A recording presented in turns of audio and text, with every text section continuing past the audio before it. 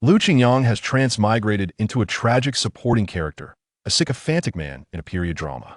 Having had his job snatched away by his cousin, he is subsequently dispatched to the most impoverished region to toil in lumbering.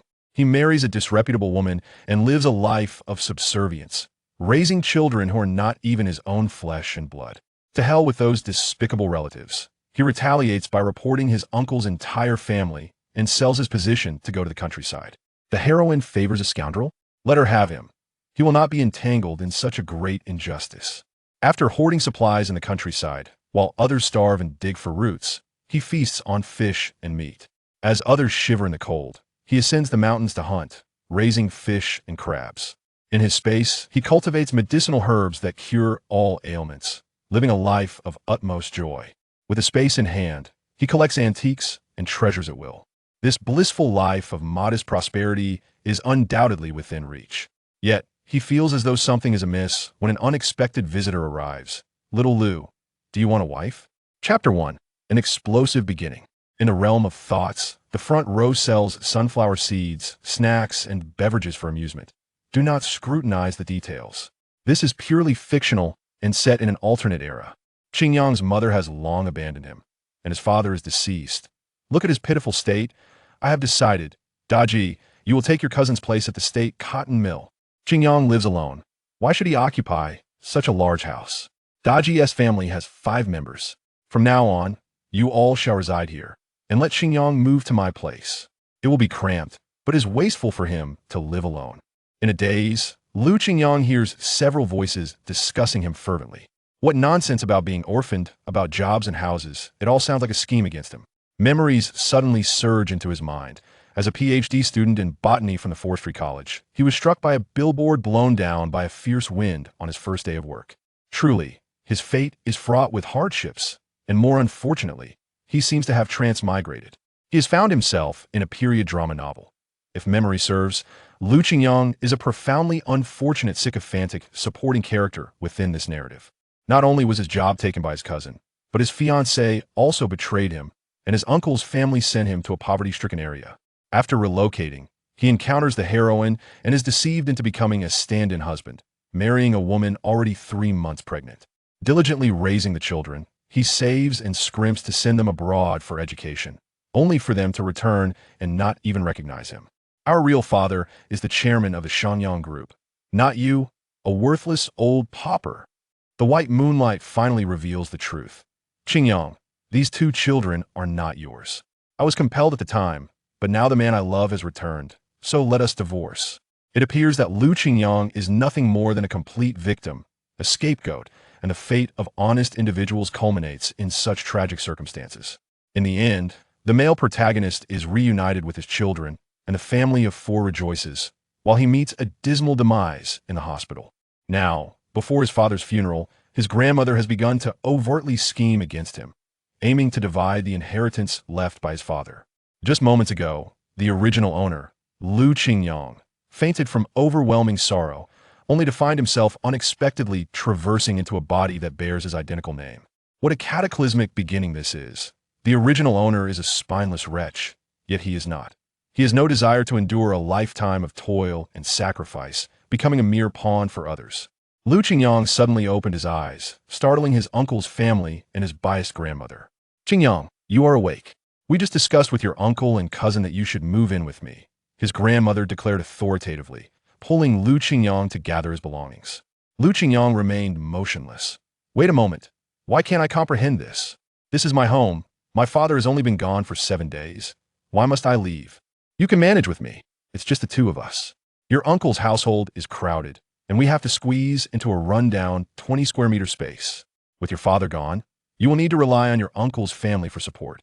To hell with that support.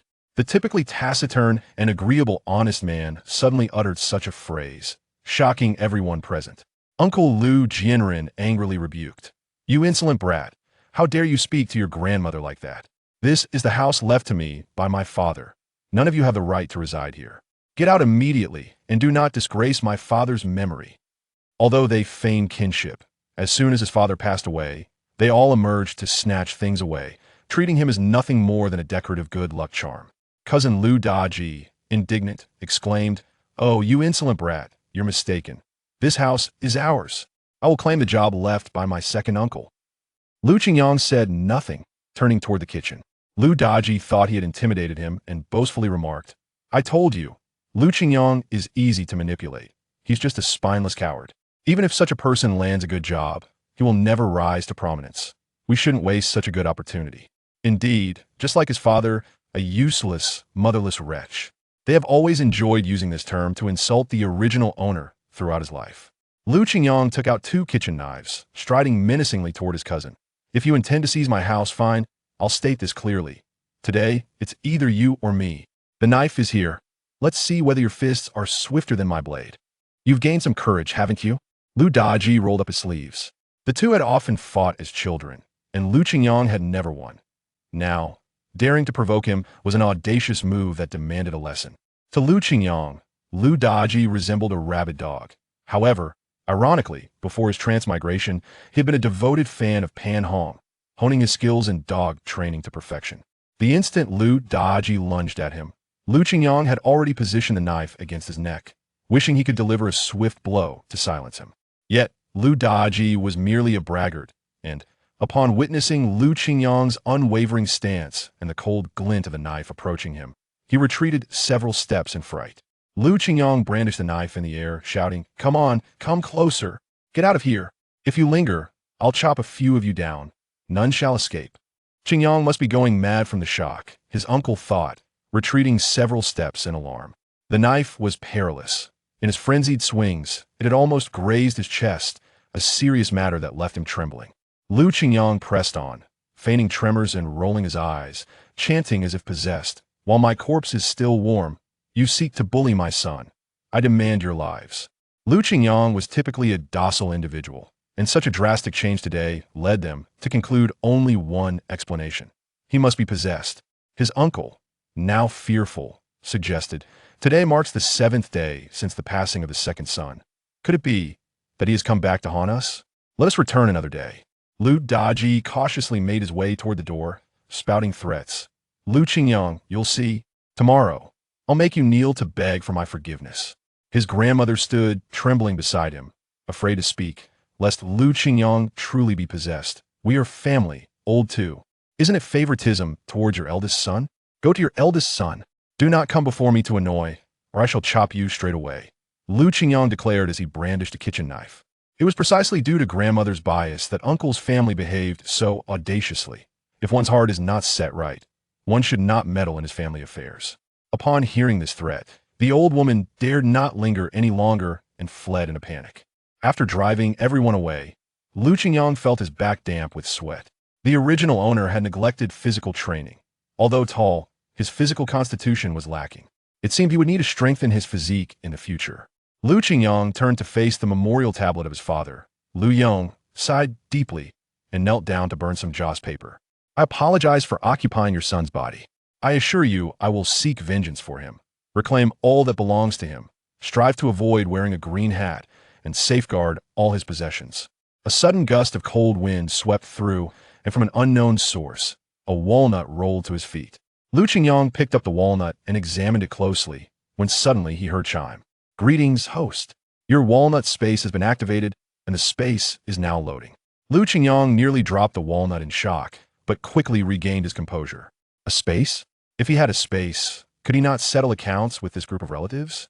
He crouched down and began to study the walnut, which appeared to be a decorative walnut intricately carved with lifelike patterns, exuding a sense of antiquity. Lu Qingyang ran his fingers over the walnut, and suddenly his vision darkened, discovering he had entered the space. Before him lay a vast expanse of land, estimated to be around 6 or 7 acres, albeit regrettably barren, devoid of any vegetation. However, it mattered not. He had hands and feet and would dedicate effort to develop this place. A gentle sound of flowing water reached Lu Qingyang's ears, and upon approaching, he discovered a spring. Chapter 2. Taking my brother to catch the cheaters. By some divine twist of fate, I scooped up a handful of water and took a sip. The spring water was remarkably sweet, as if something had entered my body, alleviating my fatigue. It seems this spring water possesses special properties, truly a treasure found. Lu Qingyang tidied up the walnut space, washed up briefly, and lay down on the bed, contemplating how to deal with those relatives the following day. Over the years, my biological father worked as a purchaser at the National Cotton Mill, dedicating half of his salary to my grandmother, under the pretense of saving for him. The other half was sent to support my uncle's family, as my father, busy with work, often dined at my uncle's home, with my aunt claiming it was for meal expenses. In truth, from childhood to adulthood, the meals I had at my uncle's were nothing but cold rice and spoiled dishes. Often, there was hardly any rice left when I arrived. My aunt would always sarcastically say, "Oh, Qingyang, you're late again. We've already eaten." It was clear as day that my aunt deliberately prevented me from eating. The malt extract and candies my father brought home were never touched by me. All the food stamps and meat tickets from our household were entirely consumed by them. The original Lu Qingyang had resisted before, but was soundly punished by his older cousin and then beaten by his grandmother with a broom, after which he never dared to speak up again. Lu Qingyang resolved not to endure in silence any longer. He understood that if he were to inherit his father's position at the cotton mill, his ungrateful relatives would undoubtedly scheme behind his back. Given the circumstances, it would be wiser to sell the job for a substantial sum of money. In the 1970s, factory positions were inherited. When his father retired, one of the children in the family could take over his role. Selling a job was indeed an option, although most would hesitate to relinquish such a stable position. However, Lu Qingyang was different. He bore the weight of filial piety and arrived at the factory where his father had worked with a defeated demeanor. Director Duan, upon seeing the boy, felt a pang of sympathy. "Little Lu, why have you come so early? You still have a few days left on your bereavement leave. Take care of your father's affairs at home. You needn't worry about the factory. And do be cautious of your uncle's family. Such a valuable job opportunity shouldn't fall into their hands. When you come to work here, Uncle Duan will gladly assist you." Director Duan had a good relationship with Lu Qingyang's father, and Lu Qingyang, tired of dancing around the issue, said directly, "Uncle Duan, I no longer wish to keep this job." Director Duan kindly tried to dissuade him. "Child, are you overwhelmed with grief? A purchaser's position is highly coveted. You can't simply dismiss it. I work here, and it's not as easy to manage as my father did. My uncle's family will surely make my life difficult. Just yesterday, they came to my house to stir up trouble, insisting I write a statement to transfer the job to my cousin. All while my father's body is still warm." Director Duan sighed and shook his head. This truly was a predicament. "You know my family's troubles," Lu Qingyang lamented dramatically, wiping his reddened eyes. "Don't be disheartened, little Lu. Let me think of a solution." Lu Qingyang did not approach Director Duan without purpose. He was aware that the director's nephew was seeking a job, yet the factory had a limited number of positions. Director Duan was troubled by this very matter, and Lu Qingyang had come at just the right moment. However, it was not appropriate for Director Duan to speak about it directly, and instead said, "Little Lu, let us have dinner tonight. We'll discuss this matter in detail." "All right. Thank you, Director Duan." With this matter settled, he prepared to confront his unfaithful fiancée and annul their engagement. Before being sent to the countryside, his grandmother had arranged a marriage for him with a girl named Tang Li, who was reasonably attractive but had a poor reputation, lazy and quick-tempered. Originally, she was meant for his second cousin, Lu Xiaowu, but upon discovering her questionable character, his grandmother had conveniently redirected her to Lu Qingyang. Tang Li and Lu Xiaowu were well matched and had been secretly meeting, often engaging in their clandestine affairs while disparaging Lu Qingyang behind his back. Upon learning that Lu Qingyang had lost his job and was to be sent to the countryside, Tang Li came to terminate the engagement herself, humiliating him in the process. "What kind of man are you? You can't even keep your job or your woman. I see you're just a softy, too afraid to even touch me. Humph. Xiaowu is far superior to you." The thought of such a woman made Lu Qingyang uncomfortable. He feared contracting some disease. Today, he would directly confront Tang Li to annul their engagement. A woman of her caliber was better suited for his second cousin. He had no desire for such a blessing. Rather than wait for her to come and insult him, he would take the initiative. He would expose their affair, tarnishing their reputations while reclaiming the betrothal gifts he had previously given. Glancing at his watch, he noted that in 2 hours, they would rendezvous. There was an abandoned granary in the eastern part of the city where the two met for their escapades. It was clear that one person alone could not catch them in the act. He would need to bring a crowd to witness the spectacle. Lu Qingyang had a childhood friend with whom he had a relatively good relationship, but sadly, the original Lu Qingyang had been blind to the truth. Believing Tang Li's deceitful words and dismissing his friend's explanations, thinking instead that his friend had wronged Tang Li. In reality, she had attempted to seduce Zhou Fong and, failing, had falsely accused him of misconduct. This had led to a falling out between the two, both too stubborn to reconcile. Today, Zhou Fong happened to be off work and, upon opening his door, spotted Lu Qingyang squatting at his doorstep. Annoyed, he asked, "What are you doing squatting outside my house?" Lu Qingyang sincerely replied, "Fong, I was wrong. I was blind before and believed Tang Li's nonsense. Zhou Fong turned his face away, ignoring him. Lu Qingyang continued, I was mistaken, and I apologize. I shouldn't have argued with you. Now I see Tang Li for who she truly is. To show my sincerity, let me treat you to dinner today. Order whatever you want. Zhou Fong, though sharp-tongued, still valued their past friendship. Finally, you see her true face, huh? Since you're being so sincere, let us go. Zhou Fong crossed his arms, his tone indifferent, but Lu Qingyang knew he had been forgiven. Understanding Lu Qingyang's current situation, Zhou Fong had no intention of letting him pay. Instead, he pulled out his own food stamps to settle the bill. Didn't we agree that I'd treat you? I know your circumstances well. Next time, you'll treat. A warmth spread through Lu Qingyang's heart. Zhou Fong was the only genuine friend the original had, yet he had failed to cherish him properly. Now, with his own identity, he recognized those who treated him kindly. Lu Qingyang recounted the affair between his second cousin and Tang Li, embellishing the details. Zhou Fong, known for his fiery temper, exclaimed, that Tang Li is truly despicable. I knew she was unfaithful, but I didn't realize she wouldn't even spare your cousin. Thus, Lu Qingyang devised a plan and asked for Zhou Fong's assistance. Chapter 3, A Sense of Revenge. Annulment and reclaiming the betrothal gifts.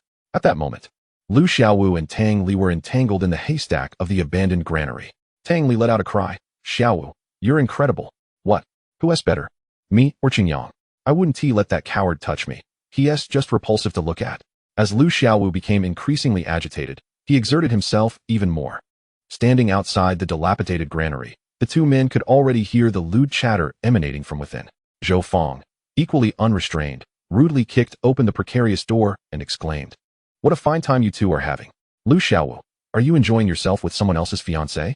Zhou Fong was ready to throw a punch. But Lu Qingyang restrained him, for Zhou Fong held a respectable job, and it was imperative to shield him from any blemish on his record.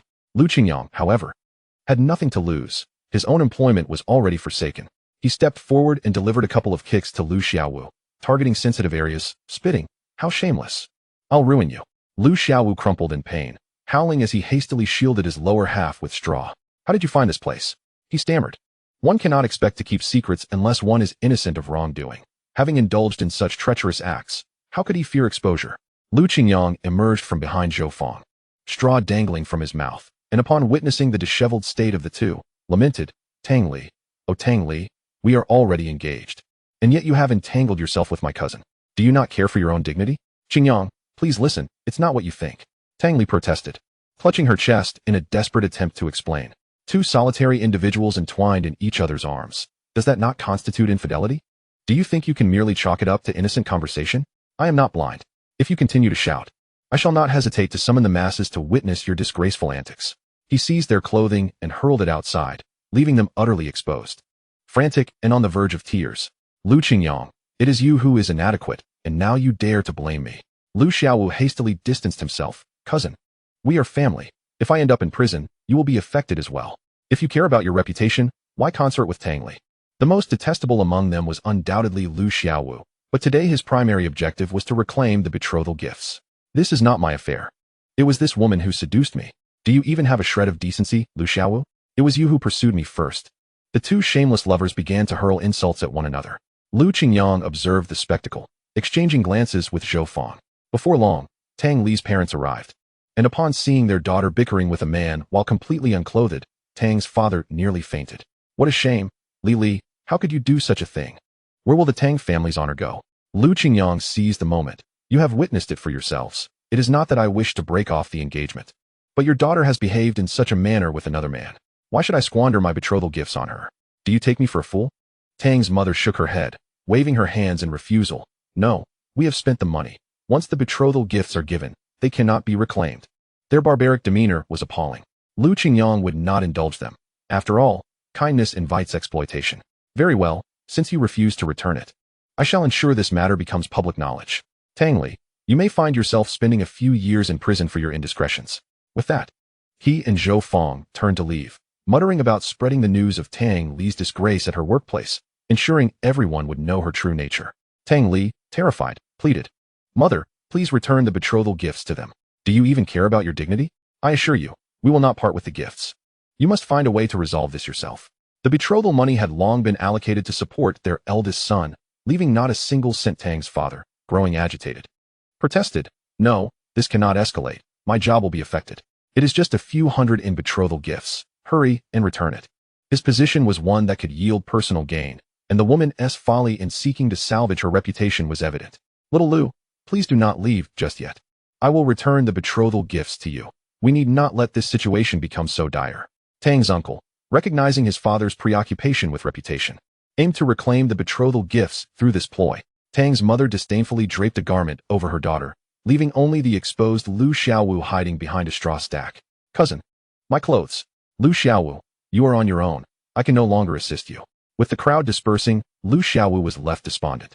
Lu Qingyang had brought Zhou Feng along out of concern that Lu Xiaowu might be further victimized, a decision that proved fortuitous. Little Lu, I have agreed to the annulment, and the 300 in betrothal gifts have been returned. I recognize this was Li Li's fault, but could you refrain from making this public? Li Li has a reputation to uphold. Tang's uncle, you know I genuinely wish to marry Li Li, but she. What man could tolerate such behavior? You know my father has just passed, and to witness such a horrific spectacle has deeply traumatized me. Do not be fooled by Tang's father's current conciliatory demeanor. He had previously held Lu Qingyang in disdain, yet he understood that aside from this foolish young man, few would be willing to marry his troublesome daughter. Lu Qingyang, you shameless scoundrel, what more do you desire? Tang Li, now dressed, regained her composure and began to berate him.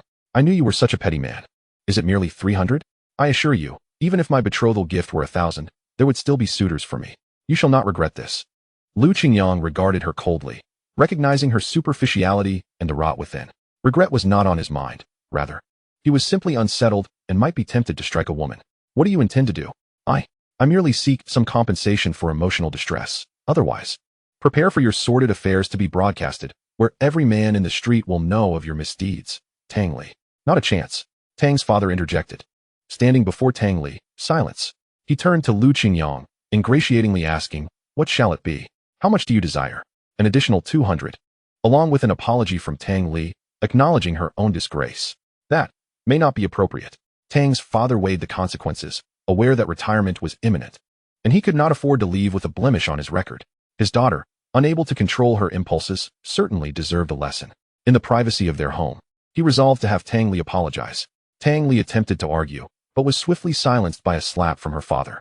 Father, you struck me? Did you not hear? Young Lu demands an apology. Given your shameful actions, you cannot blame him for his anger. I refuse. Refuse. And you shall find yourself in a cell with men of ill repute. I shall not concern myself with your fate. Tang Li was on the verge of tears, while Lu Qingyang remained unperturbed. If you do not apologize, I shall take my leave. She bit her lip, reluctantly conceding, Qingyang, I am sorry. It was my fault. And I have wronged you. And I am a disgrace. How does that satisfy you? Chapter 4, Delight. Sold my job and stockpiled resources. Lu Qingyang was far from satisfied. He primarily sought to witness her profound embarrassment. Tang Li's face flushed crimson as she dared not meet his gaze. Let me be clear, Tang Li. Even if you were to throw yourself at me, I would not want you. With money in hand and an apology secured, the two departed the Tang household. Tang Li felt utterly humiliated, lamenting, Father, I am your daughter, yet you side with that spineless fool. Mr. Tang bellowed in exasperation. Have you even glanced at the good deeds you've accomplished? Were it not for your infidelity, would I have to grovel so abjectly? You worthless scoundrel. Now, be off to your room. With tears streaming down her face, Tang Li retreated to her chamber, knowing she was not without suitors, and would undoubtedly find someone 100 times better than Lu Qingyang. Zhou Feng, still dissatisfied, exclaimed, Are you truly going to let her off the hook like that? Of course not, he replied. I intend to secure that 300 first. Afterward, I will need your assistance. He whispered a few instructions to Zhou Feng, who nodded in agreement, albeit with a peculiar stare. At last, you've come to your senses. One cannot afford to show mercy to such individuals. Lu Qingyang glanced at his watch. I have matters to attend to this evening. Let's arrange to dine together in a few days. I appreciate your help, my good brother. Secretly, he contemplated selling his uncle's coveted job, a lucrative opportunity he desperately needed to procure supplies. Selling his position would benefit him financially, while simultaneously causing his avaricious uncle's family to suffer a silent defeat. Having arranged a meeting with Director Duan earlier, he arrived promptly at the designated restaurant. Lu Qingyang looked up and was taken aback. This was a state-run grand establishment, a place he typically could not afford to dine. Director Duan had already ordered a plethora of dishes and beamed upon seeing Lu Qingyang. Xiao Lu, over here, he called out. Director Duan wasted no time. Xiao Lu, I have found a solution for your predicament. I've discussed it with my nephew, and he is willing to pay this sum for your job. He held up 5 fingers. Lu Qingyang set down his chopsticks, hesitatingly responding, Director Duan, I appreciate your goodwill, but I think I shall refrain from selling my position. Upon reflection, without a job, how would I make a living? Finding a spouse would be challenging as it is. After all, this is a state-run factory, and many would give anything to get in. That won't do. Your cousin is eager to seize your job opportunity. How can you possibly handle them alone? Director Duan insisted, You must understand that they are quite unscrupulous. Can you manage them? Clearing his throat, Director Duan continued, This is not your concern. Since my nephew wishes to purchase your position, he will certainly find a way. Lu Qingyang had heard whispers. Director Duan's nephew was a notorious figure, someone no one dared to cross. Coming from a relatively affluent family, he was the only sibling without a respectable job, which is why he sought Director Duan's assistance. He would certainly receive some benefit in return. With his head bowed, Lu Qingyang sighed heavily, seemingly in turmoil. Fearing a sudden change of heart, Director Duan added, Xiao Lu, do not overthink it. I will increase the offer by 100. How does that sound? Suddenly, Lu Qingyang stood up. Director Duan, let us consider this matter as if it were never discussed. I apologize. I actually met a friend today whose brother is still at home living off his family's resources and is willing to pay this amount for my job. He gestured to 7. Director Duan pondered, realizing that his nephew had offered him 1,000 to buy the job. Adding another 200 was certainly feasible. Lest he leave empty-handed. I shall settle this.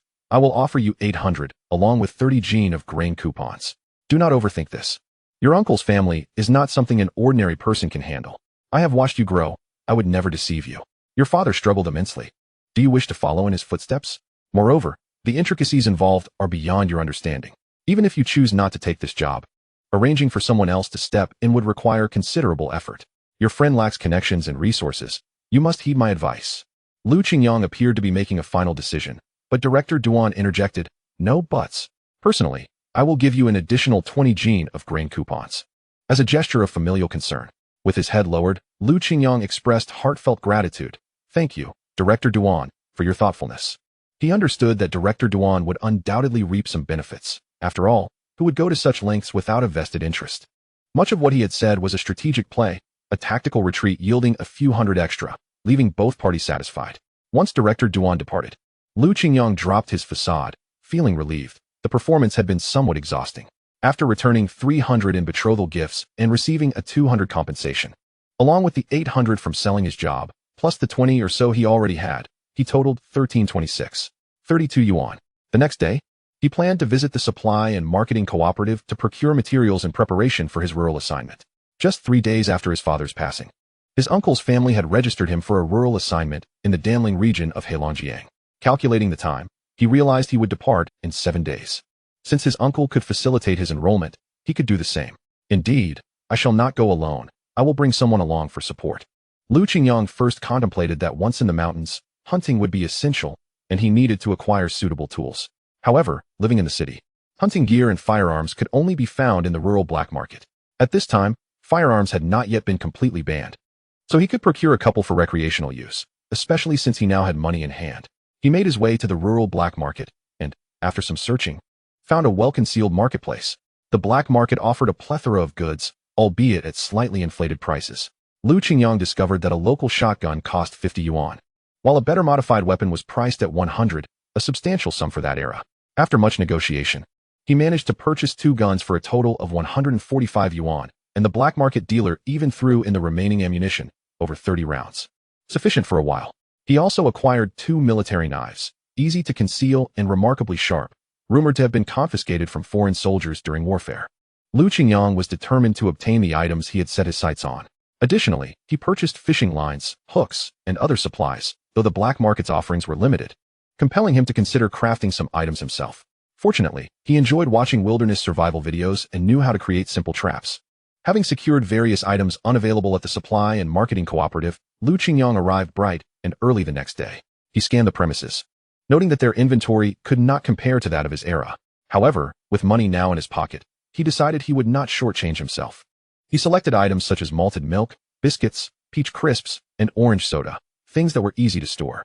He stockpiled essential goods such as rice, oil, soy sauce, vinegar, and tea, along with various spices and seasonings that had longer shelf lives. Knowing that his grain coupons would only be valid locally and would be useless at the Baiyun commune, he opted to exchange them all. He also traded for some pork, chicken, and duck eggs to marinate, extending their shelf life. Overstocking could lead to spoilage, but he could take the opportunity to repurchase when he reached Baiyun commune. After all, his current space only facilitated storage for seeds and vegetables and could not preserve items. The book described the Baiyun commune in Danling as a place where, come winter, the cold was biting. There, men primarily engaged in logging, so he needed to acquire additional warm clothing, including cotton jackets, pants, hats, gloves, and cotton quilts, particularly ensuring he had several pairs of gloves. Chapter 5. Registering cousin for the rural assignment. At the Baiyun commune, warmth depended solely on shivering. Firewood burned too quickly, and one had to go out to gather more, necessitating the purchase of charcoal for heating. Qingyang scanned the store again, noticing an abundance of milk candies and fruit candies. "Excuse me, could you please pack some assorted candies for me? What's going on, young man? Is there a celebration at home, buying so many candies?" Qingyang pondered for a moment and thought, indeed. He was on the verge of escaping from the clutches of a troublesome family. After all, it was merely a joyous occasion. Almost. He also purchased some fine cigarettes and exquisite liquor. Even if he didn't indulge himself, they could serve to cultivate beneficial relationships. Additionally, he bought several boxes of clam oil and snowflake cream, useful for preventing frostbite, and would also please the young ladies. With provisions and necessities all prepared, he still needed to acquire some tools, as well as vegetables and rice seeds, to experiment with cultivation in his space. After spending an entire day shopping, he designated a specific area in his space to store these supplies. With these provisions in hand, he felt assured that even in the harshest of environments, he would not face starvation. Qingyang attempted to cultivate a patch of barren land, scattering seeds upon it, and now awaited the success of his planting endeavors. After completing these tasks, he glanced at the time. It was already past 3 in the afternoon, just the right moment to visit the neighborhood committee. Currently, the committee was mobilizing the youth to venture into the countryside, setting up tables outside to hold a rally. Bold letters on a red banner proclaimed, "The countryside is a vast expanse. The youth have boundless potential." Several committee elders were energetically promoting the initiative. As Qingyang approached, a committee elder pulled him aside. "Young man, I've seen you wandering around here for a while. Are you interested in signing up to go to the countryside?" "Yes, indeed. I'm eager to contribute to the construction of our nation." "What is your name, and how many family members do you have?" "I'll sign you up. We're in need of more people." Qingyang rolled his eyes and shouted, "I am Lu Daji, with 5 family members. I wish to contribute in the mountainous regions. Dear elder, please assign me to the most impoverished area." The committee elder chuckled and patted his shoulder. "You, young man, have such lofty ideals. Our country is in dire need of perceptive youths like you." Qingyang knew full well that the most destitute place was none other than the Baiyun commune. Since his uncle desired to send him there to endure hardships, he intended to drag his cousin Lu Daji along for some good-natured torment. After all, wasn't he the plan to have him suffer? Qingyang took out the household registration book, initially, to ensure Lu Daji inherited his father's house and job. His grandmother had insisted Lu Daji be added to Qingyang's household registration. This conveniently simplified the registration process. Having registered Lu Daji, Qingyang returned home only to find Lu Jianren and his grandmother waiting at the door. Upon seeing him, they erupted with indignation. "Qingyang, had it not been for me and your aunt raising you, how could a motherless child like you have grown so tall? Tell me, what have you done? How has our Xiao Wu offended you that you must treat him this way?" "Uncle, I was just about to discuss this with you. You came first. My second cousin actually took my fiancée. Can you believe it? What kind of sense does that make? How could a cousin steal his younger cousin's fiancée? I caught them in the act, and you can imagine my dismay. My father, on his deathbed, specifically instructed me not to observe 3 years of mourning, but to marry my wife quickly. Who would have thought Xiao Wu would behave this way? Who do I turn to for justice?" Qingyang, relishing the chaos, raised his voice deliberately, ensuring the neighbors could hear the commotion. "What is happening? Didn't you hear? Qingyang's second cousin has been caught with his fiancée. How can his uncle still have the audacity to show his face? Poor Qingyang, just lost his father, and now this." Since Lu Jianren had no shame, neither did Qingyang, who aimed to make this scandal known to all, tarnishing their reputation. He even had Zhou Fong spread the news among friends. Previously, he had only promised not to speak of Tang Li's matter, but he never agreed to keep silent about Lu Xiaowu's. As for how others chose to discuss it, that was beyond his concern. Lu Jianren's hand was raised. "Frozen in midair, you little rascal, Xiao Wu has been taken for investigation. Shouldn't you rush to help him clarify?" Qingyang could not help but laugh. "Uncle, is that how you plead for assistance? It sounds more like a command." For the sake of his second son, Lu Jianren had to lower his tone. "Qingyang, we are family. We shouldn't speak as if we are strangers. Please help your brother. Help is certainly possible, but I have a condition. Part of my father's salary was saved by grandma, and now I want that money back." Lu Jianren's heart sank. How could there be any money left with the old lady? He had taken it all. Why was Lu Qingyang suddenly bringing this up? His head drooped in shame as he stammered, I'm not sure. That money is all with your grandmother. If that money isn't returned, I will not testify for Lu Xiaowu. Lu Jianren attempted to appeal to familial ties. We are family. Besides, that money was saved for you. Your grandmother would never spend it recklessly. But what family ties existed between them? Lu Qingyang ignored him, having just purchased 2 shiny new axes. He waved them. Step aside. If I don't get my money, I'm off to chop wood. The onlookers were immediately frightened into keeping their distance. Uncle, if I don't get my money, don't expect me to suffer in silence. With a resounding slam, he shut the door, ignoring their cries outside. Lu Xiaowu's capture was his own doing. It had nothing to do with him. Finally unable to contain herself, his grandmother called out, Qingyang, Qingyang, I'll give you the money. Please go help Xiaowu. Lu Daji and Lu Xiaowu were her 2 most cherished grandsons, and she could not bear to see either of them come to harm.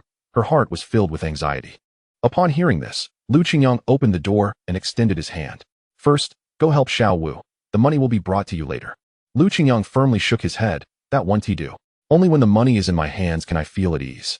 I have tallied the amount Grandma has saved over the years. It totals 752 yuan, not a cent more or less. He produced an aged ledger, a relic left behind by Lu Qingyang's father. That much. Lu Jianren gasped, his mouth agape, having only focused on spending each month, unaware that so much had accumulated over the years. His wife rushed over in a panic, breathless. Old Lu, this is bad. They say they've taken Xiaowu to the police station. Old Lu, think of something. Chapter 6. The scoundrel is captured. This simply couldn't stand. Lu Jianren gritted his teeth and, with no other options, reluctantly gathered all his possessions. He scraped together 752 yuan and handed it to Lu Qingyang, effectively emptying their household of funds. His wife's face darkened with anger, but for the sake of their second son, she felt powerless, her heart aching. Lu Qingyang counted the money, nodding in satisfaction. Let us go. I'll plead on behalf of my second cousin. At that moment, Lu Xiaowu had already received a stern reprimand, and upon seeing his family arrive, tears welled in his eyes. Mom and Dad, you finally came. Lu Qingyang, you must clarify things for them. I wasn't doing anything wrong. We were just a group of friends out for a good time. Nothing inappropriate occurred. Lu Qingyang cast a glance towards the entrance, biding his time before leisurely speaking. Dear comrades of the public security. Before he could finish his statement, a middle-aged woman burst in, dragging along a seemingly simple-minded young woman. Comrades of the public security, you must stand up for my Shufan. My Shufan may be a bit slow, but she is an innocent flower of a girl. Today, I just discovered that her belly is already quite round. Lu Xiaowu's gaze began to flicker, curling into himself, and he fell silent.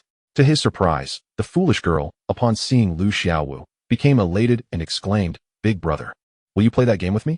And will you give me candy, please? As she spoke, she attempted to lift her skirt. But Lu Qingyang swiftly intervened to halt her actions.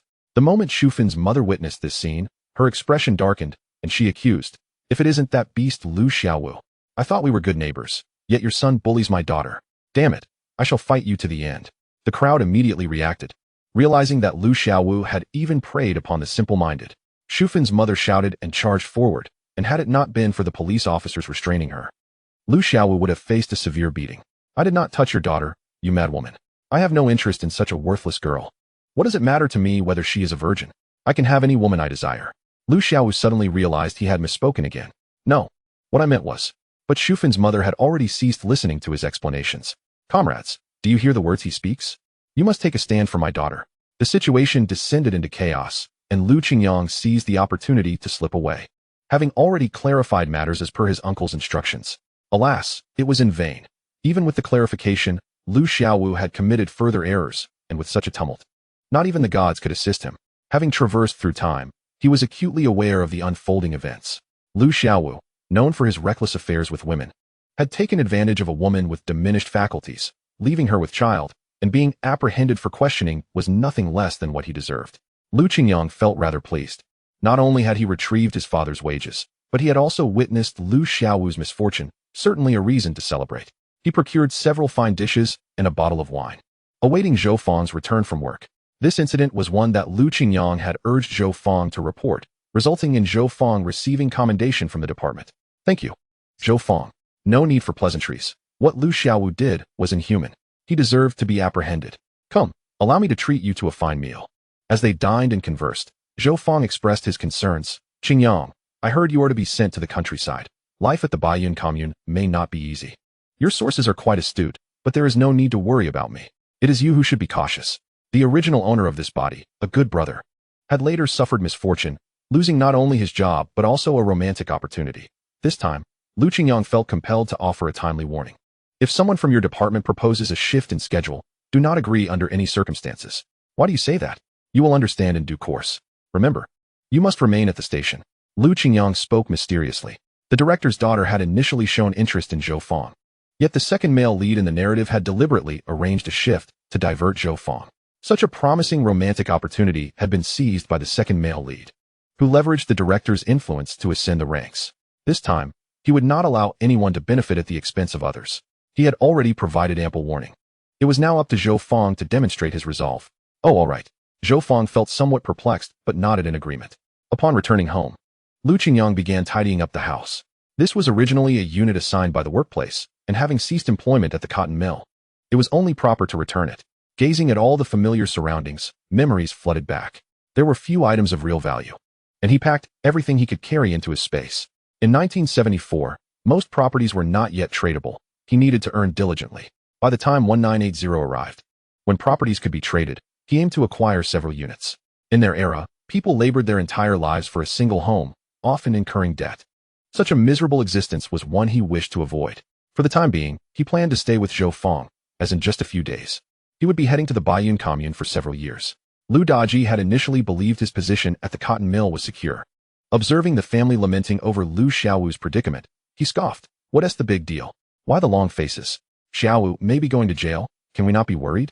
Auntie Debo furrowed her brow, massaging her temples. The situation was intricate, and there were fears of dire consequences. The family was anxious and lacked connections. Grandmother wept bitterly, lamenting. Your cousin clearly said he would help, yet he squandered all the family's money, and now a few women have appeared, threatening to report him to the police. We all know what kind of person Xiaowu is. He is still a child. How could he possibly do such things? Lu Daji's lips twitched. Was Lu Xiaowu still a child? His third leg was certainly not innocent. He had warned him long ago, and now the consequences had come to light. Moreover, now the entire family was implicated. The Lu family depended on him to hold it together. It mattered little that Lu Xiaowu was apprehended. What was crucial was that Lu Qingyang's money had to be reclaimed. Is Qingyang not unwell? Look at him. He appears so meek and mild. But it is all an act. Your cousin is quite capable. Grandmother wiped her tears. What is there to fear from a petty scoundrel? I will go find him and demand our money back. Wait here for me. Last time, he had been tricked. This time, he would reclaim his losses and ensure they received the house for their stay. Arriving at Lu Qingyang's home, he found the front door wide open, with people moving in and out, carrying belongings. Lu Daji felt perplexed. Had this fellow suddenly acquired wealth and begun furnishing his home? He dismissed any further thoughts and charged inside, shouting angrily, Lu Qingyang, come out. You have swindled my entire family, and today I am here to settle the score. Chapter 7. The cousin takes a beating. Instead of Lu Qingyang, he was met by a tall, muscular man. What are you shouting about? What Lu Qingyang? This is my home. Don't shout at my doorstep, or you might find trouble. The man's bulging muscles indicated he was not to be trifled with. Lu Daji quickly wilted. This big brother. I was looking for my cousin. Isn't this his home? I am unaware. This is the house assigned to me by the unit, and I do not know any Lu Qingyang. However, I advise you not to stir up trouble here. My fists are quite formidable. The man raised his fist, causing Lu Daji to hastily retreat. Lu Qingyang had truly grown bold, daring to move out. This house should have been for their family to inhabit. And now it was all askew. This would not do. He needed to inquire at the cotton mill to ensure he could secure the position before Lu Qingyang could. Lu Daji scanned the factory entrance and soon spotted Director Duan. He approached with a forced smile, asking, Director, has there been any progress on the matter we discussed previously? Qingyang is not suited for this job, and he intends to relinquish his position to me. After all, we are family. Director Duan shot him a sidelong glance and said nothing. Lu Daji persistently questioned, Director Duan. I have a certificate written by my uncle before he passed away, stating that he intended to pass the job to his nephew, which is me. Director Duan halted his steps, replying, You are rather late. Qingyang has already signed a waiver, voluntarily relinquishing his position. As for this job slot, it can only be transferred if Qingyang himself agrees to give it to you. Otherwise, no amount of documentation will suffice. You might as well return home quietly. What is going on? How can this be?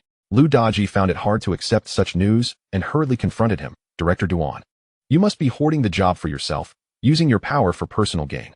Such accusations were what Director Duan dreaded most. Clearing his throat, he warned. Such words are not to be taken lightly, Lu Daji. Mind your language. Qingyang chose to forfeit the position, and the job allocations are determined by the factory. If you continue this way, I will have the guards throw you out. 2 guards emerged, glancing in his direction. At the entrance of the state cotton mill, Lu Daji refrained from causing a scene. Nevertheless, he could not fathom why Lu Qingyang would willingly forfeit a job opportunity. Surely, he must be out of his mind. No, he had to find him and demand an explanation. As Lu Qingyang was heading to Zhou Feng's house, he sensed someone stealthily following him. He quickened his pace, and the figure behind him did the same. Turning into an alley, Lu Qingyang drew a knife from his waist, ready for any confrontation. To his surprise, the tall figure following him tackled Lu Daji, who was trailing behind. Soon, several young men armed with various implements emerged from the alley. The tall youth grinned and said, "Someone has hired us to teach this man a lesson. It doesn't concern you, so just pretend you didn't see anything and leave." As Lu Qingyang exited the alley, he heard the chilling sounds of Lu Daji's agonized cries echo behind him. One could only imagine the severity of the situation. He felt a sense of relief. The wicked would eventually meet their match. He need not lift a finger. Others were already discontented with Lu Daji's antics. Lu Daji faced an unexpected calamity, failing to achieve his goal and receiving a thorough beating instead. If he dared to create further disturbances at the state cotton mill, he might find himself crippled. This was merely a warning, albeit one that nearly cost him his life. Returning home with a bruised visage, he discovered Lu Qingyang standing at the door, seemingly waiting for him. "Cousin, you've returned. I happen to have something for you." Lu Daji initially intended to curse him and his ancestors, but recalling their shared lineage, he restrained himself. The memory of his recent beating lingered, preventing him from engaging in a quarrel with Lu Qingyang. "You shameless scoundrel. You must have come here with ill intentions." Lu Qingyang tilted his head with a smile. "You guessed correctly. I'm here to inform you, dear cousin, to pack your bags. Tomorrow, we are heading to the countryside together. After all, we are family, and I shall take good care of you along the way." "What nonsense are you spouting? If anyone is going to the countryside, it's you. I'm not going anywhere after you ruin my job, you disgraceful wretch," Lu Daji exclaimed, inadvertently tugging at his wounds and groaning in pain. He snatched the envelope from the table and, upon opening it, was utterly flabbergasted. Lu Qingyang had secretly enrolled him in a countryside program, specifically at the impoverished Baiyun commune. His world felt like it was collapsing. When Lu Jianren returned home and saw Lu Daji's despondent demeanor, he inquired, "What happened today?" "Father, I don't want to go to the countryside," Lu Daji protested. "What do you mean to the countryside? When did our family sign you up for that?" He recalled the secret enrollment of Lu Qingyang, as in families with multiple children. One child must go to the countryside. They didn't wish for any of their own to go, so he had secretly signed up Lu Qingyang instead. Picking up the fallen envelope, he discovered a train ticket, which shocked him greatly. "It's Lu Qingyang. Not only has my job vanished, but he has also signed me up for the countryside. I don't want to endure that miserable life. Father, what should I do?" Overcome with despair, Lu Daji broke down into tears, feeling as if his future had been irrevocably ruined. "Stop crying," Lu Jianren scolded, his brows furrowing as if he could crush a fly. "That wretched boy has truly become cunning, plotting against us. Come with me to the neighborhood committee. We need to have a word." With one son facing imprisonment and the other being sent to the countryside, he felt torn. Beside them, Lu Xiaoshuang scoffed, "Father, I advise you to give up. My second brother's situation has already ruined my chances at a good marriage. If my elder brother doesn't go to the countryside, think about how everyone will perceive our family. Besides, can we really negotiate our way out of this? It's better not to embarrass ourselves, father. Don't mess up your own job." Lu Jianren sighed, reflecting on Xiaoshuang's words. Realistically, since Daji currently had no stable job, perhaps sending him to the countryside would be beneficial. It might provide him with some experience, and who knows, he may return with new opportunities. Despite the uproar from his grandmother and aunt at home, Lu Jianren remained resolute. "This is settled, do not bring it up again." It felt as if he had lost everything, suffering injuries without the chance to prepare, and tomorrow he would endure the arduous journey by train. His aunt picked up the envelope, muttering, "What about the grain coupons? Don't you get subsidies for grain and cloth when going to the countryside?" Lu Daji, bewildered, replied, "I don't know," but soon, realization dawned upon him. Damn it, Lu Qingyang must have taken them. Chapter 8. Making his ex-fiancée drink foot wash water.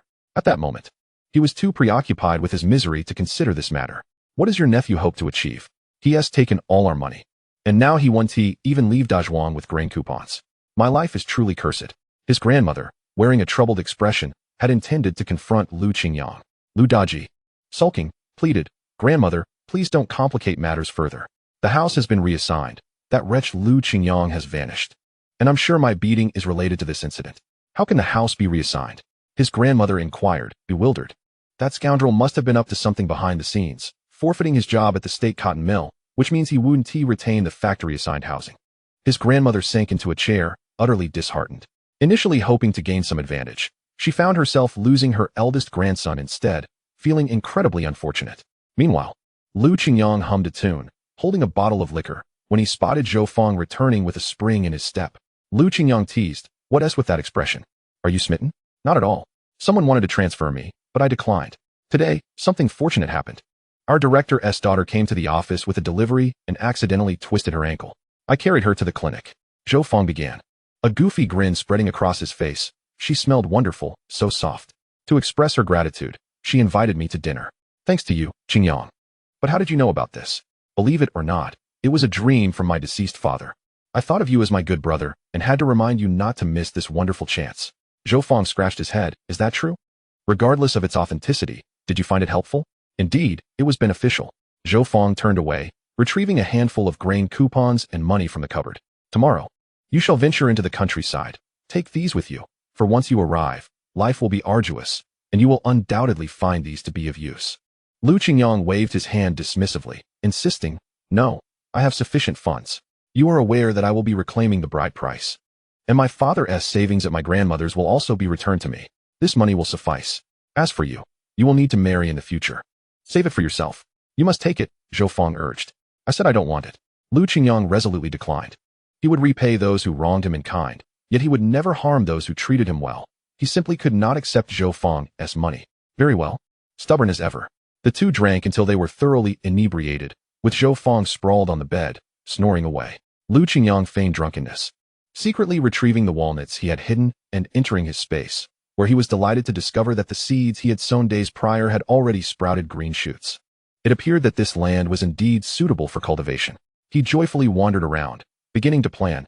Rice would be planted here, wheat there, and a variety of vegetables in another section. Once cultivated, this space would truly become an idyllic paradise. If he were to build a house and reside there, it would be exceedingly pleasant. After sipping a few more mouthfuls of the mystical spring water, the heavy, drowsy feeling of intoxication vanished. Over the past few days, his consistent consumption had noticeably improved his previously feeble condition, and he anticipated that long-term use would yield unexpected benefits. After busily tending to his plans, he emerged from his space, utterly exhausted, and promptly fell asleep. The following morning, he was roused by a series of urgent knocks at the door. Who could it be at this early hour? Upon opening the door, he was taken aback to find a tearful Tang Li. "Qingyang, I'm so sorry. I was wrong before. I truly regret my actions. Can we reconcile?" This shameless woman sought him out, undoubtedly because she had been cast aside by others. It was utterly laughable. Now she wanted to apologize, but had she forgotten the misdeed she had committed against him? She had always treated the original owner as a scapegoat. Yet, he harbored no such peculiar inclinations. With arms crossed and a cold expression, Lu Qingyang replied, "Reconciliation is utterly impossible. I promise I will never repeat my past mistakes. I assure you, I will treat you well." Tang Li wept, feigning sincerity, raising her hand to the heavens in an oath. In recent days, her father had arranged for her to attend matchmaking events, but everyone avoided her. To make matters worse, she had lost her previous job, and no one seemed willing to take her in. The people around her pointed and whispered. It was then she learned that Lu Xiaowu had been apprehended. Furthermore, he had revealed their relationship, and the police stated that he had confessed. This incident had become common knowledge, and in the eyes of outsiders, she had become a veritable pariah. Now she thought to seek Lu Qingyang's help. In the past, he had been obliging and dutiful. All she needed to do was apologize, and he would surely accept her back. "Wait a moment," Lu Qingyang said, stroking his chin as he turned away. He instructed her to stay put. A fire ignited in Tang Li's heart. Indeed, her conjecture was correct. Lu Qingyang was on the verge of forgiving her. Her 2 days of waiting had not been in vain. However, to her astonishment, Lu Qingyang approached, carrying the footbath water from the previous night, and poured it directly over her. "Tang Li, open your eyes and take a good look at yourself. A harlot like you deserves nothing but footbath water. Go where you belong. No one wants you, and now you come seeking me, the honest man, to take you in? You're not ashamed of your filth. But I fear I might contract a disease. Get lost, get lost. Even your presence sullies my doorstep." Lu Qingyang berated her vehemently, leaving Tang Li utterly humiliated and powerless to retaliate as she covered her face and fled. "Kid, you've finally shown some sense," Zhou Feng remarked, patting his shoulder in genuine admiration.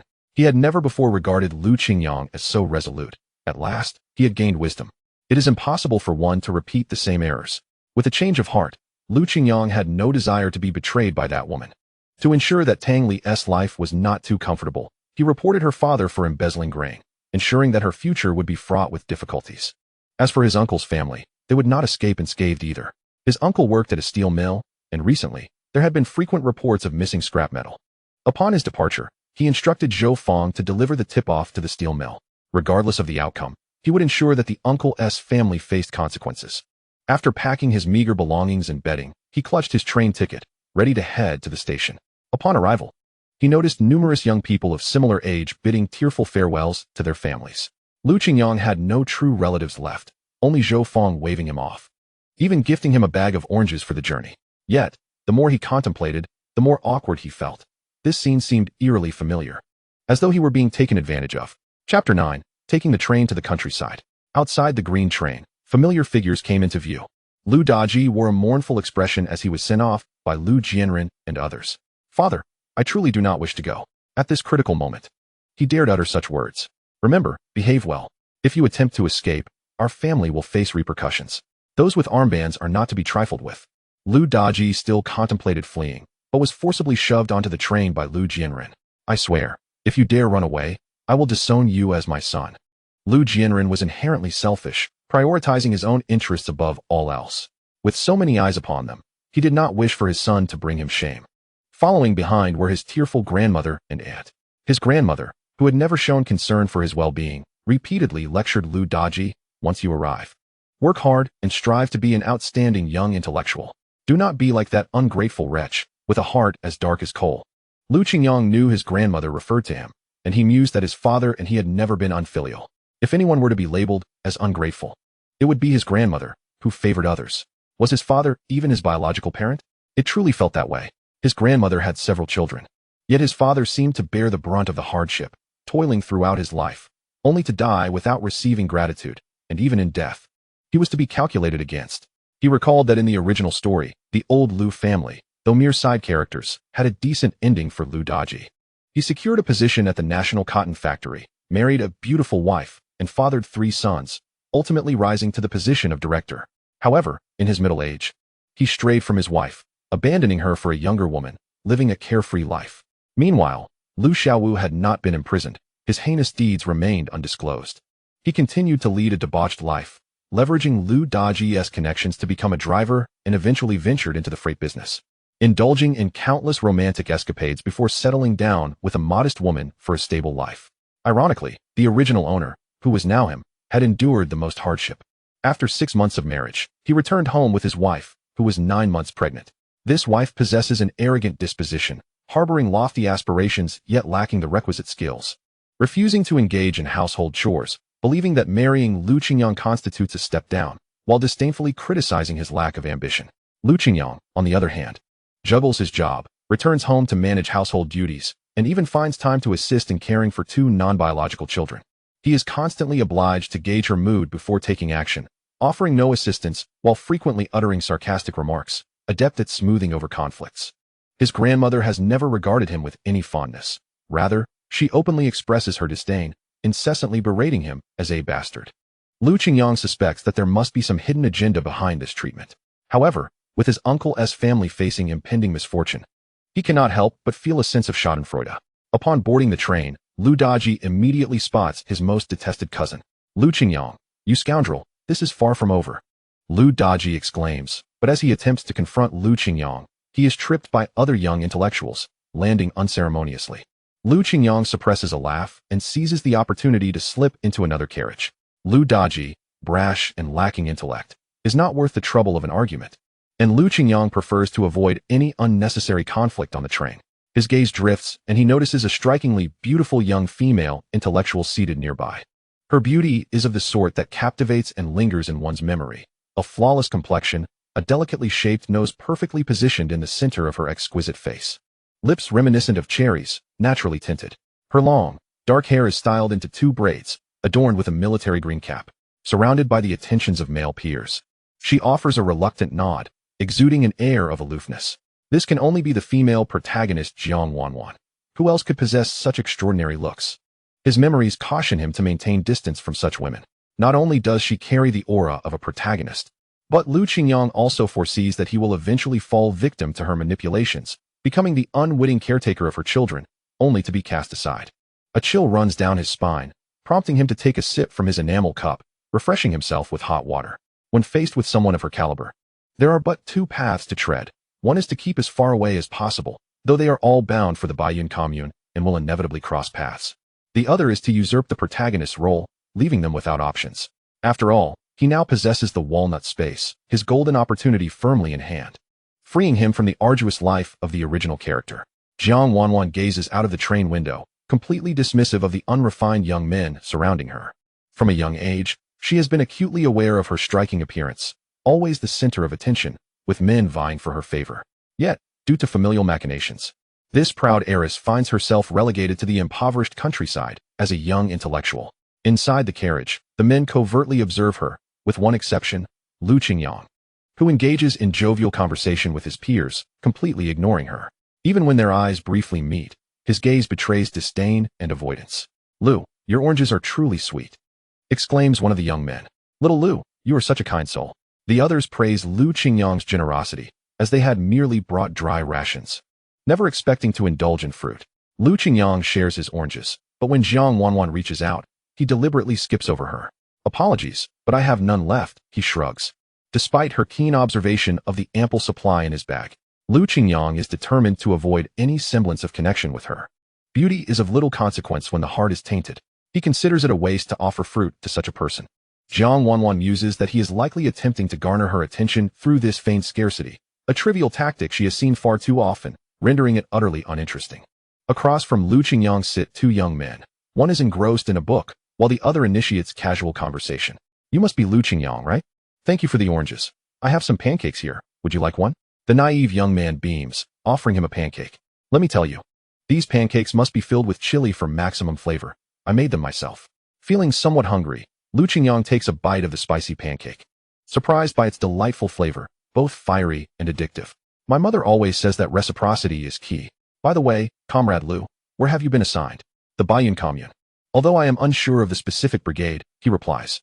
"I'm Sun Xianqian, also from Baiyun commune. I hear it's the poorest and most arduous commune. But I'm not afraid. I have plenty of strength.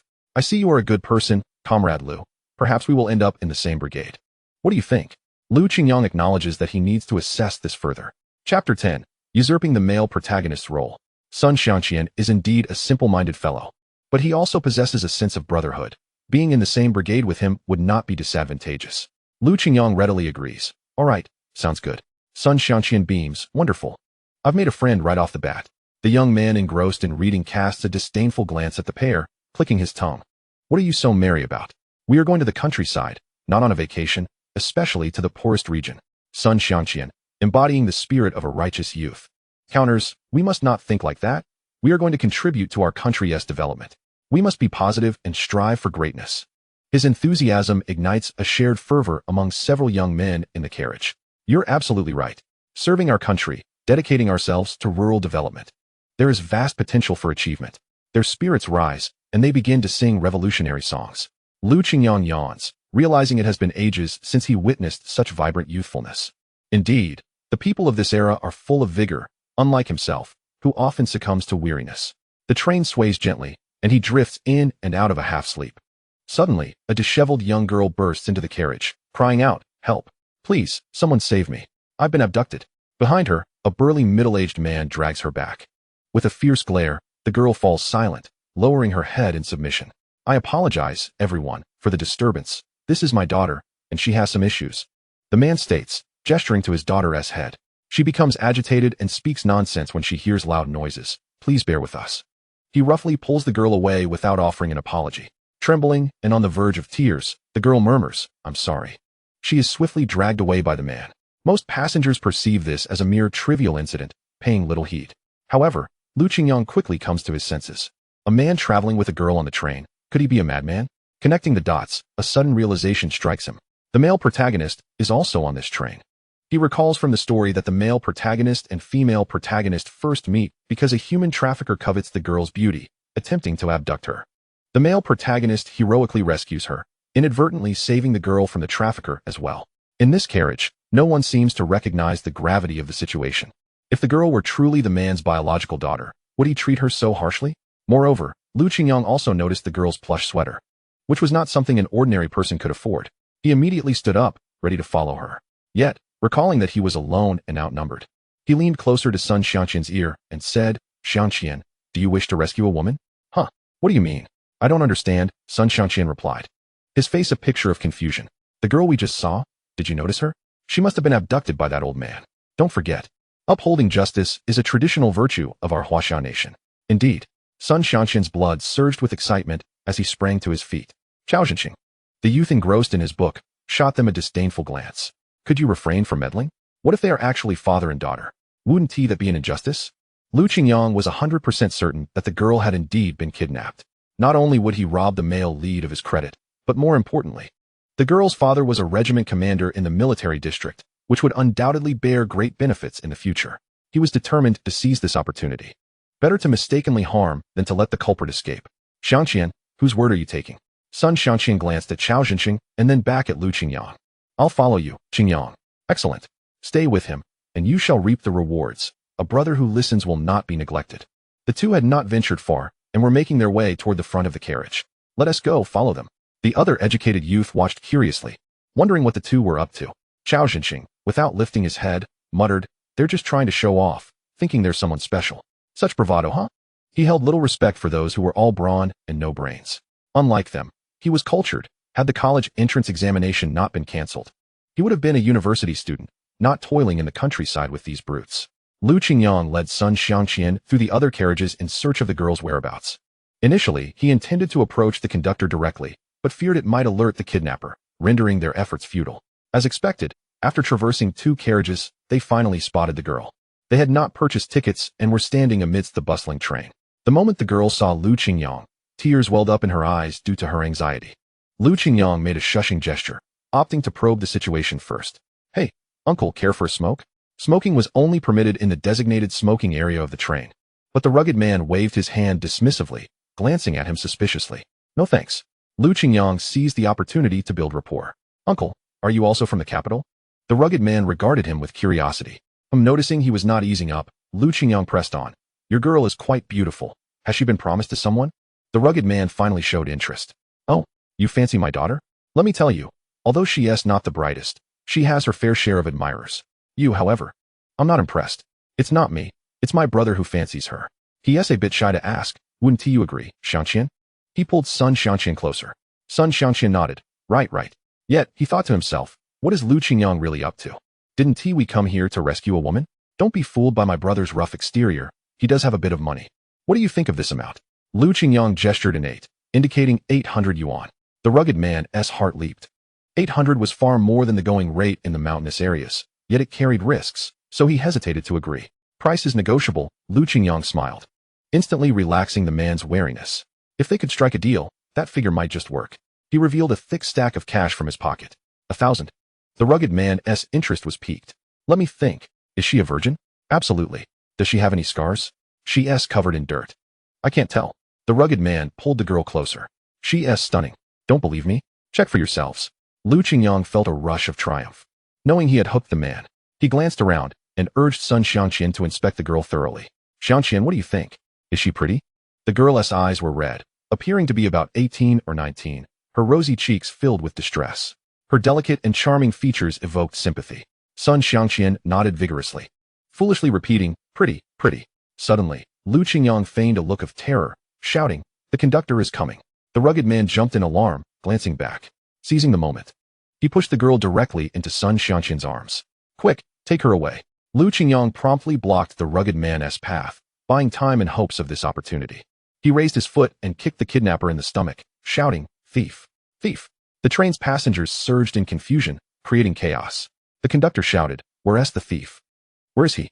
Realizing he had been exposed, the kidnapper no longer attempted to evade, revealing a vicious expression as he brandished a knife. "You tricked me, you little brat. I'll kill you." Desperate criminals were the most terrifying. When cornered, they would take lives without hesitation. Lu Qingyang reacted swiftly, kicking the knife from the man's hand. And with Sun Xianqian's timely assistance from behind, they restrained the kidnapper's neck. Working together, They left him unable to move, and nearby elderly passengers, hearing of the thief, lent a hand out of righteousness. The kidnapper clearly hadn't anticipated such ferocity from the two young men, as he was overpowered and pinned to the ground, cursing profusely. "What are you doing? You've got the wrong guy. Anyone can make a mistake, but he certainly could not." Two conductors rushed over, listened to their account, and discovered forged identification on the kidnapper, coupled with the rescued girl's testimony. "Uncle, that man wanted to sell me in the mountains. It was these two big brothers who saved me." The conductor praised. "Well done, young man. You've achieved something remarkable. This is a long-wanted trafficker, skilled in disguise. I'll send a commendation letter to your commune." "Thank you." Sun Xiangqian beamed with pride, scratching his head bashfully. The girl, with tears in her eyes, gazed at her two saviors. "Thank you, big brothers. I won't forget you. My name is Yun Xiao. If I ever get the chance, I will repay you." Sun Xiangqian, feeling his heart melt at her tears, replied clumsily, "I'm Sun Xiangqian, and this is my friend Lu Qingyang. We'll meet again if fate allows." Lu Qingyang merely responded politely. It was merely a small act. Just remember to be cautious and not let strangers abduct you. He had been waiting for Yun Xiao to say such a thing, having expended considerable effort to rescue the regiment commander's daughter. He was bound to reap rewards in the future. Yun Xiao disembarked at the next stop, waving goodbye to them reluctantly before being escorted away by the police. Upon their return, the gazes of the other passengers towards the two had shifted. Chao Jinxing muttered, "A blind cat has stumbled upon a dead mouse." Lu Qingyang crossed his arms and leaned back. Even a blind cat needs some luck to stumble upon it. Some people don't even have that. They can only seethe with envy. "What do you mean by that?" "Nothing at all, Comrade Chao. I'm not talking about you. Please don't take it personally." Lu Qingyang had lived 30 years in his previous life, encountering all manner of people. He could only conclude that Chao Jinxing was still rather unsophisticated. All right. We're all from the same commune. Let us not quarrel. We should support one another amicably. There are always mediators who emerge to mediate disputes, and naturally, Lu Qingyang did not wish to engage in further verbal sparring. As mealtime approached, some of the educated youth retrieved their provisions from home, steamed buns, pancakes, salted duck eggs, biscuits, and the like, and began to eat. Lu Qingyang, however, produced a covered porcelain cup that he had prepared the night before. Upon lifting the lid, Sun Xiangqian leaned in excitedly and exclaimed, "I've never seen meat more abundant than pickled mustard greens." "Qingyang, may I have a taste?" Lu Qingyang graciously replied, "Go ahead. Don't hesitate." His meal was lavish, featuring braised pork with pickled mustard greens and green peppers with potatoes, complemented by plain steamed buns. He could easily devour several in one go. Lu Qingyang relished his food, causing those around him to gaze on in envy. He genuinely found it delightful, having frequently relied on takeout and prepackaged meals. In this era, at the very least, the food was entirely natural and free of harmful additives or technological tampering. Chao Jinxing could not help but swallow hard, yet having just had a quarrel with Lu Qingyang, he dared not approach him again. Lu Qingyang, on the other hand, exchanged his leftovers with other educated youth for pancakes, tea eggs, steamed cakes, and various other snacks. Watching this, Chao Jinxing felt a pang of regret. In these times, meat was a rare luxury. Was it wise to trade it for such trifles? Was this man a fool? Jiang Wanwan was never short of admirers. Whenever she showed interest in a particular dish, male educated youth would promptly offer it to her. Only Lu Qingyang piqued her interest. After he had apprehended a human trafficker and received praise, Jiang Wanwan took notice of him. The more he ignored her, the more intrigued she became. The female educated youth gathered together, chattering animatedly, while the male educated youth, more subdued, began to doze off after their meal. Lu Qingyang gazed out the window at the scenery flashing by, expansive fields and rolling hills. This time, he was determined not to be as ineffectual as the original owner of his identity. After a 3-day train journey, the once enthusiastic and spirited educated youth gradually became listless. They could hardly eat or sleep well on the train, with only brief moments to breathe fresh air during stops. Upon finally reaching their destination, everyone perked up. Although the Baiyun commune was the poorest of communes, it was still a new and exciting place. After 3 days together, Sun Xiangqian had thoroughly become Lu Qingyang's little fan. Thanks to the feeding he had received over the days, he found Lu Qingyang quite remarkable, with his small bag concealing a variety of delicious treats that made one salivate at the thought of biscuits and peach crisps. As dozens of individuals disembarked, small groups had naturally formed over the 3 days. At the train station, the Baiyun commune had sent a leader to greet them. "Welcome to Danling for the work team," he announced. "Before we depart, I must assign everyone to a team. Currently, we have 3 teams in need of personnel: the forward team, the Mayday team, and the Liuxi team. In the interest of fairness, we will draw lots." Lu Qingyang had already set his sights on the Liuxi team, the poorest of the 3. Being the poorest now, however, did not imply it would always remain so. The Liushi team specialized in forestry, involving arduous and labor-intensive logging work, and was known for its extreme cold and scarcity of supplies, often leaving them underfed. Those unfortunate enough to get lost in the forest risked losing their lives, which made it an undesirable destination for many. Yet, Qingyang was acutely aware of the rich natural and mineral resources hidden there. Some educated youth had already begun to calculate their options. As for the female lead, Jiang Wanwan initially intended to join the male lead in the forward team. After he departed, she would find herself vulnerable in the Liushi team, likely crossing paths with Qingyang, who was mentally mapping out the situation. But where was the male lead? Why had he not been seen? Until Lu Daji stormed up to Qingyang, seething with anger, and gritted his teeth, saying, Qingyang, I swear you won't escape unscathed. Qingyang hardly regarded him, instead glancing at the man behind him, who wore a roguish grin. If his intuition served him right, this man was likely the male lead, Hu Shengli, the kind of character who, in stories, would attract women effortlessly, surrounded by admirers, basking in the glow of protagonist privilege. Lu Daji continued his tirade. Hey, I'm talking to you. Qingyang, are you even listening? I heard you, Qingyang replied. With a voice like that, how could I not? Cousin, while we may have had our grievances in the past, we are here for the purpose of national construction. We must unite and not foster division, right? Qingyang intentionally made this remark in front of the leader, who readily chimed in. Indeed. We have all entered the Baiyun commune as a large family. We must avoid internal strife and work together towards development. This young man speaks wisely. Wouldn't you agree, comrade? Lu Daji, looking sullen, did not wish to become the target of everyone's ire and could only reluctantly nod in agreement. Chapter 11 showcased him being outmaneuvered by the male lead. Now, in front of the leader, he dared not act out, but once they reached the team, where others could not see, Qingyang would find himself at his mercy. Moreover, during the train ride, he had struck up a congenial rapport with Hu Shengli, who had fixated his gaze on Jiang Wanwan ever since she had caught his eye. The moment he laid eyes on her, he believed he had experienced love at first sight. With his remarkable abilities, he was confident he could win her over and was determined to find a way to join her in the same team. Qingyang, however, wished to remain uninvolved in their romantic entanglements. Upon arriving at their destination by tractor, the educated youth began to draw lots. After the drawing, some were elated while others despondent. Sun Xianqian sighed and cast a helpless glance at Qingyang. Qingyang, what a pity. We won't be in the same team. I drew the Liushi team, while you got the forward team. Not an issue, Qingyang replied, spotting a female comrade who was crying due to being separated from her friend. Comrade, may I exchange with you? I wish to go to Liushi. The comrade's tears turned to joy. Really?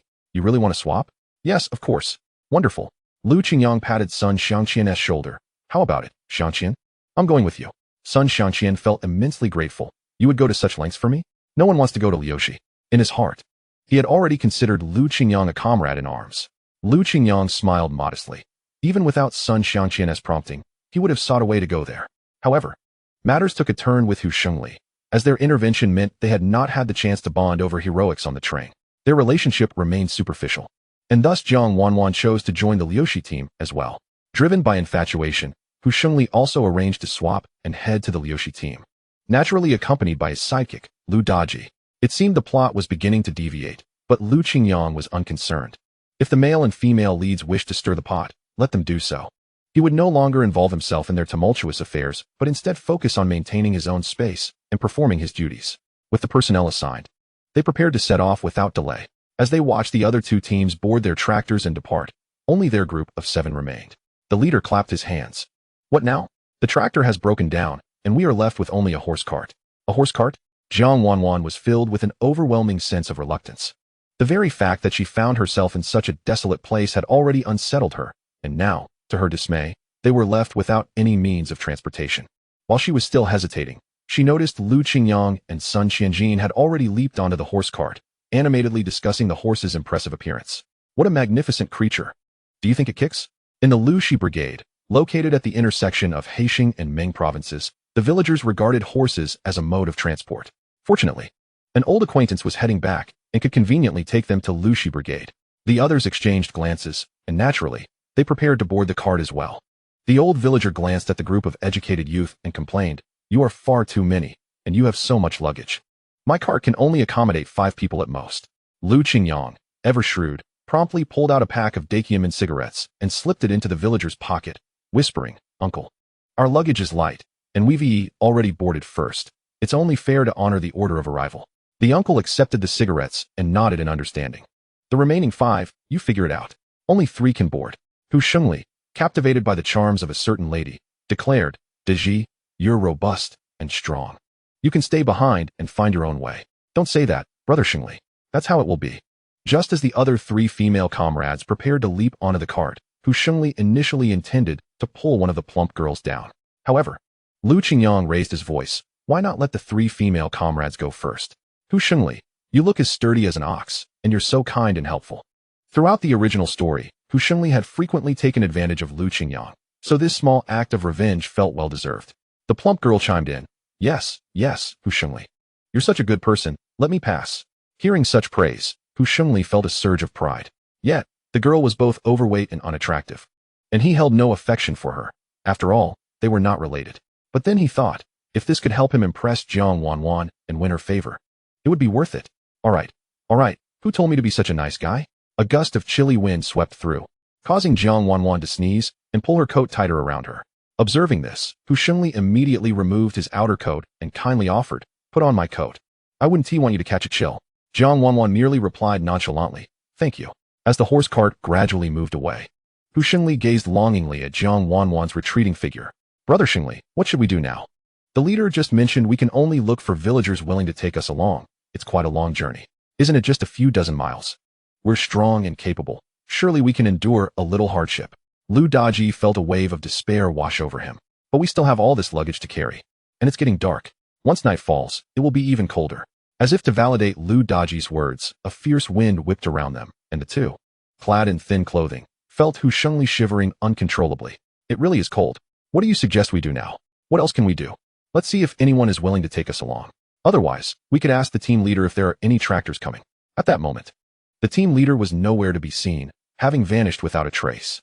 The staff at Baiyun Commune had long since gone home, and the doors were locked. Lu Qingyang felt the chill. This place was indeed frigid. Although it was merely October, in the capital it was still autumn. Thankfully, his military coat was well padded with cotton. Though heavy, at least it provided warmth. He had also wisely donned a hat, gloves, and a scarf, wrapping himself tightly. Sitting beside Jiang Wanwan was Lu Chunhua, a fellow educated youth with whom she had a decent rapport, who cast an irritated glance at Lu Qingyang. Is a grown man really that afraid of the cold? We women aren't even complaining. But soon, she learned a lesson. The biting cold wind lashed at her face, causing her cheeks to crack. Lu Chunhua shivered and pressed closely against Jiang Wanwan, seeking warmth. Lu Qingyang, seeing this, had no intention of helping them, merely tossing a pair of gloves to Sun Qianjin, saying, here, keep your hands warm. As the horse cart continued on its journey, they could still catch glimpses of the surrounding landscape. At dusk, the sunset bathed the reddish-brown larch forest in a warm glow. As the wind blew, leaves scattered along the path, creating a picturesque scene. When they reached a steep slope, Lu Qingyang and Sun Qianjin would even jump down to help push the cart. Chapter 12. Reluctance to assist an ungrateful wretch. Throughout the journey, he maintained a friendly rapport with the uncle, chatting about various topics. You city kids have no idea what hardships await you in the mountains. The last group of educated youth, when they first arrived, couldn't even hold a saw properly. Life in Lushi Brigade is the toughest. The work is the most laborious, and few can endure it. Many come here only to run away. Young man, you must hold on. Rest assured, uncle. We firmly believe in the direction our country guides us. No matter how dire the circumstances, we shall not retreat. Sun Qianjin pondered. How bad can the living conditions really be? Aren't they all somewhat similar? The naivety of several female educated youths was even more pronounced. Uncle, I think the scenery here is quite beautiful. It's just a bit cold. If we dress warmly, we should be fine. You'll understand once you arrive. This isn't even the coldest time yet. You've only just begun. The uncle mused silently, recognizing that this group of children had never truly faced life's adversities. Once they reached Lushi Brigade, they would learn just how arduous life could be. By the time they arrived at their destination, night had already fallen. After a bumpy journey, Jiang Wanwan felt as if she might be sick. The others were not faring much better. The wind had left them dazed, and the 4 to 5 hours on the road felt like an eternity. The brigade leader was preparing to retreat to his warm bed with his wife when the uncle called out to him. Director Wu, the new educated youth have arrived. Please make some arrangements for them. Director Wu shouted from the window. It's so late. What arrangements can be made? Let them stay at the villagers' homes for the night. We'll sort it out tomorrow. Instantly, the oil lamp inside was extinguished.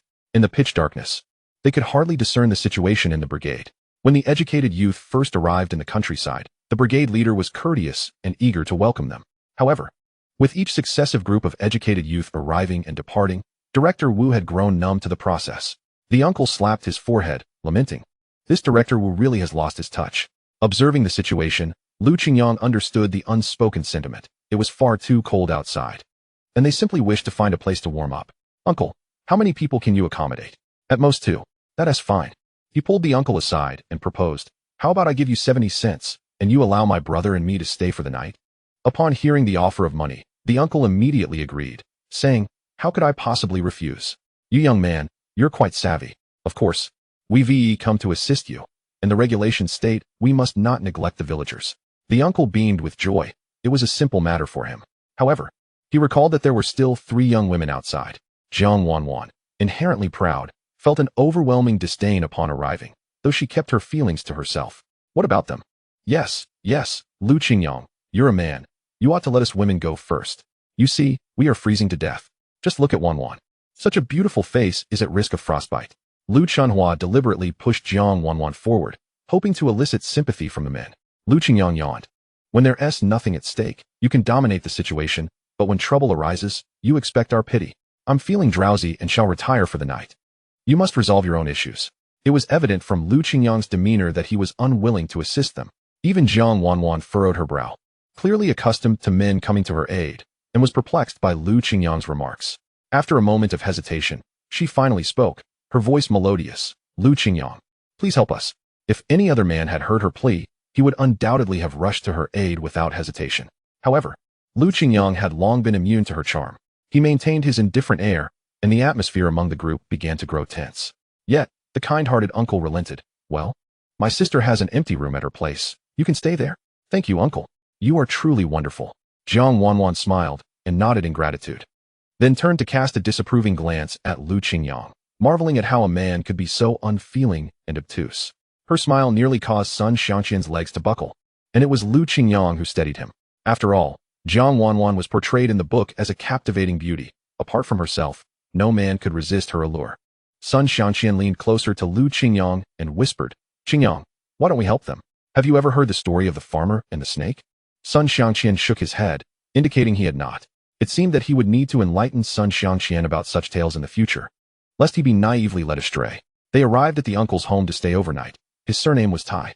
Uncle Tai was a hunter living alone.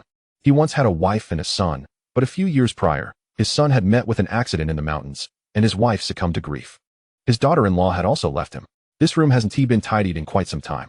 You'll have to make do." Uncle Tai had already lit a fire. The original owner had little interaction with Uncle Tai, but Lu Qingyang knew he bore a striking resemblance to the protagonist in the book To Live. "There's not much to eat here, but I have a few ears of corn. Shall I steam them for you?"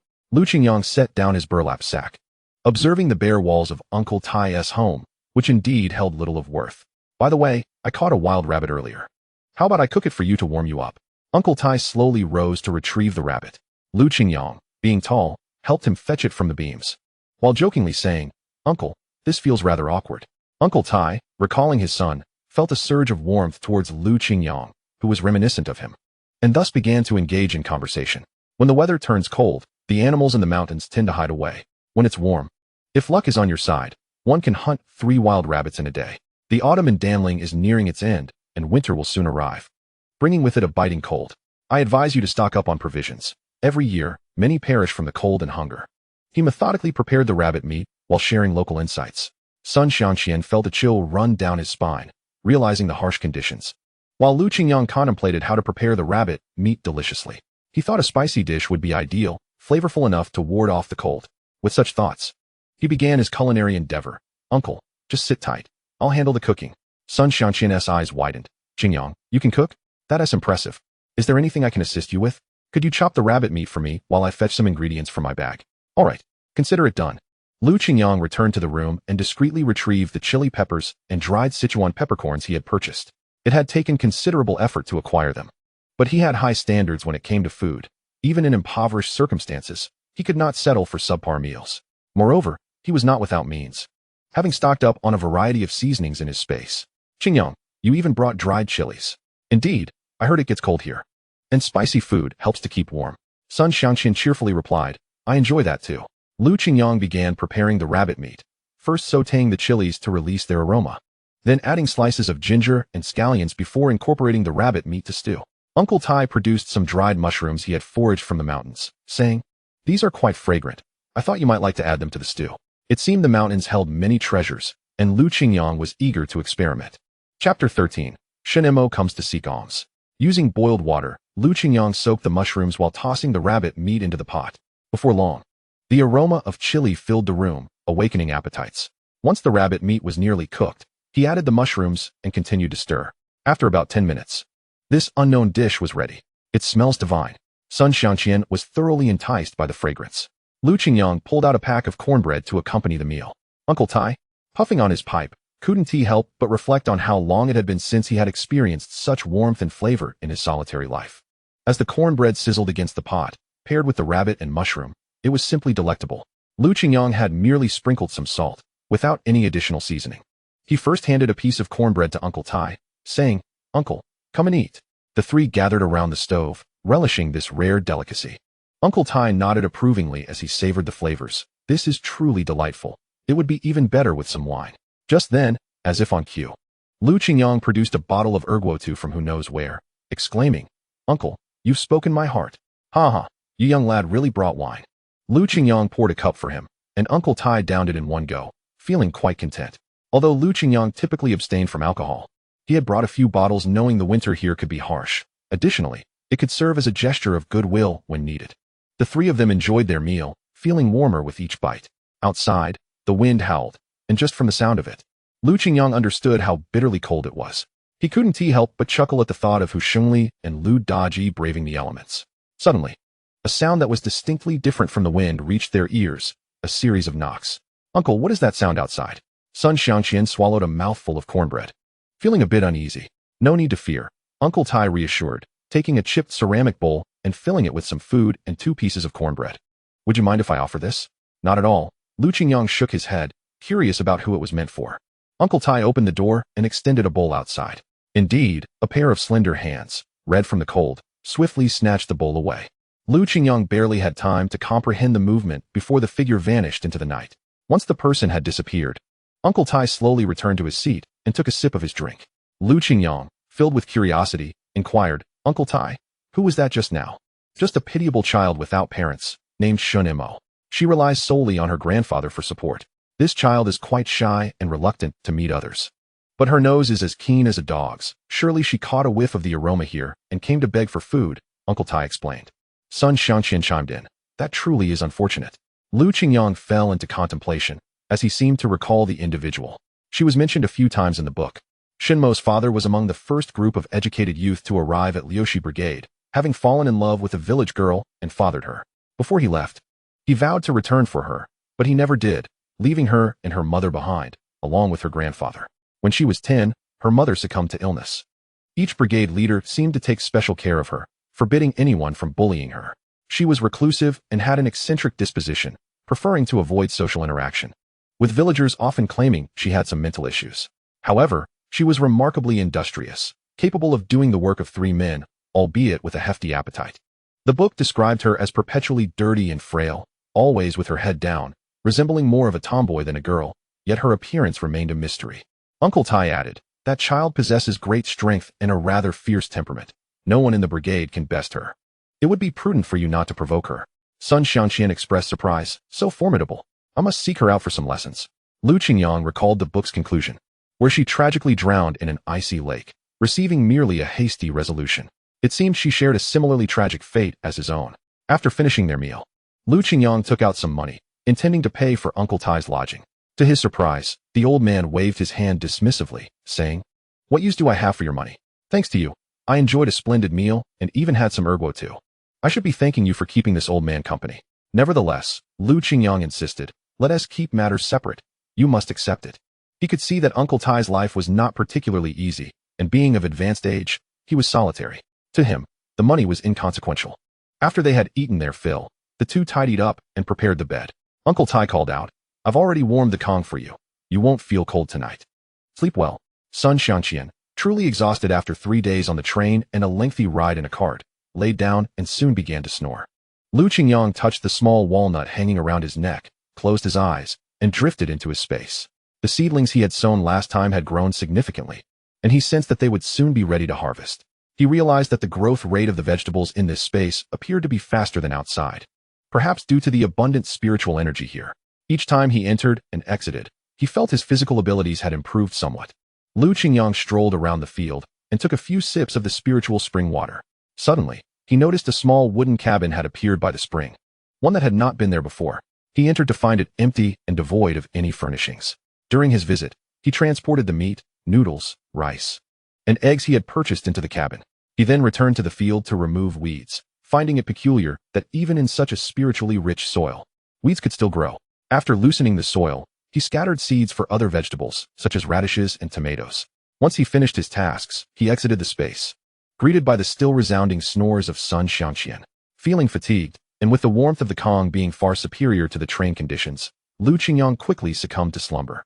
When Hu Shengli and Lu Daji arrived at Liushi Brigade, it was already daytime the next day. They had spent the night in a local villager's cattle shed and were awakened early. Their legs felt numb from the cold as they finally arrived at Liushi Brigade. "I can't go on. I need a break," Lu Daji exclaimed, but before he could even sit down, Captain Wu's voice boomed, calling them to attention. "You are the new educated youth, aren't you? Why did you arrive so late? Hurry and gather at the educated youth dormitory." The two grumbled in protest. "We just got here. Can we rest for a moment?" Captain Wu was unyielding, having seen many young people trying to evade responsibility. "You didn't come to the countryside for leisure. Stop dawdling and wasting everyone's time. Look at you two, tall and strong, yet you act like a couple of women." With no other choice, they trudged toward the dormitory with heavy steps. The reason they had not been assigned accommodations the previous night was that the dormitory was not in the village but near the mountains. Old houses had been repurposed for the educated youth dormitory. By now, Lu Qingyang and the others had gathered in the courtyard, awaiting the brigade leader to assign tasks. They had not seen clearly in the dark, but with the dawn, they discovered that Liushi Brigade truly lived up to its reputation. Lu Chunhua wore a dejected expression, lamenting the shabby condition of the dormitory. Chapter 14. The first visit to the forest farm. In addition to their group, the dormitory naturally housed some of the older educated youth.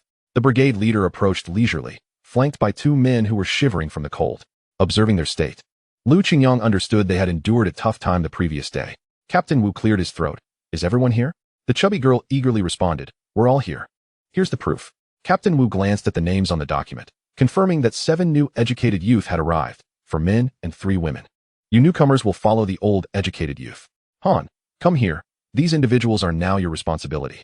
Take them up the mountain to cut wood, and please manage them well," he instructed, waving at a bespectacled youth. Han Jichang nodded in acknowledgement. Captain Wu continued, "You must chop your own firewood and grow your own vegetables. I see you've brought your bedding. This is a points-based system. The more work you do, the more points you earn, which can be exchanged for rice and flour. If you don't work, you will go hungry.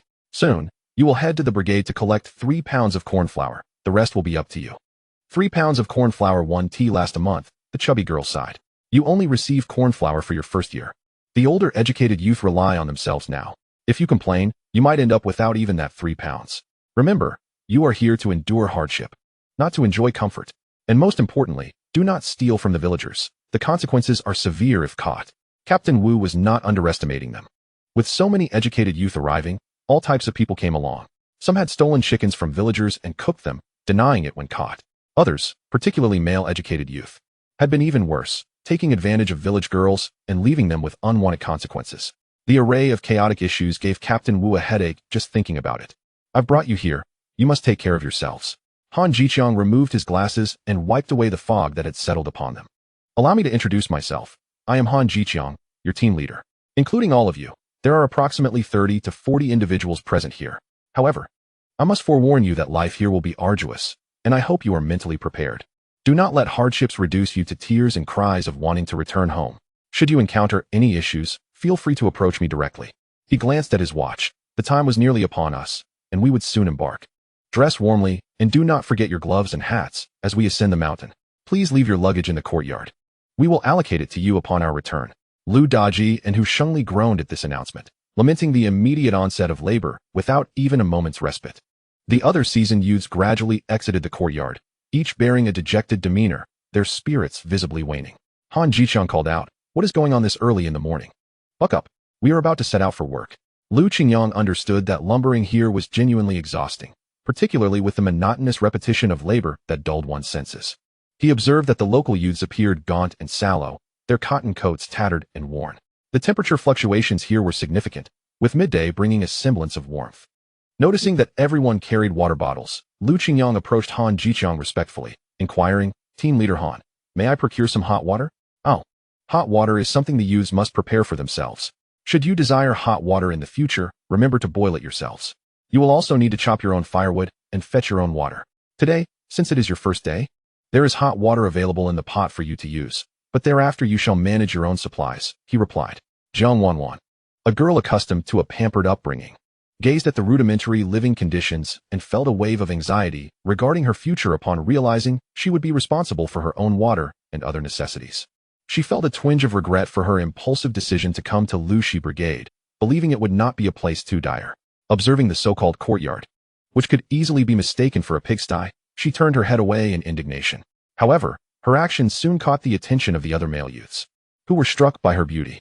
Not merely beautiful, but resembling a celestial being, they marveled at her delicate features. "What is your name, comrade? Allow me to assist you with your belongings." As the object of their admiration became surrounded by eager young men, Hu Shengli interjected, "Wanwan, let me carry your things. Wanwan, I will help you with the hot water. Have you eaten breakfast yet? I have some steamed buns here. Would you like a bite?" He produced a squashed bun that appeared quite hard. Jiang Wanwan politely declined. "No, thank you. I am not hungry." In truth, she was both cold and hungry. But the thought of consuming food handled by such filthy hands left her with little appetite. Qingyang ignored their antics and filled a thermos with hot water. Before leaving Uncle Tai's place that morning, he had steamed a few corn cobs, 3 for himself and son Qianjin, which should suffice for their day's sustenance.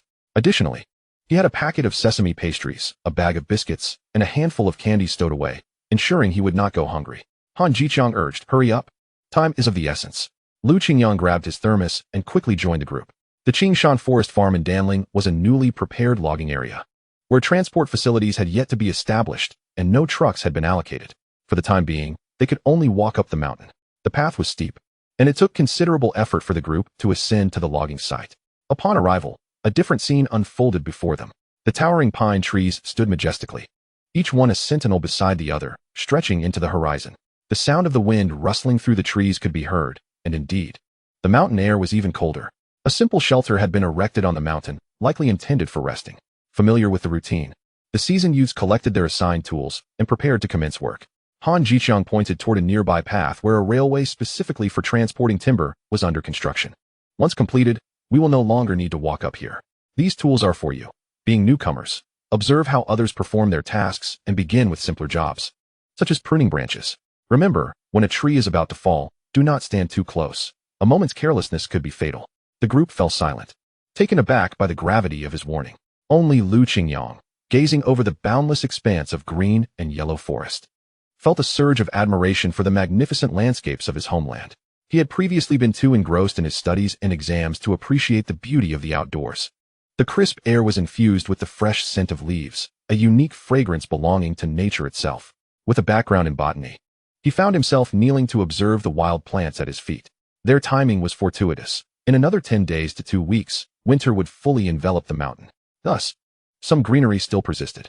Not far off lay the neatly categorized felled trees, awaiting the completion of the railway for their descent. Besides the logging tasks, Han Jiqiang reminded them that they would also have lunch on the mountain. Should they manage to catch any wild game during their breaks, they could either hand it over to the brigade's hunting team for work points or keep it for themselves. However, he cautioned, the forest is uninhabited. Hunt only in this vicinity and avoid straying too far, as it could be perilous. "What kind of danger?" Hu Shengli boasted. "With me here, fear not. I've been practicing marksmanship with my father since childhood. I never miss my target." Han Jiqiang, having encountered many brash new youths like him, replied, "There are bears and wolves out here that can be deadly." Chapter 15, Hunting Wild Chickens for a Feast. Hu Shengli brushed off the warning, his eyes wandering to Jiang Wanwan, who was busy pruning branches. "Team leader Han, lend me some tools later. I will surely catch a hare, and we shall have a splendid feast tonight. The tools are over there. Help yourself," Han Jiqiang instructed. After rummaging through the shed, Hu Shengli found a few broken traps, some worn-out bows and arrows, a couple of slingshots, and a single rustic shotgun loaded with birdshot. As he prepared to pick up the shotgun, Han Jiqiang interjected, "That firearm is quite dangerous. Use it with caution and be mindful not to shoot any of your own. Hu Shengli patted his chest confidently. That won't happen. Just wait and see. The task of logging proved to be monotonous and laborious, requiring undivided attention. Typically, the female youths were tasked with pruning branches, stripping the trees down to bare logs. The stronger youths formed groups of 2 or 3 for felling trees. They utilized large saws, while one person would wield a curved saw. This work demanded significant endurance and strength. Each group was also equipped with a large axe and an iron wedge, which they would drive into the saw cut should the tree remain upright after being cut. When a tree was about to fall, it was essential to shout a warning to ensure no one was nearby, as a falling tree could inflict severe injury or even be fatal. Lu Qingyang recalled the moment when he was struck dead by a billboard, and a sharp pain throbbed in his head. Despite the chilling temperatures on the mountain, the crowd busily traversed the terrain, perspiring profusely. The interplay of heat and cold, exacerbated by the mountain breeze, rendered them susceptible to illness. Thus, everyone carried warm water, sipping it occasionally to stave off the chill. A makeshift stove was available in the shed for boiling water and cooking meals. After a morning's labor, the time for a midday respite finally arrived. A few young women sought to forage for wild mountain walnuts, and Hu Shengli seized the opportunity to showcase his marksmanship, declaring, "Wait here. I shall return with a few rabbits and pine nuts for you to feast upon." Exhausted, Lu Daji felt too weary to utter a word. Yet when Hu Shengli commanded, he could do nothing but follow suit. Lu Qingyang, however, chose not to join the fray. He was still unfamiliar with the area and preferred to hunt only once he had familiarized himself with the terrain. Seated beside Sun Xiangqian, the two munched on corn cobs. Lu Qingyang poured him a cup of water from his thermos, and upon seeing the cloudy liquid, Sun Xiangqian exclaimed, "Is this water even suitable? Just drink it. Don't overthink it," Lu Qingyang replied. With a skeptical attitude, Sun Xiangqian took a sip, surprised to find it sweet. A second sip revealed the flavor of malted milk, nearly bringing him to tears. Even a spirited young man like him, who had just arrived and toiled for half a day, felt the strain of adjustment. In such a taxing environment, a sip of malted milk was sheer bliss. The two retreated to a corner, finishing their corn before indulging in peach crisps and biscuits. "I'm yours in life and yours in death. Following you, I shall enjoy good days," Sun Xiangqian jested. "Enough of that," Lu Qingyang retorted, pushing him away in exasperation. Gazing around the autumnal forest, Lu Qingyang's mind began to wander. The mountains were rich with resources, and he resolved to gradually seek out valuable herbs to cultivate in his own space. Continuing his observations of various plants, he noticed a wild chicken not far off. Cautiously, he watched it, knowing that if he approached too closely, it would take flight. With no one around, he devised a clever plan. He propped a branch against a stone, tied one end of a rope to the branch, and scattered some millet beneath the stone. He then sat quietly nearby, patiently observing the wild chicken. As anticipated, the chicken soon noticed the millet and cautiously approached. Seizing the moment, Lu Qingyang swiftly pulled the branch, causing the stone to fall and pin the chicken beneath it. Although it seemed simple, it required quick reflexes. The chicken wasn't particularly plump, but it had enough meat for a feast, and Lu Qingyang planned to enjoy it first before trading it for work points later. However, with many eyes on him, he discreetly stuffed the chicken into his bag, feigning nonchalance. Just then, Han Jiqiang called out, "All right, everyone, the lunch break is over. Let us get back to work." Hu Shengli returned empty-handed, having strolled through the woods with Lu Daji, but not spotting a single creature to hunt. Squirrels fled at the slightest hint of movement, and the wild hares were nowhere to be seen. Observing their empty hands, Han Jiqiang teased, "So, what treasures did you find?" Hu Shengli awkwardly chuckled, "Nothing at all. This forest is devoid of game." He disdainfully tossed his makeshift gun to the ground, grumbling, "I see you, Team Leader Han. You're leading us into a trap." Han Jiqiang, uninterested in his complaints, retorted, "Then stop dawdling and pick up your axe to get back to work. No slacking off." Lu Daji, both exhausted and frustrated, glared enviously at the energetic Lu Qingyang. If it weren't for him, they wouldn't have had to trek all the way to Liushi Brigade and endure such hardships. The thought of how he could have been working in the prestigious state cotton mill, now reduced to pruning and lumbering because of Lu Qingyang, filled him with resentment. Taking out his frustrations on the branches, he swung the axe with reckless abandon, nearly striking a fellow youth nearby. As the other person regained their composure, they berated Lu Daji, "Are you blind? Do you want to kill me? Do you even understand the consequences of nearly chopping off my foot?" The individual, still fuming, threatened to retaliate against Lu Daji, nearly jeopardizing his own safety. Han Jiqiang intervened, sternly reprimanding Lu Daji, "You're Lu Daji, right? I've told you countless times to work carefully and stay focused. One careless mistake could cost a life. Today, you nearly injured a teammate. All your work points for today will be deducted. Learn from this." Lu Daji weakly protested. I don't know what happened. My mind just went blank. You nearly made a grave mistake. Lu Qingyang shook his head, having previously thought Lu Daji was all brawn and capable of hard work. Clearly, without brains. Even lumbering was beyond him. Lu Qingyang himself felt an unusual vigor coursing through him, perhaps due to the few sips of spring water he had consumed the previous night, which kept fatigue at bay.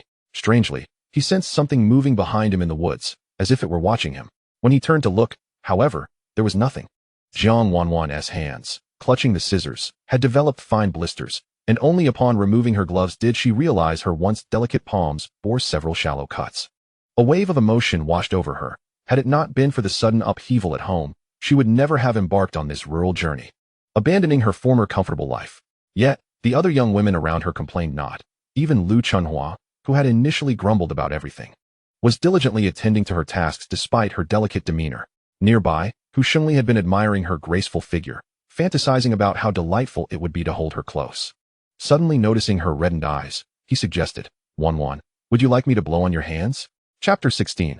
Living in a dilapidated haunted house. At that moment, Jiang Wanwan, who had once disdained Hu Shengli, felt a flicker of warmth within her heart. In this unfamiliar place, her only asset was her beauty, and she might as well make the best use of it. Lu Qingyang observed everything that transpired between the two, but he was not inclined to approach them like the original character, eager to ingratiate himself. While she appeared fragile, she was adept at manipulating the psychology of men. He had no desire to interfere in their antics. As the sun dipped below the mountains like a bashful orange maiden, it reminded them of the urgency of their return. The temperature in the mountains varied greatly between day and night, with nighttime plunging to -30 or 40 degrees. Spending a night there could turn one into a popsicle. The dusk's fading light bathed the group of youths, illuminating their hurried steps as they returned home. After a full day of labor, they stumbled back to the youth dormitory, exhausted to the point of being unable to lift their arms. Han Jiqiang called the newcomers over, preparing to assign them rooms. The dormitory housed 5 large rooms, 2 of which were designated as female dormitories, where the sleeping arrangements consisted of large communal bunks. The number of female educated youth is scarce, with approximately 8 or 9 individuals sharing a dormitory. Han Jiqiang assigned 3 girls to the second female dormitory. As for the remaining 4, he found himself in a bit of a quandary. There were only 2 available spots left in the male dormitory, and I must clarify that you may need to squeeze in, as only 3 beds remain. Lu Daji and Hu Shengli had already started to rush forward with their luggage, eager to secure the 2 beds before anyone else could. They had learned their lesson the previous day and were determined to occupy their spots first. However, Lu Qingyang was not at all inclined to join the fray. His thoughts drifted to the narratives within his books. Living in a large dormitory was indeed quite uncomfortable. There was not only a lack of privacy, but also a persistent odor of foot odor lingering in the air. Back in school, sharing a room with 3 others had already been unbearable, and now the thought of sharing space with even more men was disconcerting. Furthermore, the prospect of fleas occasionally making an appearance, causing unbearable itching, was unappealing. To add to this, some individuals had lice, which could be contagious. The image of a cluster of foul-smelling men huddled together was enough to make him feel a shiver run down his spine. The mere thought caused an involuntary itch to arise all over his body. Lu Qingyang glanced around and noticed a dilapidated house not far from the youth compound. The roof had several large holes, and the interior was overgrown with weeds.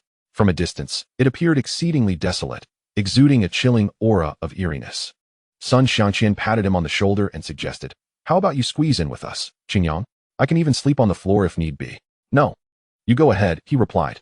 He simply wasn't accustomed to sleeping in large dormitories, and given his unique circumstances, sharing space with a crowd would be inconvenient.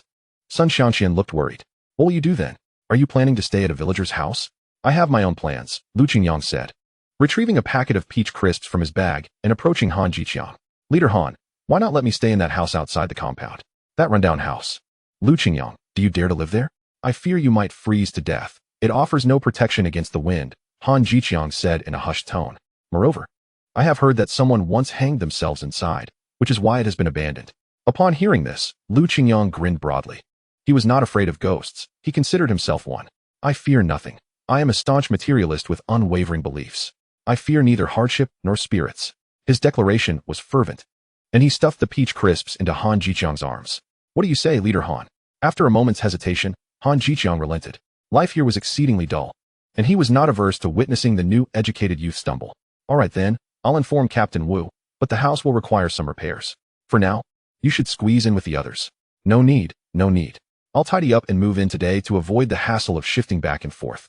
Just then, Captain Wu arrived to discuss matters with Han Jiqiang, and Han Jiqiang brought up the situation. Captain Wu appeared astonished. You intend to stay there? Yes. Captain Wu regarded the young man thoughtfully. Very well, but you must exercise caution. This youth compound was originally the estate of a wealthy landlord. And after he was driven out, he resided in that dilapidated house. Who knows what crossed his mind, but he ultimately hanged himself inside. I don't believe in ghosts. But it's certainly bad luck. Captain Wu continued to explain that the fear was not rooted in superstition. However, everyone was aware of the underlying truth, unspoken yet understood. It's fine. I'm not afraid of such things. Well then, it's abandoned anyway. If you wish to live there, so be it, but any repairs will be your responsibility. His words implied that no one would assist him, as everyone was preoccupied with their own affairs. Lu Qingyang shrugged it off, unperturbed. No problem, thank you, Captain Wu. Meanwhile, Sun Xianqian remained in the dormitory, fretting over whether his good friend would be cold or frightened. Meanwhile, Lu Qingyang had already stepped into the dilapidated house, which was filled with cobwebs and clutter. As he entered, a gust of cold air greeted him. Observing the 3 large holes in the roof, he fell into contemplation. It seemed he would not only need to gather wood, but also find time to return and repair the roof. The structure needed reinforcement. Otherwise, given its precarious state, it might very well collapse. The years of neglect had left it in disrepair, and little of value remained. Even the bed looked precarious. A gentle push might cause it to fall apart. The only advantage was its excellent ventilation, with airflow from all directions. The issues with this house were far more serious than he had initially anticipated. Fortunately, Sun Xianqian remembered him and hurried over after tidying up the bedding. Upon seeing the rundown house, he couldn't help but suggest, why don't you squeeze in with me? It's certainly better than here. You see, I'm a light sleeper, and with so many people in the dormitory, I want to be able to rest well. The two of them lifted a large wooden plank together, which could temporarily shield them from the wind. Lu Qingyang also borrowed some tent fabric to drape around, making it barely habitable. With Sun Xianqian's assistance, they managed to clear a clean area, and the Kong was tidied up as well. Thankfully, the Kong was still usable. Burning firewood should provide warmth enough to endure the cold night. After laying out the bedding, Sun Xianqian lay down to test it. I must say, it's quite comfortable. A sudden chill swept in, causing him to shiver. After a long day of labor, darkness had fallen. Lu Qingyang lit an oil lamp. He had pretended to gather some firewood earlier, but in truth, he had retrieved it from his storage space. Fortunately, Sun Xianqian was somewhat oblivious and did not notice anything unusual. After lighting the fire and setting it in the stove, he took out a wild chicken from his bag. Tonight, we feast. Sun Xianqian's eyes widened in surprise. Where did this come from? I set a simple trap in the mountains and caught it. Do you know how to prepare wild chicken? Of course. With food in sight, Sun Xianqian's enthusiasm surged. Qingyang, you're amazing. In the youth compound, everyone is grouped together. And I couldn't find my place. But here with you, it's much better. I'll go prepare it now. Often, the saying contentment brings happiness describes individuals like Sun Xianqian. Wait. Save the feathers for me. And don't discard the innards. Got it. Even if you told me to throw them away, I wouldn't. Lu Qingyang began to gather vegetables, washing them clean by the river. While washing, he encountered a few female educated youth, all curiously watching him. One girl with a round face exclaimed, "You're new here, aren't you? You seem to be adapting well to life here, not at all like someone from the city." Another girl with an oval face tossed him a clean sweet potato. "Don't go hungry tonight. Here, take this." Lu Qingyang caught it swiftly. The girls bore no malice towards him and, in fact, were smiling warmly. "Thank you." The group of female educated youth had come to wash vegetables, freshly picked radishes from the field, and wild greens they had gathered from the mountains for fun, intending to wash them and add them to their meals. Lu Qingyang keenly noticed that among the wild greens, there were several stalks of wild celery mixed in.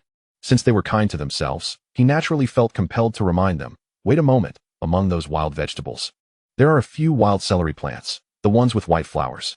Be sure to discard them. Consuming them could lead to poisoning. The round-faced female youth exclaimed, "Really?" "Indeed," he confirmed. "Symptoms may include chest tightness, headache, nausea, and vomiting. Do not mistake them for something edible. Throw them away immediately. Thank you for the warning. I will dispose of them right away. What is your name?" Upon closer inspection, he noticed she was rather attractive. Lu Qingyang felt his face redden under the barrage of their chatter. Though he had thick skin, the playful teasing from so many girls made him feel somewhat uneasy. "I am Lu Qingyang. In the future, please refrain from picking such wild vegetables. If you encounter anything unfamiliar, feel free to ask me. Also, the current wild vegetables have aged, and their flavor might not be very pleasant." "All right, thank you, Lu Qingyang." The girl with the oval face gazed at him from afar, a blush gracing her cheeks. You truly know a lot. No wonder you hail from the capital. After washing the vegetables, Qingyang did not linger. He simply bid farewell to the female youth and returned to the dilapidated house.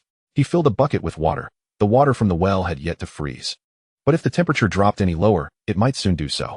However, he had no worries about drinking water, as he still had the spiritual spring water available in his space. Qingyang scooped some flour from his bag and mixed it with water to knead the dough. Grandpa Tai, knowing they had just arrived and had yet to plant their own crops, kindly provided them with a few cabbages and some potatoes. He chopped the cabbage, blanched it, minced it, and added some seasonings, salt and sesame oil. Then, he wrapped the vegetables in the dough, a method typical of the southern region. However, he was not particularly skilled at making such dumplings, and their shapes were not very round. Yet, aesthetics were not important. What mattered was that they were edible. Sun Xiangqian returned, carrying the prepared wild chicken, his lips trembling from the cold. It's freezing out there. I can hardly imagine how we will survive the winter. We will manage somehow. Everyone else has come through. That is true. Wild chicken meat was not suitable for soup. It was better suited for braising or roasting. With little time to marinate the chicken, Qingyang opted for braised chicken pieces, allowing them to simmer for a while longer to become tender and flavorful. As the spices sizzled, an intoxicating aroma filled the air. The pot bubbled with the simmering dish, while Sun Xiangqian warmed his hands by the fire. It smells heavenly. I'm absolutely starving. After serving the meal, Sun Xiangqian eagerly took a piece and couldn't help but exclaim, delicious. Truly delicious. Qingyang added another pot of water to prepare vegetable dumplings, making them the main dish for the day. Sun Xiangqian stuffed one in his mouth, exhaling from the heat. So fresh. The two, accompanied by the warm dumplings, devoured nearly half a pot of chicken in no time. Qingyang, with keen ears, suddenly heard a faint sound outside. Peering out, he caught sight of a frail figure. Though dressed in tattered clothing, she was bundled up tightly, revealing only a pair of bright, shining eyes, fixed intently on the dumplings in his enamel cup. This must be Shunimo, as Uncle Tai had mentioned. This was his first encounter with her, and he noted how small and frail she appeared. Standing at 1.8 meters tall, she resembled a little pumpkin, not at all typical of northern genetics. He questioned Uncle Tai's claim that she possessed immense strength, able to match 3 men. Seeing her hold a broken bowl, he understood her intentions. Do you want to eat this?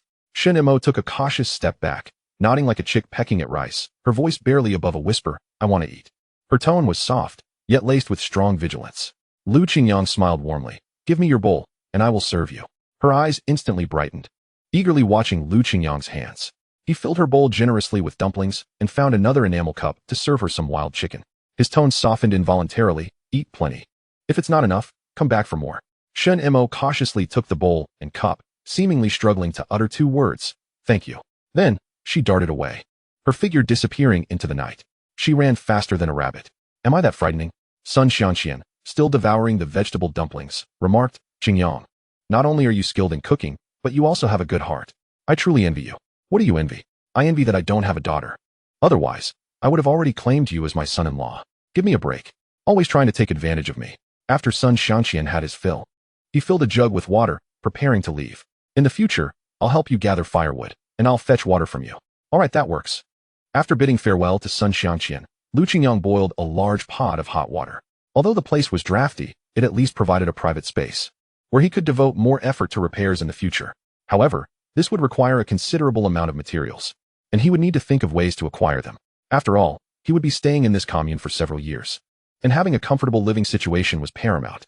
Once the water boiled, he took a basin from his space and washed his face, refreshing himself. He soaked his feet, dispelling some of the cold. He then retrieved the charcoal and stove from his space, having refrained from using them while Sun Xiangqian was present. Now, he could use them openly, and after finishing, he would return them to his space. He stuffed some firewood under the Kong, though it was old and in disrepair. It still functioned, and snuggling into the cotton quilt was quite warm. Before sleeping, he made a cup of hot water with an egg and added some sugar, downing it in one go before burrowing under the covers. Of course, he couldn't fall asleep immediately. He began working in his space. Inside, it was like springtime all year round. The tomatoes, cucumbers, and beans he had planted earlier were sprouting, a promising sign. He usually watered them with the spiritual spring water, which never seemed to diminish. He contemplated finding a large water tank to store the spring water for daily use, avoiding any suspicion. This spiritual spring water surely had health-enhancing properties. He felt stronger compared to when he first arrived, accomplishing tasks with greater ease. While washing vegetables today, he had also observed the river, and when he found some free time, he intended to explore the waters for fish to supplement their meals. Since life here was rather dull, he planned to seek some entertainment for himself. After finishing his tasks, Qingyang was suddenly reminded of Shunimo's captivating eyes. Her eyes were truly beautiful and unforgettable. Among the many women he had encountered, hers appeared the most enchanting and lively. Perhaps fatigue overcame him, and before he knew it, he fell into a deep, dreamless sleep in that shabby house. The next morning, it was Sun Xiangqian who roused him. "Qingyang, rise and shine.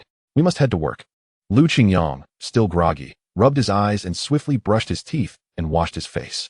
Today, Han Jiqiang was in good spirits, as two brand new tractors for transporting timber had arrived from the commune. The crowd gazed at the gleaming tractors adorned with red flowers, eager to climb aboard. "What is happening? We have applied numerous times without success, yet this time, unexpectedly, we have been granted 2 tractors. I have heard that the province is initiating construction and urgently requires timber. The neighboring brigade has even allocated 4 tractors.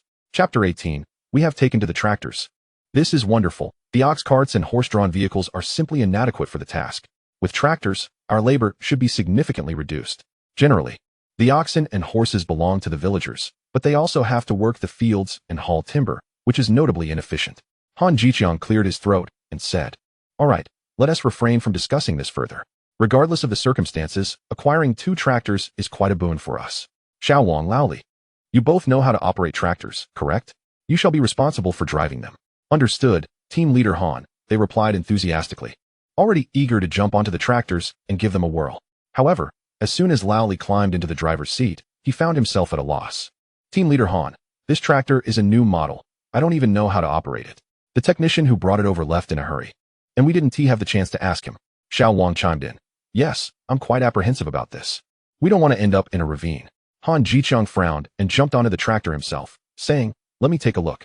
He too was bewildered, unable to discern how to start the machinery. Lu Daji yawned. He had hardly slept a wink last night, due to the foul smell emanating from the communal sleeping quarters. Hearing their discussion, he quickly nudged Hu Shengli. "Shengli, aren't you capable of driving? Surely, you can handle a tractor. That should be a piece of cake." Hu Shengli boasted as he swaggered forward, pushing aside onlookers. "Step aside, I'll give it a try." Han Jiqiang regarded him with suspicion. "What? Hu Shengli, do you actually know how to drive a tractor?" "Of course. I've driven cars before," he replied, mistakenly believing that operating a tractor was as simple as driving a car. "Then go ahead and give it a shot." With none of the dozens of young intellectuals having ever seen such a modern tractor, they had no choice but to let this impulsive youth take the reins. After some fiddling, Hu Shengli indeed managed to start the tractor, but he had yet to grasp the steering mechanism, causing the vehicle to lurch directly towards Qingyang's dilapidated house. This was a dire situation. Qingyang swiftly leaped onto the tractor and pulled the brake just shy of a meter away from crashing into his crumbling abode. Had the house collapsed, he would have been left searching for another place to live. Han Jiqiang angrily yanked Hu Shengli down from the tractor, exclaiming, "You're quite the driver, aren't you? You nearly demolished the house. What if someone had been hurt? Indeed, can you afford to pay for the damages to the tractor?" Hu Shengli hung his head in shame, having thought that operating the tractor was akin to driving a car, unaware of the distinctions. "I was just trying to familiarize myself," Hu Shengli protested. Qingyang frowned. "Didn't you just boast about your driving skills?" The current scenario was indeed unlike what was depicted in books, where Hu Shengli was portrayed as a competent tractor driver in the brigade. It was no wonder they were struggling to operate the machinery. This tractor was specifically designed for timber transport, and they had not undergone any training, mistakenly believing it functioned like the older models. Taking the initiative, Qingyang suggested, "Team Leader Han, I can drive this tractor. Allow me to give it a try. Just don't be like Hu Shengli," Han Jiqiang cautioned, but before he could finish, he noticed Qingyang had already confidently driven the tractor up the mountain path. "You rascal, wait," Han Jiqiang exclaimed as he grabbed a toolkit and clambered aboard. Although the tractor moved slowly, it was indeed ascending the hill. Han Jiqiang regarded Qingyang with newfound respect. "Well done. You've hidden your talents well. You can drive this one, but make sure to teach me how to operate it later." Qingyang pretended not to hear, pulling out a cold steamed bun from his bag and munching on it. With a hint of melancholy, he sighed, "Team Leader Han, I don't have time. After work, I still need to repair my house. Who knows when it will be fixed? Are you doing this deliberately?" Han Jiqiang, being a wily old fox, could see through his little ploy. Qingyang conceded, "Since you've caught on, Team Leader Han, how about this? I can teach you to drive the tractor, but you must find a few people to help me repair my house. Of course, I'll pay them for their work. How does that sound? Pay them? You really treat that dilapidated house like a home," Han Jiqiang replied with a smirk. "I'm simply looking out for myself," Qingyang retorted. Han Jiqiang pondered for a moment. After all, there was no loss in this arrangement. He would simply announce it, and those willing to assist could do so, while those uninterested could opt out, especially since Lu Qingyang promised to provide wages. What do you intend to pay? According to the Brigade's regulations, I will pay the usual rate. No one will be shortchanged. Having only arrived 2 days prior, he knew few people, and such matters required someone with a bit of authority to issue commands for anyone to be willing to help. Very well, let us proceed with that plan. Now, let us get to work. The day was bright and sunny, with rays of sunlight streaming through the branches, creating a beautiful display reminiscent of the Tyndall effect on the ground. Lu Qingyang couldn't help but think how wonderful it would be to capture this picturesque scene on camera, resembling something straight out of a movie. He and Sun Xianxian, having quickly learned the ropes, were now officially engaged in logging. These two strong young men, well-fed and energetic, worked efficiently and effectively. Sun Xianxian selected a pine tree, preparing to fell it, but Lu Qingyang stopped him. We cannot cut this tree. Why not? This tree is a mother tree, for the sake of ecological balance. Mother trees must not be cut down. What is ecological balance? Sun Xianxian was evidently confused by the term. Lu Qingyang took the time to explain. The mother tree bears fruit, and when the fruit falls to the ground, new saplings can grow. These saplings can grow into trees that can be utilized in the future. Sun Xianxian's eyes brightened as he grasped the concept. I understand now. I see that all these trees look quite similar. Nearby, a girl with a heart-shaped face overheard their conversation and approached. Lu Qingyang, you truly know a lot. When I first arrived here, I didn't understand these things either. It was the older young intellectuals who taught me. Look, this mother tree has markings on it. These trees must not be cut down. She continued. My name is Guanai. It's a pleasure to meet you. The original owner had never interacted with these female young intellectuals, so Lu Qingyang was unaware of what kind of person Guanai was. However, seeing her warm demeanor, he surmised she was not ill-intentioned. Sun Xianxian, upon seeing a beautiful girl, became tongue-tied and could only smile foolishly. Lu Qingyang helped us yesterday. If you have any questions in the future, feel free to ask me. I'm more than happy to assist you, Guanai said, lowering her head shyly. Thank you very much. All right, let us get back to work. We still need to earn work points. 10 work points per day, provided the tasks are completed. Generally, men could easily earn the full 10 points, as could the stronger female young intellectuals, while those with slightly weaker constitutions might struggle to reach that mark. Jiang Wanwan was one such example. Without Hu Shengli's assistance, she likely wouldn't even manage 6 points.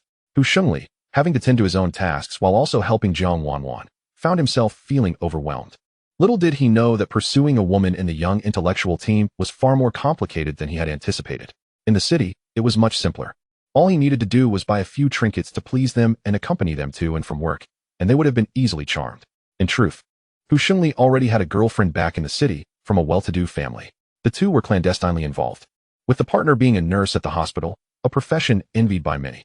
Yet, this did not hinder him from foraging for wild delicacies in the countryside. Moreover, Jiang Wanwan was simply exquisite. He could not bear the thought of losing her, which left him quite unsettled. Thus, gritting his teeth, he resolved to persevere in his endeavors, determined to win her over. Lu Qingyang observed the situation with a cold gaze. Should Jiang Wanwan find herself in a predicament this time, he would not serve as a stepping stone. He would watch with detached interest. No, it would be more accurate to say he would revel in her misfortune. Chapter 19, Abundant Treasures in the Mountains. Around midday, Gu and I warmly invited the two to join her for lunch. To express our gratitude for your help yesterday, we brought extra coarse porridge, corn cakes, and pickled vegetables. Please, eat with us. Sun Xianxian cast a puzzled glance at Lu Qingyang, repeatedly responding, sure, sure. Lu Qingyang was hesitant to accept, feeling somewhat out of place. After all, he had provisions of his own. You enjoy your meal here. I'm going to see if I can catch a wild chicken over there, he politely declined. As the weather grew increasingly chilly, with most vegetation on the brink of frostbite, he intended to explore the forest for rare plants. Gu Ni's eyes reflected disappointment. She had hoped to spend more time with Lu Qingyang, only to see him slip away. Without a word, Lu Qingyang turned and ventured into the woods. Out of sight of them, before retrieving the food from his space, he brewed a cup of crispy fried dough in an enamel cup, complemented by 2 salted duck eggs. Savoring the delightful meal, after finishing, he began to search for wild plants, discovering some hawthorn with glossy leaves. This variety could be used medicinally, possessing sweet and warm properties that aid digestion and strengthen the spleen. The glossy-leafed hawthorn could be cultivated in his space, and Lu Qingyang joyfully uprooted a few plants. Amidst the unassuming weeds, he stumbled upon several young polygonatum shoots, his eyes gleaming with excitement. This was indeed a precious find. It could invigorate the spleen, moisten the lungs, and most importantly, bolster kidney function and enhance vitality. Being wild seedlings, they would fetch a handsome price in their era. Indeed, the mountains concealed treasures. Lu Qingyang carefully unearthed all the polygonatum shoots and stored them in his space. Suddenly, a wild boar, not small in stature, burst forth nearby. The man and the beast locked eyes, and Lu Qingyang realized that brute force would not suffice to capture it. He could not recklessly fire a shot, as the noise would attract undue attention, and despite having purchased 2 guns, he lacked experience in hunting. In that moment, he wished fervently for a fierce and robust dog to assist him. However, in the brief time of contemplation, the wild boar had already turned and disappeared deep into the woods. It was a pity, as in his eyes, it was a delectable prize that had slipped away. Lu Qingyang understood that the deeper he ventured, the greater the peril, and lacking the capability to pursue, he had no choice but to concede. Yet, he could set a simple trap, hoping for a stroke of luck that the boar might fall for it. He placed several fresh wild fruits as bait at the trap site. Noting the time, he decided it was best to return to his work. On his way back, he spotted a beehive in a tree, undoubtedly filled with wild honey. However, obtaining honey was no simple feat and could very well cost him his life. With a wistful glance, Lu Qingyang chose to leave it behind. Passing by the trap he had set the previous day, he was pleasantly surprised to find a wild rabbit ensnared within. It appeared that dinner was secured for the night. In the afternoon, they continued logging, and he and son Xiangqian developed a stronger synergy, significantly boosting their efficiency. During lunch, perhaps due to a conversation with a female youth, he could not help but ask Lu Qingyang, "Do you think I could find a partner here?" Lu Qingyang provided an affirmative response, "Absolutely." Son Xiangqian's face lit up with joy. "I knew you'd support me, Qingyang." After all, diligence bore fruit, with enough effort. Even an iron pestle could be ground to a needle. How long will that take? He mused, his earlier elation fading into a frown. Lu Qingyang encouraged him. "You should focus on the immediate challenges. We are here to work, and we must address this month's food supply." "You're right. I tend to overthink," he conceded. Lu Qingyang did not forget to bolster his spirits further. "Let us work diligently, aim for full work points, and with more rations. The charming young ladies will naturally come seeking us." "Sounds good." Sun Xiangqian was easily motivated, quickly regaining his enthusiasm. Aside from logging, Lu Qingyang was the only one in the team capable of operating a tractor, and seizing the opportunity, Han Jiqiang asked him to come and teach. Han Jiqiang sat beside him, attentively watching as he operated the tractor. "This is for moving forward. This is for reversing, and left and right are like this. Then turn off the engine." Han Jiqiang nodded thoughtfully, as if grasping the concept. "Let me try again." After 5 attempts, Han Jiqiang awkwardly rubbed his nose, clearly still struggling to understand. Lu Qingyang finally comprehended that while Han Jiqiang appeared astute, he was truly a novice behind the wheel. He could empathize with the frustrations of a driving instructor. However, it mattered not. Teaching Han Jiqiang not only earned him work points, but also allowed him to evade logging duties. Time was on his side. Before long, twilight approached, and everyone began to pack up to return. Lu Qingyang proudly drove the tractor down the mountain, hauling timber. Though the speed was slow, it was steady, garnering envious glances from fellow youth. Yet, he was acutely aware that being too conspicuous was not always advantageous. For instance, at that moment, Lu Daji and Hu Shengli were casting jealous looks his way. It was likely that his cousin was concocting some devious scheme. Indeed, he feigned reluctance and sighed, "Shengli, all this glory should have been yours. It's all my cousin's fault. He has always craved the spotlight. Just look at how the female youths are drawn to him. Be careful." "Careful of what?" Hu Shengli pretended to be indifferent, yet his gaze had already shifted toward Lu Qingyang. Initially, he hadn't considered Lu Qingyang particularly remarkable, but as events unfolded, he began to suspect the boy was being deliberately ostentatious. It had led to him being scolded by Han Jiqiang in front of everyone over a mere dilapidated house. Why the fuss? If it fell, it fell. Livestock didn't even stay there, yet he was so particular about it. Unwilling to reside in a communal dorm, he insisted on living in that rundown shack. He was exceedingly crafty. Their family had suffered greatly because of him, and he feared that Jiang Wanwan might take a liking to him. Lu Daji intentionally stoked the flames of discord between the two. Hu Shengli snorted in disdain. "Humph, Wanwan liking him? That's impossible." However, when his gaze fell upon Jiang Wanwan, he discovered her looking at Lu Qingyang on the tractor with admiration. Hu Shengli's frustration mounted. He felt it should have been him driving the tractor, basking in the attention. That little brat will get a taste of hardship soon enough. Lu Daji grinned, satisfied with his manipulative tactics. He could not openly bully Lu Qingyang, but Hu Shengli was a different story. It was rumored that his family wielded considerable influence.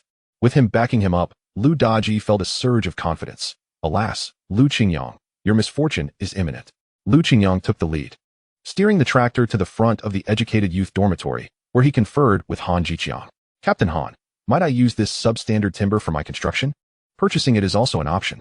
Han Jiqiang did not acquiesce outright. These materials belonged to the collective and could not be used for personal projects, regardless of their condition, as such actions would violate established protocols. However, this house is also an asset of the collective, not mine alone, Lu Qingyang replied with a smile. This retort left Han momentarily speechless. Though I reside here temporarily, I must vacate eventually, wouldn't you agree? Han Jiqiang pondered for a moment and conceded that there was some merit to his argument. Chapter 20. Snakes in the area. I also plan to retrieve some bricks. If I present this to Captain Wu, he will likely approve, considering that this dilapidated house is quite an eyesore and discourages others from approaching. But I am not afraid.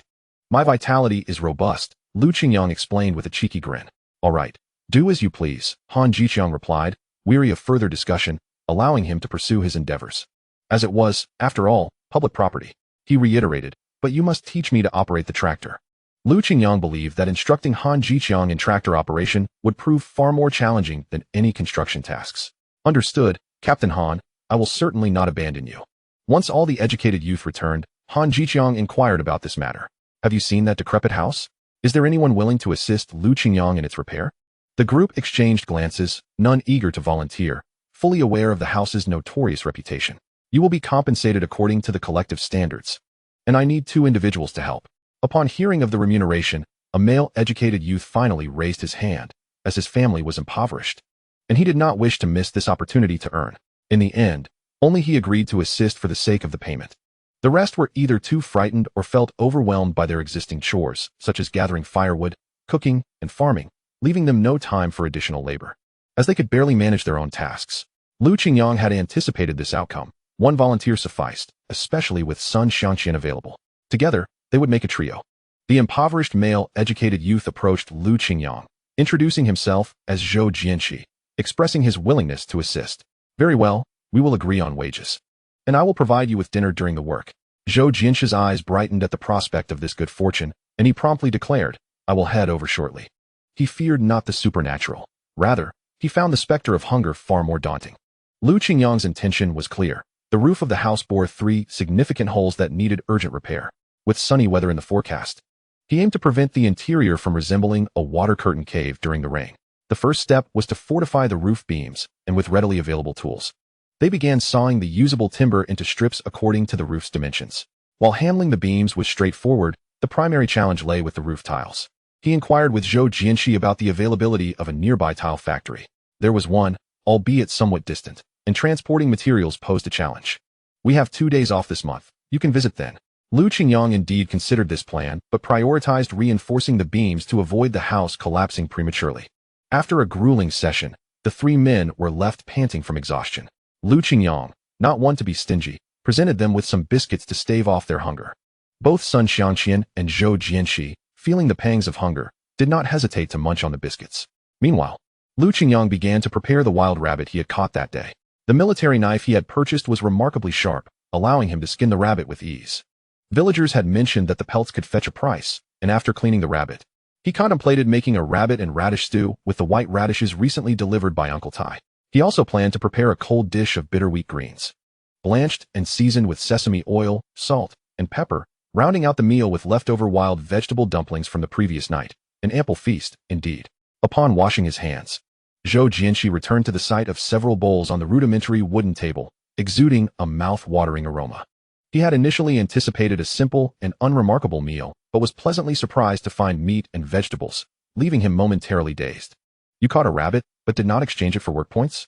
You're cooking it instead? He inquired. We are not in dire need of a few work points. It's better to nourish ourselves, Lu Qingyang replied with a grin. Don't just sit there, dig in. His life motto was that one should never neglect oneself. Zhou Jianxi ladled a bowl of rabbit and radish soup, savoring the indescribable flavors that danced across his palate, finishing the bowl in a flurry. The vibrant, cold, bitter wheat greens, fragrant from the sesame oil, evoked memories of home, bringing a mist to his eyes. Observing his emotional state, Lu Qingyang offered reassurance. Is it not enough? There is plenty more. I promised you a hearty dinner. Zhou Jianxi wiped his eyes and replied, It's enough, truly delightful. It reminds me of my mother. He felt fortunate to have agreed to assist. Otherwise, he would have missed out on such exquisite fare. As meat was a rarity in their current circumstances, By the way, Jianxi, while our meals are plentiful, do keep this under wraps to avoid inciting envy among others. Lu Qingyang advised as he set down his chopsticks. Rest assured, Zhou Jianxi was not heartless enough to flaunt his good fortune at the expense of others. After Zhou Jianxi and son Xiangqian departed, Lu Qingyang squatted at the door with a bowl of radish soup, pondering why Shunimo had yet to arrive for her meal. After waiting an extended period without her appearance, it seemed she would not be coming today. Reluctantly, he took the bowl inside, surmising she must have had her fill. Oh, she is merely a lonely girl. Is she truly worth such concern? He mused, feeling a twinge of sympathy for her frail form, so easily swayed by the wind. It was best to freshen up and return to his tasks in the space, preparing for an early rest. As he closed the door, he suddenly heard faint sounds from outside. Initially, he thought it might be Shunimo, but soon realized that was not the case. He discerned the footsteps of two individuals echoing outside his residence. Moments later, he was startled to see two snakes slithering through the crack in the door. At first, Lu Qingyang felt a flicker of panic, but as a botanist seasoned in the wild, he recognized these serpents, common black snakes found in the countryside, devoid of venom. However, given the current weather conditions, snakes typically hibernated, so how could they have found their way into his abode? After a moment's contemplation, he deduced that the two individuals outside must have disturbed these hibernating snakes and intentionally thrown them into his dwelling. His home was warm, and the cold-averse snakes would naturally seek refuge in a warmer environment. Besides, having been roused from their slumber, the snakes, hungry and desperate, might consider him a potential target. Lu Qingyang opened the creaky door, preparing to drive the intruding snakes away. A figure swiftly emerged before him, effortlessly grasping the approaching black snake. Despite the serpent twisting and writhing in its futile attempts to bite its captor, it could not reach the hand that held it firmly by the nape. Chapter 21. All the glory was snatched by Lu Qingyang. The figure, with a deft motion, flung the snake to the ground repeatedly until it was rendered dazed, at which point she ceased her actions. Lu Qingyang stood, mouth agape, as he realized that the one who had so boldly confronted the snake was none other than Shunimo, who was swathed from head to toe like a dumpling. That snake is edible, she said, swallowing hard as she pointed at it. He could hardly believe that this seemingly frail girl exhibited no fear of the serpent, her tone utterly unperturbed. This was a black-browed golden snake, not only edible, but also medicinal. Shunimo pulled down her scarf, and in the dim light of the oil lamp, Lu Qingyang finally discerned her face, marred with dirt as though she had not washed for some time, obscuring her true appearance, save for her pair of lively eyes. Her hair resembled a tangle of weeds, presenting a disheveled appearance. Lu Qingyang chuckled helplessly, surprised that before he could make a move, someone had already intervened on his behalf. Shunimo crouched down, using a twig to poke at the snake. Exhibiting no trace of fear. "Make it for me to eat," she insisted. Lu Qingyang found himself both amused and exasperated. "You wish to eat snake meat already?" She tilted her head, nodding earnestly. "I'm sure whatever you make will be delicious." The honesty of her words struck him. It wasn't necessarily that he was a great cook, but rather that he was generous with seasonings. In this era, the notion of cooking was simply to satiate hunger, with little regard for flavor. "Haven't you eaten yet? Already thinking of snake soup? It's a bit troublesome to prepare. Why don't you come back tomorrow? I've saved some rabbit and radish soup for you today." Lu Qingyang retrieved a bowl, albeit cold, adding, "I'll warm it up for you." Shunimo's previously dull eyes sparkled with excitement. "No need." She produced a clean enamel cup, saying, "This is yours. I'm returning it." After taking the bowl of soup, she immediately stepped back several paces, maintaining a distance from him. It seemed she preferred minimal interaction. Lu Qingyang called after her, "Wait. I just wanted to say thank you, Shunimo. You helped me deal with the snake. Let me reward you." Shunimo halted, turned back, and extended her hand. "I want something delicious." He placed a few milk candies into her small palm. "These are milk candies, for you." Shunimo displayed a puzzled expression, sniffing the candy and revealing a hint of surprise. Quickly, she stashed the candy into her pocket, lifted the bowl, and scampered away. Lu Qingyang couldn't help but shake his head, pleased that he had exchanged a few words with the young girl. Looking at the two snakes on the ground, he pondered who could have done this, realizing with certainty who the culprits were. Nevertheless, these were indeed nourishing delicacies, and the two had gone through considerable effort to find the hibernating snakes, all to present them to him. He felt grateful to them for delivering a fine meal for the morrow. However, Lu Qingyang was not one to be easily trifled with. They too would have to reciprocate with something nice for him. After placing the snakes inside, Lu Daji and Hu Shengli, fearing discovery by Lu Qingyang, swiftly made their exit. Hu Shengli was still basking in his own satisfaction, lamenting that he missed the sight of Lu Qingyang jumping in fright. "He my cousin. I know he has been terrified of snakes since childhood. He must have been scared out of his wits, probably hiding under the blankets crying." He'll have a hard time ahead in the Liushi Brigade, Hu Shengli said with a wicked grin as he bit into a sweet potato. He had arranged to meet Jiang Wanwan in a small grove not far from the youth commune.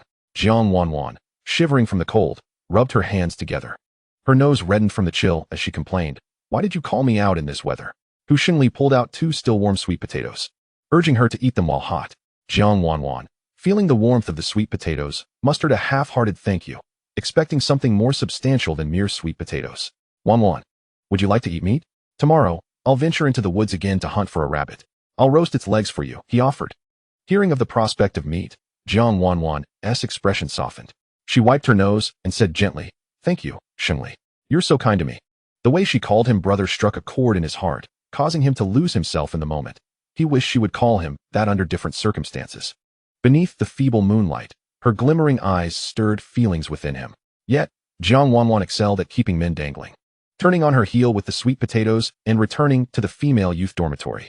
Since arriving here, she had not experienced a moment of comfort. With so many young women crammed into a large communal sleeping area, it was far from her preference. Yet, she had no choice.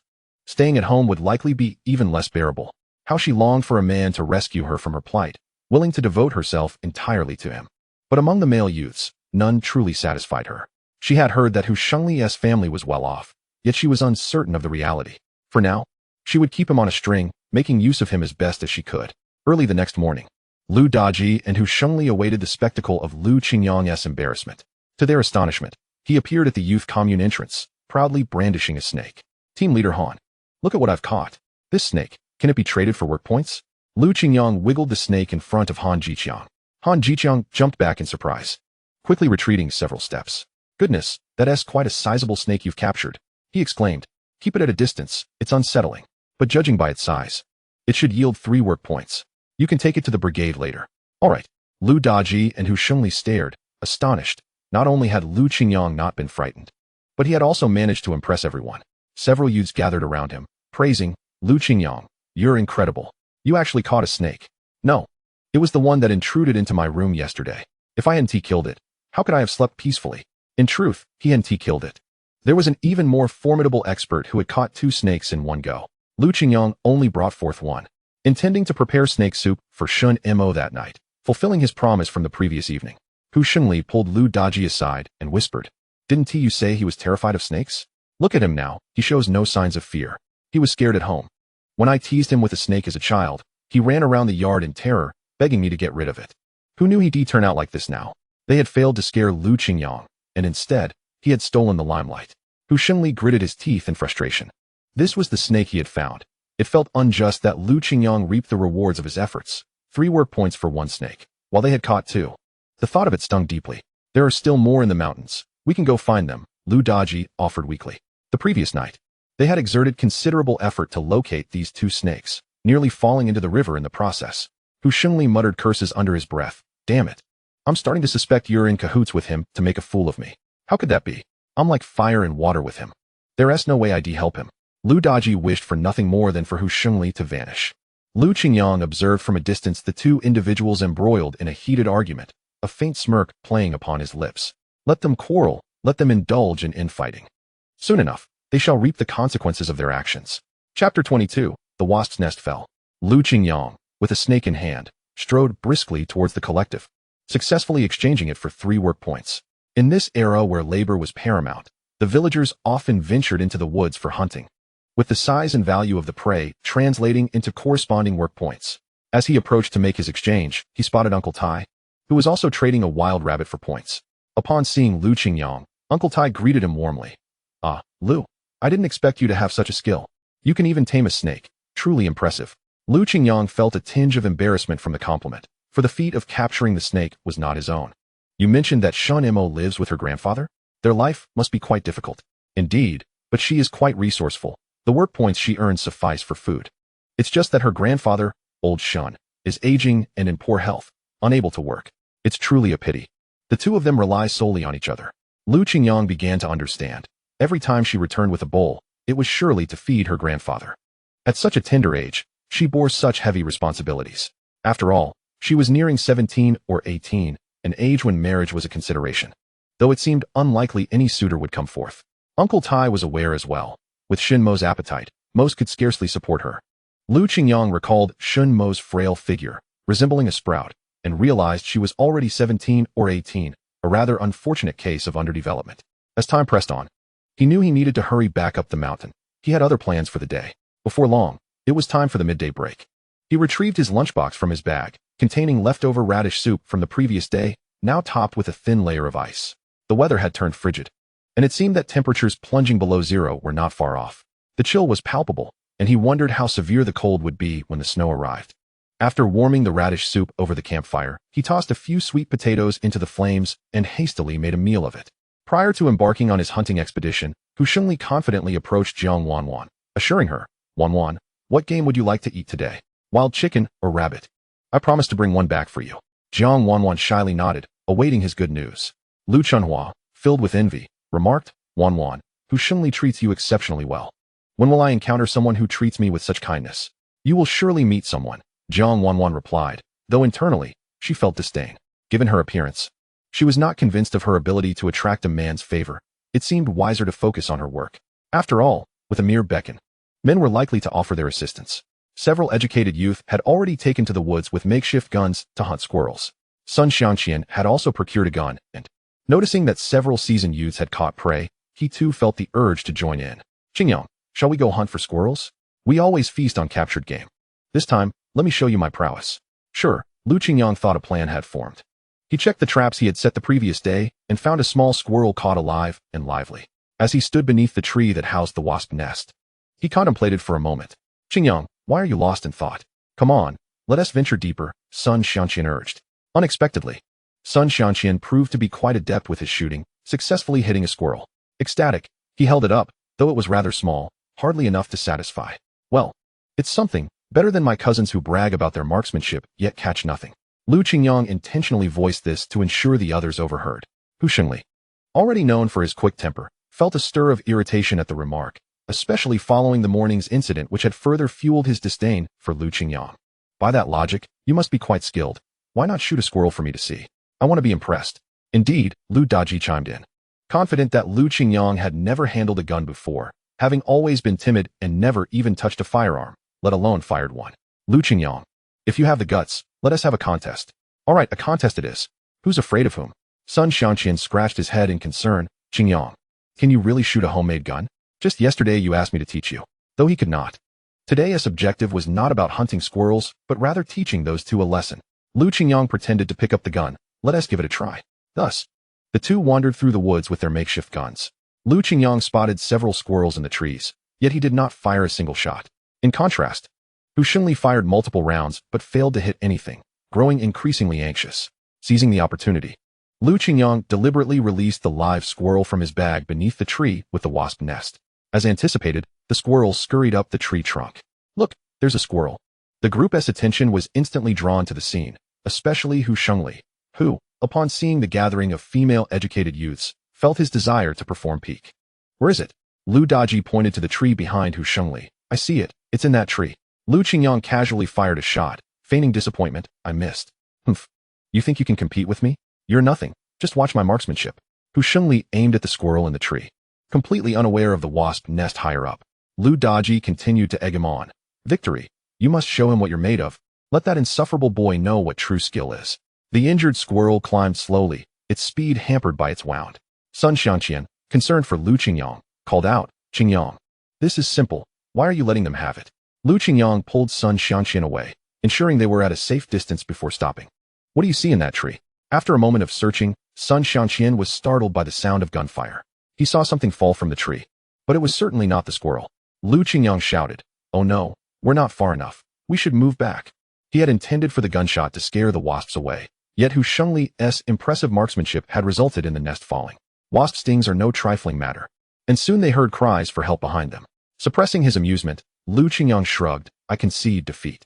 Only then did Sun Xianqian realize Lu Qingyang had been aware of the wasp nest all along, orchestrating this trap. "Qingyang, you're quite the trickster." Lu Qingyang, unfazed, returned to the camp, preparing to resume his woodcutting tasks. Over an hour later, Han Jiqiang began to sense something amiss. Where are those two? Lu Daji and Hu Shengli? Have they gone off to slack? The group exchanged puzzled glances, shaking their heads in confusion. "We have no idea. We didn't see them just now." I saw them over there hunting squirrels. Someone pointed towards the woods. All eyes turned in that direction, and suddenly, two disheveled figures stumbled back, drenched and looking quite the worse for wear. Not only that, but the heads of the two men were swollen to a degree resembling that of a pig's head, with Lu Daji even having his mouth stung by a wasp, rendering the situation utterly ludicrous. In a frantic attempt to evade the wasps, they leaped into a pond nestled within the mountains, still adorned with strands of aquatic plants. A sudden, biting gust of wind swept through, carrying an icy chill that nearly froze them solid. Han Jiqiang felt a mix of anger and amusement, questioning how they had managed to land in such a predicament. Had they provoked a wasp's nest? Hu Shengli, wearing an expression of grievance, nodded in affirmation. He had never felt so utterly disheveled, especially in front of the girl he was pursuing. Quick, hurry to the fire pit and warm yourselves. Though Han Jiqiang felt exasperated, he was also concerned for their safety. If they froze to death, he would surely face ramifications. Lu Daji, clutching his swollen mouth, caught sight of Lu Qingyang's half-smiling, half-mocking expression, and dramatically began to shout. It was him. He is the one who orchestrated this mess. Chapter 23, A Vengeful Nature. He deliberately led us to attack the wasps. Lu Qingyang found the situation amusing. Have you been stung by the wasps to the point of losing your senses? Did I instruct you to attack the wasp nest? Why would I want you to do such a thing? And do you honestly believe that just because I suggested it, you would comply? Are you dogs taking orders from me? The other youths nearby burst into laughter. Han Jiqiang sighed and patted Lu Daji on the shoulder, saying, I understand that you wish to showcase your capabilities, but do not overexert yourself on tasks beyond your reach. The Qingshan Forest Farm is not as simple as you might imagine. It harbors numerous resources, but also many dangers. Surely, you do not wish to risk your lives here? Lu Daji, shivering by the fire, was too frustrated to respond, muttering, I understand. The stings from the wasps had been quite severe. They had not felt them in the moment, but now, as they relaxed, the pain became apparent, and the swelling grew increasingly comical. Lu Qingyang recalled the humorous expression of a honey-loving puppy he had seen earlier. You should stop complaining. I will have Qingyang drive the tractor to take you to the clinic to tend to your wounds. Han Jiqiang was genuinely afraid that the two would collapse, so it was best to send the troublesome duo to receive medical attention. All right, I will escort them, Lu Qingyang announced, climbing onto the tractor. What are you waiting for? Hurry up and get on. Lu Daji and Hu Shengli slowly climbed aboard, still groaning in discomfort. Lu Qingyang suppressed a chuckle, feigning seriousness. I lost the earlier competition, but I didn't expect you to be so committed to catching squirrels. I concede defeat. Hearing this, Hu Shengli sensed the sarcasm in his tone. As he opened his mouth to respond, he realized that the pain in his mouth prevented him from speaking. Throughout the ride, Lu Qingyang deliberately drove over bumpy terrain, causing the two to feel dizzy and intensifying the pain in their wounds. Truly a silent suffering. By now, Hu Shengli had come to understand that while Lu Qingyang appeared harmless, he harbored a darker core. Lu Qingyang, could you possibly drive a little slower? Absolutely not. Unlike you two, I can afford to take the day off. I still have work to finish. You are doing this on purpose. Lu Daji knew his cousin would not let him off easily. How could that be? We are cousins. After all, I will certainly look after you well, he replied, his smile concealing any hint of deceit. The two endured their ordeal, finally arriving at the clinic. However, greater pain awaited them as the wasp stingers were extracted, an indescribable agony. Lu Qingyang stood outside the clinic, reveling in the sounds of their cries, delighting in their misfortune as a measure of retribution for their earlier scheming against him. After work, Han Jiqiang brought Lu Qingyang and the others to a patch of barren land. Given their injuries, Hu Shengli and Lu Daji could not accompany them. You have been in the Liushi Brigade for several days now. Every youth here is tasked with cultivating a piece of land for vegetable planting. You may allocate what to grow among yourselves, as this will ensure you have vegetables to eat during your stay. Upon hearing this, Jiang Wanwan felt faint. She had anticipated merely engaging in logging, not having to farm. What a predicament for a delicate young lady like her. The portly girl, however, was invigorated by the idea. Great. I was just lamenting the lack of opportunity to showcase my talents. Lu Chunhua shared Jiang Wanwan's dismay, but recognized that foraging for wild vegetables in the mountains could not be a long-term solution. Moreover, come spring, you will also have to join the villagers in the fields to plant crops. This is a collective activity that you must participate in, or you shall receive no rations. You have arrived in this season, and with temperatures dropping, it is no longer suitable for planting vegetables. This winter will be quite challenging for you. Lu Qingyang was unfazed, as he had several acres in his space. It maintained a constant temperature, suitable for growing anything. As for the small vegetable garden, he could utilize it. Considering he could not always brazenly harvest vegetables from his space, he planned to till the soil and add some fertilizer, waiting for warmer weather to sow seeds. After all, his winter would not be arduous. Sun Xiangqian began to worry, acknowledging Han's point. They could not rely solely on wild vegetables. Qingyang, what do you suggest we do? Will seeds survive if sown in winter? No need to fret. Where there is a will, there is a way. As long as I have food, I will ensure my brothers do not go hungry. The two walked back arm in arm, leaving the three girls troubled before the vegetable garden. Lu Chunhua suddenly exclaimed, "Look at that vegetable garden. It's so large and filled with cabbage, and the spinach looks splendid. The green onions are thriving." The meals for the youth in the Liushi Brigade depended on their own efforts, and Lu Chunhua found it rather stingy. Jiang Wanwan, feeling rather bland, also craved some fresh vegetables. Since no one is watching, why don't we go into the garden and pick some vegetables to eat? The portly girl quickly waved her hands. No way, that would be stealing. How can this be considered theft? This is land belonging to the brigade. We are youths of the brigade. If anything, we are merely borrowing a few vegetables. Lu Chunhua felt tempted, yearning for some vibrant spinach. Wanwan is right. If we pick a few, no one will notice. We can always return the favor by planting some later, but at least you should ask the villagers for permission. Just picking them like this isn't right. The portly girl had not finished her sentence when Jiang Wanwan had already directed Lu Chunhua to harvest the vegetables. Yes, just take a couple of cabbages. They will last a few days. Lu Chunhua passed a cabbage to Jiang Wanwan and hurried off to gather spinach. Little did they know, their actions had already caught the eye of someone. Shunimo, shoveling chicken dung from the coop, hurled a handful toward Lu Chunhua's direction. Lu Chunhua felt something gooey land atop her head. What is this? She turned to see Jiang Wanwan recoiling in disgust. How revolting. It's chicken dung. Shunimo did not spare Jiang Wanwan either, as a shovel of chicken dung landed on her shoulder, prompting her to jump in alarm. This is my vegetable garden. My crops, you are not allowed to touch them. You little girl, so young yet so domineering. You've sullied our clothes over a mere vegetable. Does it hold more value than my outfit? Jiang Wanwan felt nauseated, almost gagging. But the outfit was one she had brought from the city, something she cherished dearly. The other girl appeared frail, seemingly easy to intimidate. However, she had clearly misjudged her opponent. Shunimo pointed expressionlessly at the two individuals, saying, "You two, just wait." Lu Chunhua had already lost her resolve, suggesting they leave instead. As it was, after all, someone else's vegetable garden. Even if they suffered this silent injustice, there was no need to fear. They must insist on compensation.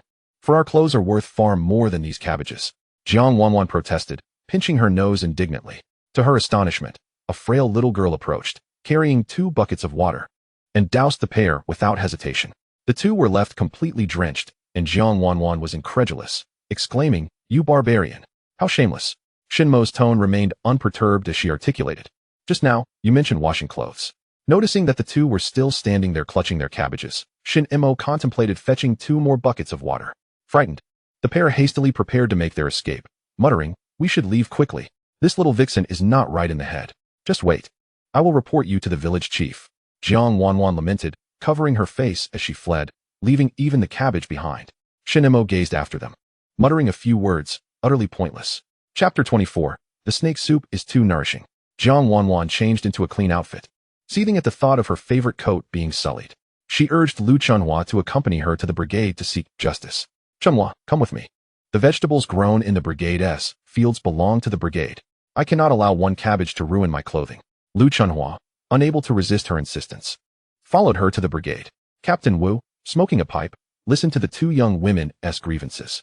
Initially, he had no intention of intervening, but upon seeing Jiang Wanwan's reddened eyes, he found himself captivated by her beauty and decided to lend an ear to their tale. "What has transpired? Why have you come to me with complaints?" Jiang Wanwan wiped away a tear and recounted the incident. "Captain, we are newcomers, with few acquaintances. Although we have been assigned a vegetable plot, we hadn't the chance to plant anything yet, so we thought to borrow some vegetables from a villager. Yet she was utterly unreasonable and drenched us with water. She conveniently omitted the part about being splashed with chicken droppings, insisting they had spoken politely.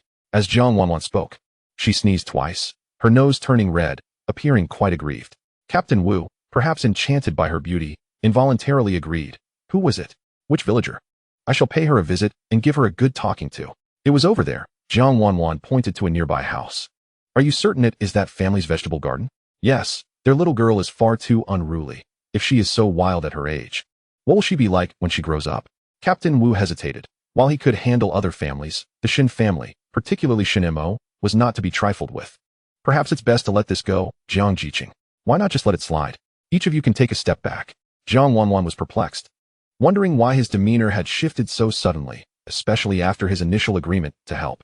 Captain Wu recalled the previous incident when newcomers had also stolen vegetables from Shunimo's family, but refused to admit it. He thought it was merely a matter of a few vegetables and wished to avoid escalating the situation.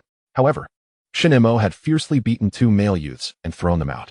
For days afterward, she had pelted the youth dormitory with stones. Old Shun, who had some martial prowess, had raised his granddaughter since she was young, and she was no less formidable. Despite her frail appearance, her skills in combat were formidable. There were several tall and burly men in the village who could not best her. Moreover, when she fought, she showed no mercy, refusing to cease until blood was spilled. In these times, who would wish to provoke such a reckless individual? But Captain, my clothes were ruined by her. This matter cannot simply be overlooked. I implore you. Help us. Jiang Wanwan resorted to a charming tactic, knowing men were often defenseless against such an appeal. Yet Captain Wu feared the repercussions, reasoning that clothes could be washed, and suggested, if you want vegetables, there are cabbages in my field. Go pick some. Just avoid that little girl. Shivering, he turned and left. Lu Chunhua advised. I told you it was best to let it go. Let us just go to Captain Wu's field and gather a few vegetables. Jiang Wanwan felt deeply frustrated. Since arriving here, fortune had eluded her every day. Captain Wu was spineless, fearing a mere girl. She was left to return empty-handed, facing the task of cleaning her clothes smeared with chicken droppings, feeling utterly wronged. How could her delicate hands touch such filth? Hu Xingli and Lu Daji were once again incapacitated, unable to assist her with the laundry.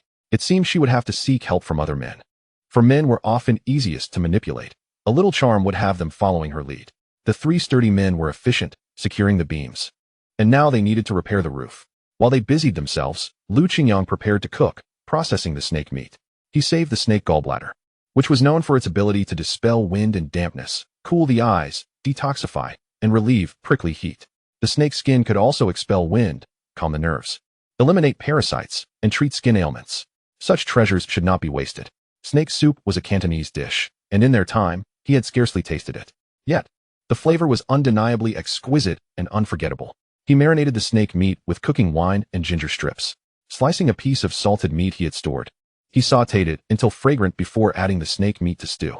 If only he could find some mushrooms to add. Unfortunately, during his recent forays into the mountains, he had encountered only deadly toadstools with red caps and white stems. As the stew neared completion, he added a touch of MSG, salt, and pepper. For vegetables, he chose to stir-fry some shredded potatoes, as potatoes were the easiest to store. He peeled and sliced them in one fluid motion, tossing them with chili and minced garlic, adding seasonings once the aroma wafted through the air. The staple food here was typically cornbread, and they would also have cornbread for dinner. Recalling his promise to Shunimo regarding the snake soup, he instinctively set aside a bowl for her. It's almost ready. Come eat before it cools. Zhou Jinjia, curious about what delightful dish awaited them, inquired, What is this? It looks like snake. Indeed, it is snake meat. Zhou Jinjia was taken aback. Didn't you send one off for work points during the day? There were 2. I kept one to see how it tastes. Initially hesitant, Zhou Jinjia had never tried snake meat and was unsure of its flavor. Under Lu Qingyang's urging, he cautiously sipped the broth, finding it extraordinarily delicious. I've heard snake meat is particularly nourishing for men. Sun Xiangqian chimed in mischievously. What of nourishment? You have no women, so stop spouting nonsense. Just eat. Lu Qingyang felt a twinge of discomfort at the mention of women. The women surrounding him were hardly commendable. Shunimo was still a mere girl, and he dismissed her from his thoughts, considering her foolishness at least consistent in her behavior. The snake meat soup indeed ignited a warmth throughout my body. This era is fraught with troubles. There are no means of alleviation available. No videos, no images, not even a book to peruse. After Sun Xiangqian diligently washed the dishes, a figure was seen swaying outside the door. This time, however, she seemed to be cradling something in her arms. Chapter 25. Biscuits and candy. As Lu Qingyang opened the door, he was greeted by the sight of Shunimo, who was holding 2 large cabbages in her arms. She also carried a basket filled with an assortment of vegetables. Without a hint of hesitation, she prepared to take the snake meat soup, but paused briefly, as if waiting for Lu Qingyang to appear. Upon seeing him, she extended her hand and directly demanded, milk candy. You are rather unabashed, he thought. Lu Qingyang rummaged through his pocket and produced 2 pieces of milk candy, placing them in her palm.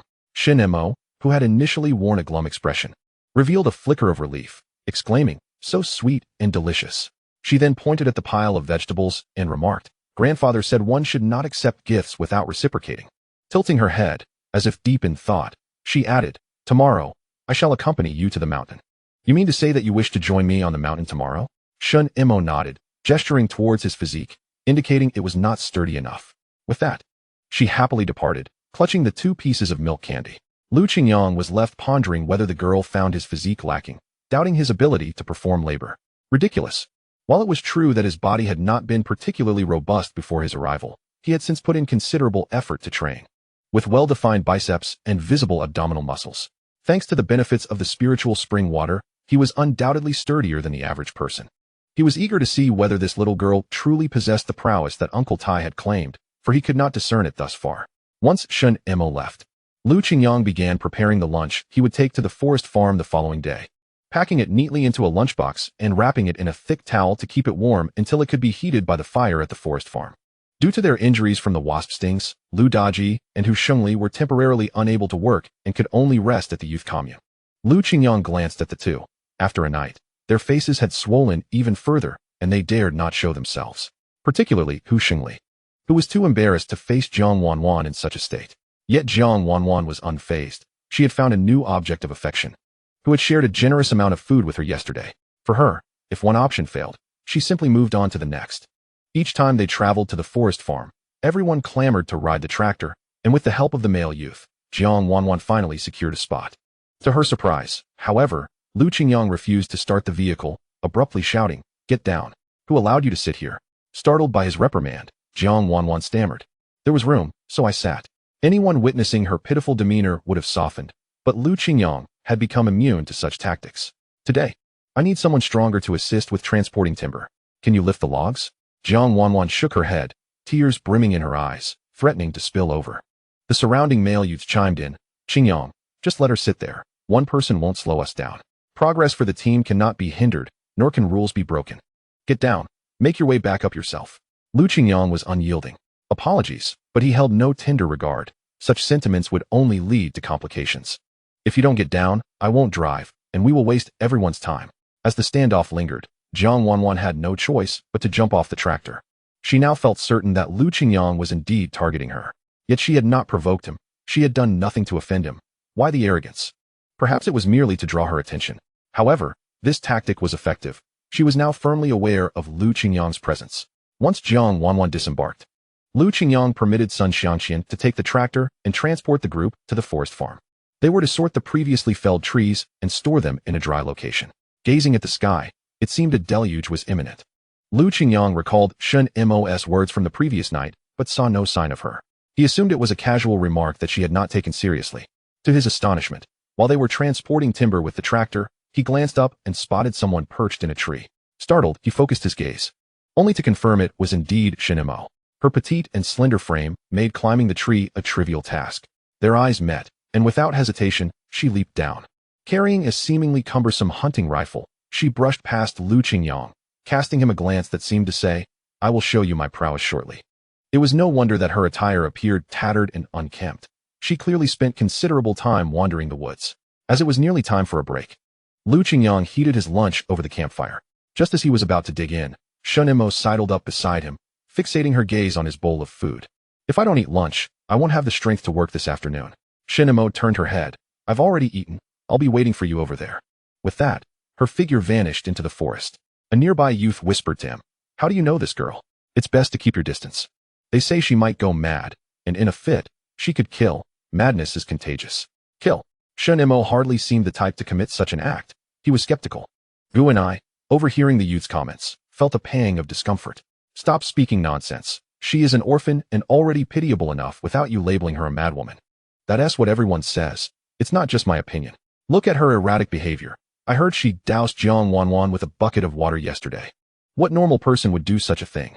Qingyang had just learned of this incident. She threw a bucket of water on Jiang Wanwan? That was splendid.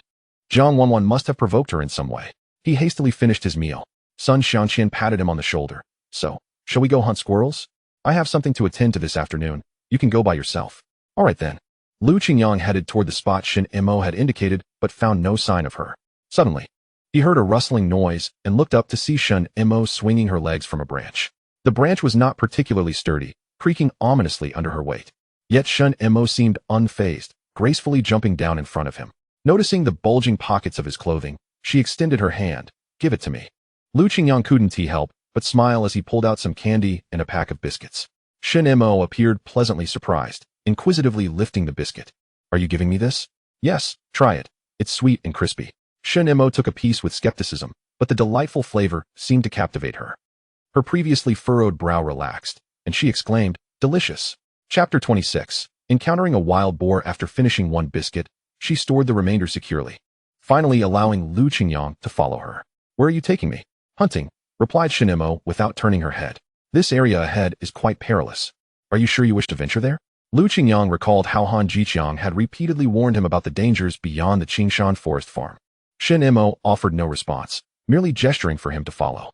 After traversing a short distance, Qingyang was startled by the guttural roars of beasts echoing from within the woods. It seemed Han Jiqiang's warnings were indeed well-founded. There were bears lurking about, which was quite unsettling. Yet, Shunimo navigated the forest with remarkable agility, appearing entirely at ease in this environment. Not far off, 2 wild boars were foraging for fruit. Qingyang had long desired to catch a wild boar, but these creatures were astute and evaded traps with ease. Shunimo produced a rustic shotgun, though they were still some distance from the boars. At that moment, Qingyang chose not to disturb her hunt and quietly observed her marksmanship. The young girl fired, the recoil of the shotgun causing her to tremble slightly, and the shot rang out. One boar let out a shriek and collapsed, while the other, startled by the noise, bolted away. To ensure all was secure, she fired again until the first boar lay motionless. A small smile of triumph graced Shunimo's face. Qingyang, wishing to commend her, declared, I never expected your aim to be so precise, little Emily. Shunimo lowered her gun, perplexed by his nickname. Little Oli? Indeed. Your name is Shunimo, and the person who named you must have adored Jasmine.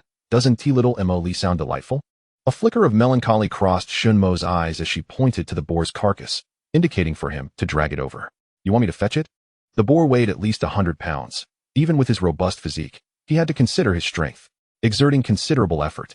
Qingyang finally managed to haul the boar through the forest. Along the way, he observed numerous rare wild plants. Had he not been encumbered by the boar, he would have loved to pause and collect some. Shunimo, noticing his sluggish pace, expressed her disdain by pushing him aside and dragging the boar with surprising speed. Qingyang was taken aback. It seemed the rumors of Shunimo's strength were indeed true. As an adult male, he found it laborious, while she appeared to exert no effort at all. We must leave the forest quickly. There are beasts about, Shunimo cautioned, clarifying her concern that the scent of blood would attract other predators. Clearly, it was prudent for them to vacate the area swiftly.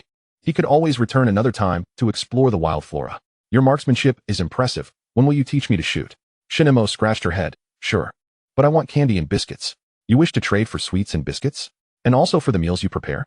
Observing how fond she seemed of his cooking, Qingyang found her quite endearing, despite her disheveled appearance rendering her difficult to gauge. That has settled then. You shall teach me to shoot. Having traversed into this era where firearms were prohibited, he had experience with shooting games, yet handling a real gun proved to be an entirely different challenge. Shunimo nodded emphatically. You splashed water on Jiang Wanwan yesterday? Qingyang inquired, curious about the incident that had caused her such ire. The vegetable thief, Shunimo scoffed, rolling her eyes. She pilfered your vegetables. Indeed, that was excessive, Qingyang remarked, realizing Shunimo wasn't as unreasonable as she appeared. Perhaps her past aggression had been justified. Shunimo opted not to take the boar back to their camp, instead choosing a different path. I'm leaving. You go chop wood. You're not coming to the camp with me? Shunimo remained silent, nodding subtly before hoisting the boar and descending the mountain path. Qingyang thought her small figure seemed quite forlorn. It was apparent that others feared her and treated her unfavorably, leading her to avoid interactions with them. Upon returning to the camp, Sun Xianqian excitedly approached with 2 squirrels in hand. Qingyang, we're in for a treat tonight. Squirrel meat. Oh, splendid. They had gathered all the timber from the forest. While it appeared to be a simple task, it was incredibly labor-intensive. Just as they finished, heavy rain began to pour from the overcast sky. Han Jiqiang remarked with relief. Thankfully, we've completed our work. Who knows how long this downpour will last? If it continues tomorrow, we can enjoy a day of rest. The prospect of a break invigorated Qingyang. After all, he had many matters to attend to. Spending the day chopping wood left him no time for other pursuits. The process of requesting leave was cumbersome, and they were discouraged from doing so unless absolutely necessary. With the rain preventing any repairs to the house, Zhou Jinxue could also take a day off, yet he felt somewhat disheartened. Alas, I want to get to savor the dishes Qingyang prepares. Now, he eagerly anticipated the end of work each day solely to enjoy Qingyang's cooking. I feel as though I'm becoming addicted. Even the lovely young woman next door doesn't occupy my thoughts as much. I caught a squirrel too. Can I come over for a meal? Sure, come on over, Lu Qingyang replied. Returning to the dilapidated house, he noticed a large hole in the roof, through which water was pouring. Urgently, he placed several umbrellas at the opening to at least shield the interior from the rain. He then took a broom and swept the water out of the house. Observing the state of the house, Sun Xiangqian remarked, perhaps we should squeeze in together. Look at this mess. How can anyone live here? No worries. The beams have been reinforced. Just the roof needs fixing, Lu Qingyang reassured him. As he prepared to handle the squirrels, he noticed a figure emerging through the rain, without an umbrella, carrying something on her back. Upon closer inspection, he realized it was Shunimo. He quickly pulled her inside. It's pouring outside. Didn't you think to bring an umbrella? The weather is frigid. Zhou Jinxue and Sun Xiangqian instinctively stepped back in alarm upon seeing Shunimo. She simply set down half a wild boar and stated, "Here is something for you." Before vanishing into the rain, Lu Qingyang had no time to express his gratitude. The two men gaped at the wild boar meat on the ground, astonished. She brought you half a wild boar. Those creatures are fierce and difficult to hunt. This girl truly is formidable, Zhou Jinxue marveled. I've heard she can knock someone's teeth out, but I never witnessed it until now. It seems there is some truth to that. Chapter 27 Shunimo was drenched by the rain. Wild boars typically weigh dozens of pounds, and she had carried one over with ease, leaving them in awe. Sun Xiangqian, too, was left speechless. The fact that Shunimo still thought of him made Lu Qingyang feel that his previous kindness had not gone unnoticed. His gaze fell upon the wild boar meat before him. The flavor of wild boar was entirely distinct from that of domesticated pigs, with a firmer texture. While it might not possess the same delicacy as farm-raised pork, in these times of scarcity, being able to eat wild boar was a rare indulgence.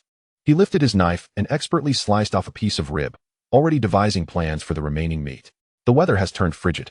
Storing food for a few days poses no issue, and the remainder can be preserved through pickling for extended longevity. Zhou Jinxue rubbed his hands together, noting how the chill in the air was becoming increasingly biting. You all must take care. At this time of year, we typically experience a significant drop in temperature. Wear more cotton clothing to avoid succumbing to the cold. Sun Xiangqian added a few more pieces of firewood to the heated Kong, and then plopped down on its warm edge, grinning. I say, Qingyang, if only you had a stove in this room, life would be so much easier. When the sun shines again, I shall construct one for you. What do you think? Upon hearing this, Lu Qingyang's eyes sparkled with intrigue. You can build a stove? That sounds like an effortless task. I just lack some bricks at the moment. Sun Xiangqian patted his thigh, exuding confidence. In a few days, I plan to head to town to buy some tiles. I'll keep an eye out for bricks and bring them back as well. And what shall we eat today? Sun Xiangqian gazed at him expectantly. Lu Qingyang stifled a chuckle, feeling as though he had become a caretaker. Fortunately, these fellows were all industrious and never hesitated to lend a hand. Let us prepare some pork ribs with potatoes. Dealing with the entrails would be too much of a hassle. His words seemed to conjure the mouth-watering aroma that wafted around them. Yet, they were not accustomed to receiving without giving. Zhou Jinxue collected some scrap wood, intending to craft a wooden table as a gift for Lu Qingyang. Meanwhile, Sun Xiangqian quickly stoked the fire, while Lu Qingyang washed the potatoes, cutting them into chunks, and sliced the pork ribs. He first sautéed ginger and scallions in oil before adding the ribs, until the air was filled with a tantalizing fragrance. He then poured in fresh water, allowing the ribs to simmer gently. From the city, he had also brought back a jar of fermented bean paste, intending to add some to the pot for additional flavor. In the corner lay 2 cabbages that Shunimo had gifted earlier. After washing and chopping them, he tossed them into the pot as well. Soon, a delightful aroma, a harmonious blend of meat, vegetables, and sauce, began to permeate the small dwelling. On the other side, the roof continued to drip with rain, while the group gathered, their eyes fixated on the bubbling pot that exuded warmth. Eagerly anticipating the moment when the ribs would become tender, Lu Qingyang poured out some flour, intending to roll out noodles to add to the dish just before serving. For noodles would absorb the flavors beautifully. Life revolves around the pleasures of food and drink. Everything else can be compromised, though the conditions were modest. The meal would be anything but ordinary. At last, the ribs reached the perfect tenderness, the meat succulent and fragrant, prompting the 3 to eagerly reach for their chopsticks. Unable to contain their excitement, even the potatoes and cabbage, having absorbed the savory juices, were rich in flavor and utterly delightful. Qingyang, honestly, you should work as a chef in a state-run restaurant. Your cooking is simply exquisite. You flatter me, Lu Qingyang replied modestly. Being a head chef in a state-run establishment is a coveted position. This sentiment brought back memories of his life before entering this narrative, where his parents owned a small restaurant, and he had spent countless hours in their cramped kitchen, acquiring a modicum of culinary knowledge. They had supported his education through the profits of their modest eatery. Alas, he had immersed himself in studies for decades, only to find himself transported here shortly after commencing work. He wondered if his parents would be heartbroken. Lost in thought, Qingyang felt a wave of melancholy wash over him, pondering whether he would ever have the chance to return. After they had finished cleaning up, he began to cure the wild boar meat, knowing that properly preserved meat would last longer. He awaited Shunimo's arrival. Just as anticipated, she soon appeared, still damp from the rain. Having arrived as she had departed, she squatted at the threshold, reluctant to enter. My grandfather says one should not enter another's home without permission. A commendable stance, yet ordinary folk could hardly approach her. Qingyang knelt down, patiently explaining, I am preparing a meal for you. Surely we are friends? Shunimo's eyes glimmered with contemplation before she nodded slightly. Well, I suppose that counts. If we are friends, I would never harm you. Come, let us eat together here before you return. I will pack some leftovers for your grandfather. Shunimo inhaled the enticing aroma wafting from the dwelling. Unable to resist the allure of the wild boar ribs with potatoes, her feet moving of their own accord as she stepped over the threshold. Upon entering, her gaze was immediately drawn to the 3 leaking holes in the roof. Qingyang, how can your home be in worse condition than mine? She frowned. Oh, I plan to fix it in a few days. Qingyang was indifferent to such matters, serving her a bowl filled with pork ribs, potatoes, and noodles. Shunimo's attention was instantly captivated by the bowl. Observing her tattered, rain-soaked cotton coat, Qingyang felt a pang of concern. Suddenly, he remembered the clothes he had intended for Tang Li, which he had yet to deliver. Now they were all packed away in his space. Perhaps Shunimo could wear them. They might be a bit large, but they would suffice. As Shunimo picked up her chopsticks, she began to devour the food with gusto. Qingyang took the opportunity to slip into the inner room and retrieved a complete set of clothing from his space. Shunimo, still clutching the bowl, was not satisfied and decided to lift the entire pot, indulging directly in the steaming noodles. Delicious, she exclaimed, her face aglow with happiness.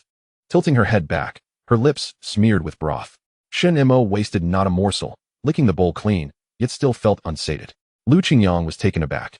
This little girl possessed not only remarkable strength, but also an astonishing appetite. The remaining food was sufficient for 3 grown men, and she had consumed it all, even expressing that she was still hungry. What about your grandfather? He asked. Shunimo belched, her brow furrowed in regret. It was just too delicious, I forgot about him. She patted her stomach, still feeling hungry. Qingyang sighed, go change into these clothes.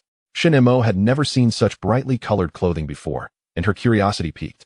Yet she quickly shook her head, appearing reluctant. I don't want to wear that color. Qingyang chuckled lightly, adopting a coaxing tone. But your current clothing is completely soaked.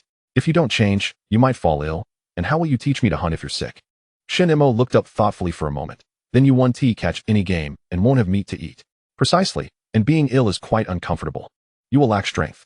Once you change, I shall reward you with more delicious food. Qingyang felt as though he were soothing a child. After all, she was indeed just that, a child. Upon hearing of more tasty treats, Shunimo suddenly sprang up, reaching for the clothes, and right before Qingyang's eyes, began to unbutton her coat. What do you think you're doing?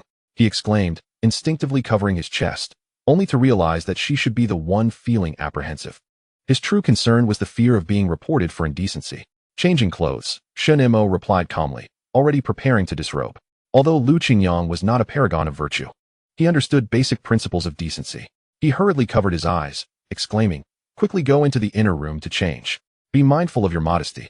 Chapter 28. After 3 cups of malted milk. Had this young girl never been taught proper behavior? Shunimo blinked her eyes and asked, Qingyang, you say you are my friend. Do friends truly need to care about such things? Qingyang, facing away from her, retorted, do you mean to say that you have always changed clothes in front of your friends? After a moment of contemplation, Shunimo replied candidly, yes. I always change in front of De Huang and its 3 pups. They are my friends. The more Qingyang pondered, the more uneasy he became. De Huang and its children? Don't tell me they're dogs?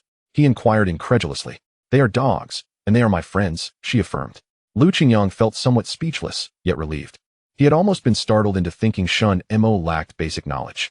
In the midst of their conversation, Shunimo had changed her clothes and approached Qingyang. Now, I must tell you, even among friends, one should not change clothes in front of others, understood? Qingyang felt as though he was imparting wisdom like a concerned father. However, upon seeing Shunimo dressed anew, he was momentarily taken aback. Her face, now clean, bore no resemblance to that of a dirty wild child. Instead, it was strikingly delicate. Her features were petite and well-proportioned, with a straight, elegant nose. Although her skin lacked the pristine whiteness due to prolonged labor, it did not detract from her beauty. Her damp braid had come undone, cascading loosely over her shoulders in gentle waves. The crimson coat she wore accentuated her vibrant charm. Lu Qingyang found himself momentarily entranced, but quickly turned away. Shunimo nodded thoughtfully. No one will bully me. If they do, I'll beat them up. She glanced around eagerly. Where's the food? Lu Qingyang could only smile helplessly. This girl truly had a short memory, having grown up likely due to her innate strength. He retrieved a can of malt extract and prepared her a cup with hot water, placing it before her. Drink up. As for the tattered old clothes, he had intended to wash and dry them in the sun before returning them, but Shunimo clutched them protectively, declaring, I want to take them back. Don't throw them away. All right, you can take them back and wash them yourself. Lu Qingyang noted that her sentences were growing longer, likely a sign of her increasing trust in him. To think she regarded him as a friend on par with her dogs left him unsure whether to laugh or cry. Shunimo held the enamel cup, first sniffing its rich malt aroma. After taking a sip, she found the sweet, fragrant flavor to be a revelation. This tastes better than candy, she exclaimed, finishing the cup in one go and placing it before him, demanding, I want more. Lu Qingyang sighed. How could he refuse her? He obediently prepared her another cup. After 3 generous servings, Shunimo contentedly licked her lips clean. With such an appetite, it was no wonder she often went hungry at home. Feeling satiated, Shunimo's demeanor relaxed further, and she hummed a cheerful tune, clearly in high spirits. Do you have a hunting rifle here? I can teach you how to use it. Yes, Lu Qingyang replied, retrieving a rustic hunting gun. He had already learned the basic operations from Sun Xianqian. It's quite simple. Just hold your breath, focus, aim at the target, and pull the trigger. So easy. Shunimo grasped his hand, holding the gun. When you're free, you should try shooting. Rest assured, it's very straightforward. Her confidence instilled a bit more assurance in Lu Qingyang. All right, I'll give it a try when the weather clears. Feeling that the moment was opportune, Shunimo picked up the biscuits Lu Qingyang had packed for her and declared, Lu Qingyang, I'm leaving. Outside, the darkness loomed, and Lu Qingyang was concerned for her safety. Wait, I'll walk you back. Walk me back. There's no need. My home is in the village, not far. She pointed toward the nearby settlement. The underdeveloped mountain village lacked electricity, shrouded in darkness, with only the gentle rain persistently drumming against the quiet. Worried that she might get soaked on her way back, Lu Qingyang held an umbrella over her head. Let us go. It's a good chance to meet De Huang. You want to meet De Huang? Sure, Shunimo replied, finally acquiescing. She lifted a dim oil lamp, its weak glow flickering in the rain. As they stepped together into the curtain of rain, to shield the girl from the drizzle, Lu Qingyang subtly tilted the umbrella. Shunimo glanced around curiously, her steps restless as she occasionally extended her hand outside the umbrella to catch raindrops, allowing the cold droplets to slide down her fingers. One could only wonder what thoughts danced through her mind. They strolled along the narrow path until they reached her doorstep, where Lu Qingyang paused, ready to bid farewell. Suddenly, a series of urgent, loud barks erupted, seemingly aiming to chase off the unexpected visitor. Woof woof woof. The sound was especially jarring in the night. Shunimo tugged at his arm, eager to introduce him to De Huang.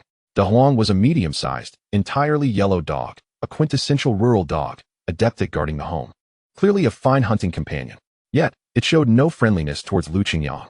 Shunimo pulled De Huang over and earnestly introduced, De Huang, this is my friend. Aside from you. However, De Huang remained unyielding, barking incessantly.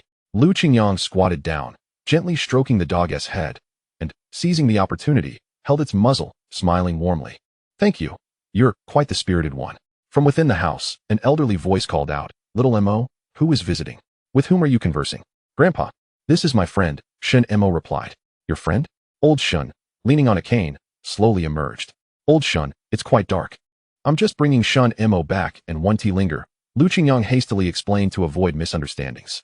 Upon hearing this, Old Shun sighed deeply. Just as Lu Qingyang intended to leave, he noticed 3 little yellow pups trailing behind De Huang, wiggling their chubby backsides adorably. Since you're here, come in for a cup of tea. It's a good way to express gratitude for your care of Shunimo. Lu Qingyang then realized that Shunimo's grandfather was blind. His eyes were devoid of light, relying on his cane to navigate obstacles. Little Mo, quickly boil some water and prepare tea for our guest. Shunimo picked up one of the little pups, stating, Lu Qingyang is a friend, not a guest. He doesn't need tea. Lu Qingyang politely declined as well. No need for tea, Old Shun. If I may be so bold, are you unable to see? Yes. Old Shun replied, feeling his way to a seat. I've grown old and gradually lost my sight. Now I only have this granddaughter left, which is quite worrisome. Indeed. With age comes the likelihood of cataracts, and in the current medical environment, lack of timely treatment could lead to gradual blindness. Lu Qingyang felt a surge of sympathy for the elderly duo. It made sense why Shunimo often brought food home for her grandfather. It was because he could not see, could not cook, and could not be away for long. Shunimo has always been under your care. I feel quite embarrassed. Please wait a moment. I'll get you something. Old Shin fumbled for a while before opening a cabinet and retrieving a bundle of items. This is a fine tea from the mountains, which I have kept untouched for a while. To express my gratitude, I shall gift it to you. Naturally, Lu Qingyang was reluctant to accept it, and after much insistence, he could not refuse Old Shun and ultimately took the tea leaves, thanking him profusely. As he departed under the shelter of his umbrella, an inexplicable sensation of oddity washed over him, though he could not articulate why. It was only after the sound of retreating footsteps faded that Old Shun turned to Shunimo and scolded, "What have I told you? Do not seek out those educated youths again. Have you taken my words to heart? Yet, Lu Qingyang is a friend." Shunimo lowered her head in a show of resignation. "What friend? Your mother was deceived by those educated youths sent to the countryside. Even on her deathbed, she thought of that man. And what was the outcome? When she learned of her pregnancy, he vanished, leaving her with nothing but heartache. For over a decade, they haven't even exchanged a word. His daughter, having suffered complications from childbirth, passed away when Shunimo was still under 10. From that moment forth, he raised Shunimo as if she were a boy, instilling in her the martial skills traditionally reserved for men." Shunimo was perplexed. Why did men earn the label of scoundrel? Lu Qingyang, for instance, bore no such odor. In fact, he emanated a subtle fragrance. He seemed entirely unlike the scoundrels her grandfather spoke of. Regardless, you must never be deceived by men. Do not be so easily swayed by a mere token of kindness.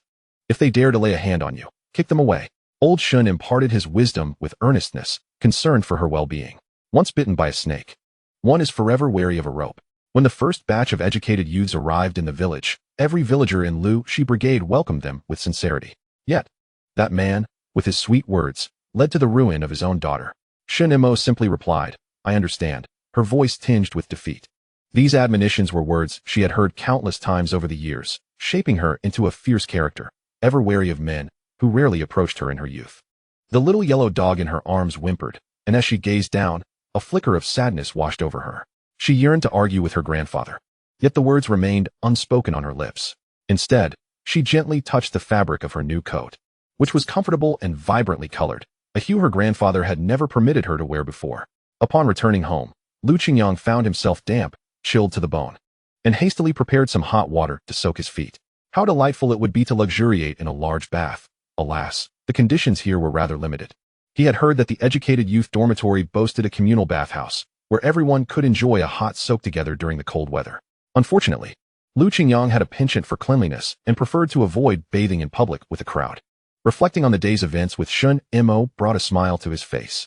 He resolved to master the use of a hunting rifle. With so many treasures in these mountains, one could not truly appreciate the joy of hunting without hands-on experience. After a brief practice with the rifle, he felt he was nearly ready, lacking only the opportunity for real-world application. After soaking his feet and completing his evening rituals, Lu Qingyang returned to his storage space to check on the wild herbs he had previously planted. They appeared to be thriving, particularly the precious huangjing. He made his way to the supply shed, retrieving some soybeans, having noticed a stone mill at the educated youth dormitory, with plans to grind some tofu soon. Homemade tofu was a delightful treat. The small cabbage in the field had matured, and tomatoes had begun to bear fruit.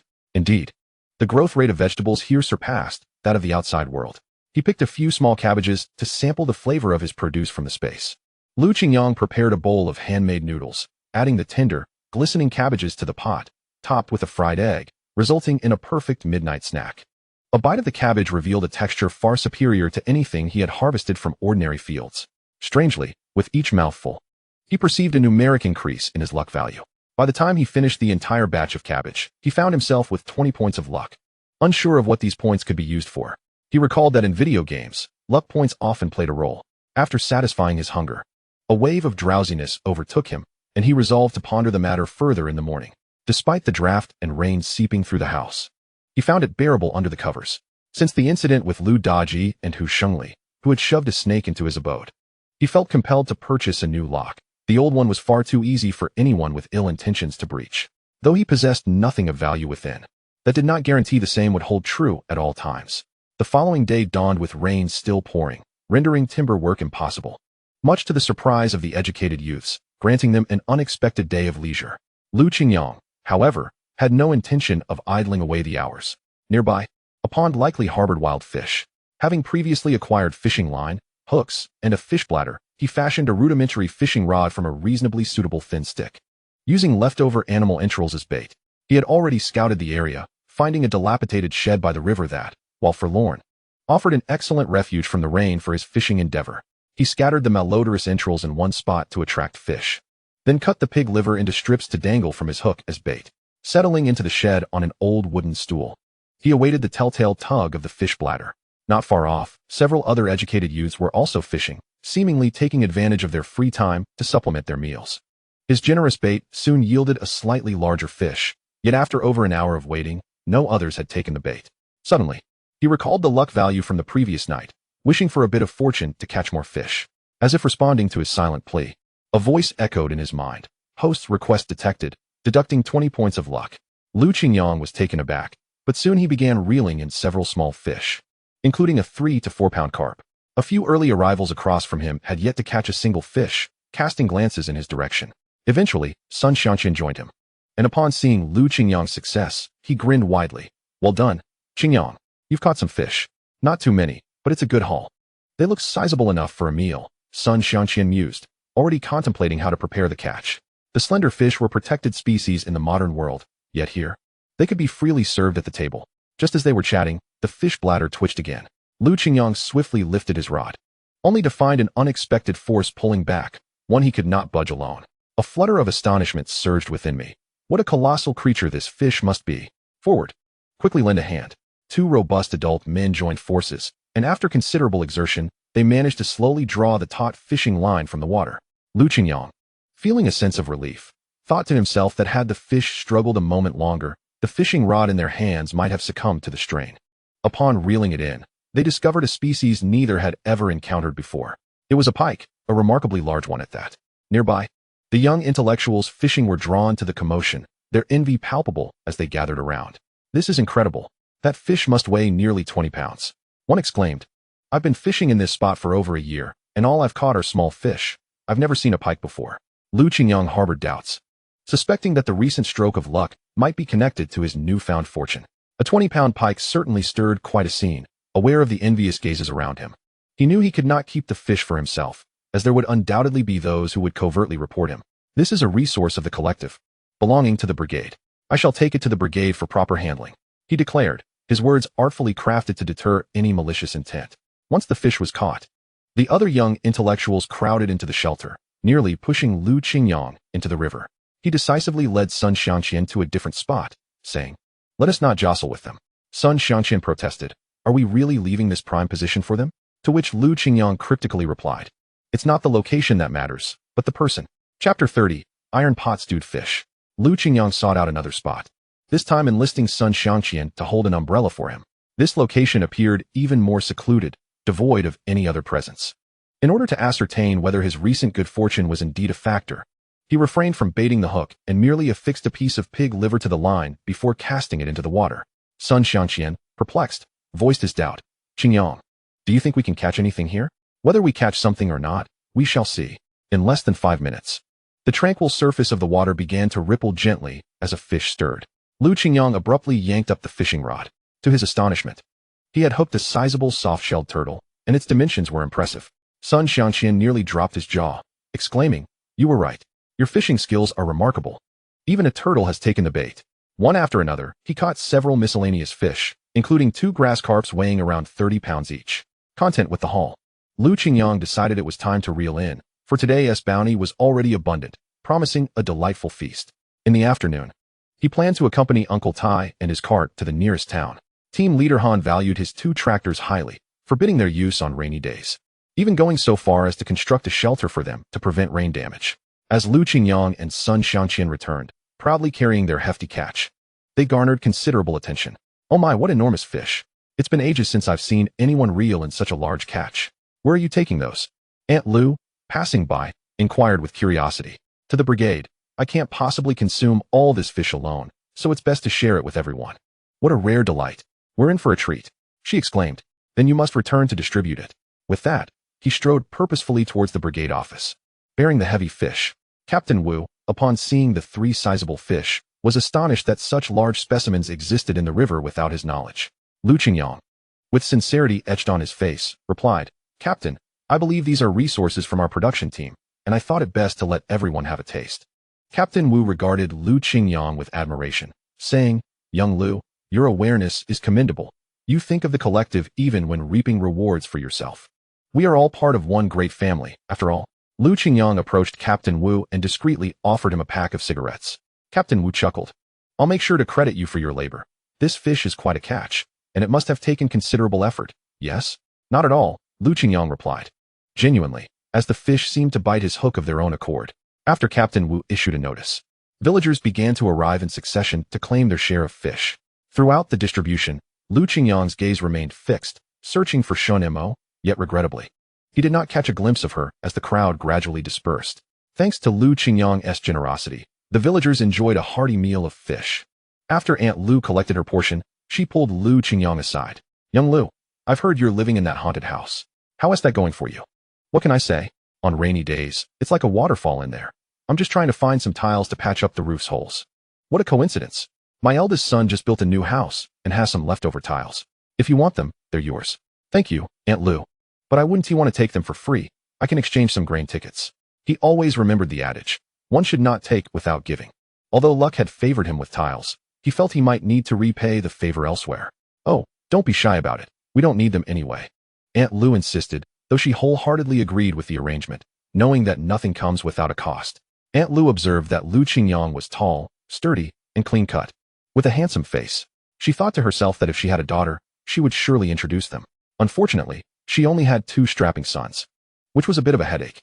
Qingyang wasted no time and invited son Xianqian to accompany him to Aunt Lu's home to see how many tiles were available. "Do you think these will suffice? It's a waste to let them pile up in the yard." Upon inspection, Qingyang confirmed that there were indeed enough tiles, along with some bricks. After some negotiation, he exchanged several dozen pounds of grain tickets with Aunt Lu for the bricks and tiles. To express his gratitude, he gifted her 2 crucian carp, leaving Aunt Lu beaming with joy. "Since you're here, why not stay for a meal before you go?" she suggested warmly, pulling both of them to sit down. Not wanting to impose, Qingyang offered, "Aunt Lu, how about I help you prepare the fish?" Aunt Lu, skeptical, asked, "You young city folks know how to do that?" "You underestimate me," he replied confidently. Qingyang swiftly scaled the fish and cleaned its entrails in one fluid motion. "Are we making soup or braising it?" Aunt Lu inquired. "Let us stew it in a big pot," he suggested. This method was a staple in Northeast cuisine, a hearty one-pot dish. Seeing that Aunt Lu had quite a few mouths to feed, herself and her husband, along with 2 sons, one of whom was already married with a 5-year-old and is still nursing infant, it was no wonder they needed to build a new house. Their current one could hardly accommodate the growing family. When the steaming pot of stew was finally served, the eldest boy's mouth watered, and he reached out his hand to grab it. Aunt Lu gently swatted his hand with chopsticks, warning, "Careful, it's hot." The young boy whimpered, "I'm hungry." Only then did Qingyang realize that this child, despite being 5, seemed to struggle with speech. "Aunt Lu, does your child not speak much at 5 years old?" Aunt Lu was filled with remorse at the thought of the incident. "In our brigade, everyone had to work. During the corn husking, I took Dogwa along with me. But who would have known that the child, in his playful spirit, fell and struck a large stone when he was merely 3 years old, resulting in..." With that, she wiped away her tears, feeling quite embarrassed. It was a rare treat for Dogwa to enjoy meat, relishing the fish soup mixed with cornbread, even licking his fingers clean, all the while wearing a blissful, silly smile. Qingyang felt a pang of heartache, resolving to bring fish to Aunt Lu's family the next time he caught some. After finishing their meal, he and son Xianqian pushed the cart back. The tiles and bricks they had gathered were more than sufficient for their house. Son Xianqian mumbled, "Your cooking is still the best, Qingyang. Let's prepare a big pot stew for dinner." With that, he rushed to check on the turtle they had caught earlier that morning, intending to make soup with it, as he had heard it was quite nourishing. Suddenly, he exclaimed, "Where's the turtle? Where did it go?" To their dismay, the bucket that was supposed to contain the turtle was completely empty. Chapter 31, The Hunt for the Turtle Thief. Son Xianqian had carelessly left the bucket outside, not secured within the house, and it seemed someone had taken it. With a mournful expression, he lamented, having hoped to improve their meals. "Don't worry. We still have some miscellaneous fish. We can make a stew with those tonight." With that, Qingyang carried the last large fish and headed straight to the educated youth dormitory. Jiang Wanwan had never seen such a large carp before. Astonished that Qingyang had caught it with that old fishing rod, Even more surprising was that he didn't trade it for work points or keep it for himself, but instead suggested they all cook it together. Qingyang, how can you be so generous? This is your catch. It's nothing. We all came here to toil together. Good things should be shared. I just happened to be lucky. The jealousy of those educated youths who hadn't caught any fish diminished significantly. Lu Qingyang wished to maintain harmony, aware that this was a large collective. Lumbering was also a communal effort, and nurturing good relationships was paramount. Besides, he had no need for such a large fish. Team leader Han nodded in approval, agreeing with Lu Qingyang's sentiment. Just moments ago, several educated youths had complained to him, accusing Lu Qingyang of extravagance and engaging in capitalistic behavior. Yet now, he had brought the fish over, effectively slapping those petty individuals in the face. Several young men volunteered to handle the fish, eagerly anticipating a feast of fish meat, filled with enthusiasm. However, Lu Qingyang suddenly sighed, a frown creasing his brow. I'm sorry, team leader Han. Han Jiqiang looked puzzled. What do you have to apologize for? Well, I also caught an old turtle, which I intended to give you to nourish you, but Han Jiqiang, the most senior and oldest in the dormitory, had arrived at Lu Shi Brigade at the age of 20 and was now 30, having spent a decade there, finally becoming a master of his household. So what happened? Whereas the turtle, it was stolen. Lu Qingyang feigned a dramatic gesture, clutching his chest. I'm truly sorry, team leader Han.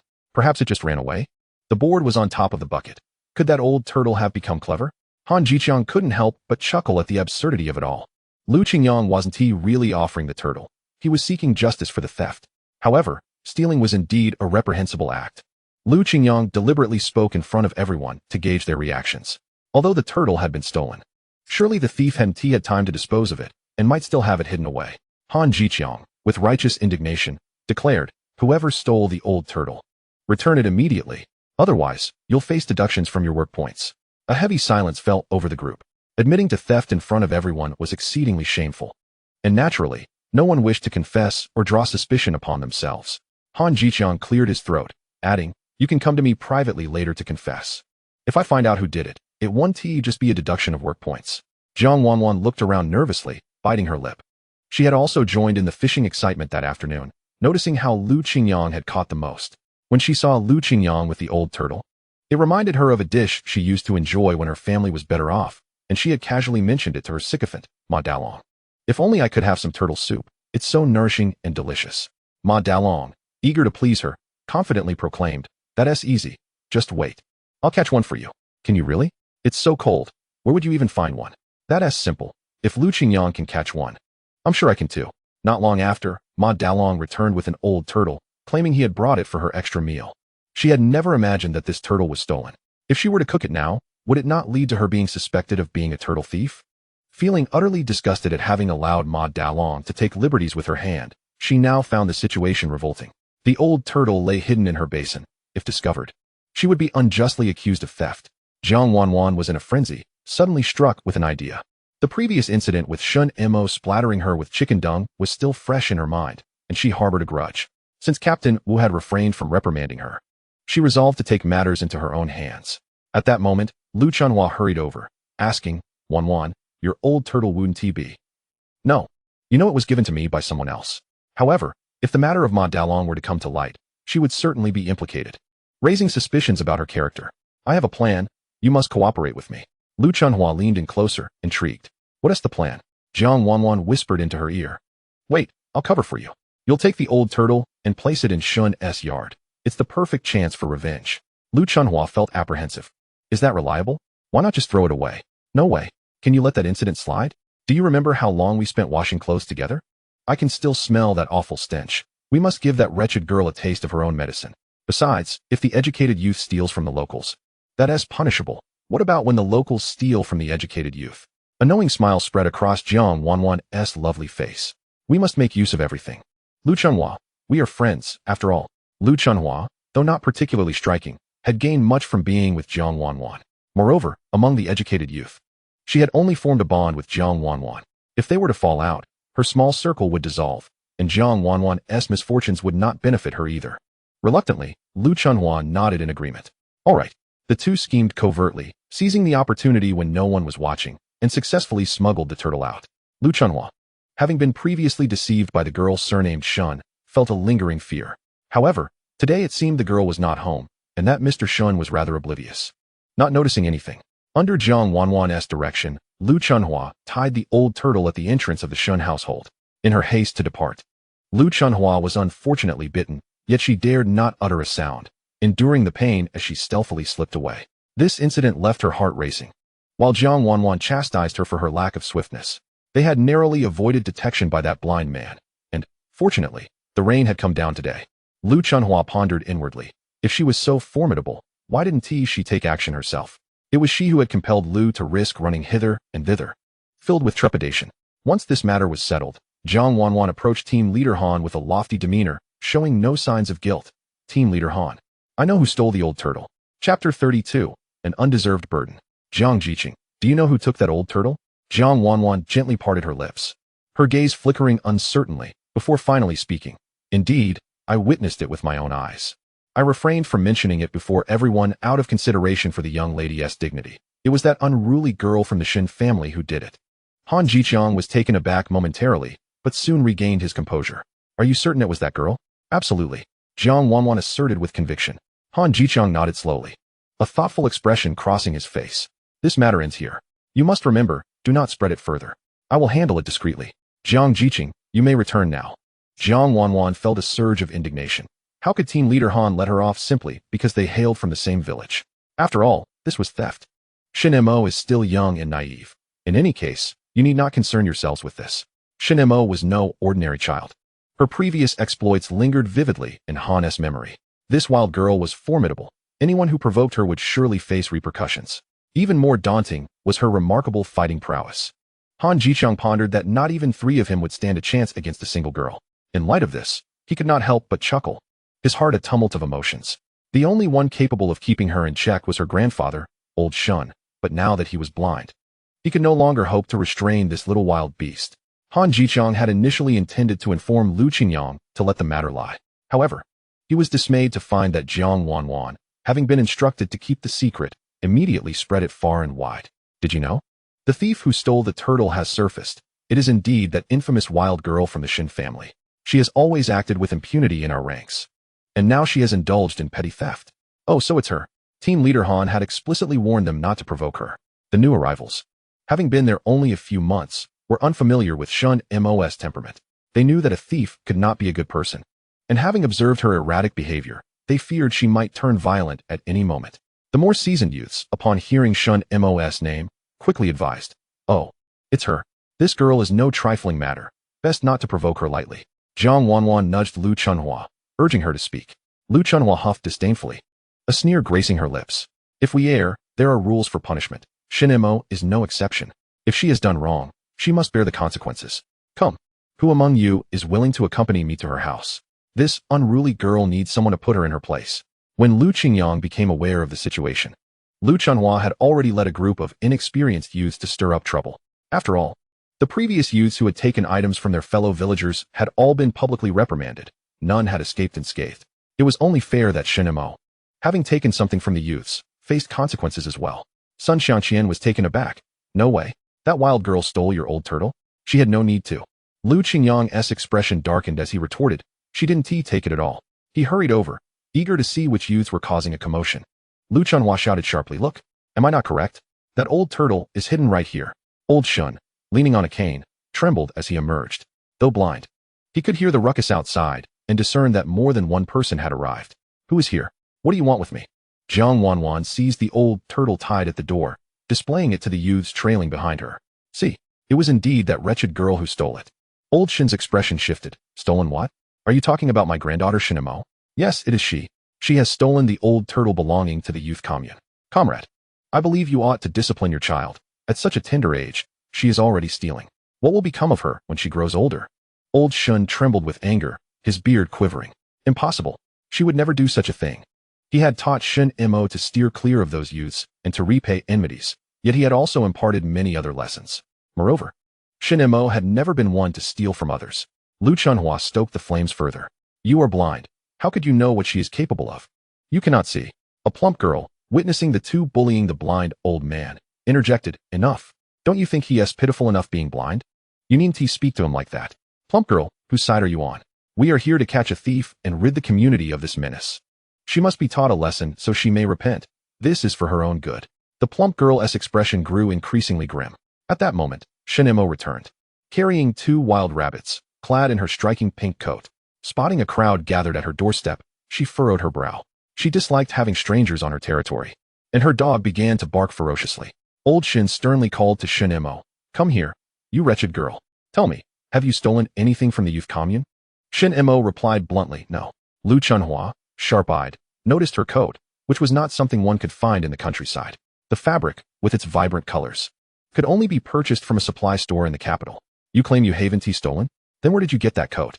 The coat was oversized, its sleeves and hem hanging long on. Shunimo Jiang Wanwan observed the unfolding drama with cold detachment, allowing Lu Chunhua to lead the charge. "I believe you have not only stolen the old turtle, but also our clothing. You shameless thief." Shunimo maintained her calm demeanor, though impatience was beginning to show. "I haven't stolen anything. I never steal from others." Old Shin swung his cane erratically in Shunimo's direction. "Then tell me, where did your coat come from?" Originally a bystander, Aunt Lu could no longer remain silent. "That girl, I've watched her grow up. She may be a bit wild, but she has never engaged in thievery, nor has she ever lied." "Are you sure you are not mistaken?" "How could we be mistaken? I saw it with my own eyes." Just then, Lu Qingyang arrived at the door and shouted, "It was I who gave her that coat. You must not wrongfully accuse her." Lu Chunhua's face flushed with anger. "Where would you get a woman's coat to give to this girl?" "I had a fiancée, but our engagement fell through. When I was packing, I accidentally brought this coat along. Seeing how this girl usually wears tattered clothes, I decided to give it to her. She has stolen nothing. The old turtle was not stolen by her. It was a gift from me to old Master Shun to help restore his health. I acknowledge my mistake in this matter. Initially, I simply forgot to deliver the turtle, which led to this farce." Lu Qingyang took all the blame upon himself, fully aware that it was undoubtedly those who disdained Shunimo who had conspired against her. However, engaging with that group of women would require an inordinate amount of effort. With 3 women performing in unison, and clearly more than 3 present, it resembled a gaggle of ducks. Jiang Wanwan, witnessing her nefarious plan unravel, felt a deep sense of discomfort. Defiantly, she exclaimed, "Lu Qingyang, we are doing this for your sake." Lu Qingyang responded with a cold smile, "I appreciate your goodwill, but kindly refrain from meddling in my affairs in the future, otherwise it will be a thankless endeavor." Chapter 33. A stray pup. "What do you mean by this? You were the one searching for the thief."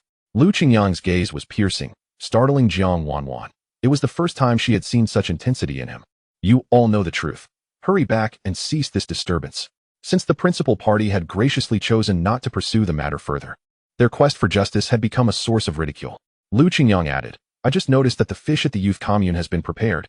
If you delay, you might miss out on it." Upon hearing that food was ready, the onlookers dispersed hastily, eager to seize the meat.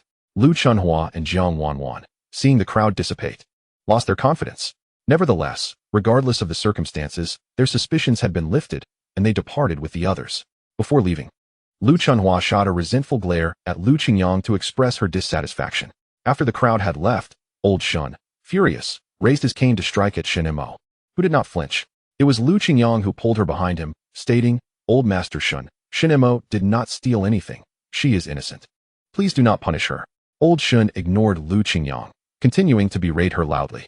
"You've learned some boldness, haven't you? Did I not instruct you to steer clear of the youth? Have you not heeded my words?" Aunt Lu, aware of the Shun family's affairs and old Shun's biases, intervened. "Old Shun, Qingyang is different from the other youths. He is a good person." Meanwhile, the silent Shunimo, in a fit of anger, threw down 2 rabbits and ran towards the forest. Observing this, Lu Qingyang could only plead with Aunt Lu, "Please help me. I will go find Shunimo. It's almost dark, and I fear for her safety. Let the little rascal run off if she wishes." Aunt Lu assisted old Shun into the house and waved to him, "Go on, I will keep an eye on old Shun." Lu Qingyang dashed after her. For reasons unknown, he empathized with Shunimo's current feelings. Back in school, when class funds went missing, everyone assumed he was the culprit due to his family's modest means. The teachers summoned his father, and he had braced himself for a stern punishment. However, upon returning home, his father, trembling, managed to gather a few hundred yuan from their meager savings and advised him to take it back to school to cover the missing funds, assuring him, "I do not believe you stole it. I trust your character." Seeing his father stooped with age, Lu Qingyang felt a swell of mixed emotions. The following day, his usually docile self had transformed. He fought and eventually uncovered the true thief among his classmates, one who had deliberately set him up due to jealousy. Although he faced consequences, he regained his honor and defended his dignity, which he believed was worth it. Shunimo likely felt the same. She was sensitive yet profoundly solitary, navigating the muddy mountain path after the rain. The trails of the forest were slick and treacherous. Surrounding him, mist enveloped the woods like a delicate veil, casting an air of mystery and eeriness over the tranquil landscape. Little Jasmine, where are you? Don't be angry. I brought you some milk candies. Would you like some? This time, the usually gluttonous Shunimo surprisingly rejected his offering, remaining silent. With a sigh, Qingyang was about to continue his search when he spotted a remarkably stout old tree, and within its hollow, he discerned a curled figure. He crouched down. Little Jasmine. The mountain can be quite frightening. Come back with me. Shunimo lifted her head briefly before lowering her gaze again, shaking her head like a rattle drum. I'm not afraid, not at all. He nearly forgot that Shunimo was a native of these woods. Qingyang patiently urged, I believe you did not steal anything. That coat was originally given to you, and the old turtle was certainly not taken by you. I understand your feelings. Rest assured, I will always stand by your side. Only then did Shunimo fix her gaze upon him, stating earnestly, I have always been in the mountains, hunting rabbits. Her voice carried a note of grievance. I would never steal. That would be wrong. I know you would never steal. Your grandfather has not been well, and you have cared for him diligently. You have done exceptionally well. At this moment, it was crucial to offer encouragement and praise to the child. As she relaxed her furrowed brow, Qingyang extended his hand. Come back with me. Your grandfather is quite worried about you. Shunimo hesitated, but finally summoned the courage to lightly touch his warm palm with her fingertips, only to withdraw swiftly like a startled fawn. I can get up by myself. Qingyang recognized her lingering wariness and maintained a deliberate distance. She softly expressed, Thank you for believing in me. Just then, a series of whimpering dog barks echoed from the forest. Shunimo furrowed her brow, a look of confusion crossing her face. That sounds like Huang's puppies. Immediately, she emerged from the tree hollow and began searching for the source of the puppy's cries. Huang emerged from the woods, circling at her feet, wagging his tail furiously. Huang, are these your pups? Woof woof. Huang responded excitedly, his tail wagging vigorously. Then let us go take a look. Shunimo followed Huang as he dashed deeper into the forest. Qingyang trailed behind, the sound of crunching branches underfoot accompanying him. Finally, they discovered a drenched little puppy nestled in the grass. Shunimo carefully picked up the puppy, asking Huang, Isn't this your pup? But it's gray. Huang barked aggressively at the puppy, displaying a hint of hostility, as if he intended to bite it. Don't hurt it, Shunimo pleaded, and reluctantly, she placed the puppy into Qingyang's arms. Given the weather, if they did not take it away, the puppy would surely freeze by morning. You take care of it, and if you promise me, I will return with you. Qingyang stroked the puppy's head. It appeared to be only recently born, slightly larger than his hand. Just right, as he had long desired a dog for hunting. What a fortuitous turn of events. Although it was somewhat smaller than he had envisioned, he agreed, all right. He tucked the puppy into his clothing, glancing at the dimming sky. It's getting dark. We must leave here quickly. Shunimo immediately quickened her pace. She ran swiftly, but her shorter legs could not match Qingyang's efficiency, and soon she lagged behind. Seemingly unwilling to concede, she accelerated again, moving ahead of him. Turning back, she pouted and huffed softly, seemingly displeased that he had surpassed her. At that moment, Shunimo nearly stumbled over a protruding tree root beneath her feet. Fortunately, Qingyang, quick-witted and agile, caught her just in time. Otherwise, she would have surely fallen. Relieved that she did not topple, Shunimo suddenly found herself suspended in the air. Qingyang had effortlessly hoisted her up, declaring that night was approaching and they would soon struggle to see the path ahead. You hold the umbrella, and I'll carry you down, he instructed. Luckily, the rain had ceased, alleviating some of the resistance they faced. This was a novel experience for Shunimo. Being carried was a first for her.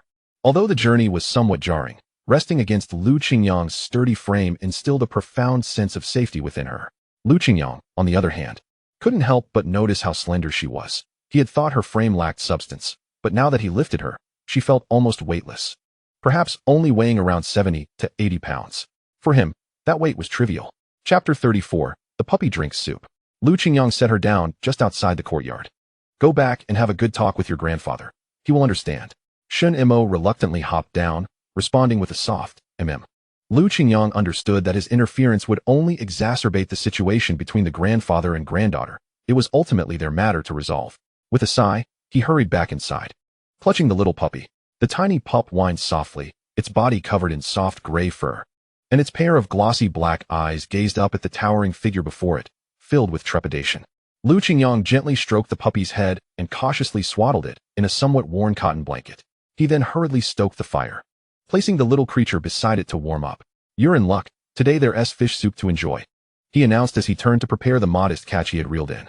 Heating the oil in the pan, he carefully slid the unremarkable fish into it, frying them until golden, then adding water to let them simmer. Soon, the room was filled with an enticing aroma. Once the soup reached a rolling boil, he deftly ladled a steaming bowl and set it aside to cool. Next, he added a few cloves of minced garlic, sprinkling in just the right amount of salt and pepper, allowing the broth to simmer further, intensifying the delightful fragrance. Kneeling down, he brought the bowl to the puppy's mouth. The little creature tentatively licked at it, and upon finding the taste agreeable, began to lap eagerly. Its tiny form nearly disappeared into the bowl, and it only stopped when its belly was pleasantly round. "You're quite small, yet you've eaten a fair amount. Here, have some fish soup, rest assured. You won't go hungry while you're with me." Dogs are omnivorous and can eat a variety of foods, though one must be cautious not to oversalt their meals. After a hearty feast, the young pup curled up by the fire, softly whimpering until it drifted into slumber. Meanwhile, Qingyang began to ponder the luck he had experienced that day. He retrieved a few small cabbages from his storage, washed them, and added them to the soup. As the broth boiled, releasing tendrils of steam, he carefully filled another bowl and took a sip. The subtle spiciness of the pepper danced on his tongue, instantly warming his stomach and dispelling the surrounding chill. He tried a bite of cabbage, and sure enough, his luck value increased once more. However, it had reverted to zero. Each mouthful now granted him a single point of luck. Could it be that his ability to catch larger fish during the day was a result of this luck? He began to wonder if other vegetables might enhance different attributes. Diving back into his storage, he discovered several ripe tomatoes and plucked them. Also checking on the previously cured pork, slicing off a piece to prepare for a meal tomorrow. Although the space was limited, tending to it alone consumed considerable time, necessitating daily efforts in planting. Upon returning to reality, he washed a tomato and bit into it. Its sweetness was perfectly balanced, ideal for a dish of scrambled eggs with tomatoes. Suddenly, a string of text materialized before him. Health value 1. It turned out that this tomato contributed to his health. If luck could be exchanged for fortune, then health value should similarly be redeemable for well-being. Yet, the conditions for triggering this remained unclear to him. He recalled that while fishing, he had whimsically wished for better luck, to catch more fish. Did that mean he merely needed to subconsciously desire these values for them to activate? After devouring the tomato, he found his health value had risen to 5 points. Glancing at the puppy, he noticed the familiar notification again. His health value decreased, yet there was no observable change in the pup. Perhaps 5 points was simply too insignificant. With his belly now full, he could not force down any more food and resolved to wait for another opportunity. Having taken a day of rest, he prepared to head to the forest to fell trees the following day, hoping to complete repairs on the house before the temperature dropped further. The next morning, Qingyang awoke to the biting cold. The fire in the stove had burned out, and the temperature had plummeted by several degrees, with drafts leaking through the roof. It was no wonder he felt chilled. This time, wearing 2 layers of clothing would likely prove insufficient. He donned an extra pair of cotton pants, a sweater, wrapped himself in a thick coat, slipped on rubber-soled boots, and ensured his ear warmers were snug. Searching for the puppy, he found the little creature still sleeping beside him. Figuring out how to accommodate the puppy was a dilemma. Taking it along to the forest would be impractical, but leaving it alone at home risked its health in the cold. Suddenly, a series of urgent knocks echoed from the door. Upon opening it, he found Shunimo standing there, her face as dirty as usual, though her pink coat was now worn beneath an old military overcoat, topped with a military green hat. From a distance, she resembled a small bear. "Xiao Mei, so early. I don't have breakfast to offer here," he remarked. Shunimo shook her head, making a smacking sound with her lips. Sure enough, the puppy waddled over to her feet. She scooped up the puppy, declaring, "I'll take care of it." It turned out she feared that she might harm the little dog, prompting her early visit. He had thought perhaps the girl simply missed him. Qingyang chuckled lightly. "So? Has your grandfather permitted you to visit me?" It was rare to see a look of dejection on her face. "No. But he can't stop me from coming to find you." This perhaps indicated that he held a special place in her heart. With earnestness, she continued, "De Huang was disciplined last night. He won't harm the puppy anymore. Then let De Huang feed it some milk. I have some fish here. Take it back for him to nurse," Qingyang suggested, handing her the bucket of fish, only to be met with the girl's resolute refusal. "I have food at home." He then offered her a handful of milk candies. "Surely you can have these?" After much internal conflict, she reluctantly accepted, saying, "I'll trade you something." With that, she pulled 2 cornbread muffins from her pocket and handed them over, before swiftly turning and dashing away with the puppy. Qingyang could only shake his head in bemusement as he stowed the muffins away. With last night's fish soup and the cornbread, he should have enough for lunch. The temperature has plummeted so rapidly, and after 2 days of persistent rain, it seems the resources of the forest farm are bound to dwindle. Indeed, the young intellectuals are all bundled up like rice dumplings. Lu Daji and Hu Shengli can no longer afford to procrastinate. Otherwise, they would miss out on earning work points, resulting in an even scarcer food supply. Although Hu Shengli has a package sent from the capital, it is uncertain when it will arrive, and they must venture into town to collect it. After their encounter with the wasp, the two have settled down, no longer daring to provoke Lu Qingyang recklessly. Over the past couple of days, they have refrained from causing trouble, choosing instead to recuperate in the youth commune. The swelling on their faces has not fully subsided, rendering them quite comical. The path to the Qingshan forest farm is exceedingly muddy, and with the sudden drop in temperature, the ground beneath their feet is covered in icy shards.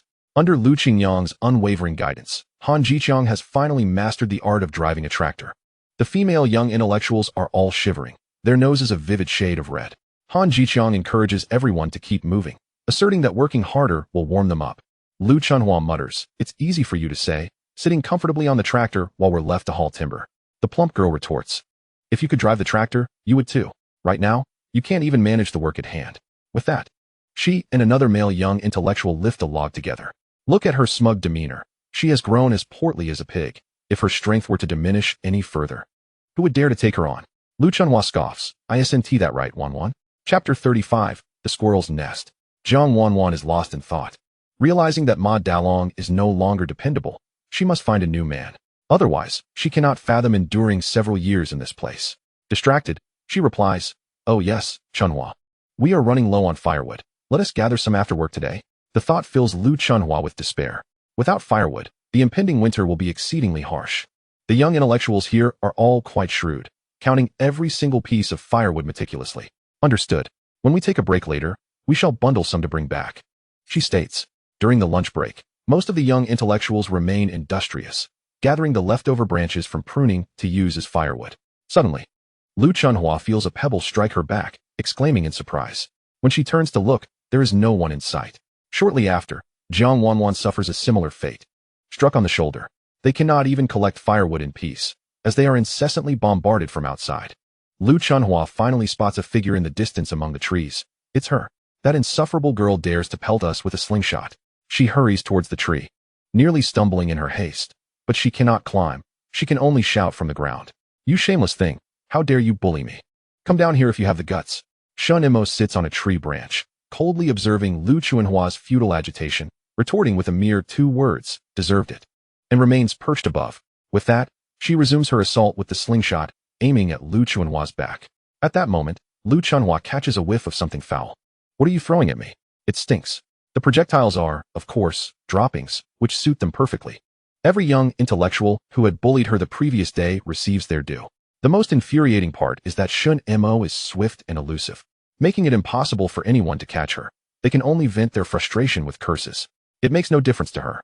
Their insults merely enter one ear and exit the other. However, Lu Chunhua and Jiang Wanwan are tormented enough by their own predicament. She will never let those who provoke her off easily. Unbeknownst to Lu Qingyang, who is hunting in the forest, the events transpiring below are beyond his awareness. He intends to see if he can catch some game. Not far off, a venerable pine tree stands tall, and a small squirrel is busy hiding something. Lu Qingyang cautiously raises his rifle, silently reminding himself, "Apologies, but such is the way of the world. The weak must yield to the strong." His heart races, as this is his first time firing a gun. The sound of the shot reverberates, jolting his hand, and the squirrel falls from the tree. Elation fills Lu Qingyang as he discovers that, beyond the thrill of shooting, he relishes the satisfaction of acquiring his quarry. Although it is merely a small squirrel, it marks his first successful step. Looking up, he notices a squirrel's nest in the tree. Lu Qingyang attempts to climb up. If he had fewer layers of clothing, he would be more agile. After some effort, he finally ascends and discovers a treasure trove. Squirrels typically store food before winter's arrival, and he has stumbled upon such a hiding place. To his delight, in addition to pine cones, there are also numerous pine nuts. This is a delightful bounty. He can both feast and gather, though he silently mourns the plight of the unfortunate squirrel. He extracts a generous handful of pine nuts, stuffing them into his pockets, intending to roast them for a snack later. These nuts would cost over 100 per pound in the market, so today has proven quite fortunate for him. Once he grasps the correct method, Lu Qingyang replicates his success, uncovering several more squirrel hiding spots and effortlessly collecting a substantial quantity of pine nuts. Yet, he remains ethical, leaving the pine cones behind and even putting out some extra for the squirrel, for resources must be sustainably managed. The forest farm is rich in pine trees, and pine cones are abundant, possessing medicinal value as well. They can help relieve coughs, expel phlegm, and ease breathing, making them useful for brewing herbal remedies. Lu Qingyang returns, content with his successful hunt. The experience of firing the gun feels gratifying. With the first experience behind him, the second will surely be simpler. There is no rush, as he has plenty of time. He hopes to encounter more game next time, perhaps utilizing a bit of luck to secure even greater treasures. Sun Xianqian, witnessing his friend's lack of diligence, sighs in exasperation. Qingyang, why aren't you gathering firewood? It's freezing over there. If you don't stoke the stove, you'll surely freeze to death. Unbeknownst to Sun Xianqian, his good brother has not only stocked up on firewood, but also has coal in his space. However, Lu Qingyang still feels the need to maintain appearances. Oh, I nearly forgot about that. Thankfully, I gathered a bit more. I'll share some with you. Sun Xianqian, seeking credit, points to 2 piles of firewood not far off. My good brother, you're still thinking of me, Lu Qingyang says, patting his shoulder with satisfaction. Feeling a touch of gratitude. Little did he know, Sun Xianqian, adjusting his hat, shamelessly asks, may I come over to your place for a meal today? Sure. Come on over if you wish. However, this sentiment of gratitude does not last long. All right. Sun Xianqian, easily pleased, beams with joy. By the way, you wouldn't believe how amusing that was earlier. Shunimo is incredible. A little girl managed to elude over a dozen young intellectuals chasing her, and they couldn't catch her, all while she played them for fools. Lu Qingyang can't help but smile. He knows Shunimo, like him, is someone who never forgets a slight. As long as the young lady can cool her temper, he has no objections to her actions. Upon their return, the 3 immediately begin repairing the roof. After mending 3 large holes, they still have plenty of tiles left. Lu Qingyang takes the opportunity to patch any undamaged areas as a precaution. He also uses bricks to fix the damaged sections of the house. Lu Qingyang gazed at the newly repaired house. Although its exterior still bore the marks of age, it sufficed for him. All that remained was a rickety door and a decent table, along with the stove that Sun Xianqian had previously promised him. Zhou Jianxi felt a pang of reluctance at the thought of no longer enjoying the meals prepared by Lu Qingyang, despite having only lent a hand for 4 days. Lu Qingyang had generously handed him wages for 5. Zhou Jianxi hesitated, saying, Qingyang, have you given me too much? 4 days is considered unlucky, so I gave you 5, replied Lu Qingyang. The locals harbored an aversion to the number 4, likely due to its phonetic similarity to death. However, life and death cannot be dictated by a mere number. It was merely a superstition. Zhou Jianxi felt embarrassed, but understood it was a gesture of goodwill. There's no need to feel awkward. You did craft me a table, after all. Just 1 table leg left, and I'll finish it tomorrow. Feeling bashful, Zhou Jianxi scratched his head. His naturally reclusive disposition meant that here, he only shared a close bond with Lu Qingyang and Sun Xianqian. Qingyang, there's something I wish to discuss with you. He finally ventured after much deliberation. What is it? I noticed you seem to have something on your mind. Speak freely. It's all right, Lu Qingyang replied, busy with his tasks. I intend to share my allocated grains and any game I catch with you. May I join you for meals in the future? Lu Qingyang chuckled, bemused. It appeared that his place had become a makeshift canteen. Sure, we all need to cook anyway. You can manage here. All right, thank you. There's no need for thanks. It's nothing to be formal about. Lu Qingyang then retrieved some delectable morsels from a squirrel's nest. Sun Xianqian stared at the dark pine nuts, unsure of their purpose. Qingyang, what are you doing with these? They're so tiny, they hardly seem filling. While they may not satiate, they serve well as snacks. Roasted black pine nuts are quite aromatic. Really? It seems so small, lacking even the size of sunflower seeds. Just wait. Once I prepare them, don't you dare sneak any. Lu Qingyang placed some sugar into a small copper pot, stirring until it melted into syrup. He then added sand to the pot, frying it until dry and hot, before pouring in the syrup and stirring. As soon as the sugar smoke wafted up, he added the pine nuts, stirring incessantly. After 5 or 6 minutes, he cracked a few nuts open. Once the kernels turned golden, he sifted out the sand, allowing the nuts to cool before tasting. This sugar sand could be reused for future batches, should he find more pine nuts. Lu Qingyang reminisced about candied chestnuts, lamenting that there were none in the Qingshan forest. Undoubtedly, little Jasmine would have adored them. The thought of her greedy little face made him chuckle. He picked up a handful of pine nuts, shelling them and popping them into his mouth. Though small, their flavor was robust. Sun Xianqian, who had previously scoffed, now exclaimed in delight, "Wow, these are fragrant, more so than sunflower seeds. Just take a few. I've only managed to gather a handful. Teach me. Tomorrow, I'll go find some squirrel nests and bring back more. I promise you'll have your fill." After ensuring they were well fed and satisfied, Lu Qingyang prepared to head out for fishing when he spotted Captain Wu making his way to the youth commune. Upon seeing him, Captain Wu's eyes lit up. "Oh, little Lu, you've arrived at the perfect moment. I need your assistance." A few days ago, after the rain, the barn in our brigade collapsed. I know you can repair houses. Surely you can fix a barn as well? Captain Wu approached with a beaming smile. Lu Qingyang understood the implications. With snow expected next month, reinforcing the barn would prevent it from collapsing under the weight of snow and causing mishaps. Human lives? Isn't it the cattle that are at risk? Lu Qingyang mused, recalling that it was still the 1970s, and the barn served as shelter for more than just animals. The occupants of the Liushi Brigade's barn were anything but ordinary. Resolute, he accepted the task, declaring, I can definitely help. I'll assist with the repairs. But I'll need to gather timber. Lu Qingyang feigned a troubled expression, aware that without cutting timber, his work points would fall short. You needn't worry about that. Your work points will be recorded. I'll speak with Team Leader Han to borrow you. Indeed, constructing the barn was far simpler than logging. Such an opportunity necessitated enlisting his brothers. I can't do this alone, but I know 2 other youths who can also repair houses. Good, provide me their names. And I'll discuss it with Team Leader Han. Ensure it's completed within 2 to 3 days. No delays. It must be both swift and efficient. Or else your work points will be docked. Absolutely. With our efficiency, it'll be done in no time. This meant that the trio would not need to go to the forest tomorrow. Moreover, it presented a chance to meet the notable figure residing in the barn. While currently down on their luck, they were destined for greatness in the future. Naturally, such fortuitous encounters typically befell the protagonist. Originally, the task of repairing the barn was assigned to the towering Hu Shengli, but recently, Lu Qingyang had overshadowed him, leaving him with no opportunity to shine. Now, such a golden opportunity was slipping through his fingers. Lu Qingyang felt a surge of delight until he noticed Shunimo peering anxiously around his door. Upon spotting Lu Qingyang, she hurried over, worry etched on her face. Lu Qingyang, the puppy one to eat. She placed the little dog into Lu Qingyang's hands, her expression filled with concern. Let me take a look. This pup had a bowl of fish soup yesterday. Observing its feeble state, Lu Qingyang wondered if it was merely a fleeting moment of vitality. Yet, he was no veterinarian and could not treat the pup. For now, he could only resort to wrapping it up to keep it warm. Suddenly, Lu Qingyang had an idea. Little Jasmine, bring your big yellow dog over. While Shunimo dashed out, he quickly consumed 2 space tomatoes, gaining 10 health points to transfer to the puppy. As the pup stirred slightly, Lu Qingyang knew his efforts had borne fruit. Shunimo returned with Big Yellow, forcing it into the house. Is Big Yellow still refusing to nurse? She nodded, explaining that Big Yellow's puppies were nearing weaning, and this little one was too young. Big Yellow was hesitant to accept the pup, likely due to its unfamiliar scent. Lu Qingyang retrieved a tattered quilt, rubbing it vigorously on Big Yellow.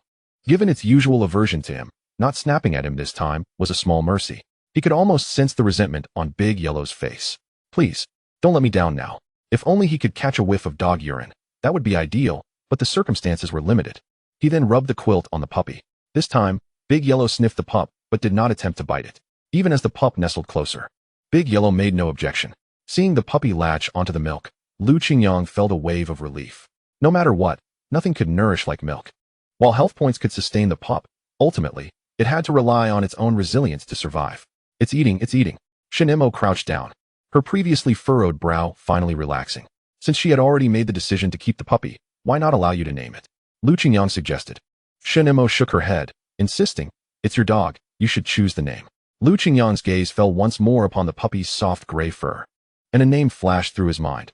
How about calling it Little Gray? Little Gray, Shunimo softly repeated the name. The puppy was now imbued with the scent of the large yellow dog, which would likely care for it as its own offspring. I'll take it back once it's weaned. For now, I'll leave it in your care, as a token of my gratitude. Lu Qingyang stuffed a bag of roasted pine nuts into her pocket. Pine nuts? Shunimo had tasted them before, but they had never smelled this delightful. Try them and see how they taste, he encouraged. After nibbling a few, Shunimo's face lit up with surprise. They're sweet. At that moment, Lu Qingyang noticed her hands were reddened from the cold, almost cracked. Wait here a moment. I'll fetch something for you.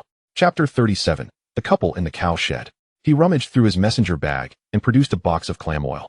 Seeing this, Shunimo mistakenly assumed it was edible and opened her mouth to pour it in. Lu Qingyang quickly stopped her. Don't eat that. It's not food. It's for your hands. Apply it, and your skin won't crack. He scooped out a portion of the oil and spread it on her hand, gesturing for her to apply it evenly.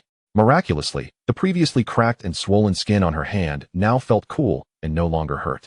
How wondrous, she marveled. It was no wonder she had never encountered clam oil before. Young women in big cities often purchased it. However, having been raised by her grandfather in a poor countryside, Shunimo had certainly never learned such things. This is a gift for you. Remember to apply some every night before bed. All right, Shunimo nodded thoughtfully, tucking the clam oil into her pocket. Although her grandfather had strictly forbidden her from seeking out Qingyang, she still sneaked over each day. Unlike other educated youth, Qingyang bore no malice toward her. After returning home with the puppy, Shunimo began to peel pine nuts at her doorstep, savoring their sweet aroma, one after another.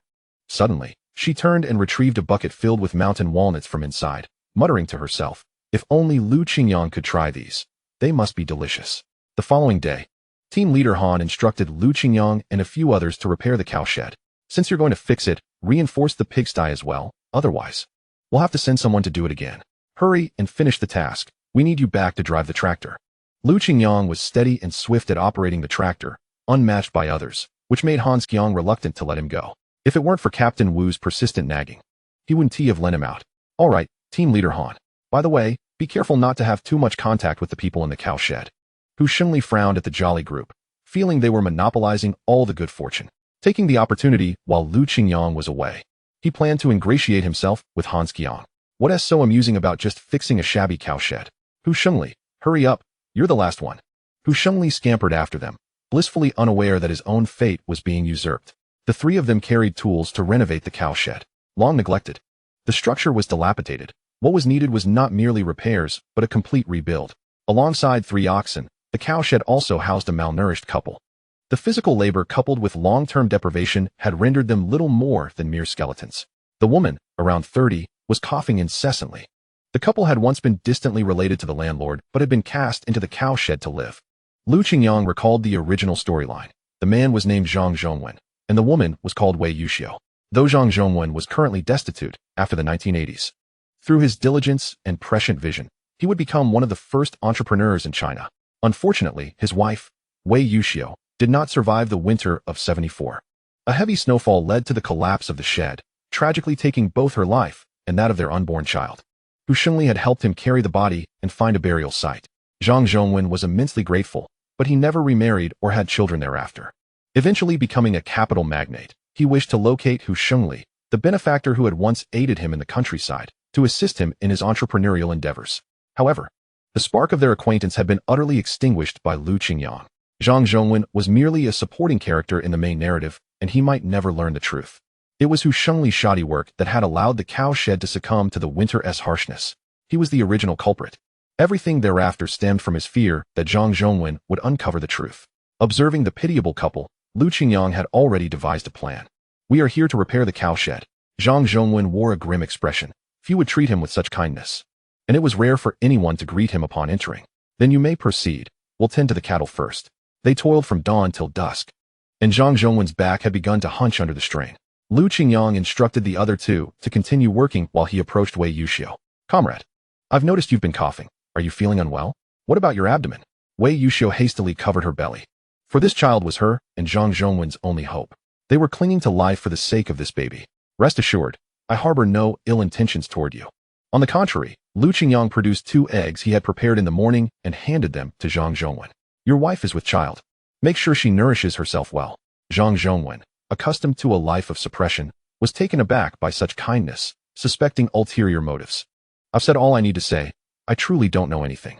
Sensing his apprehension, Qingyang reassured him, I have no intention of prying into your affairs.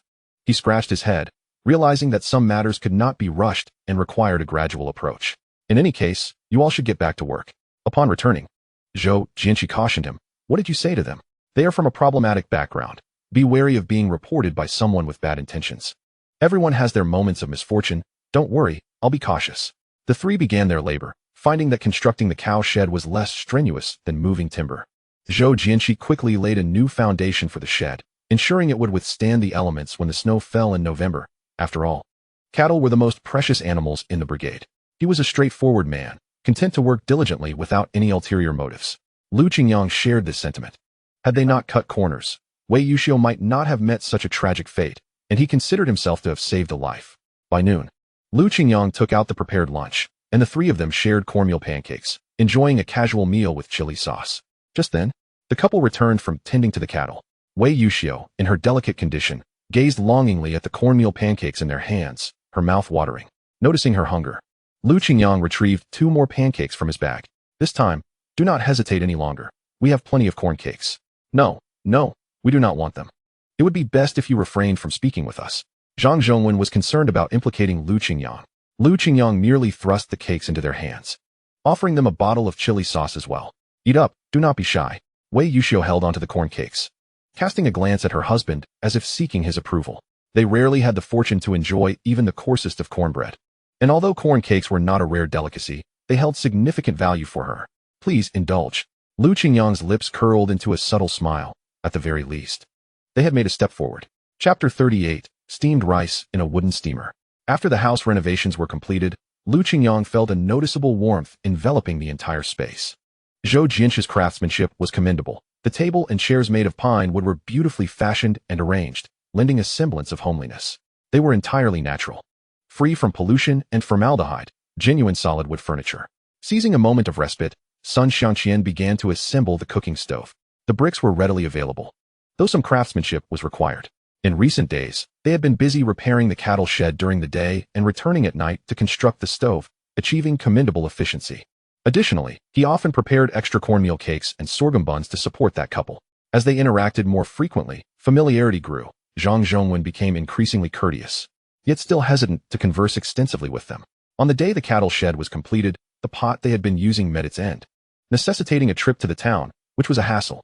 Local villagers mentioned that they crafted their own wooden steamers. The most suitable material for making a wooden steamer was walnut wood, which offered a perfect balance of softness and hardness, with a relatively light density. Most importantly, the rice steamed within would be exceptionally fragrant. However, walnut wood was a rarity in the forest. Upon returning to the timberland, Lu Qingyang was more vigilant, hoping to spot some walnut trees. During a leisurely search, he indeed found none. He then began to build rapport with the local veterans, distributing some cigarettes he had pocketed earlier. As expected, some were quite amenable, and an older veteran pointed out a location where, if memory served him right, a walnut tree might be found. But what do you need walnut wood for? I intend to cut a section to create a wooden steamer. The veteran chuckled, unperturbed. You're quite determined. Are you planning to settle here? No desire to return to the city? Of course I want to, Lu Qingyang replied, rubbing his hands together. But I must stay here for at least 4 or 5 more years. I certainly need to enhance my quality of life as much as possible. Venturing deeper into the woods, he was astonished to discover not just one, but several walnut trees of excellent quality. How splendid it would be if he could cultivate them in his space. However, today he only cut a single section to craft the steamer, prioritizing the immediate need to prepare food. After work, he commenced the laborious task of construction, which proved to be more intricate than anticipated. He first shaped the wood into small blocks, then assembled them into a trapezoidal round barrel, drilling small holes in the center of the wooden blocks. He used bamboo pegs to connect them through the holes, and then wove rattan to give form to the wooden steamer. Following that, he had to smooth both the inner and outer surfaces with a plane, reinforcing the steamer's exterior with a bamboo ring, adding a bamboo steam separator at 1/3 the height from the bottom, and finally, fitting it with a wooden lid. With Zhou Jianxi's assistance, it took several days of effort, but they finally succeeded. He was eager to test the effectiveness of the new wooden steamer. Before using it, he cleaned it with a wooden brush and performed a simple sterilization with boiling water and salt, preparing to steam some rice. Indeed, the rice he produced was far more fragrant than that from a modern rice cooker. The grains were translucent and distinct, neither mushy nor undercooked, exuding a genuine aroma of raw wood, soft and fragrant. It was a delightful culinary experience. All the effort had proven worthwhile. He simmered the previously marinated wild boar ribs into a savory rib hot pot, adding various vegetables. The 3 of them dined together, and Lu Qingyang observed their reactions as they consumed the produce from his space, pondering whether any changes would occur. Ultimately, he concluded that only he benefited from the attributes of the space as food. For others, it was akin to consuming ordinary fare, devoid of any additional effects. Yet upon reflection, this seemed reasonable. After all, he was the one who had traversed into this world, while they were the natives of the story. Qingyang, you've put in so much effort. This wooden steamer is exceptional, and the rice is delicious. I could eat 5 bowls. Lu Qingyang chuckled dryly. You're exaggerating. He poured 2 bowls of rice soup for them. Would you like to drink some rice soup? Yes. Whatever you make, even if it's just sludge. I must taste it for seasoning. Sun Xiangqian took a sip of the rice soup, exhaling contentedly. This rice soup is more fragrant than usual. When I return, I must also make a wooden steamer to cook. After they left, Lu Qingyang washed some yellow soybeans and soaked them. With some free time on his hands, he planned to borrow a stone mill the next day to grind the soybeans, making tofu and soy skin. Having accumulated enough luck points, he also intended to go fishing. This time, he aimed for a more secluded spot to evade others, and catch a substantial amount of fish to store for the impending winter. Suddenly, he realized he had not seen Shunimo for several days and was unaware of her activities. In the original story, she had drowned in the river during this winter, and he needed to warn her to stay away from the riverbank. Just as he was about to seek her out, he spotted Shunimo approaching, carrying 2 buckets. Lu Qingyang, I found hickory nuts. Pine cones. Lu Qingyang squatted down to inspect the plump hickory nuts within the buckets. You've been busy in the mountains for the past few days gathering these, haven't you? 1 bucket of hickory nuts and 1 bucket of pine cones. Let us split them evenly. Lu Qingyang couldn't help but chuckle at the thought of sharing. You have to roast them for me. The memory of the pine nuts they had eaten lingered pleasantly in her mind. The locals did not roast pine nuts with the same fervor as Lu Qingyang, resulting in a more subdued flavor. Shunimo had likely rummaged through many squirrel nests to collect these. All right, I'll roast them for you right away. Have you had dinner yet? Would you like to stay for a bit more? Shunimo pouted. I've eaten, but I can always eat again. Fortunately, he had foresightly prepared another pot of rice. Perfect timing. You must try the rice I cooked in the new wooden steamer. As soon as Shunimo sat down, she devoured 2 bowls of rice with the savory ribs. However, 2 bowls clearly did not suffice for her. Lu Qingyang couldn't help but wonder if she had truly eaten dinner before coming over. After consuming more than half a bucket of rice, Shunimo finally patted her belly, still relishing the taste. Malt extract. So she still desired a dessert after her meal? Lu Qingyang, both amused and exasperated, prepared 2 cups for her. Once you finish, it's time to get to work. They both sorted through the hickory nuts and pine nuts, removing withered leaves and fine twigs. Now, Lu Qingyang encountered another issue. His pot was far too small for roasting, necessitating multiple batches. Shunimo's appetite was considerable. For her, these snacks were merely a light treat. The hickory nuts required roasting twice, and she munched on them as she cooked. Freshly cooked pine nuts. Shunimo was preoccupied with cracking them open to extract the succulent flesh inside, her face glowing with satisfaction as she indulged in the delightful treat. As the cooking progressed, a sharp, crisp crack resonated, revealing a notable fissure in the iron pot. Lu Qingyang could only chuckle in disbelief.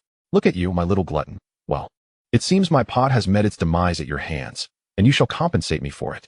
Shunimo, momentarily perplexed, lifted her head, and upon realizing the jest, promptly replied, a pot? I'll buy you the finest one in town. Chapter 39, The Medicine to Heal a Man. Are you sure you can buy it? Do you have money and tickets? I should have some, right? Shunimo pondered, uncertain, as she recalled her grandfather often trading furs from his hunts for goods and money. However, since her grandfather's eyesight had deteriorated, he had not ventured out again. Lu Qingyang sighed silently, having merely jested earlier. With the pot now broken, it was indeed necessary to procure a new one. Otherwise, how would they prepare meals in the future? I'll take a day off the day after tomorrow and head to the supply station in town. Shunimo's eyes sparkled with excitement. I want to go too. I want to go? All right. You should be familiar with Songling Town, right? Shunimo's expression dimmed slightly as she gently shook her head. Not really. My grandfather never allowed me to go to town.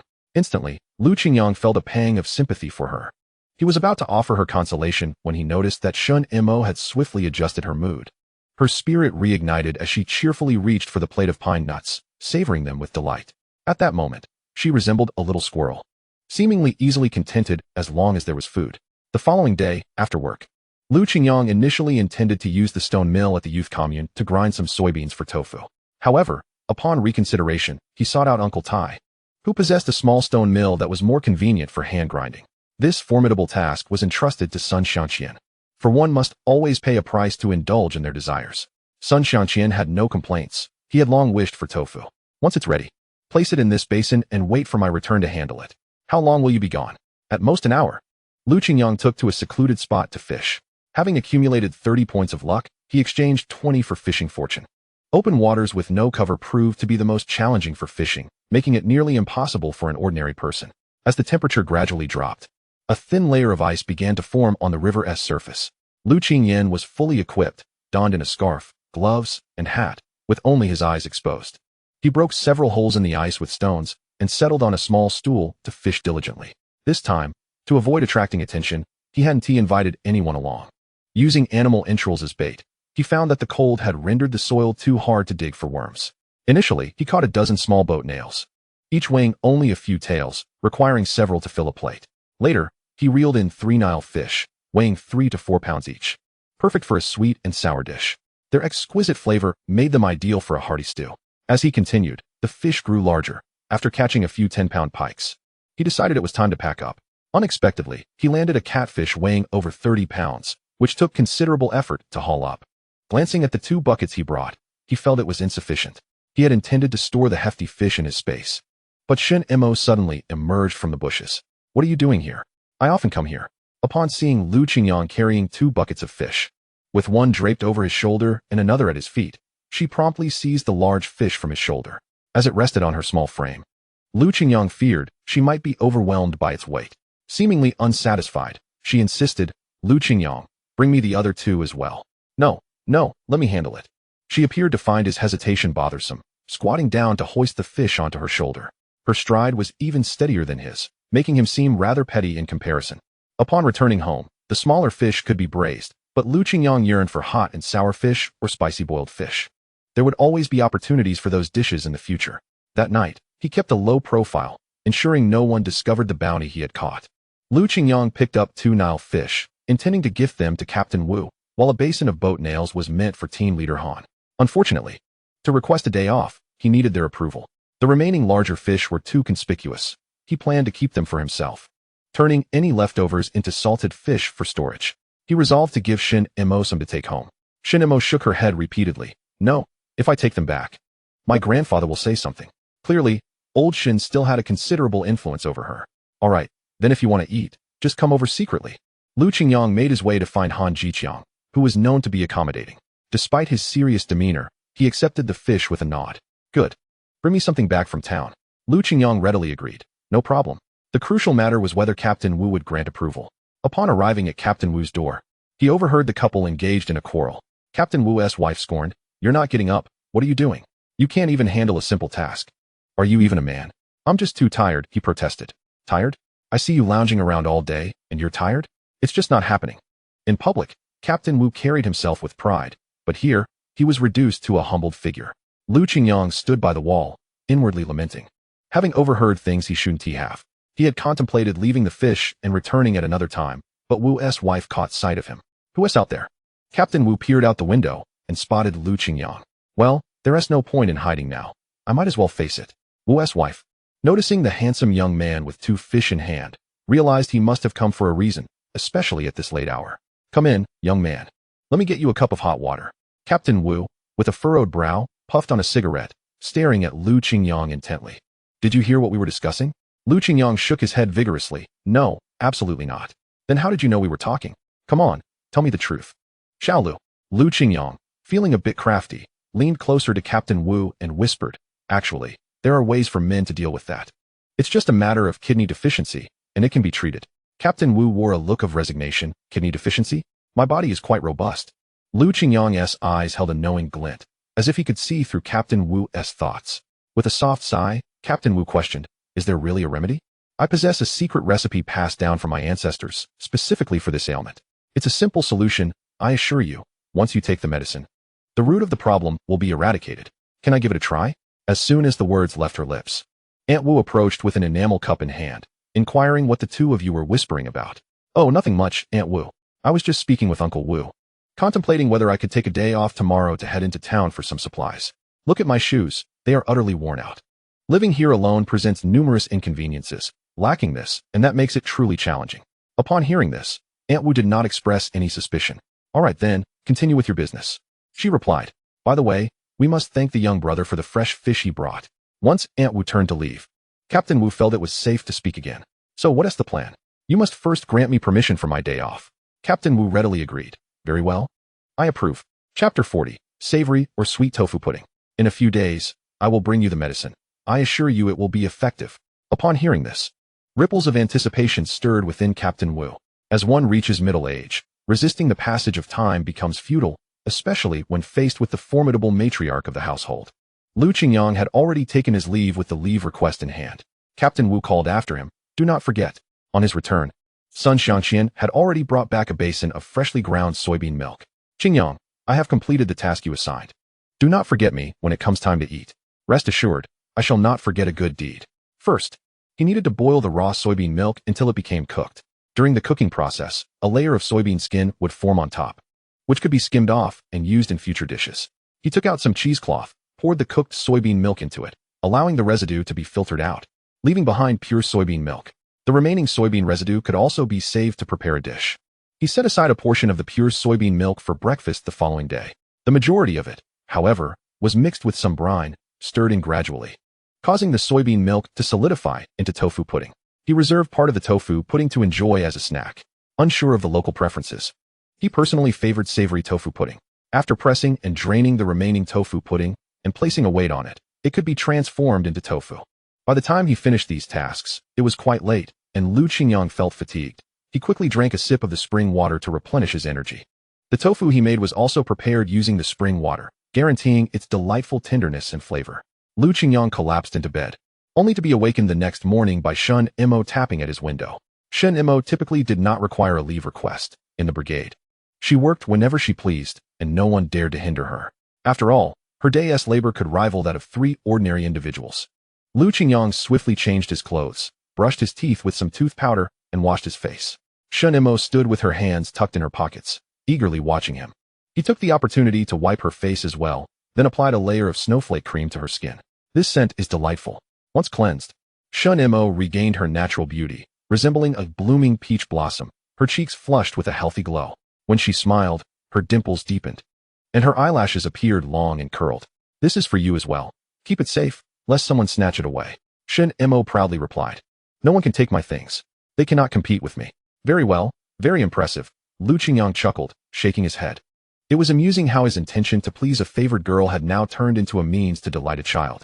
Shunimo was quite strong, making her company convenient.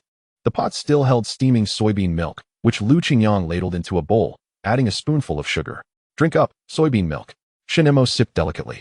Not out of pretense, but because the milk was too hot to gulp down in one go. The combination of the soybean aroma and sweetness warmed her insides. Lu Qingyang prepared a bowl of savory tofu pudding, seasoning it with salt, soy sauce, vinegar, and chili, enjoying it alongside some flatbreads. He mused that it would have been perfect with some fried dough sticks. His favorite breakfast consisted of tofu pudding topped with fried dough. Seeing this, Shunimo gazed at him longingly, though she preferred her tofu pudding sweetened with sugar. After sprinkling some white sugar into her bowl, she eagerly drank down 2 bowls, patting her round belly afterward. Once they finished their meal, the two hurried off to Uncle Tai's home, with Lu Qingyang bringing along a piece of freshly made tofu. Uncle Tai stroked his beard thoughtfully. You are quite the industrious child, managing to make your own tofu. He happened to be heading to town today to sell some accumulated animal skins and offered to take them along, as the temperature had dropped significantly since their arrival. Lu Qingyang bundled up tightly. Shunimo, on the other hand, donned layers of clothing, resembling a small ball. Uncle Tai drove the horse-drawn carriage towards Songling town, taking a new route this time. Lu Qingyang noticed that railway tracks had already been laid along the roadside. Uncle Tai explained, they are constructing this line for timber transportation. Soon, a small train will operate here. Lu Qingyang recalled hearing from the older generation about this, in the 70s and 80s. There were many small trains near the logging forests in northeast China. Shunimo curiously surveyed her surroundings, fascinated by everything. A section of the railway was already operational, with timber being transported back and forth, accompanied by the loud whistles of the trains. Soon, it will be convenient for you to travel to town. You can take the small train instead of this horse-drawn carriage, Uncle Tai remarked with a sense of nostalgia. The changes now are truly remarkable compared to our time. Transportation was never this convenient back then. As they conversed and snacked, they finally arrived at Songling town after a 2 to 3 hour journey. Over the past decade, with waves of educated youth arriving, Songling town had become a relatively prosperous small town. Trading in the market was not permitted. Uncle Tai planned to sell the furs on the black market, agreeing to meet them at the supply and marketing cooperative's entrance in 2 hours. Lu Qingyang took Shunimo to explore the cooperative, where a dazzling array of goods almost overwhelmed her senses, most of which required ration tickets for exchange. Shunimo fixated on a red hair tie, glancing at her own messy braids, falling into contemplation. Lu Qingyang still had plenty of ration tickets brought from the capital, which were valid nationwide. He purchased some necessary items for their home, and noticing Shunimo lingering by the hair ties, he quietly moved on. Their primary purpose for this trip was to buy a pot, but the few available at the cooperative did not meet Lu Qingyang's standards. Perhaps we should check the black market for a suitable pot instead. He recalled Uncle Tai mentioning the black market's location earlier. Moreover, Lu Qingyang intended to investigate what items could be sold in the black market. Just then, they encountered Uncle Tai returning, and Lu Qingyang inquired about where authentic iron pots could be purchased. The location is quite discreet, so we must be cautious. Inspections happen frequently. I will take you there. The black market was hidden in a relatively remote area of Songling town. Due to the abundance of mountain goods, many traders were acquiring wild ginseng, which commanded a high price. This, of course, implied that wild ginseng was exceedingly rare. Experienced individuals could instantly discern whether ginseng was wild or cultivated, and traders were astute enough to ensure they did not make unprofitable deals. Quality ginseng, aged and well-preserved, could fetch prices of dozens of yuan per root. As Lu Qingyang passed by a stall selling traditional Chinese medicinal herbs, he crouched down to examine them closely. The herbs appeared genuine, and he had promised Captain Wu to procure some aphrodisiac medicine, so he was in need of a few additional ingredients. Deer antler is known for its ability to invigorate kidney yang, replenish essence and blood, strengthen bones, regulate the Chong and Rin meridians, and expel toxins from wounds.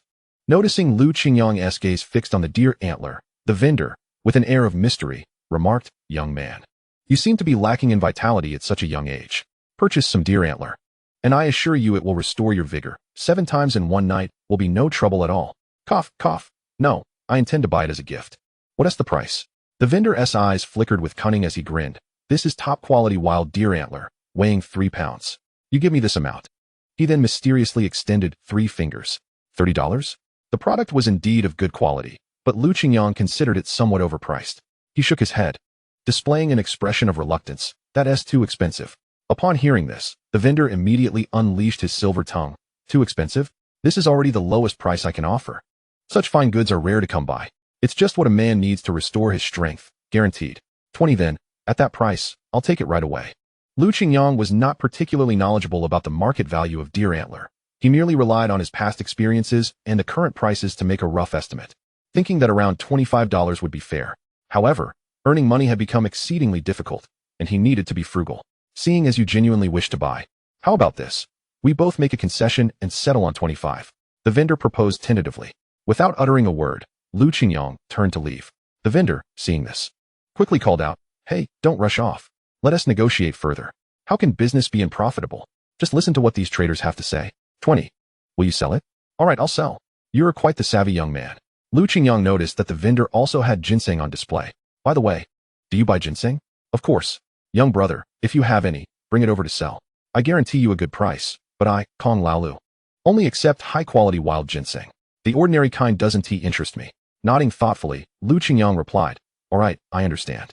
Although Danling did not produce ginseng abundantly, it did not mean there was none to be found. He planned to exchange some of his luck points to test his fortune. The black market offered goods richer than those at the supply and marketing station, including many rare snacks. Lu Qingyang purchased several treats that could not be found elsewhere, as he had consumed the previous ones faster than expected, likely due to Shunimo's presence. At that moment, Shunimo stood transfixed before a stall selling egg cakes, drooling at the enticing aroma. "Lu Qingyang, I want to eat." Without hesitation, Lu Qingyang pulled out 50 cents to exchange for a bag of steaming egg cakes. "Here, savor it slowly, don't rush." Almost forgetting their primary purpose for the trip, they needed to buy an iron pot. After much effort, Lu Qingyang found a vendor selling pots. He carefully selected the largest one and also purchased a medium-sized pot. They would fit perfectly on the stove, allowing him to cook meals in the future. Shunimo strapped the large pot to her back, resembling a turtle, which elicited friendly laughter and a few exclamations of admiration from passers-by. "Look at this little girl, she's quite strong." Suddenly, a man on lookout rushed into the crowd, looking tense, and shouted, "Not good. The inspectors are coming. Everyone disperse." These individuals, accustomed to such occurrences, swiftly packed their belongings and fled in an instant. Soon, the once bustling black market fell eerily silent, with Shunimo carrying the iron pot and holding onto her purchases. Her pace was so brisk that Uncle Tai and Lu Qingyang struggled to keep up, panting as they chased after her. Once they emerged, the 3 of them exchanged hearty laughter. "After a few more times, you'll grow accustomed to it," Uncle Tai wheezed, as he took the 2 heavy bags from Lu Qingyang's hands and placed them securely on the cart, his tone reflecting a sense of calm born from experience. They had no intention of lingering in Songling town any longer, so the trio quickly set off on their journey home, the wheels rumbling and kicking up a trail of dust. Shunimo, feeling her stomach, pulled out the egg cakes, this time not keeping them all to herself. She first offered some to Uncle Tai, then to Lu Qingyang, before finally indulging in the remaining delicacies. As Shunimo took a bite of the fluffy egg cake, a look of satisfaction spread across her face. Delicious. However, within moments, the entire bag of egg cakes was devoured in a whirlwind, and still not satiated. She instinctively reached for the glutinous rice balls beside her. Noticing the sky darkening ominously, Uncle Tai took a detour. The path was shorter but less secure. By coincidence, two escaped convicts happened to be lurking nearby, having waited a long time to spot a cart passing by, their eyes gleaming with anticipation. Cold and hungry. Upon seeing the cart laden with goods, they immediately decided to rob it. Uncle Tai, caught off guard, was unsure of how to react and hesitated to get out of the cart, cautiously inquiring, "Comrades, are you looking for a ride?" One of the burly men grinned, his smile revealing a mixture of malice and cunning. Heh, indeed. Their laughter was both lewd and repugnant, their eyes lingering on Shunimo with ill intent. Oh, and there's a pretty little girl here too. Both Lu Qingyang and Uncle Tai quickly became alert, just as one of the burly men lunged at Uncle Tai. The other stealthily circled behind Lu Qingyang, preparing to subdue him. Throughout the encounter, they dismissed Shunimo as a frail girl, completely underestimating her. With lightning-fast reflexes, Lu Qingyang drew his sharp military knife and engaged in combat with his assailant. The man's machete glinted menacingly, almost grazing Lu Qingyang's cheek. In response, Shunimo swiftly reacted, seizing the large pot and delivering several forceful blows to the thug's head. The man turned, his eyes filled with stars. You hit me. Shunimo struck again, expressionless, causing a gash on his forehead. The thug staggered a few paces before collapsing to the ground. The other thug, initially intending to conserve ammunition, now took out his iron hunting rifle from his back to eliminate Uncle Tai first. Lu Qingyang, disregarding everything else, exchanged all 30 of his accumulated luck points, praying the bullet would not hit Uncle Tai. The thug pulled the trigger, and with a bang, he failed to hit anyone. Instead, the rifle backfired, injuring his own eyes. "My eyes, I can't see," he cried, rolling on the ground in agony. Meanwhile, Shunimo had moved forward, snatching the gun from his hands and striking him repeatedly with the butt of the rifle. "Stop screaming. If it hurts, just die." Death brings relief from pain. Chapter 42, A Reward for Heroic Acts. Uncle Tai and Lu Qingyang exchanged glances, bewildered. It was broad daylight, and yet they were confronted with a robbery. Lu Qingyang gently brushed off the dust from his clothes, while Shunimo seemed still immersed in the thrill of the recent skirmish, murmuring softly to herself, "How useless. I haven't had my fill of fighting." Just as she prepared to pick up the sticky rice dumpling that had fallen to the ground to continue her indulgence, Lu Qingyang lightly tapped the back of her hand. "Don't eat anything dirty. Wash your hands and take a new one." Not far away, the militia team had hastened over upon hearing the commotion. "Did you subdue these ruffians?" "Indeed, they were about to rob our cart, and we dealt with them swiftly." The militia fell silent. These were fugitives they had pursued for quite some time, only to be apprehended by these individuals. Once they realized, the militia captain excitedly grasped Lu Qingyang and Uncle Tai's hands, exclaiming, "Thank you, comrades, for ridding us of this menace. These two are wanted criminals who escaped from the Haida commune, having harmed many innocent villagers along the way. They pose a significant danger." Shunimo detested being in crowded places filled with strangers, so she instinctively hid behind Lu Qingyang. Another militia member crouched down and checked the pulse of the two criminals on the ground, confirming they were still alive and breathing. "Take them to the Public Security Bureau." "Wait a moment." As the three were about to leave, the militia captain quickly stopped them. "You must accompany us as witnesses. Moreover, they are fugitives, and capturing them comes with a reward." Thus, the group was reluctantly led through the gates of the Public Security Bureau. Coincidentally, a reporter had arrived at the bureau to capture footage and document the law enforcement's efforts. Upon learning of this unexpected event, the reporter's interest piqued, and he decided to include it in his report for the reader's enjoyment. When Shunimo caught sight of the glinting camera, a wave of inexplicable fear washed over her, compelling her to hide behind Lu Qingyang. "That looks like a weapon." Lu Qingyang softly reassured her, "It's not a weapon, it's merely a camera. There's no need to be afraid." The reporter chimed in, "Smile for the camera. Capturing the bad guys is quite an achievement." Lu Qingyang forced a smile, albeit somewhat stiffly. Shunimo peered out, her expression tinged with curiosity. Uncle Tai grinned widely, revealing a set of uneven teeth, laughing heartily. Thus, a photograph capturing the distinct expressions of the three was forever frozen in that moment. As the reporter prepared to leave, he turned back to remind them, "Who knows? One day you might see your heroic deeds in the newspaper." Later, Lu Qingyang learned from others that the two criminals were notorious transients, having rampaged through several communes, committing robbery and murder, with several innocent lives lost at their hands. This time, they had indeed been fortunate. He had not expected that these values could become tools for self-defense. With this thought, Lu Qingyang felt immense gratitude for this stroke of luck and resolved to consume more vegetables from his space upon returning. Capturing a couple of criminals was certainly a commendable deed, and to add to that, they would receive a reward, 100 jin of grain tickets and 16 feet of cloth tickets, making their trip worthwhile. The public security officer shook his hand, repeatedly praising him. So you're a youth from the Liushi Brigade. Truly commendable. Acts of bravery should be rewarded. I will write a letter to your commune and brigade, hoping Comrade Liu will continue to uphold such noble virtues and shine brightly for us. This was a rather official statement. However, Liu Qingyang knew this was not solely his achievement. Uncle Tai and Shunimo had also played crucial roles in subduing these villains. Naturally, he would not take all the credit and hurriedly explained. We're aware, don't worry, they will receive their rewards too, and you needn't be modest. Liu Qingyang wasn't being modest. After all, the true hero in subduing the ruffians was Shunimo. Yet, no matter how he explained, how could they believe that such a seemingly delicate girl could single-handedly overpower two burly men? At the same time, he silently rejoiced that he had forged a good relationship with Shunimo from the beginning. Now, she was like a powerful ally in disguise. Shunimo paid little attention to these trivial matters. She casually found a corner to wash her hands before diving back into her soft, sweet sticky rice dumplings. Relishing her simple joy, that day, the plans he had in mind were rendered futile by this series of unexpected events. Eventually, Shunimo could no longer resist the encroaching drowsiness. After satisfying her hunger, she succumbed to sleep, and Liu Qingyang wrapped a thick cotton jacket around her.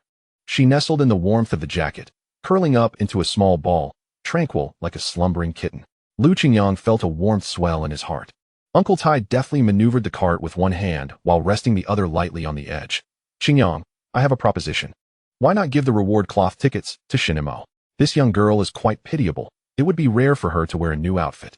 We can get her a piece of brightly colored fabric to make her a dress. What do you say? All right, I was thinking the same. Liu Qingyang had no need for clothing. He had stocked up on plenty of cotton jackets in his space when he left the capital, so he was not concerned about what to wear. As for the grain tickets, 50 jin for Shunimo, and the rest would be split between them. Uncle Tai was straightforward. He recognized that Shunimo was the one who had most significantly contributed to subduing the fugitives, so he decided to leave the bulk of the reward to her. No, you two split it. I don't need any. Liu Qingyang lacked nothing. Shunimo was an orphan, and Uncle Tai was a widower. As a strong young man, there was no need for him to compete over these rewards with them. Uncle Tai's tone turned firm. No way. You underestimate this old man.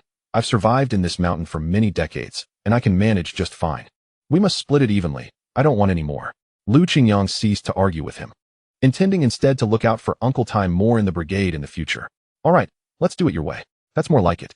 Today's adventure was indeed thrilling yet safe. In my years of living, the only time I've encountered such danger was when I met a bear in the mountains. Truly blessed to have survived this ordeal. Otherwise, he might have been killed. Of course, he would never know that it was Liu Qingyang who had saved him. Shunimo rested her head on Liu Qingyang's lap, sleeping soundly, mumbling something in her dreams. Liu Qingyang leaned down and could hear her murmuring, Mother, don't die. You won't die, don't leave me. She clutched his hand tightly, as if it were her only support. The sky gradually darkened, and snowflakes began to flutter down softly. On the last day of October, the snow had begun to fall. Chapter 43, Secret Grilled Fish. Upon returning to the brigade, it was already completely dark. Grandpa Shun, not having seen Shunimo return, had gone to seek help from the brigade to find her. She is our only remaining hope. This child cannot come to any harm. I beseech you to assist. Shunimo seemed like a continuation of his beloved Shinro. Having lost his daughter, he could not bear to lose his granddaughter. Rest assured, Shunimo will be fine. Accountant Su was well aware of this Shunimo, who was essentially the little tyrant of the village. Anyone who encountered trouble would not involve her. Just then, Liu Qingyang and the other two returned. Initially, it was only a light snow, but by the time they approached the Liushi Brigade, it had turned into a heavy snowfall. Liu Qingyang was witnessing such large snowflakes for the first time, and he felt a piercing chill. Originally hailing from the south, he was unaccustomed to such cold temperatures in November, while here, winter had already commenced by the end of October. He hurriedly awakened Shunimo, wrapping her snugly to ensure her warmth, and gently urged, Little Mo, let us head home quickly. We wouldn't want your grandfather to worry. Shunimo, still dazed from her slumber, stumbled in the direction of her home. At that moment, Grandpa Shin stood anxiously on the threshold, waiting. Shunimo rubbed her eyes, intending to sneak back quietly. But Grandpa Shin's keen ears had already caught the sound of her soft footsteps. Halt! Why are you only returning now? His voice carried a hint of reproach, yet was laced with undeniable concern. Shunimo, feeling awkward, scratched her head, her nose slightly reddening as she stammered, I just went for a little stroll in the mountains. You're lying. I raised you, and I know you too well. With her head bowed, Shunimo suddenly hiccuped, having eaten her fill and slept soundly along the way. Ah, you child, you truly baffle me. Grandpa Shin sighed in resignation. Earlier, he had been frantic, fearing something had happened to her. But now he thought that as long as she returned safely, he would no longer be so strict with her. He felt his own health declining and pondered how much longer he could accompany her on her journey through life. This thought filled him with profound melancholy. Shunimo possessed the ability to take care of herself, yet she was still just a girl. Grandpa, don't be angry. I really didn't go to the mountains. I followed Uncle Tai and the others to the town to buy some food. Look, I brought you pancakes and sticky rice buns. Please eat plenty. He sensed that the child was trying to appease him. Recently, his cough had worsened. We cannot accept kindness without reason. We must not take advantage. Wasn't she just teaching Lu Qingyang how to hunt? She even brought him cabbage. Speaking of which, it had already snowed, yet they still had cabbage in their fields. She planned to take some to Lu Qingyang later. Remember, no matter how good someone is to you, always maintain a sense of vigilance, especially towards men. Shunimo nodded repeatedly. Her grandfather had reiterated this lesson countless times, and it was etched in her heart. Moreover, she did not believe Lu Qingyang had any ulterior motives. Upon returning, Lu Qingyang discovered that Sun Xianqian and Zhou Jianxi were already standing at the door, hands tucked in their pockets. We thought you weren't coming back today, Zhou Jianxi said first, his words tinged with a teasing tone. It was evident they were waiting for him to take charge of dinner. Lu Qingyang chuckled. You too. Did you plan to starve if I didn't return? Sun Xianqian, with a sheepish grin, scratched his head. It's just that we've grown accustomed to your cooking. Anything else feels lacking. All right, come inside. It's as cold as an ice cellar out here. The tofu is all prepared. And there are still a few fish left. I'll whip up some roasted fish for you to try. This time, he had bought a good number of local delicacies from the town, and the pot was ready. He placed the pot on the prepared stove, just right. One large and one small. You really bought them back. Qingyang, you're quite generous. Zhou Jianxi couldn't help but feel envious. It's not about generosity. I just believe that life should be lived well within one's means, enjoying good food. Otherwise, what is the point of enduring hardships in this world? If you're hungry, don't hesitate. Go ahead and try these sticky rice buns. Sun Xianqian responded politely. Oh, I feel so embarrassed. Before he could finish, his hand had already reached out to grab a piece of pastry, savoring it as he chewed, exclaiming, It's truly delicious, though a tad cold. Be content. Amidst their laughter, Lu Qingyang emerged from the kitchen with the meticulously prepared tofu from the previous night. It had become firm and delicate after being pressed overnight. He skillfully sliced a few blocks, intending to cook them alongside the fish for a delightful dish. The fish had already been marinated meticulously the night before. Perfect for roasting now. He first placed the fish over the fire, lightly roasting it until the skin was slightly charred, then moved it to the iron pot, adding scallions, ginger, garlic, and bright red chilies, the blend of seasonings wafting an enticing aroma. The piece de resistance was the secret sauce for the roasted fish. A recipe crafted by Lu Qingyang's father in the modern era, of which he was familiar with the ingredients. He had bought some seasonings today to prepare this very sauce. As the pot began to bubble, he added potatoes, tofu, and cabbage. The aroma was intoxicating, and the two were already entranced by the fragrance. They began to compete for the food, exclaiming how hot it was. The tofu, freshly made, had a subtle scent of yellow soybeans, and the potatoes absorbed the flavors, complementing the roasted fish perfectly, soft and delicious. After they finished eating, Lu Qingyang pulled out 2 pairs of gloves from his bag and tossed them into the hands of both men. Your gloves are all torn. I brought you thicker ones. Use these for now. Upon hearing this, Zhou Jianxi's face flushed with embarrassment as he glanced down at his own tattered gloves, hesitating. This pair could still last me a while. Lu Qingyang understood his thoughts. You helped me with work before, and your gloves have worn out severely. I'm giving you these as compensation. Sun Xianqian accepted without hesitation. I'll take them. Thank you, Qingyang. Zhou Jianxi also accepted the new gloves, mumbling a quiet thanks. Sun Xianqian, while eating, remarked, You really have foresight, Qingyang. Living in the communal dormitory, I've been itching all over and can still smell the odor of stinky feet. It's truly indescribable. Why don't you come stay with me? Sun Xianqian was aware of his own condition. No, I'll just manage where I am. It's just that I've been itching terribly on my head these past few days. Hearing this, Lu Qingyang's expression turned serious. You might have lice. That's a troublesome issue. Come with me later, and I'll help you sort it out. Chapter 44. I like you, unlike others. Huh. Sun Xianqian was confused about what he meant. After dinner, Lu Qingyang brought out a pair of scissors. The best solution is to shave all your hair off. Sun Xianqian covered his head and began to wail. No, is that the only way? I don't want to be bald. That would be too ugly. Lu Qingyang halted his actions. There's another method, but it requires your persistence. He knew of a herbal remedy. Washing the hair with a concoction made from herbs twice daily for 5 days should eliminate the lice. It required dandelion, white root, huangbai, and wild chrysanthemum. But where could he find these? Sun Xianqian perked up. As long as you don't shave my head, I'll accept any solution. Lu Qingyang asked Zhou Jianxi. Do you know if there are any barefoot doctors around here? Zhou Jianxi shook his head. With the Cultural Revolution, how would I know? Even if there were. It shouldn't be too conspicuous, but the villagers should know. Alright, I understand. I'll ask around later. Xiangqian, you should head back for now, with the snow falling. There's not much we can do. Once the weather clears, all your clothes and bedding need to be aired out. Conveniently. He also needed some herbs to mix with his cough medicine. After saying this, Lu Qingyang tossed him a bottle of white liquor. What is this for? Are you asking me to drink? After recently washing his hair, you wrapped a towel soaked in alcohol around your head for half an hour. What a waste, isn't it? Sun Xiangqian felt a pang of reluctance in his heart and contemplated sneaking a drink instead. Lu Qingyang seemed to sense his thoughts and cautioned. Do not even think about taking a sip. It pertains to whether the lice on your head will be eradicated. All right, I will heed your advice. Before Zhou Jianxi departed, he reminded, by the way, Qingyang, the youth commune is organizing pickling sauerkraut tomorrow. I wanted to inform you since you weren't here today. Got it, thanks. Luckily, we managed to dry the cabbage today. It looks like it will snow tonight, making it perfect for pickling tomorrow. Just as Zhou Jianxi and Sun Xiangqian left, Shunimo arrived, dragging a large bag of cabbage and green onions. Here you go, I didn't pick them, as they will freeze on the ground. Lu Qingyang nodded, calculating in his mind. This works, as the youth commune will also pickle cabbage tomorrow. However, how would he preserve all these green onions? His space wasn't suitable for long-term storage. Vegetables would rot just like outside. Suddenly, Lu Qingyang recalled that there was a cellar here, a typical method for Northeasterners to store vegetables. Yet, the cellar in this house hadn't been used for a long time and would require some cleaning. Shunimo sniffed the aroma wafting through the house, exclaiming, "It smells so good. You have a dog's nose. I saved some for you, so enjoy while I step out for a moment. I will be right back." Tempted by the allure of roasted fish, Shunimo abandoned all other thoughts and picked up her chopsticks to begin eating. Under the cover of night, Lu Qingyang ventured to the cattle shed and, fortunately, managed to finish repairs just before the snowfall, even reinforcing it to withstand the winter. He knocked on the door of the cattle shed, and Zhang Zhongwen stooped over, opened the door, surprised to see Lu Qingyang. "What brings you here in this weather? Hurry inside." The cattle shed was quite cold, and the space where they lived was pitifully small.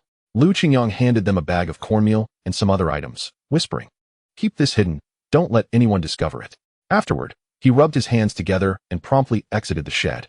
Zhang Zhongwen wanted to refuse, but found Lu Qingyang had already vanished into the wind and snow. Besides the bag of cornmeal, upon opening the other bag, they discovered some warm clothing and a hot water bottle. Considering that wearing new clothes would attract too much attention, they were all cotton garments meant to be worn underneath. Zhang Zhongwen felt a lump in his throat, and Wei Yuxiu, peering over, was equally moved and at a loss for words. Yet, she couldn't help but wonder, why is this educated youth so kind to us? Perhaps we remind him of his older brother and sister-in-law. Zhang Zhongwen sighed. When times are good, people are nice to you in hopes of gaining something. But now that we are in such dire straits, Lu Qingyang treats us so well. One cannot help but wonder what his motives are. Don't overthink it. Perhaps he is simply kind-hearted. Wei Yuxiu touched the fabric, reminiscing about the last time she wore new clothes. Yes, you are right. He lives comfortably and even braves the storm to come to us. While we are penniless and powerless, associating with us might even raise suspicion. After returning, Lu Qingyang brushed off the snow from his clothes. It hadn't been a month. Yet winter had fully arrived. While outside, he noticed the snow was already deep enough to cover his feet. He removed his hat and saw that Shunimo had devoured the remaining food in the pot, her mouth smeared with sauce. Unconsciously, he reached out to wipe the mess from her lips. This time, Shunimo did not shy away, merely displaying a satisfied smile after her meal. Lu Qingyang suddenly felt somewhat beastly. After all, she was just a young girl, and he shouldn't entertain such peculiar thoughts. He tossed her a towel, saying, "Clean yourself up." As she looked at Lu Qingyang, Shunimo suddenly recalled what her grandfather had told her. "Lu Qingyang, grandfather says men are fickle." But I never understood what that meant. Lu Qingyang rubbed his forehead, unsure of how to explain. "Let me give you an analogy. For instance, do you enjoy eating roasted fish?" Shunimo nodded eagerly, "Yes." "And do you like eating spare ribs?" "I do. But if you could choose only one?" Shunimo hesitated, her eyes lighting up suddenly. "I can eat both. I want both." Lu Qingyang gently patted her head. "You can only choose one. Otherwise, you risk having neither." "No. I like both. I cannot choose." Shunimo furrowed her brow, looking distressed. "See, you want both the spare ribs and the roasted fish. Isn't that fickleness?" No. Shunimo, though innocent, sensed something was amiss. Food could be consumed, but people were different. "But rest assured, Lu Qingyang, I am not fickle. I like you. And you are unlike anyone else." She added, "Your cooking is delicious." Gazing at her innocent smile, Lu Qingyang realized she still hadn't grasped the true meaning. Her notion of liking was likely akin to her fondness for food. He found himself both amused and exasperated, but dismissed it. All right, I understand that you are not fickle. However, it was evident Shunimo's inquiries were far from over. So, Lu Qingyang, do you know what it means to be swayed by appearances? Chapter 45, Sleds and Forest Horses. Lu Qingyang nearly spat out the tea he had just sipped, startled, and quickly suppressed his laughter. You will understand this better when you grow up a bit. For now, focus on eating well and growing up. He promptly shoved a piece of cookie into her mouth, at a loss for how to explain things to this little girl. Fortunately, Shunimo, now preoccupied with food, forgot her earlier question. The next day, upon opening the door, the snow had ceased, and the outside world was transformed into a silvery wonderland. Even so, as long as it wasn't snowing, they still had to head to Qingshan Forest Farm to continue their work. Han Jiqiang discovered a tractor that wouldn't start, feeling anxious. He turned to Lu Qingyang for help. What is going on? What else could it be? It's frozen. This time, Hu Shengli eagerly stepped forward, declaring, Let me handle it. I can really fix it this time. You almost drove the last tractor into a ditch. Can you really do it this time? Lu Qingyang felt the cold seep into his bones. Fixing the tractor required removing his gloves, yet he loathed the chill. Since someone was willing, he stepped back a few paces. Go ahead. He simply shouldered his tools and prepared to head to the forest farm. A triumphant smile blossomed on Hu Shengli's face as he secretly rejoiced, finally finding an opportunity to showcase his skills. He was determined to impress the female educated youths. Gu and I approached Lu Qingyang, speaking softly. Comrade Lu, I heard you went to Songling Town yesterday. What did you think of it? Lu Qingyang smiled slightly, replying succinctly. Quite lively. Gu and I eagerly suggested. Then let us go together next time. Sure. Though his words were casual, they quietly planted a seed of anticipation in Gu and I's heart. The mountain path, now covered in fresh snow, became increasingly treacherous, compelling everyone to tread carefully, occasionally reaching out to steady themselves against the resilient trees to avoid slipping into the ravine. Gu and I stumbled, almost losing her footing. Lu Qingyang swiftly caught her, saying, Be careful. Such an instinctive gesture had already caused Gu and I to blush, and she expressed her gratitude. However, it also alerted Ren Ziqiang, the male educated youth who harbored secret affections for her. Gu and I maintained a certain distance from the male educated youth, yet she always rushed to converse with Lu Qingyang, which made him feel quite uncomfortable. Ren Ziqiang deliberately moved closer to Gu Ni's side, saying, I will support you as you walk. This way, you are less likely to stumble. Gu and I quickly retreated a few steps, her tone distinctly setting boundaries. Comrade Run, I can walk by myself. Moreover, we should maintain a distance between male and female comrades. The deliberate space she created was as piercingly clear as the cold winter wind, deepening the gloom in Ren Ziqiang's heart. Lu Qingyang, oblivious to the subtle changes in the expressions of those around him, was deeply captivated by the world around him. Draped in a silvery cloak of snow, the cold was undeniably biting, while the beauty was without question breathtaking. Icicles had begun to form on the trees, and the landscape was a sea of white. The branches were adorned with crystalline ice, and the entire expanse of the mountains was gently covered in pristine snow. Although this scene was enchanting to behold, it also rendered the task of logging considerably more arduous. Even with thick gloves, the chill penetrated to the fingertips, slowing down movements. As the tractor could not ascend the mountain, everyone was left with no choice but to transport the timber using simple sleds. For Lu Qingyang, this was a novel experience. He had only seen sleds on television before and had never witnessed one in person, due to the local climate. The horses raised here were a unique breed known as forest horses.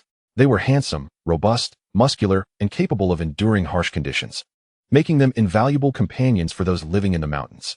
The educated youth's compound housed a dozen or so horses, while villagers typically had 2 or 3 of their own. The feed for these horses was usually supplied by the educated youth on a rotating basis.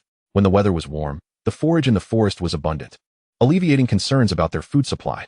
However, during snowy periods, most vegetation perished, leaving the horses to subsist on hay, which was insufficient for their winter needs.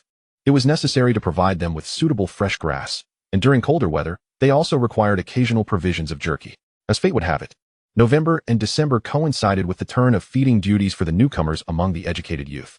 Han Jiqiang had already informed Lu Qingyang that each person was responsible for the feed of 2 horses.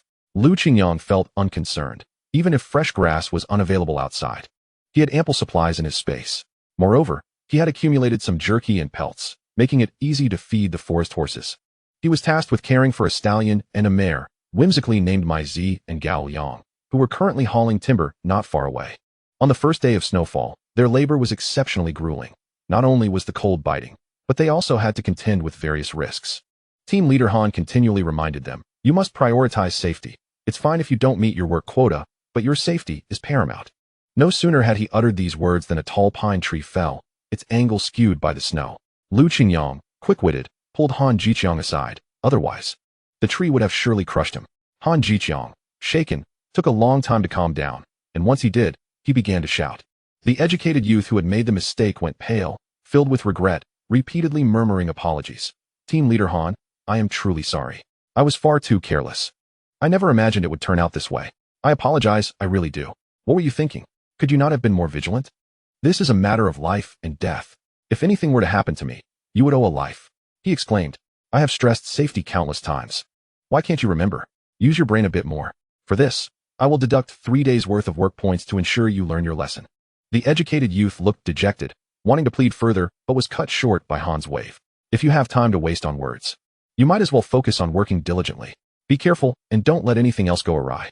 With that, Han Jiqiang nodded appreciatively at Lu Qingyang. Your reflexes are commendable. Thank you for saving my life.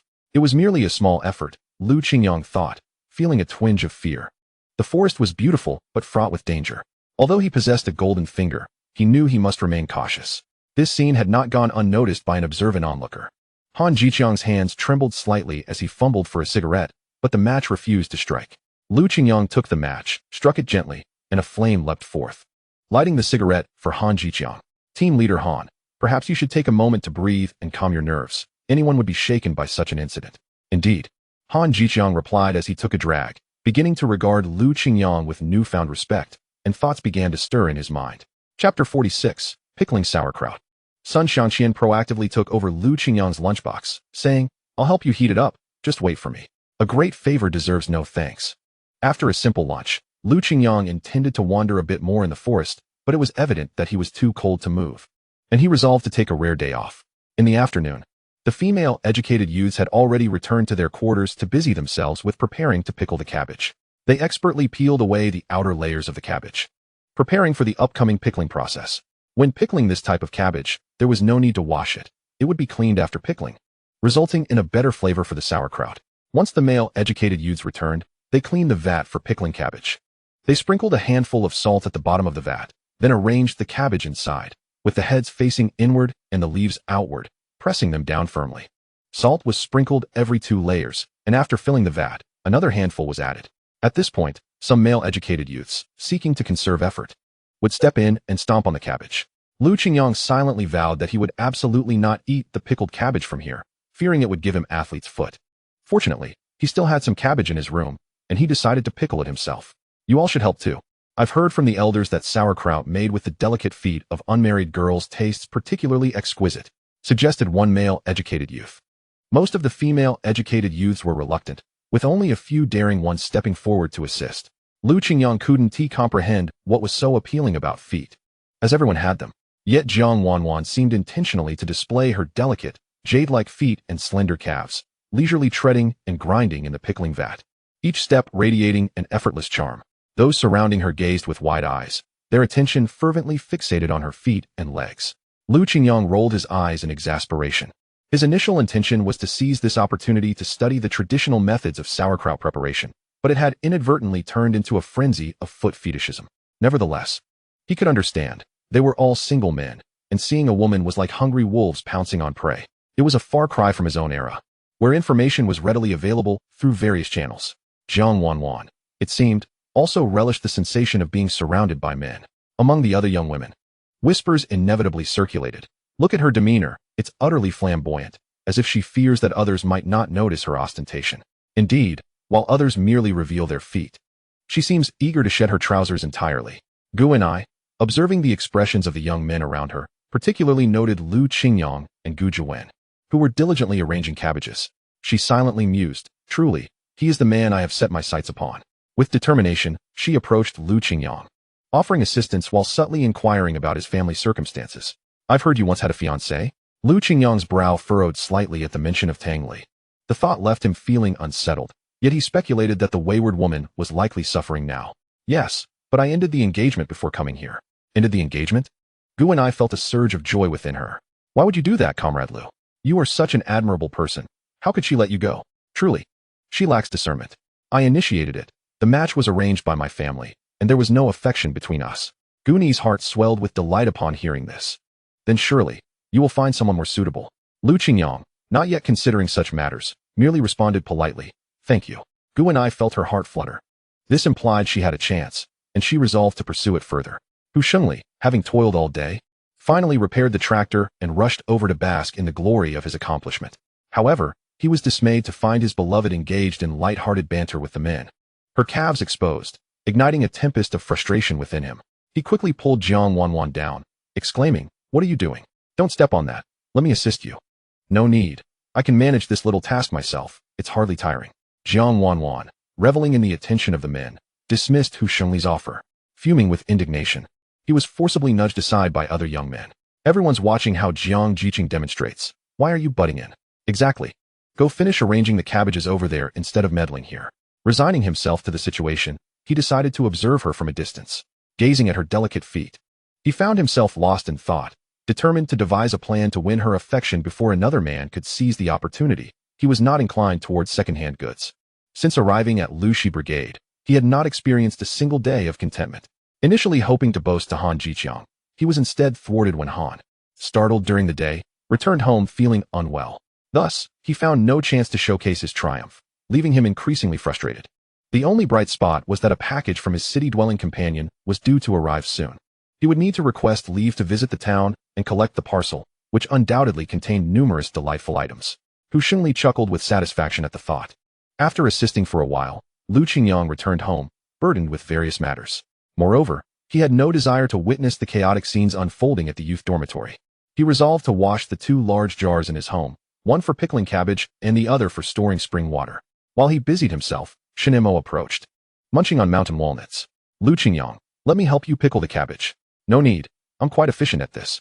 Following the steps he had observed earlier, Lu Qingyang prepared the cabbage and added some chili peppers according to his own preferences.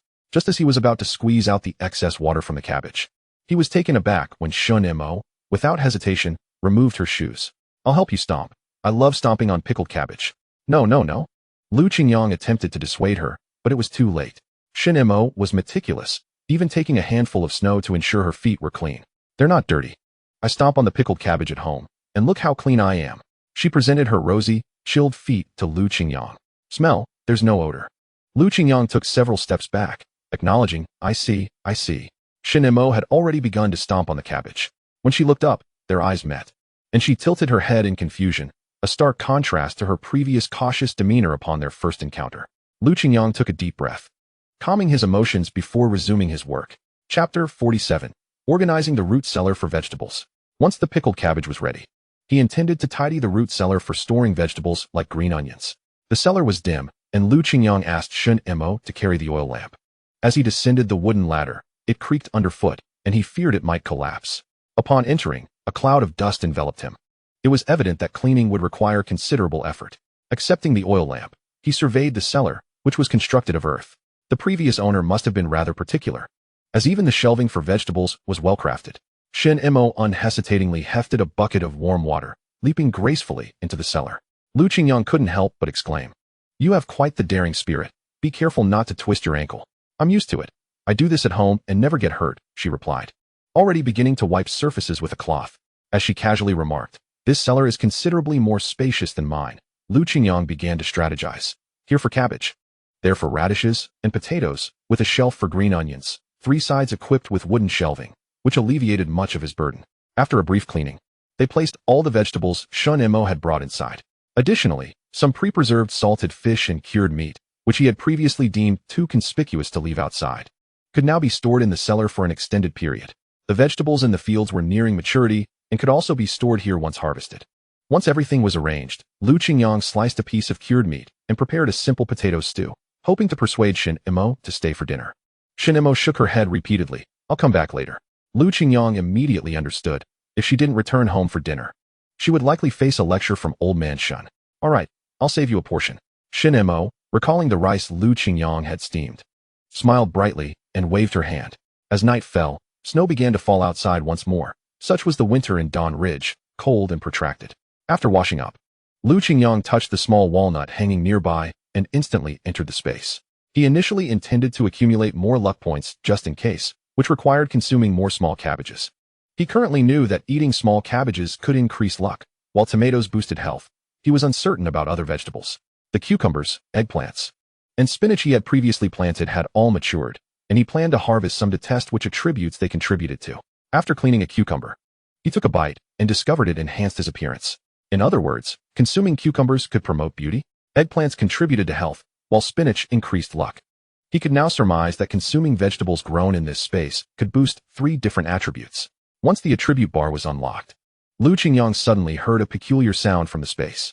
The monthly limit for each attribute is 100. Any unused points do not roll over to the next month, but reset to 0. Qingyang felt a sense of bewilderment within, pondering the perplexity of the situation. If it were indeed possible to gain and utilize resources endlessly, he would undoubtedly be the greatest anomaly in this world. Just last month, he had expended 70 points of luck. Each fishing endeavor cost him 20 points, yet yielded an abundant catch. The occasion when he saved Uncle Tai's life required 30 points. As for his health and appearance metrics, he remained uncertain and required further experimentation for clarity. Having 100 points in each attribute per month was, in truth, quite satisfactory. Qingyang attempted to summon the voice from within his space, only to discover that it provided reminders solely at crucial moments, ignoring his call altogether. Nonetheless, obtaining this walnut space was already a significant boon. He could not afford to be overly demanding. He retrieved some vegetables from the space and stored them in a corner of the cellar, ensuring easy access for future meals. Though he had to be cautious not to attract the attention of those with ulterior motives. The following morning, he prepared a steaming pot of corn porridge, consuming 2 bowls himself to warm his body, while packing the remainder into a lunchbox along with several large pancakes and the leftover potato and bacon from the previous night. Upon spotting Qingyang, Sun Xiangqian's eyes flickered with surprise before he chuckled. Qingyang, you rascal, why do you look so different from before? Qingyang touched his face, perplexed by the notion of any change. Although he typically presented himself as more refined than the rugged men around him, it was merely to prevent his skin from cracking in the cold winds. Sun Xiangqian scratched his head in confusion. I can't quite place it. You just seem more attractive. Qingyang couldn't help but chuckle at this, teasingly remarking, hey, spring hasn't even arrived yet, and you, son, are already feeling lovesick? What's the matter? Is your desire unfulfilled, that even I look more pleasing to your eyes? Suddenly, Qingyang recalled that he had munched on several cucumbers the night before. The vegetables grown in his space tasted significantly better than those found outside, and cucumbers could be enjoyed like fruits. After enhancing his appearance by adding 20 points to that attribute, he was astonished by the remarkable change, which even the usually oblivious Sun Xiangqian discerned. With a frown, Sun Xiangqian began to feel uneasy, scratching his head. Could he perhaps be harboring feelings for his brother? Glancing at a nearby female youth, he suddenly felt nauseous. Qingyang, rest assured, I have absolutely no interest in you. I fancy the buxom girls, especially those who are charming and vivacious. It seemed that the hardships of life in this place had muddied people's thoughts. Undeniably, Qingyang had become increasingly radiant, even drawing the attention of the typically reserved female youths who began to whisper about him behind his back. Yet, Qingyang paid this little mind. Meanwhile, Han Jiqiang had been silent for several days, still haunted by the events of yesterday. Although he had temporarily preserved a life, who could say what unforeseen incidents might occur in the future? Thus, he grew stricter with the requests of certain youths. Just as everyone was invigorated and toiling diligently, a sudden roar erupted from deep within the forest, shattering the tranquility and causing hearts to race. That's the sound of a bear, a youth shouted. Each year at this time, such sounds were common. What was there to fear, since it did not come out to harm people? Yet, Qingyang's heart sank. By the time it did attack, it might be too late. He recalled the events from the novel set in this era, remembering that villagers had been attacked by bears that winter.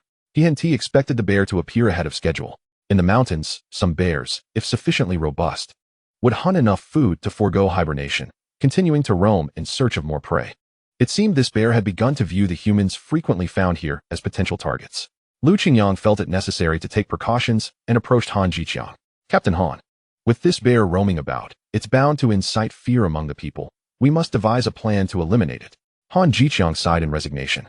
Catching a bear is no simple task. We are not a professional hunting team, and our weaponry is insufficient. Why not discuss it with Captain Wu and see if the hunting team can assist? Han Jiqiang scratched his head. All right, I'll speak with him. Qingyang's words had begun to carry greater weight with Han Jiqiang, particularly since he was indeed correct. If a bear were to attack, it would be too late to act. Lu Daji muttered, He just loves to show off. I'm not going to hunt bears. My life is too precious. Initially, Hu Shunli had no intention of participating, but upon noticing several male youths gathered around Jiang Wanwan, he reconsidered. I've heard that if we manage to hunt a bear, we can share its meat. Jiang, have you ever tasted bear meat? No, have you? We haven't either. Who would dare hunt a bear? That size. One swipe could end a life. But don't we have hunting rifles? Surely that would work. In truth, even with a gun, most people would tremble at the sight of a bear, and hitting it was another matter entirely. Someone jested, Oh Jiang, you're so eager for bear meat. How about this? Whoever manages to shoot the bear can become your partner. If you truly manage to hit it, I'll agree. The speaker was oblivious. But the listener's interest was piqued, stirring Hu Shunli's restless spirit.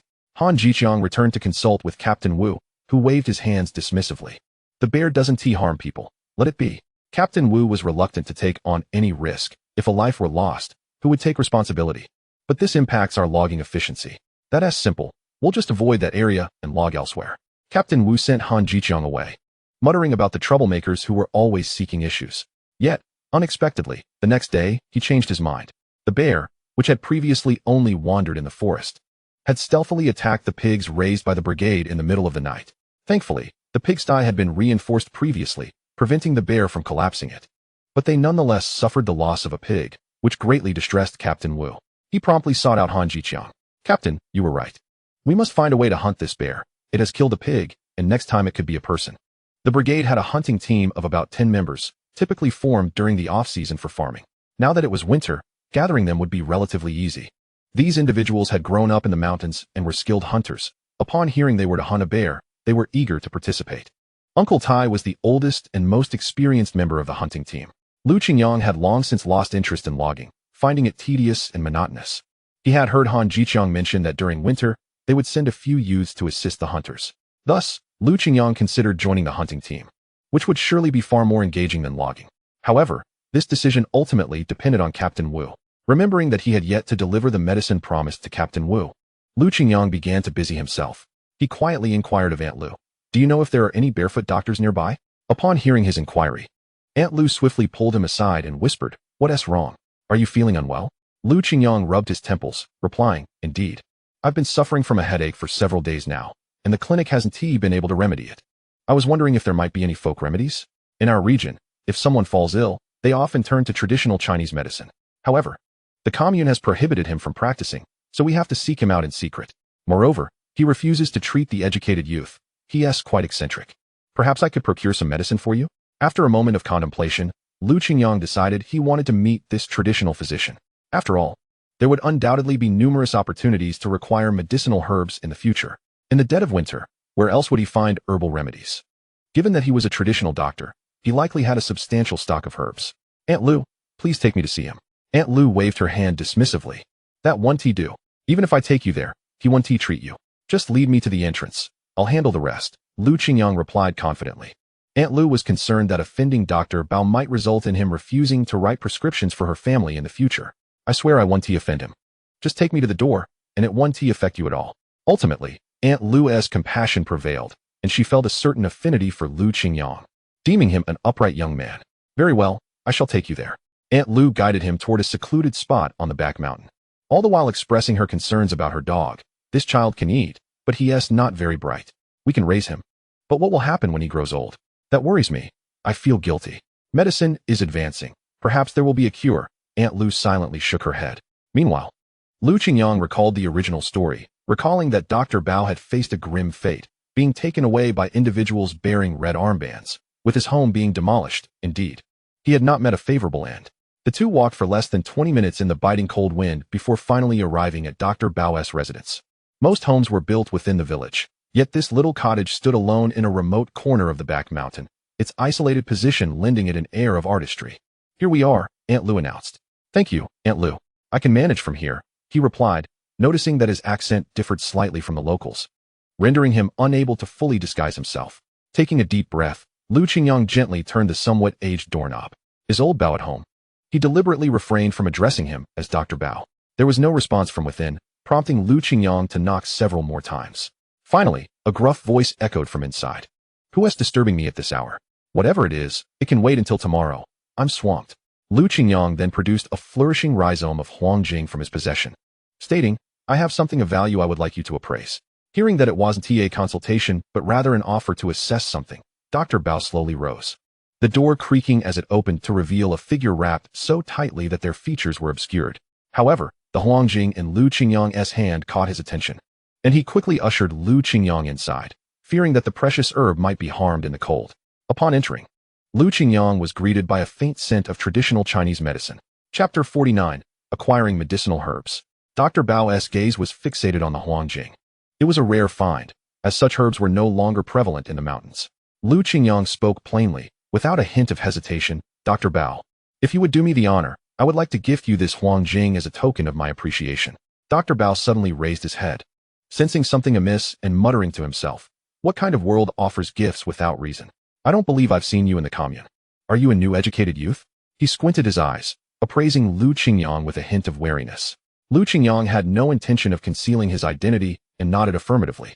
Dr. Bao immediately attempted to push him out, stating, "You are not welcome here. Leave." Indeed, Aunt Lu's words rang true.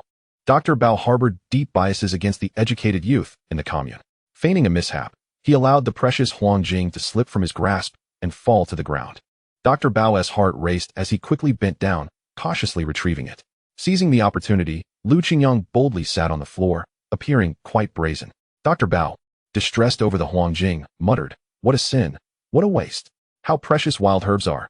Meanwhile, Lu Qingyang had already approached an antiquated medicine cabinet, which seemed to harbor a wealth of traditional Chinese herbs. Realizing he could no longer dismiss Lu Qingyang, Dr. Bao impatiently remarked, "I do not treat illnesses. Seek the clinic for that." Lu Qingyang shook his head. "I'm not here for treatment. I wish to exchange some herbs with you." A flicker of surprise crossed Dr. Bao's murky gaze. "Exchange herbs? What do you wish to trade?" Lu Qingyang calmly listed, dandelion, baibu, huangbai, wild chrysanthemum. These are all herbs for clearing heat and detoxifying. Additionally, I require Yinyanghua, Rotsongrong, Duzhong, Tu-cz, and Qianshi. These are all nourishing and revitalizing herbs. Dr. Bao fell silent for a moment, contemplating. The first set of herbs seemed reasonable, but the latter group, was that not for enhancing virility? Regrettably, he noted, the most crucial ingredient, deer antler, was missing. These herbs were not particularly precious, save for the wild deer antler, which was exceedingly rare. He was further astounded that this young man could name so many medicinal herbs. Recognizing Lu Qingyang's earnest and polite demeanor, Dr. Bao surmised that he must have been referred by someone in the village. Nowadays, most educated youth were oblivious to Dr. Bao's identity as a traditional physician. Yet previously, he had encountered many meddlesome individuals who relished gossip, often leading him to suffer in silence. "Dr. Bao, if you have these herbs, could you spare some for me? I wouldn't take them for free. I offer this Huangjing, and here is a bag of cornmeal, and this wild rabbit as well." Dr. Bao, irate, huffed and puffed, "Who wants your cornmeal and rabbit? I am only considering this Huangjing."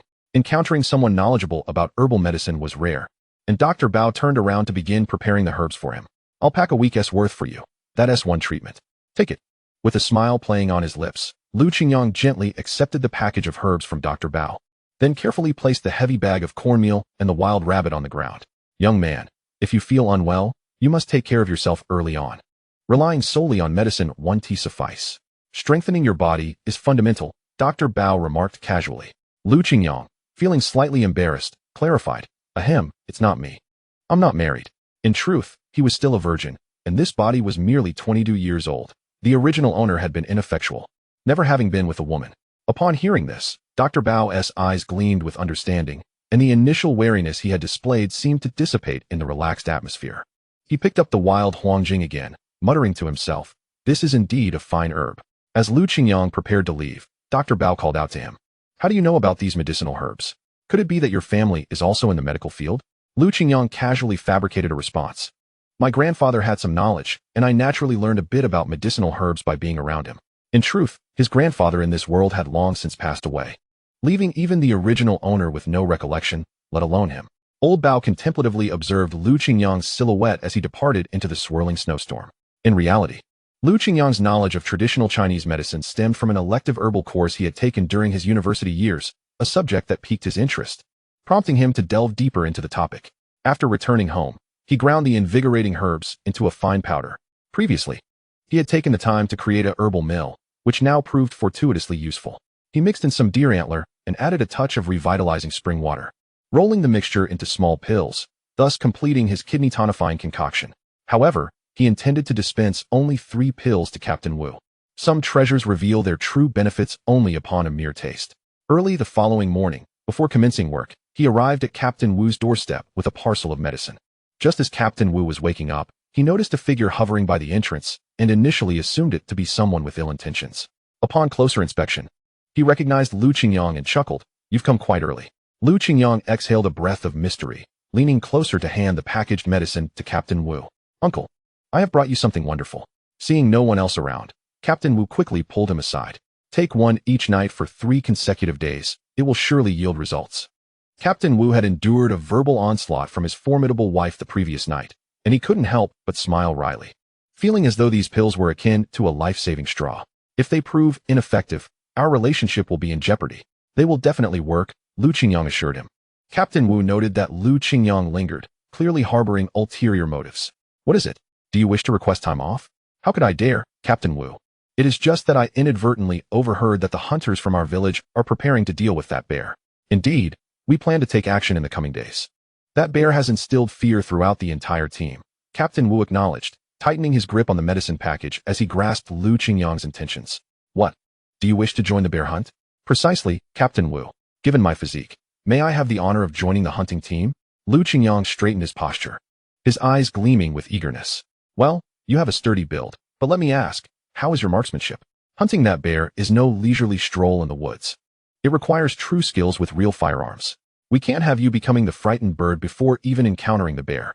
Captain Wu's tone was a mix of seriousness and jest, having encountered many such eager souls before. Growing up in the Lushi Brigade, hunters were accustomed to the ways of the wild. However, the educated youth, arriving from the city, were typically relegated to menial tasks. Relying on them for actual hunting was a fanciful notion. With this thought, Captain Wu began to smoke, reflecting that the laws of the forest were not easily understood by newcomers. Chapter 50. The Capture of the Foolish Roe Deer. "Just let me give it a try. If I encounter hardship, I shall retreat on my own." Captain Wu grinned.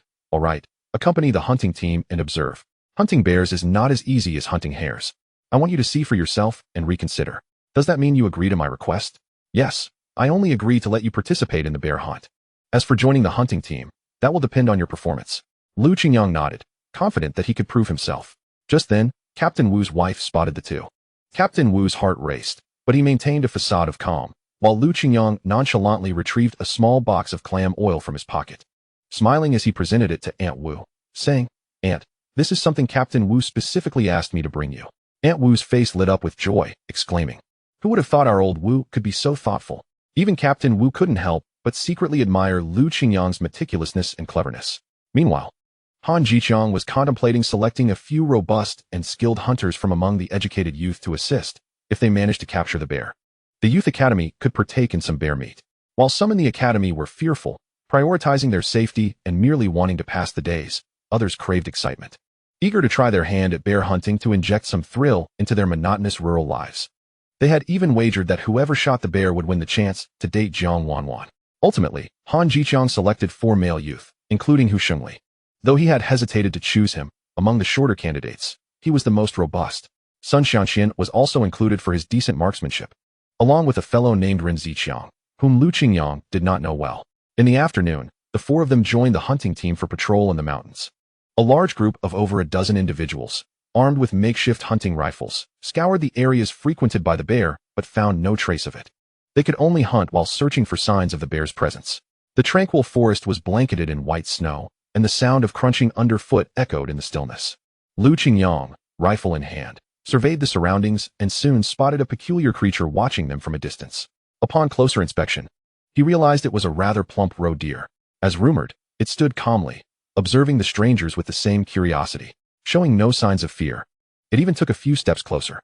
Hu Shengli, seeing the stationary roe deer, immediately raised his rifle and pulled the trigger, but to his dismay, he missed even the stationary target. Frustration washed over him, and he declared, "It can't be my fault. It must be the gun." The startled roe deer turned and fled, disappearing into the depths of the forest. Uncle Tai sighed. In this day and age, if one cannot even hit a foolish roe deer, they truly lack marksmanship. Next time, try not to be so impulsive, young man. Hu Shengli's face flushed with anger, nearly throwing his rifle to the ground as he gritted his teeth. Next time, I will definitely hit it. Lu Qingyang found amusement in the situation, knowing that given the roe deer's nature, it would likely return to the same spot after fleeing. He decided to find a comfortable place to sit, pulled out some rations from his pocket, and leisurely munched on them, savoring the moment of tranquility. Shunimo scoffed, rolling his eyes and dismissively muttering, "Lazy bones."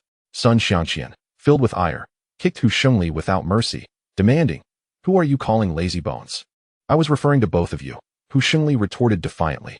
Meanwhile, Lu Qingyang continued to calmly chew his food while discreetly scanning the area. As expected, the charmingly foolish roe deer peeked its head out again, seemingly intrigued by the sudden quarrel, its round eyes brimming with curiosity. Even as Lu Qingyang leisurely approached the roe deer, it showed no signs of alarm. With a determined glint in his eyes, Lu Qingyang decisively pulled the trigger, the gunshot silencing the earlier bickering between the two. No need to argue. Tonight we shall feast on roe deer meat. The art of hunting lies in understanding the nature of the prey, a wisdom that every hunter must master. Sun Xianqian let out a chuckle, truly remarkable. The roe deer, naturally drawn to lively commotion, has presented itself at our doorstep. Lu Qingyang smiled faintly. Shunimi's heart surged with envy. This deer, clearly intended for his own hunt, had been snatched away by Lu Qingyang. Uncle Tai and several other hunters remained composed, for the foolish roe deer had become one of the most easily hunted creatures in these woods. Continuing the search was futile. It was already late. "And we ought to return," proposed Uncle Tai. The forest at night was fraught with peril, and even the most seasoned among them needed to tread carefully. They had already caught a few wild rabbits and 2 foolish roe deer, which was quite sufficient for the day. This time, Lu Qingyang was allotted a leg of the roe deer. It was his first encounter with roe deer meat, which emitted a slightly gamey odor. Uncle Tai instructed Lu Qingyang and Sun Xianqian to accompany him back, tossing him another leg of the roe deer, stating, "It would be rather dull for this old frame to enjoy it alone. Your portion can be set aside in the ice for tomorrow, while we head to my home for a lively feast this evening." In truth, Uncle Tai was craving Lu Qingyang's culinary prowess. The flavor of the rabbit dish from their last meal lingered delightfully in his memory, an unforgettable taste that he yearned to relive. Lu Qingyang pondered how best to prepare the roe deer meat and decided to make a stew. He cleaned and diced the meat, placed it in a pot with water, ginger, scallions, and goji berries, bringing it to a boil. After adding the chopped roe deer meat, he simmered it for over an hour, finally seasoning it with salt. Sun Xianqian continued to grumble. "I initially thought Shunimo was quite decent, often sharing snacks with everyone. Who knew he would be so difficult to get along with? And look at that expensive watch he wears. His family circumstances must be quite favorable." Lu Qingyang snorted softly. Indeed, they are not lacking.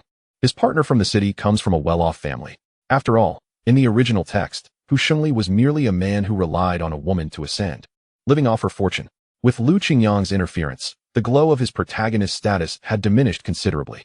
Sun Xianqian scratched his head vigorously. The itch had only slightly abated after days of using alcohol. Yet, as midnight approached, the relentless scratching kept him awake. Lu Qingyang noticed and remarked, "I've found the herbs. After you finish, come wash your hair at my place." He feared that using herbal remedies at the youth commune might invite unwarranted gossip. "All right, your efficiency is truly impressive." "Qingyang," replied Sun Xianqian. Their feast of roe deer soup was utterly delightful, warming them thoroughly. Upon returning, Lu Qingyang brewed the herbs, allowing Sun Xianqian to wash his hair and wrap it in a towel for half an hour. If they maintained this routine for a few days, they could eliminate the lice. Sounds good. At that moment, at Captain Wu's home, he had been grappling with whether to consume the pills Lu Qingyang had brought. Ultimately, he swallowed them in one go. His wife was already calling for him. "Old Wu, why aren't you coming?" He realized he was in for another calamity that day. Strangely, he managed to endure for quite a while without feeling the usual aches and pains. Chapter 51, The Bear Encounter. Lu Qingyang had claimed the effects would be felt in 3 days, yet he experienced immediate results, as if it were a miraculous remedy. While joy filled him, there lingered a hint of melancholy. He realized he was becoming entirely beholden to Lu Qingyang. The initial attempt to hunt the bear had failed. That evening, the bear returned. But fortunately, the pig pen had been reinforced. Failing to steal a pig, the bear retreated and surreptitiously entered the village, absconding with several unfortunate chickens. This alarming situation raised grave concerns. If not resolved swiftly, it could lead to dire consequences. The seasoned hunters devised a plan. Since the bear sought food, they would lure it out with food. Remaining roe deer meat from the previous day was still available. And Uncle Tai led a group of young men to quietly set traps. They dug a deep hole and carefully covered the entrance with branches and dry leaves, camouflaging it to blend seamlessly with the surrounding environment, then placed a bear trap inside. They positioned the roe deer meat nearby, leaving a few individuals concealed in ambush, awaiting the bear's approach. In the frigid forest, the biting winter wind pierced through layers of clothing, chilling them to the bone. If they moved about, it was tolerable, but remaining still made them feel the encroaching cold in every fiber of their being. Uncle Tai whispered a reminder. Remember, patience is key. 2 hours passed. Yet the bear did not appear. Hu Shengli, unable to endure the prolonged wait, rubbed his frozen, crimson hands and stammered, I can't hold on any longer. I need to move, otherwise, I fear I'll freeze solid. Just as he began to rise slowly, he spotted a massive shadow approaching. The hunting dogs began to stir, but being experienced, they glanced at their master and refrained from barking. Hu Shengli immediately crouched down, trembling uncontrollably, his teeth chattering as he sputtered, The bear is coming. Lu Qingyang turned to look and, indeed, a colossal bear was staggering toward the trap. They held their breath. The only requirement now was to patiently wait for the great beast to step into their meticulously prepared trap. However, the bear was exceedingly cautious, seemingly detecting the unfamiliar scents surrounding the trap, and hesitated to advance. Seeing this, Uncle Tai's eyes sharpened. He swiftly signaled to the nearby hunters, urging them not to hesitate any longer and to aim their guns at the formidable creature. Originally, they had planned to let the bear fall into their carefully laid trap, ensuring they could capture the prey while minimizing danger. But unexpectedly, at the critical moment, the bear suddenly straightened up and emitted a deafening roar, baring its sharp fangs. Hu Shengli was so frightened, he plopped down on the ground. Although the others were equally terrified, they remained silent. Hu Shengli, however, suddenly sprang to his feet. Lu Qingyang tugged at him, whispering urgently, Don't move, you'll jeopardize us all. The bear, hearing the rustling in the bushes, charged toward their position. The hunters began firing, and the bear, clearly startled, darted into the nearby thicket. Its immense size made it evident that they could not kill it. Hu Shengli's heart raced. He was already trembling with fear. Lu Qingyang could not help but smirk inwardly. This so-called protagonist, adept at mingling among women, proved utterly ineffectual in the face of genuine peril. The bear was now beyond their range, and just as they had managed to locate its position, Hu Shengli's blunder disrupted everything. The hunters had no choice but to unleash the hunting dogs to track the bear's scent. When cunning tactics failed, they resorted to directly pursuing the bear with gunfire. It was only early November. Lu Qingyang's luck had yet to kick in. Seizing the opportunity, he thought to utilize his good fortune, which should guarantee a successful hunt. As he contemplated this, the hunting dogs began barking furiously, and Lu Qingyang followed closely behind them. One of the hunters suddenly shouted, I see it. Over there. Before his voice faded, a colossal figure of a bear swiftly darted between the shadows of the trees. In an instant, several gunshots shattered the stillness of the air as the hunters hastily aimed at the indistinct target. This beast is rather cunning, someone muttered under their breath. Suddenly, the bear lunged from the side, and without a moment's hesitation, Lu Qingyang fired a shot at its head. Though slightly misaligned, the bullet struck one of its legs, eliciting a pained howl from the creature. Yet, this distraction successfully bought time for the hunters. Amidst a flurry of gunfire, the ferocious bear ultimately collapsed, lifeless, into a pool of scarlet blood, its body twitching before falling silent. Lu Qingyang, still reeling from the moment, had not relied on any extraordinary abilities. Yet he had managed to hit the bear. His heart raced like a drum, a wave of indescribable exhilaration surging within him. I did it, I actually did it. Sun Xianqian arrived breathless, astonished, and exclaimed, Qingyang, you actually shot the bear. This is unbelievable. In moments of urgency, one may often lose their capacity for thought. Yet Lu Qingyang's mind was unusually clear. The bear's rapid movements appeared to him in slow motion. He exhaled in relief, knowing he had succeeded. Otherwise, he would have been merely a ghost beneath the bear's claws. The remaining hunters chuckled with delight, first tending to the bear's wounds before beginning to skin it right there. They aimed to preserve the integrity of the hide, their knives skillfully gliding through flesh and skin. Lu Qingyang quietly stepped aside, observing their actions in silence. Uncle Tai clapped Lu Qingyang on the shoulder with a look of approval in his eyes, saying, Thanks to you. I've already informed them that the bear gallbladder belongs to you. The gallbladder, known for its medicinal properties, clearing heat, calming the liver, and enhancing vision, is indeed a rare treasure. Lu Qingyang took a moment to compose himself, a smile playing at the corners of his mouth.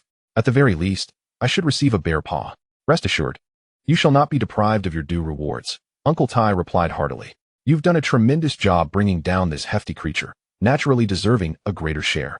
He reminisced. The last time we hunted one of these was 2 years ago. Hu Shengli, still shaken, was taken aback that Lu Qingyang had actually shot the bear. He had nearly soiled himself in fright moments ago. This was truly no ordinary feat, and now he wished to return home, not wanting to linger any longer. The hunting party returned jubilantly, their spirits lifted as if the chill had dissipated from their bodies. Having felled the bear and divided the meat, they would also earn a substantial amount of work points. The youth from the re-education camp couldn't help but marvel. Goodness, we really hunted a bear. Who was it that hit it? Chapter 52. A conflict arises. Sun Xianqian proudly declared. Naturally, it was our Qingyang. He is quite formidable. Nearby, Hu Shunli muttered under his breath. It's not like you did it yourself. Why are you so pleased? Yet, the envy and jealousy in his eyes were unmistakable. Lu Qingyang waved dismissively. No, it was a collective effort. It was not solely my achievement. I merely had a stroke of luck. Hey Lu, truly.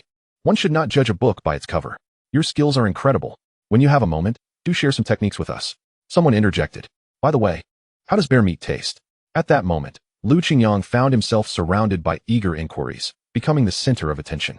This time, the re-education camp was allocated quite a bit of bear meat, promising a delightful feast. For most, to savor bear meat would be a once-in-a-lifetime experience. Meanwhile, Jiang Wanwan, who had been observing from the sidelines, began to entertain her own thoughts. This Lu Qingyang, seemingly more handsome than before, was one thing. But she had previously wagered that whoever shot the bear would become her partner. Others dismissed it as a jest, but she had taken it to heart. Moreover, with her striking appearance, she could hardly believe that Lu Qingyang had not harbored some interest in her. With this thought in mind, Jiang Wanwan plotted to attract his attention. Under the cloak of night, she stealthily approached the dilapidated door of Lu Qingyang's abode. Pondering how this formerly shabby place had transformed into something more presentable, she noted that Lu Qingyang had a habit of not locking the door, as sometimes Shunimo would come by for a meal. However, she recalled that Shunimo hadn't visited in days, busy with hunting, and she contemplated bringing something to her later. As she stood at the entrance, a lithe figure caught her eye. Lu Qingyang, Jiang Wanwan called softly, her voice laced with a teasing charm. The unexpected sound startled Lu Qingyang, and he inwardly mused. Flattery under the pretense of concern is often a guise for ulterior motives. Jiang Wanwan is no fool. What brings her here? Maintaining a carefully measured distance, he replied coolly. Jiang, what brings you here? Her eyes sparkled mischievously, a hint of a smile gracing her lips as she said, I wanted to remind you of our previous wager. What wager? Lu Qingyang genuinely did not recall any conversation of the sort, and he was certain it was not a favorable topic. Jiang Wanwan stepped closer, her voice softening. It's cold outside. Let us discuss it indoors. Lu Qingyang shook his head. If someone sees us, it could lead to misunderstandings. Upon hearing this, Jiang Wanwan's eyes glistened with unshed tears, embodying a wounded innocence that would soften even the hardest of hearts. Yet, Lu Qingyang remained unmoved, wishing for her to leave swiftly if there was no pressing matter. I mentioned that whoever shot the bear would. She paused deliberately. I know you were initially cold towards me because you wanted to garner my attention. It's all right. I forgive you. Lu Qingyang was baffled. He could not fathom what actions he had taken that would lead Jiang Wanwan to believe he had feelings for her. He barely tolerated her presence. Recalling the original owner's painful memories, he felt a shiver run down his spine. Jiang Wanwan continued, I have noticed every effort you've made. I understand your intentions completely. Just as Lu Qingyang was about to retort, Gu and I arrived with a batch of pickled radishes she intended to share with him. Upon her arrival, she overheard Jiang Wanwan making such declarations to her crush. Anger surged within her. She had always perceived Jiang Wanwan as a provocateur, and now she had the audacity to pursue Lu Qingyang. Without hesitation, Gu and I grasped Jiang Wanwan's sleeve. Jiang, what are you doing here at this hour? Hu Shunli was just looking for you, saying he had something to discuss. Jiang Wanwan stumbled slightly from the sudden tug, feigning surprise as she protested. Oh, Gu and I. What are you doing? Gu and I had barely exerted any force, and Jiang Wanwan's act of vulnerability was painfully transparent. I hardly used any strength. I know you've always looked down on me. I'm weak and cannot do heavy labor, but why must you treat me this way? Lu Qingyang saw through Jiang Wanwan's manipulative tactics, akin to a white lotus masking her true intentions, and he couldn't help but chuckle coldly to himself. In those years gone by, the original owner was utterly befuddled by such cunning tactics, ultimately meeting a dismal fate as a scapegoat. Gu and I, unable to tolerate her any longer, seized a handful of Jiang Wanwan's hair, exclaiming, You little harlot, I've longed to do this. Jiang Wanwan, feeling the sharp tug, could not help but retaliate. Thus, the two women engaged in a brawl at the entrance of the dilapidated house. Gu and I unleashed all her pent-up resentment towards her. If you have no business here, you should leave promptly. Don't wander about like a restless spirit. If your health is poor, you ought to dedicate yourself to self-improvement. Being frail is no excuse to evade hard work. Look at the young women who came here from the city. None of them are special, and you consider yourself so delicate. Can you not survive without a man? No, I truly can't. Jiang Wanwan was taken aback by Gu Ni's unexpected ferocity.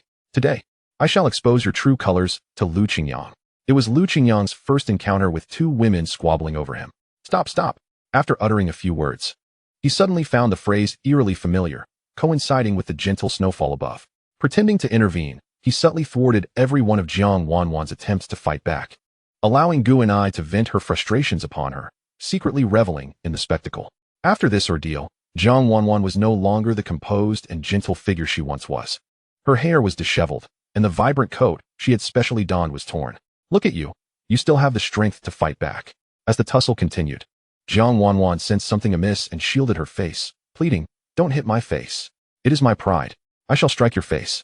What face do you have left? Chapter 53, A Feast of Bear Meat. It was only when Gu and I noticed other young intellectuals observing the scene that she ceased her assault. You better hurry and leave. What a disgrace. Remember, this incident must not be disclosed. If it is, I shall expose all your embarrassing secrets. Jiang Wanwan could not endure such humiliation. With a resentful glance at the two, she covered her face and fled. Gu and I, lowering her head, murmured, I apologize for the spectacle earlier. While she found it laughable, Lu Qingyang was rather amused by the unfolding drama. He had not anticipated that Gu and I, usually so demure, could be so fierce when provoked. Gu and I shyly pressed a pickled radish into Lu Qingyang's hands, her head bowed. I heard that the commune cinema will be screening a film the day after tomorrow. Would you care to join me? This was a sentiment she had wrestled with for quite some time before daring to voice it. In those days, cinema was a rare form of entertainment, with limited selections, primarily featuring revolutionary films. However, the thought of braving the biting cold to travel several dozen kilometers for a movie seemed hardly worthwhile to Lu Qingyang. Just as he was about to decline, he thought of Shunimo. She surely had never seen a film before, and taking the young girl along would broaden her horizons. All right, how many people will be going? Gu and I had initially hoped for a private outing with Lu Qingyang to create moments alone together. However, upon hearing his question, she had to respond. A large group will be going. Very well, I shall invite a few more people to join. Let us gather at the cinema in Baiyun Commune. Intending to continue their conversation, Lu Qingyang reminded her, Your braid is coming undone. It's cold, so you should head back soon. Gu and I touched her loose braid, her cheeks reddening. All right, see you then. After bidding Gu and I farewell, Lu Qingyang breathed a sigh of relief. Remembering Jiang Wanwan's disheveled appearance, he could not help but chuckle. The day had grown late, and although he had intended to visit Shunimo, it seemed that would have to wait until tomorrow. Lu Qingyang had procured some bear bile, a bear paw, and additional bear meat.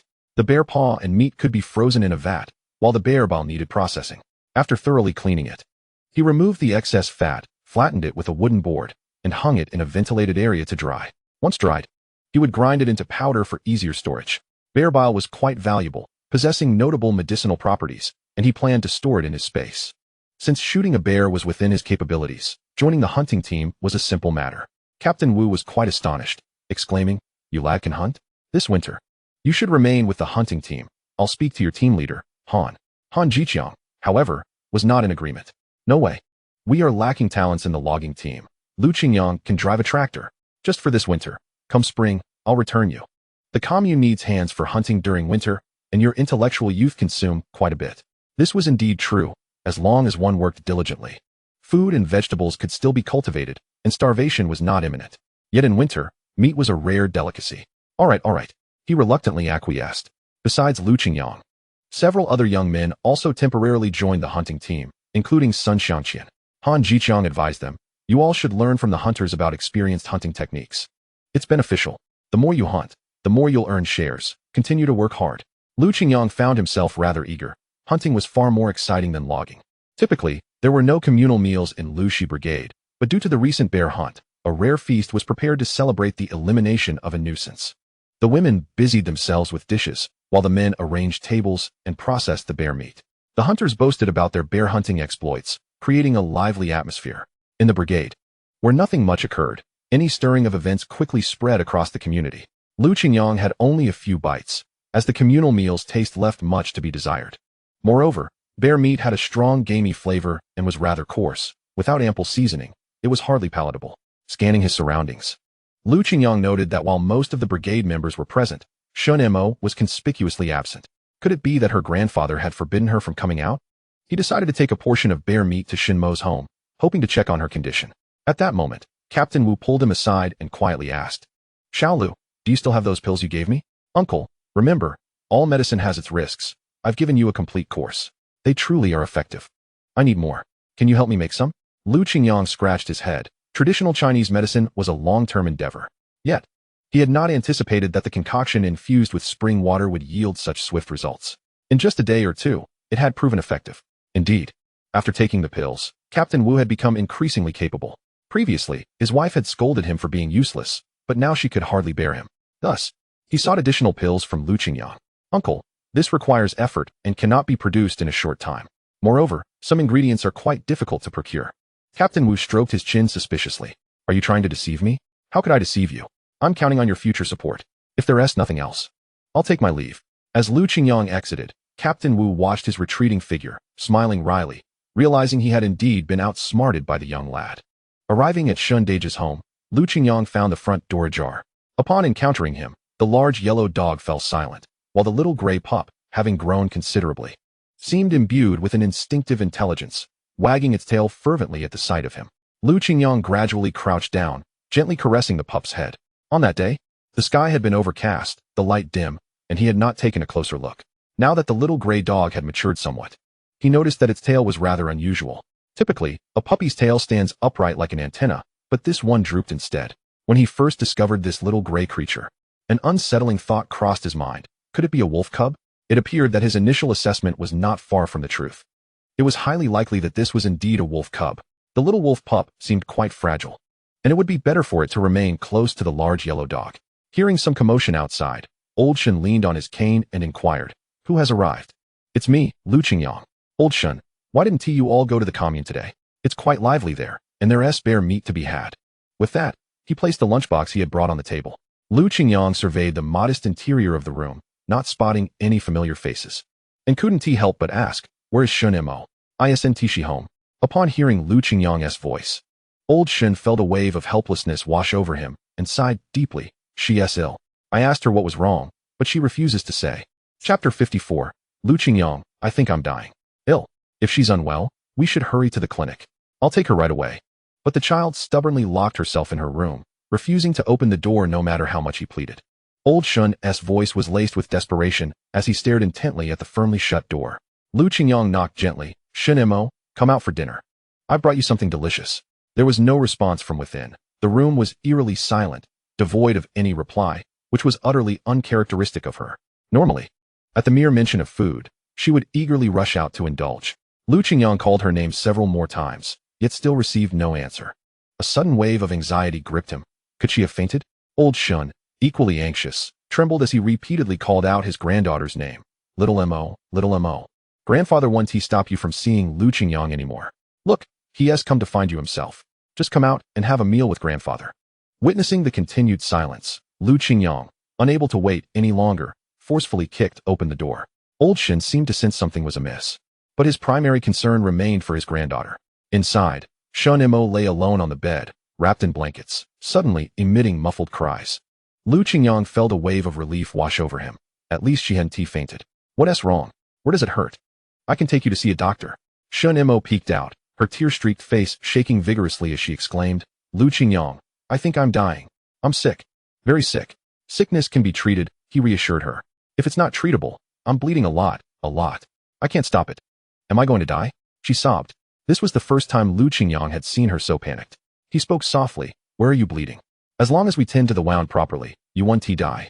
Shunimo's face was a mask of despair, tears brimming in her eyes as she whispered, "It's useless. This time I fear I truly have no hope." Glancing at the stains of blood on the bedding, Lu Qingyang suddenly realized something. He placed the bear meat beside her and pulled Old Shun outside, lowering his voice to ask, "Old Shun, is Shunimo?" Old Shun hesitated. "Well, I'm not sure. After all, it's a girl's issue, and as an old man, I find it difficult to inquire too deeply." It seemed that this was indeed the reason for her earlier distress, and no wonder she had been so sorrowful, insisting that she could not go on living. Lu Qingyang, upon understanding the situation, found it both amusing and exasperating, but as a man, he felt it inappropriate to discuss such matters openly. "I'll find a female youth to come and help her." With a decision made, Lu Qingyang set off for the youth commune. As fate would have it, he encountered Guanai head-on and decided to stop her, requesting her to accompany him. "Guanai, I need to ask you for a favor." After she stepped out of her room and smiled lightly, She nodded. I'll explain it to her. She should understand. Shunimo has grown up and must take more care of herself. Indeed. Lu Qingyang thought of the way Shunimo had claimed she was on the verge of death and couldn't help but chuckle. It was true that girls often experience their first menstruation later in this era, but he hadn't expected Shunimo to just be arriving at it now. Old Shun. You heard that? Yes, fine. It's just her becoming a woman. Old Shun could only shake his head with a bitter smile, feeling increasingly helpless. I'm an old man, growing more useless by the day, and I can't be of any help at all. For the first time, he felt the weight of his limitations. The child had grown, and he had aged. Even this ordeal had ultimately relied on the assistance of the young woman he had always looked down upon. Shunimo devoured 6 bowls of rice, finishing the plate of bear meat without a trace, and then fell into a contented slumber. Lu Qingyang handed a packet of brown sugar to old Shun, softly instructing. Shunimo still feels unwell, so please prepare some brown sugar water for her to warm her up. Understood. Old Shun nodded repeatedly. Yet he had always disliked taking things for free. He began to rummage for the mountain walnuts he had saved from before. After searching for a while, he found only an empty bucket. Where had the walnuts gone? Lu Qingyang recalled the walnuts Shunimo had brought him before, realizing that she must have secretly taken them. Last time, she had even shared half with him. Old Shun, it's unnecessary. It's just a small favor. Old Shun's face stiffened. Although his demeanor had softened somewhat, he still held on to his views about the youth commune. No, you've helped me. I cannot owe you anything. Shunimo often comes to help me. It's nothing significant. If you insist on repaying me, you can simply give me a puppy later. Now that he had joined the hunting team, he needed a decent hunting dog. The little gray pup was not yet fully grown. And the large yellow dog was a good hunting dog, but it belonged to the Shin family. Thus, he could only set his sights on its offspring. If you like, feel free to choose one. The large yellow dog was a genuine yellow farm dog, known for its cleverness. Lu Qingyang looked at the farm dogs running around the ground. He picked up the plumpest one, as they had recently been weaned and could eat meat now. The elders often said that when selecting a dog, one should consider the eyes first, then the mouth, waist, and legs. The eyes should not be small or squinty, and the eyelids should be thick to avoid injury when navigating through grass. The mouth must be well formed, with strong teeth to hold on to prey, and the whiskers should be robust. The body should be sturdy, and the legs strong, with short toes for speed. He observed that this little yellow dog fit the criteria well. Since old Shin insisted on giving him something, he decided to take this pup. Rest assured with me, you won't come to harm. Once the little gray pup grows stronger, I plan to bring it back to raise alongside it. A wolf and a dog will make fine companions. Take it. Even if you don't carry it away, you'll eventually have to gift it to the neighbors. Lu Qingyang returned home, cradling the little yellow dog. This brought back memories of his old countryside home, where his father had raised a similar yellow dog. Alas, it is a pity that the dog thief tends to strike just before the new year, and his yellow dog met a tragic end after consuming poison meat. The young boy was deeply saddened for a prolonged period, and he fondly remembered that deceased yellow dog, named Mantu. Now, he decided to name this little one Mantu as well. Lu Qingyang prepared some bear meat and mixed it into porridge, serving it to Mantu for a hearty meal. The little creature devoured the entire bowl with great enthusiasm. Lu Qingyang couldn't help but chuckle, remarking on how similar Mantu's voracity was to that of his previous owner. Shunimo nestled into her blanket, unaware that growing up would bring about its own share of bloodshed.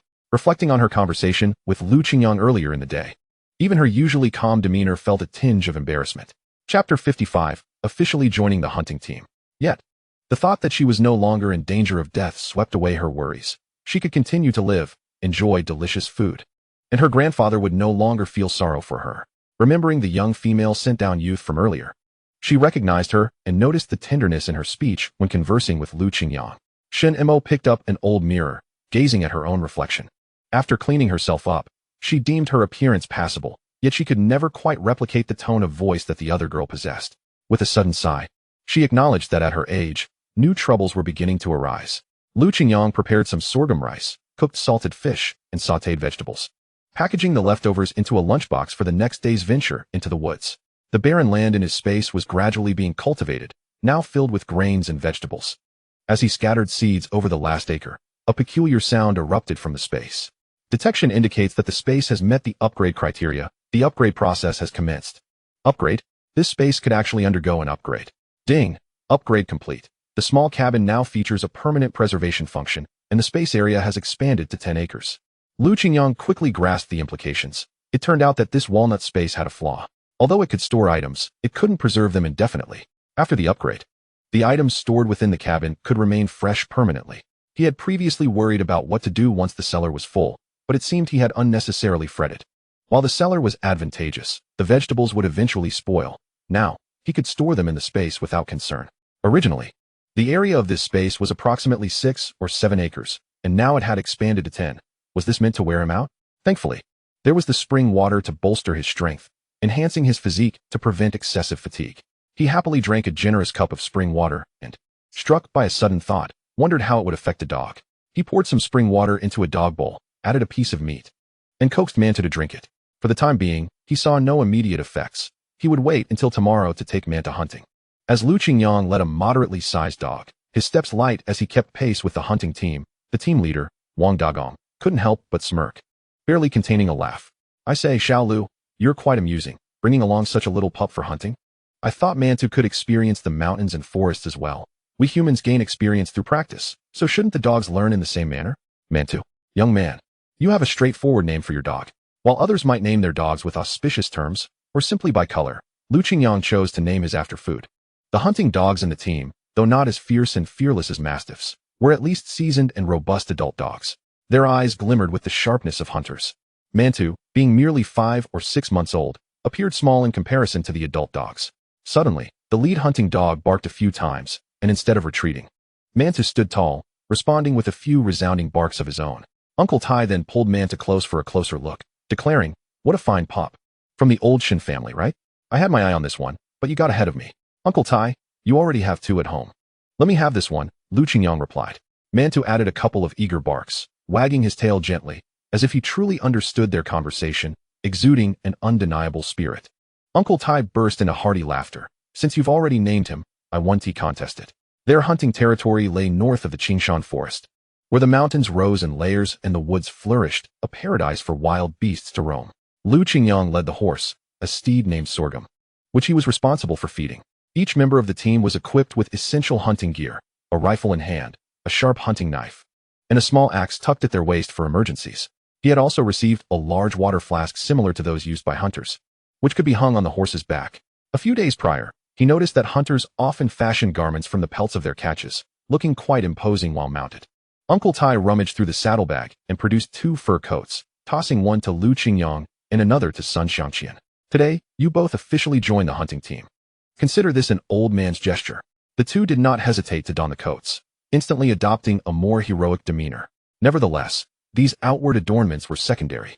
The crux lay in true skill. Being able to hunt and capture prey was the ultimate truth. In this vast wilderness, each wild animal had its designated foraging and resting places. They adhered to the laws of nature, thriving perpetually. These hunters, through prolonged engagement with the wild, had honed their keen eyesight, mastering the various habits and activity patterns of different wild animals. This was a lesson Lu Qingyang needed to learn. Though he was knowledgeable about plants and had spent some time in the field, he could only be considered a novice when it came to hunting. Although he had the fortune to catch a bear, he always believed it was more luck than skill. The leader, Wang Dagong, inquired, "Uncle Tai, if I recall correctly, there are often wild boars to be found beyond the next mountain to the north. Shall we try our luck?" Uncle Tai, being the eldest among them, possessed the most experience. "Indeed, but it would take 2 days to reach there.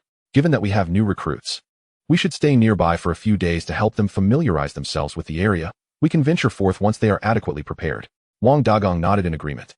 "Very well." The primary target for this hunting expedition was squirrels, affectionately referred to as gray dogs by the locals, with their population being particularly abundant in this region.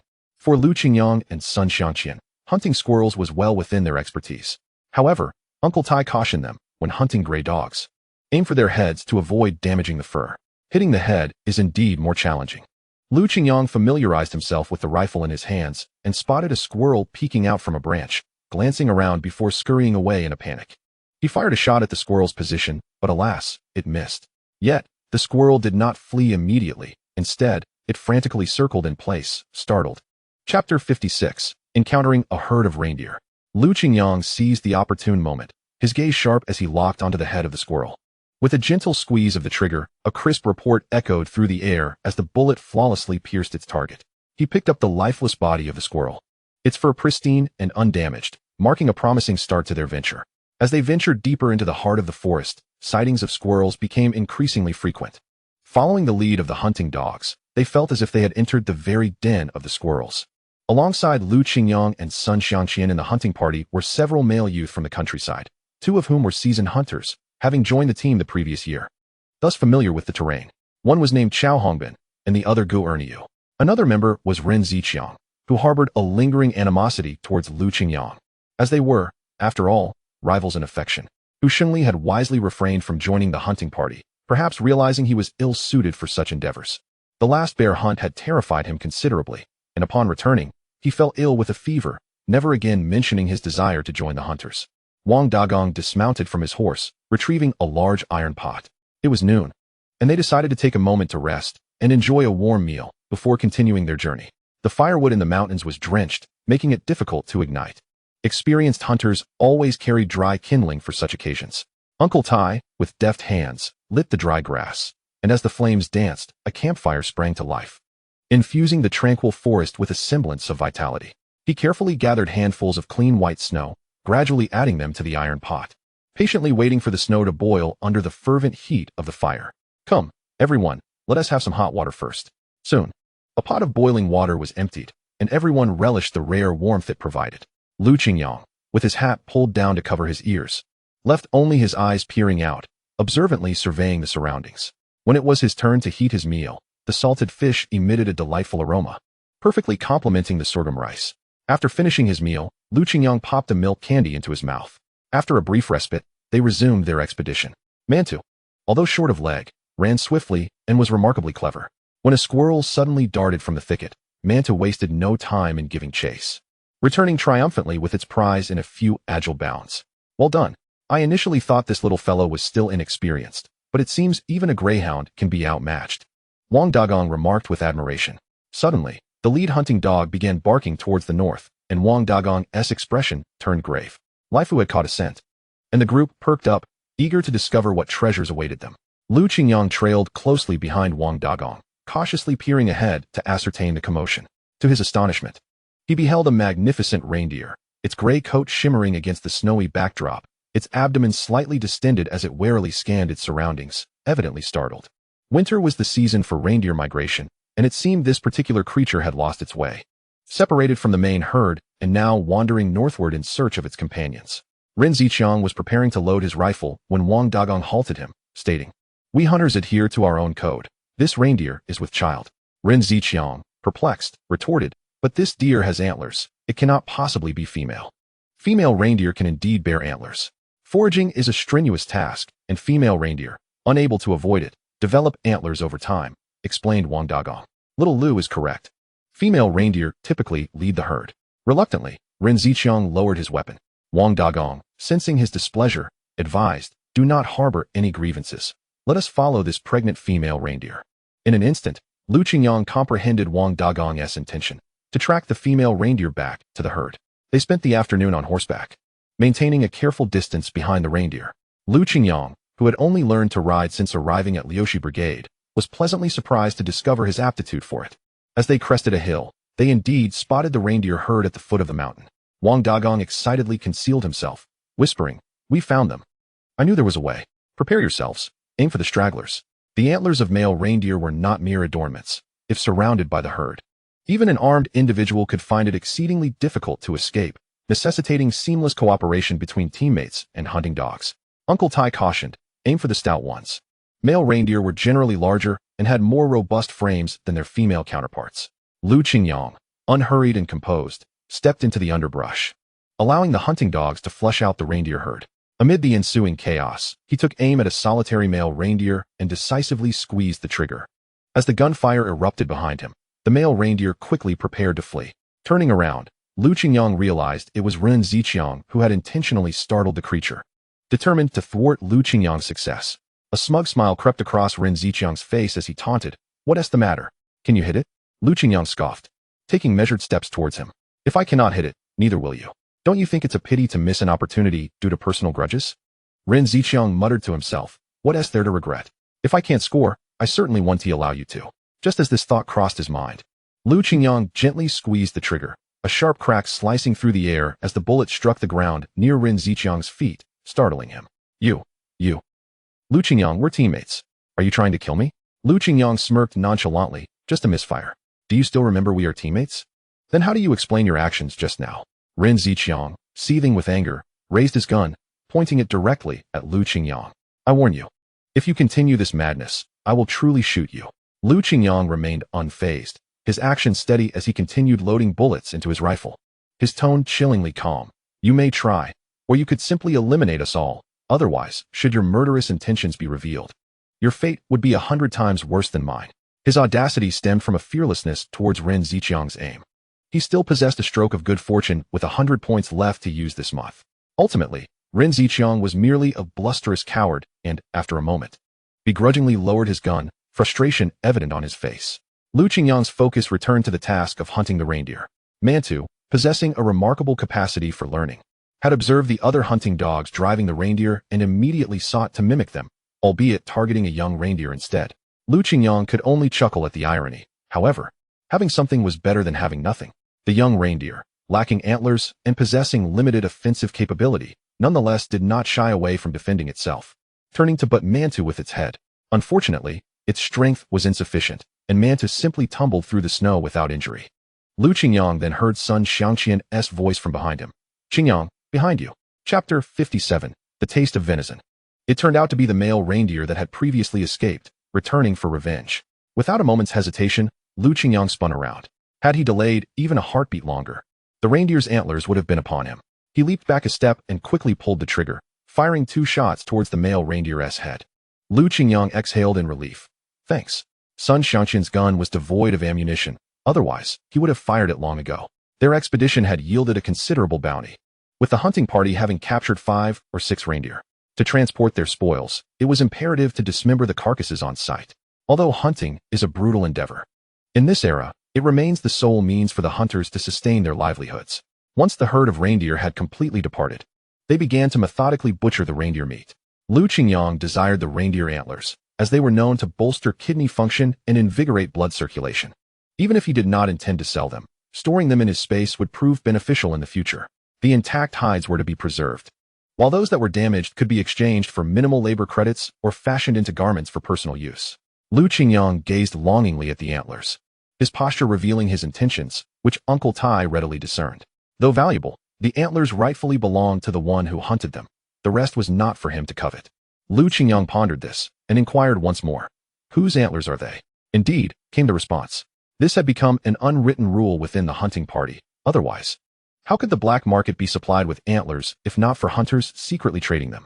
A smile crossed Lu Qingyang's face. With this clarity, he felt invigorated to hunt even more reindeer. Regret washed over him for not having captured a few additional ones. But he knew there would be ample opportunities in the future, and there was no need for haste. Mantu and several other hunting dogs pursued a young reindeer, driving it directly to Lu Qingyang's feet. Goodness, you brought back a fawn. According to the habits of reindeer, they typically calved in the spring. This little one had been born prematurely, destined to struggle through the harsh winter. However, now that it was in Lu Qingyang's possession, the situation had changed. What shall we do with this fawn? Lu Qingyang approached Wang Dagong. Now that we've captured a large reindeer, this little one has little meat. It was brought back by your dog. If you want it, you can slaughter it and take it home. He then lowered his head thoughtfully to glance at Mantu. I've never seen such an intelligent hunting dog. I underestimated you initially. After all, a dog that had drunk from the spirit spring must possess a certain cleverness. Lu Qingyang patted the dog's head and shared a piece of jerky with it, ensuring all the hunting dogs received a share as well. Thank you, Brother Wang. A few hunters had already begun to kindle a fire on the spot, preparing to roast the reindeer meat. Fresh meat, you must try it. Uncle Tai distributed 2 pieces of deer meat to Lu Qingyang and his companions. It's nourishing, a great delicacy for men. You are indeed fortunate. Sun Xiangqian eyed the half-cooked meat with hesitation. Can we eat this? Of course. Just look at him. He drinks the blood straight from the source. This is how it replenishes. Indeed. Turning his head, Lu Qingyang saw a hunter downing a bowl of reindeer blood in one gulp, letting out a satisfied roar afterward as he wiped the blood from his lips. It can also be used to brew liquor.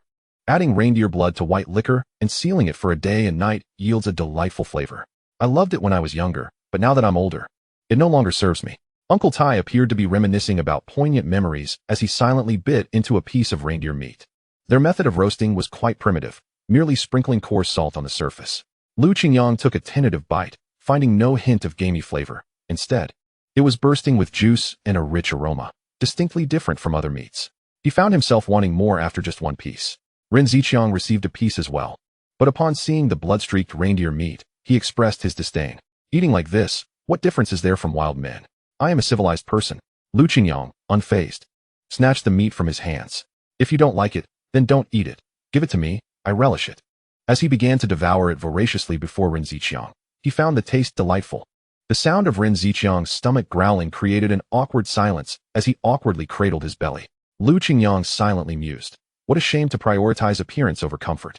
Furthermore, Ren Ziqiang's earlier actions left a sour taste in his heart. Having a teammate who might betray him at any moment was truly nerve-wracking. He resolved to find a way to remove Ren Ziqiang from the hunting party. When he glanced at Xiao Hongbin and Gu Erniu, he noticed they had seemingly grown accustomed to the hunting party's conduct, enjoying their food heartily. They were even encouraging Ren Ziqiang. You fool, reindeer meat is incredibly nourishing. It's a prized delicacy. With Ren Ziqiang feeling out of place, it seemed the solution was simple. The hunting party returned laden with their spoils. And as they journeyed back, the snow began to fall once more. The horses were burdened with their haul, and Mantu happily trotted along behind. Lu Qingyang carried his gun, exuding an air of experience. Initially concerned, he soon realized that the rugged men of the hunting party were, in fact, quite amiable. Uncle Tai had acquired a reindeer whip, and upon seeing it, Lu Qingyang moved closer. Uncle, how does the whip taste? Uncle Tai smiled mysteriously. If you wish to know, I shall give it to you. I have no use for it anyway. With that, he took a swig from his water pouch, the scent of liquor wafting toward Lu Qingyang. I can't take it without giving something in return. How about I bring a few bottles of fine wine over tonight? You're a clever one. They shared a bond akin to brothers, and Uncle Tai, reminded of his deceased son by Lu Qingyang, felt a surge of affection for him. Lu Qingyang advised, however, while drinking is enjoyable, moderation is key. Just a couple of sips at dinner will suffice. Uncle Tai remained silent for a significant duration before nodding slowly. I shall heed your advice. By the time they returned to Liushi Brigade, night had fallen. They had taken some time to exit the woods. After capturing such a bounty of reindeer meat, the effort was undoubtedly worthwhile. Captain Wu approached them upon seeing the reindeer meat, clapping Wang Dagong on the shoulder. Wang Dagong understood the unspoken exchange and handed him a water pouch filled with reindeer blood. Last year, they had not captured nearly as many reindeer, making this haul a significant success, much to Captain Wu's satisfaction. Without Lu Qingyang's pills, he quickly began to feel weak. Today, he must drink some reindeer blood to replenish his strength before continuing the fight. Each hunter received a share of the surplus blood, although beneficial. It was difficult to preserve and not easily exchanged for money. Lu Qingyang also received a pouch, planning to follow Uncle Tai's advice to create some reindeer blood liquor and store it in his space. Upon entering his home, he saw Shunimo waving at him. As if she had been waiting for him by the door for a while, her petite nose adorably tinged with a rosy hue. Have you been waiting long? It's quite cold outside.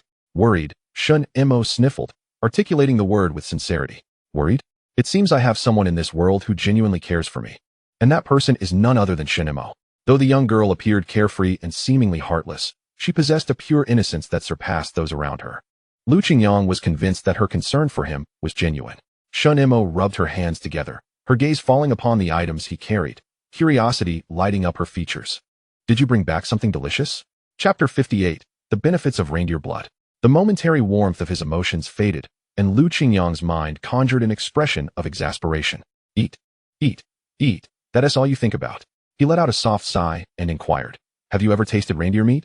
The mention of reindeer meat prompted Shunimo to recall the solitary occasion she had indulged in it, a flavor so unforgettable that she could hardly contain her delight.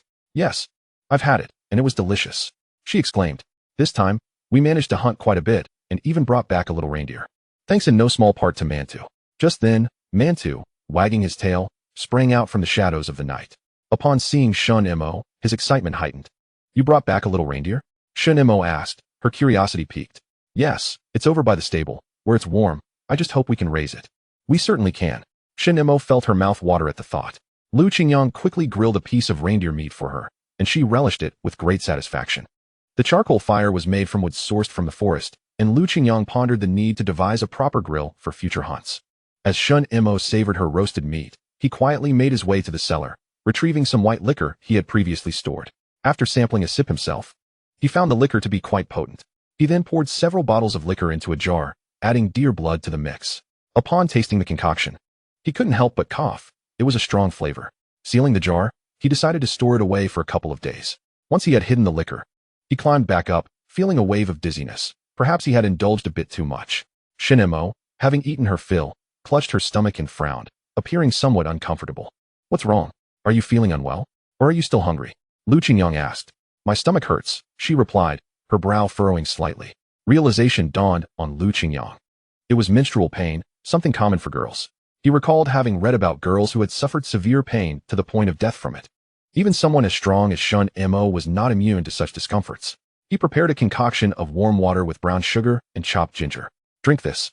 It will warm your stomach, and remember not to indulge in cold things in the future. Shunimo wrinkled her nose at the scent of ginger, shaking her head. It smells unappetizing, but it will help you feel better. Finish it, and I'll reward you with 2 pieces of peach crisps, he coaxed. Reluctantly, Shunimo gulped down the sweet ginger water and promptly snatched the crisps. The warmth in her belly brought her some relief. Lu Qingyang then advised, you should refrain from playing by the river. Rather, you must not go there at all. Why? Shunimo tilted her head in confusion. The recent drop in temperature and snowfall had thickened the ice on the river, but she was looking forward to ice skating. It's dangerous. What if you fall in? Lu Qingyang cautioned. Shunimo suddenly burst into laughter, her usual demeanor appearing cold, but her laughter was sweet. With a slight tilt of her head, she confidently declared, I've been doing this since I was little. I won't fall in. If you're scared, I'll take you along. It's so much fun. She playfully patted Lu Qingyang's shoulder, assuring him that he would learn. However, this casual touch stirred an inexplicable restlessness within Lu Qingyang, and a wave of heat rushed over him. The effects of the deer blood liquor were rather potent, and being a young man, he felt overwhelmed. He pressed his forehead, stating, in any case, it's best for you to avoid it. If you must go, you have to take me with you. Also, take some leftover deer meat back to your grandfather. He hurriedly pushed Shunimo out, then scooped a ladle of water from the barrel, gulping it down. Shunimo, perplexed by his urgency, wondered why he was so eager to send her away. After drinking the cold water, Lu Qingyang quenched his thirst but felt even more uncomfortable. His body was restless and uncooperative. It dawned on him that the spring water might amplify the effects of the liquor, which meant he wouldn't be getting a good night's sleep. The next morning, Lu Qingyang arrived at the stable, bearing dark circles under his eyes. The little reindeer lay curled up in a corner, motionless. He thought it was time to expand his humble abode and construct a proper shelter. Perhaps even accommodate some small livestock, as the stable was not particularly convenient within the team. The 2 horses he cared for were sleek and glossy, and apart from the fresh grass from his space, he supplemented their diet with jerky for energy. Upon his arrival, the horses whinnied excitedly, tails swishing. Typically, he alternated riding Gao Liang and Mai Zi, but today he intended to take Mai Zi hunting. The hunting team gathered early, and since they had secured ample reindeer meat the previous day, the day's efforts would be lighter. Lu Qingyang noticed that several of the hunters appeared to be struggling. They had families waiting for them back home. Most likely, they had been well attended to after returning, thanks to the effects of the deer blood. Unlike him, who had only the 5-fingered lady for company, though he also had son Xiangqian by his side, sharing the burdens of camaraderie. Today, Wang Dagong led them in familiarizing themselves with the surrounding terrain. He explained that if they ever ran low on water, they could boil snow for drinking. If there was no snow, they could head west along the road to find a small river for replenishment. By the way, if you walk about a kilometer further, there's a small wooden cabin. We didn't have the chance to show you yesterday, but we often rest there, Wang Dagong elaborated. When they reached the cabin, Lu Qingyang opened the door to peek inside. It was an ordinary rest station, typically locked, only open for the hunting team. Inside, there were various tools and some rudimentary bedding, a bit shabby but sufficient for resting. As noon approached, having hunted several rabbits, they began to roast them on the spot. One of the hunters, named Yang Xiaoshan, noticing Lu Qingyang's agility, struck up a conversation. I heard you came from the capital? Indeed, Lu Qingyang replied. In our lifetime, we may never escape these mountains. I wish I could take my wife to the capital someday. There will surely be opportunities in the future. Right now, we can't leave, and life in the mountains is colorful and more interesting than in the city. Truth be told, the city isn't as wonderful as it seems. It's just a bit novel. Yang Xiaoshan found it curious. You're the first person from Lu Shi Brigade who doesn't complain about hardship. Some young intellectuals who come here cry for their mothers and long to return home. Lu Qingyang genuinely felt no hardship. He was not one to endure a tough life. Yet, he remarked, enduring hardship is the path to greatness. We are here to gain experience, so how can this be called suffering? Yang Xiaoshan nodded, seemingly satisfied with his response. Leaning in conspiratorially, he asked, do you have a girlfriend in the capital? No, I'm a bachelor. Where would a wife come from? Even if I did, she wouldn't wait for me for so long, Lu Qingyang replied, gnawing on a rabbit leg. Yang Xiaoshan lowered his voice. Did you drink the deer blood yesterday? How did it feel? Do you want a woman? Chapter 59, Going to the Commune to watch a movie. Lu Qingyang mused. Was this not a redundant question? It was obvious he knew the answer. He had no wife to warm his bed. He could only rely on electricity. What could he do about it? It was not as if he had a wife. Even if he desired one, he could not act recklessly. He was a law-abiding citizen. In jest, he considered that in this era, committing lewd acts could very well lead to a death sentence.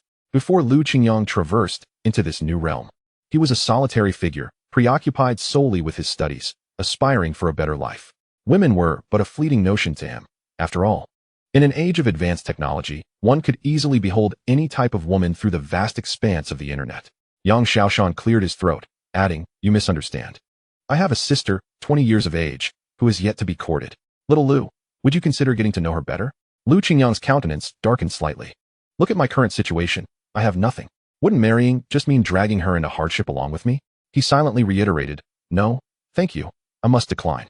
He was wholly focused on his career, unwilling to be hindered by romantic entanglements. "When my wife was with me, I had nothing either. Yet look at us now. Aren't we doing well? We've built a home. What truly matters is character, not material possessions."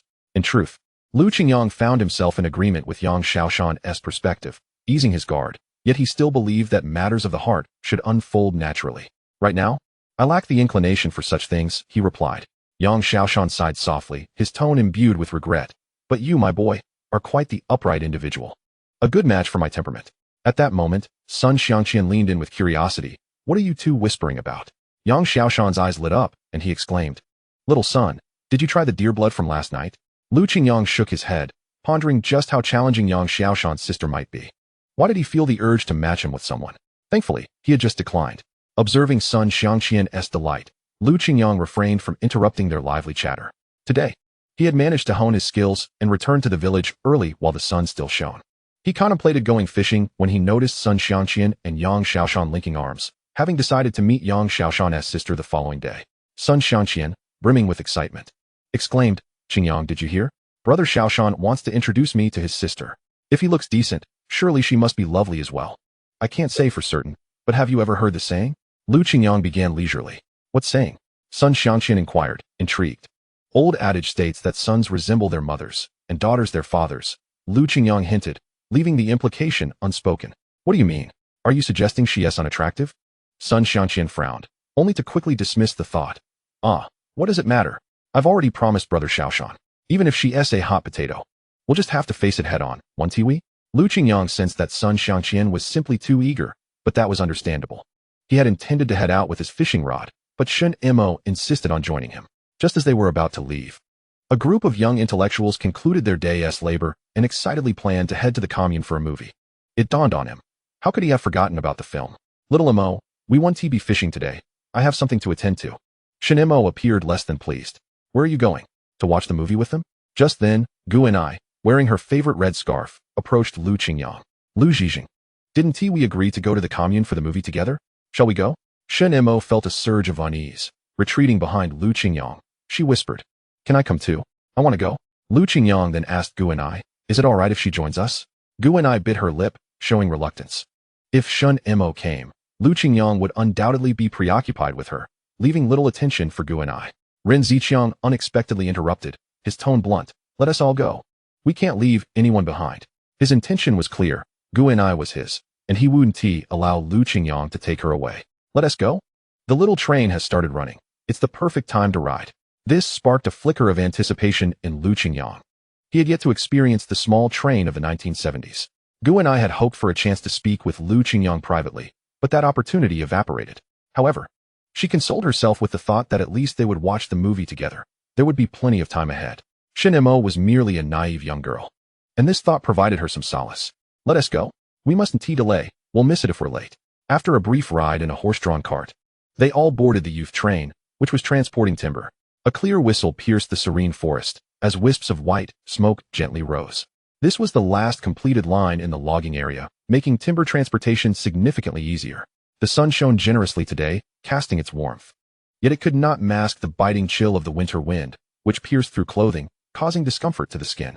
Shunimo, feeling intrigued, was oblivious to the cold, as it was her first time riding the small train, and she eagerly looked around. Lu Qingyang securely wrapped her scarf around her, leaving only her eyes visible. As the evening glow illuminated the faces of the young passengers, accompanied by the train's whistle, they gradually ventured into the distance. Weve arrived. Weve reached the Baiyun Commune cinema. Every few months, the Baiyun Commune showcased revolutionary films, providing a rare opportunity for the young intellectuals to unwind. Ren Ziqiang hastily claimed 2 adjacent seats, calling out to Gu and I from a distance, "Gu Zhijing, over here. I've saved you a spot." Gu and I hesitated but was urged by Ren Ziqiang. "Hurry up. It's about to start." He decisively pulled her over, having secured the coveted seats. The cinema was bustling with a crowd, and in the blink of an eye, Lu Qingyang lost sight of Gu and I and Ren Ziqiang amidst the throng. Shunimo clutched Lu Qingyang's sleeve tightly, feeling out of place in the sea of people. Even the narrow aisles were filled with temporary wooden stools. Lu Qingyang had no choice but to stand with Shunimo at the back of the theater. Although Shunimo was anxious, her curiosity overshadowed her fear, especially with Lu Qingyang by her side. As the images flickered onto the large screen, she excitedly gripped his sleeve. Captivated by the novel experience of watching a film for the first time, Lu Qingyang yawned, having seen this movie in his childhood, as it was frequently shown in school. Shunimo was transfixed, standing without fatigue. However, the crowd was overwhelming, and as a female young intellectual navigated through, she inadvertently pushed Shunimo closer to Lu Qingyang, causing them to lean against each other tightly. Chapter 60. Someone with ill intentions. Red stars shine brightly. Red stars warm the heart. The familiar tune from the film snapped Lu Qingyang back to attention. The film concluded, yet it was evident that Shunimo still craved more. Wishing for a chance to watch it again. "Let us come back next time."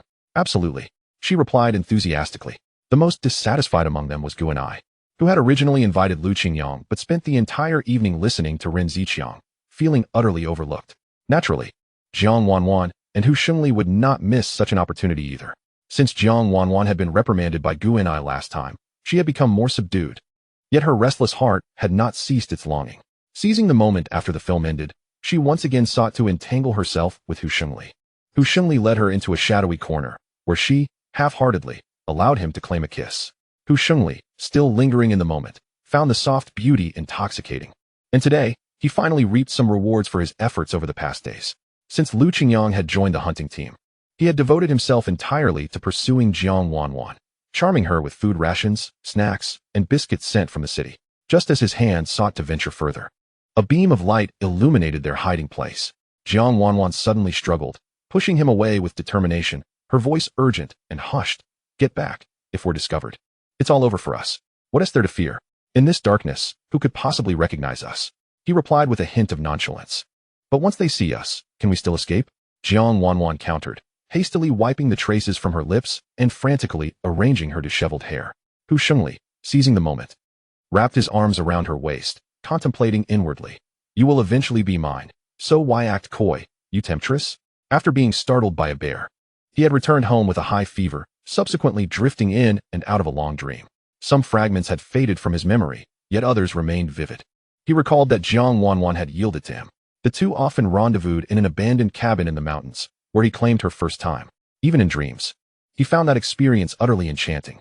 Subsequently, they relentlessly seized any opportunity and any clandestine location to engage in their primal pursuits. Naturally, he was not content to fixate solely on one woman. He also dallied with a widow surnamed Lu from the brigade and had his eye on other willing women. As autumn approached, his city-bound partner devised a way to bring him back, thus concluding this delightful chapter. Though merely a dream, Hu Shengli felt its authenticity, as if it had truly transpired. Coupled with the evening's outing to the cinema, where certain scenes echoed those of his dream, he sensed a portent. As they playfully prepared to return, they encountered Gu Enai and her companions. Upon seeing Gu Enai, Jiang Wanwan recalled the night she was beaten, her heart aflame with anger. "Gu Enai constantly bullies me. She even left my face swollen. Shengli, you must help me." Jiang Wanwan softly lamented in his ear, her voice a blend of sweetness and vulnerability. Hu Shengli, brimming with pride, relished her playful demeanor, responding, "I will certainly avenge you. What is one woman to me?" "There's a man beside her, did you not notice?" Jiang Wanwan quietly reminded him. "Oh, you mean Ren Ziqiang?" Hu Shengli scoffed. "What is he to me? I've long found him displeasing. It's perfect timing to deal with him too." In the enveloping darkness, once they disembarked from the small train, he would ensure Jiang Wanwan's honor was avenged. "Once I've avenged you, how will you thank me?"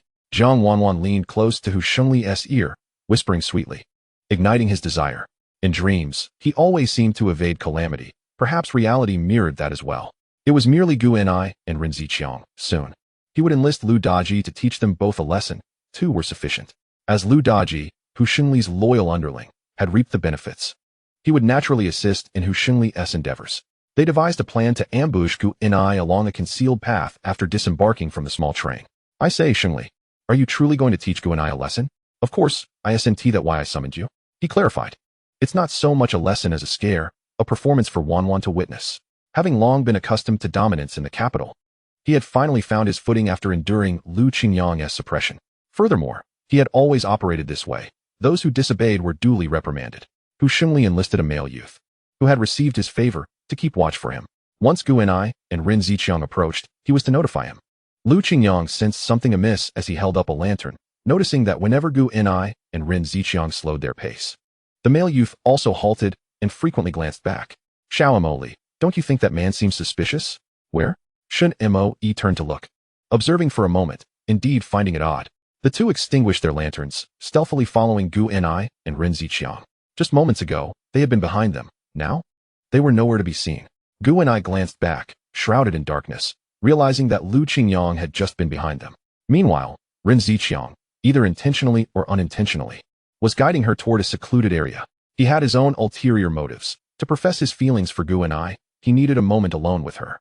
Upon noticing that the two following them had vanished, he felt a surge of triumph. He brazenly intended to ruin Gu Inai's reputation, leaving her with no option but to turn to him.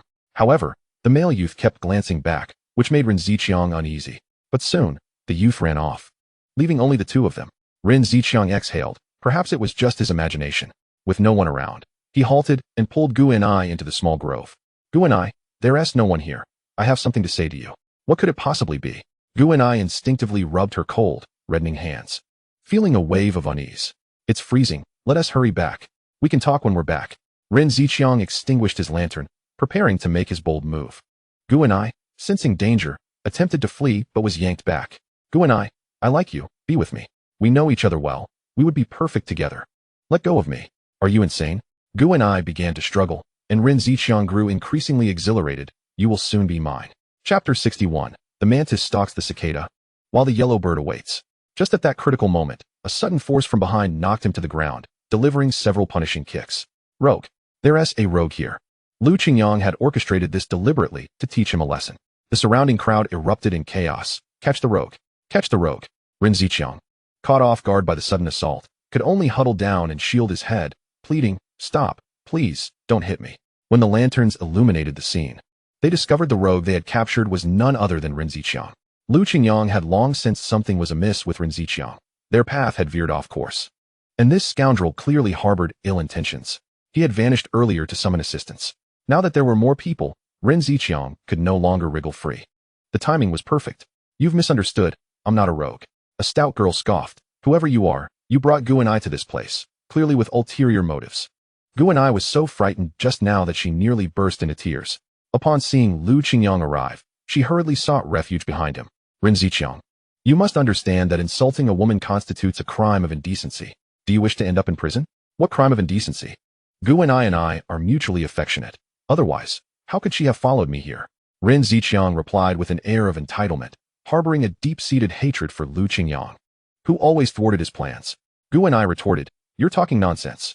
It was you who brought me here, and you deliberately turned off the lights. She had indeed been terrified. Who could have imagined that the childhood friend she had grown up with would turn out to be such a morally corrupt individual? Had this group not arrived in time, she was prepared to retaliate with a kick to his groin. Gu Inai, I genuinely love you. Rin Ziqiang feigned vulnerability, attempting to soften her heart. I was just momentarily confused. Please forgive me. He knelt before her, weeping profusely. I was bewitched. Whether you were bewitched or not, today I will teach you a lesson. We women are not to be trifled with.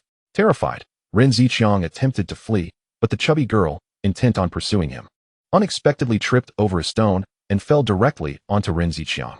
Though he had endured a beating earlier, despair surged within him at that moment. He felt as if his waist had been broken. Get up quickly. The chubby girl was about to rise, but Lu Qingyang conveniently pushed her down again, saying, Chubby girl, keep an eye on him. Make sure he doesn't escape. Rin Ziqiang felt as though he might vomit blood upon hearing the cracking of bones. Just before losing consciousness, a thought flashed through his mind. It would be better to be dead. The chubby girl scratched her head in frustration. Am I too fat? This is not fat. It is the expansion of happiness. You've captured a rogue, and you deserve commendation. Hu Xingli and Lu Daji's plans were thwarted. They had not anticipated such a sudden influx of people and had no choice but to abandon their scheme. Once again, it's Lu Qingyang, always ruining my plans. Hu Xingli fumed with irritation. At that moment, a gust of chilling wind blew, causing both to turn and notice two grave mounds beside them. What kind of ghastly place is this? No wonder I feel an eerie chill. Hu Xingli shuddered. We should leave here quickly. Lu Daji echoed his sentiments, feeling uneasy. Earlier, they had hidden among the trees without sensing anything amiss. But now, as silence enveloped the surroundings, the coldness surged like a tide, instilling fear. The frigid wind rustled through the trees, causing the withered leaves to whisper softly. Suddenly, a figure appeared, hanging upside down from a branch, startling Lu Daji, who trembled and pointed, stammering, a ghost. Look at you, trembling at falling leaves. There are no ghosts, let it come find me. Hu Xingli scoffed dismissively, turning away to demonstrate his bravery. The ghostly figure then materialized before him, softly uttering, I have come to find you. Are you not afraid? Lu Xingli's legs grew weak, and he felt his soul nearly escape in terror. A ghost, a ghost. Lu Daji stumbled and cried out in fright. It's really a ghost. Shunimo cackled, hanging upside down from the tree, delighting in their fear. She was agile and small, with considerable strength, making her an expert at climbing. The two men, in a panic, fled in all directions, while Shunimo pursued them relentlessly, her laughter echoing as she drove them toward the direction of the outhouse. They scrambled into the dilapidated structure, finally catching their breath. A chilling and mournful voice seeped through the thin wooden walls, reverberating in their ears. How tragically I died. Why not join me down here for companionship? Hu Xingli slipped and nearly fell into the pit, grabbing hold of Lu Daji's leg in a desperate attempt to stabilize himself. The sudden pull caused Lu Daji, already unsteady, to lose his balance, and both tumbled into the cesspit. Shunimo heard the thud and smiled. The work is done. Time to wrap it up. This place is both cold and foul. With her hair disheveled, Shunimo went to seek her reward from Lu Qingyang. Upon realizing something was amiss, they split up, one to frighten Hu Xingli and Lu Daji, and the other to assist Gu and I. Lu Qingyang had already returned Gu and I to the youth commune, and how to deal with Ren Ziqiang would have to wait until he awoke the next day. Who would have thought that a simple trip to the movies would lead to such chaos? Yet this outing yielded positive results. As Hu Xingli and Lu Daji were dealt with, and Gu and I was rescued, it was not without merit. Shunimo looked expectantly at him. Cookies, candies. Yes, yes, yes. Today, our little Mo Li has worked hard, so there will definitely be a reward. Seeing her hair in disarray, Lu Qingyang retrieved a comb and invited her to sit comfortably while he tidied her hair. He then produced a hair tie he had bought previously but forgotten to give her, expertly tying it up. Unbeknownst to Lu Qingyang, as Shunimo munched on the cookies, her ears began to flush and gradually turned crimson. Could it be that I'm unwell? Why do I feel my heart racing and warmth enveloping me? Shunimo quickly finished her cookies, and Lu Qingyang tossed her a towel to wipe her mouth. Don't worry, this is new. I haven't used it, especially for you. For me? Yes, do you like this hair tie? Shunimo gazed into the mirror, pleased with the braid he had fashioned. A smile broke across her usually stoic face, revealing the joy of a little girl. It's beautiful. Little girls are easily pleased. A few tasty treats and a lovely hair tie could brighten her spirits immensely. Chapter 62. When will there be a child in my belly? Lu Qingyang simply enjoyed adorning her beautifully but feared that the young girl might attract unwanted attention. Although, given Shinmo's prowess, it was unlikely anyone could easily harass her. He had always been curious about the martial arts passed down in the Shin family and how Shunimo became so formidable. However, her immense strength was likely a result of innate talent rather than mere training. Lu Qingyang took a handful of ash from the stove and smeared it on Shinmo's face. Aren't you the one who taught me to keep clean? She asked, bewildered. I've changed my mind. I believe your grandfather was right. You are simply too beautiful. I don't want anyone to notice your beauty. As she grew older, she would surely become even more graceful, and if her innocence led her astray, he would deeply regret it. Grandfather Shun would likely be after him. From now on, you can look clean in front of me, but must not allow others to see. Although she did not understand why, Shunimo nodded in agreement. Lu Qingyang, you are always right. I will listen to you. As she munched away, cookie crumbs scattered everywhere, and the dog licked up the remnants from the floor. Their coordination was flawless. After finishing the cookies and downing 3 cups of malt milk, she happily patted her round belly and asked, Lu Qingyang, when do you think I will have a child in my belly? Lu Qingyang nearly dropped the cup he was holding, bewildered by the question. As Da Huang's belly swells, she will give birth to puppies. If my belly grows, could it not also bear a child? Lu Qingyang's lips twitched slightly at the thought. If she were indeed carrying a child, he would surely be the prime suspect. You are merely full of cookies and water. Where would a child come from? He retorted. Then what must one do to have a child? Shunimo felt a chill and gradually shifted to sit on Lu Qingyang's kong. The kong was rather high, and her feet swung back and forth as she looked up at him with curiosity. Ahem, such matters are best left undisclosed to children. When you come of age, I shall explain it to you, Lu Qingyang said helplessly. Only Shunimo could put him in such a predicament. How could a grown man elucidate such topics? But I will soon be of age. After the new year, I shall turn 18, and you must tell me then. Lu Qingyang had merely sought a casual excuse. Not realizing that Shunimo was on the verge of adulthood, November had arrived, and in just a few months, the new year would be upon them. Time truly flew. Very well, I shall explain it to you then, he agreed absent-mindedly. By the way, what has become of Hu Shengli and the others? Why haven't we seen them return? Lu Qingyang had just spent a long while conversing with Han Jiqiang at the youth commune, but had not caught sight of the two. They must have been discovered by now. Shunimo smiled mischievously. At that moment, two individuals trapped in the latrine endured the foul stench, hoping for someone to come along and relieve themselves. Fortunately, the low temperature had frozen the unpleasant contents, yet an indescribable nausea lingered. Victory! Why did you have to pull me down with you? Now look, we are both stuck. Hu Shengli covered his nose, feeling quite guilty. I was merely anxious, he protested. The memory of their recent experience still sent shivers down their spines. How bizarre it was that the ghost appeared at that moment and then vanished. Once they calmed down, Hu Shengli's unease grew, but he could not fathom who possessed such power. He had seen the ghost hanging from a tree with his own eyes. Perhaps even the ghost feared such filth. Lu Daji was at his wit's end. The pit toilet was dug deep, and the surrounding area was too slippery. Without assistance from above, they would never escape. Just then, they heard a whistle. Hu Shengli and Lu Daji began to shout in a panic, "Help! Help!" The villagers who came to use the toilet were startled and looked around, seeing no one. Could it be a ghost? Terrified, one man dared not remove his trousers, and his stomachache vanished as he hurried back home. This is your fault. Why didn't you clarify earlier? You didn't clarify either.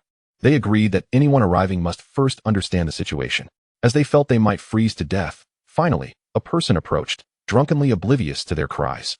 Instead, he simply dropped his trousers and squatted. Halfway through, he sensed something was amiss. A gust of cold wind awakened him, and looking down, he saw a hand waving in the latrine. Help! There's a ghost. He fled in terror, half exposed. Don't leave. We are human. We fell in by accident. Hu Shengli shouted desperately, help! He had never foreseen such a scenario in his fragmented premonitions. It must be false. It was all an illusion. An hour later, the two, in a pitiable state, finally managed to attract attention. The following day, their misadventure in the latrine spread throughout the entire brigade. Despite their efforts to rid themselves of the stench, those who encountered them still covered their noses. Especially Jiang Wanwan, who, upon seeing Hu Shengli, swiftly distanced herself by 3 meters. Don't come near. I smell something foul. I assure you, I am clean. Where could I possibly wash up? For the next few days? Keep your distance. This is utterly humiliating, Jiang Wanwan disdainfully remarked as she walked away, leaving Hu Shengli feeling utterly dejected. It was peculiar how, whenever he felt triumphant, calamities would arise to ruin everything, and all of it seemed to be connected to Lu Qingyang. In the hazy fragments of his previous dreams, he had always been a person of little significance. How had he suddenly become so prominent, or rather, so bothersome? Hu Shengli clenched his fists, unaware that his trials were only just beginning. After returning from hunting in the mountains, Sun Xiangqian insisted on dragging Lu Qingyang along to a matchmaking event. In this place, you are my closest friend. If you don't bolster my courage, my heart feels as if it is harboring a rabbit, racing uncontrollably. Although Yang Xiaoshan had sung the praises of his sister, Lu Qingyang's earlier incisive critiques echoed in Sun Xiangqian's mind, leaving him feeling apprehensive. Lu Qingyang was sharp-witted. Having him along could provide valuable insights and support in a critical moment. Yang Xiaoshan eagerly agreed, mysteriously stating, you must come. I shall treat you to a splendid meal. It will be something special. A delightful meal. Was there anyone in Liushi Brigade who could cook better than him? Lu Qingyang was keen to discover what this special dish might be. Yang Xiaoshan's home was not far from there. After dropping off their belongings, the two discussed how they could not visit empty-handed. Sun Xiangqian brought along 2 bottles of chili sauce, while Lu Qingyang carried a salted fish, which seemed quite fitting. Upon seeing them arrive, Yang Xiaoshan immediately called out, you've come early. Come sit. He hurriedly instructed his wife to fetch water. Funa, we have guests. Hurry and pour some water. Coming. Lu Qingyang sipped from a bowl of hot water. Although the sun shone brightly, the air outside remained biting cold. Sun Xiangqian rubbed his hands together.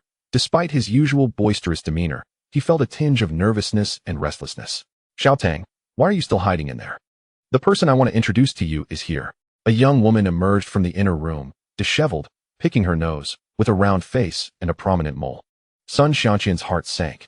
Indeed, as Lu Qingyang had predicted, such fortuitous encounters were unlikely to befall him.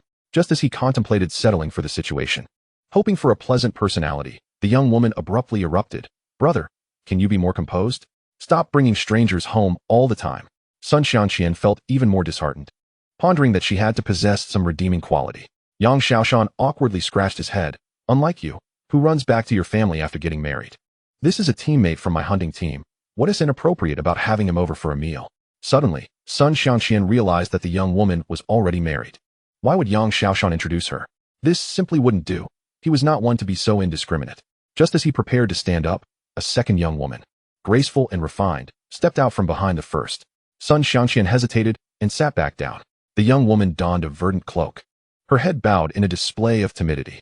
A few strands of hair inadvertently brushed against her porcelain cheeks, while her hands instinctively intertwined in front of her.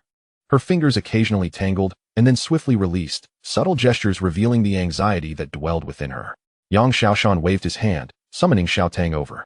With her head lowered, Yang Xiaotang ambled slowly to his side, asking, "Brother, what do you need me for?" Sun Xiangqian was momentarily taken aback, having thought that the girl with the mole was Yang Xiaotang, only to realize that this girl was indeed the one he sought. "Brother Xiaoshan, your family has quite a few sisters," he remarked. "Indeed, most have already married off, leaving only Xiaotang, but she is a child fated with misfortune," Yang Xiaoshan sighed. Lu Qingyang had noticed earlier that Yang Xiaotang walked with a slight limp, her leg not quite right. Yang Xiaoshan's wife had already brought out dishes, including their homemade sorghum liquor. "I feel somewhat embarrassed asking you all over. I thought it would be nice for you to meet, but if you find no interest, that is perfectly fine.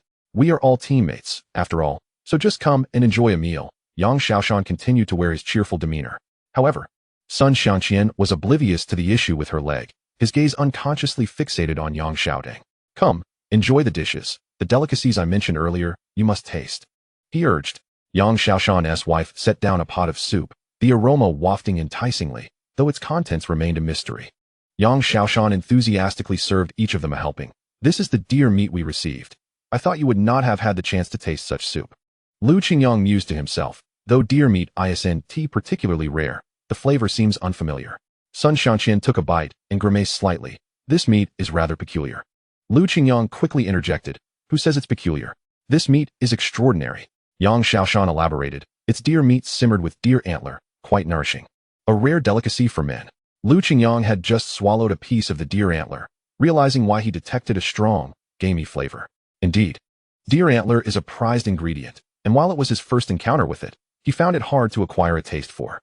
The fact that Yang Xiaoshan chose to serve them deer antler indicated his earnest intentions regarding his sister's marriage. "You all know that Lu Xi is poor. Sustaining a family is no easy feat. My sister Xiaotang, despite her mobility issues, is just like anyone else," Yang Xiaoshan remarked. The stark contrast between his mole-marked sister and Yang Xiaotang was evident. Sun Xiangqian nodded with a smile. "It's okay if her leg is not perfect. I have strength to spare and can definitely take care of my wife. I don't have many demands. I just hope she is a good person," he added. Lu Qingyang, concerned that he might be blinded by beauty, quickly cautioned. "Right, let us see how it goes. What if your sister is not satisfied with Xiangqian?" "Oh, she has no expectations.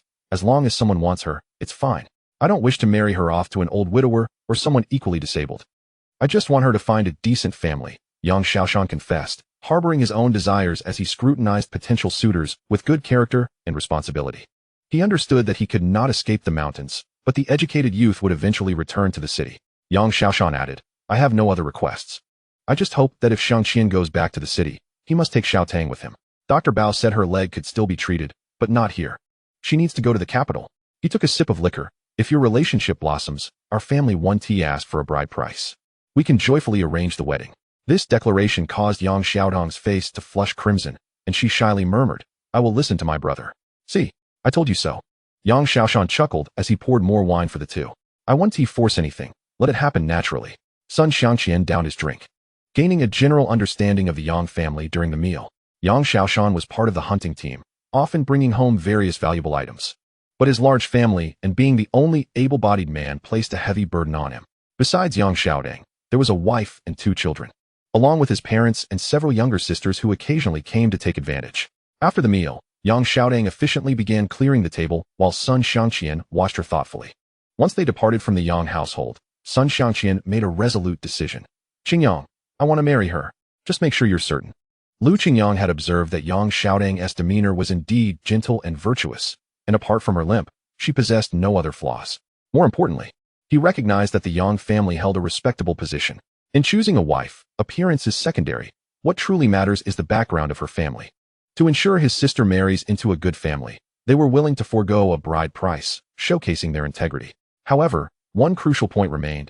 Xiangqian, you must understand the Yang family's expectations. If you leave Lushi, you must take Yang Xiaodang with you. Marriage is a significant commitment, not to be taken lightly or casually. It comes with responsibilities, not merely desires. You're right. I've thought this through. Sun Xiangqian replied earnestly. Chapter 64. Space Upgrade Hidden Function. My family definitely expects me to find a wife, but we are poor, and I cannot afford the bride price in the city. I fear that even if I return, I want to find a suitable partner, yet upon meeting Xiao Tang, my heart soared. I am certain of her, and her limp matters not. Sun Xiangqian scratched his head bashfully, revealing his usual endearing smile. Seeing his resolve, Lu Qingyang patted him on the shoulder and refrained from further comments. Congratulations. In this era, marriage is not as it was in his time, where one could test love before marriage or cohabit. If things didn't work out, one could simply part ways and seek another partner after the novelty wore off. Nowadays, most people tend to be more reserved and committed, often opting for lifelong partnerships. Moreover, the instances of educated youth marrying locals are countless. A simple banquet suffices to declare a marriage, often without even obtaining a marriage certificate. Lu Qingyang found this agreeable. Sun Xiangqian was inherently honest and simple, deserving a similarly genuine partner. Qingyang, don't you find her remarkable? Yes, what matters most is your affection for her. Of course I like her. I like her very much. Sun Xiangqian replied, his bashfulness evident as he scratched his head. As they conversed, they arrived at the entrance of the educated youth dormitory, where Han Jiqiang happened to be heading out to find him. Xiao Lu, just in time. Don't leave yet. I have something to ask you. What is it, team leader Han? Han Jiqiang furrowed his brow. A tricky situation has arisen among us educated youth concerning Ren Ziqiang. I want to ask you about that day's events. What really happened? Team leader Han. Ren Ziqiang was indeed acting inappropriately. We all witnessed it. I saw him take Gu Jiqing into the small grove that day, which struck me as odd. So I enlisted a few others to assist, and what transpired was unexpected.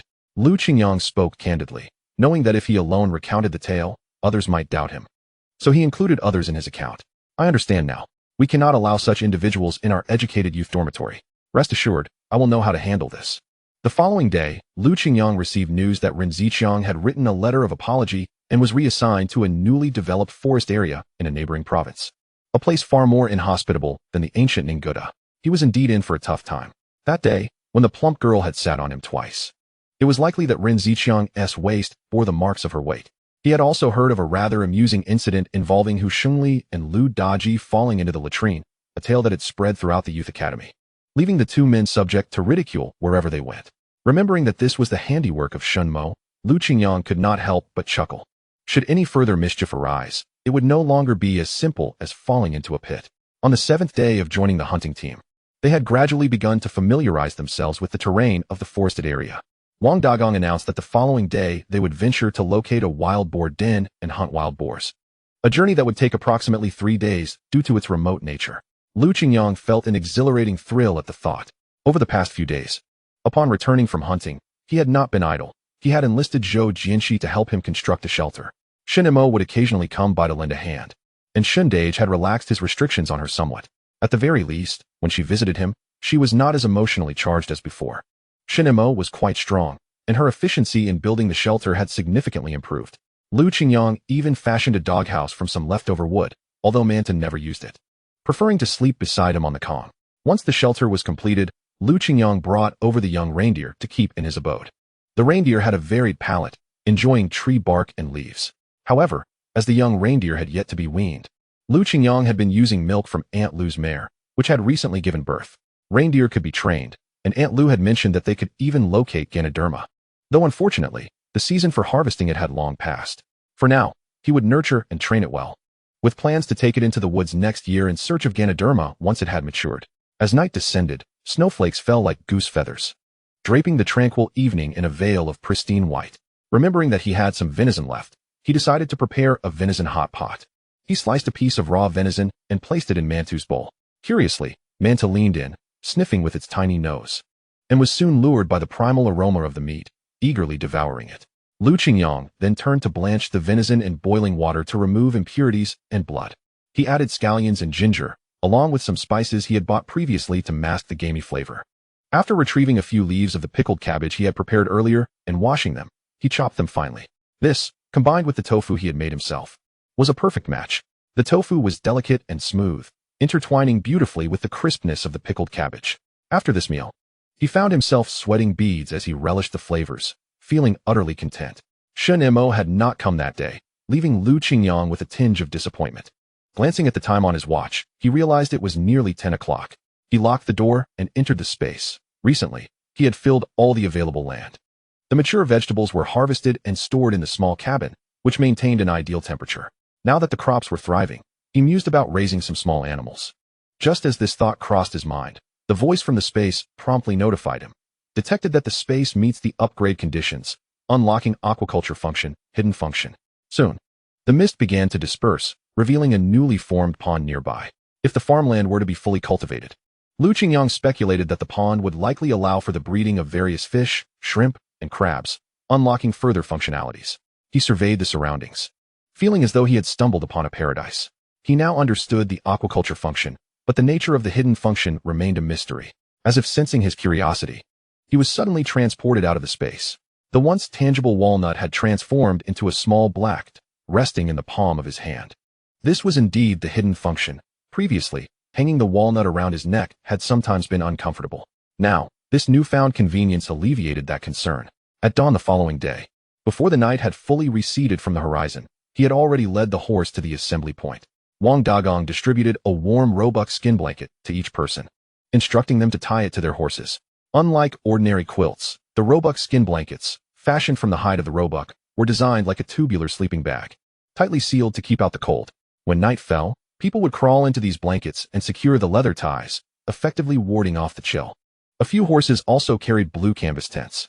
The hunting team was arguably the best treated in the Liushi Brigade, yet their task was formidable. They needed to stockpile sufficient game before the coldest days arrived. Manta twirled at Lu Qingyang's feet as he bent down to feed it a piece of jerky. It was time to set off. Yang Xiaodang waved from a distance, and Sun Xiangqian excitedly raised his arm, urging everyone to hurry back inside from the cold. Gu Erniu couldn't help but remark, "Well, you're quite quick on your feet." No, isn't Big Brother just looking out for me?" he replied with an embarrassed smile.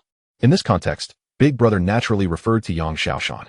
"When are you going to invite us to a celebratory feast?" Soon. Even the biting cold could not diminish the joy radiating from his face.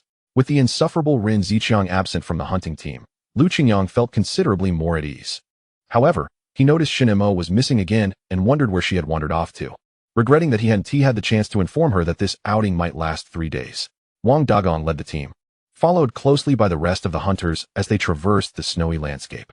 "We must cross over one more hill to reach our destination. So stay close behind and do not fall behind," he instructed. Uncle Tai brought up the rear of the hunting team, not due to any slowness in his pace, but because his position was equally vital. Lu Qingyang, clad in heavy gear, could still feel the piercing mountain winds. Along the way, they occasionally spotted squirrels darting across the snow. Sun Xiangqian raised his gun, poised to shoot a squirrel, but Lu Qingyang halted him. "What's wrong?" "Look, not far away." 2 unsuspecting roes stood motionless. The 2 of them coordinated, one aiming at each. Bang, bang. After 2 shots rang out, the 2 unsuspecting roes collapsed. "Well done. You 2 are really improving your teamwork," Wang Dagong praised them. "Go ahead and drain the blood." Lu Qingyang had never personally butchered roe meat before, having only observed other hunters. He drew his dagger and first bled the roe, ensuring it was clean before skinning it. Having practiced with squirrels before, he was not entirely unskilled, though he lacked the proficiency of the seasoned hunters. After cleaning out the innards, he found it somewhat difficult to bear. Nevertheless, he emulated the seasoned hunters, hanging some of the entrails from a tree. Ostensibly, this was to honor the mountain spirits, but in reality, it was to lure wild beasts with the scent of blood. Wang Dagong patted Lu Qingyang on the shoulder and extracted the liver from the roe's abdomen. "This is a delicacy, good for the eyesight. Little Lu, would you like a taste?" The sanguinary raw liver lay before Lu Qingyang, who found it utterly unpalatable, particularly due to its overpowering stench. "Captain, I cannot abide raw fare," he stated, respecting the customs of his companions, yet genuinely struggling to consume the raw liver sashimi. "You are truly missing out on something remarkable," replied one of the hunters. The old hunters here say that consuming a roe deer's liver allows one to see further. In these woods, where they engage with wild beasts, keen eyesight is paramount. The other hunters gathered around, slicing a piece of the raw liver and chewing it with gusto. Yang Xiaoshan offered a piece to Sun Xiangqian, encouraging him to taste it. As the brother-in-law handed it over, Sun Xiangqian hesitated momentarily before inhaling deeply and placing the liver into his mouth. Holding his breath, he chewed a couple of times. The texture was crisp, yet the pervasive gaminess in his mouth was nauseating. Nevertheless, he fought through the urge to gag and swallowed it down. Yang Xiaoshan chuckled. It seems you are naturally suited for our ways. Sun Xiangqian felt like crying without tears. He was anything but suited for this.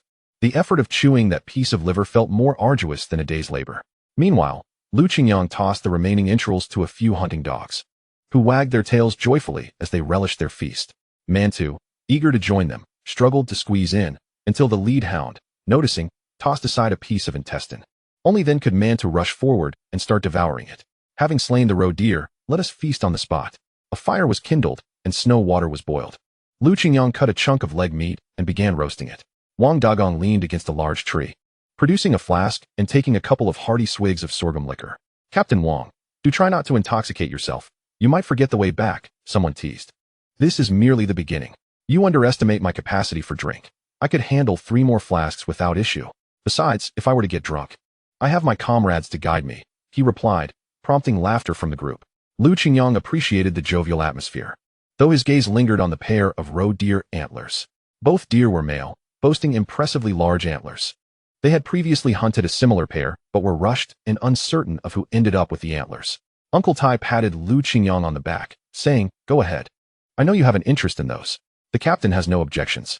Qingyang, feeling encouraged, promptly collected the antlers.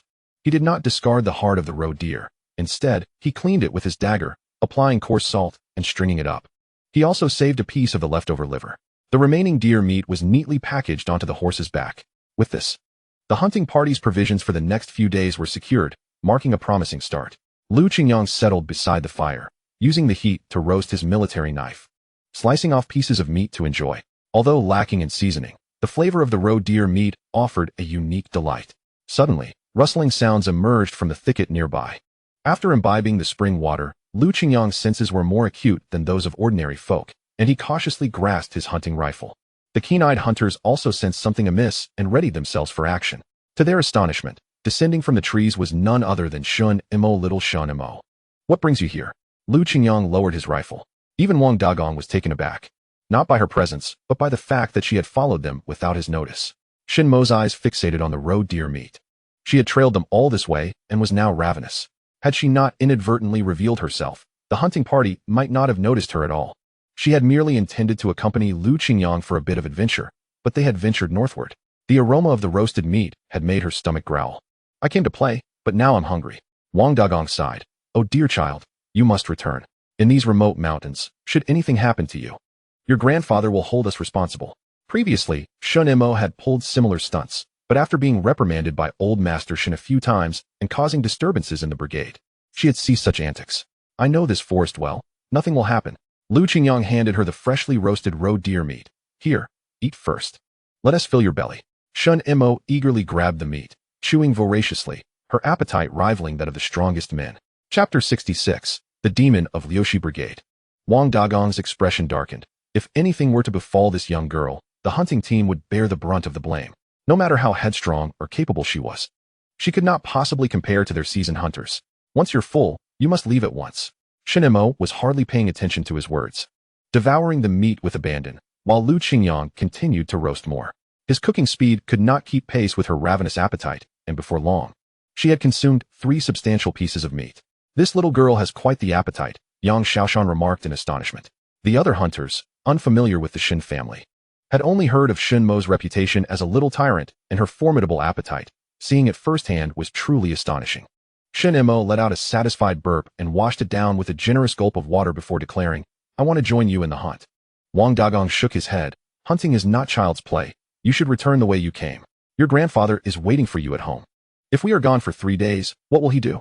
"I've already asked Aunt Lu to bring food every day," she retorted, mimicking Qingyang by gifting Aunt Lu a piece of cured meat. Typically, she was quite considerate of Shunimo, and now seeing her display such awareness of social niceties, Aunt Lu smiled and praised her. Shunimo has grown quite sensible. But where do you intend to go? I'm going on a little adventure. Shunimo replied with unusual seriousness, having already discussed it with her grandfather. Before Aunt Lu could inquire further, she had dashed off, leaving the adults bemused at her mysterious demeanor. Once Aunt Lu delivered food to old Master Shun, she realized that Shunimo had not mentioned her plans. She had snuck away. Old Master Shun, exasperated, exclaimed, "Where has that girl gone now?" "Don't worry, old Shun. This child is clever. She won't come to harm." Old Master Shun had an inkling. He had heard that the hunting team was heading up the mountain to seek out a wild boar pack, and he suspected that she had followed along. Unfortunately, his eyesight was failing. What was once a faint glimmer of light was now obscured, and it would be a stroke of luck if he could even make it out of the village. Should we send someone to look for her? No need. If she is with Lu Qingyang, she should be safe. Following Lu Qingyang, Shunimo had traversed these woods several times before, and she was likely more familiar with them than he was. Dressed in a thick coat, she appeared fragile as she carried a hunting rifle on her slender back, resembling a youth in their teens. Noticing her ears turning red from the cold, Lu Qingyang removed his earmuffs and placed them on her head. With her small head adorned with oversized earmuffs, she looked somewhat comical. He himself raised the collar of his coat and quietly remarked, "I recognize your prowess. But among us are grown men. Are you not afraid?" Shunimo let out a soft hum, declaring, "I shall allow only those I wish to approach me to draw near. Should I be unwilling, they shall keep their distance." It was then that Lu Qingyang noticed how the members of the hunting team maintained a respectful distance from her wherever she went. Wang Dagong, often filled with concern, would glance back at her with a furrowed brow, prompting Uncle Tai to change his position and move ahead. "Dagong, you needn't fret. Shunimo is quite sturdy," he reassured. "I know, but just look at her petite frame. You also know old Shin's temperament. Should anything happen, it would certainly cause an uproar within the team." Uncle Tai recalled the day Shunimo had dealt with a fugitive, remarking, "You underestimate her too much. She might be even more formidable than us." Wang Dagong mumbled, "That girl, how formidable can she really be? Fighting prowess is a thing of childhood, and yet she certainly has quite the appetite." Not only was she a hearty eater, but Shunimo also had a penchant for idleness. Upon reaching the foot of the hillside, she proclaimed, "I'm so tired, I can't go on." Reluctantly, Lu Qingyang allowed her to sit atop a sled, which a few hunting dogs then pulled up the slope. Fortunately, her slight weight made it manageable, else Wang Dagong would have been less than pleased. Seated on the sled, she munched on dried meat. The hunting dogs, usually fierce toward strangers, displayed an unusual docility around Shunimo. Lu Qingyang found it curious, remarking, "I've spent quite a bit of dried meat to gain their trust, yet they seem to favor you. Dogs, it seems, fear that which is stronger than themselves." Shunimo tilted her head slightly, an air of pride in her voice. She seldom engaged in conversation, only exchanging a few words with Lu Qingyang and Uncle Tai. Wang Dagong, feeling somewhat helpless, sighed. That girl has faced hardships. She now understands the dangers of the mountains. As dusk approached, they had only made it halfway up the slope. Light snow began to fall, dusting their shoulders. A thin layer of snow settled atop Lu Qingyang's hat. Uncle Tai, familiar with the terrain, located a cave where they often rested during hunts. "Let us rest here for the night and set off at dawn," he suggested. After shedding some of their gear, Lu Qingyang and his companions set about building a fire. The pine branches crackled in the flames, and Shunimo played merrily with the hunting dogs, even mimicking their barks, which seemed to engage the dogs in a playful exchange. Wang Dagong leaned closer to Lu Qingyang, saying, "She clings to you.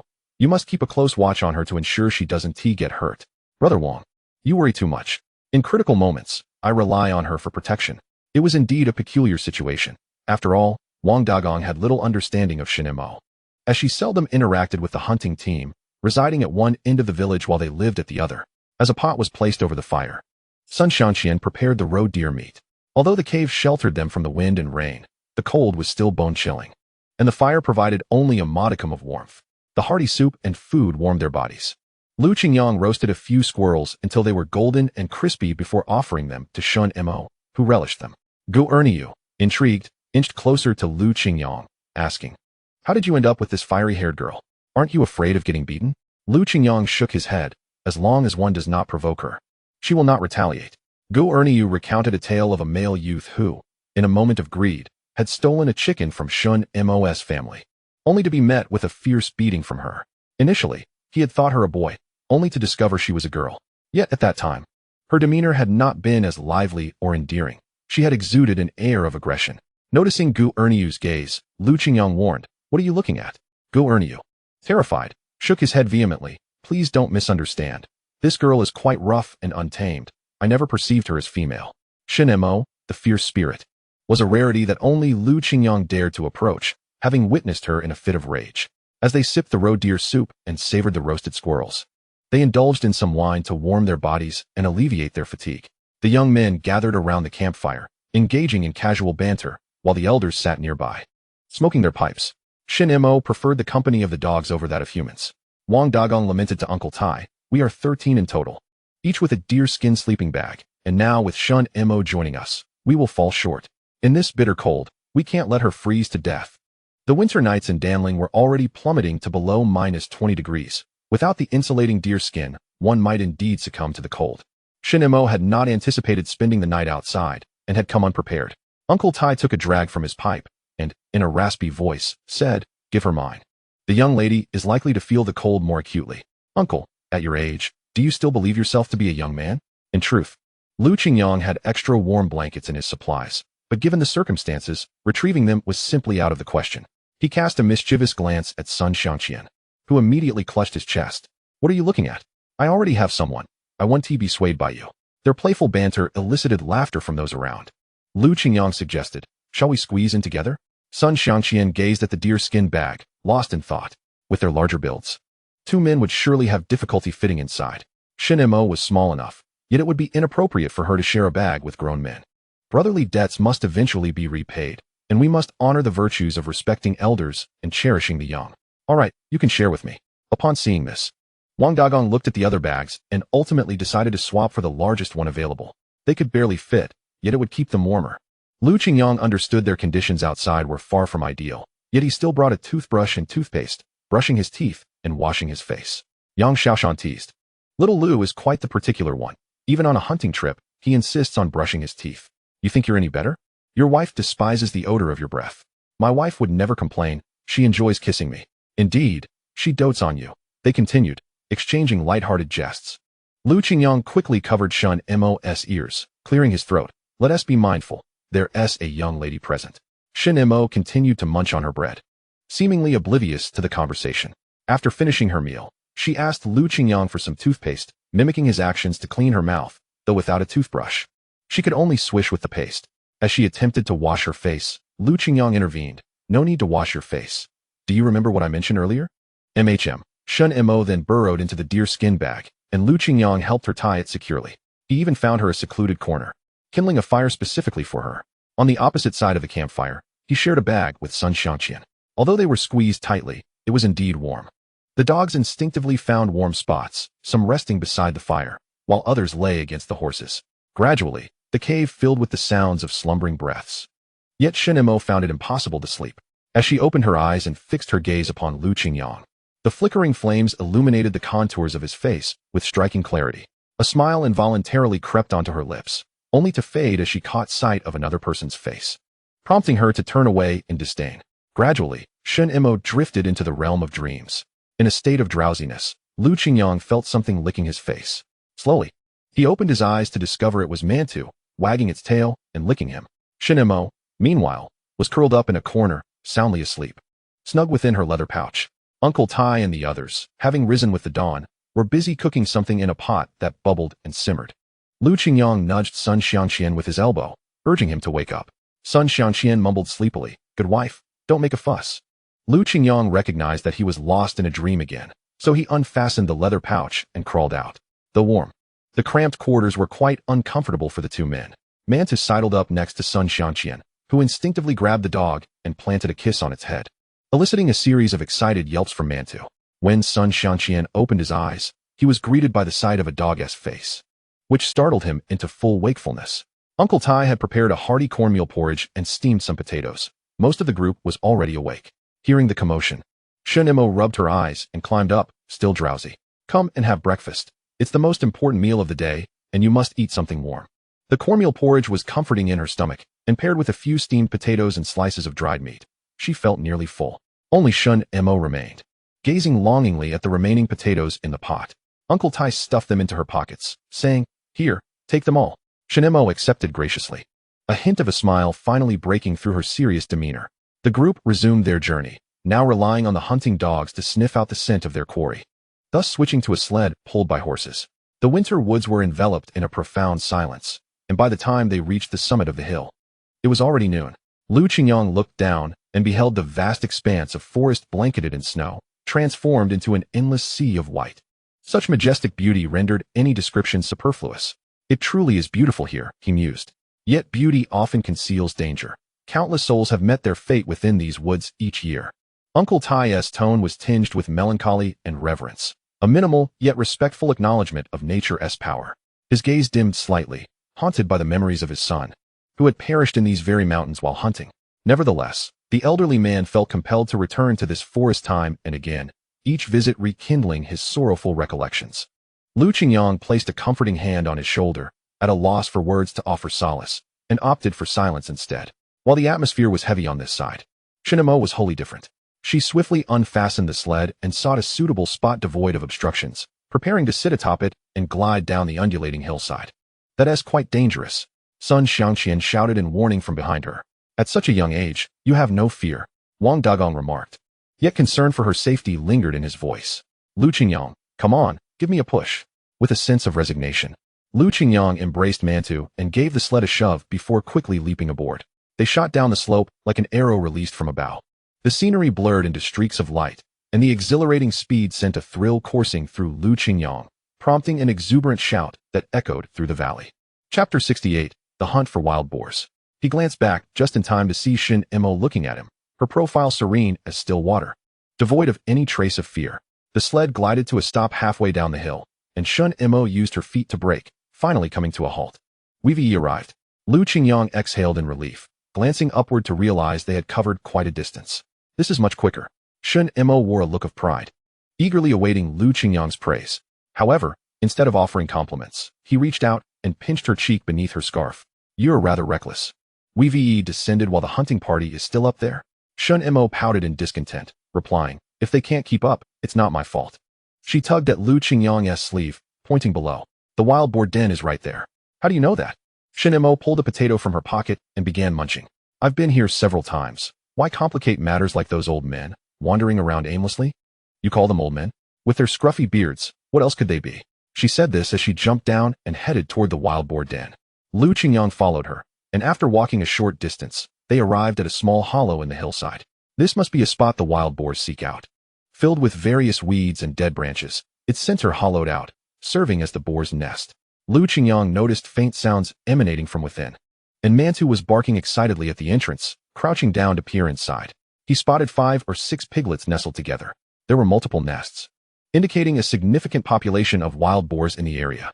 The piglets must be left alone. Their target was the large boars. Wild boars typically live in groups, and since this was a nesting site, the main herd could not be far away. The faint sounds piqued Lu Qingyang's interest, and Mantu began barking excitedly in a certain direction. He sensed that the wild boar group was returning, unsure of their numbers. He knew that 2 of them might struggle against a larger pack, so it was prudent to hide and observe. Lu Qingyang hurriedly led Shunimo away, concealing themselves in the nearby thicket. Indeed, it wasn't long before a dozen wild boars returned, their hefty bodies grunting as they approached.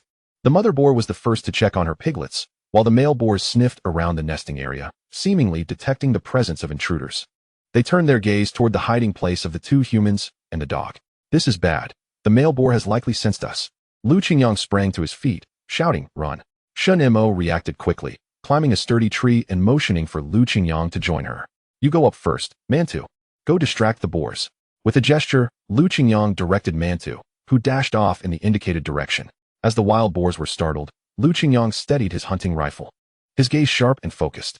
Bang, bang, bang. The 3 gunshots rang out, accompanied by the deep cries of the wild boars, as 1, 2, 3 massive bodies fell one after another. The wild boars soon realized that Lu Qingyang was their true adversary. One particularly large boar, boasting formidable tusks, charged at Lu Qingyang, who fired twice in quick succession. It turned out to be Shunimo, who was perched in the tree, shooting without fear of the boars attacking her. However, even she could only manage to wound its leg. The enraged male boar became increasingly frantic, followed closely by a few smaller males. Lu Qingyang dodged expertly while continuing to fire, swiftly seeking refuge behind a sturdy tree. His chest rose and fell slightly as he took a deep breath, keenly attuned to the heavy footsteps of the wild boar nearby. Cautiously, he peered out, his finger gently tapping the trigger, and with a resounding bang, The wild boar king fell to the ground, convulsing a few times in the snow before finally succumbing to silence. The smaller ones were easier to handle. He and Shunimo worked in tandem, successfully dispatching 7 or 8 wild boars, while 2 less aggressive young boars managed to flee. The nursing sows and the piglets were left unharmed, intended to grow and be hunted in the following year. Such was the principle of not exterminating entirely. Qingyang's heart raced, sweat trickling down his back as he lowered his hunting rifle, feeling the weight of the bullets hanging at his waist, and reloaded the magazine. Suddenly, the surrounding silence was pierced as Shunimo jumped down from a tree, with Mantu emerging from the thicket. Qingyang found it hard to believe that the two of them had managed to eliminate most of the wild boar herd. Yet his focus remained unwavering. Indeed, a sow charged out fiercely towards Shunimo. Without a moment's hesitation, Qingyang fired, bringing the sow down. In that critical instant, there was no room for doubt. Shunimo turned her head, seeing the sow lying in a pool of blood, then glanced at Qingyang. Qingyang, your marksmanship has improved significantly, she exclaimed. It's all thanks to your excellent teaching, Master Shunimo, he replied jokingly. I've taught you very little. It is your own prowess that shines, she said earnestly, tilting her head. Just then, Wang Dagong hurried over with several hunters. Upon seeing the multitude of dead wild boars, he was momentarily speechless, astonished. Did you do all this? He asked. Qingyang pointed to Shunimo. This is the result of our collaboration. Her contribution is indispensable. Wang Dagong, upon hearing this, exclaimed in admiration, truly. The younger generation is formidable. It seems my old eyes have underestimated your capabilities. Having served as the hunting team leader for so long, it was the first time he had witnessed such impressive young hunters. He had not anticipated that Shunimo would be so skilled at hunting. With excitement mingled with a hint of regret, Wang Dagong lamented. Does that mean we came here for nothing? Far from it. We still need to bring these wild boars back, Qingyang replied. You two youngsters are truly fearless. But remember, this was luck. Do not venture out alone again. Sun Xiangxian, alarmed by the gunfire, had feared for their safety, but he exhaled in relief upon seeing the ground strewn with wild boars. I worried for nothing. Uncle Tai had already begun to use his knife to bleed the boars, knowing that without timely bleeding, the meat would be tough. Their luck had always been good, and he believed the mountain god would watch over them. The remaining teammates arrived one after another, marveling at Qingyang and Shunimo's feat, showering them with compliments. Following tradition, after cutting up the wild boar meat, they would take it back, hanging the entrails in a tree as an offering to the mountain god, while the excess would be given to the hunting dogs. This outing had proven to be a bountiful harvest. Qingyang gazed at the group of orphaned piglets. Remembering that he had just killed a sow, perhaps it was better to take them back? Shunimo brought over a wicker basket, placing all 5 or 6 piglets inside. Wang Dagong nodded in agreement. Taking them back is fine. There are sows in the team, they won't starve. After cutting the meat, the horses were laden, with even the 2 sleds filled to capacity. Wang Dagong, holding a pair of massive tusks, laughed heartily. Here, take these as a memento. Shunimo was dissatisfied, having hunted so much meat, yet feeling her position overshadowed. Qingyang, where am I supposed to sit? Qingyang surveyed the horse's back, which was nearly full, and could only trouble Shunimo to walk. Chapter 69. Carrying Shunimo reluctantly, Shunimo followed behind him. Uncle Tai noticed that there was still half a wild boar without a place to go. Dagong, what should we do with this half?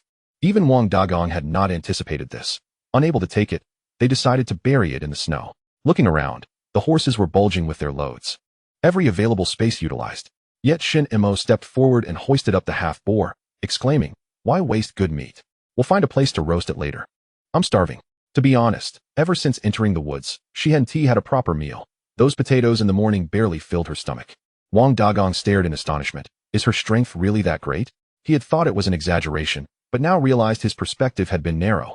This small girl was effortlessly carrying half a pig in front of the hunting team, her face unflushed and breathing steady. Truly remarkable. Wang Dagong was now thoroughly convinced.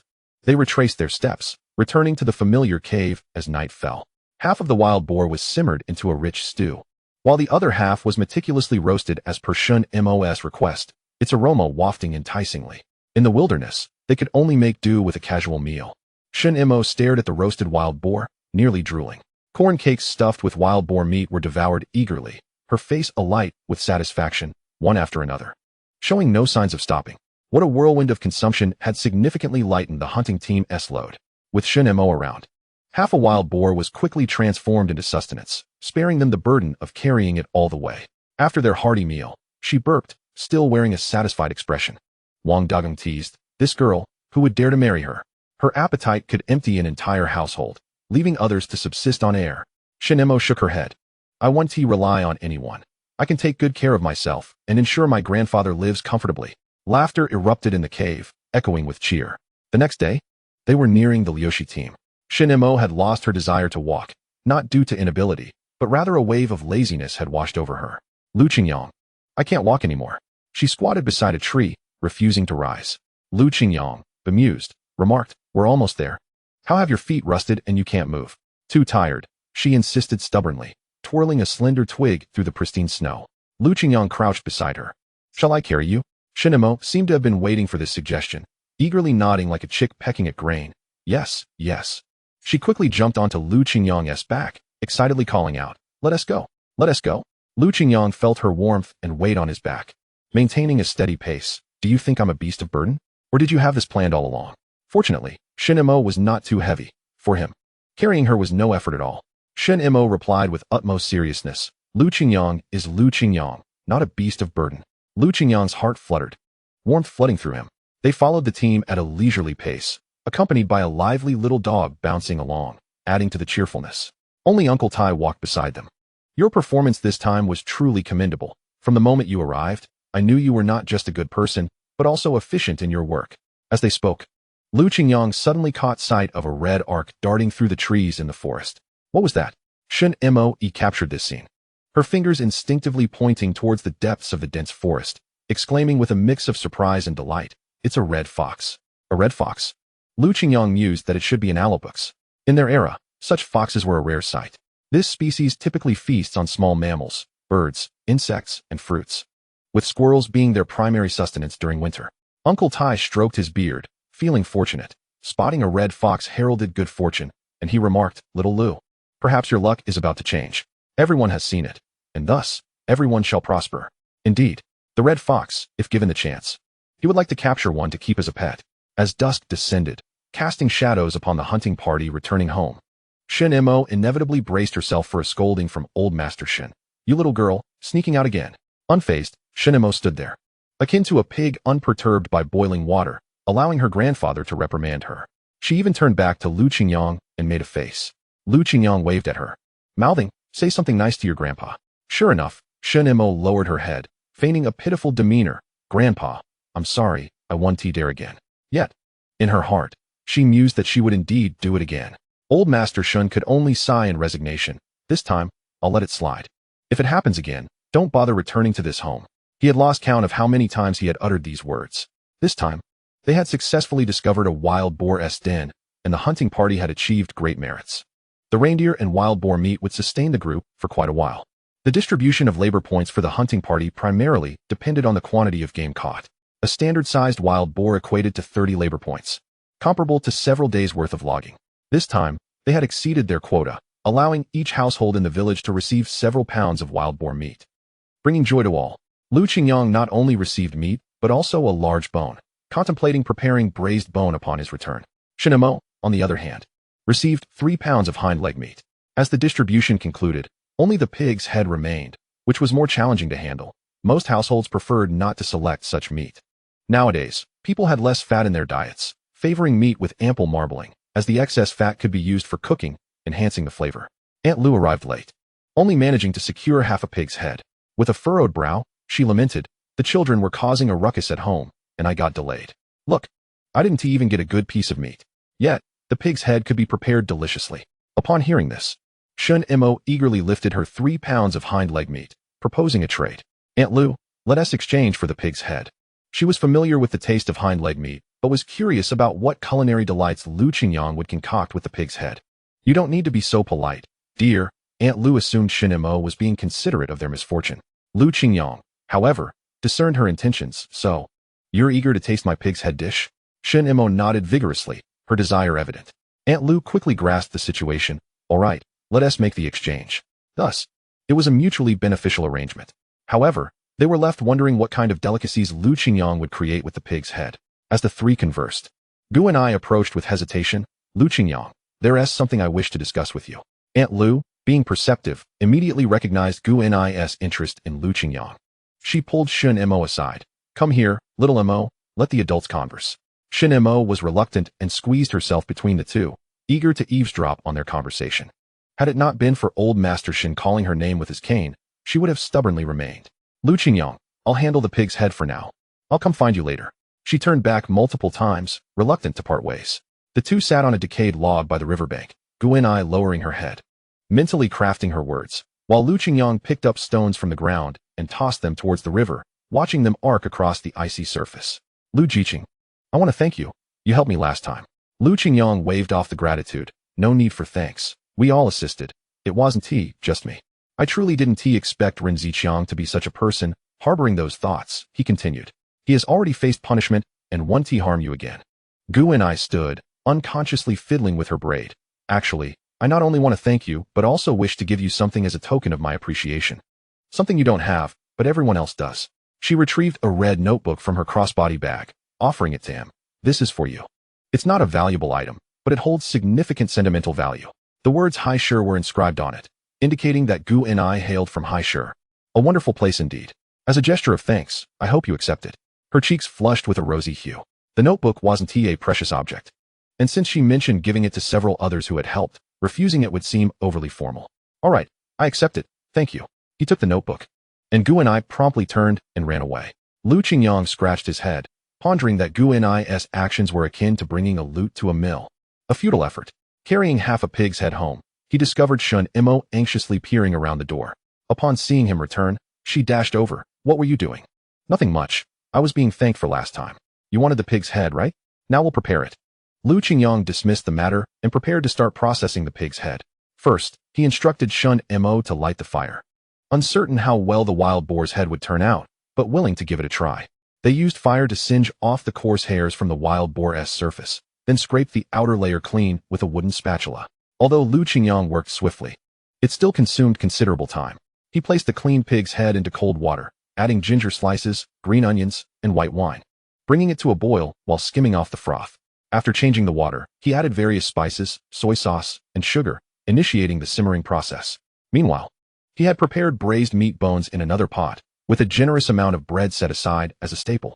Shunimo had already begun to enjoy the braised meat, tossing the leftover bones to the dog for chewing.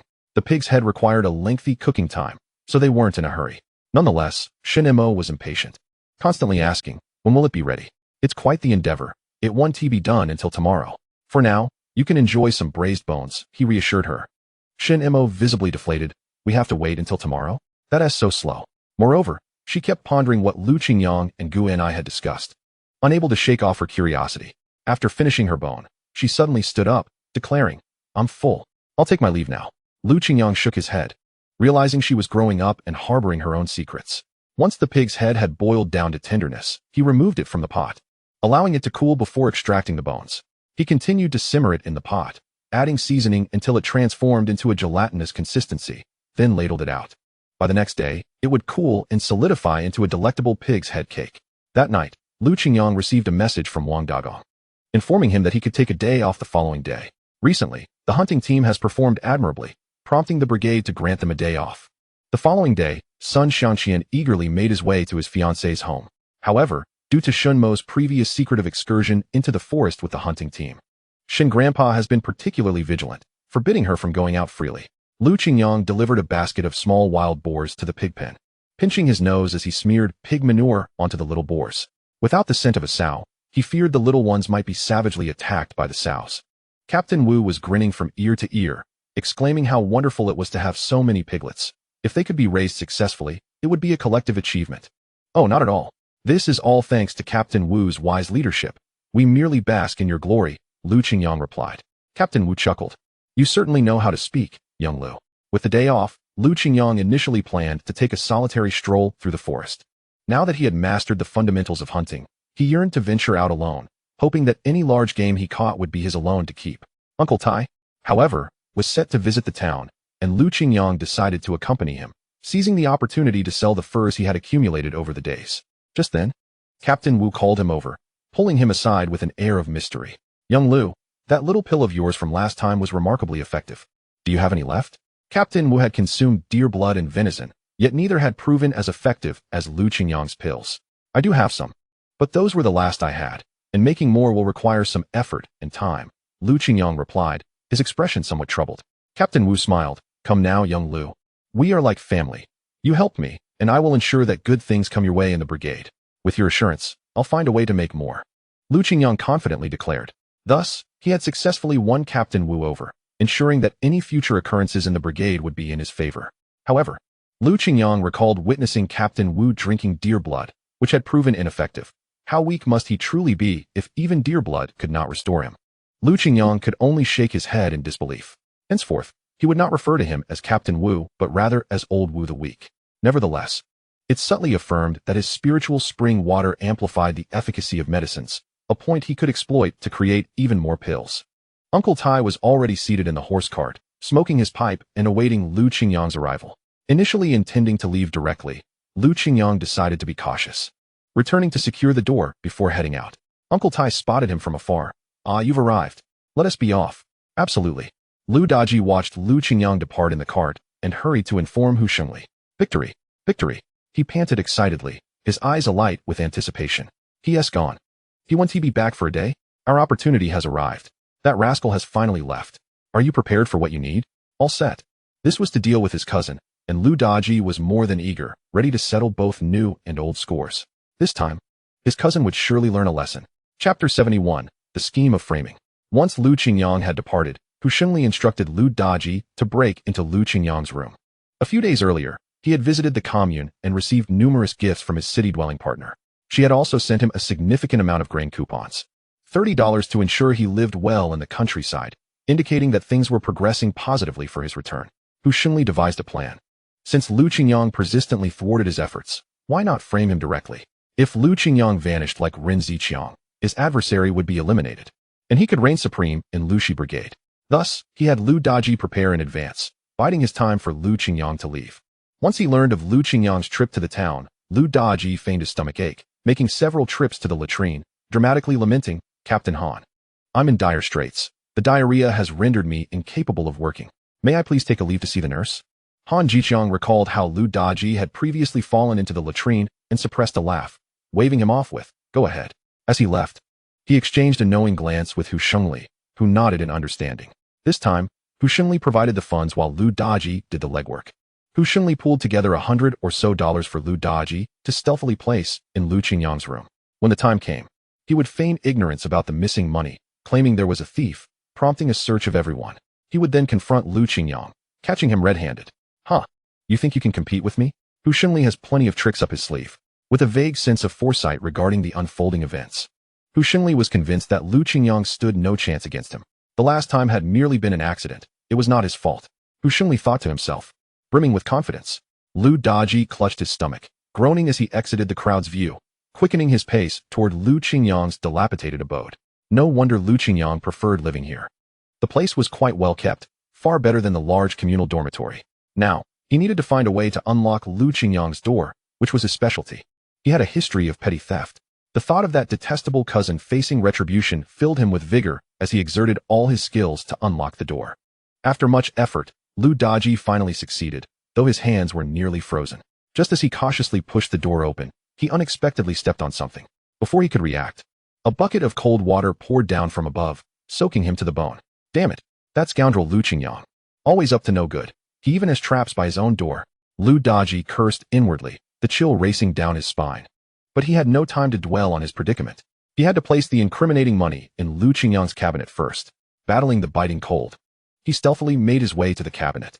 Suddenly, a commotion of barking erupted nearby, and before he could react, he felt a tight grip around his calf. A sharp pain surged through him. A yellow dog had bitten him fiercely. Ouch! That hurts like hell. Lu Daji grit his teeth, enduring the pain while cursing vehemently. Damn it, Lu Qingyang's dog is as vile as he is. He grabbed a stick, intending to chase the dog away, but it swiftly darted into a corner to hide. Lu Daji, unwilling to waste time, resigned himself to his misfortune. Enduring his discomfort, he limped to complete his task, finding a somewhat concealed spot in the cabinet to stash the money. As I prepared to depart, I ensured the bucket was filled to the brim with water and meticulously restored his traps to their original state, striving to erase all traces of my presence. What sins did I commit in my past life to encounter Lu Qingyang? After securely locking the door once more, Lu Daji finally exhaled a sigh of relief. Though the process had been fraught with anxiety, The task was ultimately accomplished. He hurried to the infirmary, urging the attendant to provide him with medication for his diarrhea. The attendant regarded his injured leg with curiosity, remarking, "It seems you ought to attend to your leg first." Lu Daji glanced down and realized his left leg was covered in blood from bites. Internally cursing, he thought, "One day, I shall stew that dog." He explained, "I accidentally injured myself. Just give me some medicine for contusions." No sooner had he finished speaking than he sneezed, a chill coursing through him, causing him to shudder. "You might be catching a cold. Did you fall into the river?" Lu Daji felt utterly despondent. Yet, all of this was worth it. He was determined to make Lu Qingyang suffer a bit. Meanwhile, Lu Qingyang ventured once more into Songling town. His purpose was twofold: to visit the black market and to see if Zhou Fong had replied to his letter. Along the way, he and Uncle Tai began to inquire about the prices of various items sold in the black market. Uncle Tai provided detailed information, even cautioning him. The vendors there are solely driven by profit. Regardless of what they say, remain steadfast in your price and do not waver. Upon arriving at Baiyin commune, he sent a letter, calculating that it was about time to expect Zhou Fong's response. Upon reaching the town, Uncle Tai had some matters to attend to at a relative's house. Lu Qingyang proceeded to the post office to collect his correspondence, and indeed, he received a letter from Zhou Fong, which he carefully tucked away to read later. He then planned to visit the black market to see what treasures he might uncover. The location of the black market was not fixed. The previous site had been deserted, and it was likely to have moved. Lu Qingyang crouched down to observe the passers-by. And soon enough, he spotted a youth carrying animal hides, likely headed for the black market as well. He exchanged 2 candies for the boy's trust and learned the new location of the black market. The boy consumed 1 candy and concealed the other, saying, "The situation has become tense lately with increased inspections. The black market has shifted locations. Follow me, and I assure you will find it." After a winding journey, they finally arrived at the black market, which was indeed more concealed than before. Lu Qingyang sold the assorted animal hides he had brought for a total of 6 coins. Since many hunters frequented this place, ordinary hides held little value. The real treasures were the tiger and bear pelts. He managed to sell them for 5 coins primarily due to the quantity he had. He was particularly interested in inquiring about the prices of reindeer antlers, deer tails, bear paws, and bear bile.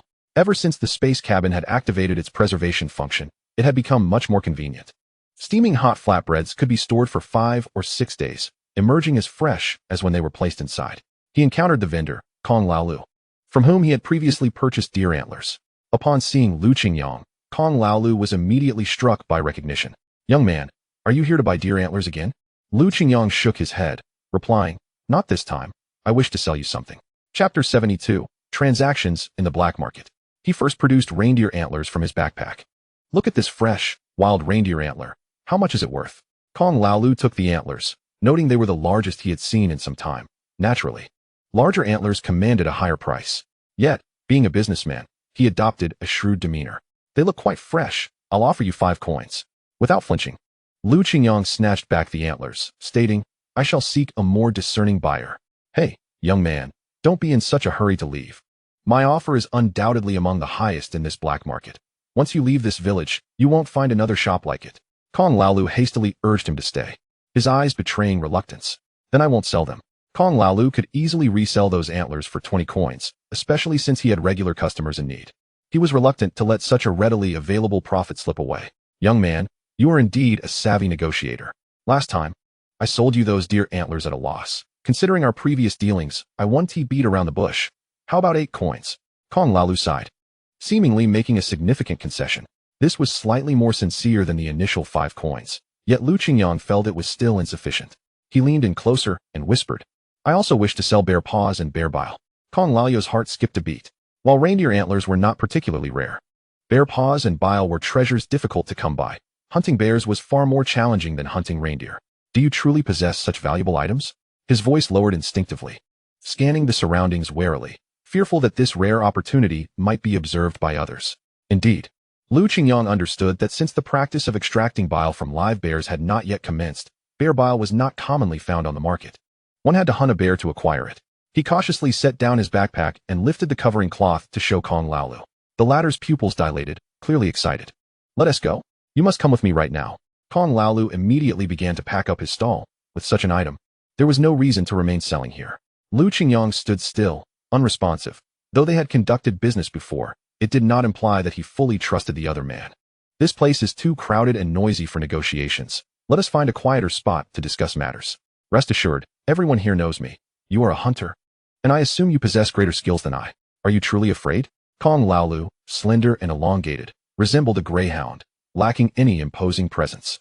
Lu Qingyang, however, was not afraid. He was merely cautious, wary of any potential deceit. We can discuss it right here. Very well. Kong Laolu fetched a small stool and gestured for him to sit. You must have done your research. Bear bile and paws are indeed rare. Let us be straightforward. I'll offer you 40 coins, and for your reindeer antlers, I'll also buy those, totaling 50. What do you say? Kong Laolu was determined about his pricing. Yet, Lu Qingyang remained calm and silent. Kong Laolu recognized that he was dealing with someone knowledgeable in their line of speculative trade. Boldness was key. He needed to see the goods firsthand. Lu Qingyang peeled back the cloth, revealing not only bear bile and paws, but also deer tails.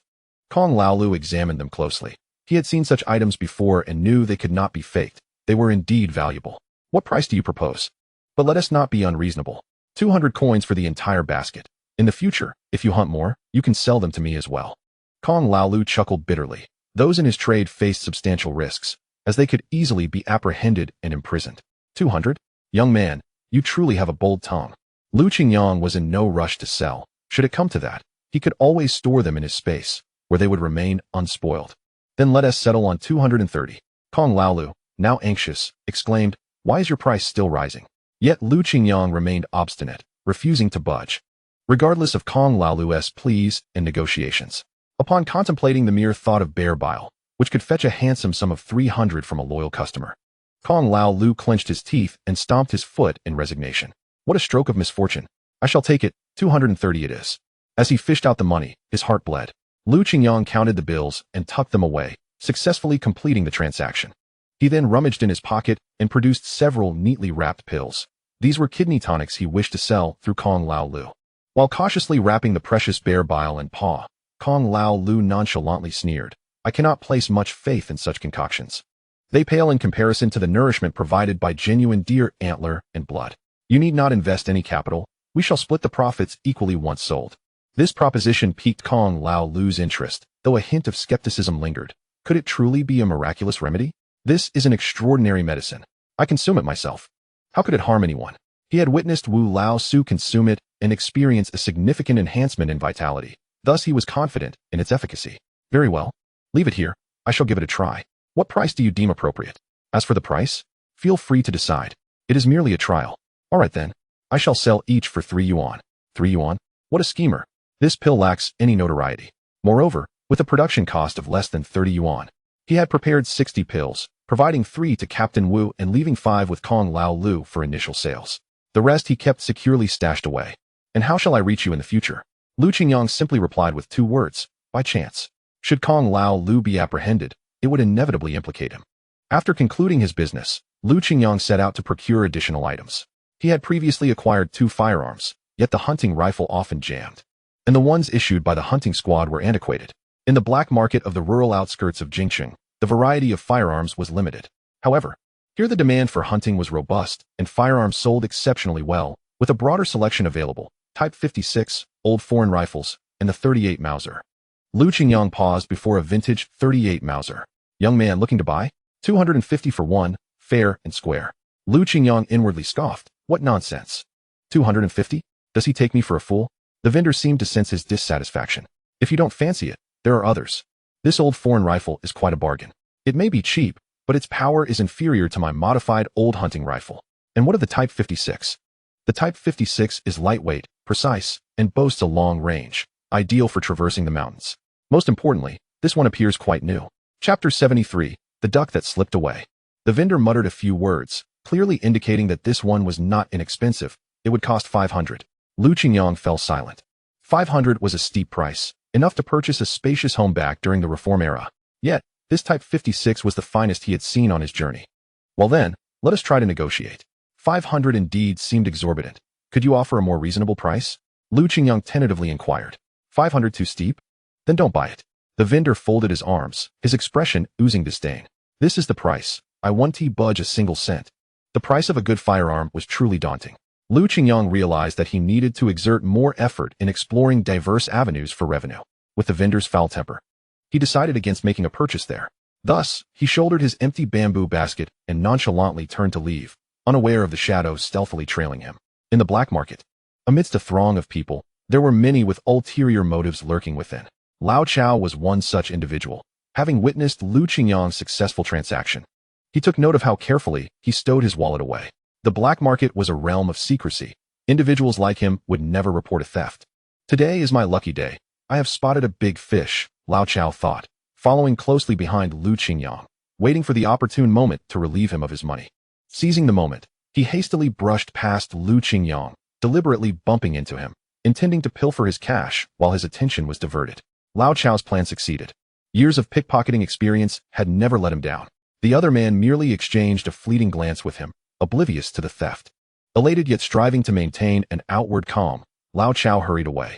Upon finding a secluded spot, he could no longer contain his exhilaration and trembled as he unfolded the handkerchief he had just acquired. How strange, Lao Chao pondered. Having distinctly seen a thick wad of cash, yet the handkerchief seemed empty. He eagerly opened it, only to have the smile on his face freeze in disbelief. Inside lay nothing but the handkerchief itself. But I distinctly followed Lu Qingyang, watching as he wrapped the bills and tucked them away. He never took them out again. How could the money have vanished so effortlessly? Furious, Lao Chao pounded his chest in frustration. Lu Qingyang had been acutely aware of the figure tailing him, suspecting the person had set their sights on his pocket full of cash. Having tucked the money away, he had discreetly transferred it into his spatial storage. Who would be so foolish as to allow themselves to be robbed so carelessly? Furthermore, he had intentionally allowed the thief to attempt the theft, having already discerned the individual's methods. Well, I've learned something new today. After a long day of activity, hunger began to gnaw at Lu Qingyang. Glancing at his watch, he noted there was still over an hour until his appointment with Uncle Tai. He decided to visit a state-run restaurant and indulged in several local specialties: braised chicken with mushrooms, stir-fried pork strips, and pork with vermicelli, sufficient to sate his appetite. He produced his enamel cup to take home any leftovers. After a moment's thought, he purchased several meat pastries to share with Uncle Tai and Shunimo. As he passed by the supply and marketing station, he found himself drawn inside. He had already bought several pairs of shoes in the capital, but noticing that Shunimo's cotton shoes were worn out, he resolved to buy her a new pair. Mindful of the bitter cold and wishing to spare the young girl from freezing, Lu Qingyang selected a warm pair of old cotton shoes. And upon spotting a brand new pair of leather shoes that caught his eye, he purchased those as well, uncertain of Shunimo's reaction upon receiving them. He also bought a few bottles of orange soda and sewing needles, concluding his shopping before heading home. Coincidentally, Uncle Tai had nearly finished his errands and was waiting for him at the agreed-upon location. When Uncle Tai emerged, he was initially cheerful, but now wore a frown. Lu Qingyang inquired, "Uncle, have you encountered any troubles?" Uncle Tai sighed softly. "Nothing major, just wished to see my little granddaughter, but was unable to meet her." "You have a granddaughter? You've never mentioned her before." Uncle Tai's eyes dimmed momentarily as he recounted, "My son was once a member of the hunting squad. Unfortunately, during a hunting trip, he met with an unfortunate accident and was injured by a tiger, unable to survive. This left my daughter-in-law, pregnant and alone. In a moment of sorrow, my old companion has also departed. My daughter-in-law took the children back to her family home, and I now send a modest stipend each month, merely to catch a glimpse of my granddaughter. Yet now, she has barred me from seeing her, claiming she has remarried, and thus it would be inappropriate for Jean Feng to meet me." Jean Feng, of course, is the name of Uncle Tai's granddaughter.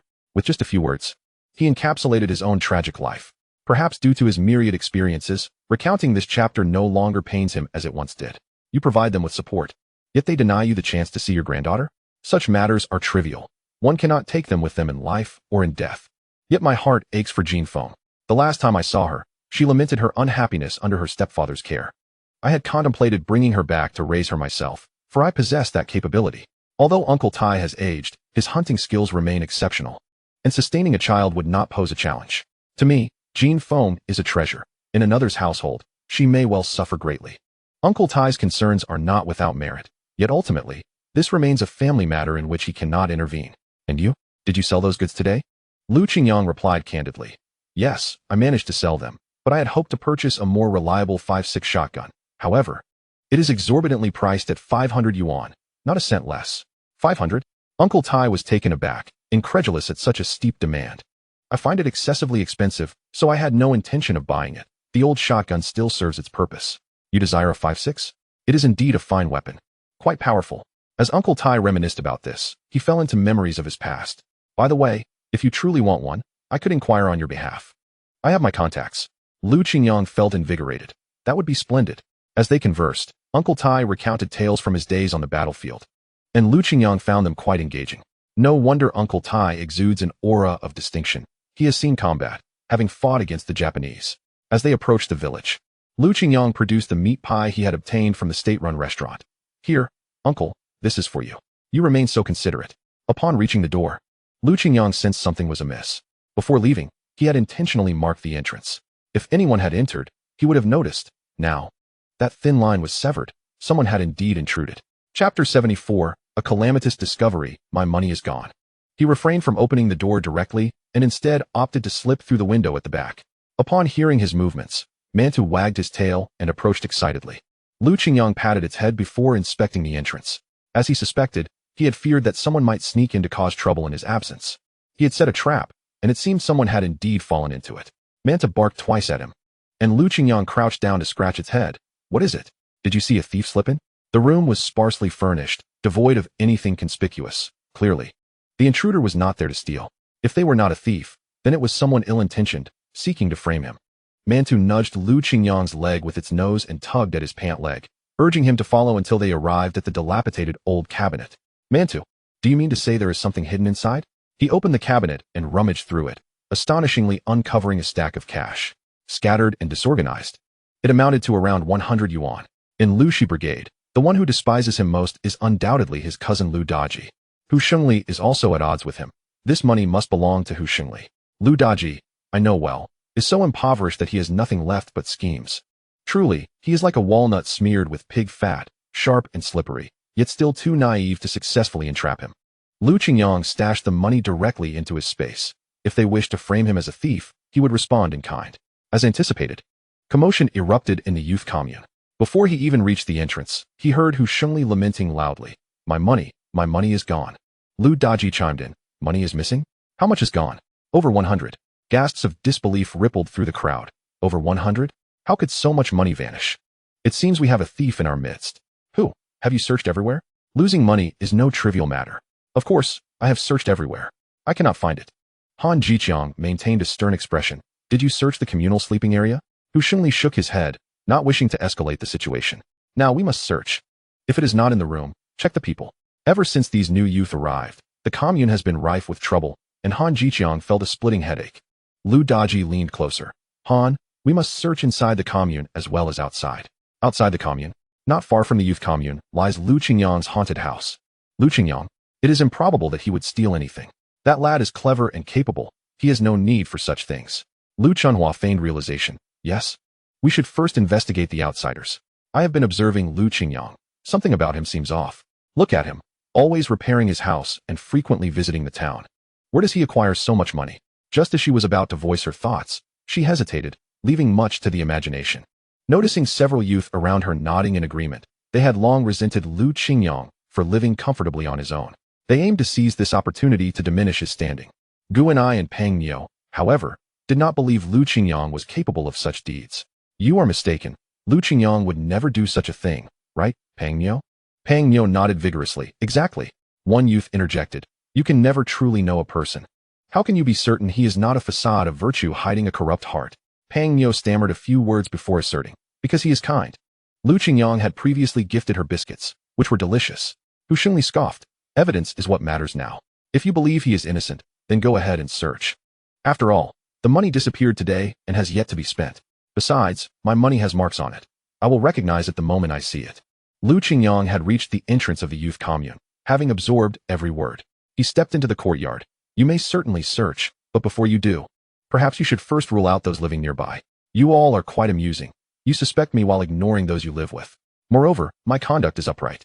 I fear nothing from your search. Indeed, let us all search together. The crowd, eager to clear their names, began to unpack their belongings for inspection. If Hu Shengli's money is found, I shall be the laughingstock.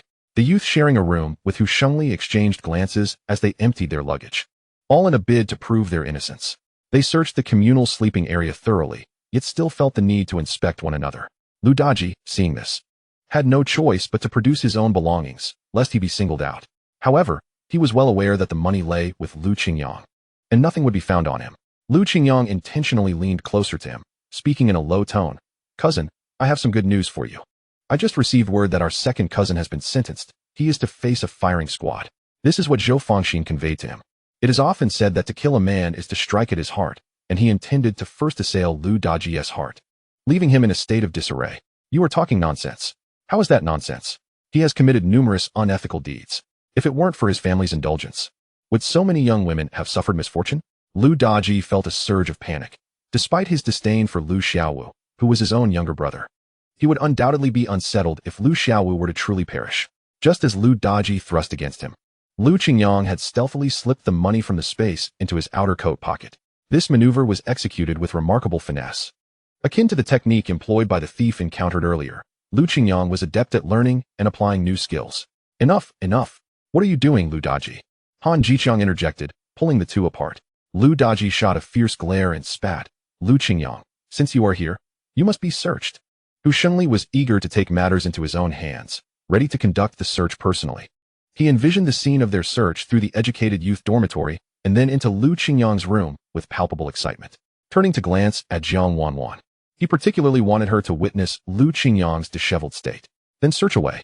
Lu Qingyang responded, arms outstretched, wearing an expression of indifference. Hu Shengli, how much money did you claim was lost? 100 and how much? You ought to provide a specific figure. 103 yuan and 80 cents, he specified, deliberately including both whole and fractional amounts. You mentioned marking the money. What kind of mark did you make? Suddenly, Hu Shengli felt something amiss. Why was Lu Qingyang asking so pointedly? If you do not tell us the mark, how will we know if we find the wrong thing? The other educated youth chimed in. Yes, Hu Shengli, if we are to help you find your belongings, you must tell us what mark you made. There are 5 bills with my surname written on them, he replied. Ultimately, it made little difference to disclose that, as the outcome would remain unchanged. Zhou Jianqi stepped forward to search Lu Daji and, upon rummaging through a pocket, immediately sensed something was off. He pulled out a stack of money, counting it to find approximately 100 yuan, and indeed, there was Hu's surname inscribed on the bills. Lu Daji was struck with disbelief. How could this be? Where did this money come from? While he was still in a daze, Zhou Jianqi called out, Everyone, come look. I found it. Chapter 75. A failed theft leads to greater loss. Hu Shengli looked at the money in Zhou Jianqi's hand, equally astonished. What was this performance about? Wasn't he supposed to have hidden it in Lu Qingyang's room? Now, the evidence had ended up in his own pocket. He had been so adamant about having no alliance with Lu Qingyang, vowing to annihilate him. Hu Shengli's expression darkened as he contemplated. Could it be that Zhou Jianqi had been scheming from the very beginning? Under the guise of vengeance, did he actually intend to pocket this sum for himself? Lu Daji was at a loss for words, as the money had been revealed in broad daylight from his own pocket, and no matter how he tried to explain, his words were rendered utterly powerless. Shengli, you know I would never steal your money. Lu Daji was bewildered. He had placed that money into the wretched cabinet himself. Lu Qingyang provocatively interjected. So you're saying if it wasn't you who stole it, it must have been Shengli who gave it to you? He led us into this tangled mess just for amusement? Immediately, others echoed. Exactly, Shengli isn't that kind of person, if you're going to lie. At least provide a believable excuse. It was given to me by Shengli. He gave it to me. Hu Shengli's eyes darted. No matter who had stolen it. He needed to distance himself from Lu Daji immediately. Lu Daji was already a lost cause. He couldn't afford to risk the relationships he had painstakingly built. He quickly donned a sorrowful facade, lamenting, what nonsense. Lu Daji, I never expected this from you. I have always regarded you as a brother. How could you betray my trust with such thievery? I told you, I did not steal your money. Lu Daji protested vehemently, as if a sore had formed in his throat, urgently reiterating his innocence. Lu Qingyang stood silently to the side, his gaze indifferent as he observed the two men squabble. If they wished to frame him, they ought to first secure their own positions. Han Jiqiang wore a wry smile. The chaos had barely subsided with Ren Ziqiang leaving. And now Lu Daji had embroiled them in yet another debacle. If word got out, the educated youth dormitory and Liushi brigade would be branded a den of thieves. Fortunately, the money had been recovered, but Lu Daji, you have committed a grave offense and must face consequences. Hu Shengli, since it was your money that was stolen, how should he be punished?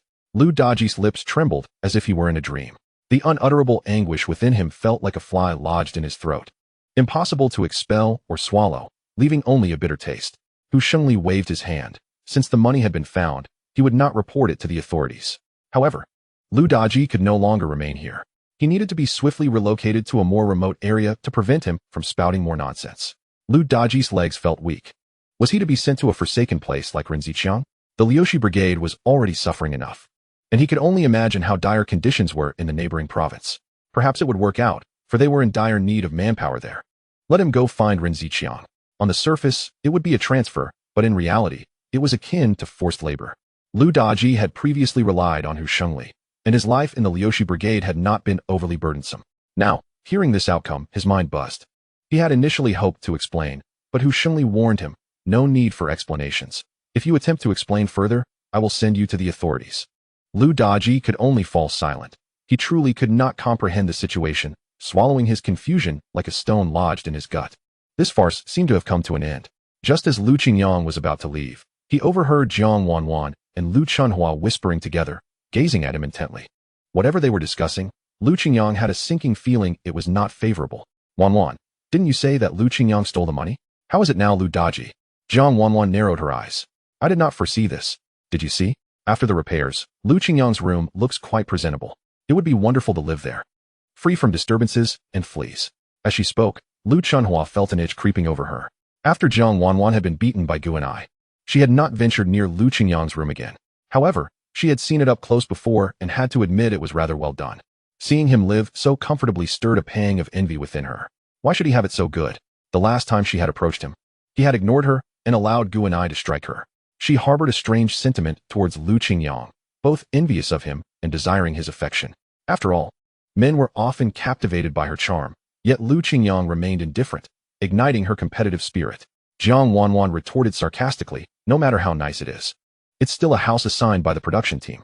If we want to change, we could certainly go to the brigade leader and formally request it. A glimmer of insight flashed in Lu Chunhua's eyes. That makes sense. With Ren Ziqiang and Lu Daji no longer residing here, the men's dormitory can accommodate more people. We are here to build our resolve, not to enjoy a life of ease. Let's report this to Captain Wu and let him take charge. Jiang Wanwan lowered her head with a smile, just as she had anticipated. However, she had always preferred to remain in the shadows, quietly observing the unfolding events. Such matters were better left for Lu Chunhua, the bold one, to address. I fully support your decision. You are absolutely right. Lu Chunhua displayed remarkable efficiency. Realizing her attempts to negotiate with Han Jiqiang were futile, she resolved to act swiftly and made her way to Captain Wu's residence by evening. The Wu family of 5 was gathered around the dinner table. Lu Chunhua unceremoniously crossed the threshold and candidly stated, Captain Wu, I have an urgent matter to discuss with you. Is there anything that cannot wait until we finish our meal? A hint of impatience flashed in her direction. As if even dining in peace was too much to ask, Captain Wu, noticing his wife's disapproving glance, initially intended to decline her request. But Lu Chunhua had already begun to speak. Captain Wu, you are well aware of the harsh living conditions we female educated youths endure. Captain Wu set down his chopsticks, his gaze turning scrutinous. What is it? Are you yearning for the indulgent lifestyle of capitalism? The conditions of our brigade are as they are. We all share the same plight. No, Captain, you might have misunderstood my intention, she replied, gently biting her lip. What I wish to convey is that Comrade Lu Qingyang currently occupies an entire room alone, while there happen to be vacant beds available for male educated youths. Therefore we, a few female educated youths, are considering. Finally, she voiced her thoughts. And Captain Wu immediately grasped her intent. She sought to take advantage of an existing arrangement without expending any effort. The tone of Captain Wu grew serious. That room was repaired at Lu Qingyang's own expense. If you have the means, you should also contribute. Chapter 76. No chance of reaping benefits without effort. Lu Chunhua, possessing a thick skin, responded with a cheeky grin, but I simply haven't had the opportunity. Captain Wu understood Lu Chunhua's type all too well. She was a quintessential example of one who seeks to benefit without labor. Given the chance, she would never choose to reside in a dilapidated house. Noticing Captain Wu's silence, Lu Chunhua decided to employ her secret weapon, a tactic Jiang Wanwan had suggested before her arrival. Captain Wu, if you do not acquiesce, it would be rather unkind of you. It is quite inconvenient for us female educated youths to live in a communal dormitory. You ought to be more considerate of us. If you refuse to agree to this matter, I shall report to the commune, claiming you are giving Lu Qingyang special treatment. Captain Wu coughed in anger. You. Are you threatening me? I am not threatening you. I am merely discussing this with you. Captain Wu felt a mix of irritation and apprehension at her underhanded tactics. Yet he feared she might indeed follow through. The difficulty lay in the fact that the commune would send someone to investigate. I understand. You may return for now, and we will await a response on this matter. Lu Chunhua beamed with delight. All right, Captain Wu, I look forward to your favorable news. Once she departed, Aunt Wu expressed her displeasure. What is this nonsense? How dare she bully us? Captain Wu lit a cigarette. Resigned to the situation, what can we do? She claims she will report us. Such incidents had occurred before. Whenever an educated youth felt dissatisfied, they would rush to the commune to lodge complaints, resulting in endless corrections that yielded little improvement. It was Wu Jianjun who bore the brunt of it, running around and still facing criticism from above. Were it not for the influence of his father-in-law, he would have been dismissed long ago. I think that young Lu is quite a good fellow. He has a sharp mind. Did you see that Lu Chunhua just now? Her sharp tongue is unmistakable. Aunt Wu could discern the good from the bad with a mere glance. Lu Qingyang had previously gifted her clam oil, and she was well aware that her husband had never purchased such luxuries. It was undoubtedly Lu Qingyang's doing. No, you should consult young Lu about this. Captain Wu picked up his chopsticks. I haven't even eaten my fill yet. What are you talking about? I'm already full of frustration. Hurry up, Captain Wu. Recalling Lu Qingyang's kindness, agreed, fine, I will go. Upon reaching Lu Qingyang's door, he was greeted by an enticing aroma. He had no idea what delectable dish was being prepared, but it was certainly mouth-watering.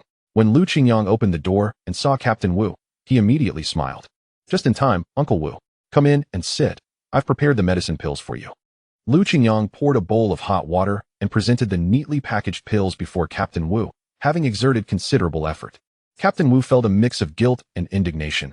Ah, young Lu, you are a good boy. Hearing this, Lu Qingyang sensed something was amiss. He had seen Lu Chunhua hurriedly make her way to Captain Wu's house, undoubtedly stirring trouble again. What is the issue, Uncle Wu? Please, don't keep me in suspense. Just tell me. Captain Wu rubbed his nose. Lu Chunhua from the educated youth dormitory claims she wants you to move back to the dormitory and let them occupy this room. Lu Qingyang was not surprised. Having repaired the house, he knew envy was inevitable. If they desired to reside there, would they cover the repair costs and labor? Captain Wu took a sip of hot water. You know her well. I believe she merely seeks to take advantage of your hard work and cannot bear to see you thrive. Lu Qingyang feigned a troubled expression. Oh, uncle. What do you suggest I do? I have an idea. Why not marry a girl from our production team?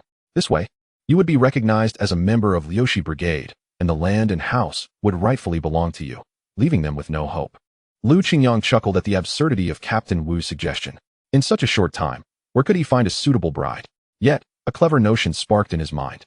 If they were to employ underhanded tactics, he would not be outdone. Uncle, do you remember what this house was like before? Captain Wu sighed. Of course I remember. It had several large holes in the roof, making it uninhabitable. What happened to the previous occupant? Captain Wu felt a chill. The previous tenant had hanged himself from the beam. Fearing his family would suffer, he had first strangled his wife and children before taking his own life. The mere thought sent shivers down Captain Wu's spine, his skin prickling with goosebumps. He pointed to the beam. He hanged himself right there. Oh, it's too eerie for me to even look at. Having repaired the house, he had almost forgotten its grim history. Despite the commune's prohibition against superstition and rituals, the lingering fears remained. Otherwise, the house would not have been vacant for so long. Previously, the occupants had reported hearing strange, eerie sounds at night. If they wished to move in, let them do so. After one night, they would be sure to leave in horror, leaving an indelible mark on their memories. Lu Qingyang was already brimming with mischievous ideas to deal with them. Captain Wu understood immediately. In fact, even he, a grown man, would hesitate to spend a night there due to its oppressive atmosphere. All right, I see how to resolve this. Previously tempted by the aroma of Lu Qingyang's cooking, he now truly lacked the appetite. Won't you stay for a bite before you go? I made noodles. A chilling gust of wind swept through, startling him into exclaiming, No more. I must take my leave. If I return late, my aunt will surely scold me. If they wish to move in, you may stay at my home for a couple of days. I shall take this pill for now. With that, Captain Wu slipped away as if greased with oil. Lu Qingyang, harboring mischievous intentions, smiled slyly, lamenting that with Lu Daji gone, there was no one to toy with. Yet, fortune smiled upon him with an unexpected visitor. Those who wished to reside in this abode must be prepared to pay a price. He surveyed the house, though it had witnessed death. He had nothing to feel guilty about, and thus, he feared not the specter of ghosts. In fact, he felt a sense of grievance himself, having been crushed under a weight of despair, a spirit rife with resentment. Lu Qingyang lifted the pot lid, a cloud of steam billowing forth. In his earlier conversation with Captain Wu, the noodles had overcooked into a mushy mess. He would have to make do. He ladled a spoonful of noodles into the dog bowl, intending to let it cool for the bun. As he prepared to serve himself a generous bowl, a knock resounded at the door. It must be Shunimo.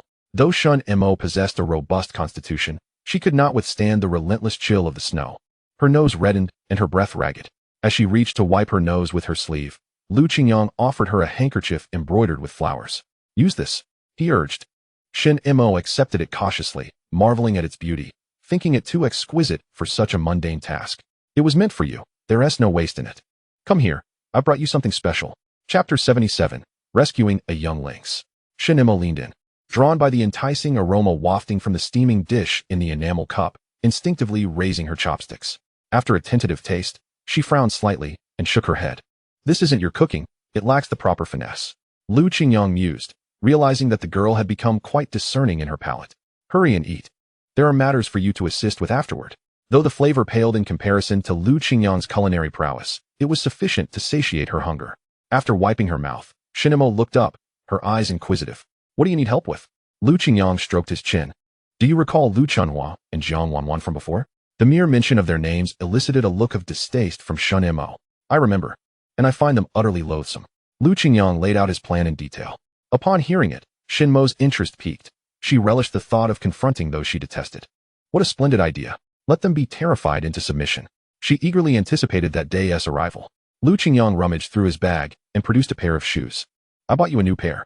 Shinmo's shoes had always been the old ones left by her mother or those crafted by her grandfather before he lost his sight. She had never worn such cozy footwear. She looked up, bewildered. Why? Touching the soft fabric, she noted its pristine condition. What do you mean, why? Aren't your shoes worn out and cold? Besides, I need your help. So naturally, I must show my gratitude. Shunimo found herself perplexed by her feelings. Yet she acknowledged the logic in his words. What you say does make sense.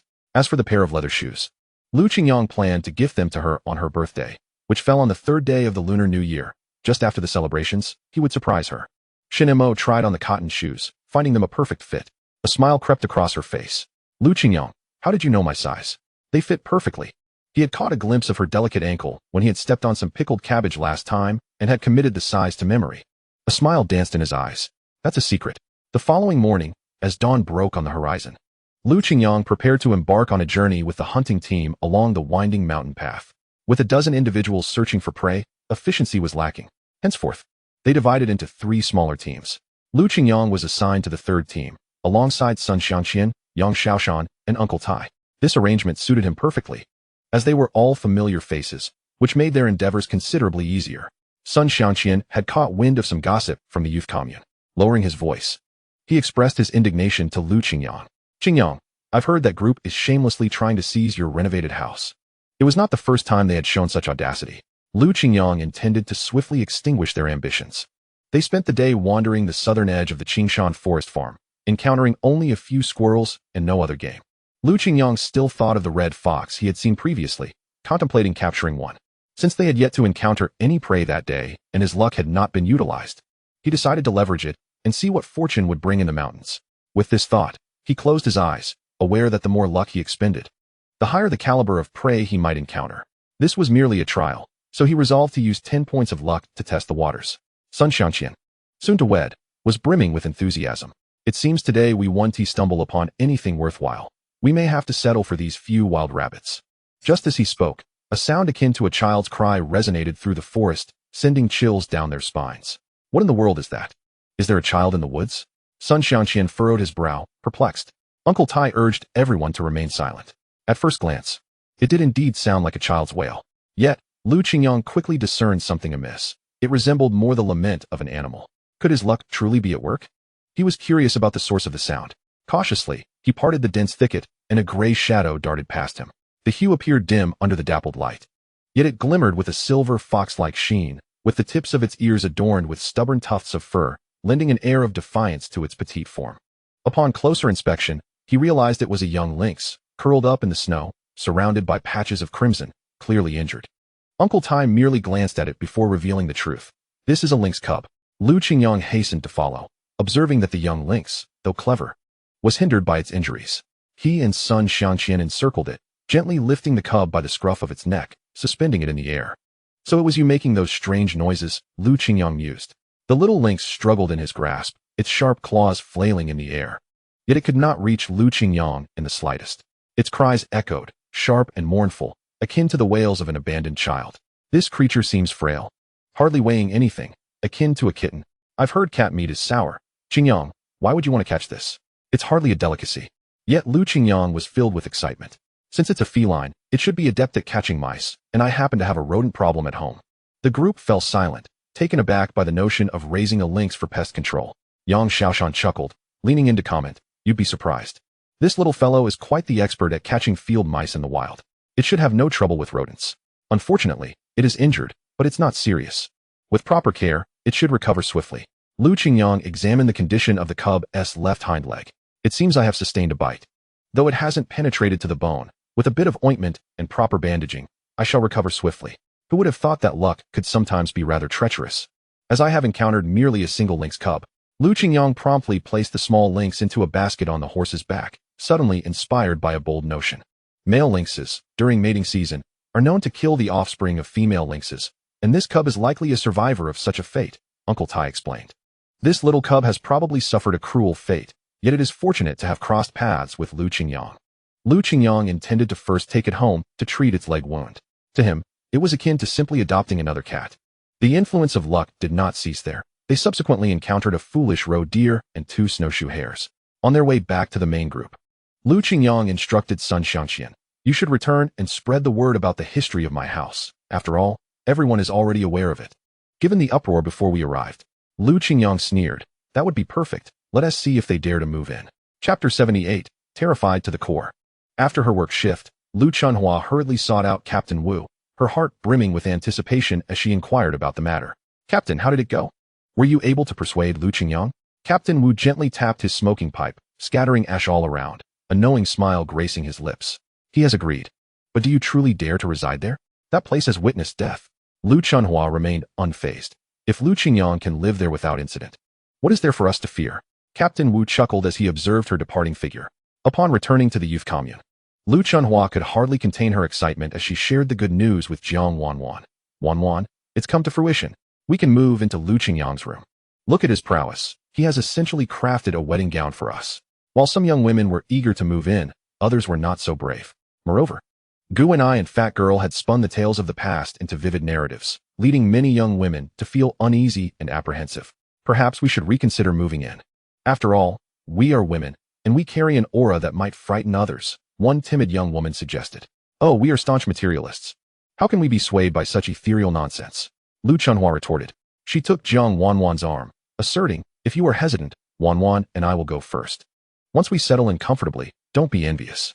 The young women ultimately decided to remain in the communal dormitory, as nothing had ever gone awry there. Lu Chunhua had not heard them, but Jiang Wanwan had caught snippets of their conversation. They spoke of a man and a woman who had died, along with an infant, which sent a chill through her. With a pale face, she contemplated postponing their decision. However, Lu Chunhua had already begun packing their belongings with great zeal. "Wanwan, today is the perfect day for us to make Lu Qingyang vacate." With that, she grabbed their things and headed toward Lu Qingyang's house. Lu Qingyang had prepared in advance. Fearing that the 2 women might not show up, he feigned disappointment, saying, "Ah, you've come.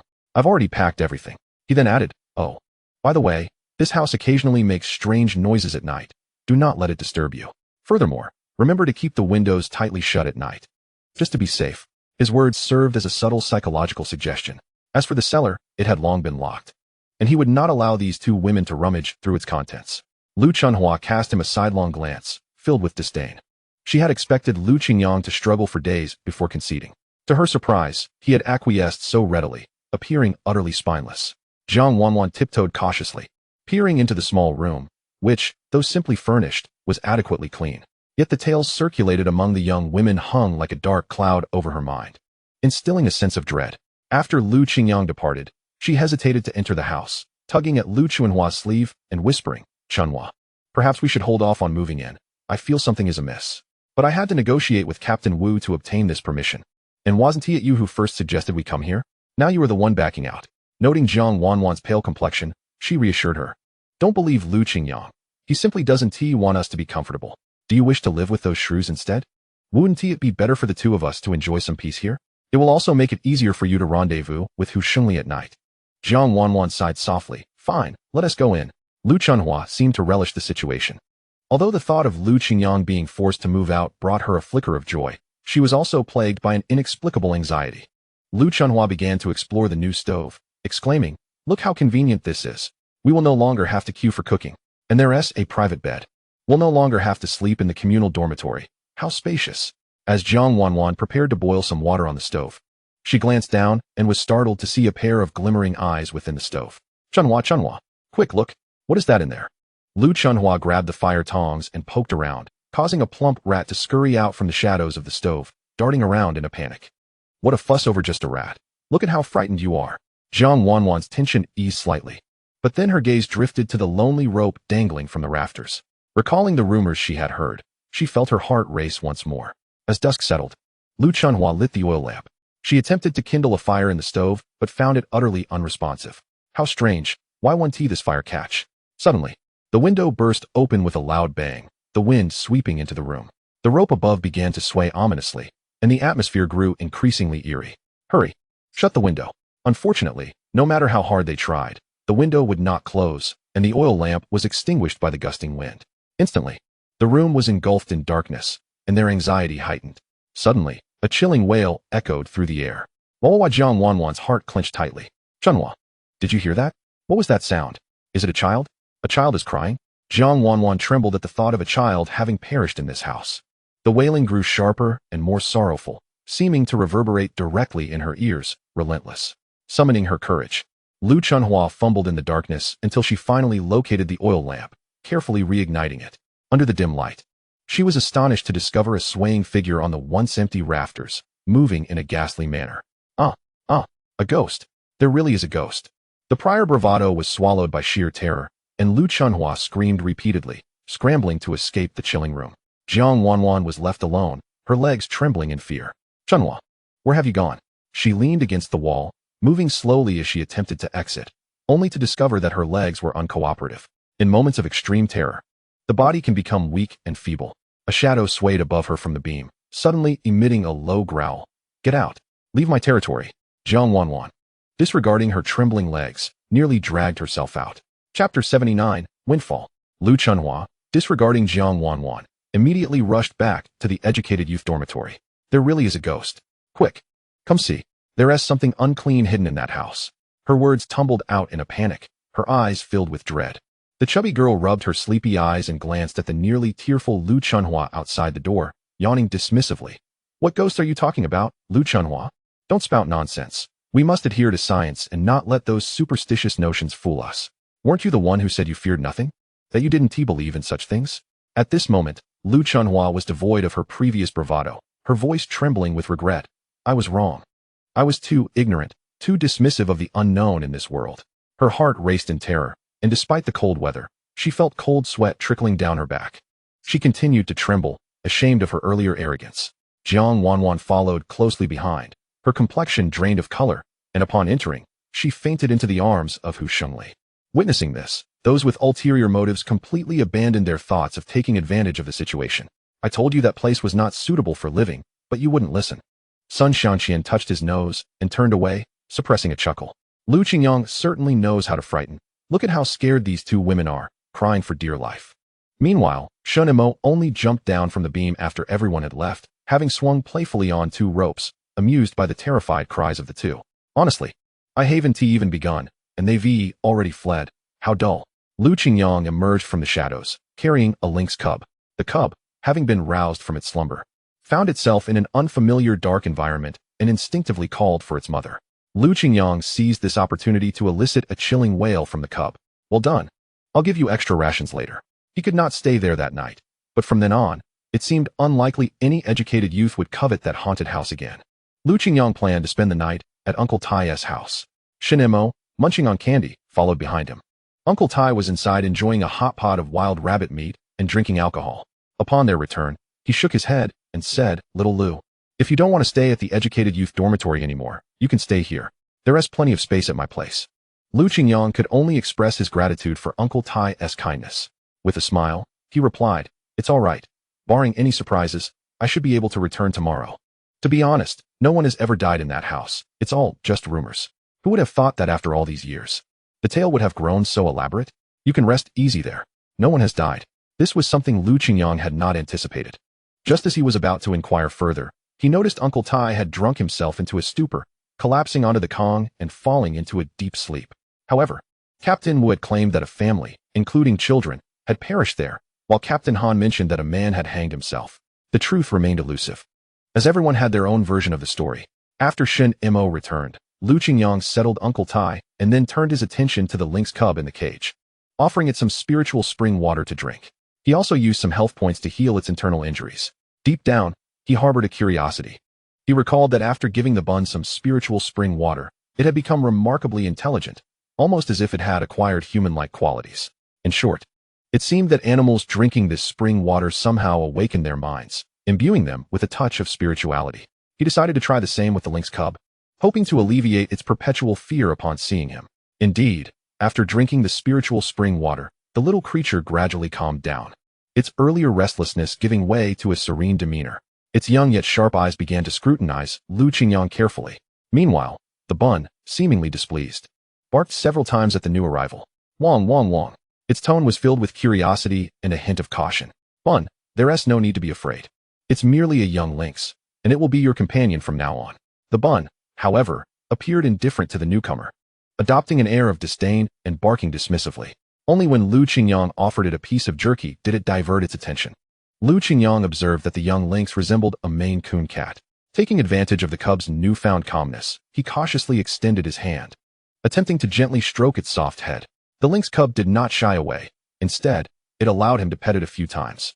Qingyang understood that the cub had accepted him. He planned to build a small nest for it in the shed. Perhaps it could even help him catch the mice in the house.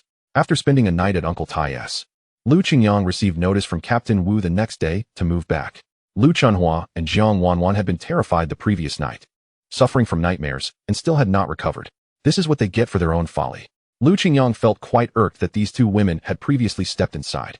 He resolved to take this opportunity to clean the place thoroughly, gazing at the beam for a long time. Something about it seemed peculiar. When he had repaired the roof, he noticed that this section had a different structure, initially thinking it was a unique design of the house. However, after observing the beams of other houses, he discovered that they were not constructed in such a manner. He fetched a ladder and bravely climbed up, regardless of whether anyone had died there. He was determined to uncover the truth. Indeed, he found an extraneous piece of wood that appeared to be part of the beam, yet served no purpose. Knocking on it revealed it was hollow. A wave of curiosity washed over Qingyang. Could something be hidden inside? He gathered his strength and yanked it forcefully. That seemingly solid hollow wood detached with surprising ease, landing on the ground with a thud. Qingyang's excitement surged. There was indeed something concealed within. He took out a saw and began to cut, until he encountered resistance. Upon closer inspection, he was astonished to find it gleaming gold. Could this be a gold bar? Given that this was once the residence of a landlord, it wouldn't be extraordinary for gold bars to be hidden here. A stroke of fortune. Qingyang had been worrying about how to acquire money, and now it had come knocking at his door. He completely severed the wooden piece, counting a total of 8 gold bars inside. Each weighed approximately 200 grams. Gold is a precious commodity, yet it draws too much attention. So Qingyang hurriedly concealed them in his space. His heart swelled with joy. If this were the modern era, a gram of gold would fetch 600 to 700 yuan. Each bar would be worth tens of thousands. Unfortunately, gold lacks a circulating market nowadays and is heavily regulated. He would have to strategize for the future. However, such fortunate occurrences have left Qingyang in high spirits these past few days. Ever since he had disturbed the wild boar's den, the hunting team seemed to have encountered no large game. Qingyang understood that the more he expended his luck points, the greater the opportunity to encounter more valuable prey. This time, he decided to utilize 30 of his luck points, eager to see what kind of game would present itself today. Chapter 80, The Weasel's Gratitude. Today, the heavens bestowed a flurry of snowflakes upon the earth. In this vast, boundless world of white, a small team trudged through the pristine snow, advancing slowly. Having not come across significant game for several days, the group resolved to pair off and search the expansive area more efficiently. Sun Xianqian, eager to ingratiate himself with his future brother-in-law, naturally followed closely behind him. Qingyang trailed behind Uncle Tai. Uncle Tai was a seasoned hunter, from whom Qingyang had learned a great deal of useful knowledge. Yet, of late, he had been preoccupied with troubles concerning his granddaughter, rendering him somewhat distracted during their hunting endeavors. In recent days, due to the heavy snowfall, dangerous animals had become a rare sight in the mountains. Qingyang anticipated what rare creatures might be attracted by his 30 luck points. He had no hopes of encountering tigers or wolves. After a fruitless morning, the two found a suitable spot to rest, kindled a fire, and prepared a modest lunch. Qingyang grabbed a handful of pine nuts, chewing them absent-mindedly while surveying the surrounding thickets. Suddenly, he spotted a brown, elongated creature darting past. Mantu, his loyal dog, began barking excitedly. clearly having detected the presence as well. Without a moment's hesitation, he seized his hunting rifle, for that had been a weasel. Such a creature was indeed rare. Initially, Qingyang intended to pursue it immediately, but paused to ensure the fire was safely extinguished. After covering the flames with snow and confirming there was no risk of a blaze, he hurried after Uncle Tai. Unfortunately, he could not find Uncle Tai in the vast forest, leaving him alone. The brown creature once again dashed past the trees, and Qingyang followed closely. Though named the purple weasel, its fur was either brown or black. Only in sunlight did it exhibit a faint purplish hue. Its coat was soft and fluffy, providing remarkable warmth, which made it highly sought after by the locals for the creation of luxurious coats. Once abundant, their numbers had dwindled in recent years due to excessive hunting and their limited reproductive capabilities. They were highly wary of humans and seldom ventured into inhabited areas, which explained Uncle Tai's earlier excitement in chasing after it. Qingyang surmised that his luck points had indeed granted him this fortuitous encounter. The weasel, with its slender and agile form, swiftly vanished into the snowy landscape. Without a moment's hesitation, Qingyang pursued it. Finally, beneath the towering trees, the weasel slowed its pace, effortlessly leaping up to a branch and disappearing into a hidden hollow. Qingyang speculated it to be its nest. He searched for the entrance to the weasel's lair, only to find it out of reach. A small head cautiously peeked out, observing its surroundings. Upon spotting Qingyang, the weasel showed no signs of retreat. Its black eyes twinkled with curiosity, its triangular ears twitching adorably. Qingyang reached into his pocket, gently extracting a pine nut, and tentatively asked, "Would you like to have this?" The weasel merely gazed at the nut, hesitant to approach, still filled with doubt. Qingyang placed the nut on the snow, stating, "I shall leave it here. You may come to eat without fear of disturbance." He slowly retreated, finding a nearby tree to conceal himself, carefully observing the weasel's every move. It was irresistibly cute, stirring within him a desire to pet it. He could hardly fathom how hunters could be so callous as to kill these creatures and strip them of their fur. Qingyang yearned to keep one as a pet. Remarkably, the weasel cautiously emerged from its hollow, gradually approaching the pine nut. Satisfied that no one was around, it began to eat. Unbeknownst to it, a weasel kit was peeking out from the hollow, half its body already exposed and swaying precariously. Seeing it about to fall sent Qingyang's heart racing. He sprinted forward, catching the kit in his hat just as it plummeted. The kit was even cuter than the adult, sticking out its tiny tongue. Blissfully unaware of the danger, Qingyang stifled the urge to touch it and gently placed it on the ground. "Don't forget your little one while you're busy eating." Startled, the adult weasel darted away, only to realize, once its nerves settled, that its precious kit was in Qingyang's hands. It emitted a series of frantic, anxious sounds, leaping between the trees but too fearful to approach Qingyang, lest he take its offspring away. After placing the kit down, Qingyang urged, "Quickly, take your little one away, lest it freeze." He then quietly concealed himself nearby. Only after witnessing the adult weasel retrieve the kit did he breathe a sigh of relief. Although a hunter should be somewhat ruthless, this creature had entirely captured his heart. The weasel had little meat. It was solely its fur that held value. He could not bring himself to kill it, especially with a kit to care for. Thus, he resolved to spare its life. It would need to be cautious henceforth, avoiding humans at all costs. Qingyang sighed softly and turned to leave. After walking some distance, he finally spotted Uncle Tai, who was muttering to himself, brows furrowed in confusion. "How strange, I saw it just now, yet after circling around, I still can't find it." "Never mind, Uncle Tai. That weasel is quite clever and has a kit with it. Did you see it earlier?" Qingyang nodded, noting that a nest with several kits was indeed quite rare. If the larger ones were killed, the smaller ones would hardly survive. Uncle Tai sighed quietly. That is indeed the case. Once discovered, they tend to migrate swiftly, making them difficult to track down in the future. However, Uncle Tai was a principled hunter, one who adhered to ethics and would never hunt a creature with young. The two continued their slow trek across the snowy landscape, leaving behind a series of varied footprints. Qingyang inadvertently caught sight of the weasel, which had begun to follow them, maintaining a careful distance. It seemed to be carrying something in its mouth, and upon noticing Qingyang glance back, it placed the object on the ground, its gaze seemingly beckoning him to come closer. Uncle Tai chuckled knowingly. It seems it has returned to express its gratitude. See what it has brought. Chapter 81. Shunimo falls into the water. Qingyang cautiously approached, and remarkably, the weasel remained steadfast, showing no inclination to flee. It merely pressed its sharp claws upon a squirrel that was attempting to escape. This rodent species is somewhat smaller than the demonic squirrel and bears a patterned coat. Hence it is referred to as the flower squirrel.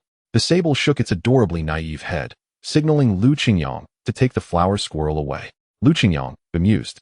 Thought the flower squirrel was hardly substantial enough for a human's needs, yet he appreciated the sable's kind gesture. He grasped the flower squirrel by its tail and graciously accepted the gift. The sable did not linger, maintaining a distance from Lu Qingyang, glancing back thrice before vanishing into the thicket. Uncle Tai cheerfully remarked, "Little Lu, your luck is truly remarkable." The innocent flower squirrel vigorously wagged its tail, attempting to escape Lu Qingyang's grasp. He casually tossed it into the basket. While it may not have weighed much, little Jasmine adored the patterned squirrel, making it a fine pet. Although his haul was modest, Lu Qingyang found his spirits lifted. On his way home, he encountered several villagers. Their expressions hurried and their footsteps frantic, all heading toward the Tower River. Among them, Aunt Lu appeared particularly anxious, her breath ragged and her face etched with fear and unease. A shadow of dread enveloped Lu Qingyang. In previous returns home, he would always spot Shunimo approaching him like a fawn. Today, her absence was troubling. He hastily stopped a villager, urgently inquiring, "What has happened?" "They say a child has fallen into the water. We are going to rescue them." With that, he called out, "Dr. Ma, hurry and catch up." This was a matter of life and death. Dr. Ma, the physician from the village clinic, was jogging behind the villagers. Without a moment to spare, Lu Qingyang sprinted toward Aunt Lu's direction. At the riverbank, a crowd had already gathered, buzzing with discussion. One villager quickly explained the unfolding events. Dogwa fell in, and that foolish girl from the Shun family jumped in after him. Although the river's surface had frozen, it was not sturdy enough. Aunt Lu had inadvertently allowed Dogwa to join a group of older children. Those children had urged Dogwa to step onto the ice. With a startled cry, Dogwa slipped, losing his balance and, accompanied by the sharp, despairing sound of cracking ice, was swiftly consumed by the frigid waters below. The other children, witnessing the incident, immediately panicked, rushing back to the village to call for adult assistance. One who could swim jumped in and managed to retrieve Dogwa from Shunimo's grasp. However, in a twist of fate, Shunimo had vanished. A boy of about 10 was sobbing uncontrollably. "I didn't mean it. I never thought he would be so foolish to actually listen to us." Aunt Lu, cradling the unconscious Dogwa, was already in tears, gasping, "Dogwa, my Dogwa." A sequence of thoughts flashed through Lu Qingyang's mind. To save a child, would he plunge into the river and drown, unable to alter Shunimo's fate? No. He was here, and he would not allow anyone to take her life. "Aunt Lu, please remain calm. Dr. Ma is just behind us and will arrive shortly. For now, try to position Dogwa on his back." As he spoke, Lu Qingyang swiftly shed his heavy coat. If he did not take action, he risked losing someone dear. Moreover, with his luck and vitality intact, traversing the icy river should pose no significant threat. "She's just a girl. If she has gone, so be it." "Do not utter such words." The girl from the Shin family jumped in to save someone. The villager who bravely leaped into the water earlier was now shivering, hastily putting on his clothes while tremblingly advising, "Don't go in. I searched thoroughly and did not see that girl at all. Our efforts may prove futile. Besides, we locals struggle, let alone someone from the city." Ignoring the warnings and discussions around him, Lu Qingyang immediately leaped into the icy depths, feeling the biting cold engulf him. He had already used 40 points of luck this month, with 60 remaining.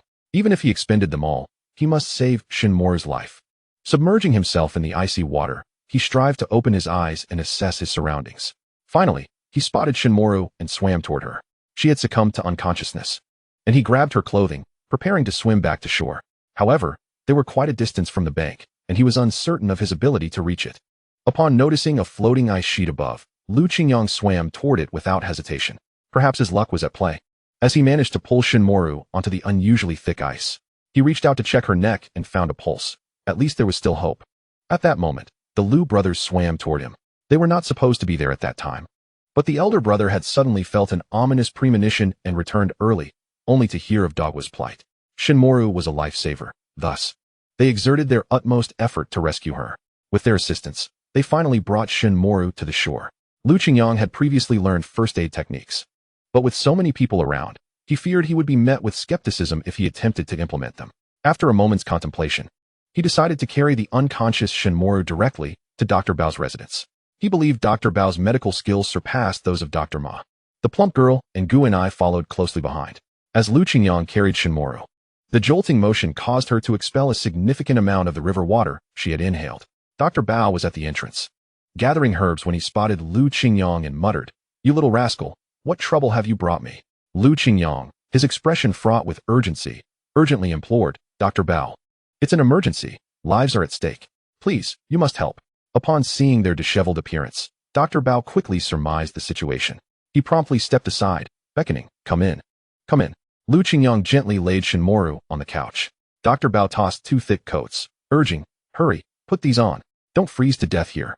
Lu Qingyang understood his gruff exterior masked a compassionate heart and quickly donned the garments. Having rushed all the way, he had hardly noticed the cold until his mind began to settle, at which point he realized his skin had turned a deep shade of crimson from the chill. In such frigid weather, how did that girl end up in the water? "You too. What are you doing standing there at the door? Hurry and lend a hand." Chapter 82, A Life Rescued. Gu and I and the plump girl finally realized he was addressing them. "What can we do to help?" "Quickly, build 2 more fires, you. Boil some hot water." This was a matter of life and death, and they certainly would not be negligent. Dr. Bao first checked Shunimo's pulse, his expression growing grave. "This does not look good. This does not look good." Lu Qingyang recalled the modern first aid procedures. "Let me try." He unfastened her collar and tilted her head to the side. First, he listened to her chest for a heartbeat, then rhythmically pressed on her chest. Dr. Bao gazed at him in astonishment. "What technique is this?"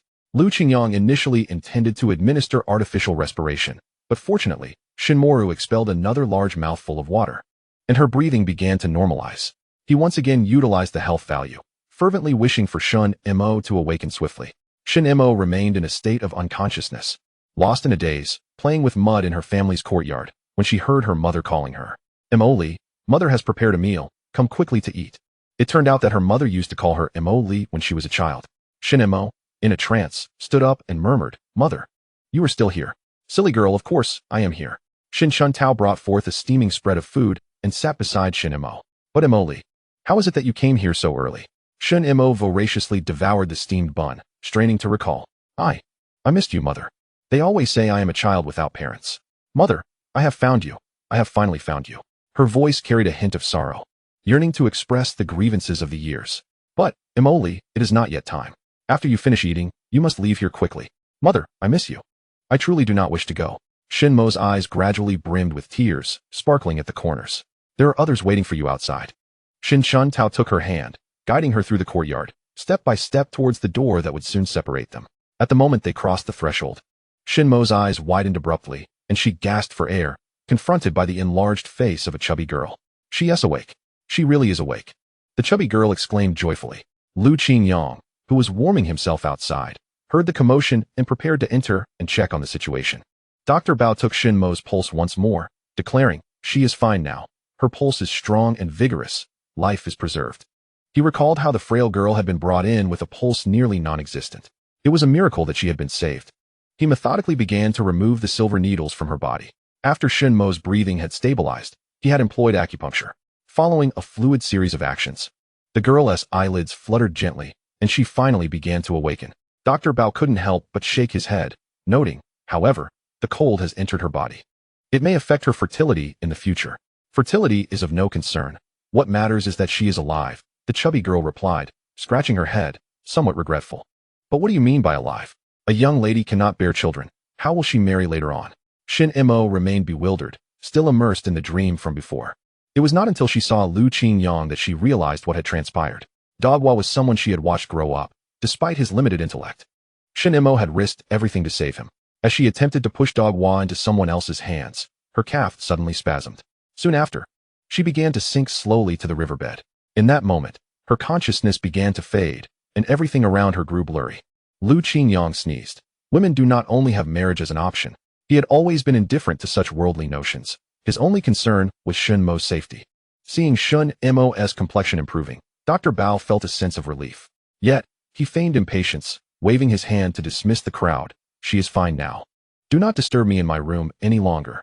Hurry and leave." Saying this, he grabbed 2 packets of herbal medicine from the cabinet and thrust them into their hands, instructing, "Boil and take them every morning, once in the morning and once in the evening. Do not be negligent." Shunimo was already dressed in clean clothing, though they were somewhat oversized. Gu and I explained, "The clothes you are wearing are what I helped change you into. They belong to the chubby girl. And they are a bit large." Lu Qingyang squatted in front of her. "Come on, I'll carry you back. Your grandfather must be worried sick." In that moment, Shunimo felt an indescribable complexity in her heart. She turned her head away, signifying her reluctance. The little girl had suddenly begun to throw a tantrum. Just then, the chubby girl stepped forward, gently pushing Lu Qingyang aside, and said with a smile, "This little girl does not need a big man like you to carry her. Let me take care of it." Her ample frame was not without its advantages. She always harbored a twinge of guilt towards Shunimo. Last time, she had clearly witnessed Lu Chunhua frame her for theft. Yet, out of fear of being ostracized, she lacked the courage to speak up for Shunimo. This matter had lodged in her throat like a fishbone, and now, having the chance to assist Shunimo, she could alleviate some of her inner guilt. You'll carry me? Shunimo hesitated, eyeing the sturdy back of the chubby girl, for she was merely a stranger with whom she had little interaction. Rest assured, with your weak constitution, I will surely be able to carry you. Reluctantly, Shunimo climbed onto her back. Initially, she intended to walk back, but her legs possessed no strength. The chubby girl swiftly and effortlessly lifted Shunimo onto her back, confidently stepping onto the path leading back to the Shun residence. Upon hearing the news, Shunyi was frantic, urgently imploring a neighbor to support him as they hastened to Dr. Bao's place.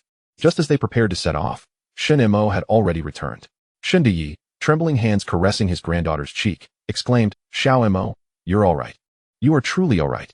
You have nearly driven your grandfather to despair. If anything had happened to Shunimo, he, with his frail, aging body, would have lost all desire to continue living. Shunimo is now fine. You just need to let her rest for a few days and not let her run about. Heaven knows how anxious Lu Qingyang had been moments ago, fearing that Shunimo would fade away just as she had before. Though her body had been affected, at least her life had been preserved. The chubby girl suggested, Shunyi, I will come every day to help with the medicine. Hearing the chubby girl's voice, Shunyi recognized her as a fellow educated youth. Once, he had harbored great resentment towards educated youths, but now, he began to change his perspective. Thank you. Thank you for saving this child, Shunimo. He began to kneel in gratitude. I, this old man, do not know how to thank you. Shunimo's life is more precious than my own. Without her, I would not know what to do. Lu Qingyang was quick to support him. Shunimo acted to save someone.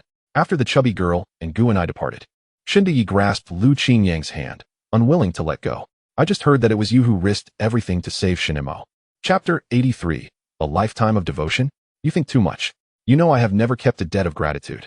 Lu Qingyang was uncertain of Shunyi's intentions. Did he mean to suggest that Shunimo should dedicate her life to him? He feigned refusal. This is unnecessary. We no longer practice such customs. Shunyi inquired. Puzzled, what customs? Lu Qingyang recalled the novels and television dramas he had seen, where it was customary to repay a life saved with a lifetime of devotion.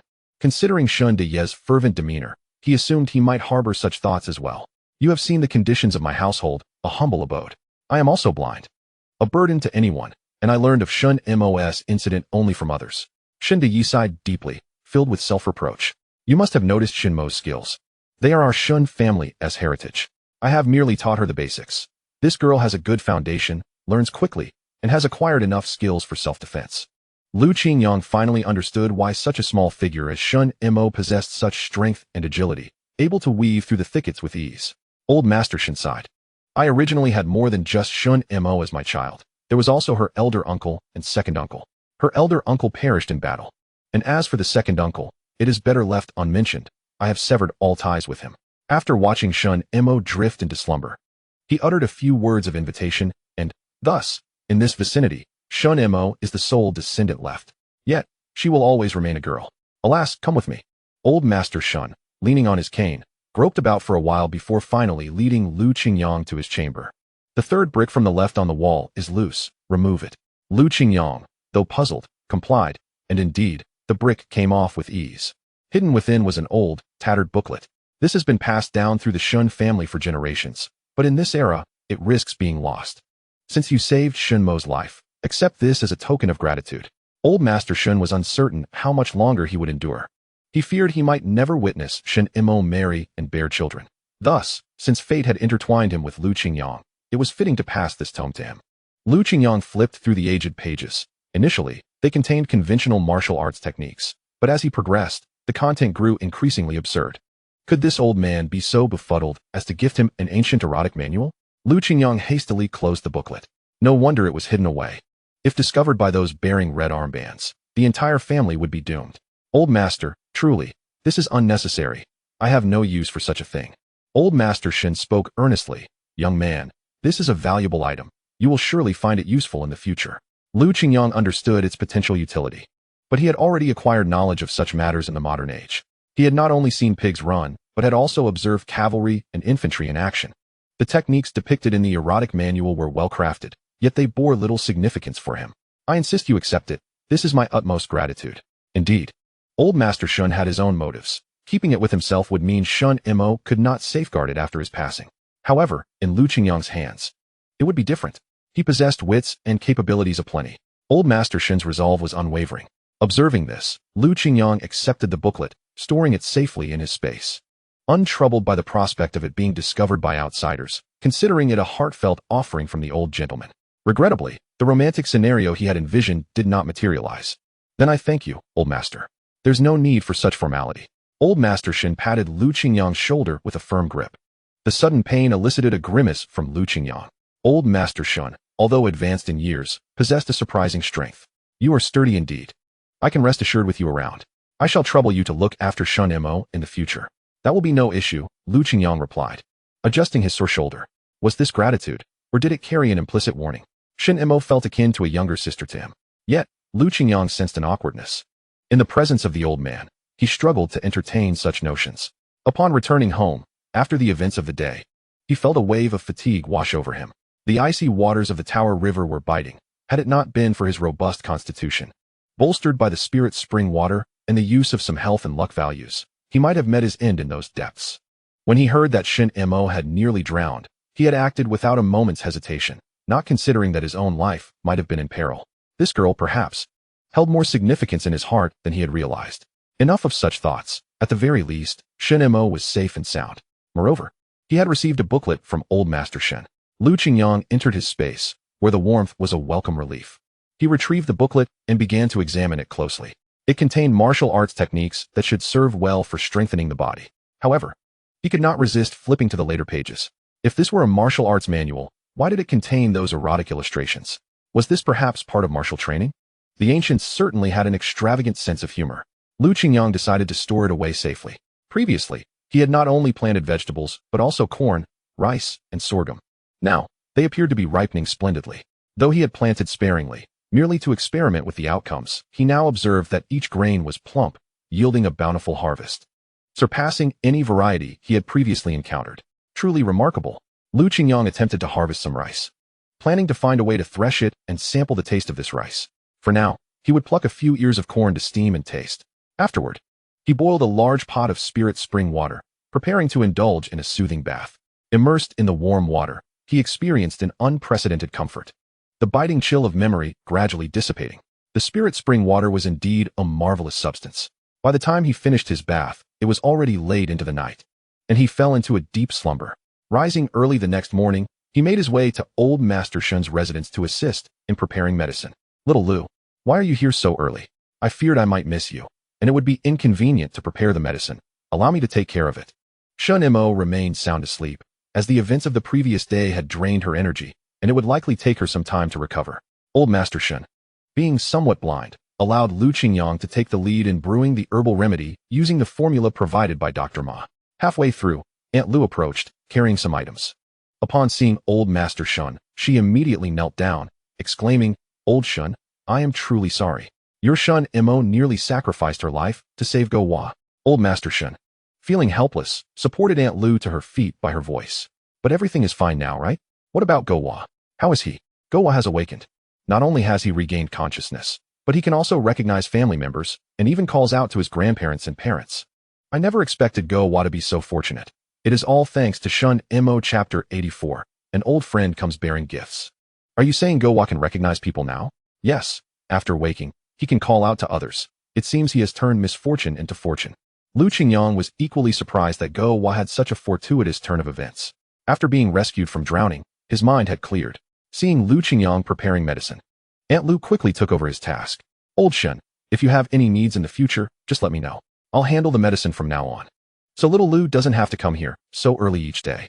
She continued, and I must thank you, little Lu. If you hadn't insisted on saving Shunimo. Your physique is remarkable. You endured such a long time in icy water without incident. The day after tomorrow, once Shunimo has recovered a bit, you must come to my home for a meal. It is essential to express our gratitude. All right, I will come. Lu Qingyang glanced at his watch, then remembered that the watch he had brought from the capital had been damaged after getting wet yesterday. How unfortunate. It was a keepsake from the original owner's father. He needed to find an opportunity to have it repaired, otherwise, he would lose all sense of time. As he gazed towards the eastern horizon, where the light began to break, He bid farewell to old Master Shun and prepared to venture into the mountains for a hunt. Lu Qingyang hoisted his rifle and led his horse through the snowy peaks. Sun Shaoxian and the others had also heard of the events from the previous day. Qingyang, you truly have a death wish. You jumped into the Taha River yesterday, and yet you still come hunting today. What can I say? I'm fine, aren't I?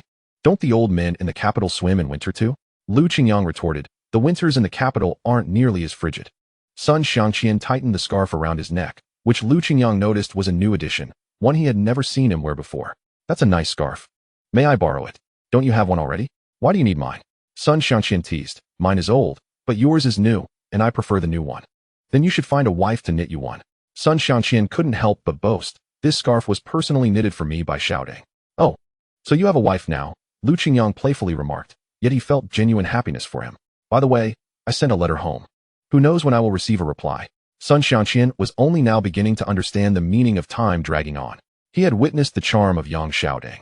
Despite her limp, she was capable of everything, even knitting scarves and preparing lunchboxes for him. Observing Sun Shaoxian's infatuation, Lu Qingyang surmised that he had indeed fallen head over heels. It was for the best.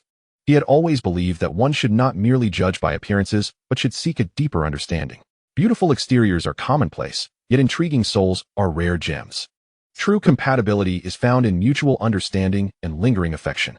Lu Qingyang distributed roasted corn cobs to each member of the team. Yang Xiaoshan took a bite, and his face lit up with astonishment. What variety of corn is this? It's so sweet and tender. The corn we grow here isn't nearly as delicious.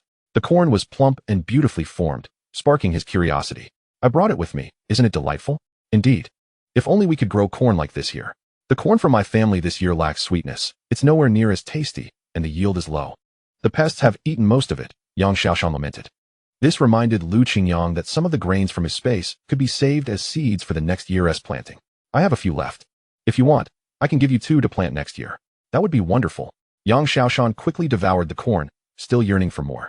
The crops grown in the space, whether vegetables or grains, were nourished by spiritual energy, making them far more delectable and yielding greater harvests. Lu Qingyang glanced at the surrounding trees, contemplating that fruit trees could also thrive under such conditions. After their meal, they split up to continue their endeavors. After walking a short distance, Lu Qingyang spotted a brown figure darting past, and stopping not far away. Uncle Tai raised his rifle alertly. Upon recognizing the creature as a marten, he lowered his gun with an air of resignation. Ah, your old friend has come to bring you a gift. Lu Qingyang stepped through the snow, and soon saw the marten with something clutched in its mouth. Last time it had brought a chipmunk. He wondered what it would present this time. The marten did not flee. Only when Lu Qingyang approached did it cautiously drop its offering. A massive centipede fell from its mouth, startling Lu Qingyang, who instinctively recoiled several steps, goosebumps prickling his skin. The marten tilted its head, puzzled by his fear. Truly, human beings are fragile, frightened even by a dead insect. Lu Qingyang fancied he saw a look of pity on the marten's face. Uncle Tai burst into hearty laughter. Little Lu, it seems it is mocking your fear of centipedes. Lu Qingyang poked at the centipede on the ground, frozen solid and lifeless, unsure of where it had been unearthed. Its length was nearly half a meter, sending shivers down his spine. It might be poisonous, Uncle Tai waved dismissively. But it's great for brewing liquor. Lu Qingyang could only earnestly address the marten. Please refrain from bringing such frightful gifts in the future. And thank you for your kindness. But you should avoid frequenting this area. Other hunters might take aim at you. It would be best to keep your distance. The marten, tilting its head as if it understood, turned and disappeared into the vast snowy forest. Lu Qingyang breathed a sigh of relief. While the centipede may be useful in medicine, he found arthropods utterly repulsive. Uncle Tai wandered into a grove of red pines and gazed up at the tallest tree, lamenting. How unfortunate that the tallest one is destined to die. This was Lu Qingyang's first encounter with so many red pines. As a botanist, he succumbed to his old habit and began inspecting the tree bark. The trunk exhibited evident cracks, and clearing the snow around its base revealed decaying roots. Indeed, this tree was nearing its end. Such a loss, for the resin from red pines can be processed into rosin and turpentine. The bark yields tannins, and the needles can produce pine needle oil. Every part is valuable. It would be a tragedy if such a majestic tree were to perish. As Uncle Tai prepared to venture further, Lu Qingyang interjected, Uncle Tai, I need to step away for a moment. I'll catch up with you shortly. All right, be quick. Once Uncle Tai had departed, Lu Qingyang poured some spiritual spring water at the base of the red pine. Whether it survives is up to its own fate. As a token of gratitude, I will take this pine cone with me. He picked up an inconspicuous pine cone lying beside the tree. He believed that since plants possess life, they also harbor a spirit. Chapter 85, Chicken Stew with Mushrooms. Lu Qingyang pocketed the pine cone, intending to plant it in his space upon his return. Whether it flourishes would depend on the fate of the red pine cone. He caught up with Uncle Tai, and the two roamed the forest, ultimately concluding their expedition with 5 wild rabbits and 2 pheasants. Lu Qingyang decided to take home a pheasant, intending to prepare a hearty stew for Shunimo, who had yet to fully recover from her fall into the water. Upon arriving at the Shun residence, he found Shunimo already awake, warming herself by the stove, where 2 sweet potatoes were roasting. Her previously cold demeanor softened into a gentle smile upon seeing Lu Qingyang. "Thank you for saving me yesterday. I forgot to mention that," she said. "I had warned you not to go near the river. It's too dangerous." It was a relief that he had intervened in time, preventing Shunimo from drowning. Upon seeing the dog fall, he had no choice but to save it.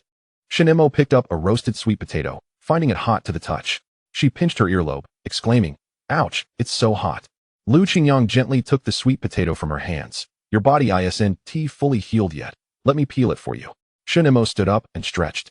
"I'm fine now," but the motion caused a twinge of pain in her calf, prompting her to cough lightly and obediently sit back down.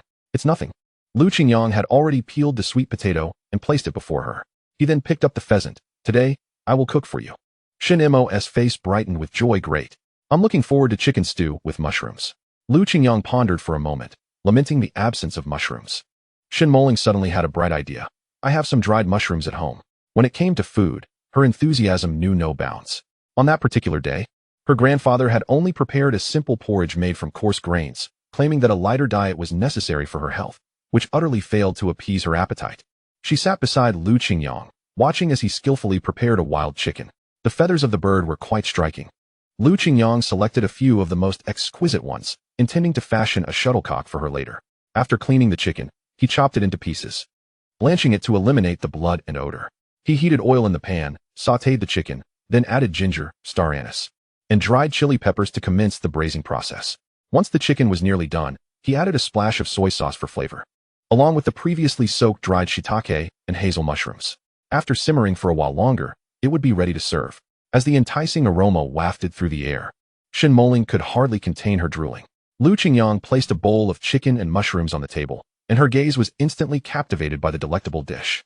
Without a second thought, she reached out, delicately picking up a piece and savoring it. It was delicious and well-seasoned. She sighed contentedly, her cheeks flushing with warmth from the food. Observing her vibrant demeanor, Lu Qingyang felt a sense of relief. It appeared her health was improving. However, Shunimo's expression suddenly darkened as she recalled the dream from the previous night, where her mother had sent her back. Gazing at the steaming meal, she abruptly asked, "Lu Qingyang, do people go to another place after they die? Can they return?" While Lu Qingyang could affirm the possibility of another world, he genuinely did not know if one could return.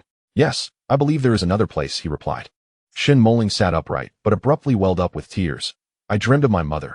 She told me to come back, and that someone is waiting for me outside. And that's when I woke up." Seeing her pitiful expression, Lu Qingyang couldn't help but reach out to comfort her. Just as he extended his hand, Shundage's voice reverberated. "In some way, it was your mother who pulled you back. Chuntao, wouldn't you miss little Mo if she went away?" Each word echoed his deep-seated guilt for not caring for his granddaughter properly. Shun Chuntao was known for her beauty in the village, and Shundage had envisioned a bright future for her, only to be blindsided by the unexpected ordeal of an unplanned pregnancy. A good girl had been so cruelly tarnished by an irresponsible man, subjected to the scorn and derision of others. Thinking of this, Shundage couldn't help but curse Shunimo's worthless father, wishing never to encounter him again in his lifetime. If they crossed paths, he would wield a hatchet against him, seeking vengeance for the wrongs done to his granddaughter. Lu Qingyang had noticed the tumult of emotions on Shundage's face. "All right, Shundage, let us not dwell on such unhappy matters. I have prepared chicken and mushrooms. Come and taste it." Unable to see, Shunimo took a pair of chopsticks and fed him a bite. "This tastes wonderful. Little Lu, I owe you my gratitude for taking care of Shunimo and for cooking this meal." Despite her hunting skills, Shunimo had a hearty appetite. The meager rations distributed in the village were but a drop in the bucket for her. With the new year approaching and her impending 18th birthday, she was blossoming into a young woman. Suddenly, an idea struck Shundage. He must find her a family that could support her and generously provide for her needs. Before they knew it, the 3 of them had devoured the entire pot of chicken and mushrooms. Shundage, who was older and usually had a modest appetite, surprisingly consumed 2 bowls of rice today. He felt a pang of regret, thinking that such provisions should be reserved for Shunimo. Meanwhile, she was busy using her corn cake to scrape the bowl clean, savoring every last morsel with satisfaction. Such an appetite indicated that she was indeed recovering well. Qingyang couldn't help but marvel at her remarkable recuperative abilities, likely aided by his health and the medicinal prescriptions from Dr. Ma. Not only was the broth entirely consumed, but even the bones and entrails had been devoured by the household dogs. Shunimo, clutching her round belly, yawned with a look of contentment, feeling somewhat drowsy. Suddenly, a series of urgent knocks echoed from outside. "Shindage, are you home?" Qingyang recognized the voice of the plump girl. What was she doing here? "I brought some nourishing supplements to help Shunimo regain her strength." Upon hearing the mention of supplements, Shunimo, who was seated inside, quickly hobbled to the door to open it. "What supplements?" The door creaked open, revealing the plump girl, proudly holding a can of malted milk powder. "Look, this is a good thing." She had hesitated to indulge herself, but, recalling Shunimo's condition from the day before, she felt compelled to bring the malted milk powder. Disappointed, Shunimo accepted the can, feeling a bit let down. She wasn't sure how much Qingyang had given her, but it was better than nothing, as she truly hadn't eaten enough. Patting her belly, she took the malted milk powder. The plump girl exclaimed, "You looked so weak yesterday, but today you seem much better." She always believed that Shunimo was like a wild grass, thriving against harsh conditions, resilient no matter how dire the circumstances. Shunimo turned to prepare the malted milk powder, pouring a bowl for each of them, while she herself made 5. The plump girl, puzzled, wondered, "Is someone else coming?" Shunimo shook her head, and under her watchful gaze, she drank all 5 bowls in one go, concluding with a satisfied, "Delicious." The plump girl was left in astonishment, never having encountered a woman who could eat more than herself. "Where does it all go in your tiny frame?" "To my stomach," Qingyang nonchalantly explained. "You'll get used to it. That's just her appetite. How can she eat so much and still be so slender?" The plump girl felt inspired. She wanted to learn Shunimo's secrets to maintaining such a trim figure despite her hearty appetite, something she had always dreamed of achieving. Initially, Shunimo and the plump girl engaged in casual conversation, but soon discovered a shared passion for food. They quickly found common ground until Shunimo could no longer hold back, feeling drowsy, prompting them to pause their chat. As Qingyang was preparing to head home, a gray figure approached his feet, gnawing at his shoelaces. Picking up the little dog, he realized it was Xiaowei. It had been a while since he had seen her, and she looked remarkably different from her previously frail state. The wolf cub was now plump and adorably chubby. Upon closer inspection, Qingyang discovered Xiaowei was actually a female wolf cub. Regardless of gender, as long as it was obedient, it was a good wolf. Once she grew a bit more, he intended to bring her back and train her to hunt alongside Mantu.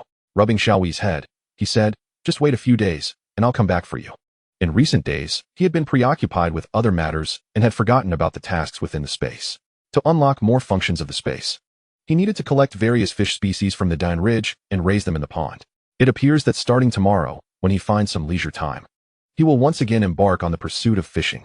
His luck for this month has been entirely exhausted, and he must await the arrival of the next month to utilize it for his angling endeavors. Fortuitously, he can test the true extent of his fishing prowess. On the following day, Qingyang set out with some entrails, seeking a suitable fishing spot. Recently, the number of young people fishing has dwindled significantly. The weather has turned frigid, making it unbearable to remain outdoors. A brief stay leaves one feeling as frozen as an icicle. Qingyang himself was wrapped in layers, with a hot water bottle nestled within. He borrowed a fish trap from Uncle Tai, placing a piece of pig liver inside, and found a promising location to submerge it in the river. He also took out his fishing rod, but merely intended to test his luck. Should he fail to catch anything, it would not matter, as he was relying primarily on the fish trap, since it was not a closed fishing season. Whether or not he managed to catch fish was entirely dependent on one's skill. Qingyang was generous with his bait, and even without the use of his luck, he managed to reel in 2 wheat fish and a catfish. He was curious to see how they would react when thrown into the pond within his space. As Qingyang concentrated on his fishing, he heard the sounds of laughter emanating from a nearby thicket, the voices of a man and a woman. "Victory. If you ever have the chance to leave this place, will you take me with you?" Shunimo was quite adept at charming women. "Of course. I would find a way to take you away. How could I possibly enjoy life without you?" Qingyang realized that this fellow had once again ensnared himself with a widow from the village. Any woman with a hint of allure quickly caught his eye, and his sweet promises invariably turned to naught. "Xiaomei, your natural beauty is wasted as a widow. I must take you away. Let me kiss you." "How distasteful. We are in public. Please do not behave like this."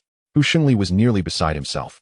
Jiang Wanwan, though her attitude had softened somewhat after a prior scare, had yet to take that final step.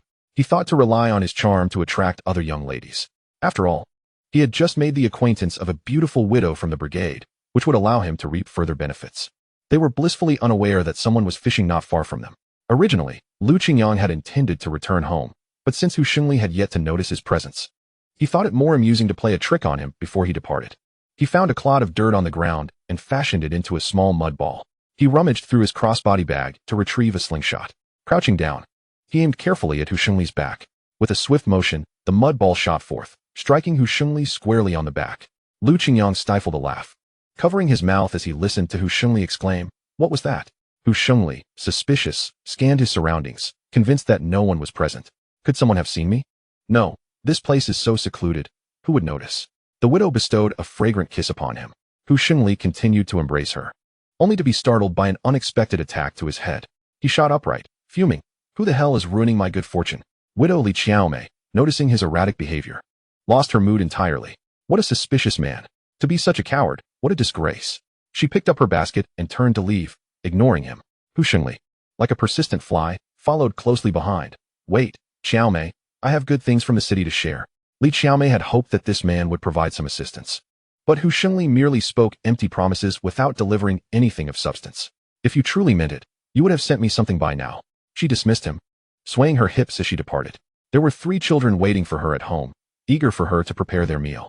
She had no time to waste on a man of no utility. Hu Shengli trailed after her. Don't go, Xiaomei, wait for me. Lu Qingyang gradually stood up, a realization dawning upon him. Hu Shengli truly could not change his ingrained nature. He ought to fall directly into the trap of the woman. With a new scheme forming in his mind, he thought it better to take the initiative rather than allow Hu Shengli to conspire against him, thus derailing his prospects. A plan began to take shape in Lu Qingyang's thoughts.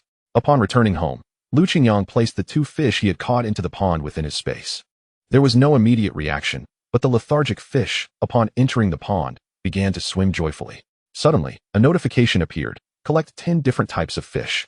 This seemed quite feasible, considering the vastness of the Ta River, teeming with diverse fish species. He should be able to gather them all within a few days, at which point he could observe the outcomes of any upgrades. He had not noticed earlier, but Lu Qingyang suddenly realized that his coat had been torn by a branch, with cotton spilling out. Initially considering mending it, he was struck by a new idea upon seeing the cotton in his hands. Chapter 87. The Box of Dr. Bao. Since it was already damaged, why not simply cut it? The cotton purchased from the Supply and Marketing Cooperative was authentic, natural cotton, unlike the modern polyester fibers. Lu Qingyang fashioned a small bear from the fabric, stitching it together and using buttons for eyes. Although he was not particularly skilled at such delicate work, being a bachelor had imparted him with some basic abilities. This was his first time undertaking such a task with patience, and the finished product turned out quite presentable. He then retrieved the booklet given to him by old Shun, and, following the movements illustrated within, learned a few techniques. There was no remarkable sensation. But Lu Qingyang had not anticipated mastering any martial arts. Typically, when alone, he engaged in planks, push-ups, and running for exercise. Now, learning this set of skills was far more engaging than those activities, serving well for physical conditioning. Since the last time Shunimo was rescued, news of the numerous traditional Chinese medicine texts and ancient artifacts hidden by old Bao had spread. Once this information circulated, those radical elements could hardly contain their restlessness. Upon receiving the news, Lu Qingyang immediately sought out old Bao. Among those medical texts were numerous ancient manuscripts, treasures of medicine that, if destroyed, would be a grievous waste. Old Bao's exquisite acupuncture skills, if lost, would also be a tremendous loss. Dr. Bao, Lu Qingyang said, his expression serious. I must advise you to secure your books in a safe place. What do you mean? I, Bao Jingwen, conduct myself with integrity. Why should I fear such matters? This was the first time Lu Qingyang learned Dr. Bao's name. Our family has practiced medicine for generations. I will not allow these treasures to vanish on my watch. Lu Qingyang understood that this was not mere ignorance, but rather the manifestation of Dr. Bao's inherent stubbornness and pride. No wonder he had been taken away by the red armbands. He had become fixated on a narrow perspective. Dr. Bao, that is not my intention. I fear that if word spreads about your practice of traditional medicine, someone may come to investigate. In that case, your books and medicines could be destroyed, which would be a tremendous pity. In fact, Bao Jingwen's endeavors to heal others were already well known within the brigade. Had it not been for someone's intentional reporting, there would have been no uproar. The identity of the malicious individual behind this was truly elusive. Upon hearing the news of the impending destruction of his books and medicines, Bao Jingwen felt a surge of anxiety. In such a confined space, Where could he possibly hide his belongings? Helpless, he suddenly thought of someone and clapped his hands in realization. Perhaps he could entrust them to his nephew. If hiding them with Bao Jingwen's nephew were truly effective, he would not have been taken for investigation in the first place. Lu Qingyang shook his head, deeming it too risky. Their relationship with Captain Wu was amicable. It would be wiser to gather intelligence from him and swiftly devise a plan. Dr. Bao, please gather the items of value you possess. I will step out to glean some information and return shortly to relay my findings. Initially, Bao Jingwen was in a state of frantic distress at home. But after calming down, he seemed to have gained some clarity. Could it truly be them? The Bao family originally hailed from elsewhere. It was said that their ancestors were exiled here. After 2 centuries, a wealth of traditional Chinese medical texts had been preserved. He had 3 siblings, being the second-born. Blessed with a remarkable aptitude for medicine, his father entrusted the family legacy to him, leaving behind a chest before his passing. This incited jealousy in his elder brother, who had longed to share the contents of the chest. However, Dr. Bao adhered strictly to his father's wishes, determining that it must be safeguarded for the rightful heir. This led to a significant rift between the brothers. After a fierce quarrel, they parted ways, severing all ties, and even encounters thereafter bore the weight of enmity. In recent years, they had only managed to reconnect through his nephew, Bao Guanghui, leading to a semblance of reconciliation. Devoted to his medical practice, Bao Jingwen was not adept in social interactions, leaving him oblivious to his elder brother's intentions. Yet, upon reflection, it indeed seemed peculiar that someone with whom he had not engaged in decades would suddenly seek reconciliation. Lu Qingyang had arrived at Captain Wu's doorstep, a bottle of white liquor in tow, coinciding perfectly with their mealtime. Upon seeing him, Mrs. Wu greeted him warmly. "Little Lu, what a coincidence. Stay for a meal before you leave." Lu Qingyang, upon hearing this, did not decline. He smiled and placed the bottle aside, taking a seat at the edge of the pit. "Then I shall humbly accept your invitation. Apologies for the intrusion. No need for such formalities. The more, the merrier." Mrs. Wu beamed. Captain Wu, aware that Lu Qingyang rarely visited without purpose, noticed the jug in his hand. The words he had intended to decline caught in his throat. It was the liquor infused with deer blood. "Hey, you rascal, every time you come bearing gifts, I know something's afoot. Uncle Wu, you do me an injustice. Today, I simply wish to share a meal and enjoy a drink with you. You're being too polite. I must thank you for the effectiveness of your pills. After taking them, I felt invigorated, and even the household has become much more harmonious. You know Accountant Su from the brigade? He has his own unspeakable troubles. So I shared a pill with him." Lu Qingyang immediately understood. It seemed there was a desire for more. "Uncle Wu, I was hoping to procure some more for you. But alas, I have run out of medicinal materials." "How could you be out of materials?" Captain Wu was well aware that Lu Qingyang frequently visited old Bao's place. Surely he could acquire more. However, the mention of Bao struck him. "Are you referring to the incidents circulating in the brigade?" "Indeed. It is said that someone reported old Bao privately. He is hardly inclined to provide me with medicinal materials now, nor is he concerned with healing others." Captain Wu pondered this thoughtfully. "You have your ear to the ground, young man." After several drinks, Captain Wu began to feel the effects of the liquor, his words flowing without much thought. "We are all aware of old Bao's situation. However, everything he does benefits the community. Yet, there are always those who harbor discontent." He lamented, "Look at me. I've had 3 daughters and still no son. It was only through old Bao's prescriptions that my wife finally bore a son." The captain's tongue began to slur. "Everyone has benefited. How could someone report him? It truly baffles me." Lu Qingyang refrained from probing directly, instead continuing along that vein. Mrs. Wu returned with a bowl of pickled radishes. Who could it possibly be but his eldest nephew? Captain Wu nodded but suddenly seemed to realize something, shaking his head in disbelief. "What nonsense are you spouting?" Mrs. Wu, candid as ever, retorted, "How is that nonsense? Old Bao is indeed pitiable. He has only one daughter who was abducted, and his wife could not bear the strain and left. Now he is all alone, growing old. And yet he must contend with betrayal from his own kin." This was the first time Lu Qingyang had heard of old Bao's plight. He had assumed the old man lived a solitary life without children or a wife. Although Captain Wu was intoxicated, he still managed to signal his wife. He collapsed onto the table, and Mrs. Wu leaned in to whisper, "What I say is the truth. If you have a way, persuade old Bao to dispose of everything valuable. They won't find anything, and he will be safe." Lu Qingyang nodded thoughtfully. After he departed, Captain Wu lifted his head. Realizing, this kid is really trying to get me drunk, I almost lost my senses. Why can't he say things directly instead of being so roundabout? Lu Qingyang began to comprehend that old Bao had allies. Yet, despite any assistance, trouble had still found him. There was only one possibility: he had been set up. The perpetrator was none other than his eldest nephew. He hurried to old Bao's home, whereupon he overheard a conversation from within. Second uncle, I've received word that someone will come to investigate you tomorrow. You must gather your belongings and stash them at my place. I have a secret cellar where I can keep them safe. Bao Guanghui's eyes scanned the room before settling on his uncle's quarters. For years, his father's obsession had been with the chest left by his grandfather before his death. Once the storm passes, you can retrieve them. Had this been the old Bao of yore, he would have readily complied with his nephew's suggestion to relocate his belongings. However, now he was cautious and did not immediately acquiesce. Guanghui, what are you saying? Besides these books and prescriptions, what else do I have? I might as well burn everything and be done with it. There is nothing worth hiding. Bao Guanghui frowned, realizing that his uncle was not as naive as he had assumed. He and his father had already conspired. He would report Bao Jingwen and simultaneously play the benefactor, convincing his uncle to hide his possessions with him. He was not in a hurry. He was certain he could persuade him. Just as he was preparing to speak again, Lu Qingyang knocked on the door at the opportune moment. Old Bao, are you home? I've brought the things you asked for. Upon hearing Lu Qingyang's voice, Old Bao quickly opened the door. Why are you delivering this so late? I was held up by something. May I sit for a while? Would you like some hot tea? Of course, come in. Lu Qingyang handed him a bag of cornmeal, presented quite convincingly. Bao Guanghui tensed, wondering who this person was and how it might hinder his plans. Bao Guanghui leaned closer to Old Bao's ear and whispered, Second uncle, the matter I mentioned earlier is truly urgent. You should contemplate it carefully. Do not let it impede your important affairs. Old Bao nodded in understanding. As he turned to prepare tea, Bao Guanghui took a moment to survey the room, giving a subtle nod to Lu Qingyang. This man was unfamiliar to him and likely not a villager, posing no threat. He then inspected the medicine cabinet and glanced at the books on the shelf, revealing a scornful smile. Lu Qingyang had been observing his every move, while Bao Guanghui was also scrutinizing him. With someone watching, it was unwise to act. He was preparing to conceal incriminating evidence within his uncle's home.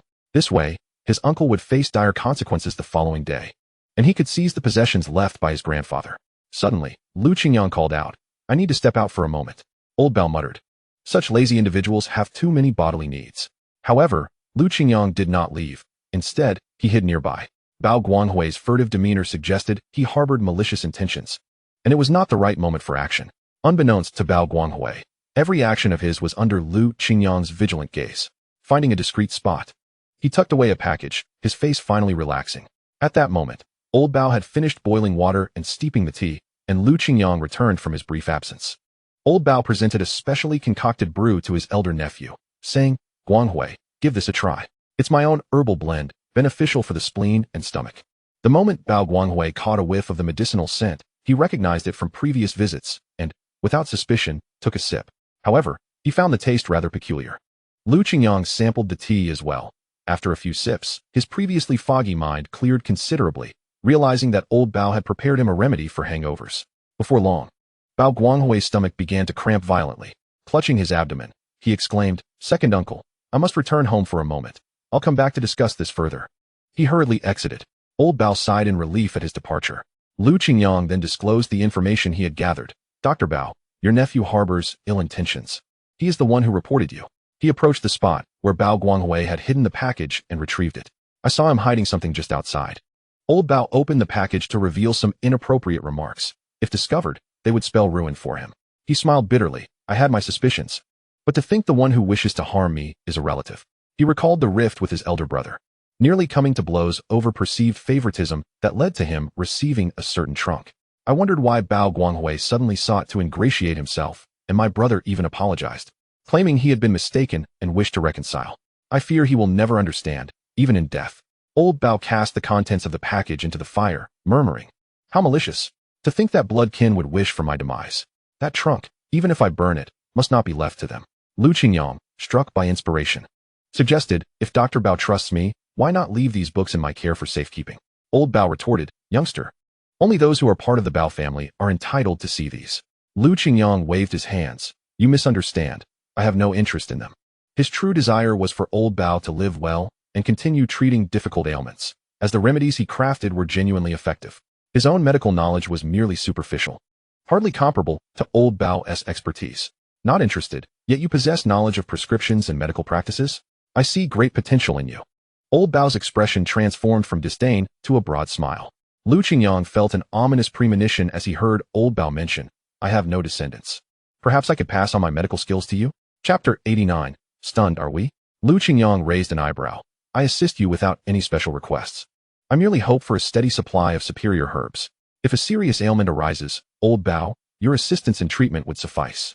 Old Bao had indeed been testing him. And to his surprise, Qingyang had not fallen into the trap. This meant he had no ulterior motives, and he had passed this test. Old Bao nodded. Very well. I will entrust these items to you. The two busied themselves for a time, relocating all of the items to Qingyang's residence. When they reached the last trunk, old Bao hesitated, suspecting his elder brother's family coveted its contents. Qingyang, intrigued, wondered what could be so valuable as to incite such a nefarious scheme from Bao Guanghui. Old Bao did not shy away and opened the trunk directly. Inside lay a collection of tattered texts on acupuncture, alongside antiquated acupuncture tools. These were left to me by my father. They are mere antiques. Our family's acupuncture techniques have been passed down orally, making these books and silver needles largely obsolete, serving only as mementos. Old Bao felt a wave of melancholy wash over him. I never expected my brother would still hold a grudge over this, yearning for the contents of the trunk. Tomorrow, Bao Guanghui would undoubtedly send someone to search. If they could not find what they sought, they would not relent. Suddenly, an idea struck Qingyang. He leaned closer to old Bao's ear and whispered, I will guard the items in the trunk for you, and exchange them for some others. You clever lad. That is indeed a good plan. After returning home, Qingyang placed all of old Bao's belongings into a safe space for temporary storage. Whether the plan would succeed depended on old Bao's actions. He still needed to go hunting in the mountains. After returning home, Bao Guanghui experienced severe gastrointestinal distress throughout the night, feeling utterly depleted. This shouldn't be. Did I eat something bad? Could it be my second uncle? Unlikely, given his demeanor. He recalled his second uncle and scoffed. This uncle is quite foolish. He didn't come to find me last night. He should not blame me for bringing people to investigate him. Unlike his father, I will destroy what I cannot possess. Early the next morning, he marched to old Bao's home with a group of followers. Second uncle, someone has reported you for hoarding old items. You know such actions are not permitted here. Do not blame me for being disloyal to family. Old Bao calmly opened the door. If you wish to search, then proceed. Bao Guanghui strode in, flanked by several young men, brimming with hostility. Upon entering, Bao Guanghui was taken aback. The room, once filled with books and a medicine cabinet, was now empty. No matter. The items he had hidden should still be there. The young men began rummaging through old Bao's home, while old Bao remained unfazed, casually sipping his tea. Nephew, how did the tea I served you yesterday taste? Did you sleep well? Bao Guanghui suddenly realized. His second uncle had surely drugged him. He lowered his voice. Uncle, do not be ungrateful. I was trying to help you, yet you harm your own kin. Help you? I believe you are the one seeking my demise. He once believed that his eldest nephew was at least a family member, but now it appears he was blind to the truth. Bao Guanghui immediately began rummaging through the place where he had hidden things yesterday. Yet, after much searching, he found nothing. The young men, failing to uncover anything amiss, instead stumbled upon a heap of tattered items. Old Bao sighed from the side, lamenting, in my old age, I can't bear to part with anything. One of the young men inquired, are you mistaken, Bao Guanghui? Indeed, I even searched the kitchen, and all I found were a few broken bowls filled with pickled vegetables and sour radishes. Bao Guanghui pointed towards the bedroom, exclaiming, there are still the rooms to search. There must be something extraordinary inside. Yes, the room hasn't been searched yet, old Bao said, dutifully opening the door, without making a fuss. Please, go ahead. Inside the room's wardrobe lay only a few shabby garments, and beside it was an aged Kong, a traditional heated bed. Suddenly, someone shouted, come look, there's a box here. Bao Guanghui's heart jolted. They had finally found it. Since his second uncle was unwilling to hand over the box, it would have to be confiscated. For years, he had been curious about what treasures lay within his grandfather's box. Was it truly the gold passed down through generations, as his father had claimed? Old Bao promptly handed over the key, saying, inside are extremely precious items. You must handle them with care. The group exchanged glances, wondering if it truly contained the antiquated items Bao Guanghui had reported. One individual took the key and opened the box, rummaging through its contents. Inside were collections of the great man's poems and writings, all serious red literature, devoid of any antiques. Comrades, please do not damage the portraits of the great man. These are part of my collection. Old Bao's expression was one of deep sorrow. Meanwhile, the younger individuals grew more brazen. I told you, there are no antiquated items here. My hobby is merely to read these books. I already mentioned, please do not be so rough. It was truly disheartening. He was earnestly trying to keep up with the younger generation. The leader of the young men looked darkened, nearly committing an act of great disrespect. Bao Guanghui was equally bewildered. What is going on? Is this truly what my grandfather left behind? This cannot be. Or perhaps his second uncle had already sensed something and had switched the contents. Regardless, They had come away empty-handed today. At first, Bao Guanghui thought he could achieve something significant. Instead, he had received a thorough reprimand without finding any evidence. Bao Guanghui, what is the matter with you? Reporting recklessly. Even if you hold a grudge, you shouldn't act in such a manner. Look at your second uncle. His awareness surpasses yours. Go home and reflect upon your words and actions. It's not like that. I saw it yesterday, Bao Guanghui lamented silently. Yet, they had searched thoroughly in his second uncle's home, even the cellar. Do not waste our time. We cannot let any guilty party escape. But we must also not wrongfully accuse the innocent. Leaving Bao Guanghui alone, bewildered, Lu Qingyang returned from the mountains, relieved to hear that old Bao was safe. He then checked the fish trap he had set previously. Indeed, there were several lively fish within. He planned to place them directly into the pond later. Regrettably, there were fewer fish in the rivers during winter. If it were spring, the task would have been completed long ago. Now he could only muster patience and wait a few more days. Upon his return, he saw Aunt Lu beckoning him. Little Lu, you're back. You needn't cook today. Come to my place. Chapter 90. Shunimo's marriage proposal. They had previously agreed that he would go to Aunt Lu's house for dinner. Lu Qingyang did not refuse and cheerfully replied, All right, Aunt Lu. Little Lu, just bring your appetite. You needn't prepare anything else. Aunt Lu emphasized. Understood. I'll just bring my appetite. This was a special invitation to thank Shunimo's family, as he was essentially there to enjoy a meal. Even if he brought something, Aunt Lu likely wouldn't accept it. Grandpa Shun had already arrived at Lu's home with Shunimo's assistance. The Lu family had two brothers. One named Lu Dong and the other Lu Fong. Goa was Lu Dong's child. Lu Dong was already married, and his eldest child was Goa. As soon as Shunimo arrived, Aunt Lu immediately had Goa kneel before her, saying, Goa, quickly bow down. If it weren't for this aunt, your life would have been in peril. Goa obediently knelt down. Lu Qingyang observed closely. Indeed, Goa's eyes seemed much clearer, yet within that clarity lay a hint of defiance. Recalling their first meeting, Goa had merely smiled foolishly. Now, his gaze lacked the innocence of childhood. Yet, his actions bore no signs of abnormality.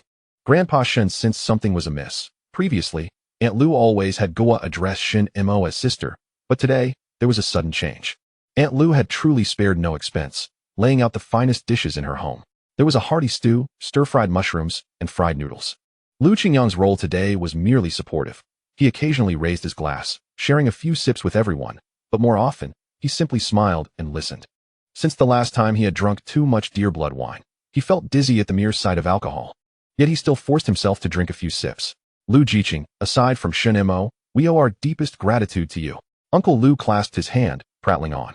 Hey, young man, you possess remarkable skill. You jumped into the Tower River and emerged unscathed. Surely the river god must have taken pity on you. And good deeds are rewarded. Lu Qingyang smiled gently, secretly pondering, this is not the river god's doing. It is all thanks to my own efforts. Don't be polite. Come. Eat more, the old man warmly urged. Aunt Lu, too, was beaming with joy, praising Lu Qingyang. Our Lu Jiqing is hard-working and resilient, a rare gem indeed. They were drinking the homemade sorghum liquor, which had a faint sorghum aroma. Lu Qingyang shook his head, unable to drink any more.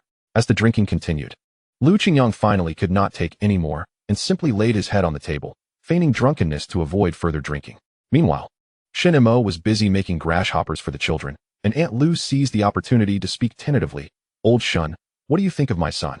He's strong and a capable worker. He is already 20 this year, and if I remember correctly, your Shunimo will be 18 after the new year, right? Grandpa Shun's hand trembled slightly. Indeed, the drunken intent lay beyond the wine. Old Shun, your Shunimo saved Goa's life, and I am truly grateful. Just the two of you. With Jamming not returning, Shunimo will eventually need to marry. We know each other well, being neighbors. Shun Jamming was the second son whom Grandpa Shun had severed ties with. Aunt Lu paused momentarily before continuing. If Shunimo were to become part of our Lu family, I assure you, I will treat her as my own daughter, for she is Goa's savior. This kindness is remembered by our entire family, and we will not treat her poorly. My son is also filial and will treat you well. Lu Fong, standing by, murmured softly, Mother, I had told you before. I am reluctant about this. Aunt Lu waved him aside, pushing him away with a hint of impatience. Go. This matter is not for you to meddle in. As she turned around, a new smile adorned her face. Regarding the betrothal gifts, rest assured that our family shall not fall short in the slightest. This child, Shunimo, is indeed fated to be connected with our Lu family. If she were to marry into our household, it would be a true union, binding us as one family. The old Lu family is well aware of Shun De Yi's character. At the very least, he would never treat Shunimo poorly. What he fears most is that Shunimo might follow in her mother's footsteps, which prompts him to contemplate this matter seriously. Allow me to ponder it a little longer. After all, the child is still young. Not too young. I was already carrying Lu Dong at Shunimo's age. Feigning intoxication, Lu Qingyang was displeased. Having not expected Aunt Lu to entertain such an idea, in a moment of desperation, he deliberately fell from his chair, interrupting the conversation between the two. Oh dear. It seems I've had too much to drink. My head is spinning. Shunimo noticed the commotion and crouched down before Lu Qingyang, asking, "Are you all right?" "I'm fine," he replied, rising to his feet, though an inexplicable gloom lingered in his heart. As they returned home, snow had been falling heavily for some time. Since winter arrived, Dianling had seen snow every few days, but today, the snowfall seemed more unrestrained than usual. Lu Qingyang extended his hand to catch the large snowflakes, then turned his gaze gently toward Shunimo beside him, softly inquiring, "Little Imo, have you ever considered the matter of marriage?" "Marriage?" Shunimo tilted her head, earnestly pondering this question. "I only know that when someone gets married, the village becomes lively and there are delicious foods. Marriage means leaving your family behind and starting a new life with strangers. Would you be willing to do that?" Furrowing her brow, Shunimo declared, "I will not leave my grandfather, no matter how much food is offered. I do not want to marry." Upon hearing this response, Lu Qingyang felt a surge of delight. Shunimo was still too young. How could she be betrothed to Lu Fang? If she returned home and her grandfather asked her such questions, she should answer him in this manner, understood? "Yes, rest assured, I do not wish to go to another family, nor do I want to leave my grandfather." With her assurance, Lu Qingyang felt an inexplicable lightness in his heart. Meanwhile, at Aunt Lu's home, Lu Fang wore a displeased expression. "Mother, what are you thinking? You know Shinmo's situation better than anyone. How could you expect me to marry her?" "Why not? Shunimo is quite wonderful. What flaws does she have? After all, you two have grown up together. It's a classic case of childhood sweethearts. I assenti it." At this, Lu Fang's mouth twitched slightly, as childhood memories flooded back. The village children had all been outmatched by Shunimo, and he was no exception. Even more embarrassing was the fact that he could never defeat her. Childhood sweethearts? Although she saved Go-Wa, it doesn't change her tempestuous nature. Lu Fang had been dominated by Shunimo since childhood, if there was any sentiment. It was merely a strong desire for survival. The thought of married life, where he would be beaten daily, made him shake his head vehemently, as if to dispel the suffocating fantasy. Internally, he vowed that he would rather perish than submit. "I refuse to marry her, mother. Please do not make decisions for me in the future. This matter is not subject to your whims. You cannot ruin my happiness for the sake of gratitude. This is not the old society anymore." Chapter 91. The infuriating brat. "Listen here. Whether or not this is the old society, this matter is settled. You have no room to refuse." Lu Fang received a thorough scolding from Aunt Lu. He sought to speak to his father for support, but Lu Shu feigned ignorance, saying, "You know how it is. Your mother makes all the decisions at home, and I cannot interfere." Lu Fang turned to Lu Dong. "Brother, what do you think about this?" "You'd best listen to mother. At the very least, Shunimo has a good heart." Lu Chong quickly scooped up the child and returned to the room. Lu Fang found himself isolated and alone. However, he mused that just because his family did not oppose the marriage, it did not mean Shunimo would be willing. That pretentious girl, it was clear no one would want her. He needed to devise a plan to make her detest him even more, so she would willingly express her desire not to marry him. While his mother did not respect his wishes, she held Shunmo's opinions in high regard. Resolute in his decision, Lu Fang determined that he must not allow this marriage to come to fruition. Go-Wa watched his uncle with a newfound shrewdness in his eyes. Upon returning home, Shunimo immediately began feeding the family dog, Da Huang. "Come for your meal." The farm dog was not picky and devoured whatever was given, relishing even the leftovers. Seeing them grow rotund, Shunimo scooped up the small gray pup, exclaiming, "Little Gray, why are you so fat?" The pup whined, still unsatisfied. "Da Huang has become emaciated because of you all. Look at you little chubsters. It's time to wean you." Resolved, Shunimo sought out an old garment. The only way to prevent the puppies from nursing was to dress Da Huang in clothing. Shun Diyi, unaware of Shunmo's activities, only noticed her bustling about. "Imo, come here. There is something I need to discuss with you." As Shunimo was cutting the old clothing, she heard his words and brought a small stool to sit beside him. "Grandfather, what is it?" "Imo, what do you think of Lu Fang?" Shunimo paused. Puzzled, Lu Fang? Who is Lu Fang? Shun Diyi was at a loss, realizing she did not even know who Lu Fang was. "He is Aunt Lu's second son. A couple of years older than you." Shunimo searched her memory. "I don't recall him. Is he the one who cries a lot?" Sighing, Shundiyi thought to himself that discussing such matters with Shunimo was futile. He sensed that his granddaughter was rather indifferent to such topics. Just as he had initially worried about Lu Qingyang, he later understood their relationship, Shunimo was primarily interested in food. Lu Qingyang was not the rigid stereotype he had imagined. Shunimo recalled the conversation she had with Lu Qingyang. Grandfather, do you wish for me to marry? I do not want to marry. I do not want to leave home. I want to stay here with you, tending to mother and uncle's graves. We can live like this forever, along with De Huang and his pups. In her mind, Lu Qingyang's image flickered. Could she possibly add him to her life? He cooks so well. Silly girl, it's not the same at all. However, Lu Qingyang was indeed quite agreeable. Having finished sewing De Huang's outfit, Shunimo ensured the puppies could no longer suckle. De Huang, weighed down by a pack of puppies, appeared weary. The dog's attire was rather absurd, fitting awkwardly and creating a comical sight. The puppies, unable to nurse, whimpered, nudging at their mother. You have all grown. You cannot drink from your mother anymore. You must learn to be self-sufficient, understood? Shunimo commanded the little dogs like a leader. From now on, you will learn the skills of hunting. Follow the examples of your older siblings. Those who catch prey will be rewarded. As for Little Gray, who had been left behind by Lu Qingyang, she mused. You're so plump, I will return you tomorrow. Old man Shun suddenly sighed. Imo, do you remember what tomorrow is? Shunimo furrowed her brow. It's the anniversary of my mother's passing. Tomorrow, please take me to the grave. All right. A wave of sorrow washed over Shunimo, just as in previous years. She prepared some joss paper, meticulously folded the offerings, and looked forward to burning them at her mother's grave. Perhaps this time, her mother would awaken. Perhaps it was her mother who called her back to consciousness. Early the next morning, she accompanied her blind grandfather to the cemetery on the mountain. The heavy snowfall from the previous night rendered the path treacherous, and their pace was exceedingly slow. At last, before the old grave entwined with withered branches and pure white snow, Shunimo came to a halt.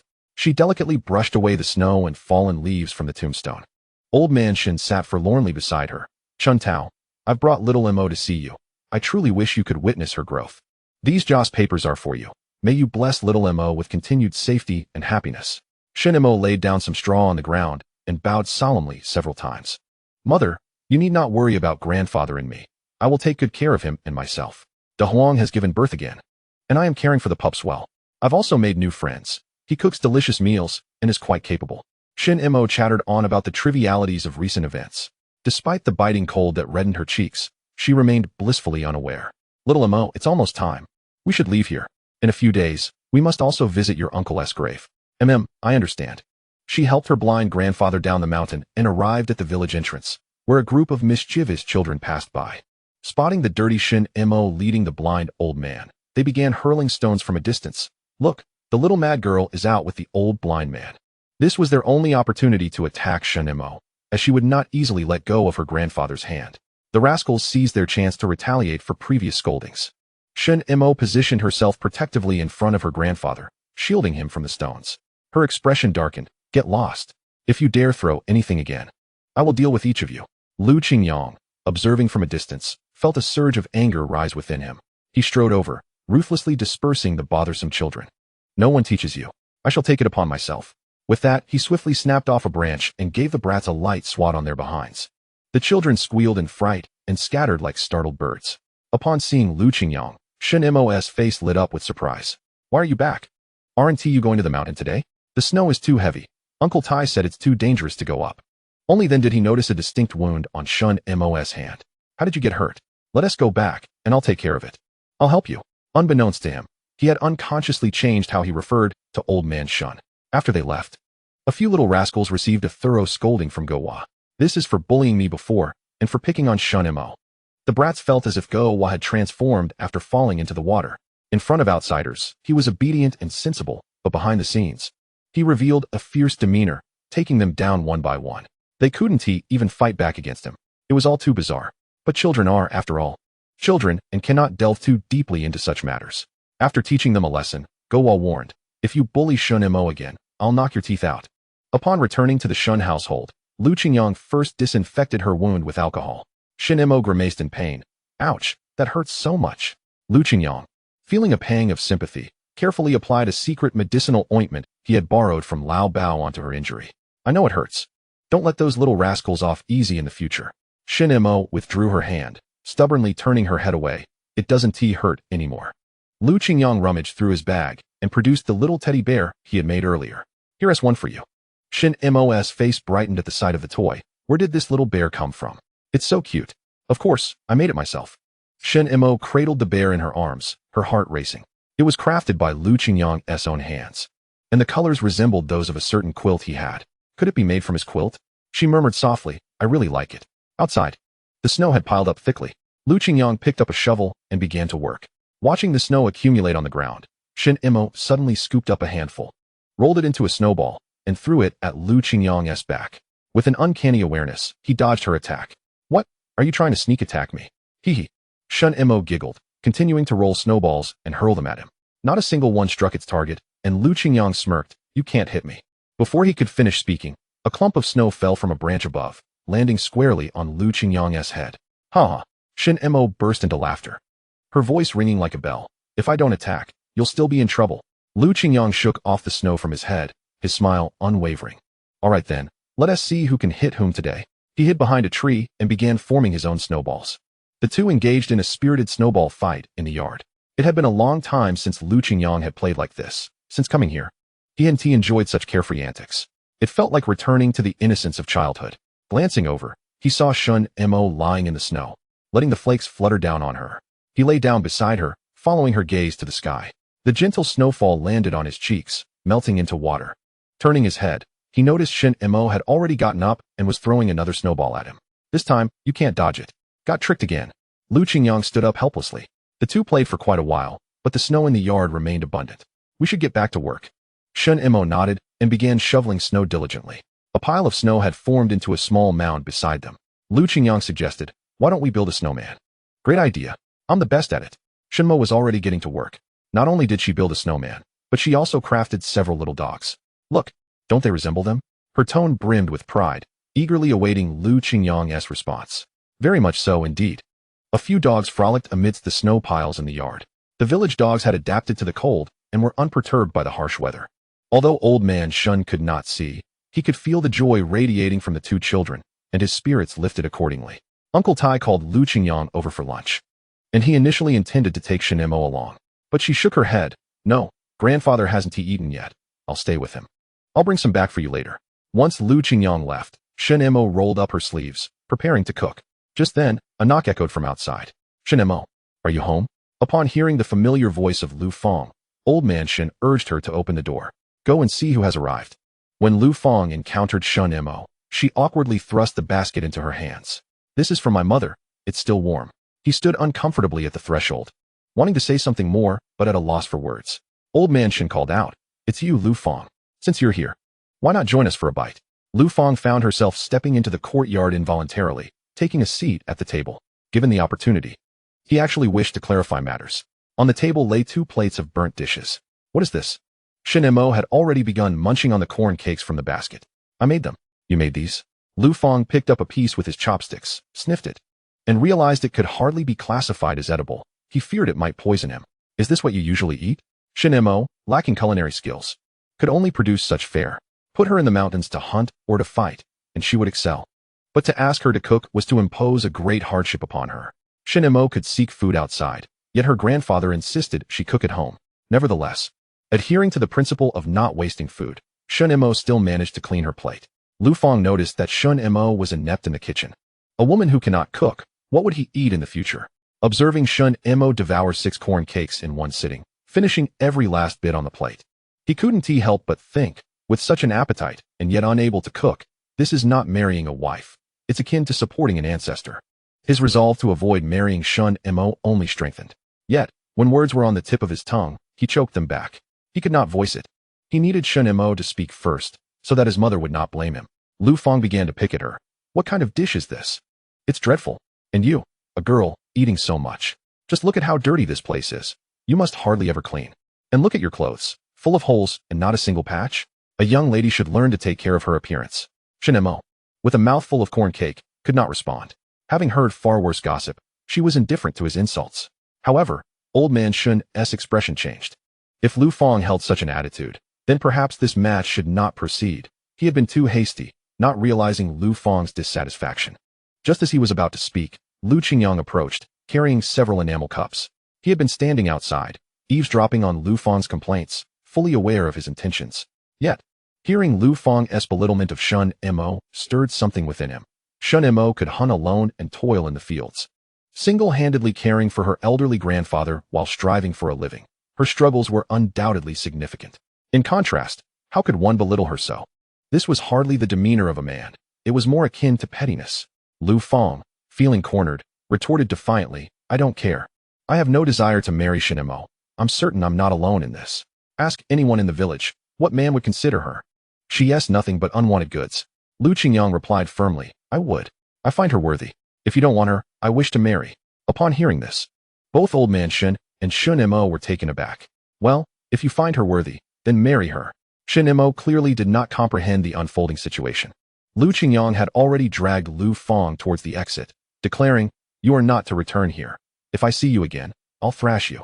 While Aunt Lu was amiable, Lu Fang was indeed of questionable character, resorting to such words to evade a marriage proposal. If you don't wish to come, then don't. Do you think I want to be here? Bah. If it weren't for my mother pressuring me, I wouldn't have come, having thoroughly severed ties. He resolved to be defiant. Old Man Shun was nearly beside himself with frustration. What a calamity. Lu Fang, who had once been a candidate, was now unequivocally dismissed. If Shunimo were to marry him, it would surely lead to her being mistreated. Shunimo, bewildered, asked, Grandfather, when did I ever say I wanted to marry him? His words are so strange. Lu Qingyang scoffed lightly, then smiled warmly, don't mind him. I brought you some delicious treats. Old Man Shun, feeling overwhelmed, suddenly stood up and grasped his blind cane. I'm going out for a bit. I'll be back soon. Grandfather, where are you going? Wait until I'm full. I'll take you. No need. I know this path well enough. He was blind, but not blind of heart. Don't worry. I'll follow closely behind. In truth, Lu Qingyang found the entire situation amusing. This engagement was bound to fall through, and that was for the best. As Old Man Shun left, he heard Lu Fang still shouting nonsense at the door, prompting him to raise his cane and strike a few times. Hey, old man, was that intentional? I'm going to your house. I'll clarify things directly with your mother. Lu Fang felt both fear and a sudden sense of relief. Upon returning to the Lu household, Aunt Lu greeted him warmly. Old Shun, didn't I ask Lu Fang to bring you the cakes? Why have you come in person? Lu Fang rubbed his nose, looking guilty. Let us forget about that matter we discussed earlier. Shunimo is not worthy of your Lu Fang. Old Man Shun stated this aloud, but in his heart, he held Lu Fang in contempt. It was merely a formality. How could she not be worthy? Aunt Lu's heart sank, realizing Lu Fang must have said something. She promptly yanked his ear. Did you go and say something foolish again? Ouch. Mother, that hurts. Your grip is too strong. Old Man Shun gripped his cane tightly. Previously, we said we would consider it, but now I see clearly. Our Shunimo is still young and not in a rush to marry. You should find a suitable match elsewhere. He did not wish to linger on the topic any longer and turned to leave. Once he had made a decision, Old Man Shun was not one to procrastinate. Aunt Lu pursued him, calling, Old Shun, don't go. I'll teach this little rascal a lesson. With a sigh, Old Man Shun departed without looking back. Behind him, Aunt Lu's anger had yet to subside, and she seized a broom, chastising Lu Fang with disappointment. You ungrateful wretch. To upset our benefactor like this. Just wait until I tell your elder brother and father. Lu Fang stubbornly shouted. Even if you beat me to death, I still want consent. I've made my position clear. If this engagement is off, then it's off. Are you worried I want to find a wife in the future? Lu Fang, feeling invulnerable, stood firm, believing he could withstand any punishment. Meanwhile, Lu Qingyang followed closely behind Old Man Shun, anxious he might stumble. Halfway down the road, Old Man Shun suddenly called out, All right, you can stop following me. I can hear you. Lu Qingyang then stepped forward, explaining, I was worried you would fall. Shunimo asked me to follow. Old Man Shun snorted, his tone laced with sarcasm. You're quite obedient. He was still fuming from earlier. You heard everything I just said, didn't you? I must say, you young man, offering undue flattery in vain, must be harboring ulterior motives. Perhaps you have your sights set on my granddaughter Shunimo. Lu Qingyang scratched his head awkwardly. That's not my intention, Grandpa. Just think about it. When others malign Shunimo, I must stand up for her dignity. Although you saved her life, and I provided you with that booklet, don't even think about it. Lu Qingyang was momentarily at a loss for words. Caught between laughter and tears. Grandpa, you have misunderstood me. That's truly not my intention. Grandpa Shun, still fuming, replied, I genuinely appreciate your defense of Shunimo. However, your frequent visits here are inappropriate. It would be wise for you to exercise more caution in the future and refrain from coming here again. Do you hear me? Once bitten, twice shy, Grandpa Shun was understandably wary. He returned home in a huff, devoid of any appetite for food. Shunimo, come here. Shunimo, having just belched, noticed that Lu Qingyang had not followed. Is Lu Qingyang not coming back? You only think of him. You must remember he is a sent-down youth. Merely staying here for a while, he won't remain indefinitely. I know, Grandpa has mentioned that. And what are your thoughts on him? Grandpa Shen sought to discern Shunimo's true feelings. After Lu Feng's incident, he felt he could no longer act recklessly regarding Shunimo's marriage. He could not easily betroth her to another. At the very least, there must be mutual affection, and the suitor must take good care of her. Shunimo herself was uncertain about her feelings. Hadn't Grandpa said that we are all good comrades from the same production team? Grandpa Shun, bemused, asked, "Child, is there truly nothing else on your mind? Lu Qingyang's cooking is delicious." She reiterated emphatically, "Enough, enough. It seems I want to be able to extract any useful information from my granddaughter." Deep down, Grandpa Shun was pleased with Lu Qingyang's character. The boy was composed and reserved, exuding a reassuring aura. Yet, he feared he might be a heartbreaker, much like Shunimo's father. With a sigh, Grandpa Shun resigned himself to the fact that Shunimo was still young. He was not yet ready to pass away and could afford to observe further. In truth, Shunimo was not as oblivious as Grandpa Shun believed. The words Lu Qingyang had spoken earlier lingered in her mind, even igniting a flicker of delight within her. Yet, she knew that Grandpa would not easily acquiesce. Thus, she resolved to gradually acclimate him to the idea of her relationship with Lu Qingyang. Living alongside him did not evoke distaste. On the contrary, it filled her with a hint of anticipation. Meanwhile, Lu Qingyang was in a state of frustration. Feeling like the innocent bystander caught in a firestorm, he decided to wait until Grandpa Shen's anger subsided before addressing the matter further. On his way home, he happened upon Sun Xianqian, who spoke animatedly. "Have you heard? The art troupe is coming to the countryside for a visit. Our monotonous lives finally have a glimmer of hope." The art troupe is coming? Lu Qingyang recalled such an event. Team leader Han had mentioned that since the troupe was visiting, the sent-down youth should showcase their talents alongside them. Chapter 94, Shunimo's Vengeful Heart. Sun Xianqian was unaware of the underlying implications, yet Lu Qingyang was acutely aware. The art troupe's visit was not solely for consolation. They would also select individuals with exceptional conditions to take back to the troupe. Life there would undoubtedly be far easier than that of a sent-down youth, with greater prospects. Whether one could be chosen, however, depended on luck. Lu Qingyang had no such ambitions at present, but many other youths were eager for selection. Yet, obtaining such an opportunity was no easy feat for Lu Qingyang. It was merely a spectacle to observe. His priority was to return home and tend to the animals in his shelter. Currently, his shelter housed a young reindeer, a lynx, and now, an additional wolf cub. If they grew any larger, he could almost establish a small zoo. Had others rescued these animals, they likely would not survive the winter, destined for the dinner table. Fortunately, Lu Qingyang had the means to care for them, treating them as beloved pets. When spring arrived, these animals would prove useful. Lu Qingyang examined the lynx's wound. It had completely healed. Remaining confined within a narrow cage was untenable, so he attempted to release it. The lynx did not flee, instead nuzzling against his palm, increasingly resembling a gentle large cat. "If you truly possess wisdom, help me catch some mice. If you catch one, I'll reward you with a piece of dried fish. I can't promise much else, but you'll have plenty of dried fish." In this house, there was no shortage of mice, and various methods had failed to eradicate them. Often, upon spotting one, he would discover a multitude of them had already taken refuge. This reminded Lu Qingyang of a certain infamous dish, Ji Kai, made from baby mice. A Guangdong delicacy, just thinking about it sent shivers down his spine.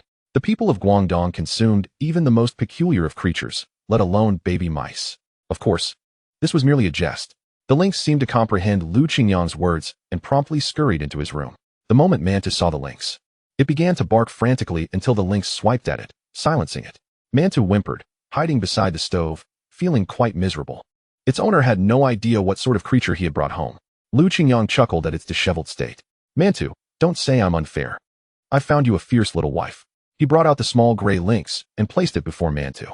"What do you think? Is this little mate to your liking?" Mantu sniffed the familiar scent on the gray lynx and immediately relaxed, circling around it. Although the wolf cub had been weaned, it was still raised by a dog. Lu Qingyang prepared some rice porridge, adding a bit of minced meat, and served the two dogs a warm dinner. The lynx had vanished into some corner. That night, Lu Qingyang dreamt of the clattering sound of mice, and when he awoke, he discovered several mice lined up neatly at his door, from largest to smallest, a family dead in orderly fashion. Lu Qingyang was amused at last. He would be free from the nuisance of mice. He squatted down to pat the lynx's head. "A promise is a promise. Here comes your dried fish." For every few mice the lynx caught, Lu Qingyang rewarded it with some dried fish. Not only dried fish, but fresh fish was also no issue. The lynx proudly paraded around Mantu with the dried fish, inciting Mantu's jealous barking, distorting its features. Mantu, stop barking. If you manage to catch something good today, you'll surely benefit. Only then did Mantu settle down, nestling beside its little mate. Yet, Lu Qingyang sensed a hint of disdain in the gray lynx's expression. Lu Fang had not anticipated that his reluctance to marry Shunimo would result in disdain from the entire family. Shunimo is our family's savior. Just look at how you repay her. She saved Dogwa's life. She didn't save mine. Why must you force me to marry her? Besides, Lu Qingyang has already stated he will marry her. You are miscalculating your odds. The young lady is far from the innocence you perceive on the surface. In a moment of desperation, he divulged the unfolding events. If your intentions were not as such, would I need to seek out my own suffering? Uncle Lu, his hand poised to strike, hesitated, clearly pained for his own son. Aunt Lu sighed. Well, if a marriage cannot be formed, so be it. However, you must take good care of Shunimo, especially you, Lu Fang. You are forbidden from bullying her again. Lu Fang responded with a feigned indifference. Yet inside he was elated. After all, what power did he possess to torment her? It was merely bravado. A beating would be worth it, for he was now free. Yet, Lu Fang had underestimated a certain individual's vengeful nature. After the day's labor, he spotted Shunimo, swathed like a dumpling, waiting along his path. Lu Fang thought to himself, surely she would not seek him out. Better to take a detour. It would be exceedingly awkward if they crossed paths. Shunimo, however, followed closely behind him until they reached a secluded spot. Oh, my ancestors, why are you following me? Did we not clarify yesterday? Our engagement is off. This matter is dead. Shinmo's expression was impassive as she wielded a twig in her hand. I know. However, your words yesterday were far from kind. Though somewhat slow-witted, she was no fool. She did not wish to cause her grandfather distress. Your words are filthy. What? Lu Fang was taken aback, retreating a few steps, only to suddenly step into a trap and find himself dangling from a tree. Damn it, Shunimo, lend me a hand and let me down. Shunimo blinked. This is what I set up, and it was I who lured you here. You deserve to be scolded. With that, she began to whip him with the twig. I save people, no gratitude is required. A beating is merely a fair exchange. Lu Fang, hanging upside down from the tree, felt a wave of discomfort. Childhood memories flooding back. Stop it, that hurts. Indeed, Shunimo was not to be trifled with. Her temperament remained unchanged, ever vengeful. After a satisfying bout of punishment, Shunimo languidly remarked, soon Aunt Lu and the others will come looking for you, and then you can come down. You've already beaten me, now let me down. Shunimo turned a deaf ear and hopped away, leaving Lu Fang in a state of despair. Truly a case of self-inflicted torment. Chapter 95, The Late Arrival of Hu Shengli. When Lu Fang was discovered by Aunt Lu, he was on the verge of freezing. Tears and snot threatening to crystallize. She hurried to support her son, whose legs had gone numb, muttering incessantly, Who told you to speak to Shunimo like that? You brought this upon yourself. Lu Fang, feeling utterly wronged, choked out, Mother, whose son are you? How can you scold your own child like this? Just look at the suffering I have endured. And then there's Shunimo, so petty. If I were to marry her, would I have a good life ahead? Aunt Lu knew they were at fault and dared not confront Shunimo, especially since the error lay with her son. With a heavy sigh, she abandoned any thoughts of a marriage alliance. The tempest of this matter finally subsided, and the Shun family enjoyed a few days of peace. Only Lu Qingyang noticed that small animals inexplicably appeared at his doorstep. Sometimes it was a fearsome centipede, other times a chipmunk. This reminded him of the sable. Yet, wild sables typically did not dwell near human habitation. When he was away, the lynx was usually confined to a cage, so it could not be the source of the disturbance. Lu Qingyang was perplexed, but still begrudgingly picked up 2 enormous centipedes. Last time, Uncle Time mentioned wanting to brew some liquor, so he intended to deliver them. Just then, he encountered Hu Shengli, who had returned with a package. He began to boast. Oh, isn't this our esteemed Lu Jiqing? Where are you off to? Lu Qingyang, seeing through his motives, recognized that he merely sought to flaunt his superiority while belittling him to satiate his vanity. He smiled calmly and replied, I was just planning a visit to Uncle Tai's house to discuss a few matters. I almost forgot. Our Lu Jiqing goes hunting every day? Unlike me, who has family sending me good things from the capital, biscuits and malt extract, things you can only envy. In truth, Lu Qingyang had grown weary of such items. Uncertain of how many he had accumulated, Hu Shengli's attempts to show off were misplaced. He elicited no envy whatsoever. What do you have in your hand? Lu Qingyang opened the basket. Is it this? Suddenly, the sight of 2 massive centipede corpses intruded upon Hu Shengli's view, causing him to gasp in horror and involuntarily emit a terrified roar. What in the world is that? Get it away from me. It's completely cursed. His cheerful disposition for the day shattered by Lu Qingyang's frightful display. You did this on purpose, to scare me, didn't you? Lu Qingyang feigned innocence, shrugging. How can you say that? Clearly, you were eager to see. Hu Shengli, incensed, stammered, "You're truly disgusting. If there weren't so many people around, I would have gladly punched you."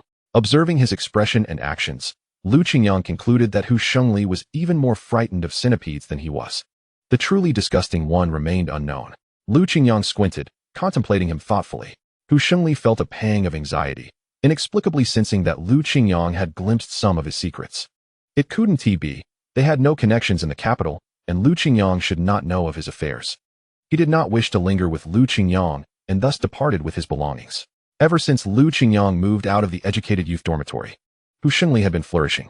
Without Lu Daji to rely on, he had an abundance of other sycophants. After all, he had support behind him, with city acquaintances frequently sending him food stamps and various snacks, fearing he might suffer. They even forwarded him money. Hu Shengli used this money to curry favor with Jiang Wanwan, the village widow, and the cadre in the team. Recently, he gleaned a piece of news from the village's deputy captain. Team leader Han would soon return to the city, necessitating the selection of a new leader.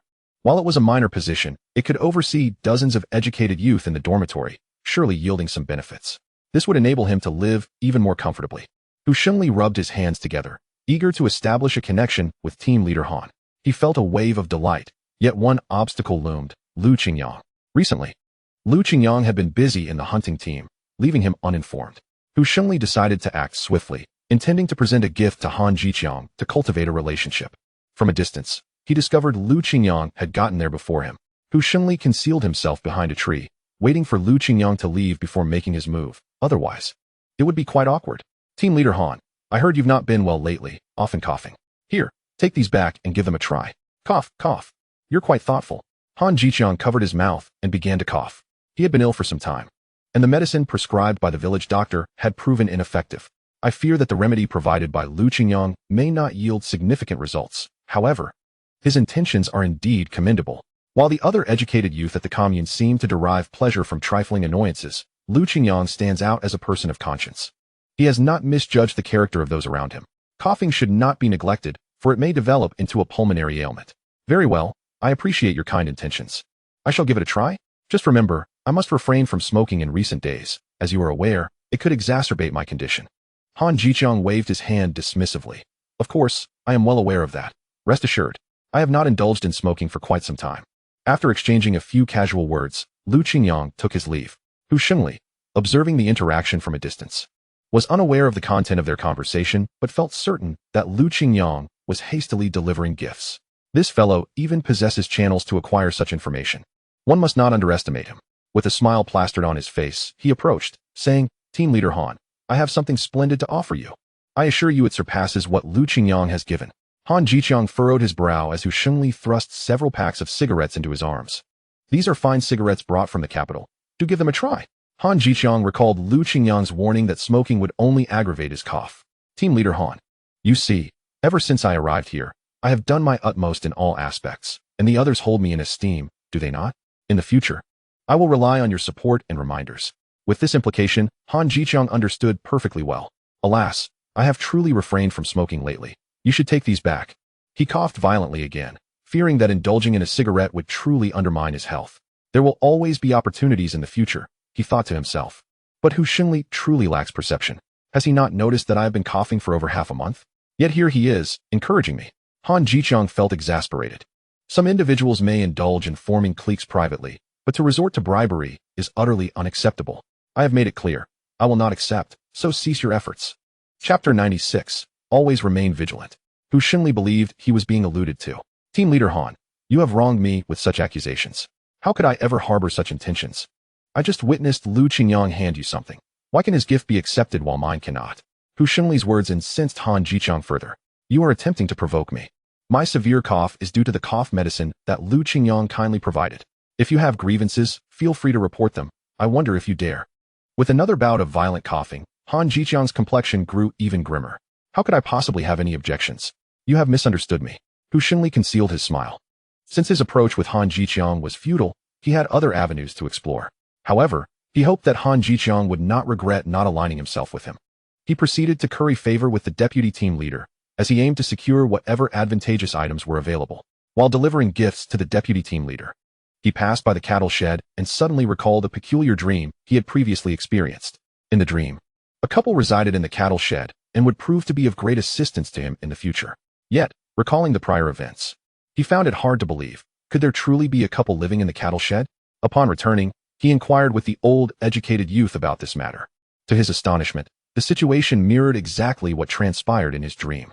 This prompted him to question why, with such promising prospects, he was being overshadowed by Lu Qingyang. That night, Hu Shengli tossed and turned on his cot. Such coincidences could not possibly exist. Therefore, he decided to act according to the events of his dream. He would orchestrate some minor mischief, ensuring the woman would meet with an unfortunate accident. When he reappeared to offer assistance, Zhang Zhongwen would surely be grateful, thereby solidifying his relationship with influential figures. As for the woman, who would care about a person from a cattle shed? Thus, no suspicion would fall upon him. Since this was a prophetic dream, he believed no unforeseen complications would arise. Hu Shengli contemplated this scheme, already planning the details. After all, he had not constructed the cattle shed, so if something went awry, he could easily shift the blame onto others. Why not seize such an opportunity? If the blame fell on Lu Qingyang, no one would contest his position as team leader. Hu Shengli began to feel a sense of self-satisfaction. It seemed even fate was favoring him. Meanwhile, Han Jiqiang gazed at the package of medicine on the table, reflecting that his persistent cough could not be remedied through inaction. He decided to concoct a medicinal brew to test its efficacy. After a few days of consuming it, he noticed a marked alleviation of his cough, and the discomfort in his chest had subsided. This young man, Lu Qingyang, truly had some skills. His cough remedy had genuinely worked. He recalled a notification he had received earlier. He had been in the countryside for nearly 9 years, and now he could finally be reassigned. His family had found him a reliable job, which meant that the position of team leader would need to be relinquished. Han Jiqiang felt a mixture of joy and sorrow. Although life here was challenging, he had developed emotional ties. Arriving at the age of 21, he was now 30. As the only son, his sisters had tirelessly sought connections to facilitate his return, and now an opportunity had finally arisen. By the coming spring, he would be able to leave this place. However, he did not anticipate that the deputy team leader would approach him, subtly suggesting he choose Hu Shengli. Otherwise, his return would be postponed. This infuriated Han Jiqiang. Hu Shengli was indeed quite capable, having even ingratiated himself with the deputy team leader. What a fuss over such a trivial team leader position. As he sipped his medicinal concoction, he realized that selecting Hu Shengli would be a disservice to Lu Qingyang, who had always been his favorite choice. The more he pondered, the more unsettled he became. If he wished to assert authority over the deputy team leader, he would need to consult Captain Wu. He must seek out Captain Wu without delay. Just as he stepped outside, Captain Wu unexpectedly appeared. Team leader Han, what brings you out at this hour? Han Jiqiang thought it was quite fortuitous. He would discuss the matter with Captain Wu directly. Captain Wu, your timing is impeccable. I have something to discuss with you. What a coincidence. I too have matters to discuss, Captain Wu replied. Han Jiqiang poured a cup of water and inquired curiously, what brings you to my doorstep? I heard that you are set to return home come spring. The team leader position will thus become vacant. I was contemplating who might be suitable to assume this responsibility. Han Jiqiang's heart skipped a beat. Could it be that Captain Wu was also influenced by Hu Shengli? Was he covertly courting favor? Indeed. I believe Lu Qingyang has performed admirably. I hope he can be the next team leader. Han Jiqiang calculated in silence, his pre-prepared refusal lingering on his tongue. Yet to his surprise, Captain Wu spoke first, endorsing Lu Qingyang. This unexpected turn of events offered him a sense of relief. This is excellent. I also think highly of this young man. He is versatile and not overly complacent. Captain Wu nodded in satisfaction, indicating that their perspectives were aligned. Indeed. Han Jiqiang replied with a smile. By the way, didn't you mention earlier that you had something to discuss with me? What is it that you need? Han Jiqiang absent-mindedly scratched his head, his expression slightly hesitant. In truth, it was the vice captain who had approached me earlier. He lowered his voice and recounted the entire situation concerning Hu Shengli. I thought it was something significant. Don't mind him. His words are as nonsensical as flatulence. This matter is for me to decide. Ah, then I shall heed your guidance. Very well, but there's no need to rush. Let that brat Lu Qingyang hone his skills first, and we can revisit this come spring. Han Jiqiang concurred, I understand. Once he bid farewell to Captain Wu, a heavy weight lifted from Han Jiqiang's heart. It truly is a mystery how captivating Lu Qingyang is. He has barely been here for long, yet people are already fixated on him. However, it must be acknowledged that he possesses considerable talent. After all, even Captain Wu has spoken highly of him. As for the matter concerning Hu Shengli, he chose to feign ignorance. That scoundrel is always flirting around, and while he has noticed certain things, he has refrained from publicizing them for the sake of the reputation of the youth commune. Lu Qingyang, without uttering a word, had secretive arrangements made for his future. He also observed a troubling pattern. Recently, Hu Shengli has been frequenting the cattle shed. Having delivered items there a few times, he noticed Hu's furtive behavior nearby, which surely indicated ill intentions. After Hu Shengli departed, he warned Zhang Zhongwen, I've seen someone lurking around your area, engaging in suspicious activities. I can't discern what they're up to. Zhang Zhongwen's countenance darkened. I've noticed too. It appears to be another youth commune member. Every time they come, they don't seem to do anything overtly outrageous, just smiling innocently, making it difficult to expel them. After all, those living in the cattle shed are the most marginalized. Any deviation from the norm would result in severe criticism. Lu Qingyang had sent them some children's clothing and cautioned, you must remain vigilant. One should never be without a healthy skepticism. Chapter 97. Wei Yuxiu. She's going into labor. It's happening. Why would he concern himself with this couple? They offer no advantage to Hu Shengli and are unrelated to him. Lu Qingyang increasingly felt that perhaps he had unearthed something significant. Could it be that he had awakened memories from the original narrative?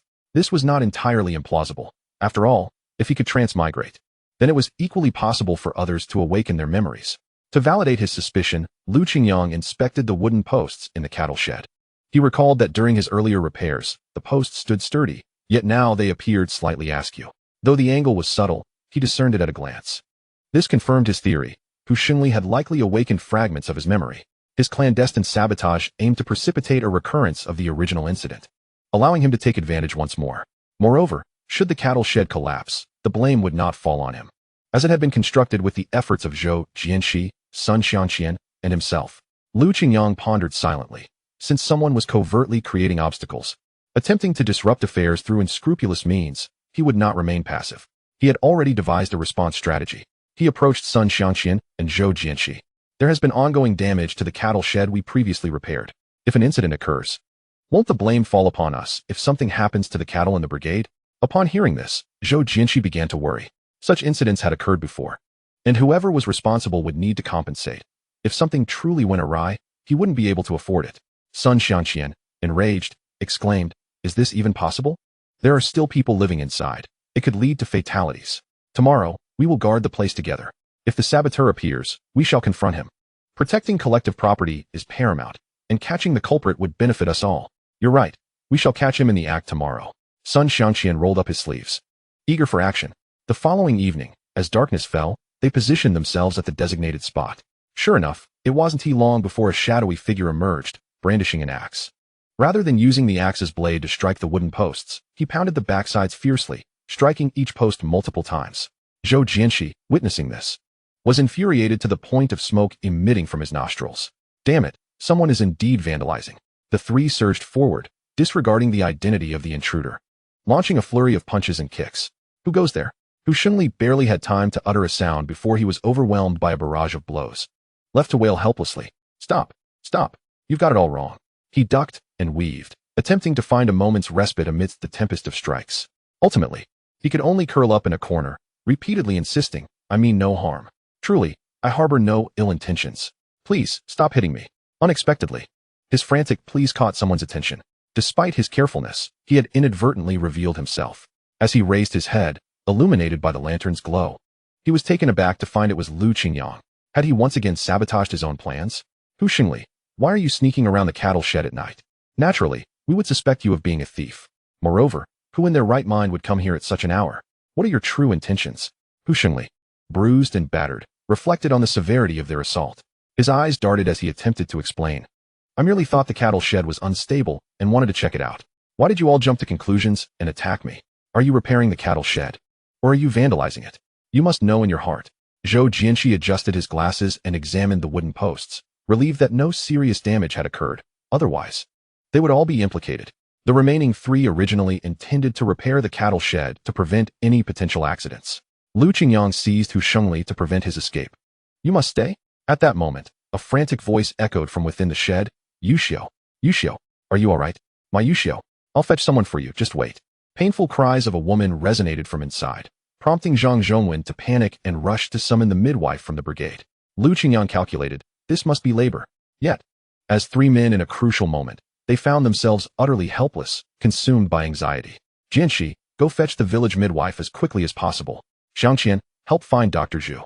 Turning to Zhang Zhongwen, he instructed, your wife is giving birth. You must stay by her side. We will go find help.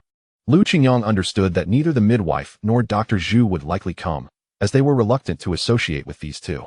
He set off to seek old Bao, who should have a solution, being a doctor. Meanwhile, Hu Shengli took advantage of the chaos to slip away, unwilling to become embroiled in such complications. Old Bao was currently taking Shunimo's pulse, who wore a reluctant expression. Everything else seems fine, but there's that issue I mentioned before. What issue? Elder Shun inquired. Puzzled.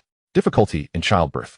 Old Shun was still in a state of disbelief when Lu Qingyang began knocking urgently at the door. Lao Bao sighed, the nemesis arrives.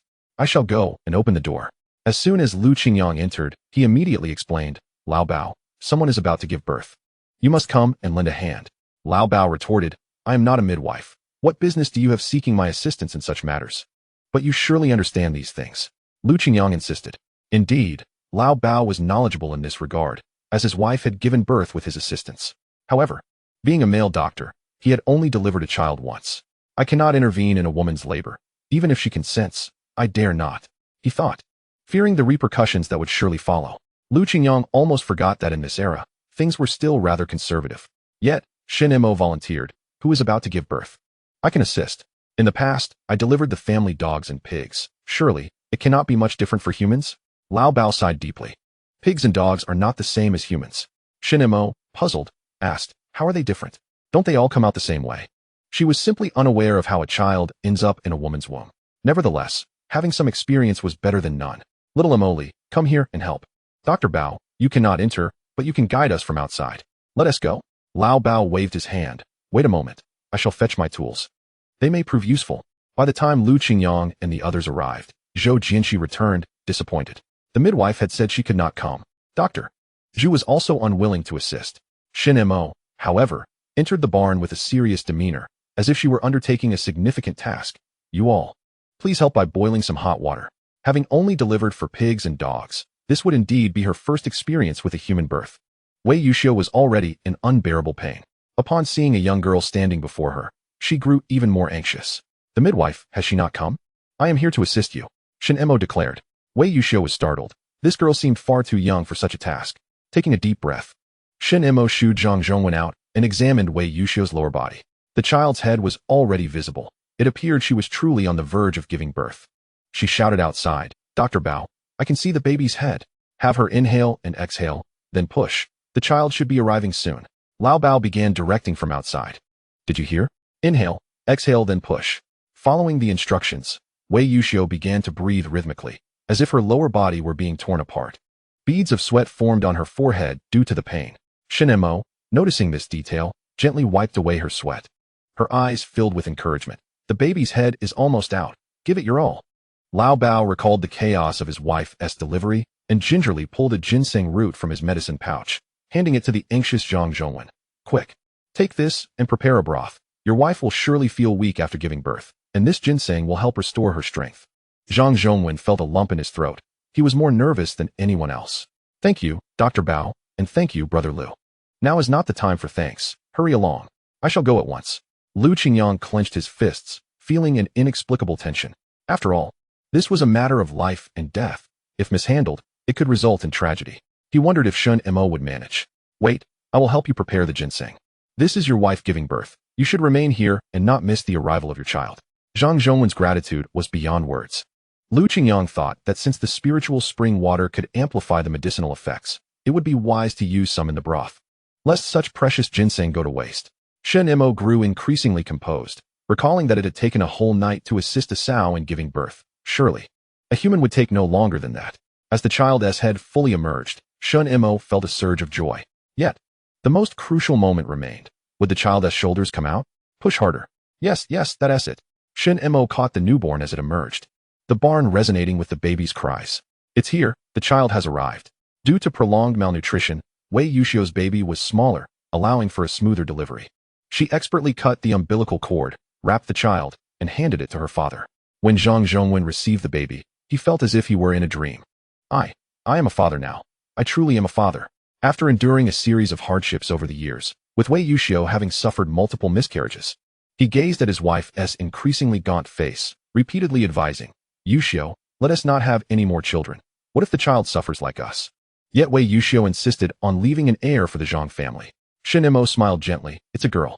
Girls are wonderful. I adore girls, Zhang Zhongwen replied. Indifferent to gender as long as mother and child were safe. And my wife? Is she all right? She is fine. However, giving birth is truly arduous. Shunimo remarked with a sigh. Exhausted from labor, upon hearing it was a girl, Wei Yuxiu began to weep softly, lamenting, why must it be a girl? Zhang Zhongwen tenderly caressed his wife's cheek. I like girls. They are affectionate. Zhongwen, I am sorry for you. The deep-rooted belief in continuing the family line weighed heavily on Wei Yuxiu, making her feel guilty for not bearing a son. What is there to be sorry for? Look at how much you have suffered. I cherish this daughter of ours. Look how much she resembles you. She is truly lovely. Shunimo stared curiously at the newborn, unable to discern any charm in the wrinkled, scrawny infant. She recalled the joy she felt when a puppy was born, realizing that perhaps this uncle shared a similar sentiment. Lu Qingyang's ginseng broth was ready. Zhang Zhongwen fed it to Wei Yuxiu, sip by sip. Lao Bao hesitated at the door. Many had their taboos. He had initially intended to check the pulses of the mother and child. To his surprise, Zhang Zhongwen welcomed him inside. Dr. Bao, please check my wife's pulse. Thank you. Since there were no objections, he stepped in confidently and took Wei Yuxiu's pulse. It was weak, with signs of potential hemorrhage. He needed to employ acupuncture to stop the bleeding swiftly, using techniques passed down through generations, which proved highly effective. Qihai, Senyinjiu, Higu, Taichong, Yinbai. After a series of acupuncture points, Wei Yuxiu, who had initially felt unbearable pain, found her discomfort gradually alleviating. Shunimo observed with keen interest as Lao Bao performed these actions. You also treated me with acupuncture last time. This is a family secret of the Bao lineage. Highly effective, Lao Bao said with a slight smile, a hint of pride in his eyes. Shunimo attentively noted Lao Bao's techniques. Realizing that Lu Qingyang was indeed correct, Lao Bao was a man of stern exterior but kind heart. He often complains about trouble, yet at crucial moments, he is always willing to lend a helping hand. After drinking the ginseng soup, Wei Yuxiu gradually regained her strength from a state of exhaustion. The night passed with a sense of trepidation, and by the time Lu Qingyang returned, it was already past midnight. Fortunately, all was well, and both the adults and the child were safe and sound. Upon returning home, Shunimo discovered that her grandfather had not slept at all. He sat quietly in the dimly lit hall, waiting for her return. Grandfather, what are you doing? You needn't wait for me. You should rest early. How could I possibly sleep? Did you not hear Dr. Bao's words? After falling into the river, the cold has entered your body. And even if you marry in the future, it will be difficult for you to conceive. Shunimo remained unconcerned. It's just a small matter. Not having children is no big deal. A woman who cannot bear children. Do you understand the gravity of this situation? Grandfather Shun expressed his worries. Chapter 99, The Roar in the Mountains. Shunimo vaguely recalled the terrifying scene of assisting Wei Yuxiu in childbirth. Giving birth seemed to be painful. She resolutely shook her head. Why must you be like your mother, destined for misfortune?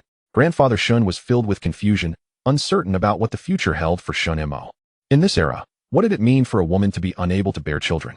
It meant she would struggle to find a husband. And even if she managed to marry, she would not receive affection from her in-laws. Grandfather, do not be sad. I only feel pity for mother. She must have endured great pain when she brought me into this world.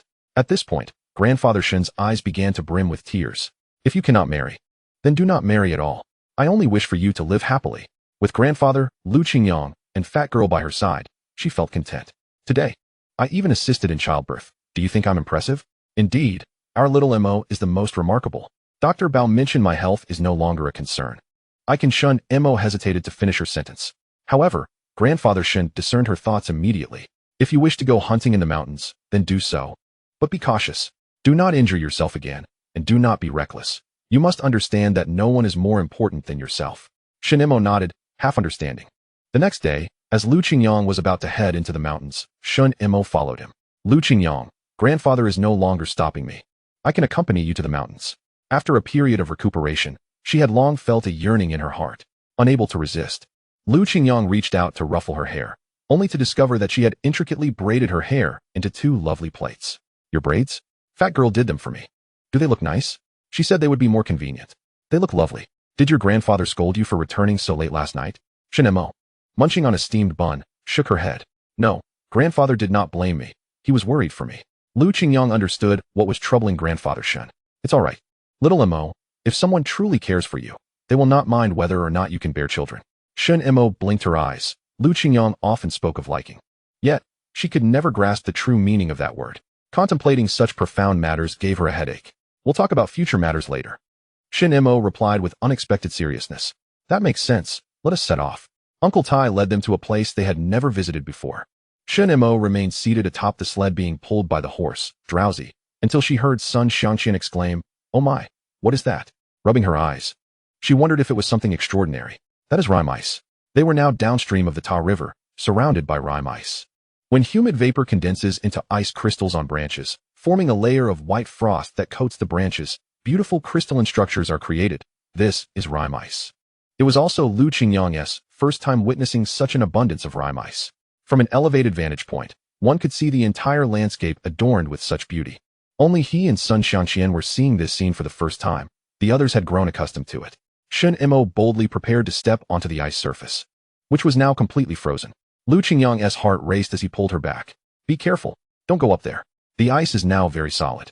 It won't be like before, Shunimo explained earnestly. Lu Qingyang feigned anger. If you do this again, I won't pay you any mind. I won't make you anything delicious. Shunimo, however, was unusually stubborn and stepped onto the ice anyway. I grew up here. I'm not afraid.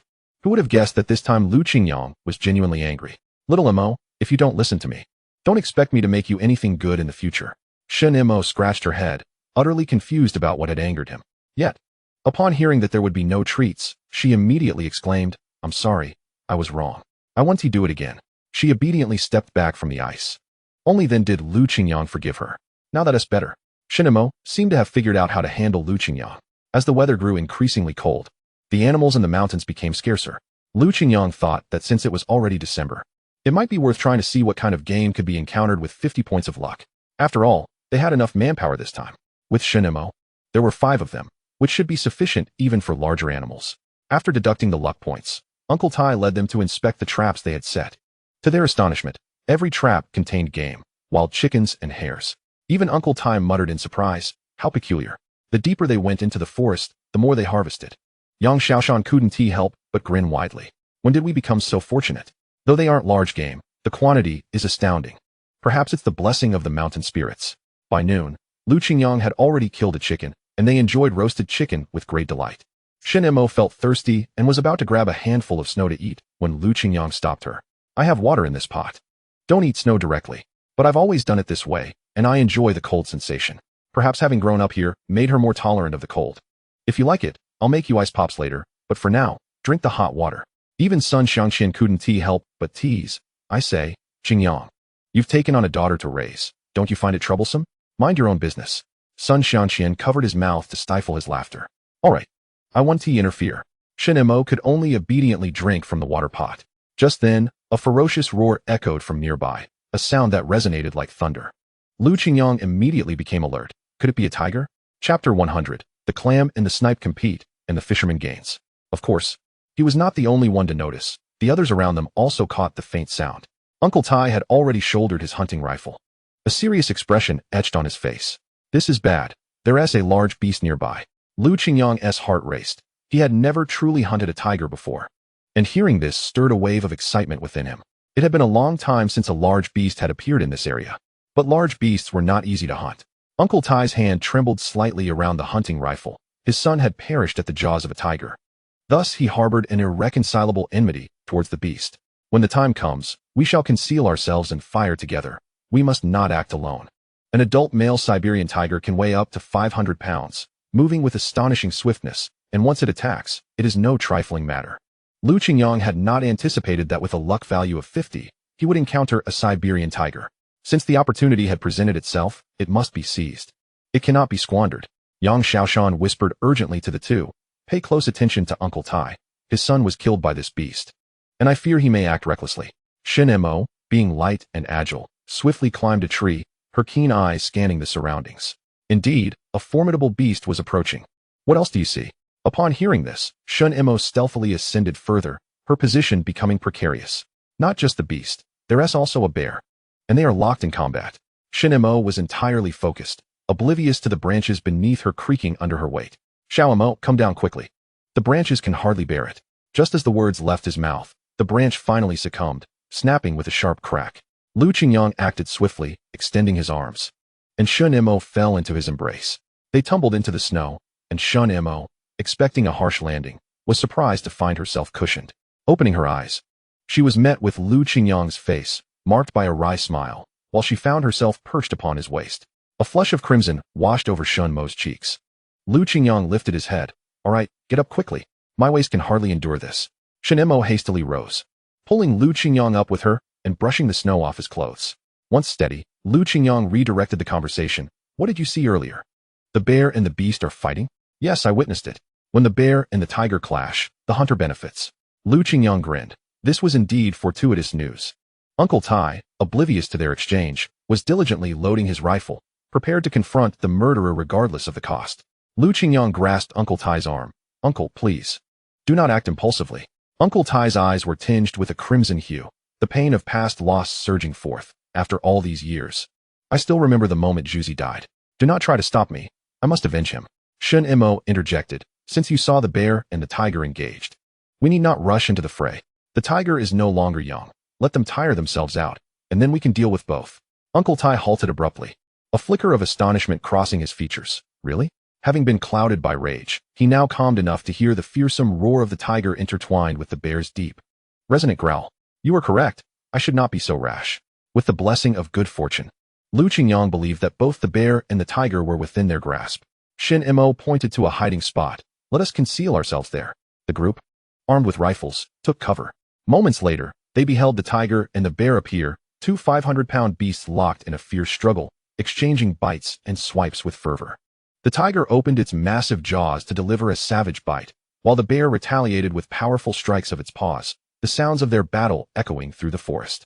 Yet, it seemed the tiger held the advantage. The bear had sustained a grievous wound to its hindquarters, blood pouring forth, causing its movements to slow and its spirit to falter. Uncle Tai recognized the tiger. It was the one that had taken so many lives. He could never forget the distinctive features of this killer beast, particularly the missing chunk from its ear. At that moment, the bear lunged at the formidable tiger. The tiger, however, nimbly evaded, flipping and sinking its sharp fangs into the bear's neck. The bear roared in pain, a sound that nearly rendered Lu Qingyang's ears deaf. In an instant, the bear managed to inflict a wound on the tiger's front leg and struck its eye, causing a gash to appear. Yet, it was clear that the bear was at a disadvantage. As the struggle continued, its strength began to wane. Clearly, the moment was opportune. Both creatures were evenly matched, locked in a stalemate, and should the bear fall, the tide would surely turn. Lu Qingyang dared not relax, whispering urgently to Uncle Tai. Uncle, the time has come. Let us maneuver from the rear and strike unexpectedly. Uncle Tai, a seasoned hunter for decades, felt his legs tremble, not from fear, but from the overwhelming excitement of finally confronting years of vengeance. Nevertheless, he steeled himself, following closely behind Lu Qingyang. Yang Xiaoshan and the others remained stationed, ready to lend support should the need arise. The tiger, exerting all its strength to maul the bear's neck, suddenly detected faint footsteps behind it. Yet, to relent now would mean death at the hands of the bear, which fought with desperation. The two were mere meters from the tiger. Uncle Tai took a deep breath, steadying himself, aiming at the tiger's head. Lu Qingyang targeted the bear's head, and both squeezed their triggers simultaneously. The echoes of the shots faded, leaving the forest in a profound silence, save for the heavy breaths of the two men. The bear and the tiger collapsed into the snow, even in death. They clung fiercely to one another.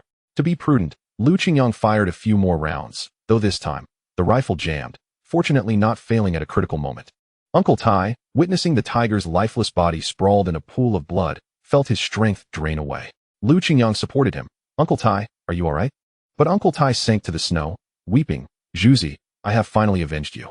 Chapter 101. He is no coward. A coward cannot bring down a tiger. Initially, capturing a tiger was no simple feat. Yang Xiaoshan and Sun Xiangqian were elated. Their fortune had been extraordinary, taking down two beasts at once. Shunimo kicked the tiger's corpse with her foot. How dull, it's really dead. Several hunting dogs excitedly circled the carcass. Lu Qingyang helped Uncle Tai sit beneath a tree. At his age, the excitement had overwhelmed him. Uncle Tai watched as Yang Xiaoshan and Sun Xiangqian began to dissect the tiger's body. He had expected to feel at least a twinge of joy at the creature's demise, yet his heart was heavy with sorrow. It is dead, indeed. But my son will never return. The dead are gone. It is the living who must carry on, which is the best tribute to those who have passed. At the very least, Zhuzi knows you avenged him.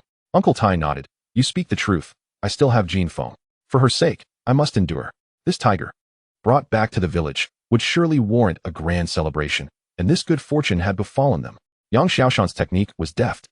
having successfully stripped the tiger's skin in its entirety. The great beast was a treasure trove in itself. They discreetly divided the tiger's waist and tail among themselves first. Lu Qingyang initially inquired of Uncle Tai, "Uncle, what would you like?"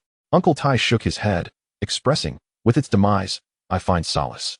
You may divide it as you wish." Lu Qingyang, undeterred, directly claimed the tiger's tail. By the time they had dismembered both wild beasts, twilight had already descended. They hurriedly returned to the brigade. Sun Xiangqian ostentatiously draped the tiger's skin over a horse's back, attracting gasps of astonishment from passers-by. "Incredible! You hunted such a magnificent beast?" "Indeed, we are heading to the brigade to claim our reward." Upon their arrival, Brigade Leader Wu was positively elated. "My heavens! It has been years since I laid eyes on a tiger skin. Had I known, I would have prepared a celebratory fanfare." Lu Qingyang replied, "That won't be necessary. We only require tangible rewards. Rest assured, there will be plenty. When it's time to butcher pigs, you shall receive a larger share of pork and additional grain as well. This is a significant contribution to our production team." Wu's eyes darted, and he spotted the bear's skin. "Not only did you capture a tiger, but you also secured a bear?" "Yes, fortune favored us," Lu Qingyang affirmed. Wu nodded vigorously, proclaiming, "This year's hunting team has truly excelled. You shall have a day off tomorrow. Take the time to rest well." He welcomed everyone inside, exclaiming, "A tiger earns you 200 work points, and a bear 100. I'll make sure it's recorded." Lu Qingyang then brought Shunimo along, asking, "Can she also receive work points? You were part of this too?" Shunimo nodded repeatedly, insisting, "I exerted considerable effort." All right, you shall receive points as well." Although not part of the hunting team, she was adept in both hunting and agricultural tasks. Wu was generous, understanding that the contribution of such a fearsome beast to the commune warranted recognition. In that moment, the group basked in glory. Furthermore, Wu specifically instructed the broadcaster to announce their achievement within the production team, ensuring that everyone was aware of their feat. Upon hearing this news, Hu Shengli felt an acute sense of frustration. Not only had he recently been beaten by the group, leaving him bruised and sore, but he also felt humiliated by his own weakness in the face of the wild beasts. He was well aware of his own stature. Why did he falter when confronted by such ferocity? If only he could overcome this flaw, he would surely surpass Lu Qingyang in the hunting team. He could not swallow the bitterness of being overshadowed, especially since the vice-captain had informed him that his aspirations to lead were dashed. Hu Shengli's mind was clouded with discontent. That evening, he arranged to meet Jiang Wanwan. She had also heard the news broadcast and felt a pang of envy towards Lu Qingyang, who seemed out of reach. Upon seeing Hu Shengli's disheveled state, she gasped, "No wonder you needed to take leave. What happened to you?" Hu Shengli grimaced, "Don't mention it. It only makes me feel worse." He pulled Jiang Wanwan closer, confessing, "I can only find solace in you now." Jiang Wanwan recognized his intentions, teasing, "Look at you. Still fixated on that affair? How could I not? You are the most beautiful person I have encountered," he flattered, though aware of his true nature. Such compliments were undeniably pleasing to her ears. Jiang Wanwan pondered. Hu Shengli clearly had experience with women. Even he could not control himself in her presence. Why was Lu Qingyang able to maintain his composure? In the past, her attempts to win him over had gone unnoticed. Could it be that there was something amiss with him? Recently, she had observed him spending quite some time with the plump girl. Was it possible he preferred larger women? Jiang Wanwan pushed Hu Shengli away, scoffing, "Look at Lu Qingyang and Sun Xiangqian. They managed to hunt a great beast. And you? All show and no substance. What is this? Weren't you the one saying Lu Qingyang was a coward?" Yet now, Jiang Wanwan found Lu Qingyang increasingly appealing. He shone brightly in the hunting team, never wanting for food, and maintained good relations with the brigade members. Last time, she had tried to stay in his quarters but failed, frightened at the time. However, upon reflection, she sensed something was amiss. Lu Qingyang did not seem as easy to intimidate as he appeared. He was certainly not a coward. Could a coward catch a great beast? Given firearms, he would take down not just a tiger, but even a dragon. As Hu Shengli retrieved a tin of meat from his bag, Jiang Wanwan's eyes lit up, allowing him to knead her hands for a moment. "More fresh goods?" he inquired. "This was sent from home. If you were with me, such delicacies would be at your fingertips." Hu Shengli had previously claimed his family held positions of power in the capital. Jiang Wanwan had been skeptical, questioning why someone of that stature would come to such a place. He explained he was sent for training. It now seemed plausible. After all, a poor family would not possess such luxuries. With Hu Shengli's sweet words, she felt herself wavering. A chill ran through her, prompting Jiang Wanwan to swat his hand away. "You have some nerve. It's freezing. Are you trying to freeze me to death? Such things should wait until spring." She was intentionally stalling, fully aware. Once a man obtains something, he seldom cherishes it. She aimed to keep him wanting, allowing him a taste of sweetness to ensure continuous benefits. She was still oblivious to Lu Qingyang's true background. She had only heard Lu Daji mention that Lu Qingyang was his cousin. Unfortunately, Lu Daji was not present, leaving her unable to gather any useful information. Chapter 102. Lu Qingyang. This acupuncture technique is quite adept. Lu Qingyang had procured a segment of tiger bone.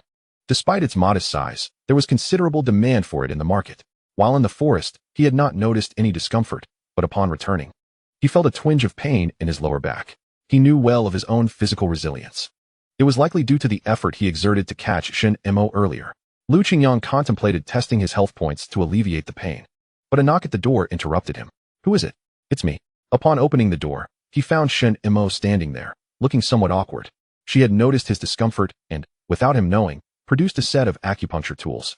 Lu Qingyang inquired, "Where did you acquire those?" "I borrowed them from Dr. Bao," she replied, moving to lift his shirt to check for injuries. "A small injury like this is nothing. It will heal in a few days." Lu Qingyang firmly grasped her hand, halting her actions. "You merely wish to check on my injuries. You're looking for an opportunity to practice, aren't you? I care about you too. You mustn't die," Shunimo declared with utmost seriousness. "Is it really that serious? How could I possibly die?" he retorted. "Then let me see for myself." Shunimo grasped Lu Qingyang's wrist. He nearly forgot that this girl possessed immense strength. While he could hold his ground for a moment, he ultimately succumbed. Lu Qingyang gazed at his hand in bewilderment, noticing that his own strength seemed to have increased slightly. After lifting his shirt, he realized that his abdominal muscles had also hardened considerably. Reflecting on his recent commitment to practicing the ancient techniques bestowed by Shunyi, he wondered if they were indeed yielding results. Shunimo removed her gloves, her icy hands making contact with his waist. "Look, you have bruises here." "I'm sorry, Lu Qingyang. You caught me. Had I not caught you, you would have landed face first, which would have been far worse." He initially intended to exchange health points to remedy his back, as it hardly seemed troublesome. Little did he know that Shunimo had volunteered to come over with acupuncture tools. "Wait a moment," Lu Qingyang exclaimed in trepidation. "When did you learn acupuncture? Surely, you wouldn't actually put my life at risk, would you?" "Little Amoli, I've never seen you study acupuncture. Where did you acquire this knowledge?" "Previously, I saw the old man perform it a few times. Once, when my grandfather had back pain, he was cured immediately." Shunimo replied as she began to unpack the acupuncture kit, extracting a slender silver needle, disinfecting it with alcohol, and then heating it over a flame. "You've only seen it once, and now you wish to experiment on me? How is that any different from being a lab rat?" Lu Qingyang's heart quivered. "How about we postpone this for another day?" "Absolutely not. Look at the state of your injuries. Rest assured, I will treat you well. It won't hurt." Shunimo pushed him back down, her demeanor with the silver needle appearing curiously familiar. A disconcerting image flashed through Lu Qingyang's mind. She reiterated, "Trust me. I've memorized the technique. I won't make any mistakes." Shunimo restrained Lu Qingyang as he attempted to struggle, gently inserting the needle into his waist. Contrary to his expectations, the anticipated pain did not materialize. Instead, the soreness and tension in his lower back eased. The kidney point is located beneath the second lumbar vertebra, 15 inches to the side. She certainly was correct. Lu Qingyang was taken aback by Shunimo's remarkable memory. She had retained the information after witnessing it just once. Moreover, the acupuncture at the acupoint was genuinely effective. With no means to resist, he resigned himself to acceptance. After 3 needles, the pain in his lower back had dissipated entirely. "How does it feel? Is there any improvement?" Shunimo inquired eagerly. "It seems to be somewhat effective. The pain has indeed lessened. This old man's technique is surprisingly useful." Lu Qingyang rose, stretching his limbs, astonished that after this round of acupuncture, he wouldn't even need to use any health points. "Wait, it's not over yet," Shunimo insisted, instructing him to lie back down. "Is it still not finished?" He felt somewhat uneasy being exposed before Shunimo. While it mattered little for him as a man, the reputation of this young girl was indeed significant. Turning his head, he found her expression serious, devoid of any frivolous thoughts, and thus allowed her to continue. Shunimo began to gently knead his lower back, explaining that the old man had said this would help further relax the area. Lu Qingyang found the massage remarkably soothing. It had been a long time since he had felt such relaxation in his body. "Yes, that's the spot. Apply a bit more pressure," he encouraged. Suddenly, Shunimo pressed down harder, prompting Lu Qingyang to exclaim, No, too much pressure. My back might break. Please revert to the previous pressure." He nearly forgot that Shunimo's strength was extraordinary, unlike that of an ordinary person. The final step involved applying a hot towel for warmth. Lu Qingyang felt his entire body relax significantly. "Your technique is quite impressive. Did you truly memorize it after just one viewing?" "Indeed. My grandfather used to teach me about acupoints. As long as I observe the old man's method, it's straightforward, just a needle, after all, not difficult to learn. It seemed that Shunimo possessed a natural talent for acupuncture, while Lu Qingyang himself lacked interest, considering that the old man had no apprentice. Perhaps it would be beneficial for Shunimo to learn this skill. Since you're feeling better, I must take my leave. The old man hasn't noticed that his acupuncture kit is missing. I need to return it discreetly. Shunimo's face radiated with a bright smile. Little Mo Li, do you still have the tiger liver you received today? Yes, it's outside, frozen. The taste is too strong, and I don't like eating it. However, tiger liver is indeed a nourishing delicacy. Coupled with the tiger bones available here, perhaps he could persuade the old man to take Shunimo as his apprentice. Lu Qingyang, carrying a glossy wild chicken, stepped briskly into the humble cowshed where Zhang Zhongwen resided. He had just hunted it in the woods and intended to prepare a nourishing wild chicken soup for his sister-in-law. Upon entering, Lu Qingyang noticed that Zhang Zhongwen was already simmering fish soup in a pot. Thank you. Had it not been for your continuous support, our family would have truly been at a loss, Zhang Zhongwen expressed, feeling deeply indebted, yet he felt he lacked the qualifications to express his gratitude. Lu Qingyang's gaze was drawn to a basin of water nearby. Brother Zhang, is this for the cow to drink? Yes, I dug it out from the cowshed earlier. It may be a bit dirty, but it should serve its purpose. Chapter 103, Unexpectedly Discovering a Relic. Lu Qingyang nodded thoughtfully. It was indeed suitable. The feeding basin was caked with mud, obscuring its original appearance. Yet, Lu Qingyang had an instinct that it was no ordinary feeding basin. During a previous visit to the museum, he had encountered a similarly shaped kiln water lily basin from the Northern Song dynasty. This porcelain was rare due to the brevity of its production period, with only 67 known existing pieces, making it exceedingly precious. Lu Qingyang shook his head, given its rarity. It was even less likely to be found here. Nonetheless, a sense of fortunate curiosity compelled him to crouch down and examine it closely. Seeing Lu Qingyang so intrigued, Zhang Zhongwen remarked, if you find it interesting, feel free to take it. The original stone trough can still be used. Initially, I thought its unique shape might indicate it was an antique, but what use would an antique be? It would merely serve to feed the cows. Feeling indebted to Lu Qingyang, he was eager to gift him something. When Lu Qingyang declined, Zhang Zhongwen tipped out the water and pressed it into his arms. It's just something dug from the soil. No one will mind if you take it. I heard you have quite a few animals. It should serve well as a feeding basin. Then I shall graciously accept your offer. Lu Qingyang maintained a facade of calmness, though internally he was exceedingly curious about whether it was indeed an authentic Northern Song kiln piece. You needn't be so formal with me. Once I hunt another wild chicken tomorrow, I shall bring it to you. For now, I must take my leave. After Lu Qingyang departed, Zhang Zhongwen gazed at the chicken in the corner, wiping away a tear. With his wife having just given birth, he truly felt he had little to offer. Lu Qingyang had been continuously providing food and wild chickens. As the saying goes, it is common to add flowers to a brocade, yet rare to offer coal in a snowstorm. Holding the child, Wei Yuxiu recognized his dazed expression and understood his sentiments. Zhongwen, we shall not remain destitute forever. Once we find our footing, we will repay them manifold. For now, we can only graciously accept their kindness. My dear wife, I regret the burden I have placed upon you and our child. The fish was sent by Shunimo. It is precisely because of their generosity in providing fish and chicken that Wei Yuxiu has been able to restore her health. Furthermore, after consuming the ginseng gifted by Dr. Bao yesterday, Wei Yuxiu quickly began to produce milk. Initially, she feared she would not have enough milk for the child, worrying that the little one might not survive the winter. Now, with an ample supply, such concerns have dissipated. We possess little of value to offer. So if Brother Lu desires this food bowl, let us give it to him. It is indeed peculiar that Brother Lu has taken a liking to such an item. In the past, people collected these, but now, I fear it would barely fetch 2 ears of corn. Lu Qingyang, cradling the bowl, was apprehensive that someone might cast suspicious glances his way. He sought a secluded corner to stow it away in his space before hastily returning to the house. Unable to contain his excitement, Lu Qingyang began to scrape the mud from the porcelain. This item was quite heavy, and fearing it might be a valuable ware, he delicately cleaned the mud off. At last, the true appearance of the porcelain was revealed, reminiscent of a soft azure sky after a rainstorm. He had not misjudged. Not only did the shape resemble that of ware, but the color was similar as well. Regrettably, lacking the ability to authenticate antiques, he could only preserve it in his space for the time being. When the opportunity arose to encounter someone knowledgeable about antiques, he would seek their appraisal. Lu Qingyang could not help but recall Zhang Zhongwen's earlier insistence. Without his persistence, he might have felt too shy to seize the opportunity. He resolved to bring more spiritual spring water to supplement his sister-in-law's health. The following day, he descended the mountain, bringing along tiger liver and bones to the old Bao's residence. All of the old Bao's possessions were stored with Lu Qingyang, and now their household seemed considerably desolate. Old Bao, I have brought you some fine goods. What do you mean, old Bao? Show some respect. Old Bao huffed in indignation. I am your elder. You are but a junior. However, upon seeing the items that Shunimo held, his demeanor brightened. Could that be tiger bones? And that looks like liver. Shunimo replied.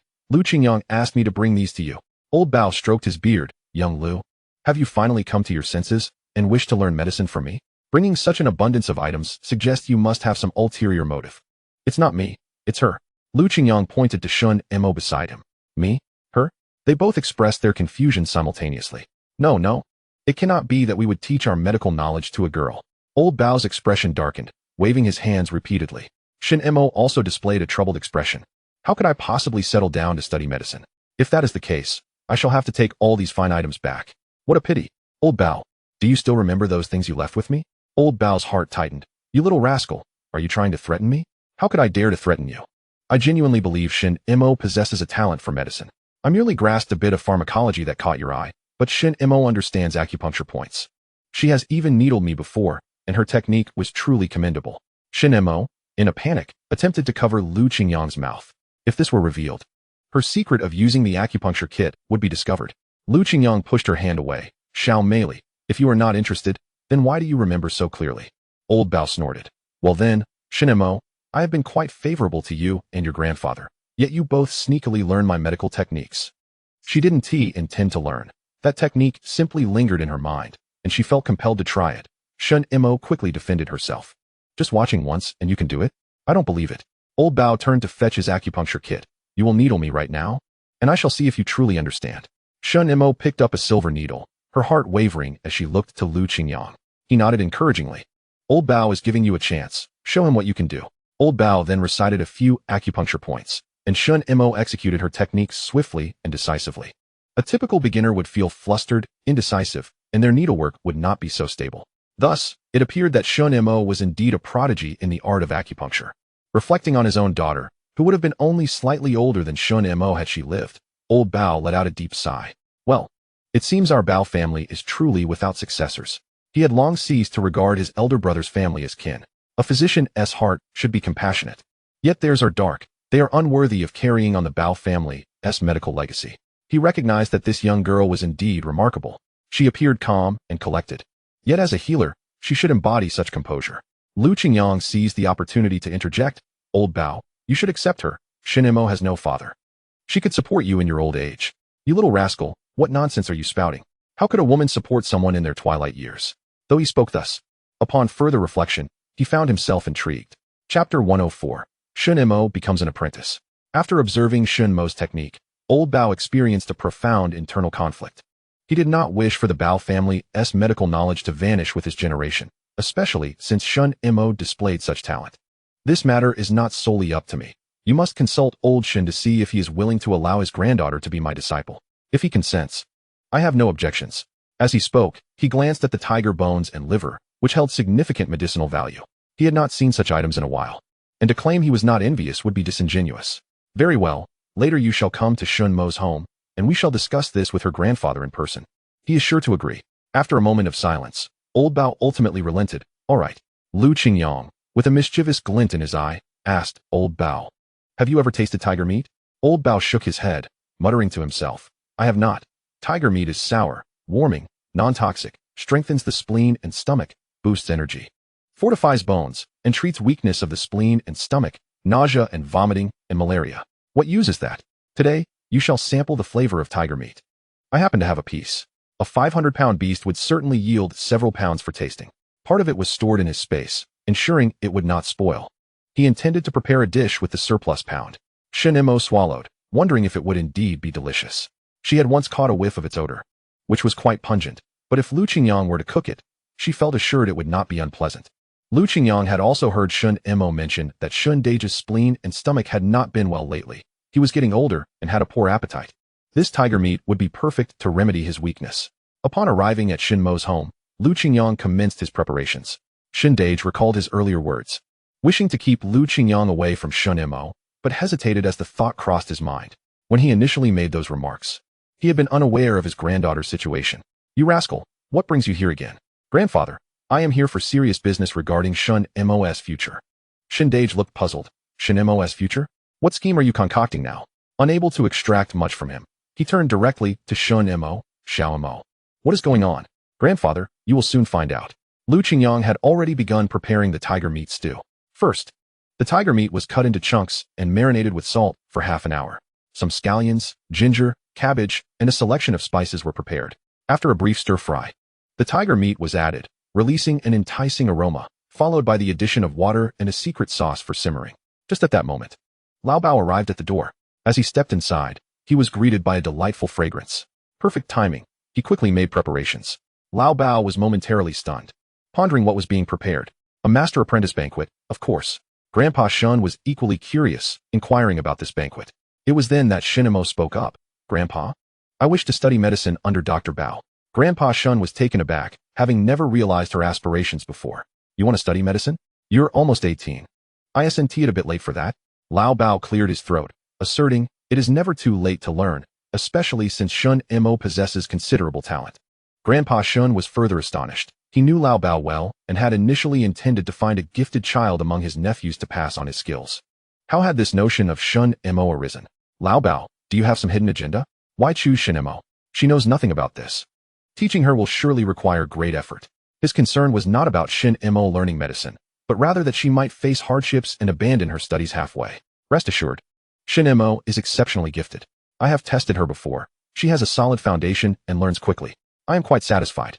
Grandpa Shun fell silent. Since learning of Shunimo's health, he had reconsidered. Rather than allowing her to grow wild, it would be better for her to study medicine, possibly paving a way for her future. In that case, I must trouble you. What trouble could there be? Perhaps it was fate that led to discovering Shunimo's potential despite not being able to take in Lu Qingyang. As the dishes were served, Shunimo could hardly wait to try a piece of tiger meat. Lu Qingyang gently smacked her hand, reminding her to wait until after the apprenticeship ceremony. Shunimo felt a restless stirring within, tantalized by the aroma. Yet, she was obedient to Lu Qingyang, saying, Oh, I understand. Although the meal was attended by only 4. It was lively and filled with warmth. Grandpa Shun instructed Shunimo to kneel before Lao Bao. Since Lao Bao is willing to accept you as a disciple, you must bow now. Shunimo knelt before him with a thud. Dr. Bao, you will be my master from this day forth. In the future, I will teach you the acupuncture techniques of the Bao family without reservation, and you must always strive to do good and heal the world. Shunimo straightened, affirming, No problem. After the ceremony, Shunimo eagerly indulged in the tiger meat. The meat had been simmered to tenderness, infused with flavor. Her face lit up with joy as she exclaimed, Delicious. There is not a hint of gamey taste. Even Grandpa Shun, over 70 and with poor teeth, could chew it with ease. Lao Bao, accustomed to bland meals, devoured the feast prepared by Lu Qingyang with gusto. You, young man, can actually cook. And so well at that. Since the separation from his wife and child, he had not enjoyed a meal so thoroughly. Now, he had a new purpose in life, to teach Shunimo well. Not only did Lao Bao gain Shunimo as a disciple, but he also returned with tiger bone and liver, leaving him in high spirits. However, Grandpa Shun called out to Lu Qingyang just as he was about to leave. You knew about that matter all along, didn't you? Lao Bao was persuaded by you, wasn't he? Lu Qingyang did not deny it. Rather than let Shunimo marry someone haphazardly in the future, I believe that studying medicine is a far better choice. You surely don't want her constantly mingling with men, hunting in the deep mountains, do you? Grandpa Shun had to concede. Lu Qingyang had accurately grasped his thoughts. Ahem. I may have spoken too harshly last time. Grandpa Shun had not anticipated that one day he would have to slap himself in the face. How has your practice with the booklet I gave you been? Speaking of this, Lu Qingyang found it curious. Initially, he felt nothing. But now he genuinely believed he had gained considerable strength. Well done. Continue practicing diligently. It will benefit your health. If you have any questions, feel free to ask me.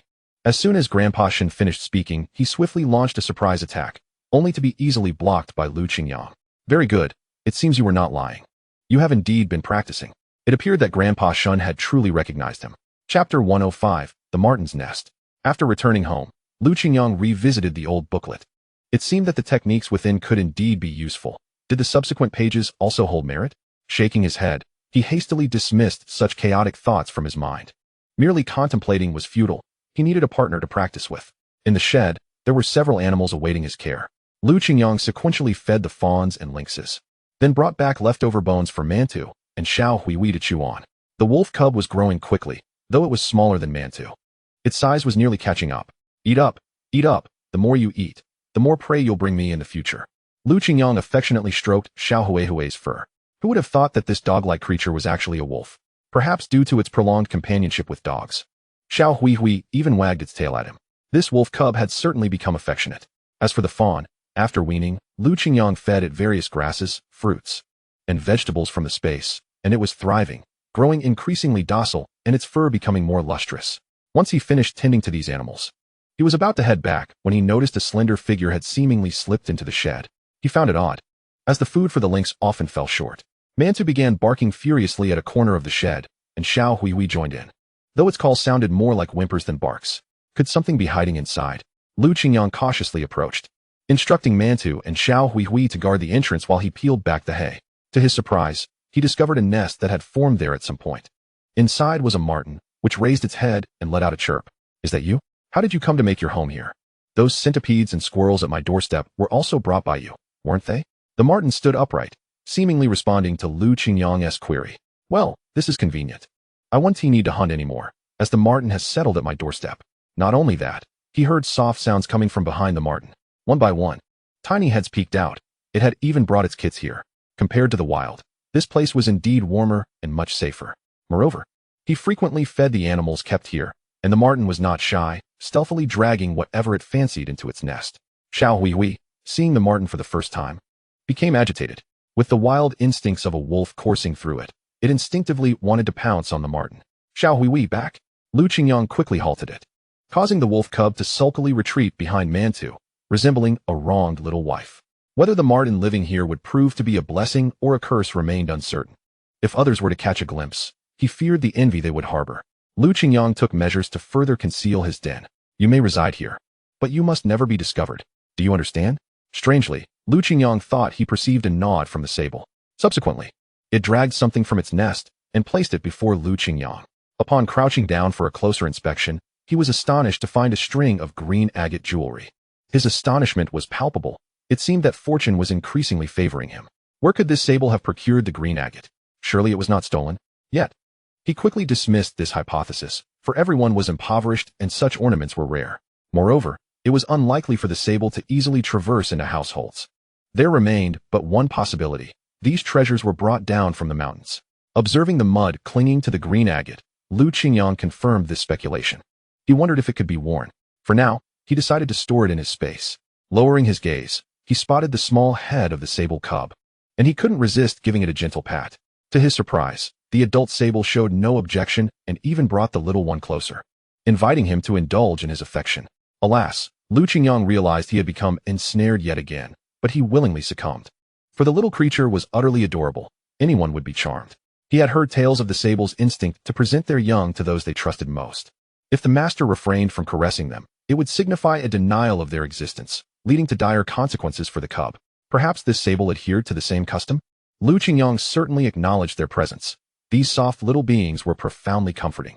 With this thought, he quietly retrieved some cotton and fashioned a small mattress for the sable's nest from coarse cloth, ensuring a touch of warmth during their slumber. Goodness! Even a first-class protected species had found a home with him. Lu Qingyang pondered that perhaps the shelter was too small and envisioned a future where he might care for more animals. After tidying up the shelter, he finally took a moment to visit his space. To his astonishment, the red pine he had previously planted had already sprouted seedlings, growing even more rapidly than he had anticipated. It seemed prudent to gather more rare tree seeds for cultivation. In modern times, many trees and plants had already faced extinction. His original vocation involved researching ways to protect these rare botanicals, and now his professional obsession had resurfaced. This vital task would have to wait until the coming spring. The following day, Lu Qingyang enjoyed another day of respite. This time, he did not accompany Uncle Tai to Songling Town, but instead walked with Shunimo to the small train station, where they boarded a train. Initially intending to find a place to repair his watch, the clerk at the supply and marketing station informed him, "This style is too old. We don't repair such antiquities here. Why not just buy a new one? Look at the state it's in."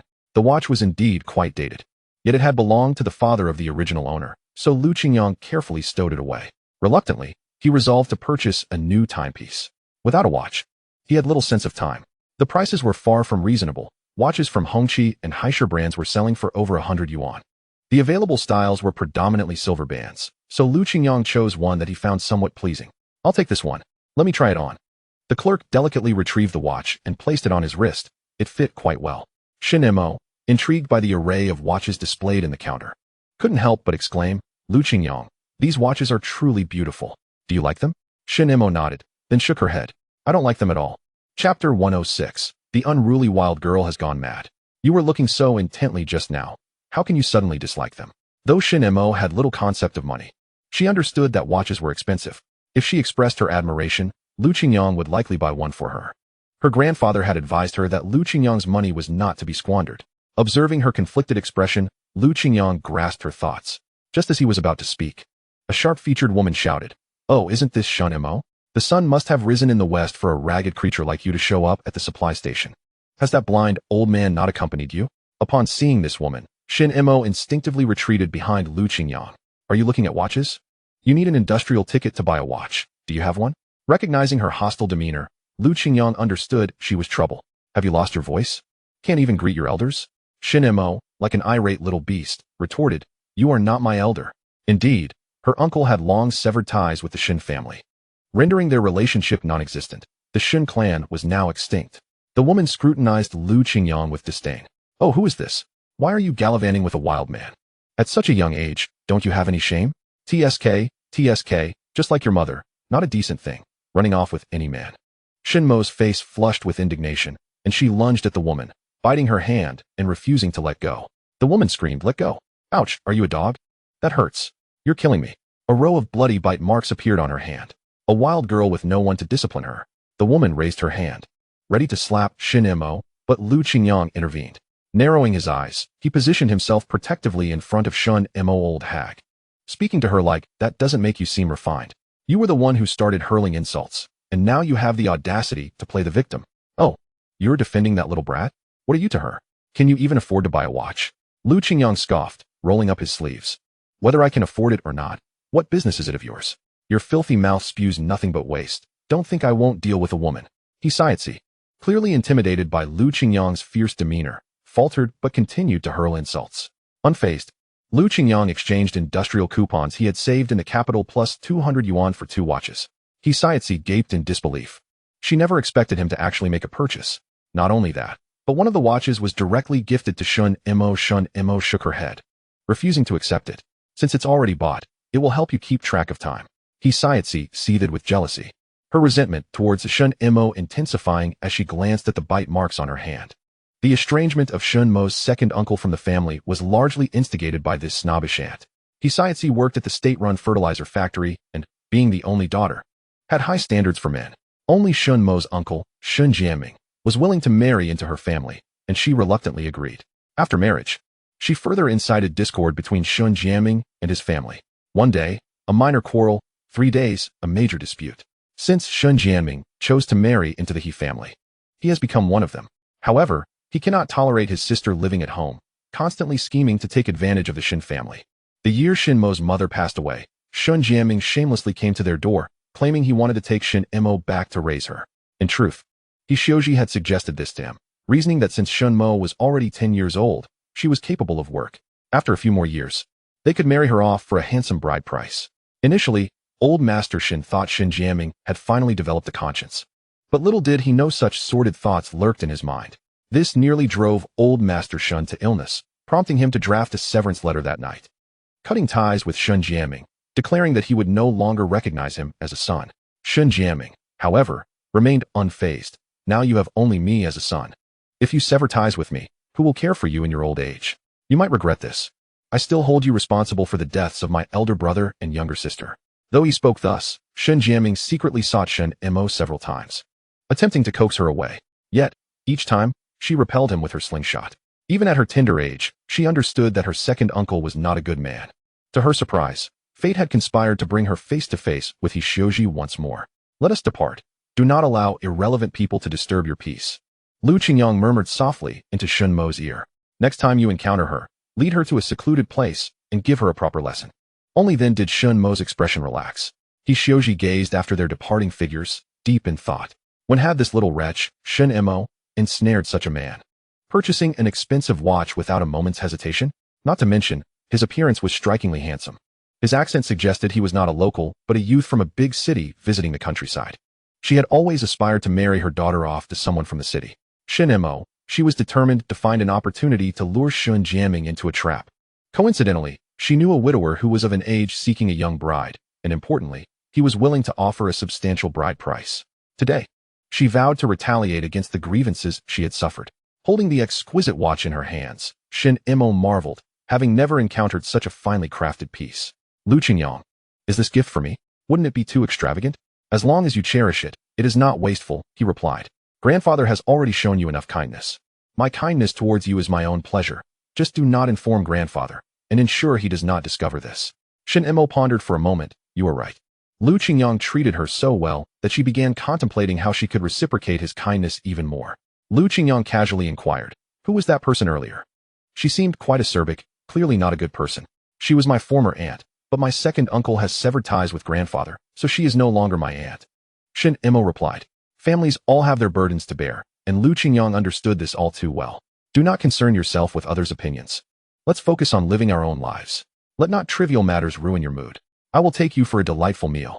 Upon hearing about the good food, Shunimo instantly forgot her earlier sorrow. I am not upset. I bit her quite hard. See, I drew blood. I should have bitten harder, but her hands were filthy. Qingyang could not help but ruffle her hair. Shunimo felt a flutter in her heart. You've messed up my hairstyle. Chapter 107. A day at the black market. When I first met you, you had no hairstyle to speak of. Now you seem to care about your appearance.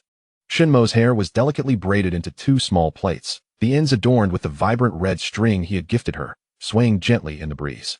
After all, we are visiting town. I cannot appear as a beggar. Shunimo found it curious. Previously, aside from her grandfather, she had cared little for such matters. Yet, influenced by her friend, she had begun to appreciate the art of adornment.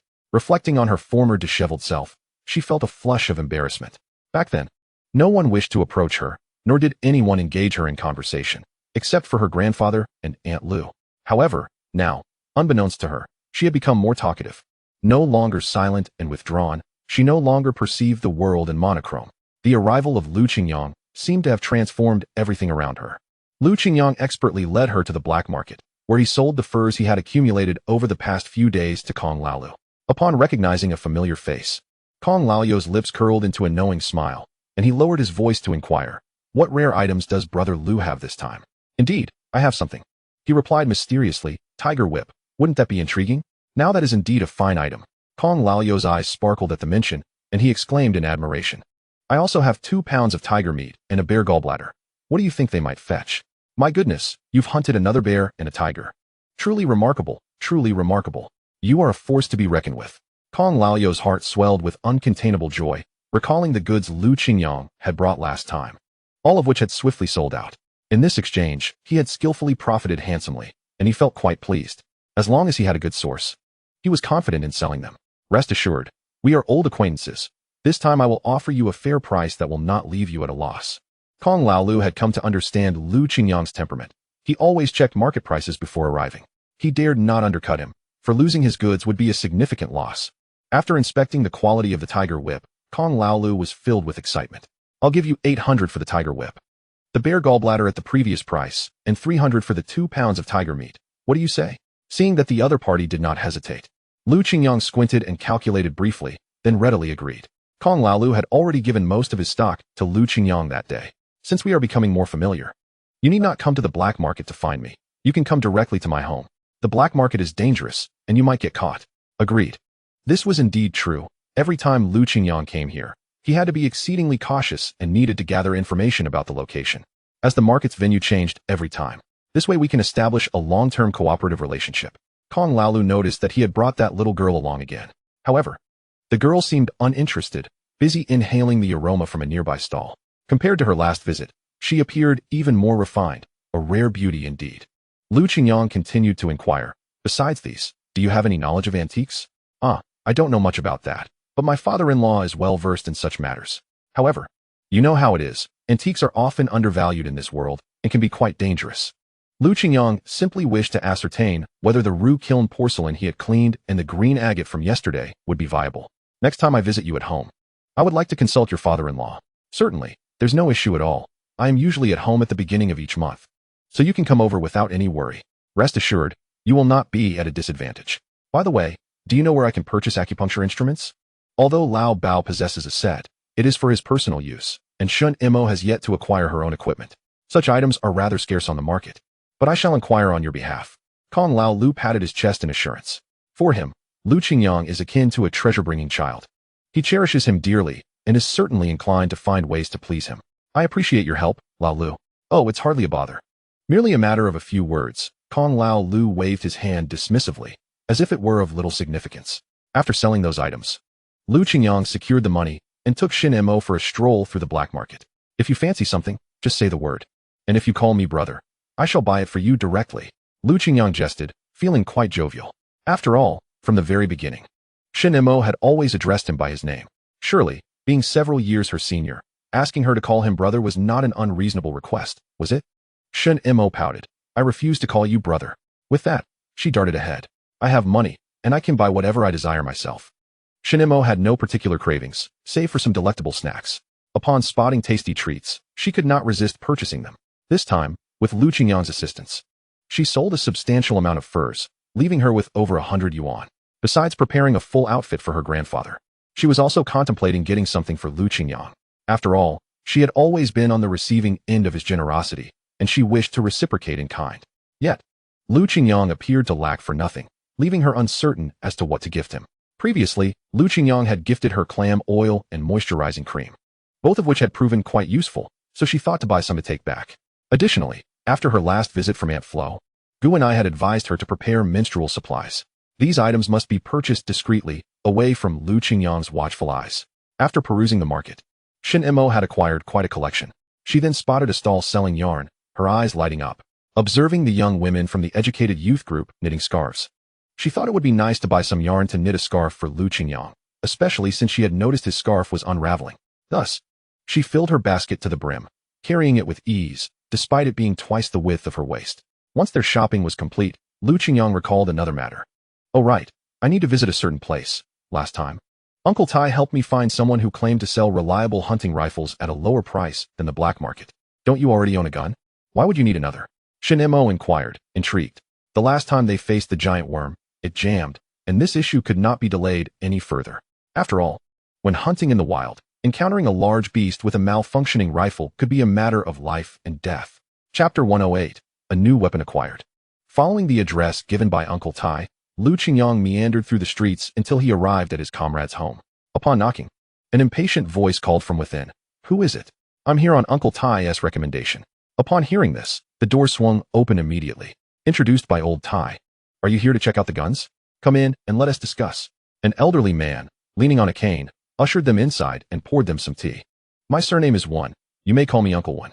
Uncle One, I apologize for intruding. It's no trouble at all. Uncle One got straight to the point. In my youth, I had a penchant for tinkering with firearms, and I have accumulated quite a collection. So feel free to take a look. Although Uncle One appeared elderly, his spirit was vibrant, though Lu Qingyang noticed one of his pant legs was empty. What is this? Afraid? In my younger days, I faced greater dangers on the battlefield. Had old Tai not risked his life to bring me back, my life would have ended there. Since you were referred by him, I assume you are trustworthy. Lu Qingyang shook his head, unperturbed. I am not afraid. We hold great respect for veterans like you. With that, he casually followed Uncle One as he opened the heavy wooden door to the cellar. Uncle One held a dim oil lamp aloft, gesturing for Lu Qingyang to follow. Shunimo wished to join but was halted by Uncle One's cane. Young lady, it's best you stay out. You wouldn't understand these things. Uncle One, don't let her youth fool you. She knows a thing or two and deserves to see the world. Very well. Come along. Upon entering the cellar, they first encountered a storage of vegetables. Uncle One led them to a concealed door, revealing a hidden paradise. He hung the oil lamp, illuminating a wall adorned with an array of firearms. Take a look. If any catch your eye, I can retrieve it for you. So many guns. Shunimo was seeing such a collection for the first time. You must understand, this is not something to be disclosed. Uncle One, we comprehend. Shunimo explored the area, discovering varieties of firearms she had never encountered before. This is a Type 38 rifle, obtained from the Japanese. It has some history. This is the Type 38 Arasaka. Clearly in better condition than what I encountered at the black market, indicating it has been well preserved. Uncle One caressed the gun. I once used this rifle to take down 18 enemies, making it immensely significant to me. Thus, it is not for sale. Uncle One was jesting. That rifle should remain with you. His words only deepened Lu Qingyang's admiration for him. Lu Qingyang's gaze fell upon a nearby Type 56 semi-automatic rifle, Although it appeared to be 7 or 8% new, it was still fully functional. I would like this one. The Type 56 semi-automatic rifle. Young man, you have an eye for quality. I have several of these. Giving you one is no trouble at all. Uncle Wen chuckled as he handed the rifle to Lu Qingyang. See if it suits you. If it does, feel free to take it. Lu Qingyang examined it. Despite its age, it exhibited no faults. It was evident that Uncle Wen treated his firearms with great care. Shunimo took the Type 56 and skillfully inspected it, nodding in agreement. This one will do. Your technique is quite adept for such a young lady. She truly knows her stuff. Uncle Wen, do not underestimate her youth. She has taught me how to shoot. Ha ha ha. A remarkable young woman indeed. Uncle Wen laughed heartily.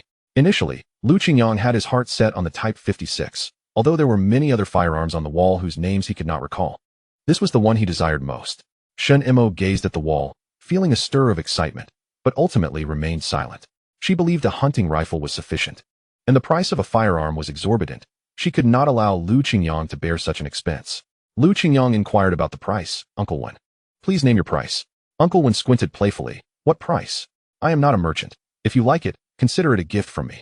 That simply will not do. Uncle Wen is acquainted with Uncle Tai. If he truly gifted me a rifle, it would be a favor owed to Uncle Tai. Whatever the cost, it must be accounted for. Uncle Wen, with a meaningful nod, remarked, this firearm does not come cheap. Young man, you must proceed with prudence. Since you are here, it is evident that you are well prepared. Lu Qingyang contemplated this, thinking to himself that it surely could not be more expensive than what he had previously encountered in the black market. He had earlier inquired with Kong Lao Lu, who informed him that such a weapon, in 90% new condition, would cost around 400. Anything pricier would be akin to daylight robbery. This one should roughly be priced at 300. With a thick skin, he resolved that if it were too costly, he would simply refrain from purchasing it. Uncle Wen, smiling amiably at him, declared, then let it be 300.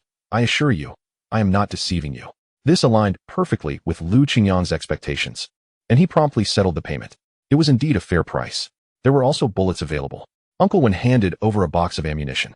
While not brand new, as long as they were functional, he accepted them. Should you require anything further, do not hesitate to return. Uncle Wen courteously saw them off. Lu Qingyang left behind a packet of tea leaves. He would never have made a purchase from Uncle Wen without an introduction from a trusted acquaintance. His old comrade, Iron, had known him for many years and had brought along trustworthy individuals. Had either of them displeased him in any way, he would not have even granted Iron the courtesy of his favor. Satisfied with his acquisition, Lu Qingyang returned home, having finally found a hunting rifle that suited his desires. Deeming the trip worthwhile, upon his return, he intended to deliver some items to Uncle Iron but was halted by a commotion at their doorstep. You old fool. What kind of business is it to sneak my daughter back home? You've already brought about the demise of the old lady. Now you wish to bring harm to my daughter as well? Yanling, what are you saying? It is bad enough that you refuse to let me see Jean Feng.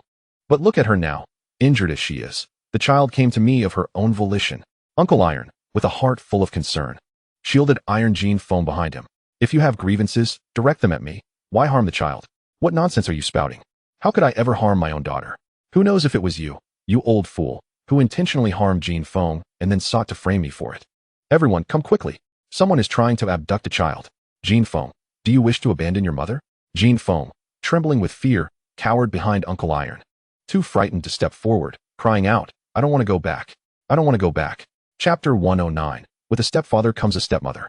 Mother has a brother now. With a brother, she will treat me poorly. I do not wish to return. Jean Feng cried and shouted. I want to stay with my grandfather. You foolish child, what are you babbling about? Mother loves you the most. Even with a brother, that will not change. Yet, Iron Jean Feng clung tightly to Uncle Iron's arm, refusing to let go. If my brother cries, Mother will scold me for not taking care of him. And Uncle will beat me. Uncle Iron, upon feeling the frail arm of the 8-year-old girl, noted how much thinner she had become since their last encounter. Fury ignited within Uncle Iron. No wonder you did not allow me to see Jean Feng. You feared I would witness her in such a state. She was ill recently and refused to eat, which accounts for her weight loss. Jean Feng's face appeared pale and malnourished. Uncle Iron wiped her tears and asked, Tell grandfather. Is this true? Jean Feng timidly glanced at her mother, lowering her head, unwilling to speak. Suddenly, a man emerged from behind Yanling, insisting on pulling Jean Feng away. Do not further anger your mother. Come back with us. She will forgive you. You were sick, and you need not care for your little brother anymore. The moment Jean Feng saw her stepfather, she trembled uncontrollably. Grandfather, save me. Help me. Upon witnessing this scene, Lu Qingyang immediately sensed that something was amiss. The couple appeared to be concealing something. recognizing that it would be inconvenient for the men to intervene. He instructed Shunimo to check the child's clothing and inspect her for injuries. Upon seeing Jin Feng's condition, Shunimo seemed to recall something and silently nodded. She approached and first touched Jin Feng's garment, which was riddled with patches, and upon peeling back the layers, discovered that they were stuffed with prickly straw rather than warm cotton. What is this? These clothes do not provide warmth at all. Jin Feng, come with me. Let me check if you have any injuries. As Yin Ling and her current husband, Wang Xuan, witnessed this, they became increasingly agitated. What do you intend to do with our child? You will not take her away. Uncle Iron's face flushed red. He was not one for confrontation and felt a surge of frustration, unable to articulate his thoughts. Seeing this, Lu Qingyang stepped forward and reassured, rest assured. Jin Feng is Uncle Iron's only granddaughter. How could anyone wish her harm? But why the commotion? We are merely taking the child for a change of clothes. Everyone present had observed the state of the child's attire, made of straw. If you truly cared for her, how could you allow her to wear such clothing? Yin Ling fell silent for a moment, scrambling for excuses. It's not that we lack resources. The child simply prefers this garment. What can we do? Is that so? Uncle Iron, tell me, did you send her sufficient furs? Uncle Iron's expression was one of regret. Yes, I sent plenty. I kept nothing for myself, hoping she would not be unkind to Jin Feng. Moreover, every month, I sent her grain and cloth coupons. How could I have known Jin Feng would end up in such rags? Lu Qingyang then directed his gaze at the couple. I see you both wear fine clothing. New cotton jackets. Yet, you allow your child to dress in such a manner? Is this not how it is said, where there is a stepfather, there is a stepmother? The onlookers in the village murmured amongst themselves. Yin Ling attempted to clarify. It's not like that. You are speaking nonsense. This is what the child likes to wear. Oh, so you believe a little girl prefers to wear coarse cloth and hemp garments instead of bright colors? Wang Xuan, unable to contain himself, interjected. Who are you to meddle in our family matters? Mind your own business. Lu Qingyang smiled gently. Everywhere is cool here. I merely spoke the truth. Can you not bear it? It appears that all the tickets Uncle Iron provided have been spent on you, leaving Jin Feng with nothing. It's no wonder you are so keen to keep her away from Uncle Iron. Surely, you understand what you are concealing. Indeed, this is utterly excessive. Yin Ling, if you cannot care for the child, it would be best to return her to Uncle Iron. Yes, how can you treat your own child this way? Do you think you can live with a guilty conscience and not face the consequences? The more Yin Ling listened, the more her anger swelled. Juzi, he is dead. He is gone. Besides, it was my late husband who promised me that as long as I bore Jin Feng, he would provide monthly support. This is my rightful due. Uncle Iron felt a profound sorrow. Had he known of the child's plight, he would have forcibly taken her back, for what was the use of reasoning? With tears streaming down her face, Yin Ling lamented, had I not given birth to this child, my life would not be so wretched. You Iron family owe me this. Uncle Iron's voice was heavy with despair. What sins have you committed? I have pinched pennies for years, fulfilling my promises, and what about you? If you do not wish to raise her, I have said it before, give Jin Feng to me. I will not let her suffer. And look at her now, she does not even possess a proper garment. Now, the subsidies he provides to Jin Feng are entirely funneled towards Yin Ling and her current husband, and it is likely that the sustenance for her younger son is derived from these funds as well. You have used what you needed. I shall not speak further on that. At the very least, you should consider Jin Feng, my poor Jin Feng. There is no need for such feigned sympathy. Shunimo, with Jin Feng by her side on the heated Kong, removed her outer garments only to discover the child's body marred with bruises and emaciated to the bone. Her heart ached, and her eyes began to sting as she retrieved the new clothes she had purchased earlier, dressing her in them. They were somewhat oversized, but it was better than the cold. Wu, I don't want to go back. Jin Feng sobbed continuously. Rest assured, Uncle Tai will not let you return. You can stay here in peace. Who inflicted these wounds upon you? Upon the mention of this, Jin Feng's expression shifted to one of sheer terror. No one. Do not worry. No one here dares to harm you. Whoever dares to strike you, I shall deal with them. Shunimo declared, her fist raised with determination. I did not take good care of my younger brother, so uncle hit me, and mother did too. Shunimo's heart broke at this revelation. She was still just a child. I am hungry and cold. I want a warm garment. But uncle kicked me, saying I was wasteful and a burden. As she recounted these events, the sobs returned. I am so scared. I miss grandfather. Before her mother remarried, she was not particularly affectionate. But at least she did not let her go hungry. Now, her mother's thoughts were consumed by her younger brother. Jin Feng had unexpectedly caught a chill while caring for him, which he then caught in turn. She was met with several slaps from her mother, going days without food. Shunimo gazed at her delicate wrists, furrowing her brow.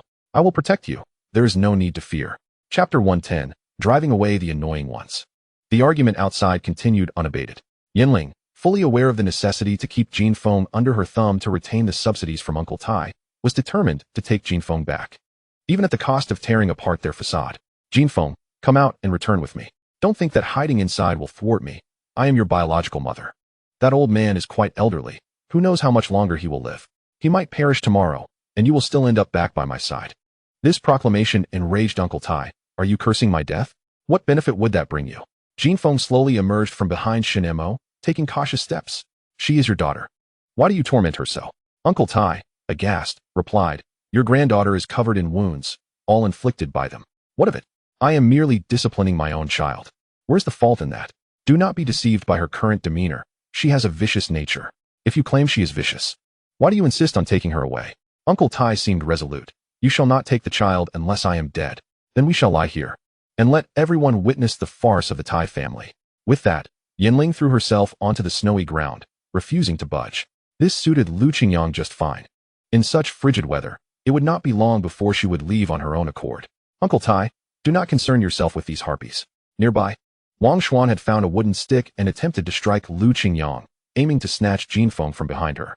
Naturally, Lu Qingyang would not let him have his way. Did everyone see that? He struck first. I acted solely in self-defense. Lu Qingyang swiftly kicked the stick from his hands, which Shunimo promptly picked up. She raised the stick and swung it forcefully at Wang Xuan's back. He had not anticipated the seemingly fragile girl would strike with such force, causing him to grimace in pain.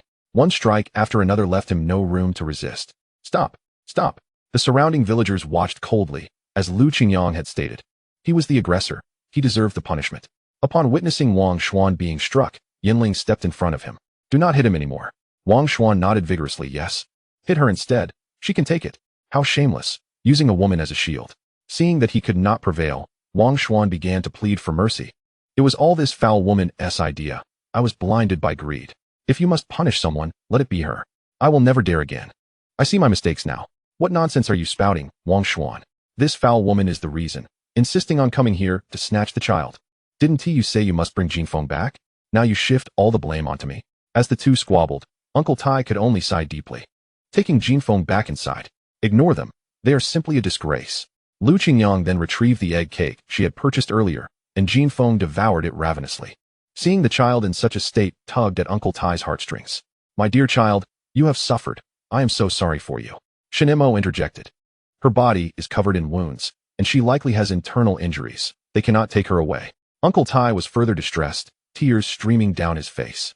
I shall not let her go. I will stake my life on keeping her here. Before long, the couple could no longer withstand the bitter cold and departed. Jinfeng, no longer hearing their voices, finally succumbed to a deep slumber. I am so sorry, little Lu, for making you witness such a spectacle. Thank you for your help today. It was merely a trifling matter. Such shameless individuals require an equally shameless response. Let them be. After a good beating, they should behave for a few days. He had seen enough of such things on the news. If Jinfeng remained in that situation, she would surely be abused to death. It would be best for her to live with Uncle Tai. That was undoubtedly the optimal choice. Yes, I always thought that Yanling, at the very least, being Jinfeng's biological mother, would not treat her poorly. Who would have imagined it would come to this? Had I known sooner, I would have fought tooth and nail to keep her by my side. It was not too late, however. The laws were not yet fully developed. Most people did not know how to navigate legal disputes, typically relying on the village leaders to resolve issues. The fear was that the couple would concoct some trouble. Seeking to extort Uncle Tai, Shunimo called for Old Bao to check Jinfeng's pulse. After examining her, Old Bao sighed deeply. Had we come a few days later, the child would have been beyond saving. Thankfully, it is not too late. When Jinfeng awoke, the two of them embraced, weeping. Grandfather, I do not want to return to that home. Do not worry, you will stay here from now on. Grandfather will never let you go hungry. Old Bao prescribed some medicine for Jinfeng, instructing her to rest at home for a while. Some of the required herbs are rather expensive, and I do not have them here. You will need to find a way to procure them from the black market. No problem. I will buy them no matter the cost. Uncle Tai had always been frugal, spending little aside from Jinfeng's living expenses. This farce seemed to have temporarily subsided. Upon returning, Shundage noticed her persistent melancholy, undoubtedly due to some troubling incident. Since her mother's passing, she had lived in close quarters with her grandfather. She had never considered what her life would be like if her grandfather were no longer there. Additionally, today she had encountered her aunt, Hishioji. She harbored a palpable fear that Hishioji might engage in some peculiar antics, thereby disturbing the serene existence she shared with her grandfather. Shunimo adorned her wrist with the watch gifted by Qingyang, finding a modicum of solace in its presence. This marked her inaugural experience with a watch, having previously only glimpsed them on the wrists of urban female youth. Qingyang had also imparted to her the knowledge of telling time, revealing her own lack of temporal awareness. She merely knew that she should rise at dawn and retire when darkness fell. Shunimo retrieved the yarn she had purchased, intending to knit a scarf and a pair of gloves for him. Yet, upon confronting the task, she felt a sudden reluctance to proceed. After much contemplation, she resolved to seek assistance from Pang Nyo the following day. Having come from the city herself, Pang Nyo was likely to be knowledgeable in such matters. The next day, Shunimo approached the gate of the youth commune for the first time. "I am here to see Pang Nyo," she announced, employing the most courteous tone she could muster. Upon sighting her, the other young women regarded her with disdain. "Pang Nyo, that wild girl is looking for you.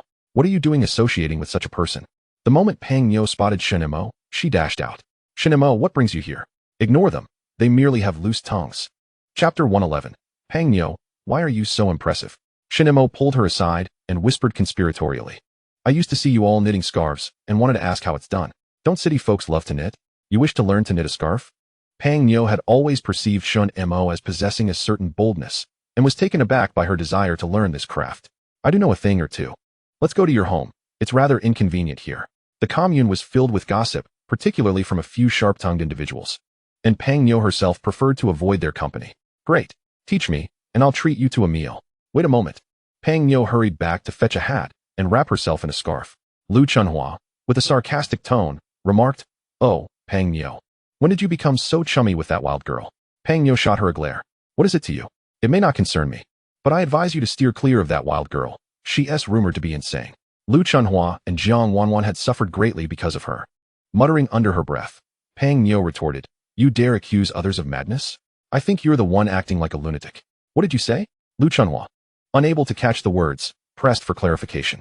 "I once saw her jump into icy waters to save someone." "Would a mad person do that?" Pang Nyo exclaimed. "Oh, speaking of which, I heard that after Shunimo jumped into the river, her body was ruined, and she can no longer bear children. Did you know about this?" Rather than becoming incensed, Lu Chunhua appeared intrigued, rallying others to share gossip. "How do you know?" "I heard it from the villagers here," she replied, having learned such tales from Lu Fong. "You're unaware, aren't you?" Her fiancé rejected her and called off the engagement. "Do share more. What else is there?" Lu Chunhua proclaimed with pride, "Of course. Did you know? Shunimo is an illegitimate child, abandoned by her father, and her mother is a promiscuous woman." Pang Nyo could no longer contain herself and splashed water from her cup onto Lu Chunhua's face. "Have you eaten excrement? Your words stink. Can you not fabricate lies about others?" Lu Chunhua stared at Pang Nyo in disbelief. "You foolish girl, I'm looking out for you. Yet you repay my kindness with ingratitude, siding with outsiders against me, a traitor among friends. You gossip incessantly. Aren't you afraid of repercussions?" Pang Nyo shot back. "I speak only the truth. What do I have to fear? It's you who associates with the morally dubious. From now on, let us avoid her. One becomes like those they associate with." Pang Nyo chose not to argue further and kicked Lu Chunhua before storming out. Upon seeing Shunimo outside, her nose red from the cold as she waited, Pang Nyo suddenly felt a wave of cowardice wash over her. To avoid ostracism, she had refrained from mentioning Lu Chunhua's false accusation against Shunimo regarding theft. The more she understood Shunimo, the more she recognized her as the most innocent of souls. "Have you been waiting long? Let us go." Pang Nyo wiped away the tears that threatened to fall. If it had been the old Shunimo, she might have been careless and overlooked it. But now, she keenly sensed something amiss and halted her steps. "Why are you crying? Did someone bully you?" Pang Nyo forced a smile. "With my physique, who would dare bully me?" "What is wrong with your physique?" "I think it's quite well proportioned. I'm certain someone has bullied you. Tell me, and I'll help you teach them a lesson." "I fear no one in this commune. Let us go, let us go. No one has bullied me." The more Shunimo insisted, the more pangs of guilt stirred within Pang Nyo. "If someone does bully you, you must tell me. My grandfather says that a fist is the best weapon." Pang Nyo felt warmth in her heart, yet was conflicted. Upon returning to Shunimo's home, she produced the yarn she had prepared earlier. "I want to knit a scarf and gloves. Will you teach me?" "Sure." Pang Nyo was indeed a deft girl, though she had always struggled with her weight, remaining plump throughout her life. Her size had led to ridicule, fostering a people-pleasing personality. She appeared robust, but was fundamentally soft-hearted, sensitive, and timid. She patiently instructed Shunimo on the art of knitting a scarf. Others deemed Shunimo mad, yet Pang Nyo mused that if Shunimo were truly insane, there would be no sane person left in this place. Pang Nyo noticed a new watch on the table and curiously inquired, "When did you acquire a new watch?" At the mention of it, Shunimo flushed and promptly concealed the watch, merely feeling the need for a timepiece. "This watch is quite exquisite. Your taste is impeccable. This style is quite popular in the capital, but it requires an industrial coupon to purchase. I've wanted one for ages, but my father is reluctant to part with his." The more Pang Nyo spoke, the more Shunimo appreciated the rarity of the watch. "What prompted you to knit for yourself? This will isn't exactly inexpensive, is it?" Shunimo stammered, "I just wanted to knit for my grandfather." "Isn't this color a bit too youthful?" "Not at all. My grandfather loves this color," Shunimo hurriedly explained. After Pang Nyo taught her, Shunimo was finally able to knit patterns independently. "Not bad, not bad. You're a quick learner. I think it's about time for me to head back." Pang Nyo, dreading the impending judgment from Lu Chunhua, felt a tightening in her chest. "Wait a moment, Pang Nyo, I have something for you. Thank you for the milk powder last time, and for teaching me to knit." Pang Nyo quickly waved her hand. "No need, it was all in passing." Shunimo had already opened the door and was rummaging through the icy cold outside. "Just a moment, I'll be right there," Shunimo's voice called out. Pang Nyo was curious about what she was searching for. Finally, Shunimo emerged, holding a wild boar rib. "I couldn't find anything better, so I'll give you this as a token of gratitude." The plump girl stood in stunned silence, her eyes wide in disbelief. "You are giving me such a large piece of meat." "Indeed. I heard that you young intellectuals seldom get to eat meat, so I thought I would share this with you." The girl could not help but exclaim, "How incredible you are!" Yet, it had been ages since she had savored a proper meal, and the sight of that rib made her mouth water. Her stomach was already grumbling in anticipation. However, she shook her head resolutely, saying, "No, no, you ought to nourish yourself more. Besides, hunting must be quite arduous for you and your grandfather, right?" "Not at all. Look here, we have plenty." As she leaned closer to inspect, her eyes widened in astonishment. Indeed, there was an abundance of frozen meat stored away. Chapter 112. Lu Fong. "I would rather remain single. Is this all yours? Did you really hunt all this?" The girl rubbed her eyes in disbelief. "My grandfather's eyesight isn't what it used to be. It must have been Shunimo who did the hunting," he replied. "Yes, look at all this. There's enough to share. So it's no trouble at all." The plump girl felt overwhelmed by Shunimo's kindness, to the point where it began to weigh on her conscience. "I'm so sorry," she blurted out. "What have you to be sorry for? When Lu Chunhua and her gang bullied you, I lacked the courage to stand up for you," she confessed, her gaze cast downward, burdened by shame for her past cowardice. "I witnessed Lu Chunhua and Jiang Wanwan frame you. I knew you were innocent, yet I failed to speak up." Shunimo blinked, making an effort to remember. "That incident? I didn't dwell on it. It wasn't your wrongdoing. The ones who should apologize are them, not you." The plump girl's face fell. "Just earlier, as I left, Lu Chunhua was still scheming against you, but I kicked her as retribution." "Scheming against me? What did they say?" Suddenly, the girl sensed a chilling tone in Shunmo's voice. "They said you are an infertile soul, unwanted by anyone, and they insulted your family." Shunimo struggled to suppress her rising anger, her fingers creaking with tension. "Don't be upset. I've already cursed Lu Chunhua for that. She's just vile. Like someone who has ingested filth." "I understand. Thank you for revealing all this," she replied, her disdain for anyone who maligns her family surging within her. Moreover, very few knew about her near-drowning incident and old Bao's assertion regarding her inability to bear children. Lu Qingyang, Gu and the plump girl before her would likely remain silent about it. Who could have spread such rumors? She detested being the subject of gossip. The plump girl timidly clarified. "And I swear, I have never disclosed anything about my visit to Dr. Bao. I have no idea how Lu Chunhua even found out." "It's all right." Shunimo maintained her cheerful facade until she saw the plump girl off, at which point her expression darkened. Spending so much time with Lu Qingyang had sharpened her ability to read others' emotions. Anyone who spoke ill of her would not escape unscathed. At that moment, Lu Fong was at home eating dinner when he suddenly sneezed. "Achoo! What is going on? Why am I sneezing so much? Did you catch a chill? Should I make you some ginger soup?" Aunt Lu inquired. "No need. I should be fine by tomorrow." Lu Fong sneezed multiple times in quick succession, pondering whether someone was maligning him behind his back. Recalling how Shunimo had treated him in the past filled him with resentment. He had overheard a conversation between old Shun and Shunimo, revealing that she had been diagnosed as unable to conceive due to her near drowning. Hearing this news exhilarated him. All the suffering he had endured was not in vain, especially after being beaten by that insufferable girl. Afterward, unable to contain himself, he began to boast about the incident. Aunt Lu, observing his flippant demeanor, sighed. "Look at your elder brother's children running all over the place. When will you stop worrying me?" "I would rather remain single than marry that Shunimo," he declared. "Even if we couldn't become in-laws, you shouldn't disparage her like that." At that moment, Dagwa was roasting by the fire, hearing every word distinctly. It's just as well that the engagement was called off. You don't know, right? She can't even bear children. What use would she be as a wife? Just for show? As Lu Fang uttered these words, a wave of satisfaction washed over him. You little brat, what nonsense are you spouting? Lu Fang retorted coldly. You're the one who is clueless. True, Shunimo saved Dagwa. But what old Bao said about her being unable to have children is also true. If she really married into our family, you can forget about me having children. That would be a disaster. Aunt Lu paused for a moment, then asked, Are you saying all this is true? Absolutely, without a doubt. I overheard their conversation, not eavesdropping. Just happening to hear it. Aunt Lu, heart heavy, wiped the table, feeling increasingly suffocated. Shunimo had become who she was out of a desire to save Dagwa. Yet, her own son spoke so harshly about her. It must have pained her deeply. However, a hen that cannot lay eggs is indeed not worth marrying. Continuing the family line is paramount, and one could only say that the Lu family had wronged Shunimo. Dagwa stared thoughtfully at the flickering flames in the stove. He had not anticipated such a revelation. After his near drowning, he had suddenly awakened from his previous foolishness, his mind now clear. He had no deep affection for this family, especially for his scatterbrained uncle, who he felt was a disappointment. Shunimo, being his savior, would undoubtedly have his support. At first, when the rumors circulated in the brigade, he had wondered who was behind them. He had not expected it to be Lu Fang. If the Lu family's relationship with the Shun family soured, he would feel guilty. Deep down, he hoped Shunimo could become a part of their family. Hearing their discussions, he approached Lu Fang and said, Uncle, your behavior is rather erratic. Are you the one spreading those rumors outside? You young one, you seem to know a lot, but don't speak carelessly. I would never engage in such underhanded dealings. Lu Fang's eyes darted shrewdly, revealing his dishonesty. Dagwa sighed in resignation. Was his uncle not seeking trouble? Fine. He'll be in for it again. Aunt Lu grew increasingly troubled by the conversation.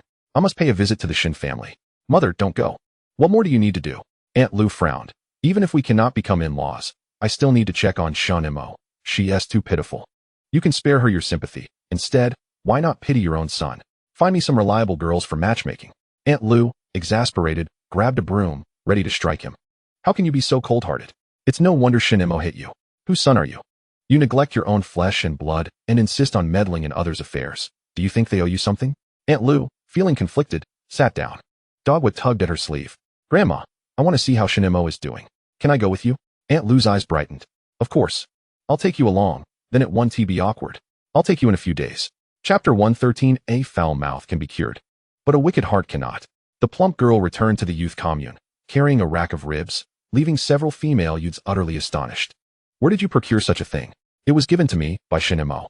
I told you she is nothing like Lu Chunhua described. Look, she even gifted me ribs. The plump girl resolved to do everything in her power to improve Shinmo's reputation in this place. Although Shunimo herself was indifferent to such matters, she did not wish for her friend to be unjustly maligned. Tomorrow, I shall prepare ribs for all of you. It felt akin to a festive celebration. Is Shunimo truly so kind-hearted? Of course, she is exceptionally benevolent, the plump girl affirmed. However, Lu Chunhua interjected with a sardonic tone. If she were genuinely so kind-hearted, it would be akin to a sow climbing a tree. It must be some ploy to win favor. The plump girl shot her a glare. Lu Chunhua, you needn't speak. Even if you wish to partake, you shall have no share. As if I were yearning for her food, I fear I might catch her madness. With no parents to guide her, I declare she is a harbinger of misfortune, destined to bring calamity. Beware, lest you fall victim to her curse. Before the plump girl could retort, the door was abruptly flung open, ushering in a biting cold wind. Without hesitation, Shunimo seized Lu Chunhua by the hair, dragging her outside. Ouch! Ouch! How dare outsiders intrude upon our commune? Shunimo glared at her, narrowing her eyes. Lu Chunhua, your tongue is truly foul. I speak only truths. You will bear no children, and you are a bastardy. Your mother was a promiscuous woman, ever enticing men. You are just like her, a little harlot. Oblivious to the origins of your food. Did you seduce men to acquire it? Release me at once. Lu Chunhua's hair was being yanked painfully. Yet Shunimo showed no intention of letting go. A foul mouth can be remedied, but a wicked heart cannot. Go ahead, strike me if you dare. I have connections in the commune who will ensure you suffer. I will report you. She understood that she could not inflict serious harm. Otherwise, she too would face dire consequences. Seizing the moment when no one was paying attention, she discreetly inserted a few silver needles into specific acupoints on Lu Chunhua's body before swiftly withdrawing them. This was a technique taught to her by old Bao. Once a particular acupoint is pierced, the person would be unable to speak for several days. Additionally, Puncturing a few more points would leave the individual feeling sore all over, as if they had endured a severe beating. Jiang Wanwan, meanwhile, stood by, reveling in the spectacle, showing no inclination to intervene. She merely shouted, "Come quickly! A madwoman is attacking." The youth commune became abuzz with activity. Not only the female youths, but also the male youths gathered to witness the commotion. What is happening? Why are the two fighting? Lu Chunhua, it seemed, had grown reckless, provoking this mad girl. Hurry, call team leader Han. Upon seeing the unfolding situation, Sun Xiangqian quickly donned his coat and went to fetch Lu Qingyang. Lu Qingyang, come quickly, your daughter is in trouble. What daughter? Clarify yourself, what is going on? Lu Qingyang felt a sense of foreboding. Shunimo has caused a ruckus in the youth commune. You need to check on her. Upon hearing it was Shinmo's affair, Lu Qingyang hurriedly dressed and rushed over. The scene he envisioned did not materialize. Shunimo had not struck anyone, but stood there calmly. Lu Chunhua, in the midst of her tirade, suddenly lost her voice and could no longer speak. Not only that, but her entire body began to ache. Shunimo quietly distanced herself from her. Everyone witnessed it. Aside from grabbing her hair, I did not lay a finger on her. I did not strike her. Shunimo asserted, her tone resolute. In the past, she would have resorted to brute force, but Lu Qingyang had advised her that sometimes, intellect must prevail. Observing her confident demeanor, Lu Qingyang realized his worries had been unfounded. Han Jiqiang, already weary of Lu Chunhua, who was notorious for being a troublemaker, exclaimed, Lu Chunhua, get up, stop pretending. Everyone is witnessing your disgrace. Is this not embarrassing? Lu Chunhua, in a state of distress, pointed at her own mouth, unable to articulate her plight. What nonsense are you feigning? All right, since you're unharmed, everyone disperse. Return to your quarters. It's far too cold to be out here. Lu Chunhua remained seated. Unable to speak, her body aching to the point she could not rise. All she could do was sob quietly. My ancestors, please cease this commotion. Take her inside at once. We cannot allow her to humiliate herself here. Han Jiqiang urged everyone to disperse and sternly addressed Shunimo. This is the youth commune. Not your home. Refrain from coming here indiscriminately in the future. Resolve your grievances privately. Further disturbances will result in punishment from the brigade. Of course, this was merely a facade. Once the crowd had dispersed, he approached Shunimo. I spoke too loudly earlier. It was not my intention to target you. It's late. You should head back. Lu Chunhua's reputation was already tarnished, and Shunimo was not one to be trifled with. At least today, this young lady had refrained from resorting to violence. Team leader Han, I shall take my leave immediately. Before departing, Shunimo cast a knowing glance at the plump girl, who smiled in understanding. Lu Qingyang felt a sense of pride. His teachings had not been in vain. Once outside the commune, he patted her shoulder. You handled that remarkably well. What did you do to Lu Chunhua? Shunimo wore a mysterious expression. Can you guess? You want me to guess? Did old Bao teach you something else? Indeed, he taught me a few acupoints that can discreetly cause harm. Shunimo grinned. Oh dear, you've learned to be devious. Had he known, he would have sought old Bao's mentorship as well, to acquire such skills. I am no longer a child. I have grown up. You cannot refer to me as such any longer. All right, we are indeed young ladies now. By the way, your monthly cycle is approaching, isn't it? Have you prepared everything? Shinmo's face flushed crimson. Why do you concern yourself with every little thing? She replied softly. I have already prepared everything. No need for you to remind me. Remember to boil some ginger with brown sugar. Do not come crying that you are dying. Shunimo felt warmth enveloping her, biting her lip and shooting Lu Qingyang a glare before hastily escaping, leaving him with a smirk. Children do grow up. He suddenly pondered a pressing question. In this era, women lacked the miraculous invention of sanitary pads. What did they use instead? Were their alternatives reliable? As this thought crossed his mind, his concern for Shunimo resurfaced. Chapter 114. The ruckus caused by the yellow weasel.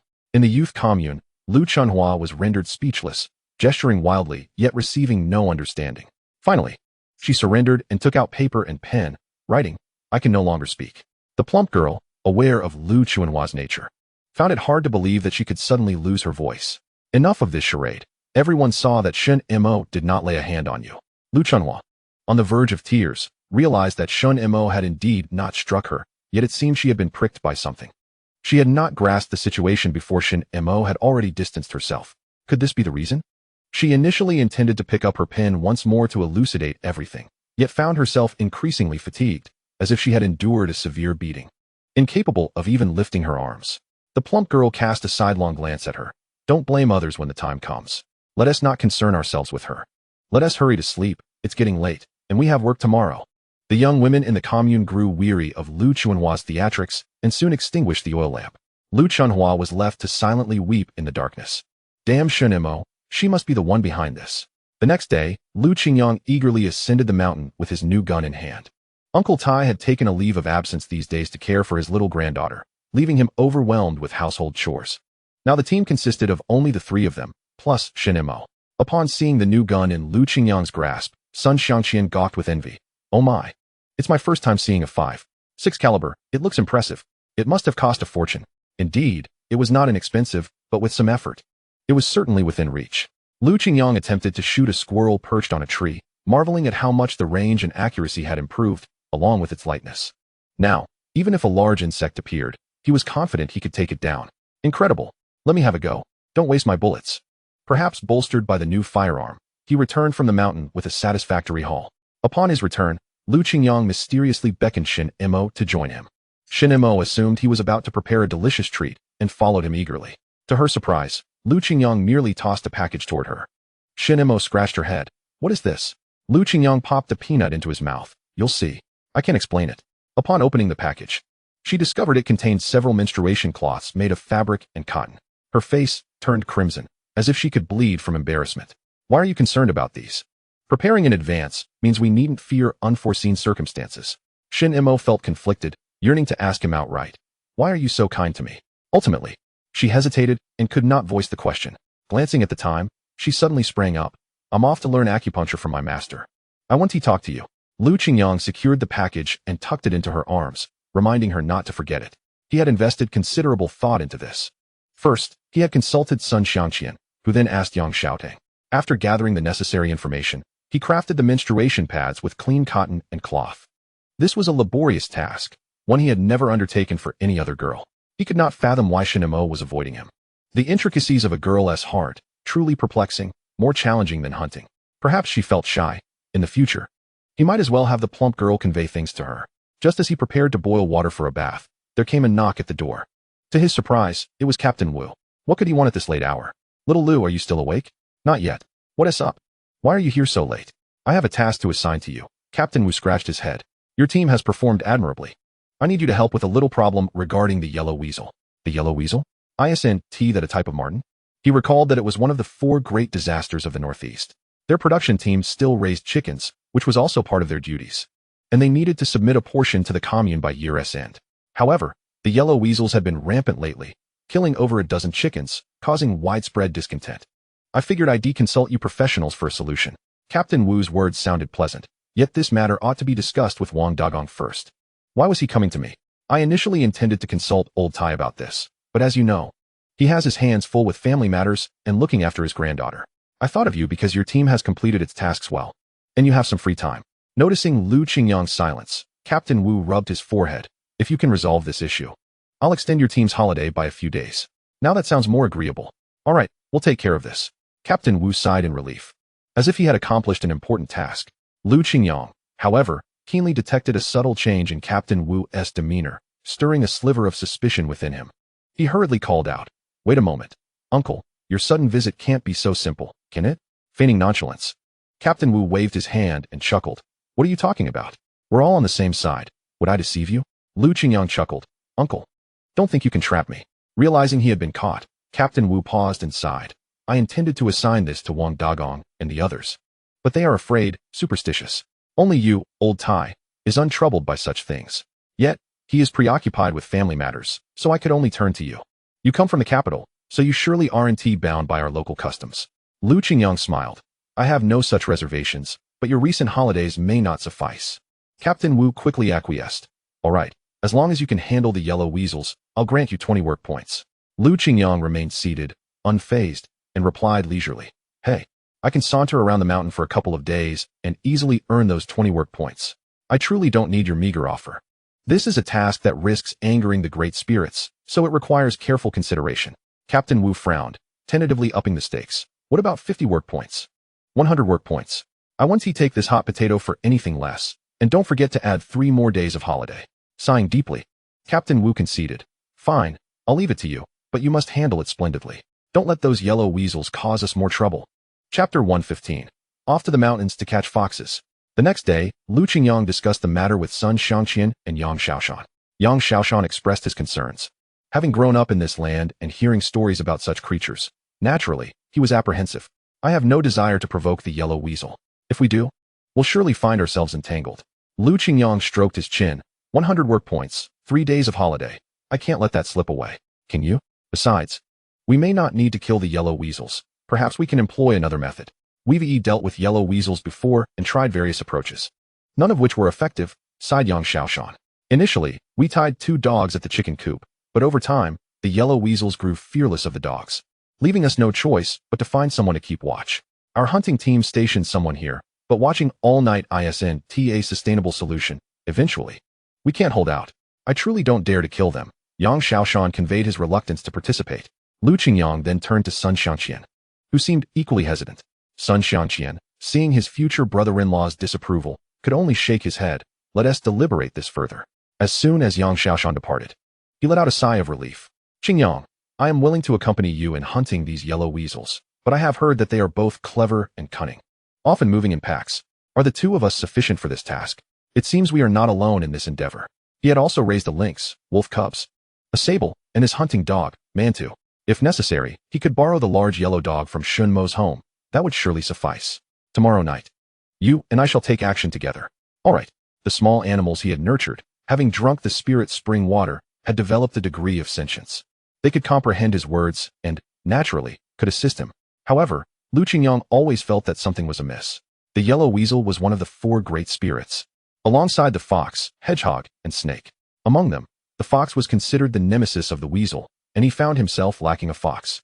The image of the red fox he had glimpsed before surfaced in his mind. If only he could coax it back. Tomorrow night, they would act, but during the day, he planned to visit the forest farm in hopes of good fortune. He still had a considerable amount of luck left this month, so he would see if he could capture the red fox. With determination, he rose earlier than ever the next day, leaving the team to embark on a solitary venture. After deducting 50 points from his luck, Lu Qingyang silently made a wish to encounter the red fox. In the frigid winter forest, the wind howled, and his runny nose froze into icicles within minutes. As he trudged through the snow, he awaited the appearance of a flash of red. That beautiful red fox had left an indelible impression on him from their last encounter. Unfortunately, he did not spot the red fox, but rather a few snow-white Arctic foxes encircling a demon squirrel atop a small hill. Their coloration blended seamlessly with the snow, and Lu Qingyang nearly overlooked them. He couldn't help but reflect, well, snow foxes are just as good. At the very least, they are still foxes. These 5 or 6 foxes had narrow faces, pointed snouts, round ears, and bushy tails with white tips. They appeared intermittently against the snowy backdrop, resembling small Samoyeds in their adorable demeanor. One slightly larger fox seemed to sense an intruder and began to call out, causing the group of snow foxes to scatter like flashes of white lightning, vanishing into the vast snowy expanse. Naturally, Lu Qingyang was determined not to let this opportunity slip away. The challenge lay in the fact that he could not afford to fire a gun. He needed to capture these snow foxes alive. Mantu, go after that one over there. Don't kill it. We need it alive. Manta barked in response and darted off like an arrow. Lu Qingyang followed closely behind the 2 foxes as they dove into a concealed burrow. He paused to catch his breath. While foxes were indeed cunning, they could not outsmart humans. In such cold weather, prey was inherently scarce.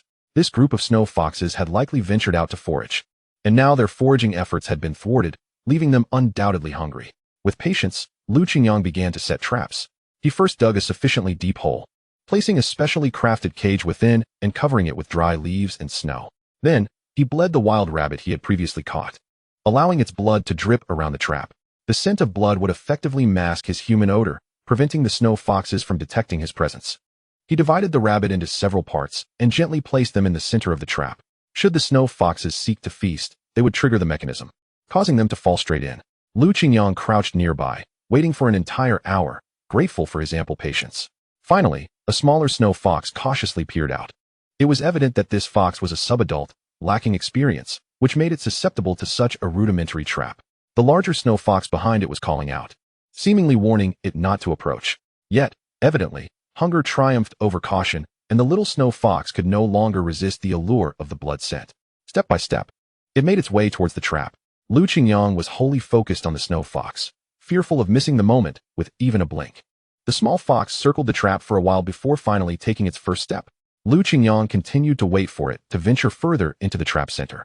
Just as the little snow fox mustered the courage to bite into the rabbit meat and prepared to retreat, Lu Qingyang swiftly pulled the trap's mechanism. In that instant, the little snow fox tumbled inside, startled and yelping in fright. Lu Qingyang exhaled in relief. He had finally captured one. The larger snow fox lingered at the burrow's entrance, torn between rescuing its offspring and fearing the threat of humans. Lu Qingyang lifted the cage, assuring it, "I am taking you to a better place, not seeking your demise. I have a favor to ask of your family."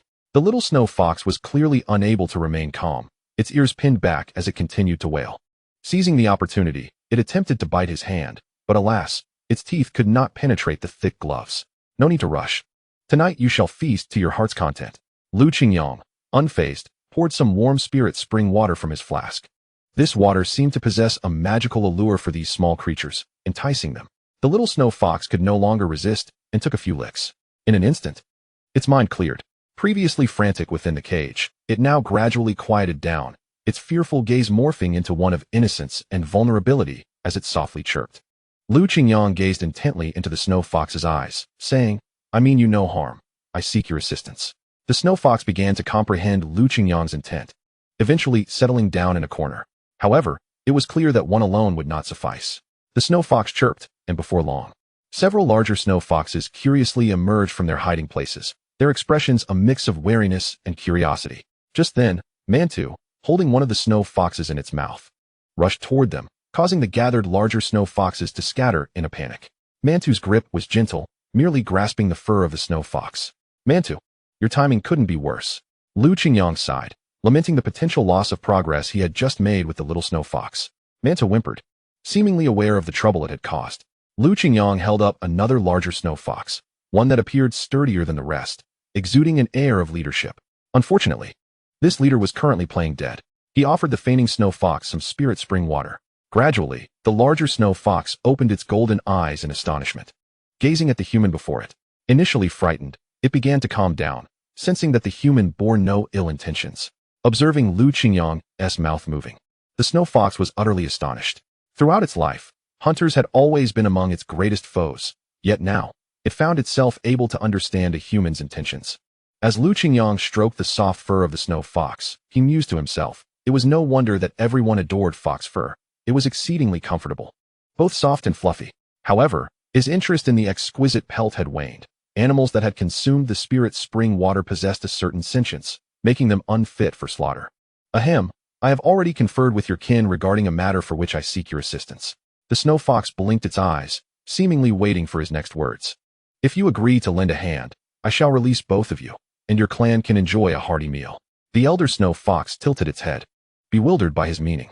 It wasn't until the young snow fox chirped in explanation that the elders suddenly comprehended.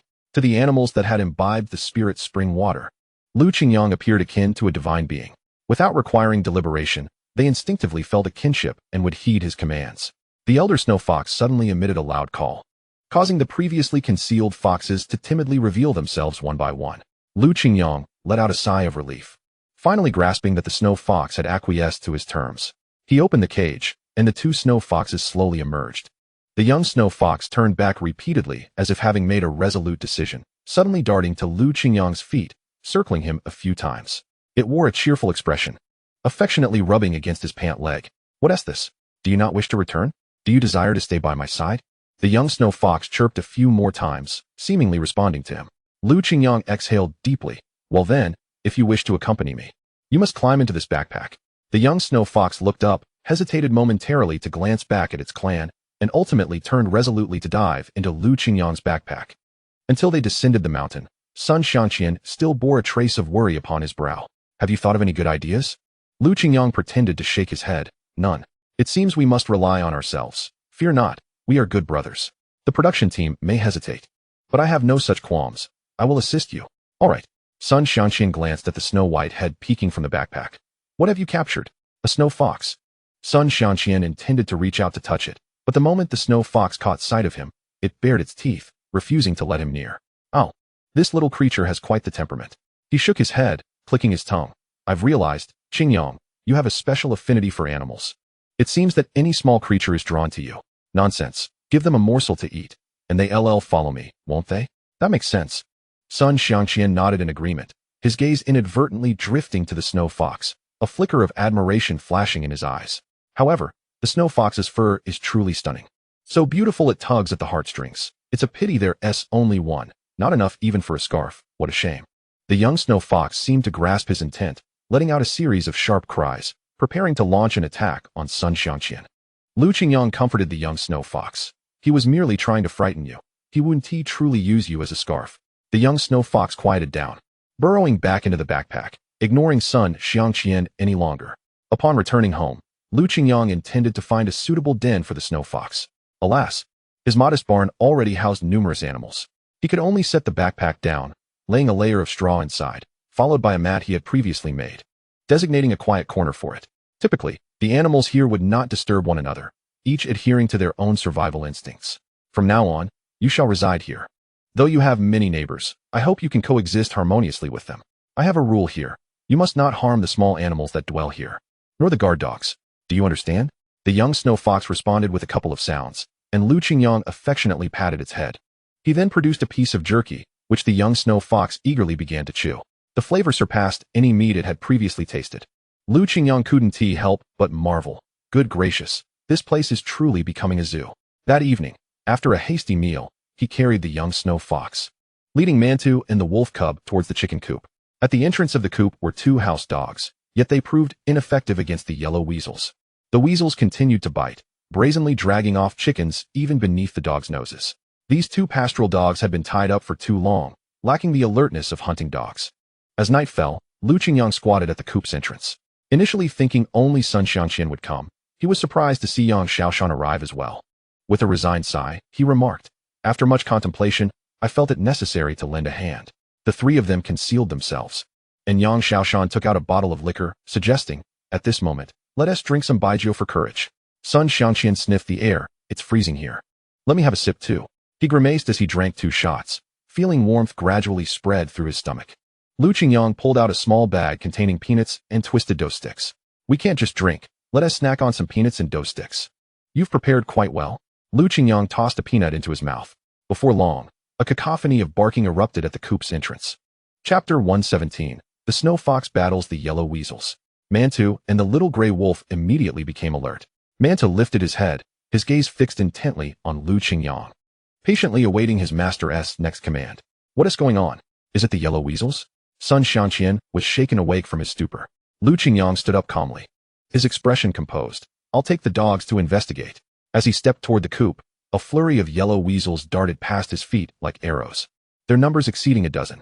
Following the weasels were 6 or 7 slightly larger snow foxes. The young snow fox also emerged from his backpack, joining its kin. The snow foxes were several times larger than the yellow weasels.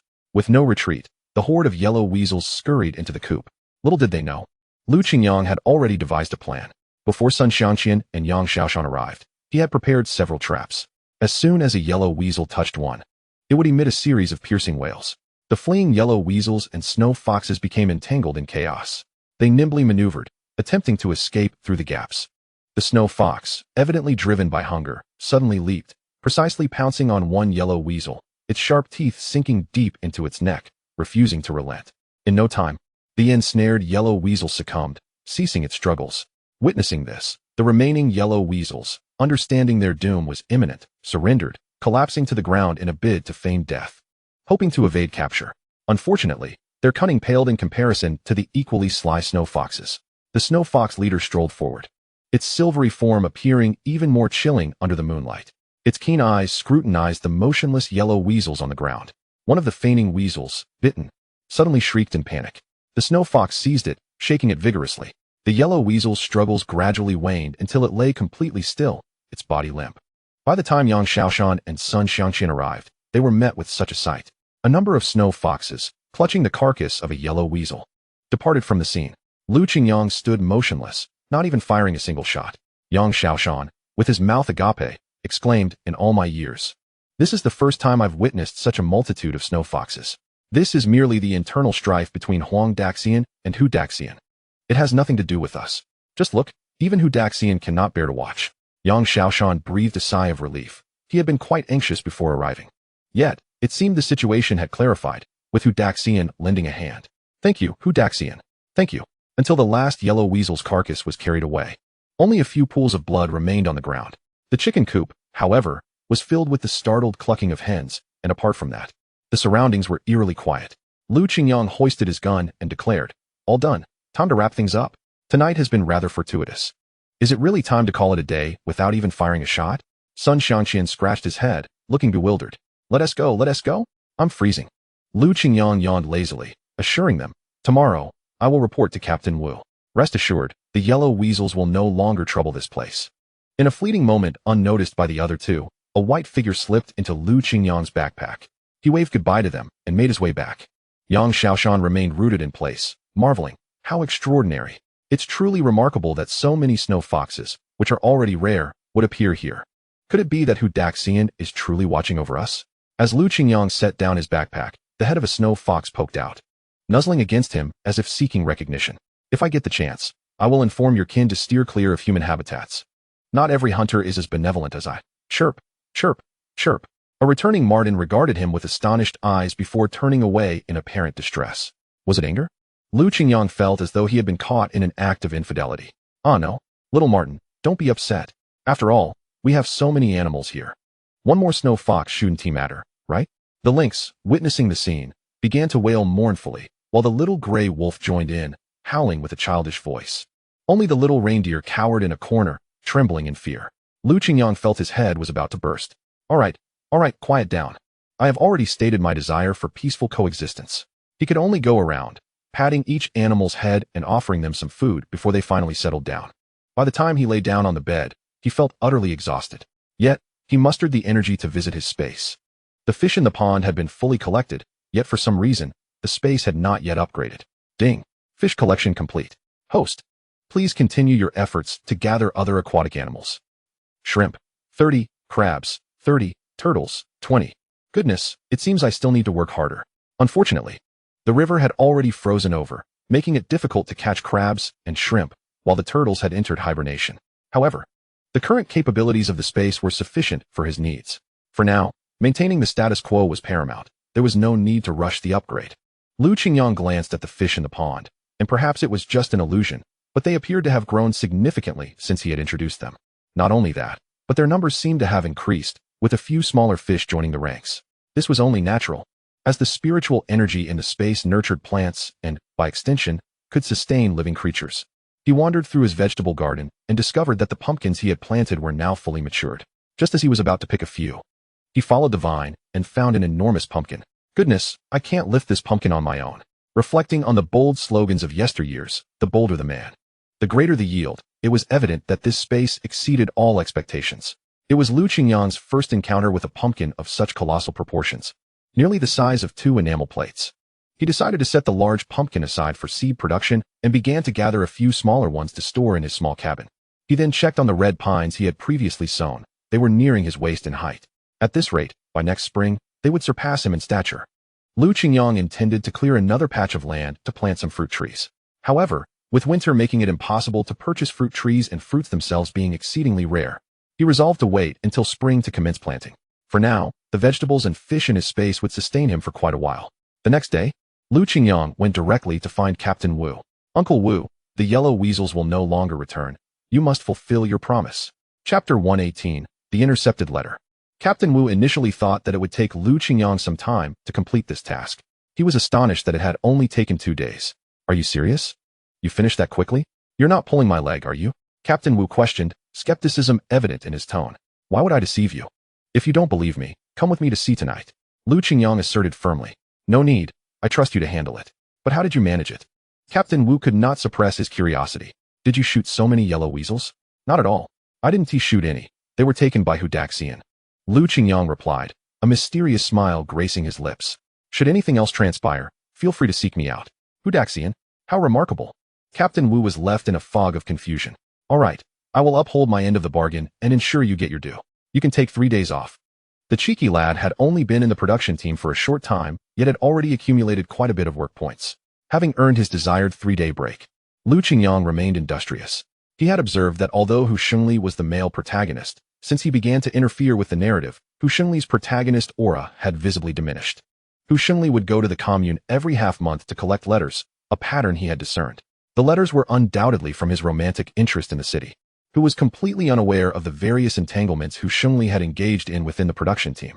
Moreover, A significant portion of Hu Shungli's success stemmed from the assistance of this very individual. The second female lead from the original story, Qiu Xia, was the daughter of Qiu Aimin, the director of a state-owned pharmaceutical factory, wealthy and influential. Hu Shungli's father was merely Qiu Aimin's chauffeur. When Qiu Aimin discovered the budding romance between his daughter and the chauffeur's son, he promptly sought ways to send Hu Shungli to the countryside to separate the two. However, this only ignited Qiu Xia's rebellious spirit. The more he tried to keep her apart from Hu Shungli, the more determined she became to stay with him. Hu Shungli possessed a silver tongue, charming Qiu Xia with sweet words that left her spellbound. Fortunately, Qiu Xia was well-mannered and managed to maintain her final line of defense, refusing to succumb to his advances. Such a woman, destined to be one of Hu Shungli's harem members, was truly a waste. Despite the numerous admirers surrounding Hu Shungli, he continued to present himself as a devoted suitor to Qiu Xia, who remained convinced of his fidelity, waiting for him to return to the capital. Unbeknownst to her, she had been privately supporting Hu Shungli, ensuring his comfort in the countryside. Thus, it is imperative to sever this advantageous romantic entanglement. One cannot fault Lu Qingyang for his actions. Rather, it is Hu Shungli who has overstepped his bounds. This undertaking has been in the planning stages for quite some time, and the current 3-day holiday presents the perfect opportunity to execute it. He first made a trip to the post office to collect some correspondence. Lu Qingyang frequented this establishment, and the staff had come to recognize him. His charming demeanor and striking appearance, coupled with his habit of bringing treats for the young ladies working there, left a lasting impression on them. "I have come to collect a letter." Upon seeing his composed visage, the young lady instantly brightened, exclaiming, "Ah, Lu Qingyang, we have a letter for you. It's from the capital, accompanied by quite a substantial package." "Thank you, comrade," Lu Qingyang replied, slipping a handful of milk candies into her palm as he took the letter. To his surprise, there were 3 letters this time. However, his primary objective was not this correspondence. "My apologies, comrade. I am from the Liushi Brigade. I wonder if there are any letters addressed to there that I could take back with me?" "Indeed, there are. But you'll need a certificate from the brigade to collect them." Unperturbed, Lu Qingyang produced the necessary documentation, stating, "I have that covered. Here's the brigade leader's signature. It's a rare occasion for the educated youth to visit, so I'm doing this on their behalf." The young lady glanced at the certificate and promptly organized all the letters for the Liushi Brigade. "This is everything. Can you take it back?" "Certainly. Rest assured." With 4 or 5 packages and a dozen letters in hand, Lu Qingyang finally achieved his goal.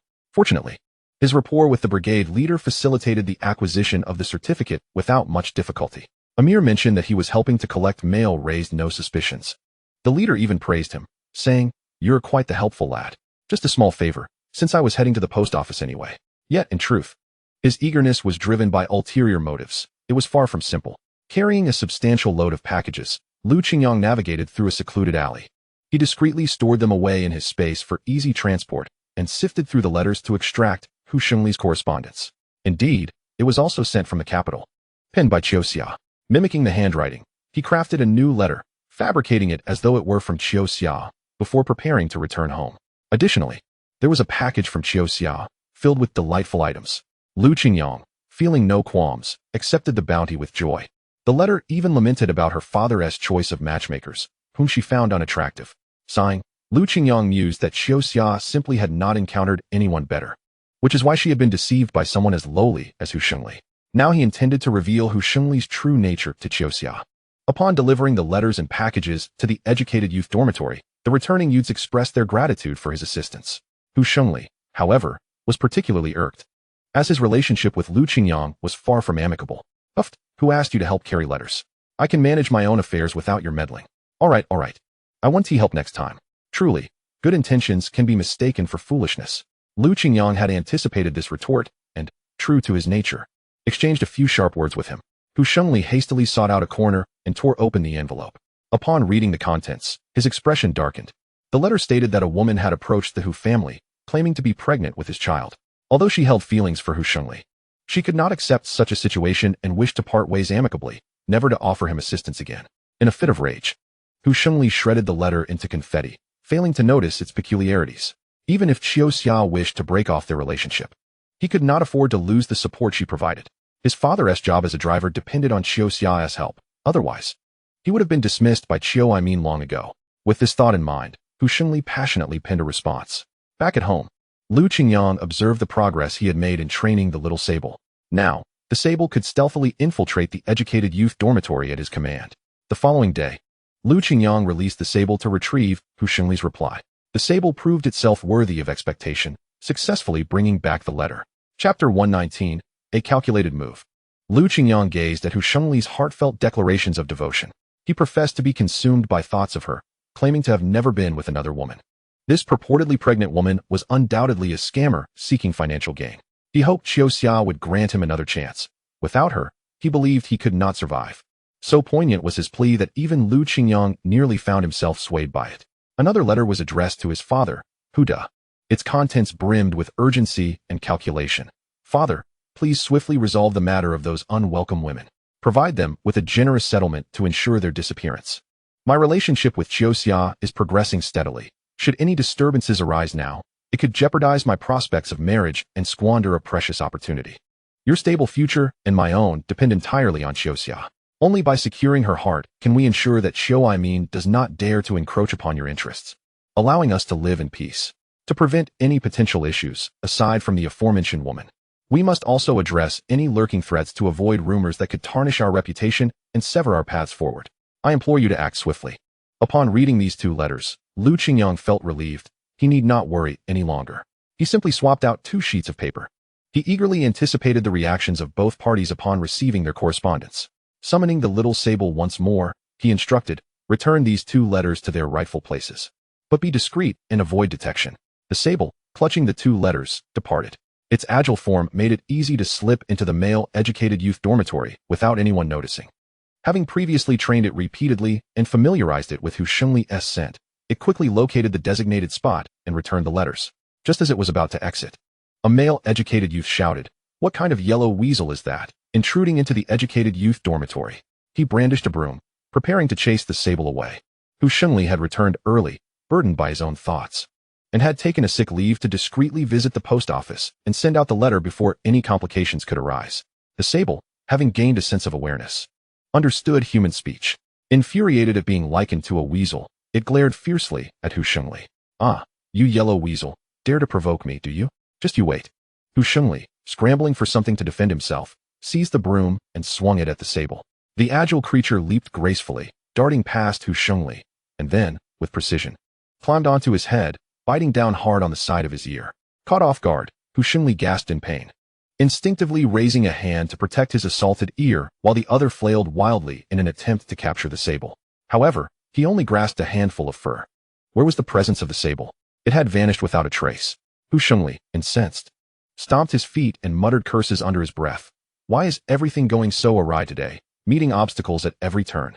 He contemplated pursuing it, but hesitated, remembering the 2 letters tucked beneath his pillow. Ultimately, he decided to prioritize his urgent matters first. Hu Shengli hastily visited the infirmary to tend to his ear before dashing out with the 2 letters in hand. Lu Qingyang, observing his retreating figure, smiled subtly. "Well done. I shall reward you with a sumptuous feast. But, was it you who bit his ear? Do refrain from doing so in the future." The sable chirped in response, mistakenly thinking Lu Qingyang meant to admonish him against causing harm. Little did he know, Lu Qingyang continued, "It's too filthy, too filthy. I fear you might contract some bacterial virus." Although the meaning of Lu Qingyang's words eluded him, the sable nodded in agreement. Once Hu Shengli dispatched the letters, he returned with a semblance of peace, though a gnawing unease lingered within him, an inexplicable sensation.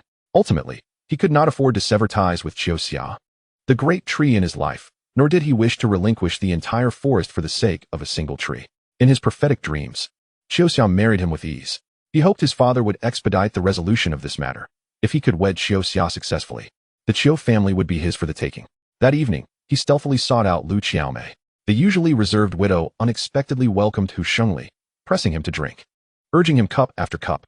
Although Hu Shengli was troubled, he did not refuse, thinking to himself, "Disdain me, will you? I have plenty of women by my side. I can have anyone I desire. Do you know who my father is? He works at a state-owned factory. A respectable figure indeed. Our family never lacks for meat. We can feast at the factory's cafeteria, to our heart's content." Of course, this was merely drunken boasting, but he was eager for an outlet to vent his frustrations. Previously, Lu Qiaomei had only taken modest advantage of him, but this time she allowed him to explore her without restraint, even coaxing her children to sleep. The implications were unmistakable. "Victory, why not take care of things here before you leave?" "What things?" Hu Shengli feigned ignorance. "You know, the children are asleep. Haven't you been yearning for this?"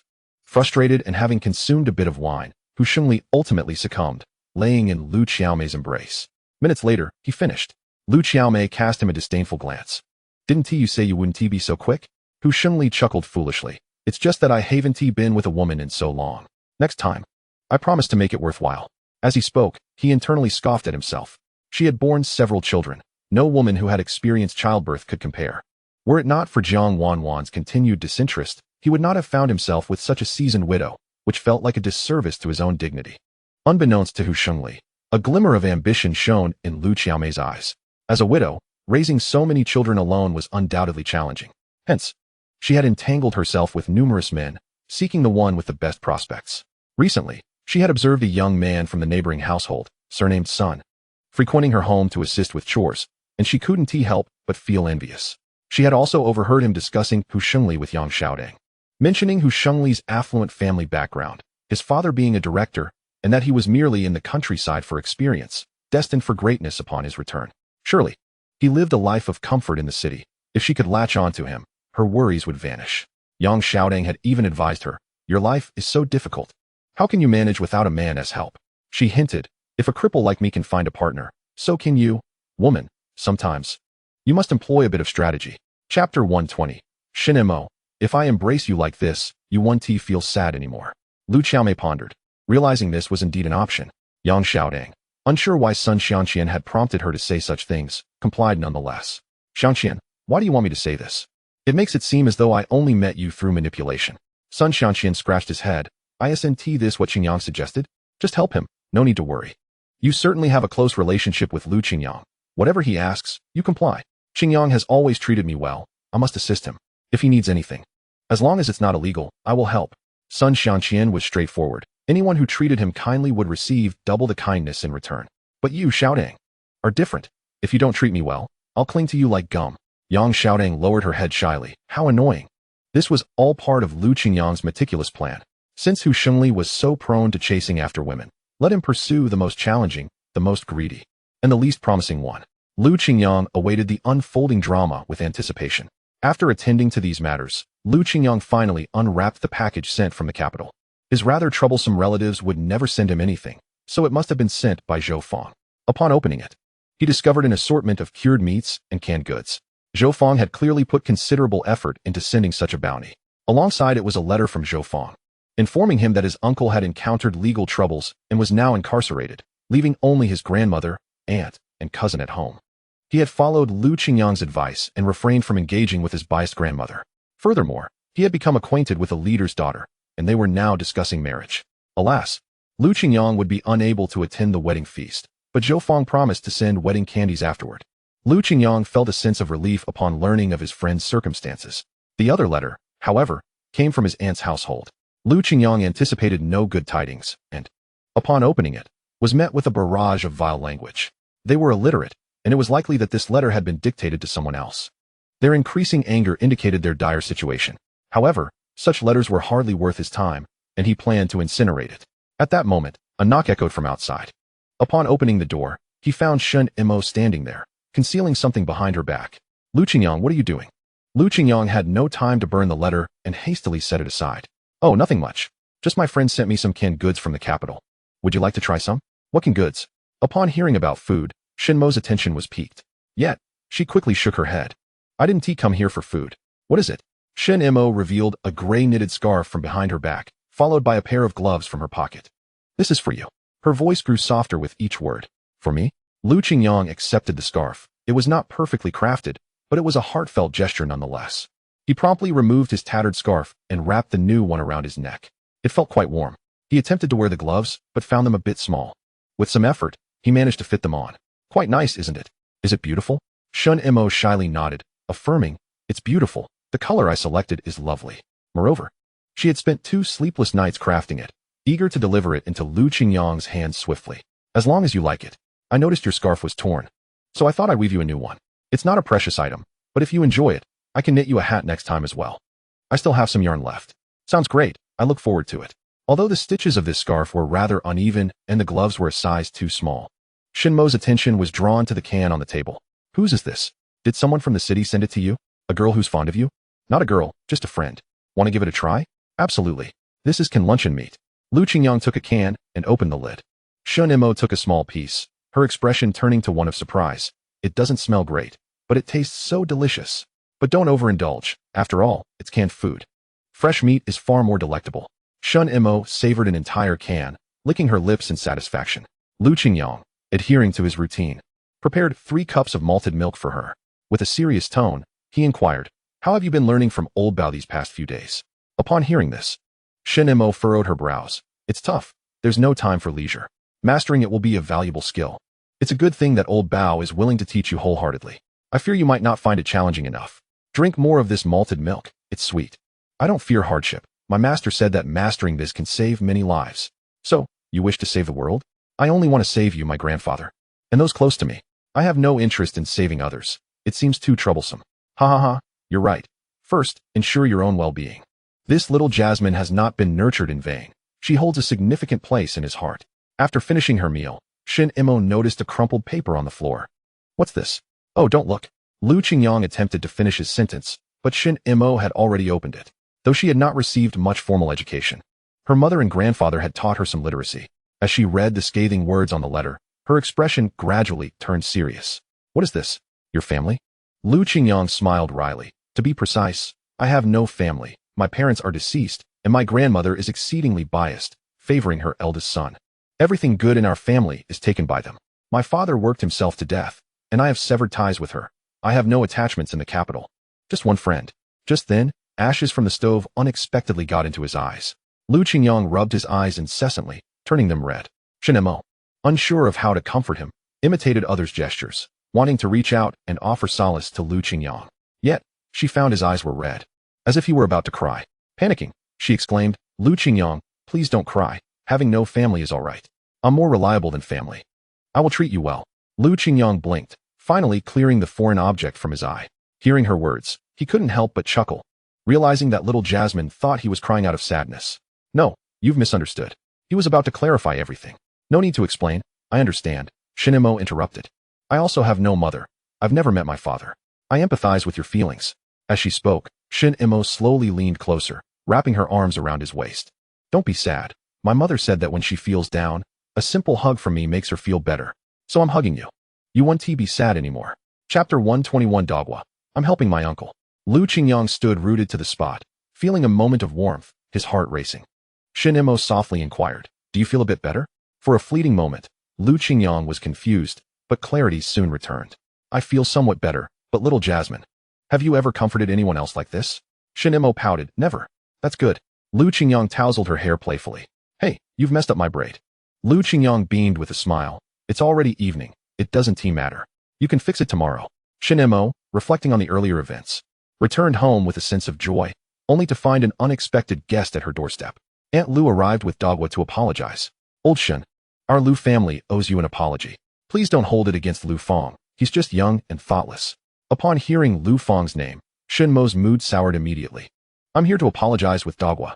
If she had remained silent, it would have been better. Mentioning the incident infuriated old Shun, who glared in anger.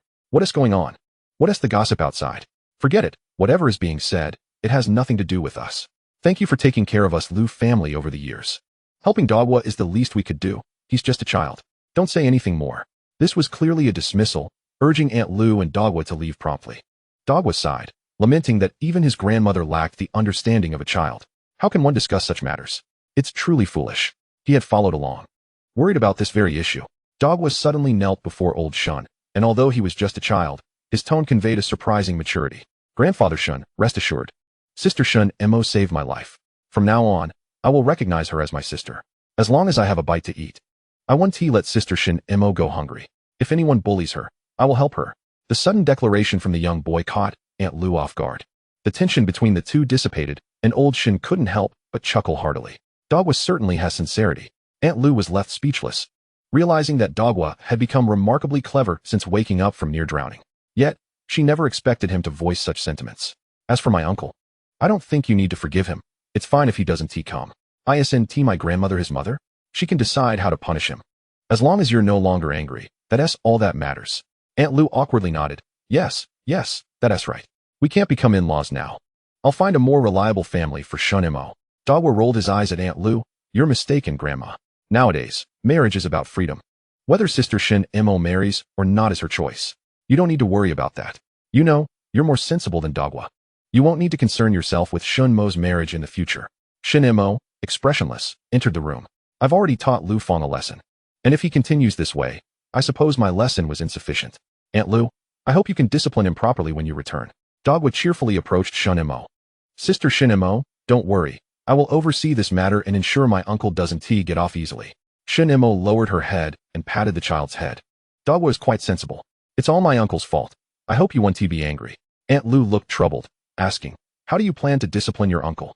After all, he was her own son, and she felt a pang of heartache, unable to be too harsh. We'll talk about it when we get home. Dogwa spoke with the seriousness of an adult. On the way home, Aunt Lu kept complaining. Dogwa, what did you just say? That was so disrespectful. You want me to punish him? Isn't that helping him? I had originally intended to find an opportunity to speak kindly to Shunimo and ease our relationship. However, you, on the other hand, pulled me away without leaving any room for me. Dogwa shook his head repeatedly, his small face adorned with a serious expression. Grandma, you truly are muddled. I am helping my second uncle. The more you say, the angrier they will become. It would be better to say nothing at all. If the second uncle does not learn from this, Sister Shunimo will have to take matters into her own hands. Do you remember where we found the second uncle last time? Hearing this, Aunt Lu felt a wave of fear wash over her as she recalled the harrowing sight of Lu Fong hanging upside down from a tree, his body marred with wounds. A memory that still haunted her. Shunimo's methods were indeed severe. Yet, the second uncle has not learned his lesson. For he knows that you and grandfather would never truly resort to harsh measures. He always has an escape route. Had you disciplined him more rigorously, he would not have ended up like this. Dogwa spoke with such conviction that Aunt Lu was momentarily taken aback. What you say does hold some truth, she concurred. In any case, if you do not wish for the second uncle to be hurt more severely and for his enmity with Shunimo to deepen, it would be better to give him a proper lesson. If you lack someone to teach him, I can have my father intervene. You little rascal. You are becoming far too clever now. Indeed, we have been too indulgent with your second uncle. We must deal with him properly. Once the two had departed, Old Shun let out a sigh of relief. Shunimo, tell me truthfully, are there rumors circulating outside? Yes, Lu Fong has let it slip. And now everyone is aware of my health issues. Old Shin sighed heavily, knowing this matter could not be concealed, but he had not anticipated it would spread so swiftly. That Lu Fong is truly a worthless scoundrel. I almost wish to grab that old locust would stick behind the door and give him a lesson to make him remember. Aunt Lu had indeed mentioned she would discipline him thoroughly.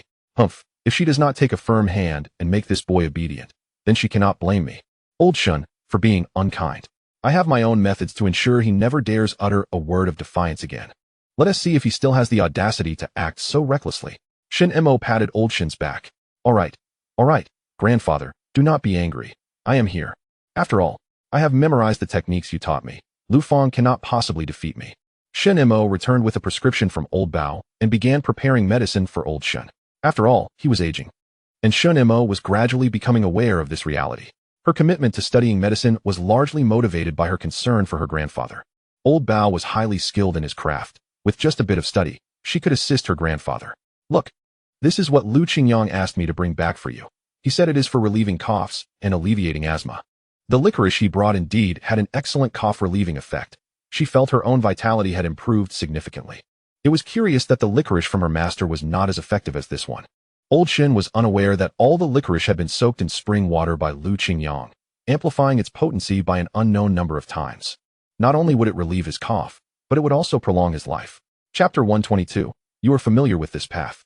Given that it was still the dead of winter, it was impossible to find wild herbs even when venturing into the mountains. One could only wait until the following spring, when Lu Qingyang planned to gather herbs and plant them in the space. The original stock of Huangjing had now grown considerably larger. Under the nurturing of spiritual energy, the herbs thrived, growing larger and healthier. In fact, Lu Qingyang had acquired this licorice from Old Bao as well. The spring water could amplify the medicinal effects. So he soaked some herbs in it. After consuming the medicine, Old Shin found his cough had significantly improved, prompting him to ask Shunimo to bring back more. Lu Qingyang retrieved the old manual and began practicing the techniques depicted within. This time, he was able to execute a complete set. After a full session of practice, he felt a surge of vitality coursing through him, invigorating his body. To say he felt as light as a swallow was no exaggeration. Previously, he had thought martial arts dramas were overly exaggerated, but now he realized his perspective had been too narrow. It was no wonder Shunimo, at such a young age, could be so formidable. It must be attributed to this set of techniques. He resolved to practice it every day henceforth. The manual contained 4 additional sets of movements, and Lu Qingyang decided to learn them gradually. The next day, Lu Qingyang brought some items to Uncle Tai's house to pay a visit, only to find the place empty. Uncle Tai's neighbor sighed and informed him, that child's mother is truly a wretched soul. If she did not wish to raise her, she should have simply returned her to old Tai. How could she degrade such a fine girl? You should look for old Tai. I saw him heading to Old Bao's mountain. You can inquire there. All right. Lu Qingyang took a detour to Old Bao's place, where he only encountered Tai Jinfeng and not Uncle Tai. Tai Jinfeng appeared much more spirited than when he last saw her. Old Bao was busy simmering herbs by the fire, while the little girl sat obediently nearby, soaking in the warmth to fend off the chill. Upon seeing Lu Qingyang, she broke into a joyful smile. Big brother, are you here to see me? She knew Lu Qingyang had helped her and held no animosity towards him. Lu Qingyang nodded gently, the paper bag in his hand swaying slightly. It contained treats he had specially prepared for her. Here, these are some snacks to cheer you up. He then turned to Old Bao. So, how is it, Old Bao? She should be able to eat now, right? Old Bao glanced at the items on the table, which included some malted milk and candies. She can eat. Children inherently resist the bitterness of traditional medicine, often stubbornly refusing to swallow it. However, with the presence of sweets, they could be coaxed into consuming it. But she must drink this medicine afterward. Tai Jinfeng nodded, cautiously taking a piece of candy, tears welling in her eyes. Ever since her mother married her uncle, she had not tasted candy again. Previously, at least during the new year, her grandfather would always smile and hand her a full bag of sweets. That was the time she looked forward to the most each year. Do not worry. Things are different now. There are plenty of candies here, and you can eat as much as you want. After Jinfeng drank the medicine and fell asleep, Lu Qingyang inquired, where did Uncle Tai go? Oh, he said he went to the city to handle some matters, but I do not know what exactly. Most likely, it is related to Jinfeng. When her mother left, she made a threatening remark about reporting this to the commune. You do not know, Yanning's current husband, that Wang fellow, seems to have some connections. Old Tai is feeling distressed, and there is no other choice but to leave Jinfeng here with me. Lu Qingyang nodded thoughtfully. After Uncle Tai went to the city, he first lingered outside Wang Xuan's home for quite some time. Finally, it seemed he had made a decision. Slowly standing up and brushing off the dust from his pants. He had to keep Jinfeng safe. If Wang Xuan's family insisted on taking her back, he would not hesitate to be unkind. When he arrived at Uncle Wen's doorstep, Uncle Wen was taken aback upon seeing him. Oh my, what brings such a rare visitor to my humble abode? Please, come in, come in. Uncle Wen greeted him warmly. Uncle Tai gave a bitter smile and shook his head. There is no wind. I have come specifically to seek your assistance. It is truly a last resort. How is your leg? Wen Qing smiled gracefully. It is still the same. It hurts whenever the wind blows or it rains. Uncle Tai took a gentle sip of the warm tea, a lingering shadow of sorrow etched across his brow. It's all my fault. If only at that time Wen Qing quickly interjected, his tone imbued with a touch of relief. Do not dwell on this, for if it weren't for you, I would not be here at all. The fact that I can sit here conversing with you now is solely because you pulled me from the heap of corpses. If I had been just 2 minutes faster, your leg wouldn't tea, then why not say, if you had come a day earlier, our comrades would still be alive? We did our utmost, did we not? Even knowing the likely outcome was death, we had to charge forward. As the recollection of those days surfaced, Uncle Tai's words suddenly faltered, a heavy weight settling in his heart. A battalion of over 100 vibrant lives, and only 12 survived in the end. He lowered his head, unable to stifle the urge to rub his eyes. Damn it, those cursed devils, they are nothing but beasts. We who survived must live well. It was your words that kept me going until now. Speak your mind. I know you wouldn't seek me out unless you were in dire straits. Though hesitant, Uncle Tai thought of his granddaughter and gritted his teeth. You are well liked and know many. Could you help me gather some information? What are my chances against the child's mother in this struggle for custody? Wen Qing immediately grasped the situation, his brow furrowing slightly. What has happened to Jinfeng? Alas, ever since her mother remarried, she has transformed completely. Jinfeng is suffering there. Uncle Tai's expression was one of deep concern, sighing heavily. I can risk my life. My own demise matters little, but what will become of Jinfeng? Wen Qing, upon hearing this, relaxed his brow somewhat and replied, Isn't it obvious? Jinfeng bears the Tai surname. The Tai family is her true home. That woman's attempts to seize her are utterly unreasonable. The child's mother's current husband possesses some influence locally, and that is precisely what worries me. I can't allow Jinfeng to return there. I thought of your extensive connections and hoped you could assist. I have prepared the requisite gifts, so you needn't worry about finances, as I have saved quite a bit over the years. Oh, how much can you possibly save with your frugal living? I will look into this for you. There's no need for you to concern yourself with the rest. Uncle Tai's furrowed brow finally relaxed. I knew you would have a way. What way? You know this route as well. Chapter 123, The Attempt to Seize the Child. Among the 12 soldiers who survived, we two have accomplished the least. The others have all made names for themselves. Uncle Tai gasped. It's been many years since we last contacted one another. I have kept in touch. You needn't worry about this matter. Just trust me. As long as you speak a word, we will assist you. At this moment, Wang Xuan had just found his uncle, Chao Jiangong, who held a position in the commune. Uncle, I have a favor to ask of you. Wang Xuan approached with a face full of flattery. Speak. Is it another troublesome issue regarding work? I have found you several positions, and you must persevere and work diligently. If you continue to be picky, I will truly be at a loss. Chao Jiangong raised his eyes and felt a pang of apprehension. This nephew was indeed a source of constant headache. He was lazy and good for nothing, lacking any semblance of responsibility. Wang Xuan's elder sister had once personally come to plead with Chao Jiangong to provide her brother with a path, out of familial obligation. Chao Jiangong had arranged several jobs for him. Yet Wang Xuan either complained the work was too strenuous or grumbled about the hours, never satisfied with any position. Those jobs had been taken from others, yet Wang Xuan had the audacity to simply refuse. No, uncle, the current job is quite good. It's easy and I am very satisfied. Then why are you here? It's like this. He exaggeratedly recounted the prior events. They had treated Jinfeng poorly, claiming to care for her meticulously. When she fled, Uncle Tai was accused of abducting the child. In summary, the Tai family was being utterly unreasonable, and his wife wept daily at home, which was precisely why he sought his uncle's counsel. Such a thing? An old man is fighting you for custody? Indeed. That old man can barely feed himself. How can a child fare well with him? Chao Jiangong sighed. Rest assured, I will speak with the captain of their production team, and the child will be returned to you. Is that all? Lushi Brigade is the poorest production team in the commune. I assent it? Wang Xuan, despite his shortcomings, at least had a somewhat respectable job and a home in town. That was something the hunters of Lushi Brigade could only aspire to. Wang Xuan's face brightened. I knew coming to my uncle was the right choice.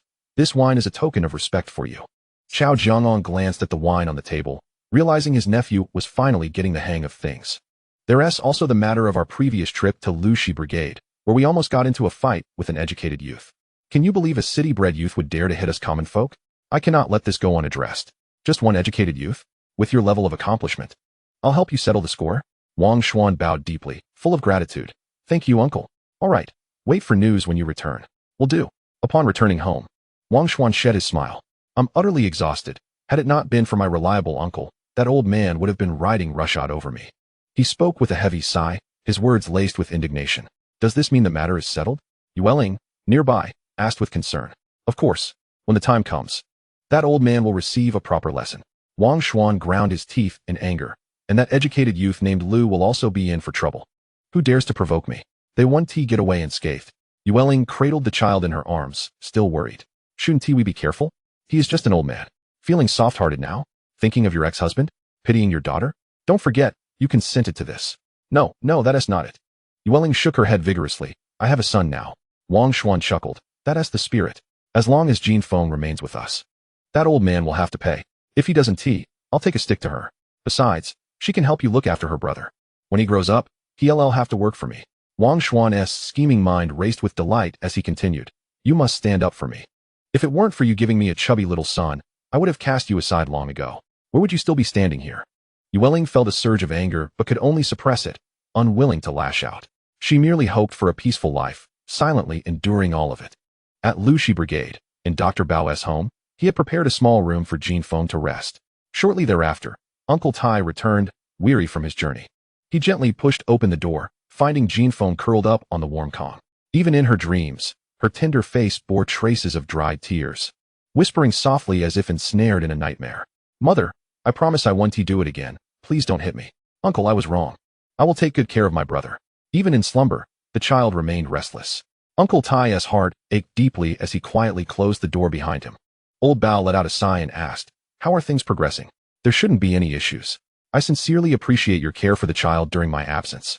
Not at all. It's a basic moral duty for a caregiver to have a heart for the little ones. You should be thanking Shunimo more, as she arrived early to entertain your granddaughter. Before long, Captain Wu received news that the women's director intended to take Jinfeng back. In a flurry, he intercepted the director and urged Aunt Wu to promptly inform Uncle Tai to hide the child. Director Fong, what is your hurried purpose? Fong Guilin, hands on her hips, retorted, What else could I be doing? Look at the turmoil in the brigade. The child undoubtedly needs her mother. Jin Feng's mother is still alive. And I'm merely bringing her to Old Tai's home to engage in some ideological work, if you will. To put it bluntly, I'm here to reclaim the child. Look, both the child's father and mother are here. Their intentions seem genuine. Captain Wu glanced behind her and indeed saw the couple following closely. With newfound support, Wang Xuan carried himself with an air of arrogance. I treat Jin Feng as if she were my own child. Look, even the women's director is on my side. Captain Wu, you wouldn't dare obstruct us, would you? Captain Wu had previously refrained from intervening, and Wang Xuan still resented that decision. Now, with powerful allies, he felt entitled to assert himself. The child is quite well with Old Tai. You already have sons. Why must you forcibly take away his only granddaughter? Wang Xuan shoved Captain Wu aside. What is it to you? Step aside. This enraged Captain Wu, who, despite his modest rank, was still a brigade leader. Wang Xuan's arrogance was intolerable. Chapter 124. The disturbance caused by Wang Xuan and his wife.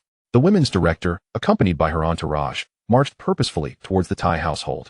Feng, feeling helpless, realized that the pressure from above left her with little room to maneuver. Offending Wang Xuan could jeopardize her position as the women's director. Upon arrival, Wang Xuan shed any trace of trepidation and strode forward, delivering a forceful kick to the Tai family's door. Old man, open up. Return my child. Just as Wang Xuan kicked the door, Uncle Tai yanked it open, causing Wang Xuan to stumble and fall flat before the threshold. Old man, was that intentional? Uncle Tai maintained his composure. Wasn't it you who demanded I open the door? Now that I have, you dare blame me? Aunt Wu had already informed Uncle Tai in advance, so he had a plan in place and swiftly relocated Jin Feng to Old Bao's home, fearing for the child's well-being. At that moment, the house was empty save for Uncle Tai, who felt no attachments and was unafraid. After all, what did he have to lose? He vowed never to allow anyone to take the child away. Yen Ling stepped forward. Old man, just return Jin Feng to us to spare her any suffering. Uncle Tai shouted back. You know how you've treated the child. You want her back? Not a chance. Wang Xuan's patience was wearing thin. The brigade's director is here now. If you resist further, it's an open confrontation with the entire production team. Seeing the situation escalate, Director Feng hastily approached, pulling Uncle Tai aside to offer quiet counsel. Uncle Tai, wise men avoid unnecessary conflict. Hand the child over for now. If this escalates, it will be embarrassing for all of us. Uncle Tai resolutely rejected her suggestion. If I give the child back, I would truly be inhumane. At this moment, Lu Qingyang rushed in, breathless, and urgently addressed Director Feng. You, as the women's director, should protect women and children. How can you believe those deceitful words? Xiao Lu, don't involve yourself. This is a matter for our production team. I am also a member of the team, and I cannot stand by. Everyone saw what condition Jin Feng was in when she was brought here. Indeed, they must not take her away. This is an affront to us all. The crowd's indignation grew. Do not allow them to take the child. Feng Guilin felt torn. However, she could not sacrifice her own future for the villagers. Listen, Yen Ling is the child's biological mother. It's said that even a tiger does not eat its young. How could she possibly harm her own child? Yen Ling feigned tears. Director Feng is right. Jin Feng is a piece of flesh from my body. How could I mistreat her? It's this old man who, seeing Jin Feng grow up, wants to snatch back the child he claims to have raised. How can you trust only his side of the story? You are turning the tables. Am I wrong? You have no relatives left. Now you come to covet my daughter. The usually robust Uncle Tai felt a pang in his chest, struggling to catch his breath. Wang Xuan quickly signaled Yen Ling to temper her words. Enough, enough, Yen Ling. Don't speak so harshly. If this old man dies, how will he continue to provide for the child? Uncle Tai was in such pain that he could barely stand, but Lu Qingyang swiftly supported him, preventing him from collapsing. The commotion in the production team attracted more onlookers among the youth, who Shengli, indifferent to the situation, remained aloof, even reveling in the chaos. He deemed Lu Qingyang's meddling as foolish, cautioning others to stay away from the fray. Do you not see the women's director there? That couple surely has powerful backing. The onlookers hesitated to intervene, except for the plump girl and Gu Enai, who stepped forward. The plump girl proclaimed, Uncle Tai is such a good person, always bringing us vegetables and even wild rabbits for extra meals. He treats us well. That's merely self-serving, Hu Shengli replied dismissively. You can watch the show, but don't involve yourself. The plump girl rolled her eyes. Since I arrived, I haven't seen you improve at all, just scheming and slacking off. Don't think just because you're a woman, I want to fight you. Then come at me. Let us see who wins. The plump girl rolled up her sleeves. Seeing her stature, Hu Shengli retreated 2 steps, remembering the last time someone was injured by her. Enough of this bickering. We have no time for that now. However, The plump girl was too focused on the situation with Uncle Tai to engage in a fight. Qingyang retrieved a pill from his pocket and placed it into Uncle Tai's mouth, aiding him in regaining his breath. As soon as Wang Xuan encountered a person without any trouble, he resumed his antics, preparing to shove Qingyang aside. "Young man, if you wish to avoid misfortune, kindly step aside." No sooner had he spoken than two dogs sprang forth from an unknown direction, each sinking their teeth into Wang Xuan's leg. The pain caused him to grimace and howl, cursing, "Damn it! Whose stray dogs are these? Be careful, or I shall stew you for a drink. Get away from me." After uttering this, he attempted to kick the dogs, but suddenly, a large cat leaped out from the side. With a swift strike of its claws, it landed a blow squarely on Wang Xuan's face, leaving 3 crimson streaks across his cheek. "Blood! Blood!" Wang Xuan clutched his face, the agony igniting his fury, and he turned to chase after the offending cat. Yet, it vanished without a trace. Instead, he toppled into a pile of snow, tasting the icy granules. "Pa, pa, pa." Yanling hurriedly helped him to his feet, asking, "Are you all right?" He steadied himself, gritting his teeth, and declared, "Just wait. This isn't over." His words elicited a wave of laughter from the surrounding villagers, even causing the usually stern director Fong to crack a slight smile. However, she quickly regained her serious demeanor, cleared her throat, and said gravely, "Enough of this nonsense. We are here to handle serious matters. Uncle Tai, there is no other option. You must step aside and allow us to take the child. Otherwise, we will be compelled to take necessary measures." Just as both sides were at an impasse, the atmosphere thickening with tension, a dark green military jeep came to a slow stop not far away. As the door opened, a man clad in crisp military attire, of an age similar to Uncle Tai, strode out with purpose. "I wish to see who dares to speak of necessary measures here."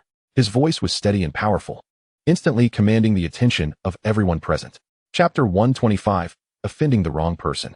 Fong Guilin, ever the opportunist, recognized the significance of the military uniform and the arrival of the military vehicle, realizing this was no ordinary individual. "Oh, my mouth. Chief, you must have misheard me. I meant to say, let us consider this matter settled for today." The man scoffed, "You have gone too far. Tai Song Tao is my old comrade. I trust his character." Uncle Tai focused intently, recognizing the man before him. Though age had altered his appearance, remnants of his younger self still evident. "Old squad leader, is that you?" Uncle Tai's eyes brimmed with tears. "It's been ages. You finally decided to get in touch." Wang Xuan was still goading Fong Guilin. "He's just an old soldier. Why are you so afraid? Don't forget what you promised me." Fong Guilin, catching sight of the military insignia, quickly distanced herself from Wang Xuan. "I only agreed to come and take a look, and now that I have, it's clear old Tai is far more reliable than you. Why else would the child refuse you? I advise you to return home and refrain from causing further disturbances in our brigade." "What is going on?" Yin Ling and Wang Xuan exchanged puzzled glances, noticing Fong Guilin's sudden change in demeanor with the man's appearance.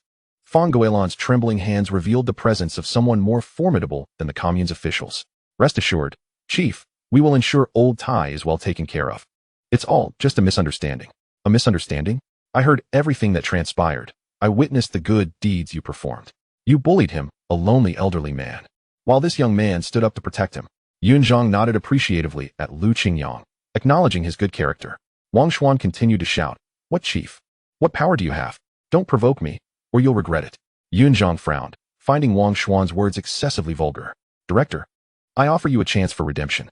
In a moment, you shall disclose to me who stands behind this man, and I will deal with you both."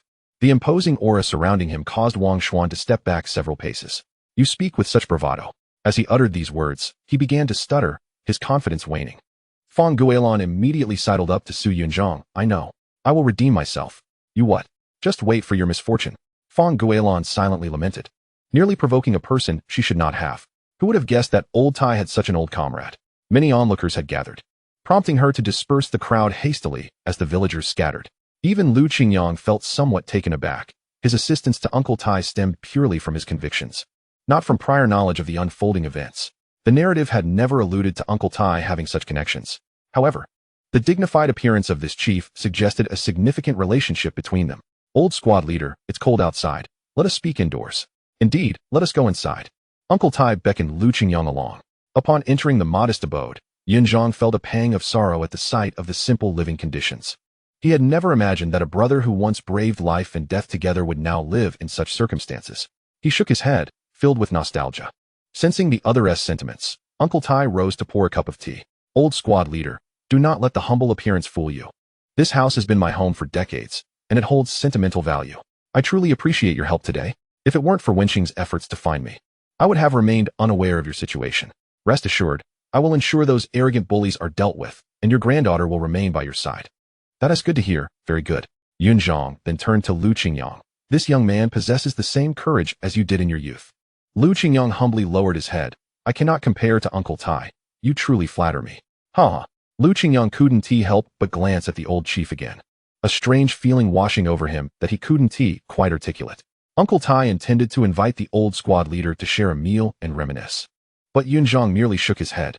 I just came to handle some matters and thought to drop by. I can't stay for a meal today. But we shall speak of it another time. If you need anything, just have Wenqing reach out to me. I will do my utmost to assist. The two men shook hands, ultimately parting ways. At that moment, Lao Bao returned with Jin Feng, who appeared dignified. Unfortunately, his darkened countenance suggested he may not have many years left. However, he refrained from expressing such thoughts, merely casting a few glances. The moment Jin Feng spotted Uncle Tai, she immediately rushed into his embrace. Grandpa, have they left? Yes, they've gone. They dare not return. From now on, Jin Feng will live here with Grandpa. So please do not dislike it. How could she possibly dislike it?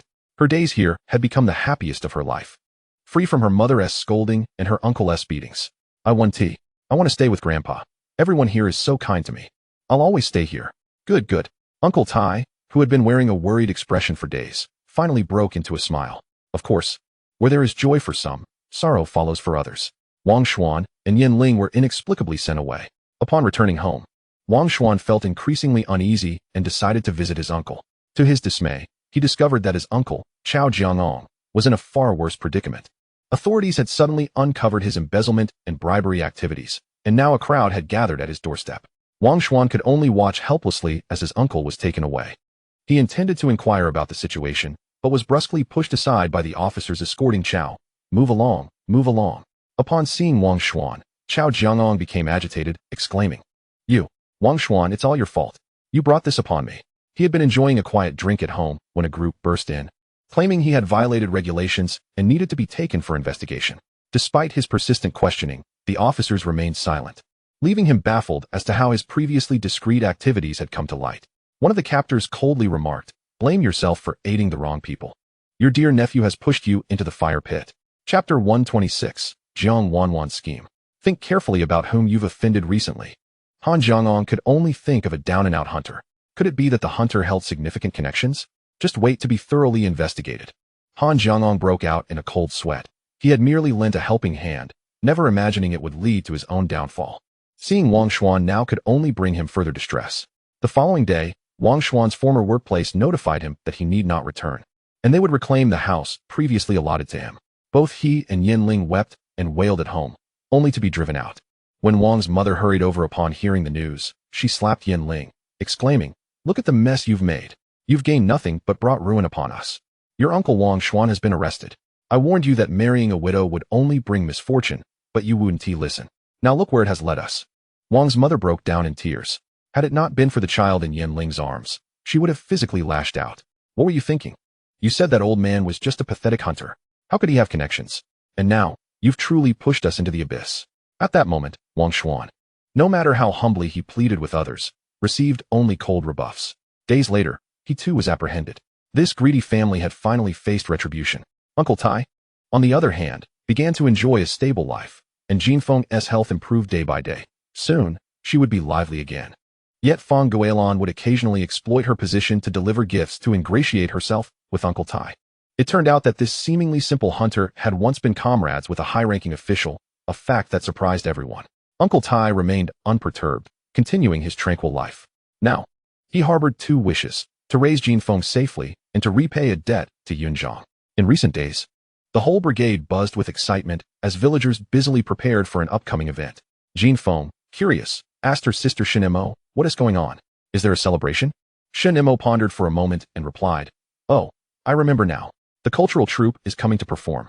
It's been years since our brigade had such an event. Everyone is quite looking forward to it. Jin Feng instinctively fiddled with the hem of her clothes, filled with anticipation. Will we get to see those beautiful older sisters dancing? I suppose so. There will be music too. I want to go, I want to see. With Shunimo's companionship, Jin Feng gradually shed her past shadows, becoming more cheerful and increasingly resembling a normal young girl. All right, Let us go together. In the past few days, the young women from the intellectual youth dormitory exerted themselves, vying for 2 coveted performance spots, as this could lead to an opportunity to join the cultural troupe, which offered far better benefits than being an intellectual youth. However, joining the troupe required 2 essential qualifications: beauty and a particular talent. Whether in music, dance, or singing, one had to stand out. Most of the female intellectual youths hailed from the city, but only a few had the chance to learn instruments or dance, and even fewer possessed natural talent. Jiang Wanwan was determined to succeed.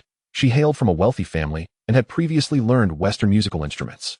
Unfortunately, due to her family's decline, she had lost the opportunity to practice. Nevertheless, she believed that with her beauty and talent, she could secure a position in this room filled with city dwellers. Few matched her striking appearance, and even fewer were skilled musicians. Gu and I hesitated over whether to sign up. She had a naturally good voice, even though she hadn't undergone any specialized training. Yet when she sang, everyone praised her talent. After internal auditions, Jiang Wanwan and another intellectual youth named Li Yuan were ultimately chosen. Li Yuan excelled at playing the accordion, which she borrowed from the commune and performed for everyone at the youth dormitory, earning widespread acclaim. Jiang Wanwan began to feel envious. While she was undoubtedly beautiful, she lacked confidence in surpassing Li Yuan's skills. This meant she might very well be eliminated. Having endured enough hardship in the production team, she was determined to escape this life. Joining the cultural troupe was her only path to a brighter future. Thus, she resolved to outperform Li Yuan by any means necessary.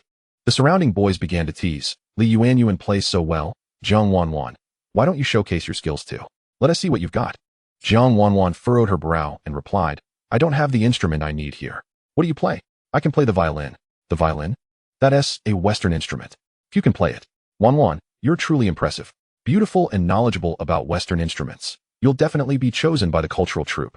Listening to the compliments from those around her, she couldn't help but feel a swell of pride. Don't say that. Yuan plays so beautifully. My skills are truly beneath notice. You're so humble.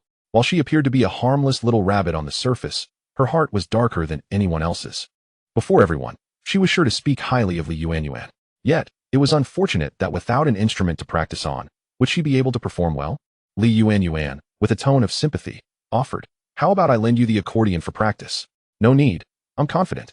Jiang Wanwan's attitude was exceedingly modest, completely concealing her schemes to render Li Yuan unable to play the accordion. If Li Yuan were to be injured, then she would be the only one to take the stage, significantly increasing her chances of being selected by the cultural troupe. Recently, Hu Shengli, after being gently rebuffed by her the last time, had ceased to hover around her. Yet it mattered little. There were plenty of men she could command. And even without Hu Shengli, it would be the same. That evening, Jiang Wanwan arranged to meet a male intellectual youth named Lao Wei. I need you to assist me with something. What is it? Let us see if I can help. With that, Lao Wei's hands began to stray. Jiang Wanwan swatted his hand away, saying, don't touch me until the matter is settled. But once it was resolved, she cast a seductive glance at Old Wei, and immediately his legs turned to jelly. Regardless of the circumstances, I am most certainly inclined to agree, Wanwan. Do grant me a favor first. Very well. After gaining a slight advantage over him, Jiang Wanwan struggled briefly, then asked, now that I've satisfied you, can you assist me? What can I possibly do for you? He replied, aren't you in the same group as Li Yuan? I wish for you to intentionally injure her hand. Chapter 127 Shunimo, I am confident I can heal your hand. Old Wei's outstretched hand retreated once more. You want me to do such a thing? No, I cannot harm another. That would bring misfortune upon myself. Jiang Wanwan cast him a helpless glare. You could accidentally hurt her, or do so without her knowledge. Old Wei hesitated, ultimately shaking his head. I lack the confidence. Jiang Wanwan's expression darkened, and she grasped Old Wei's hand tightly. You have already taken advantage of me. Do you intend to renege on this agreement? Let me make it clear. If you refuse to comply, I will summon someone to accuse you of harassment. Do you comprehend the consequences? No. Please don't call anyone. I will do as you ask. Truly, the allure of temptation can be a double-edged sword. He had thought fortune had finally smiled upon him. Little did he realize, he had fallen into this woman's trap. Let me assure you, if this does not succeed, I will indeed report you for harassment. Should it succeed, our promised reward remains unchanged. Before departing, Jiang Wanwan softly blew into his ear. Old Wei swallowed hard. Despite her malice, she was undeniably beautiful. All right, I shall devise a way to help you. But if I fail, you must not report me. You will certainly succeed. There is no room for failure. The following day, Old Wei indeed commenced his scheme. Their usual task involved logging, typically executed by 2 men or a combination of 2 women and 1 man. Old Wei deliberately distracted another female youth, allowing Li Yuanyuan to work alongside him. He had tampered with the saw. As they toiled, he positioned himself at the right angle. Then, feigning a stumble, he swayed, and the saw, just as he had anticipated, glided directly towards Li Yuanyuan's delicate fingers, accompanied by a piercing scream. Li Yuanyuan's hand was indeed injured by the jagged blade. Old Wei feigned a mournful expression and began to apologize. I am so sorry, Yuanyuan. I didn't foresee that I would slip just now. Blood seeped through her gloves as she grimaced in pain. Old Wei pretended to assist her to the infirmary. Yet it was ultimately the plump girl who helped the sobbing Li Yuanyuan seek treatment for her wound. Han Jiqiang was seething with rage. Have you lost your mind? How could you injure Li Yuanyuan? She is set to perform tomorrow. What if you've harmed her tendons? Are you prepared to take responsibility? It cannot be that severe. Old Wei retorted, it was her own lack of strength that caused my fall. Let me tell you, if anything happens to Li Yuanyuan, you will not escape unscathed. Han Jiqiang hastily departed to check on Li Yuanyuan's condition. Old Wei breathed a sigh of relief. He had seen the wound, and it appeared to be not too grave. He casually sauntered to Jiang Wanwan's side, their eyes meeting in a silent understanding. Jiang Wanwan, who had initially appeared startled by the blood, turned away. Yet the corners of her mouth curled into a subtle smile. It worked. Li Yuanyuan's hand was injured. Now, she certainly would not be able to play the accordion. After disinfecting and bandaging the wound, Li Yuanyuan's bleeding had finally ceased, but she was indeed unable to play any instruments. Her eyes brimmed with tears, cascading like beads from a broken string. Plump girl, what am I to do? I can't participate with my hand like this. The situation felt peculiar. Something seemed amiss. Li Yuanyuan recalled the harrowing moment with a sob. The saw just malfunctioned. I tried to grip it tightly, and it hurt so much, sob. The plump girl gently patted Li Yuanyuan's back, her heart heavy with sympathy. Preserve your hand. If you cannot participate, then so be it. After all, there's no guarantee you would be selected. I have prepared for this for so long. How could such misfortune strike at this critical moment? The plump girl looked at the bloody side of her hand, filled with sorrow. Do not dwell on it. Focus on healing. Dr. Zhu shook his head. The stitches are in place, but I fear your hand may never fully recover. How can this be? The plump girl, in her anxiety, suddenly thought of old Bao. Rest assured, there must be a way. Allow me to seek assistance. Dr. Zhu shot her an exasperated glance. I am the village doctor. Whom else do you expect to seek treatment from? My words hold truth. It is not a matter of distrust in your skills, since the hand is already damaged. I merely wish to explore alternative remedies. Alternative remedies? If they were effective, what need would we have for doctors? Dr. Zhu retorted, but in truth, he himself was a barefoot doctor. Had circumstances been different, he too would have been categorized as one who offered folk remedies. The plump girl could not afford to delay. She originally intended to take Li Yuanyuan to find old Bao. To her surprise, the only one present was Shunimo, practicing acupuncture. What is going on? Why has it come to this? She anxiously searched the room. As for Master, he has stepped out and will not return for several days. Several days? The plump girl felt despair wash over her. It was over. Li Yuanyuan's hand was doomed, beyond treatment. Shunimo wiped her hands and tentatively offered. Shall I take a look? The plump girl, now out of options, revealed Li Yuanyuan's wound. What do you think? What can be done? Dr. Zhu claims her hand is ruined. It was meant for playing the piano. Li Yuanyuan's previously calmed emotions surged again, tears streaming down her cheeks. What shall I do for the rest of my life? Do not panic. Allow me to assess the situation first. Shunimo removed the bandage and beheld the gruesome injury, feeling a twinge of pain in her own palm. The wound had been sutured, but the stitching was not well executed, and it remained uncertain if tendons had been harmed. Should she take on the treatment, she could not guarantee success. This wound is evidently poorly stitched, while I cannot assure you of complete recovery. I estimate a 50% chance that your hand will not be rendered useless. Li Yuanyuan's eyes lit up with surprise. Really? It won't be useless? Yes. I will give it a try. If you are willing to endure the pain, I can proceed. Li Yuanyuan clenched her teeth, feeling a flicker of hesitation. After all, Shunimo was regarded as a peculiar individual, and there were no accounts of her healing abilities. I am willing. Let her give it a try. If we don't, there will truly be no hope. Li Yuanyuan resolved firmly. Then I entrust this to you. Shunimo meticulously examined the wound, then steeled her resolve, producing sterilized needle and thread, preparing to take action. Without her audacity, she would have never dared to undertake such a task. At that moment, Lu Qingyang arrived to escort Shunimo home, and he caught sight of this unexpected scene. Shunimo was in the midst of restitching Li Yuanyuan's wound. Li Yuanyuan's visage twisted in pain, revealing her profound suffering. Lu Qingyang silently activated his panel. He still had a considerable amount of health points left for the month. Chapter 128, Where Disaster and Blessing Lean. Lu Qingyang first augmented Li Yuanyuan's health by 20 points. Although Shunimo possessed skills, it was her first time suturing such a wound. She tilted her head in confusion. Strange, it seems like the situation has improved somewhat. Could it be that I am mistaken? Beads of sweat had formed on Li Yuanyuan's forehead due to the excruciating pain. I don't have any anesthetic needles here. If only I did, it wouldn't hurt so much. Just wait a moment. I'll give you some painkillers shortly. Lu Qingyang retrieved the painkillers from the cabinet. Made from the poisonous plant, oleander, by Old Bao, which had limited efficacy. However, if taken with the spiritual spring water, it could amplify the anesthetic effect. He placed both the medicine and water on the table, saying, "Take this. It has pain-relieving properties." "You've arrived. That's splendid. You can lend me a hand," Li Yuanyuan remarked. After taking the medication, it wasn't long before the intense pain began to subside.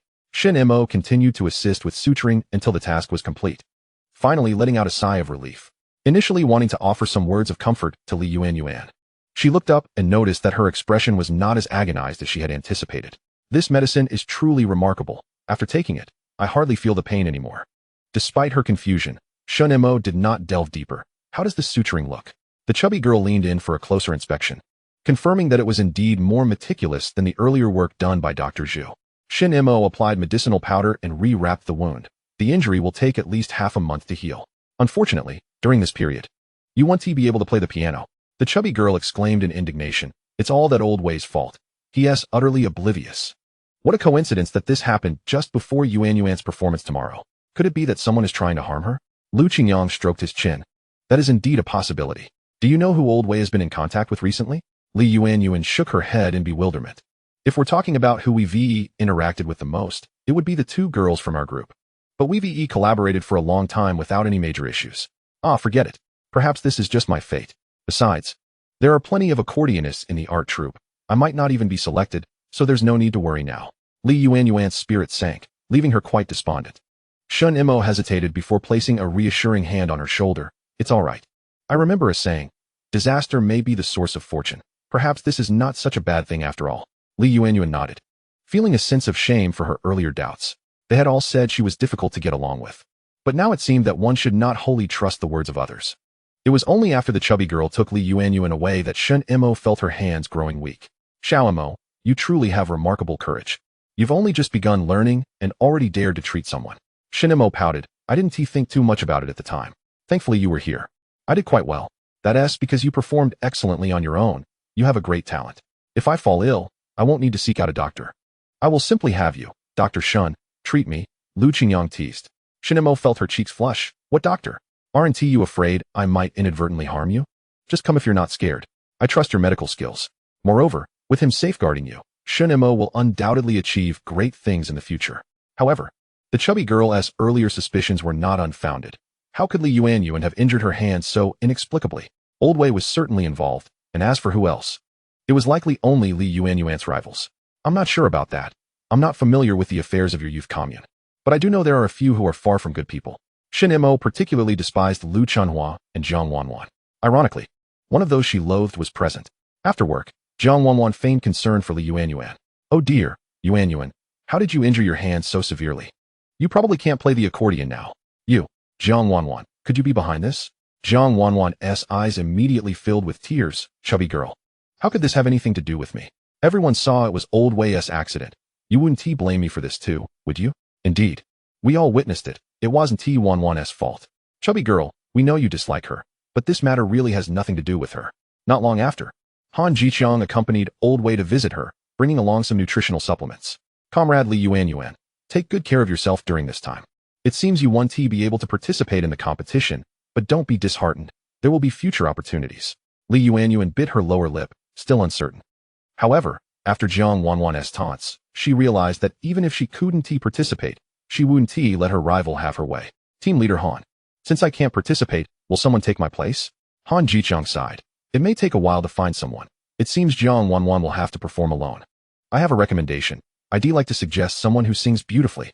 The chubby girl immediately understood that Li Yuanyuan was referring to Gu and I. Yes.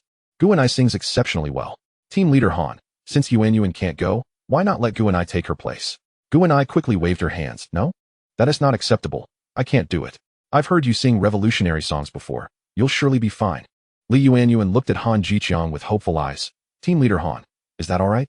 Han Jiqiang scratched his head, appearing somewhat troubled, but ultimately nodded. All right, all right. For your sake, Gu and I, make sure to perform well. After all, there were no more suitable candidates available, so Gu and I would just have to fill in. Before Gu and I could refuse, the chubby girl covered her mouth until Han Jiqiang had left. Once his figure disappeared, Gu and I struggled to speak. How could you do this? I truly can't. The chubby girl, however, wrapped her arm around her shoulder with confidence. I've heard you sing. Your voice is simply magnificent. You'll be just fine. Just treat it like you normally do and sing a song casually. Li Yuanyuan also grasped Gu and I's hand. Gu and I. I'm begging you, help me get back at her. Gu and I frowned slightly, showing signs of distress, but I'm not confident that I'll be selected. Perhaps I'm even worse than Jiang Wanwan. That's all right. I just can't stand her smug demeanor. I don't want her to feel comfortable. All right. It's a deal, but don't blame me if I don't do well. I'll be grateful to you. I won't blame you. Once Jiang Wanwan learned of this matter, her heart sank again. However, she quickly let it go. It was merely singing. Who couldn't he sing? With Gu and I's demeanor. What sort of beautiful song could she possibly deliver? Chapter 129, Lu Qingyang. Though I am without power or influence, I excel in creating momentum. The art troupe arrived as scheduled, and everything that had transpired with Li Yuanyuan yesterday seemed to have faded into the past. Only Lu Qingyang secretly observed old Wei's every movement, noticing his consistent eye contact with Jiang Wanwan. As expected, it was the same old routine. Jiang Wanwan was a master at this. First, she would use her captivating beauty to lower the other's guard, taking small advantages and enticing them to do her bidding. However, her strategy proved unfailingly effective among those enamored with beauty. After all, the original owner of this body was the epitome of a victim and a tragic figure. The Lushi Brigade was graced with an unusually lively day. The majority of the performing arts troupe consisted of female soldiers, with only a handful of male soldiers, each remarkably handsome. The lead dancers were exceptionally beautiful, causing even Jiang Wanwan to feel a twinge of self-consciousness. The production team had long prepared the venue. Due to the frigid weather, they had specifically set up the stage in the granary, eagerly awaiting the performance from the arts troupe. Shunimo had already secured a prime spot, with Jean Feng down below. The repertoire featured classic pieces such as Shouldering the Revolutionary Gun, The Motherland is Forever Spring, and other adapted songs and dances. As the performers took to the stage, the audience erupted with cheers. Wonderful. Truly marvelous. This performance served to uplift the spirits of the educated youth sent to the countryside, while the villagers found it a delightful novelty, having not witnessed such an event in years. When it was time for their own educated youth to perform, Jiang Wanwan had already forged a connection with the deputy leader of the arts troupe, presenting her with a carefully prepared gift and borrowing a violin from the troupe. As she caressed the instrument, a myriad of emotions flooded her mind. Although her parents had encouraged her to learn, she had only scratched the surface. Yet that would suffice to impress the audience below. With so few members playing the violin, as long as she performed without any mishaps, it should pose no significant issue. Jiang Wanwan was strikingly beautiful and had made a special effort to enhance her appearance that day, rivaling the allure of the female soldiers in the troupe. Indeed a sight to behold. Alas, appearances can be deceiving. While she boasted external beauty, her inner self was filled with malice. Jiang Wanwan successfully completed her performance, which could only be described as unremarkable. Before Gu and I took the stage, she took a few deep breaths. Can I really do this, fat girl? Of course you can. Hurry up, it's your turn. Fat girl gave her a gentle push, and Gu and I clenched her fists as she ascended the stage. Her heart raced. I am Gu and I, an educated youth from Haishir here in Lushi Brigade, and today I will present a song from the Jiangnan region, Jasmine Flower. Clearing her throat, Gu and I began to sing. Even without accompaniment, what a beautiful jasmine flower. Shunimo stood in rapt attention below, momentarily lost in the melody. This song had once been sung to her by her mother. Lu Qingyang smiled, surprised at Gu Ni's dulcet tones. I never anticipated Gu and I could sing so beautifully. It's like a heavenly voice. The absence of accompaniment allowed her ethereal voice to resonate freely. If the audience had initially been captivated by Jiang Wanwan's beauty, they were now genuinely entranced by Gu Ni's vocal prowess. Even Han Jiqiang, who had been lurking in a corner smoking, was taken aback. Gu and I truly sings remarkably well. Thank you. My song has concluded. Gu and I bowed, and silence enveloped the audience as she prepared to awkwardly step down, only to be met with a thunderous applause. Fat girl murmured, now, won't this infuriate Jiang Wanwan? Li Yuanyuan, wiping away her tears, added, indeed, we must make her furious. Gu and I had performed exceptionally well. Yet she was not selected by the arts troupe. Not just her. Despite Jiang Wanwan's myriad underhanded maneuvers, hope eluded her as well. Gu and I sighed. I told you. I wouldn't be chosen. Lu Qingyang rubbed his hands together. Your lack of selection isn't due to your singing, but rather because those spots were predetermined. It was never meant for you. Your performance was merely a formality. Gu and I, puzzled, asked, why do you say that? You sang beautifully. But as educated youth without influence or background, we simply won't be chosen by the arts troupe. So it's not your fault. It's theirs. Lu Qingyang had come to a profound understanding of this.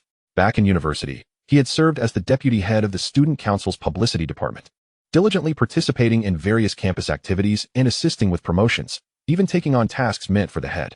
To put it bluntly, the head was merely a figurehead who had done little. Later, during a school publicity competition, even though he had emerged victorious, the school leaders awarded the honor to the president. At that time, he hadn't thought much of it. But the leaders later explained that they had inadvertently mixed up their names.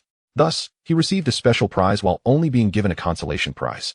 As a younger man, he had not understood the intricacies of such politics and had failed to advocate for his own interests. It was only later that he learned through other channels that the president was the leader's nephew. His diligent efforts had effectively been in service to another. The award presentation had been intentional. The honor belonged solely to the president, leaving him with nothing. Angered, Lu Qingyang resigned from the publicity department. With the departure of the only capable member, the department quickly reorganized, welcoming an influx of new recruits, lacking no dedication.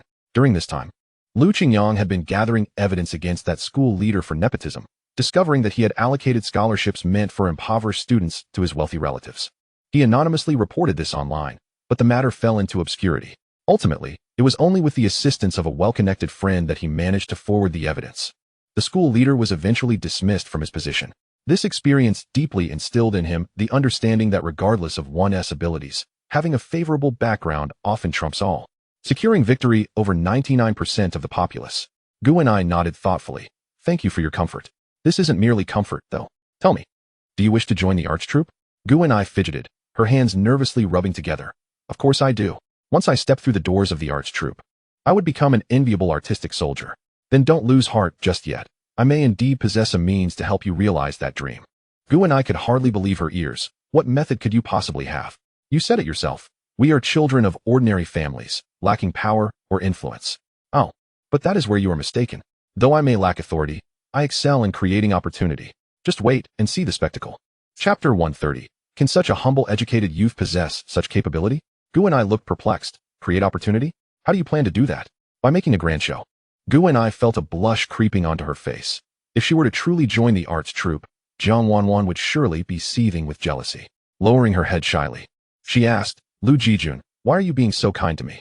Why do you wish to help me? Lu Qingyang rubbed his nose. Such talent as yours must not be buried. Although she had not been selected, Lu Qingyang's praise brought her great joy. You should give it a try. Even if it doesn't work out, that's all right. Lu Qingyang contemplated his plan, confident that what he intended to do would succeed. The organizer of this countryside visit was the deputy leader, and Lu Qingyang intended to approach her first. Today, a heavy snowfall had blanketed the area, and the arts troupe planned to depart for the next brigade in need of their performance the following day. The deputy leader was conveniently staying at Captain Wu's home, facilitating his actions. Utilizing his prior knowledge of the narrative, he aimed to find a way to help Gu and I enter the arts troupe. He had not even bothered to prepare a gift, intending instead to rely solely on his tongue to secure his objectives. When Lu Qingyang arrived at Captain Wu's residence, he discovered that Jiang Wanwan had arrived ahead of him, and the two were engrossed in conversation. Deputy Commander Hong, did we not agree earlier? You mentioned that I had a good chance of joining the performing arts troupe, so why now? Deputy Commander Hong did not even glance at her, his attention fixed on the letter he was composing. Jiang Ziking, I merely suggested you had potential. I never guaranteed anything. The items you brought are over there. You may take them back. Jiang Wanwan, in a state of desperation, pleaded, please, I know there are few violinists in the troupe, and they are particularly hard to find. Do not blame me for speaking the truth. While you can play, your skills are merely at a beginner's level. The troupe does not lack for individuals of your caliber. And do you think I am unaware of your background? You are simply not suited for this. Take everything back. I have no need for it. And you may report me if you wish. I am unafraid. She had no regard for the items sent, viewing them as worthless. She accepted them solely because Jiang Wanwan had persisted, which was a source of annoyance for her. Did she truly believe that presenting some trifles would forge a bond between them? A person like Jiang Wanwan, even if she were to join the performing arts troupe, would never find success. Deputy Commander, could you possibly assist me once more? Deputy Commander Hong, her expression unyielding, stood and issued an eviction order. Leave now, lest others see and gossip. Upon hearing this, Jiang Wanwan's eyes quickly filled with tears, cascading down her cheeks like a string of broken pearls. This pitiful demeanor might tug at the heartstrings of certain men. However, Deputy Commander Hong remained largely indifferent to such displays of fragility, even feeling a hint of aversion. "Once you have finished your weeping, be off," she said, her voice tinged with impatience. Jiang Wanwan, with tear-streaked cheeks, hurriedly fled the scene. After completing his letter, Deputy Commander Hong looked up to find another person standing at the door. She scrutinized Lu Qingyang from head to toe. "How rare it is to have a male comrade seeking me out. What? Do you also wish to enter the performing arts troupe? I must say, your appearance is quite commendable. Do you possess any talents?" Lu Qingyang shook his head. "Captain, you are mistaken. I have no talents whatsoever." Deputy Commander Hong, appearing serious, was in her 30s or 40s, yet still retained an air of elegance, hinting at a striking beauty in her youth. "Then what brings you here?" While she was puzzled, the fact that someone called her captain filled her with a sense of satisfaction. "I have come to convey some news to you, Captain." Deputy Commander Hong smirked. "What news could a rural youth like you possibly have? If you are here to present a gift, you have come empty-handed." "Captain, I wish to extend my congratulations in advance. Your wish is about to be fulfilled." Deputy Commander Hong furrowed her brow. "Wish? And what would you know of my wishes?" "I know very well, for I can assist you in achieving that desire." Deputy Commander Hong found this amusing, wondering where this audacious young man had come from to speak so boldly. "If you have the capability, you might as well earn some more credits, rather than come here to feign importance." Lu Qingyang, undeterred by her words, smiled even more broadly. "Allow me to introduce myself. My name is Lu Qingyang. I wonder if the Deputy Commander has heard of General Lu from the capital?" "Lu?" Deputy Commander Hong raised an eyebrow. General Lu was indeed a prominent figure. Could it be that this Lu Qingyang was somehow related? No, that was impossible. If there were any connection, he would not deign to visit such a remote place to experience rural life. This young man was quite skilled in the art of deception, almost managing to convince her with his words. Deputy Commander Hong exhaled slowly, her expression returning to normal. "General Lu is not someone we ordinary folk can meet." Her tone clearly indicated skepticism toward Lu Qingyang's claims. "Deputy Commander, do you truly not wish to become the commander? Does the title of deputy not weigh heavily upon you?" "Of course I desire it, but there are constraints imposed from above," she replied, acknowledging her lack of agency. "I possess information. If you align yourself early, you will achieve your wishes. This is insider knowledge." He lowered his voice, a smile gracing his face. Deputy Commander Hong crossed her arms, lost in thought. She was resolutely not going to trust a stranger. "What do you seek by sharing this with me?" "Oh, I see. You wish to speak well of that Jiang Wanwan. Do you? That will not be happening." Lu Qingyang spoke plainly. "You have misunderstood my intentions. I do not wish to advocate for that Jiang. I seek your assistance to help Gu and I, the girl who sings Jasmine Flower, to join the performing arts troupe. You will likely not believe me now. So let me share some insider information. Listen carefully, and tell me if it rings true." Lu Qingyang then whispered several details, causing Deputy Commander Hong's brow to furrow tighter. The matters he spoke of were known only to insiders, and it was improbable for a mere youth to possess such knowledge. Even if he were not related to General Lu, he must have connections within the inner circle. Lu Qingyang added meaningfully, "When the time comes, Deputy Commander, remember to align yourself with the Lin family. Do not make the wrong choice." Deputy Commander Hong instantly felt a rush of concern. He even knew such information. "If this comes to fruition, please do not forget to arrange for Gu and I to enter the troupe." After saying this, Lu Qingyang did not linger or press further. Departing swiftly, he left Deputy Commander Hong deep in thought. This was the advantage of offering a hint, and he had merely acted in accordance with the circumstances. By the following day, as the performing arts troupe prepared to depart, Gu and I received no news and began to believe that her chances of joining were slim. Regardless, she felt satisfied with the effort she had expended. The outcome no longer mattered. Knowing his intentions was enough for her. She consoled him. "It's all right, Lu Ziking. In truth, I never truly aspired to join the performing arts troupe. Perhaps we should let things unfold a little longer." Chapter 131. The home of Hu Shengli caught fire. Life in Liuxi Brigade had finally returned to its former tranquility. Far away in the capital, Qiu Xia had received a letter from Hu Shengli, and she eagerly opened it. However, after reading the letter, her expression grew increasingly grave. If she was not mistaken, this letter was not intended for her. It was written by Hu Shengli to his father, as it requested that Hu's father resolve Hu Shengli's romantic entanglements outside. She had only ever dated Hu Shengli, believing he was similarly committed, but little did she know that he had dalliances with numerous women behind her back. Furthermore, his desire to marry her was merely a means for the Hu family to ascend socially. Qiu Xia was consumed by rage, crumpling the letter into a ball, contemplating burning it. Yet, she ultimately unfolded the paper and tucked it away. Recalling the argument she had had with her father over Hu Shengli, she felt a wave of regret. The money she had sent, the packages she had dispatched, were all from her frugal savings. Hu Shengli's intentions appeared solely focused on leveraging her father's connections once they were wed. This relationship had been founded upon utilitarian motives from the very beginning, starkly contrasting with her heartfelt devotion. It was never born from genuine affection, and tears streamed down her face. Coming to this realization, she took the letter to Qiu Aimin.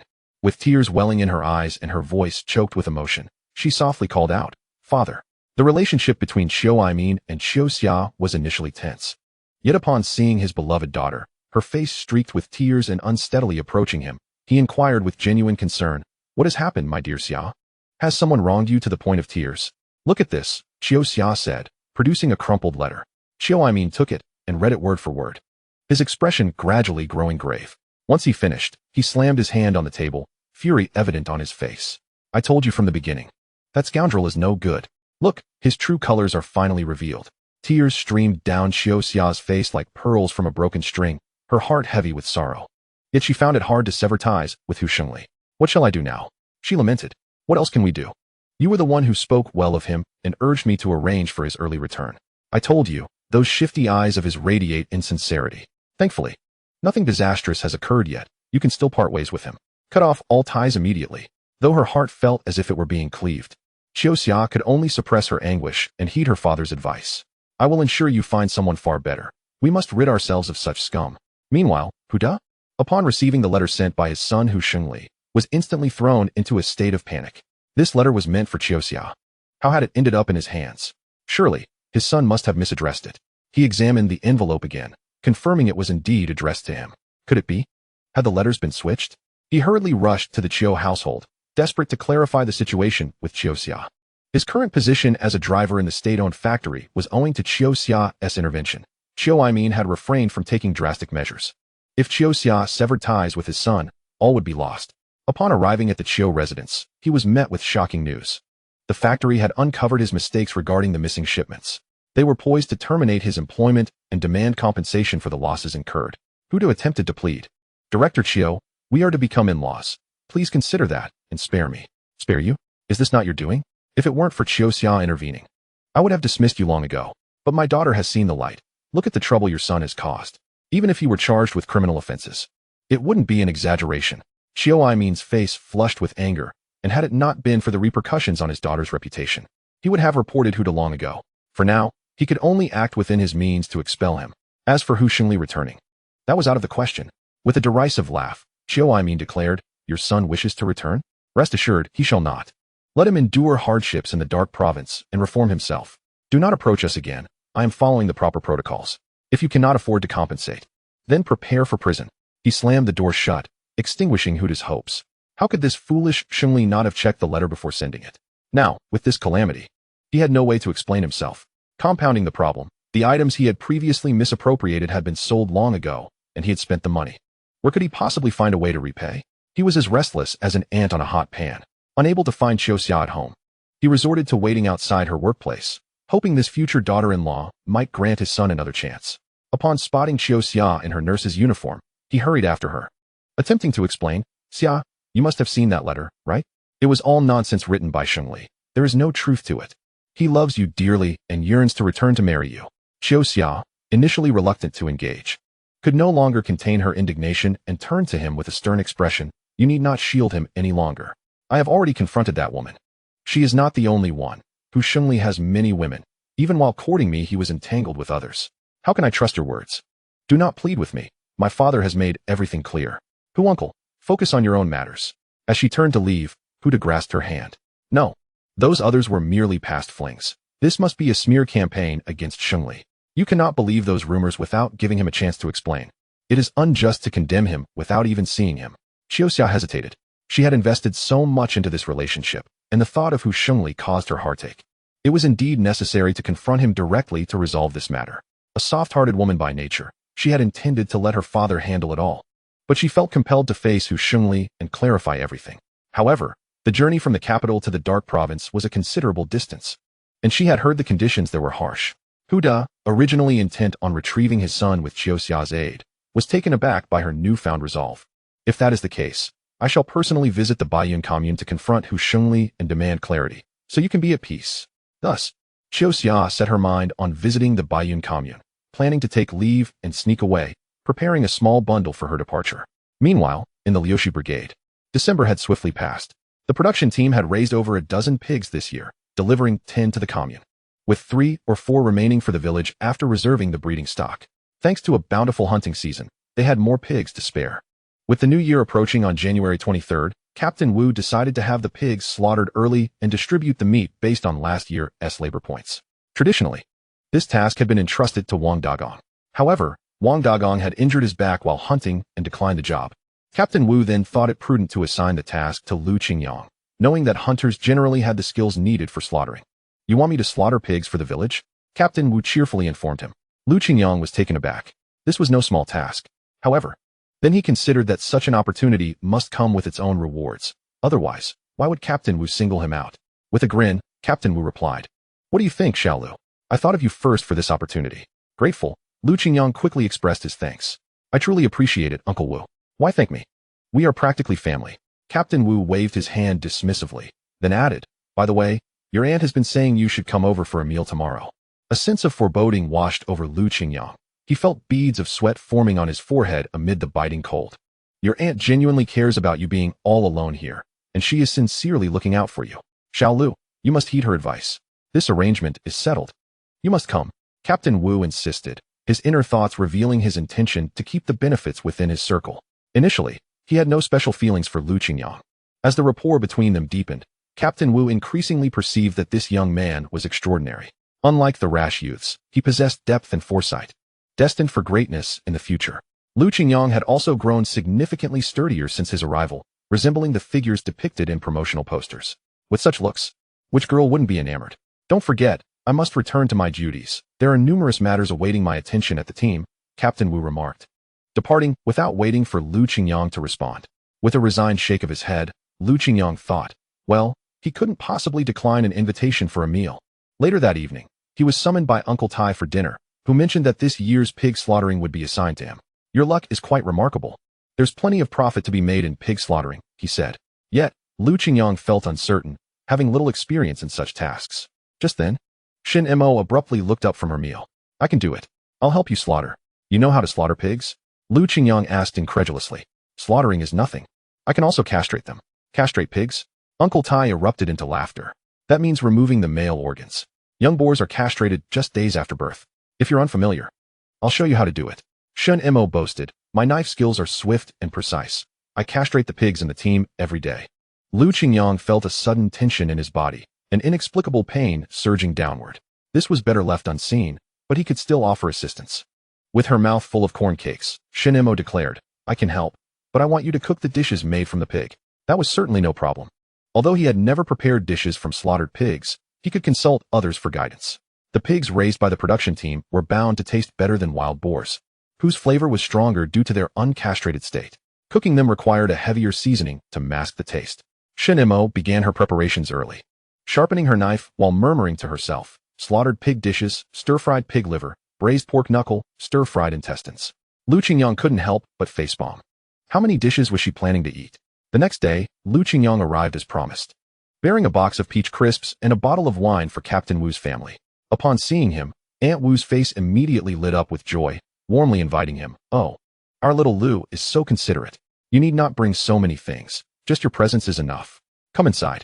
She discreetly pulled Lu Qingyang aside, lowering her voice conspiratorially.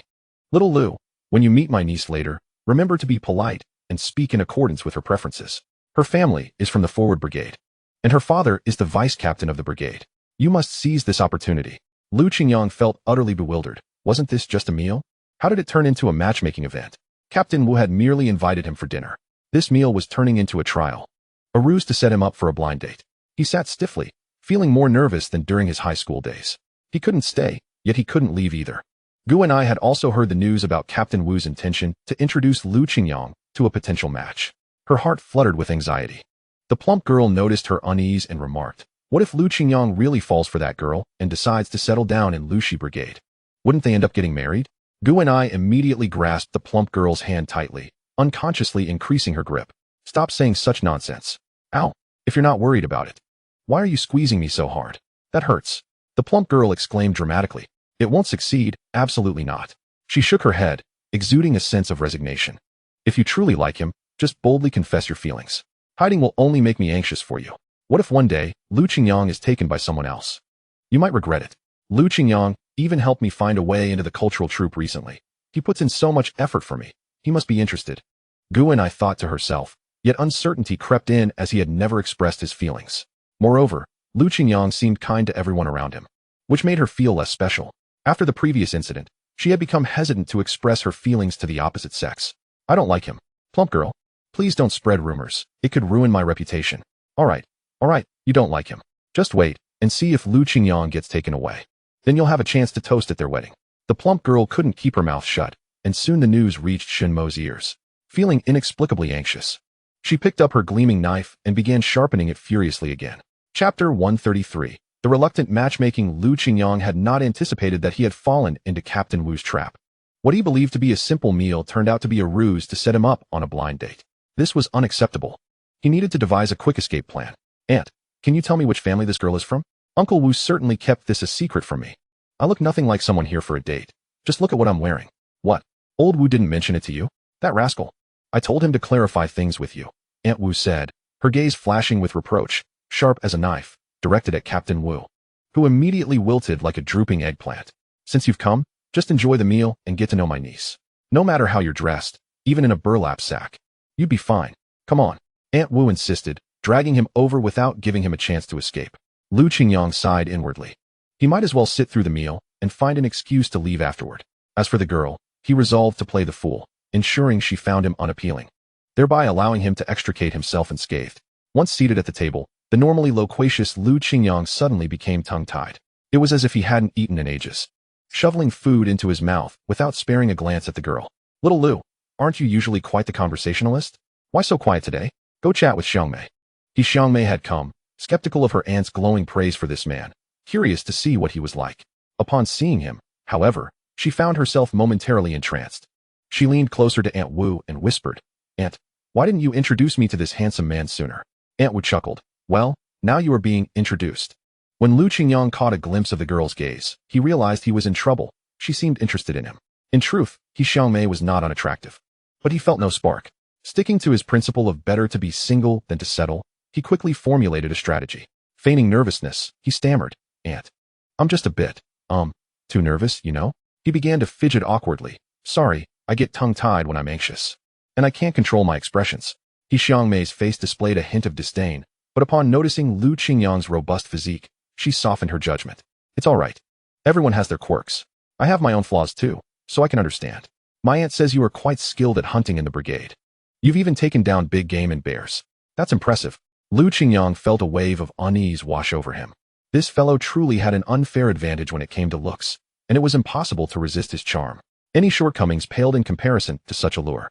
Captain Wu seized the opportunity to add his 2 cents. This lad not only excels in hunting, but also possesses remarkable interpersonal skills. His future is indeed promising. Any minor flaws can easily be overlooked. He was well aware that Lu Qingyang's earlier demeanor was merely a facade. However, since he was present, there was no chance he would let him slip away unscathed. He needed to apply more pressure, lest the women at home grow indifferent to him for days on end. Aunt Wu shot him an exasperated glance, seemingly privy to his scheming. Lu Qingyang was at his wit's end. But honestly, I have nothing to offer. To have someone like your niece marry me would only lead to hardship. He was equally troubled. Despite her family's circumstances, her father was the vice captain of the advance team. Suddenly, her eyes lit up, and she shyly lowered her head. It's all right. My family has everything we need, and my father dotes on me. It wouldn't be an issue for you to move in with us. Oh no, Lu Qingyang truly found himself at a loss. Indeed, young Lu. Xiangmei has 2 older brothers who shower her with affection at home. Moving in with her would pose no problem. Our familial arrangements are straightforward, devoid of the complexities found in the city. Wouldn't that make us a genuine family? Aunt Wu's chatter seemed endless. Xiangmei was positively radiant. My father says it doesn't matter if a man is poor. What matters is his capability. Lu Qingyang was taken aback. He was fearless in many respects, but found himself cornered by a woman. This simply could not be allowed to happen, since reasoning with them proved futile. He had no choice but to resort to his trump card. My family is indeed discordant and impoverished. I truly do not wish to hinder a good girl. Furthermore, I have no intentions of marrying or moving in. There's no rush. Poverty can be gradually improved. Which family here isn't struggling? You can take your time to get to know each other. Our Xiangmei is a wonderful girl. As for moving in, that can be discussed. By this point, Lu Qingyang felt parched and could only lift his bowl for a sip. To his surprise, it contained sorghum liquor, which made him cough. Meanwhile, the chubby girl and Gu and I were loitering outside Captain Wu's house. Did you see that? Lu Qingyang went in, and I also noticed a girl enter. He.S. really on a blind date. Gu and I bit her lower lip, feeling conflicted. What will people think if we just barge in? Maybe it's best to wait. We can ask him about it when he comes out. If we wait, the opportunity will be lost.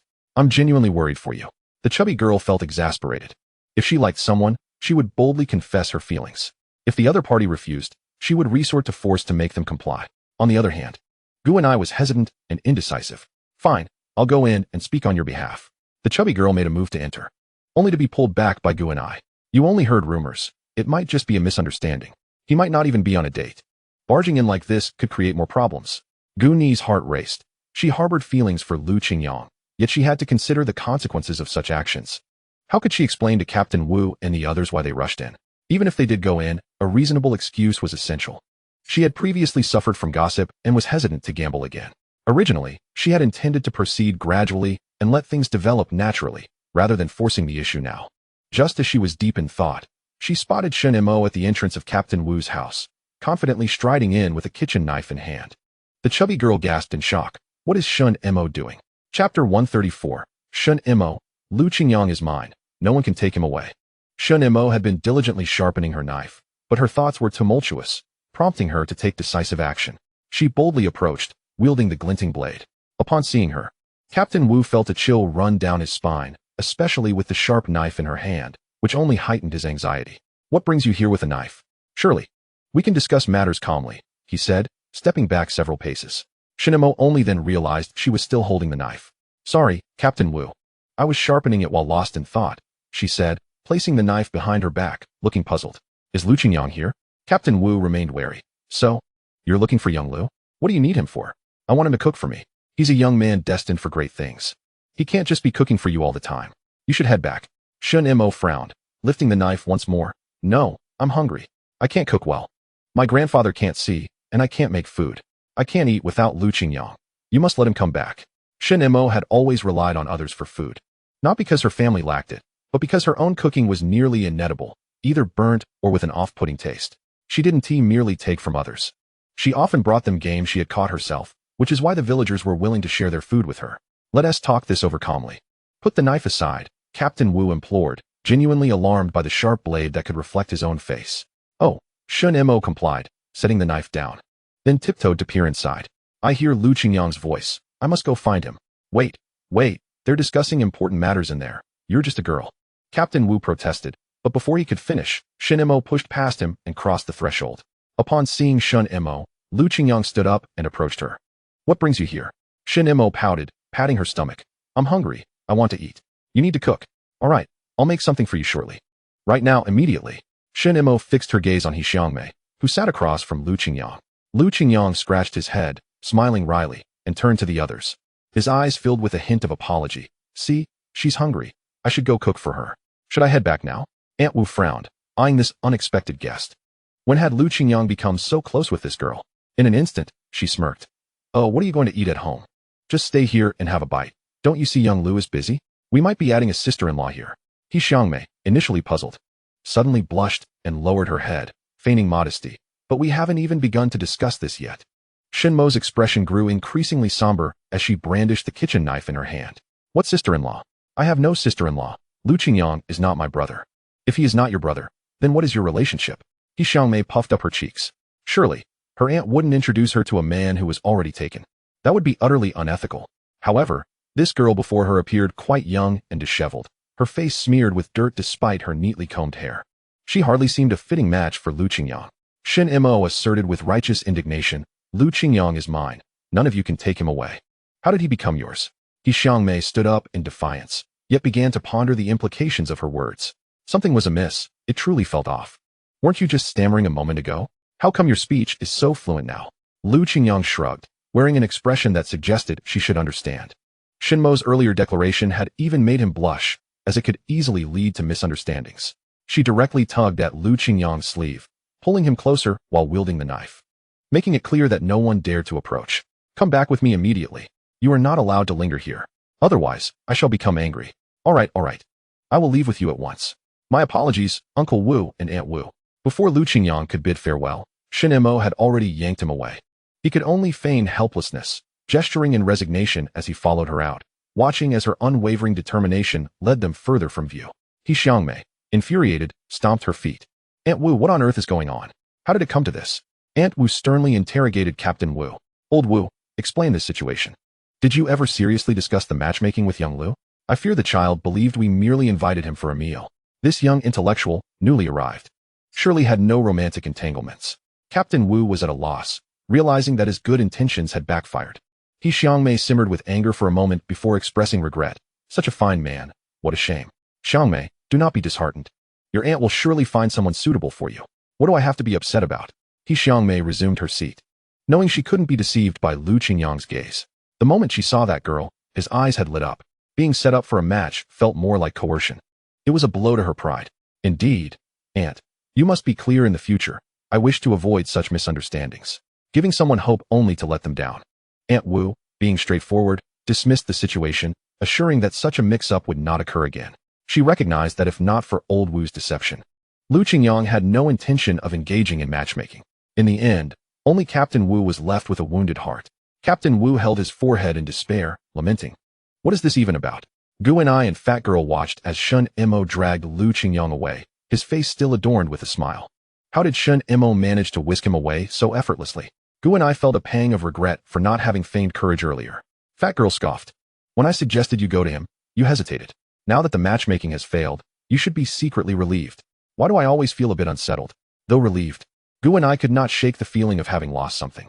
Chapter 135 Shunimo. Why do people seek marriage? Upon returning with Lu Qingyang, Shunimo thrust a spatula into his hands. I am hungry. Lu Qingyang ruffled her hair affectionately.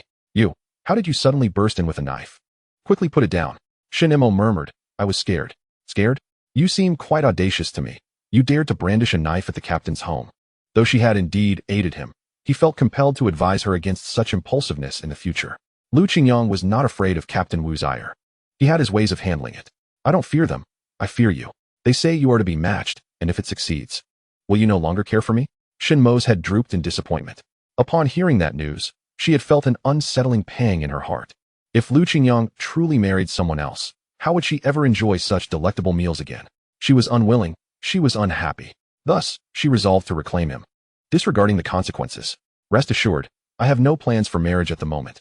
Captain Wu tricked me into thinking I was merely invited for a meal, only to introduce me to his niece. I too was kept in the dark. For now, I have no intentions in that regard. Lu Qingyang surveyed the remnants of their meal. Clearly, he lacked the time to prepare a proper feast, having left the table unsatisfied. Discovering some leftover rice in the wooden steamer, he decided to make fried rice. A few tomatoes still remained from earlier, which he could use to create a tomato egg drop soup, complemented by the previously sautéed sauerkraut. It would suffice for a meal. Shunimo sat there, her eyes fixed on him. Lu Qingyang cracked 3 eggs, sautéed them until fragrant, then added the leftover rice along with some seasoning to continue stir-frying. Shunimo, could you please chop the tomatoes? Oh, certainly. Shunimo diligently prepared the tomatoes. Lu Qingyang first sautéed them to extract their juices, then added water. Once it boiled, he poured in the beaten eggs, resulting in a steaming pot of tomato soup. Here, eat.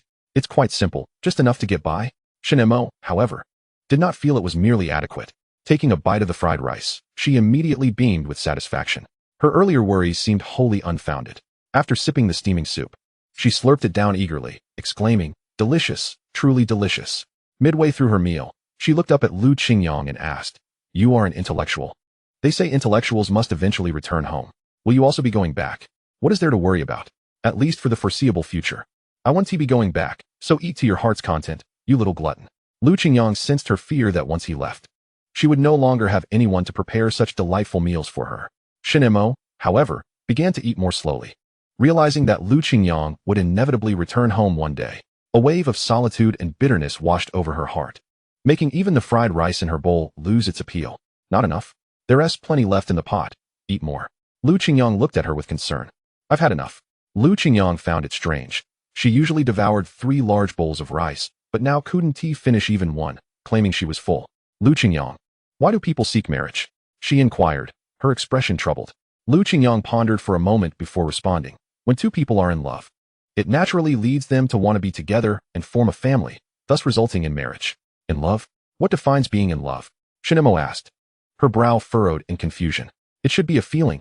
I cannot quite articulate it. It's when you often think of that person, yearning for them, to the point where you lose your appetite. Shunimo stared at the rice in her bowl, realizing it had indeed lost its appeal. Lu Qingyang continued, sometimes, you dream of that person. Shunimo recalled her dreams in which she often hunted alongside Lu Qingyang. Most importantly, Shunimo gazed intently at his face. What is it? Upon encountering that individual, one cannot help but feel a rush of warmth to the cheeks and an accelerated heartbeat, accompanied by an unmistakable sense of nervousness. Indeed, this is the truth.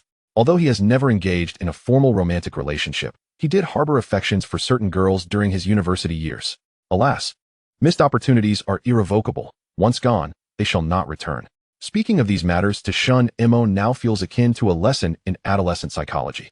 Shunimo, lost in thought, placed a hand upon her rapidly beating heart and then touched her flushed cheeks. She initially suspected she was unwell, even administering a few pinpricks to her arm, only to discover no effect. Why discuss this with you? In time, you will understand. Shunimo remained silent. Yet she had come to a realization. Although she may be somewhat slow-witted, it does not equate to a lack of intelligence. Could it be that she truly harbors feelings for Lu Qingyang? A sentiment distinct from familial love, but rather a yearning for a deeper connection? Shunimo shook her head, her typically carefree demeanor subdued as she stifled her inner turmoil. Lu Qingyang, if you wish for me to remain here indefinitely, would you welcome that? Lu Qingyang rubbed his nose thoughtfully. There are no relatives in the capital worth longing for, and at present, I have yet to determine my future path. However, given the opportunity, I would still wish to return. He knew he must work diligently to earn enough to purchase a courtyard in the capital. Accumulating a substantial fortune is his ultimate aspiration. Upon hearing this response, Shunimo's demeanor visibly fell. He indeed intended to return. Yet soon, her spirits lifted again. Lu Qingyang was heading back to the capital, and she could accompany him. However, her expression soon soured once more. She still had family, her grandfather, whom she could not bear to part with. Thus, her emotions fluctuated, while Lu Qingyang observed her expressions shift between joy and sorrow. He could only wonder what thoughts occupied little Mo's mind, unable to resist playfully flicking her forehead. Enough of these fanciful thoughts. What use are such musings to a child? You may ponder them when you mature. Once you're well fed, return to your slumber. Tomorrow we rise early to slaughter pigs. Shunimo let out a small exclamation, initially intending to voice a complaint, but upon meeting Lu Qingyang's gaze, the familiar fluttering sensation surged once more. I understand. I'll retire early. I excel at pig slaughtering. Tomorrow, prepare to be amazed by my prowess. Very well. I shall await the display of your remarkable skills. Lu Qingyang had no doubts about Shunimo's abilities. He had witnessed her deftly dissect a wild boar before, her technique astonishingly proficient. After returning home, Lu Qingyang prepared several invigorating pills and other fine provisions to present to Captain Wu. Initially, Captain Wu was in a foul mood, but upon seeing these items, his expression transformed into one of delight. Ah, Xiao Lu, I owe you an apology for not clarifying earlier. Regrettably, your matchmaking endeavor today fell through. Such a pity. Not at all. Not a shred of regret. Lu Qingyang thought, though he feigned a sigh. It seems we are simply fated to be apart. Chapter 136. The production team slaughters pigs. At long last, the day everyone eagerly anticipated throughout the year had arrived. In previous years, it was considered fortunate to have a single pig left by year's end. During particularly trying times, not even a drop of oil could be found. And even during the new year, meat was a luxury, with only coarse porridge and corn cakes to mark the occasion. Even when dumplings were made, fine flour was a rarity. Those in better circumstances resorted to filling their dumplings with vegetables. Never before had there been such a bounty as today, with the brigade distributing 3 or 4 pigs. Every household looked forward to the chance of indulging in some meaty fare, eagerly watching the proceedings. Lu Qingyang rose early, and the villagers gathered to assist.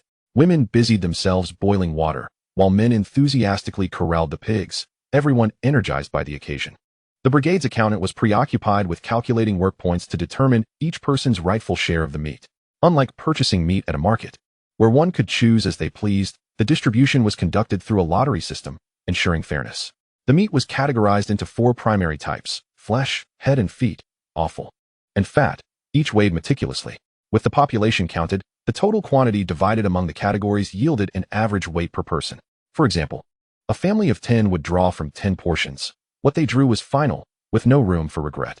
However, villagers were permitted to trade privately, unrestricted. At this moment, Shunimo stood beside Lu Qingyang, wielding a sharp kitchen knife. Several robust villagers had already secured the pigs, which squealed pitifully, seemingly aware of their impending demise.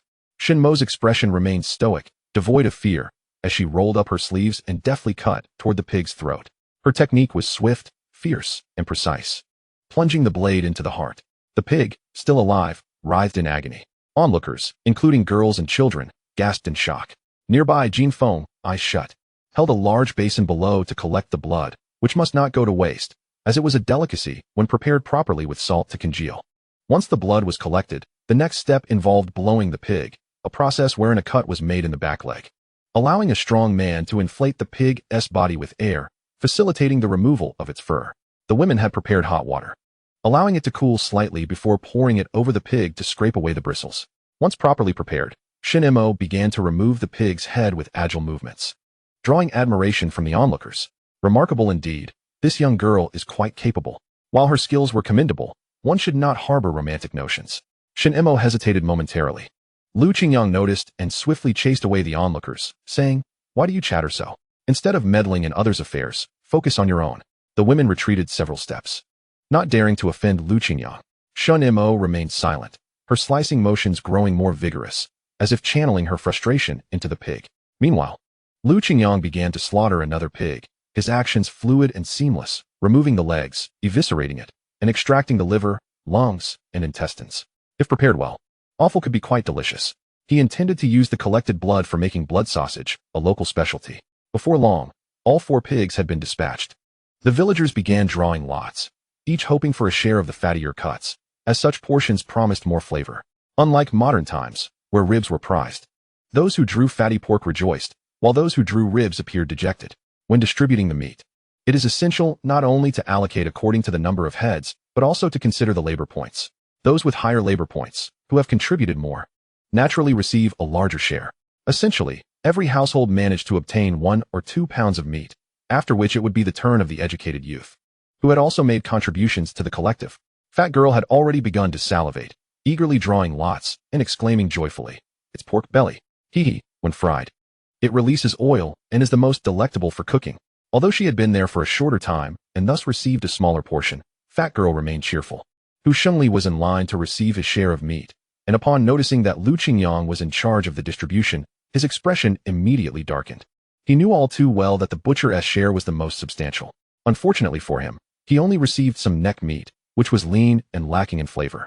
When Gu and I collected her meat, her eyes sparkled at the sight of Lu Qingyang. Having been there longer, she received a more generous allocation and was quite satisfied with her hind leg meat. Finally, the remaining large pig bones were to be evenly distributed among each household. Almost everyone in the village had gathered, making the scene even more bustling than during the New Year celebrations. After the distribution, Lu Qingyang let out a sigh of relief. It had indeed been exhausting. Nevertheless, the rewards were plentiful. Captain Wu instructed him to keep half a pig's head, and aside from his rightful share of meat, he was also generously given a pig's heart, lung, and tail. Lu Qingyang, with a beaming smile, also took some pig's blood. Craving for hot pot made with pig blood, the most authentic version. The leftover scraps were intended for a celebratory dish, where the entire brigade would gather to feast together. However, Lu Qingyang would not need to cook today, as he had already exerted himself enough with the butchering. A few women from the production team prepared a dish of stir-fried sauerkraut with meat, although there was hardly any meat to be seen. At best, there were only a few bits of oil. They also made a pig bone soup, which was mostly broth without any visible bones. Thus, Lu Qingyang casually settled for a meal that left much to be desired, barely filling his stomach. After all, the real feast awaited him at home. Shunimo received a pig trotter and without hesitation, prepared to bring it to Lu Qingyang. Shindazhang could only sigh, "You little rascal. Where do you think you're going? I haven't even had a taste of the oil drippings. Grandpa, you can't see, and you can't cook. Mine tastes terrible. So I'm going to ask Lu Qingyang for help," she retorted with conviction. Shindazhang was at a loss for words, knowing full well he was joking but secretly admitting he enjoyed Lu Qingyang's cooking. Chapter 137. Hot pot and orange soda. Lu Qingyang gazed at the bounty before him. The flavor of domesticated pig far exceeded that of wild boar. The pig lung could be transformed into a delightful soup, while the heart could be marinated for a day before being stir-fried. Today his focus was on the pig's blood. which he had long desired for hot pot. Additionally, he had gathered a considerable amount of pig skin to prepare a gelatinous delicacy, a superb accompaniment for drinks. Once the pig blood had fully congealed, he cut it into cubes and assessed his available ingredients, planning to incorporate whatever he had on hand. There was some leftover tofu, canned luncheon meat, and a variety of vegetables. Today, he would make a simplified version to satisfy his cravings. Just as he finished, Shunimo knocked on the door, exclaiming, "Lu Qingyang, I can smell the aroma. Your sense of smell is extraordinary." Lu Qingyang replied, opening the door to find Shunimo still holding the pig trotter. "Isn't that what you received today? Why bring it over? My home has no shortage of meat, but what I lack is someone who can cook. And I know your dishes are delicious," she said, already licking her lips in anticipation of what culinary delights Lu Qingyang would conjure. Following the scent, she settled at the table, eager to eat. Lu Qingyang, with an affectionate tone, said, "All right, enjoy your meal. I'll simmer the trotter for a soup. So take some back for your grandpa. Make sure it's tender." Shunimo eagerly picked up her chopsticks, unable to resist the enticing pig blood. "This is a method I've never seen before," she exclaimed. Of course, this was Sichuan cuisine, and having never ventured beyond her locality, she had never tasted it before. She placed a piece in her mouth, immediately exclaiming, "Hot, hot, hot." The spice was nearly overwhelming, causing her lips to swell. She hadn't anticipated the dish to pack such a punch. This dish should be savored slowly. Let it cool before eating. Look at you, your lips are swollen. Despite the heat, the flavor was exquisite, and she instinctively kept shoveling it into her mouth, especially relishing the luncheon meat, which had absorbed the flavorful broth. Eventually, she discovered that pairing it with rice dulled the spiciness. Lu Qingyang, with a mischievous glint, retrieved several bottles of soda from the cupboard. "Have you ever tried orange-flavored soda?" Shunimo shook her head. "No, is it good?" "Delicious. You should give it a try," he urged. This was soda he had brought from the capital. He opened a bottle and set it beside her. Hesitantly, she peered at the bright orange liquid before taking a sip, her face lighting up with surprise. It really tastes like orange, though it's a bit cold. Since she began learning traditional Chinese medicine with Old Bao, she had become more mindful of her diet, avoiding spicy and cold foods. However, the soda was simply too refreshing. "Now, put aside everything else and just tell me if it's good or not." Shunimo nodded, albeit hesitantly. "It's good. Then drink up, or I'll finish it myself. There are only a few bottles left." Shunimo immediately took another hearty gulp, declaring, "No way, this is mine." As she diligently enjoyed her drink, Lu Qingyang noticed her lips had swollen, a vivid red, reminiscent of lipstick. He found her alluring with her rosy lips and white teeth. "It's so spicy, and you still want more?" "Yes, even though it's spicy, it feels warm going down. Next time, we should add more ingredients." This sparked a realization for Lu Qingyang. Wasn't he that just Sichuan-style hot pot? He could certainly prepare hot pot next time with just some vegetables to cook in the broth. The two relished their meal, with Lu Qingyang adding more ingredients to Shunimo's bowl. "If you enjoy it, eat more. You look like you haven't eaten in days." "That's just my physique. I consume a lot because I use up a lot." I know. That little body harbors great energy." "Huh, what did you say?" "Nothing. I was just complimenting your industriousness. By the way, how is the scarf I knitted for you? Is it warm?" "Very warm indeed." "Then I shall knit you a hat next time." Outside the window, Gu and I listened intently to their conversation.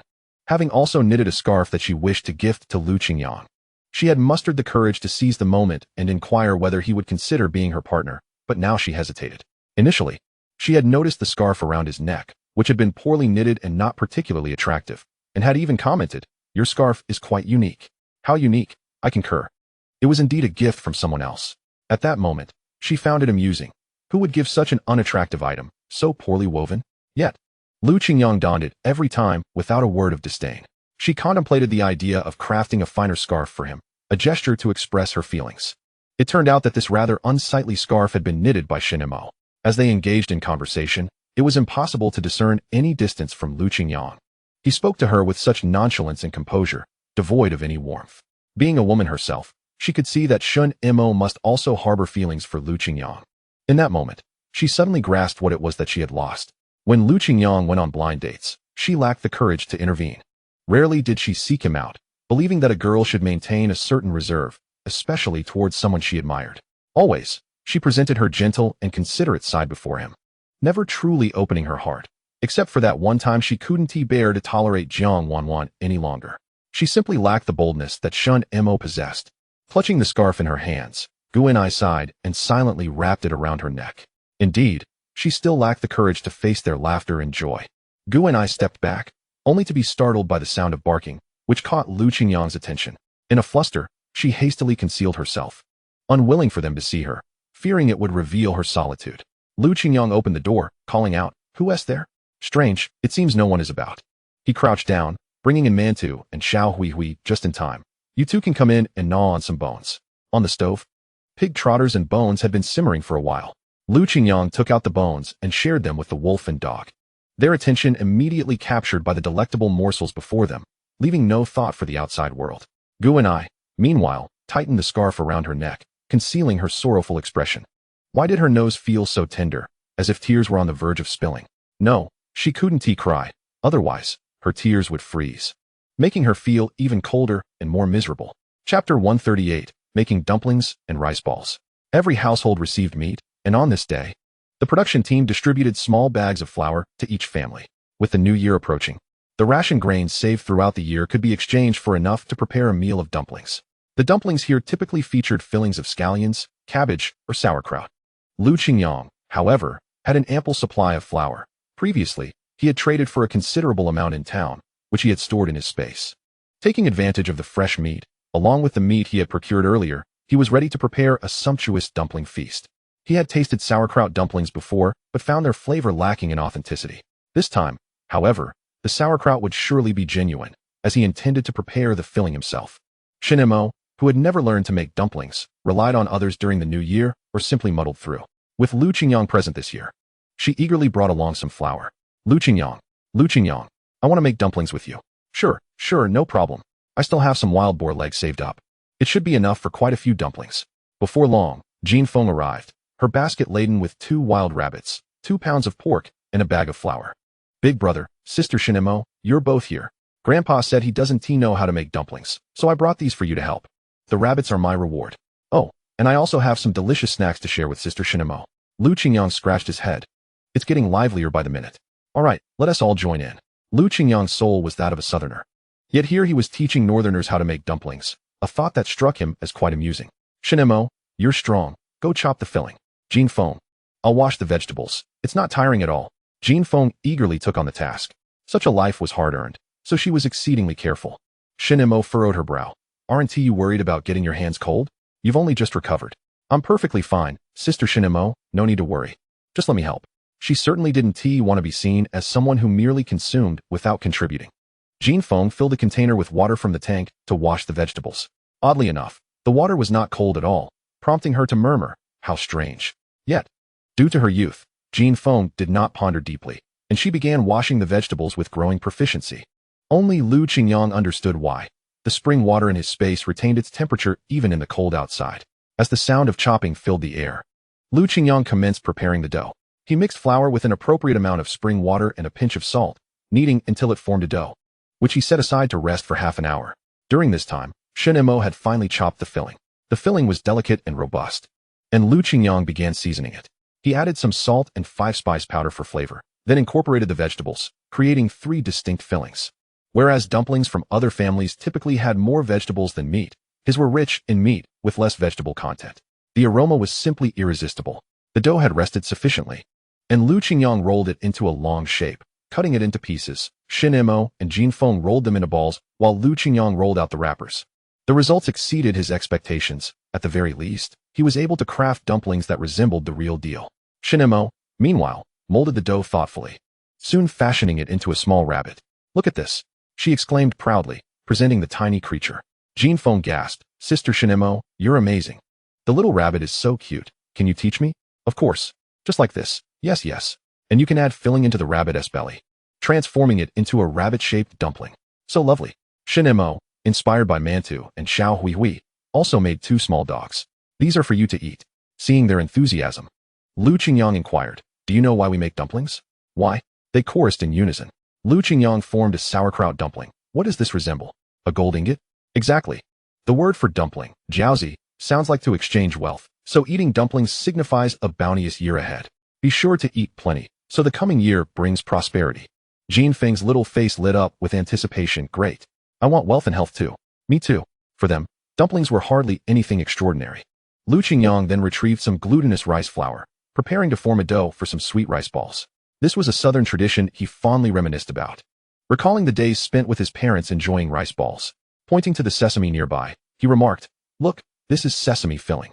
When wrapped in glutinous rice dough. It's fragrant and sweet, symbolizing reunion.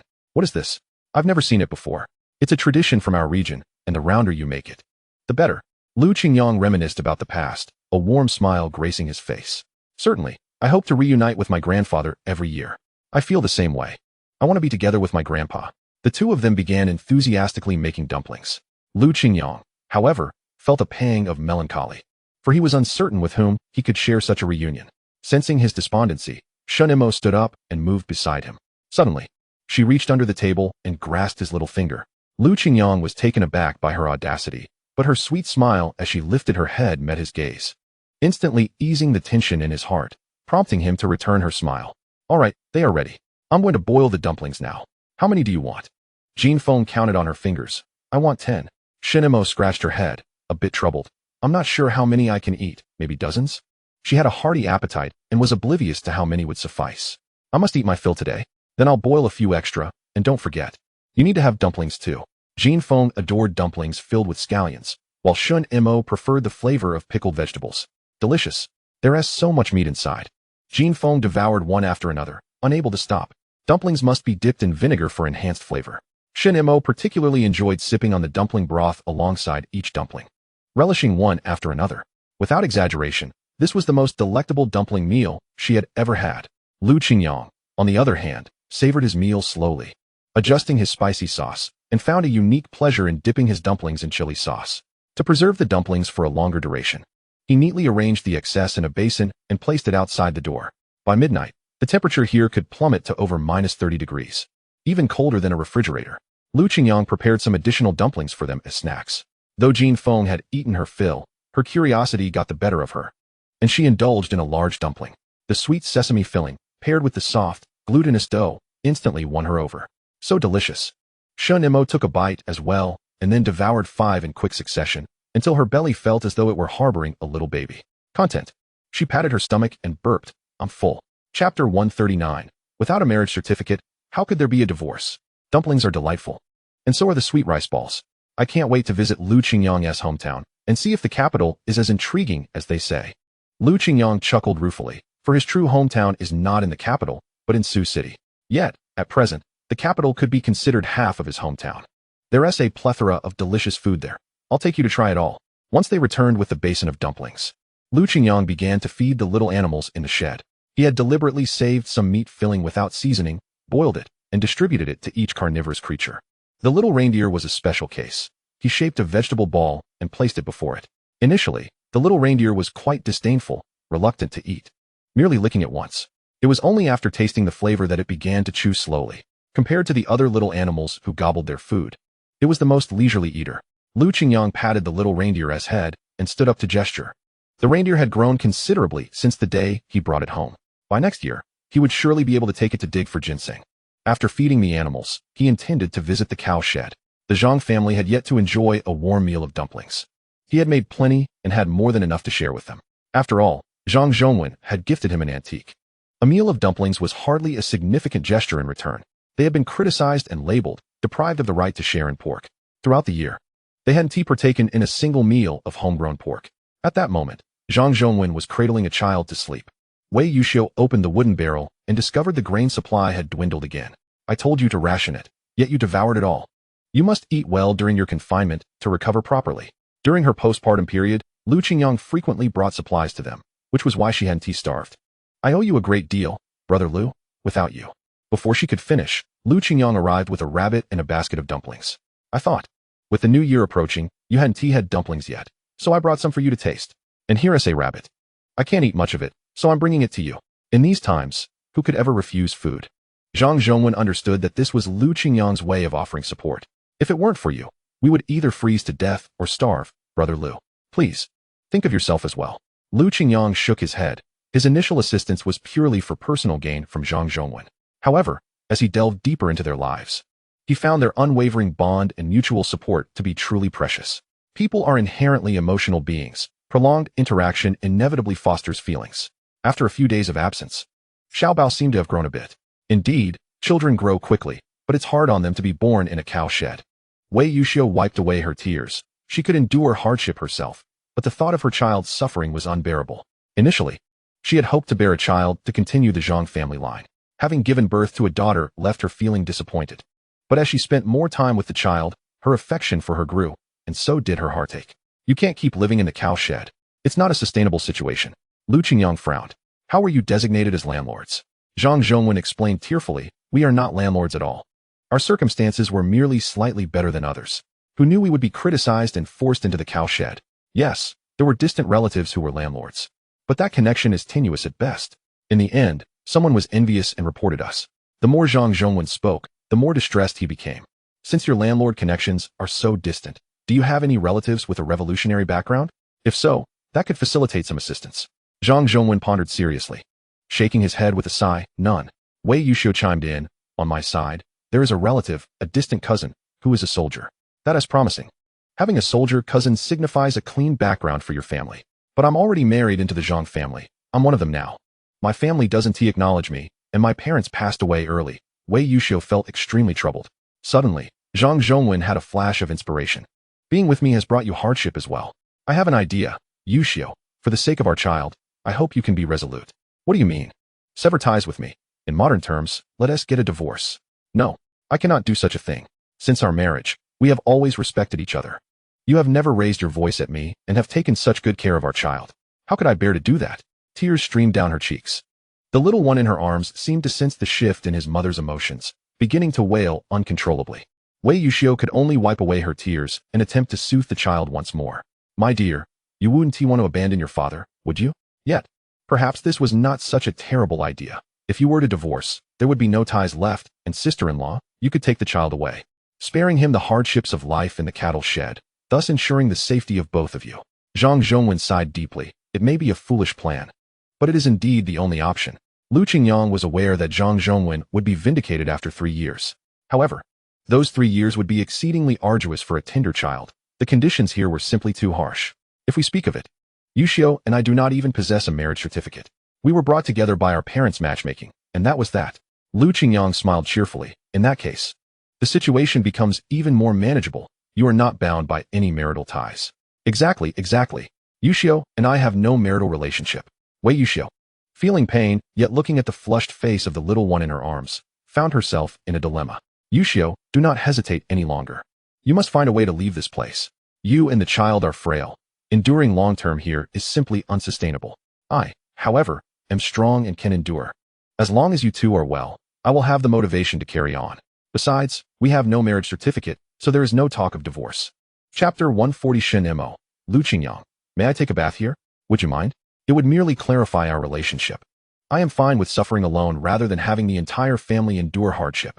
Wei Yuxiu was evidently swayed. She bit her lip and replied. Then let us proceed as you suggest. Zhang Zhongwen, in front of Lu Qingyang, showed no reluctance, merely sighing. Brother Lu, come with me. You are trustworthy. Zhang Zhongwen unearthed a corner of the cattle shed and retrieved a piece of blue cloth, brushing off the dust before unfolding it. As Lu Qingyang leaned closer, he discovered a jade bracelet of an exquisite emerald green hue. Given its quality, it would undoubtedly fetch a considerable sum in contemporary times. Though now it seemed no one would desire such a thing. This is a family heirloom I have hidden away. Brother Lu, you have connections. Could I trouble you to sell it on the black market? Regardless of the price, as long as it yields some money. I understand how difficult it is to find a buyer in these times. Zhang Zhongwen spoke earnestly. Use the proceeds to manage things. Keep the remainder for yourself. You know I cannot easily leave the group. Many have their eyes on me. Lu Qingyang examined the bracelet closely before holding it up to the candlelight.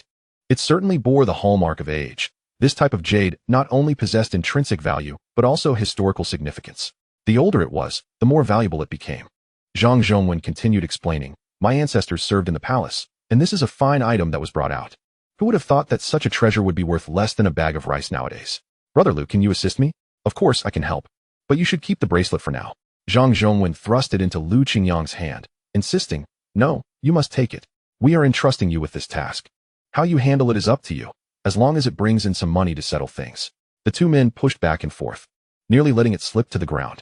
Even if Lu Qingyang lacked keen insight, the sight of the bracelet was enough to captivate him, confirming its quality. However, such valuable items often attracted misfortune. It might be wiser to keep it in his possession. Fine, I shall accept it.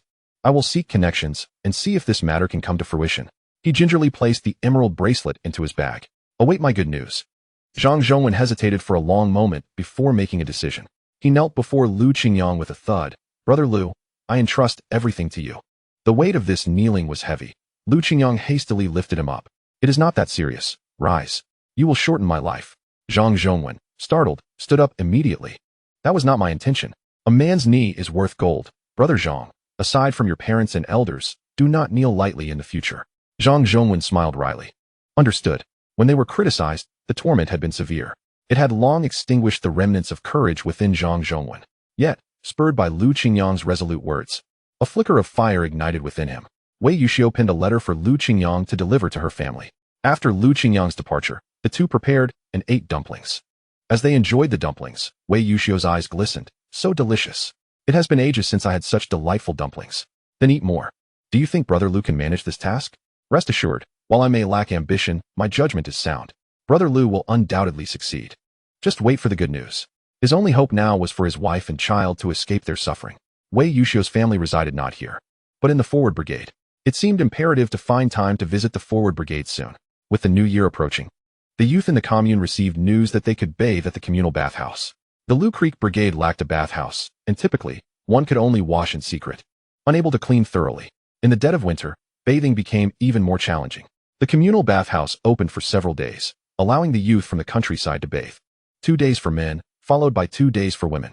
As the days approached, the youth began to gather their belongings, preparing for a proper wash. Their bodies likely covered in grime. This is fantastic. I feel like I am starting to stink. I can't recall the last time I bathed. My skin is itching. The chubby girl sniffed her own scent and shook her head in dismay. Jiang Wanwan rolled her eyes. If you don't maintain cleanliness, don't complain about not being able to bathe. You can always tidy up yourself. Oh please, Jiang youth. I haven't seen you bathe much either. Your tone is quite lofty. As if you were spotless. Compared to you, that pig is bound to be cleaner. Jiang Wanwan cast a disdainful glance at her. Infuriated. The chubby girl couldn't help but slap her twice. Gunila held the chubby girl back. Ignore her. She isn't any cleaner than you. You are far better off. Just then, Shunimo approached with a basin, wishing to join the group of female youth heading to the communal bath. The chubby girl was pleased to have her along. But Gunila felt an awkwardness upon seeing her. Shunimo was unreserved, directly sniffing Jiang Wanwan, immediately making a face of disgust. Your scent is overwhelming. I suggest you scrub more, especially that foul mouth of yours. It will take a brush several times to clean it. Jiang Wanwan, usually calm and composed, found herself exasperated by Shunimo's words, her chest heaving with indignation. How clean can you be? And you, not even a youth. Why do you think you can bathe with us? Lu Chunhua chimed in. Right, you have no right to join us. A deep-seated animosity brewed between them. Lu Chunhua had suffered greatly due to Shunimo's actions, and her disdain for her had only intensified, leading to a desire to confront her. Shunimo flipped the basin over Lu Chunhua's head. If you don't want to go, then don't. I couldn't care less. The plump girl hurriedly seized her arm. Hey, Shunimo, aren't you going? No, I have my own way. The thought of bathing with those two women was already unappealing to her. Gu and I and the plump girl had no intention of going together either. They planned to wait until tomorrow. Leaning closer to Shunimo, the plump girl whispered, how about you join us tomorrow? Not going. I don't want to be the subject of gossip. Shunimo turned her head away defiantly, as she had never favored communal bathing. However, her grandfather insisted that bathing with the young women would be more warming. Normally, she would often wipe herself down at home, but it was rather chilly. She would rather endure the cold than go. Shunimo spent the entire morning in a huff. She resolved to boil some hot water herself for a simple wash. Boiling water was easy, but the real challenge lay in maintaining its temperature. Suddenly, she recalled Lu Qingyang, who always smelled pleasant. She had even seen a large bathtub at his place. Surely, he must bathe frequently. Why not visit him for a wash? Lu Qingyang had heard that everyone was heading to the commune for a bath, but he felt no interest. Being a reserved person, public baths were not suitable for him. Yet, Shunimo eagerly approached him. Lu Qingyang, may I bathe here? Would you mind? Lu Qingyang swallowed hard. Aren't you going with the young women? I refuse. Lu Chunhua and Jiang Wanwan are too gossip-prone and annoying. They threatened to complain. I won't go. I'll just wash here. Usually, Lu Qingyang bathed with spring water, so he never felt cold. However, having Shunimo bathe here posed a bit of a dilemma for him. Images he shouldn't entertain popped into his mind, an isolated man and a woman. But you mustn't peek. That is what you taught me. Lu Qingyang reached out to playfully flick her nose, but she dodged. You're hiding. You're just a little kid. Me peeking at you? What a joke. Lu Qingyang's gaze wavered, concealing his inner unease. Who said that? I'm not a little kid anymore. My grandfather calculated it for me, according to the lunar calendar. I haven't had a birthday, but by the solar calendar, I'm already an adult. I'm 18, so don't call me a kid. Her puffed-up cheeks resembled a pufferfish about to explode. Little Mo has become an adult. Seems she has been counting the days herself. Chapter 141. Enjoying a soothing hot bath. Lu Qingyang, promise me. Shunimo tugged at his sleeve, appearing quite pitiful. I feel so uncomfortable, itchy and dirty. Can I please wash here? Goodness. In just a few months, this once ironclad girl had begun to act spoiled. Lu Qingyang, left with no option, relented. All right, of course you can. I'll go wash the bathtub and heat the water. You just bring back some clean clothes. Great, I'll be right back. Shunimo darted away. Lu Qingyang sighed. Starting to clean the tub, worried Shunimo might catch a chill, so he heated spring water. This girl was quite fortunate. As he reflected, he realized that throughout his life, he had only boiled water for his parents and elders when he was young. Later, he used solar water heaters in the city. And eventually, gas water heaters became the norm. In this era, it was indeed a challenge for ordinary people to take a bath. He initially thought about asking Jean Feng for help, but being a man, he felt it was somewhat inconvenient. Little did he know, Uncle Tai had taken Jean Feng to town, leaving him to tackle this tricky situation alone. But upon further thought, it was merely a bath. As long as he boiled some water, it was sufficient. He didn't need to treat it like a major ordeal. She was just a little sprout. How much could she attract attention? He preferred voluptuous beauties. When Shunimo returned with her clean clothes, the water was already ready. There was a small partition perfect for bathing. When he was alone, he could close the door and wash wherever he liked. Now, he had draped a sheet to create a curtain, ensuring he couldn't see inside. The stove was lit, making the small space quite warm. Even without clothes, one wouldn't feel excessively cold. Shunimo removed her scarf, hat, and gloves, rubbing her hands together. It's so cold outside, but it's so warm in here. Lu Qingyang, you've prepared so well. Enough with the flattery, hurry up and wash. The water is ready, check the temperature. Is it suitable? Do you need more hot water? Shunimo extended her slender wrist to test the temperature. Perfect, just right, no need for more water. If you feel cold, call me, and I'll bring you hot water. Lu Qingyang was merely being polite. He knew the spring water would maintain its temperature. Where's your towel? What about shampoo? Shunimo produced a wrinkled towel, worn from long use, and asked shampoo? What is that? Lu Qingyang realized that such things had yet to become widespread. You've been learning from old Bao for so long. As a student of traditional medicine, don't you know how to make shampoo? This was a natural herbal shampoo made with old Bao's help, ensuring a clean and refreshing wash without the harmful additives that could cause hair loss. Your master has such a skill? I must learn it next time. This bar is for your body, and this one is for your hair. Don't mix them up. Lu Qingyang reiterated. I know. Shunimo initially intended to strip off her heavy outer coat directly, but suddenly felt shy. She quietly moved inside and pulled the curtain shut. Take your time. The pot is still boiling. Let me check if it's ready. After Lu Qingyang left, she slowly began to undress. Soon, she submerged herself in the bathtub, letting out a comfortable sigh. The tub was originally crafted to fit Lu Qingyang's size, making it relatively spacious. Shunimo, petite as she was, could easily immerse herself entirely. She couldn't help but marvel at Lu Qingyang's ability to enjoy life. The water temperature was neither scalding nor too cool. Soaking in it warmed her body. As she noticed 2 bars of soap on the nearby stool, she grew puzzled again. Which was for hair, and which was for the body? She had completely forgotten. Lu Qingyang. Lu Qingyang. Hearing her anxious calls, Lu Qingyang thought something was wrong. What is the matter? I forgot which bar is for hair. Lu Qingyang rubbed his forehead, clarifying, one is lighter in color, the other is darker. The darker one is for hair. Got it. You go on with what you're doing. The room was now filled with warmth, steam enveloping the air. And Lu Qingyang felt his heart racing. Just a curtain separated him from a girl bathing. Could a lifelong bachelor not feel nervous? Taking deep breaths, he tried to keep his mind at ease. Shunimo picked up the darker soap, applying it to her hair. There was a separate basin nearby for rinsing. She stood up, filled the basin with water, and began to wash her hair. The soap emitted a faint herbal aroma, reminiscent of the delightful scent that clung to Lu Qingyang. Shunimo's cheeks flushed a deep crimson. Uncertain whether it was due to the warmth of the water or her own embarrassment, Lu Qingyang sat beside the stove, tending to the fire. After a considerable interval of silence, concern began to gnaw at him. Could she have fainted inside? Shunimo, what are you doing? Why is there no sound? Shunimo was enveloped in the warm water, feeling drowsy and content. Just moments ago, she had intended to submerge her head to practice holding her breath, which explained her silence. Hearing his anxious call from outside the curtain, she finally replied, "It feels too lovely to get up." Relieved, Lu Qingyang settled back down. Then soak a little longer, there's still plenty of time. Contemplating picking up a book to calm his mind, he also worried she might suspect him. So he sent in a basin of hot water. Add some more hot water. As he passed it through the curtain, their hands inadvertently brushed against each other, sending a jolt of electricity through Qingyang, leaving him tingling. Chapter 142. Shunimo's concern. Shunimo immediately withdrew her hand, feeling oddly weak, attributing it to the warmth of the bath. Qingyang picked up the book, intending to cultivate his mind, but discovered it was the manual gifted by Yi, and he had inadvertently opened to a rather risque illustration. His mouth went dry, prompting him to gulp down a glass of cool water. Yet the heat within him remained unabated. It was only when he heard a splash that he hurriedly inquired, "What happened? Are you all right?" In a moment of drowsiness, Shunimo had dozed off and slipped beneath the water, recalling the traumatic incident of nearly drowning. She wished to respond to Qingyang, but found herself speechless. In a panic, he yanked aside the curtain, revealing Shunimo submerged, with only her head above water, her eyes shimmering with unshed tears. Qingyang quickly averted his gaze. "What was that sound? Why didn't you answer me?" Shunimo extended her delicate, pale arm, tears brimming in her eyes. "I slipped into the water by accident and thought of my mother. Your mother is gone, but you still have your grandfather in me. So, please do not be sad. All right." Shunimo wiped her tears, realizing her current state was indeed undignified.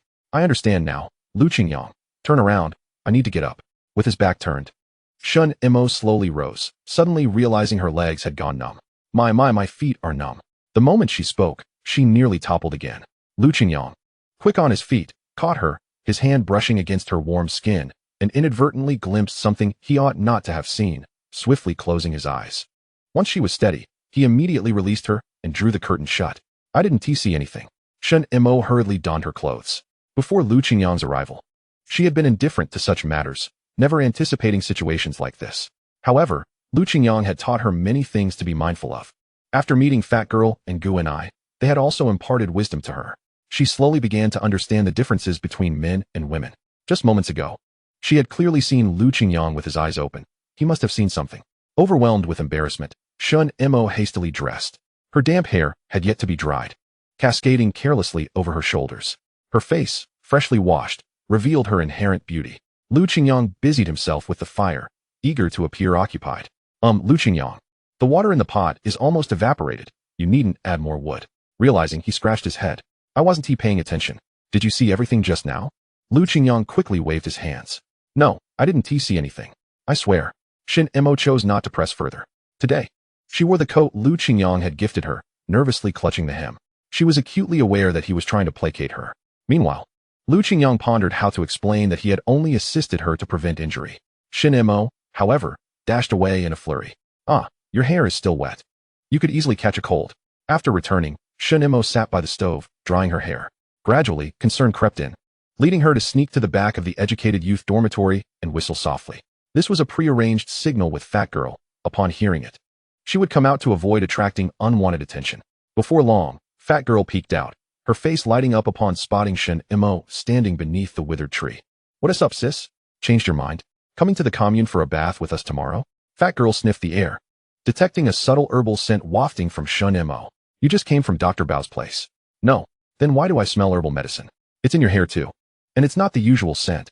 It actually smells quite nice. Did you use it to wash your hair?" Shunimo's hair, usually unruly, appeared particularly smooth today. "Is it made from herbal concoctions? Could you make some for me next time? My hair is practically falling out." Shunimo absent-mindedly nodded, her expression clouded with worry. "I need to ask you something, Fat Girl. Let us go to my house." Shunimo placed several roasted sweet potatoes on the stove, and the two engaged in casual conversation. "What's wrong? What happened? Are you still mad at Lu Chunhua and Jiang Wanwan? Those two just have loose tongues. There's no need to be angry with them." Moreover, Shunimo had long devised a plan to teach the two a lesson. She summoned all her dogs, parting their fur to search for something. Fat Girl, intrigued, asked, "What are you looking for? Aren't they cleanliness obsessed? I'm going to give them a little gift." With that, Shunimo successfully captured a flea and stuffed it into an old bottle. Fat Girl suddenly understood, a sly smile spreading across her face. "You're planning something, aren't you?" "Exactly. Since they love cleanliness so much, let them experience the joy of fleas. You'll handle this, right?" Fat Girl immediately agreed, eager to teach those two hypocrites a good lesson. They'll be itching like crazy. Fat Girl was well aware of the torment of flea bites. "Also, here's this powder, sprinkle it on their beds. Since they sleep in a communal setting, it'll help ward off fleas." Fat girl quickly stowed the powder away. You really think of everything. This was also a formula Shunimo learned from old Bao, who had taken a long time to share it with her. But it was effective. At least her bed had finally been free of flea disturbances. You called me here not just because of this, right? Shunimo stammered, unsure of how to articulate her thoughts. Fat girl, you're from the city. You must understand more, right? It is only natural. Besides, I am a few years older than you, hence I possess more understanding. The chubby girl began to pick up the sweet potatoes that were nearly roasted on the stove. Speak up. What is it you wish to know? I assure you, I will answer without reservation. So, do you know how a man and a woman can have a child? Shunimo unconsciously touched her arm where Lu Qingyang had brushed against her, shivering slightly. The chubby girl was startled when the sweet potato burned her. Why are you asking this? I merely wish to know. No one has ever told me. And I want to be informed in advance. The chubby girl's eyes flickered. It wasn't that she didn't know how to articulate it, but rather because she was utterly clueless about the matter. In this era, parents speak of such things in veiled terms.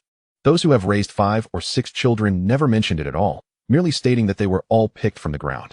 Chapter 143. Lu Qingyang resolves to act. Jiang Wanwan faces a flea attack. Yet the chubby girl had boasted earlier, so she must provide some explanation. Additionally, with Shunimo gazing at her with eager anticipation, she found it impossible to admit her ignorance. After a moment of contemplation, she confidently declared, actually, when a man and a woman are unclothed and embrace, a child is conceived. This was something she had vaguely overheard from her sister and brother-in-law during her childhood. Once, while staying at her sister's house, she heard commotion from the adjacent room. Take off your clothes. What for? The chubby girl is still next door. What is there to fear? She is already asleep. If you don't undress, how can we create a baby? She had overheard such conversations, but being young at the time, she soon fell asleep. Yet, within a few months, her sister indeed became pregnant. These words remained etched in her memory, resurfacing today. That is how it works. Shunimo recalled the earlier scene. She was unclothed and Lu Qingyang had embraced her. In truth, her concern was not about the possibility of having a child. As Dr. Bao had mentioned, her body was not conducive to childbirth. Rather, she was troubled by the very act of conception, which was something only a couple could undertake. Did that not imply that she and Lu Qingyang had? Shunimo felt her mind swirl in confusion, noticing her change in demeanor. The chubby girl pressed on. What is wrong? Is your grandfather trying to arrange a marriage for you again? Not at all. Regardless, one must be married before engaging in such activities. To do otherwise is to lack self-respect and self-love. The chubby girl spoke earnestly. The education she received from a young age firmly instilled this principle in her. If a man tarnished a woman's purity, regardless of whether he was a rooster or a duck, she would have no choice but to marry him. Otherwise, she would face ridicule. Marrying Lu Qingyang? The thought brought a smile to Shinmo's face. Marrying him didn't seem so bad. She felt no aversion to it, and perhaps even a hint of anticipation. Shunimo, you're not being bullied, are you? If anyone dares to bully you, you must tell me. I will ensure they receive their due punishment. Not at all. If anyone dares to bully me, I will surely knock them out with a single punch. Shunimo waved her small fist. The chubby girl broke into a grin. That is true. I was worrying unnecessarily. You're even tougher than I am. Ha ha. She took a bite of the sweet potato, its sweet aroma filling the air. This sweet potato is delicious and perfectly cooked. We should eat it while it's hot. Shunimo, rarely behaving so delicately, nibbled on the sweet potato while her mind replayed their earlier conversation. That night, Shunimo lay on the kong, tossing and turning in sleeplessness. Likewise, Lu Qingyang was restless, troubled by his thoughts. He could only begin working in his space, munching on a few tomatoes. Finding that the heat had not subsided, his agitation grew, leading him to conclude that he would have to rely on his own hands tonight. His mind was filled with images of Shunimo. This was troubling. Such thoughts were beginning to arise. Yet, he had indeed seen her, the delicate curve of her waist, the graceful lines of her back. He had even touched her skin. Lu Qingyang extended his hand, wishing to slap himself. After all, Shunimo was already of age. Perhaps it was best to boldly propose marriage. He was no longer afraid of Shun grandfather. No, now he should refer to him as grandfather. The question now was Shunimo's opinion. If she had no objections, neither would he. A man must take responsibility. With this thought, Lu Qingyang felt a surge of excitement.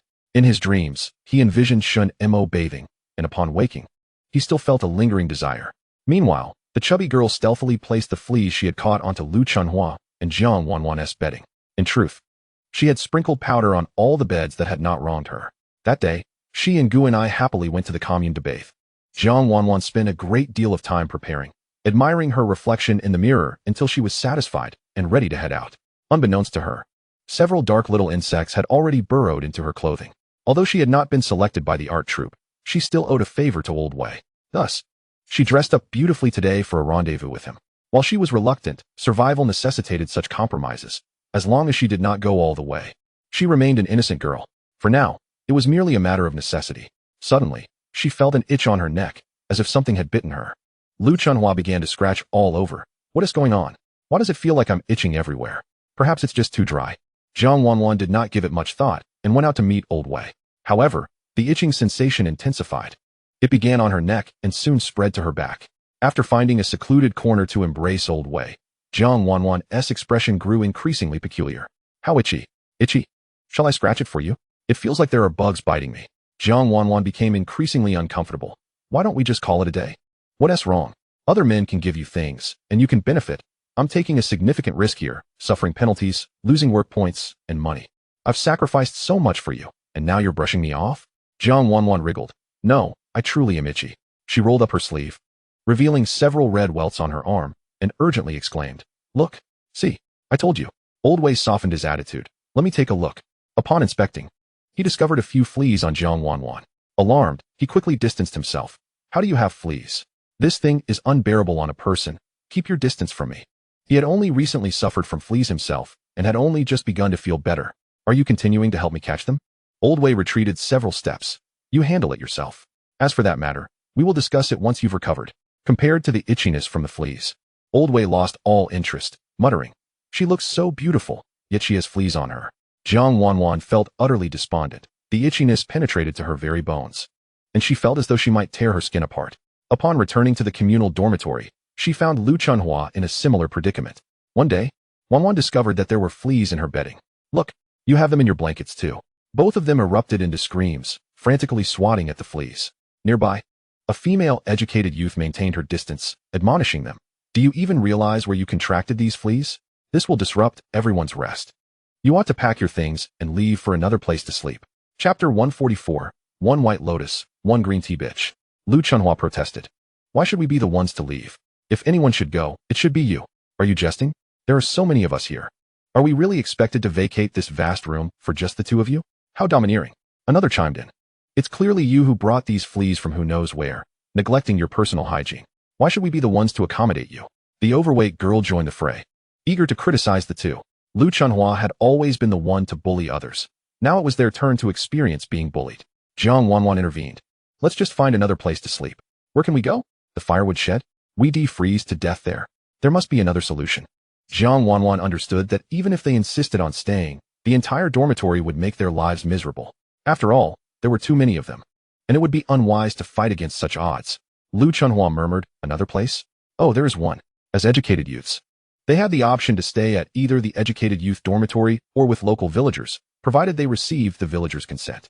Recently, her relationship with Lu Feng had been quite amicable. She had heard that Lu Feng's family had built a new house, and staying there for a while would surely be acceptable. With a bit of audacity, they could settle in and make themselves at home, as the locals would have no recourse against them. It would certainly be more comfortable than remaining in this crowded dormitory. You still disdain us? Even if we leave, the fleas won't simply vanish. Lu Chunhua rolled up her bedding and departed. She quietly conferred with Jiang Wanwan about the plan. I know Lu Feng. He is a decent person. Most importantly, he seems to have an interest in me and would likely be willing to help us. Why don't we go seek him out? With no other options available, Jiang Wanwan reluctantly agreed. After obtaining permission from team leader Han, the two hurried to Lu's home.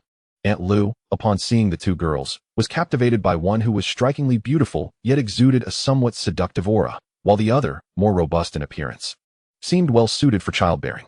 Lu Chunhua wasted no time and directly addressed Lu Feng. We share the same surname, Lu, so we are practically family. You have always been quite kind to me, and I have noticed your generosity. Might it be possible for us to stay at your home for a while?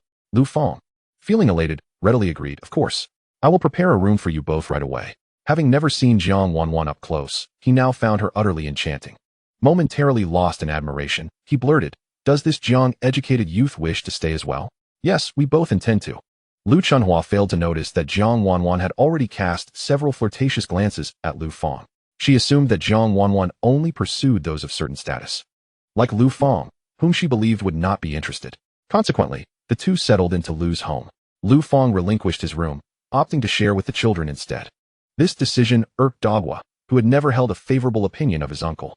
Now, two unfamiliar educated youths had moved in, and he believed his uncle had become ensnared by their beauty, foolishly inviting them into their home. Still a child, he remained indifferent to the allure of the two women and could offer an objective assessment. One was a white lotus, while the other was a green tea bitch. Would there still be peaceful days for the Liu family ahead? He felt overwhelmed by the situation.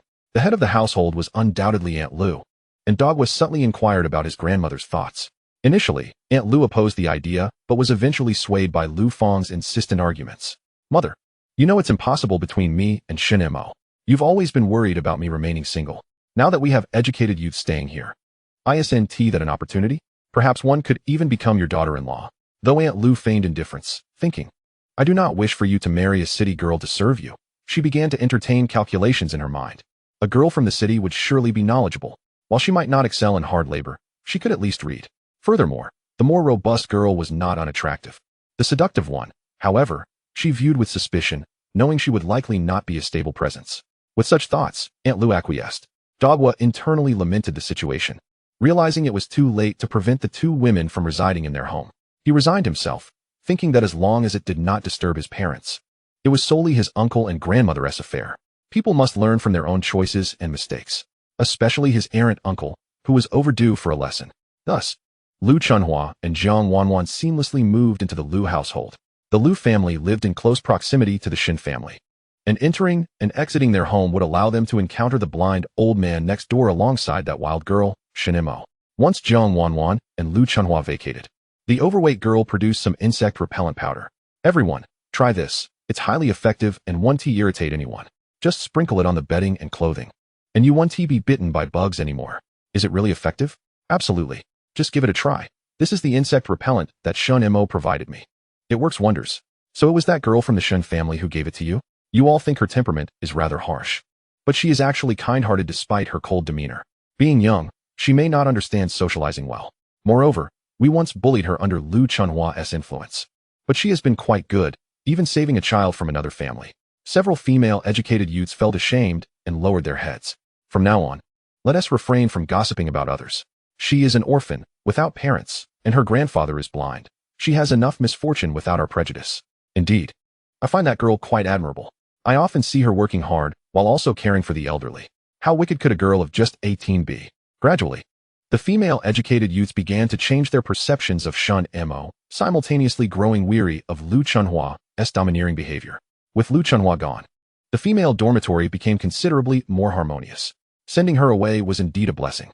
After some contemplation, Liu Qingyang resolved to propose to Grandpa Shun after the new year. Naturally, he needed to consult Shunimo beforehand, but he pondered, what could be the young girl's thoughts? Would she be willing? Feeling the scarf around his neck, he recalled it was a special gift she had knitted for him, filling his heart with warmth. Both of them harbored their own thoughts, yet neither knew how to express them to one another. Chapter 145, I will teach you slowly. In her leisure time, Shunimo spent her days at Old Bao's home, learning acupuncture and familiarizing herself with medicinal herbs. A typically clever girl, she had inadvertently pricked Old Bao several times in recent days. I say, little apprentice, do you have something on your mind? As the new year approaches, with a furrowed brow and a heavy heart, why not share your troubles with me, dear disciple? Shunimo sighed, aware that her master might possess great knowledge in traditional Chinese medicine, yet such matters were not one she could discuss with him. It's nothing much, master. I'm just feeling somewhat fatigued and a bit under the weather. Under the weather? Let me take a look, the old practitioner declared, immediately beginning to take her pulse. Previously, he had confidently asserted that Shunimo possessed a constitution that would make childbirth difficult, but upon this examination, the pulse seemed to have transformed. Sensing something amiss, the old man calmed himself and took her pulse once more. This is strange. Even with proper care, it would typically require several years to rectify such an issue. Master, what do you mean? After a brief silence, the old man, concerned about delaying the young woman's future, decided to speak frankly. When I last examined you, I noted that you had a deficiency of vitality and a cold constitution, leading me to conclude that you would struggle to conceive. However, your pulse has changed. I wonder if perhaps my previous assessment was hasty, or if you have recently taken some restorative medicine. But that doesn't seem plausible to happen so swiftly. Master, are you suggesting that my health has improved? Not just improved, it has significantly recovered. Conception should no longer pose a problem. One would expect that such news would bring joy to the young disciple, given her restored health. Yet her complexion paled instantly. Master, do you mean to say that I might have a child? The old man nodded, then shook his head. No. What I meant is that you can now marry without concern for fertility issues. You can clarify this with your grandfather. Your health is no longer a problem. Understood, master. Shunimo turned away, lost in thought, and began rummaging through her medical texts. Finally, she found a passage stating that a woman could be diagnosed as pregnant after a month. Given that only a few days had passed, it would be impossible to discern if she truly carried a child. Anxiously, Shunimo furrowed her brow. In recent days, Qingyang had been exceedingly busy and had not made the effort to seek her out. She sensed an increasing distance between them. He no longer joined her for meals, and when they crossed paths, he would merely glance at her thoughtfully before hastily departing. Surely, it was due to the incident during their bath. Had she unwittingly caused him to feel repulsed by her? Qingyang pondered that he ought to at least apologize to the young girl in hopes of easing her discomfort. He brought along her favorite peach crisps and cookies to visit her. Upon seeing him, Shunimo's expression grew complicated, as if she were wrestling with some internal conflict. Little Imo, what's the matter? Qingyang is here. Aren't you usually delighted when he visits? Grandfather, I'm feeling a bit unwell. What seems to be troubling you? Did you not have old Bao examine you? He did, but he said it was not advisable for me to meet with guests, so. Shunimo attempted to retreat to her room, but noticed the food on the table. She turned back, snatching a cookie. I'll take this. Her face betrayed her turmoil. And Qingyang, perceptive as ever, realized she was troubled. What's going on, girl? If you truly felt unwell, would you still be able to eat cookies? I suspect your discomfort lies not in your body, but in your heart. Never mind, I'll go talk to her. Teenage girls often have fluctuating moods. It's quite common. Repeating teenage years, what a phase to himself, Grandpa Shun moved along. Shunimo prepared to feed the dog some stewed pig liver, while Qingyang silently stood behind her, observing her every move. This only deepened Shunimo's unease, as she was not one to keep her thoughts to herself. Qingyang, I have something to discuss with you. Little Imo, I wish to apologize. They both spoke simultaneously, leading Shunimo to scratch her head awkwardly. Apologize for what? What do you wish to say? You go first. No, you go first. Shunimo felt it hard to voice her thoughts. Yet, such is the nature of adolescence, where even the smallest incident can spark wild imaginations. All right, I want to apologize. That day when you were bathing, I did close my eyes promptly, but I still saw something. Therefore, I feel compelled to take responsibility. I wanted to ask how you feel about that. Shunimo's heart screamed in alarm. Could it be true? Even Qingyang acknowledged it.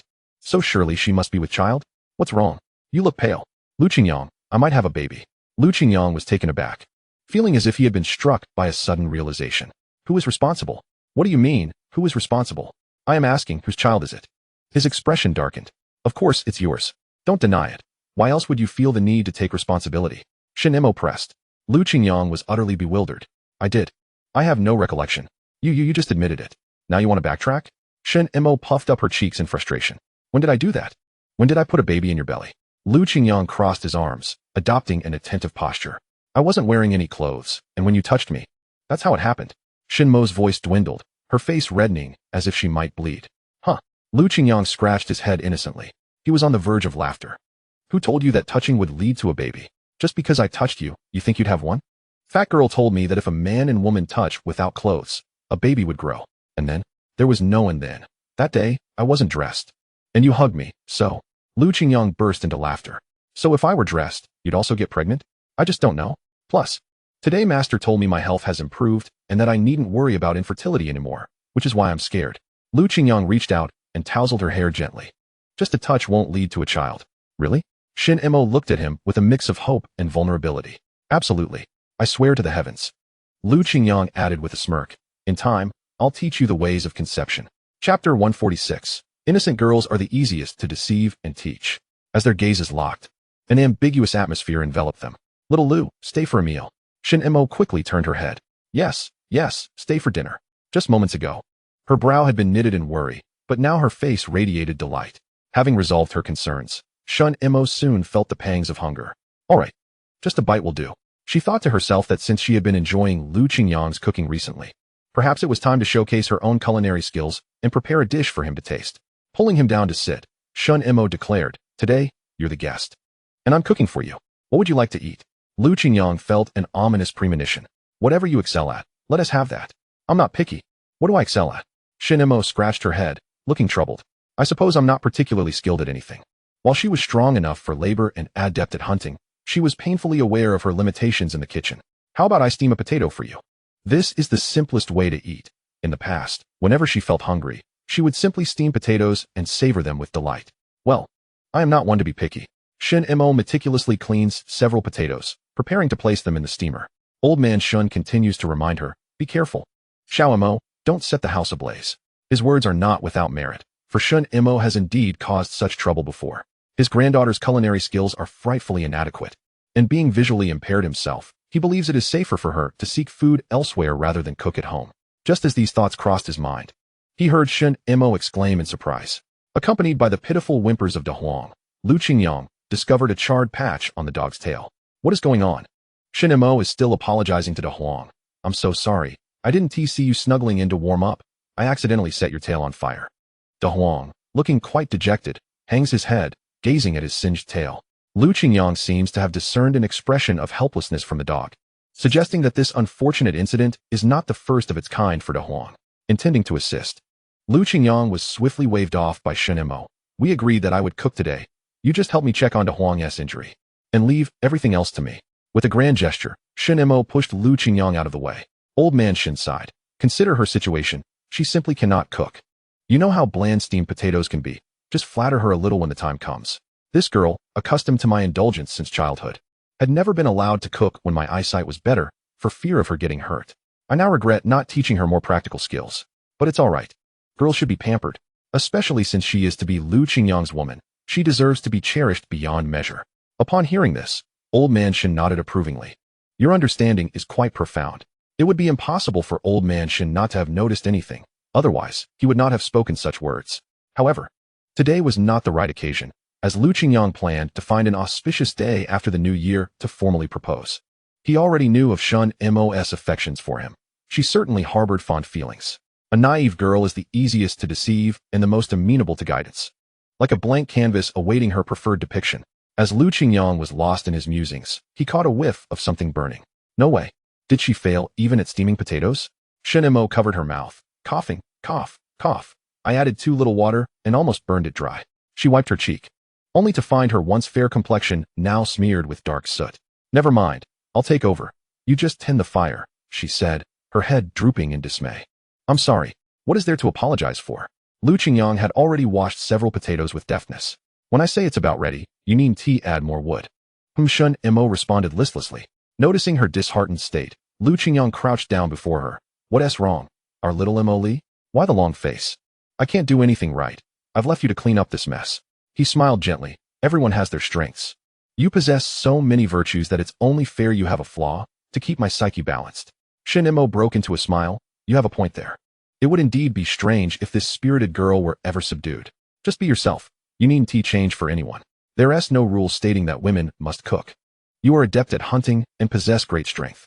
Our little Mo-Li already has numerous merits. Not knowing how to cook is merely a trivial shortcoming. Shunimo's eyes gradually sparkled with hope. Do you truly think so? Of course. Look at me. I'm quite skilled in the kitchen. And I can cook for you. He then naturally reached out, tenderly brushing the soot from her cheek. However, his attempt only succeeded in smearing her face further with the grime. Look at you. Now you resemble a little calico cat. Shunimo playfully blinked and mimicked a cat's posture. Meow, is this how it is? Qingyang's heart fluttered, as if touched by something soft. A tingling sensation coursing through him. How adorable, how he longed for her. To outsiders, she may seem plain, but to him, she is a treasure. Once he regained his composure, Qingyang began preparing the seasoning for the steamed potatoes. If you find plain potatoes too bland, we can whip up a simple dipping sauce. Do we still have the leftover condiments from last time I cooked here? Yes, they're right here. Just wait and see. After the potatoes were steamed, Qingyang peeled them, placing them into a large bowl. He added salt, pepper, chili, minced garlic, and sesame oil, then began to mix. Shunimo inhaled deeply. Wow. It smells so good. Can potatoes really taste like this? It's nearly done. Give it a try. He scooped some with a spoon and brought it to Shunimo's lips. She savored the flavor, exclaiming, delicious, delicious. In this regard, Qingyang, you truly are a genius. Qingyang shook his head. I'm no genius. This is merely a popular street food I've improved a bit. What I made for old man Shun is a lighter version, suitable for his delicate teeth. Yet, this was the first time he had tasted such exquisite potatoes. Though he received no praise, he ate more than usual. Meanwhile, De Huang, feeling dejected about his injured tail, whimpered softly, thinking he had been forgotten. It wasn't until Qingyang brought a basin of water and submerged the tail that the burning sensation gradually faded, replaced by a soothing coolness. Lu Qingyang also prepared some frozen fish, cooked until tender, removing all the bones and placing the fish in front of De Huang. The dog licked a piece, then looked up at Lu Qingyang with glistening eyes, feeling remorseful for having barked at him earlier. This man truly was his savior. Chapter 147. Gu and I is selected by the art troupe. Gu and I had initially planned to go to the commune with Fat Girl to procure some items. Along the way, she intended to retrieve some letters. Upon glancing at the correspondence sent by her family, she discovered an unexpected letter from the art troupe mixed in. What is this? A letter from the art troupe? Could it be a hoax?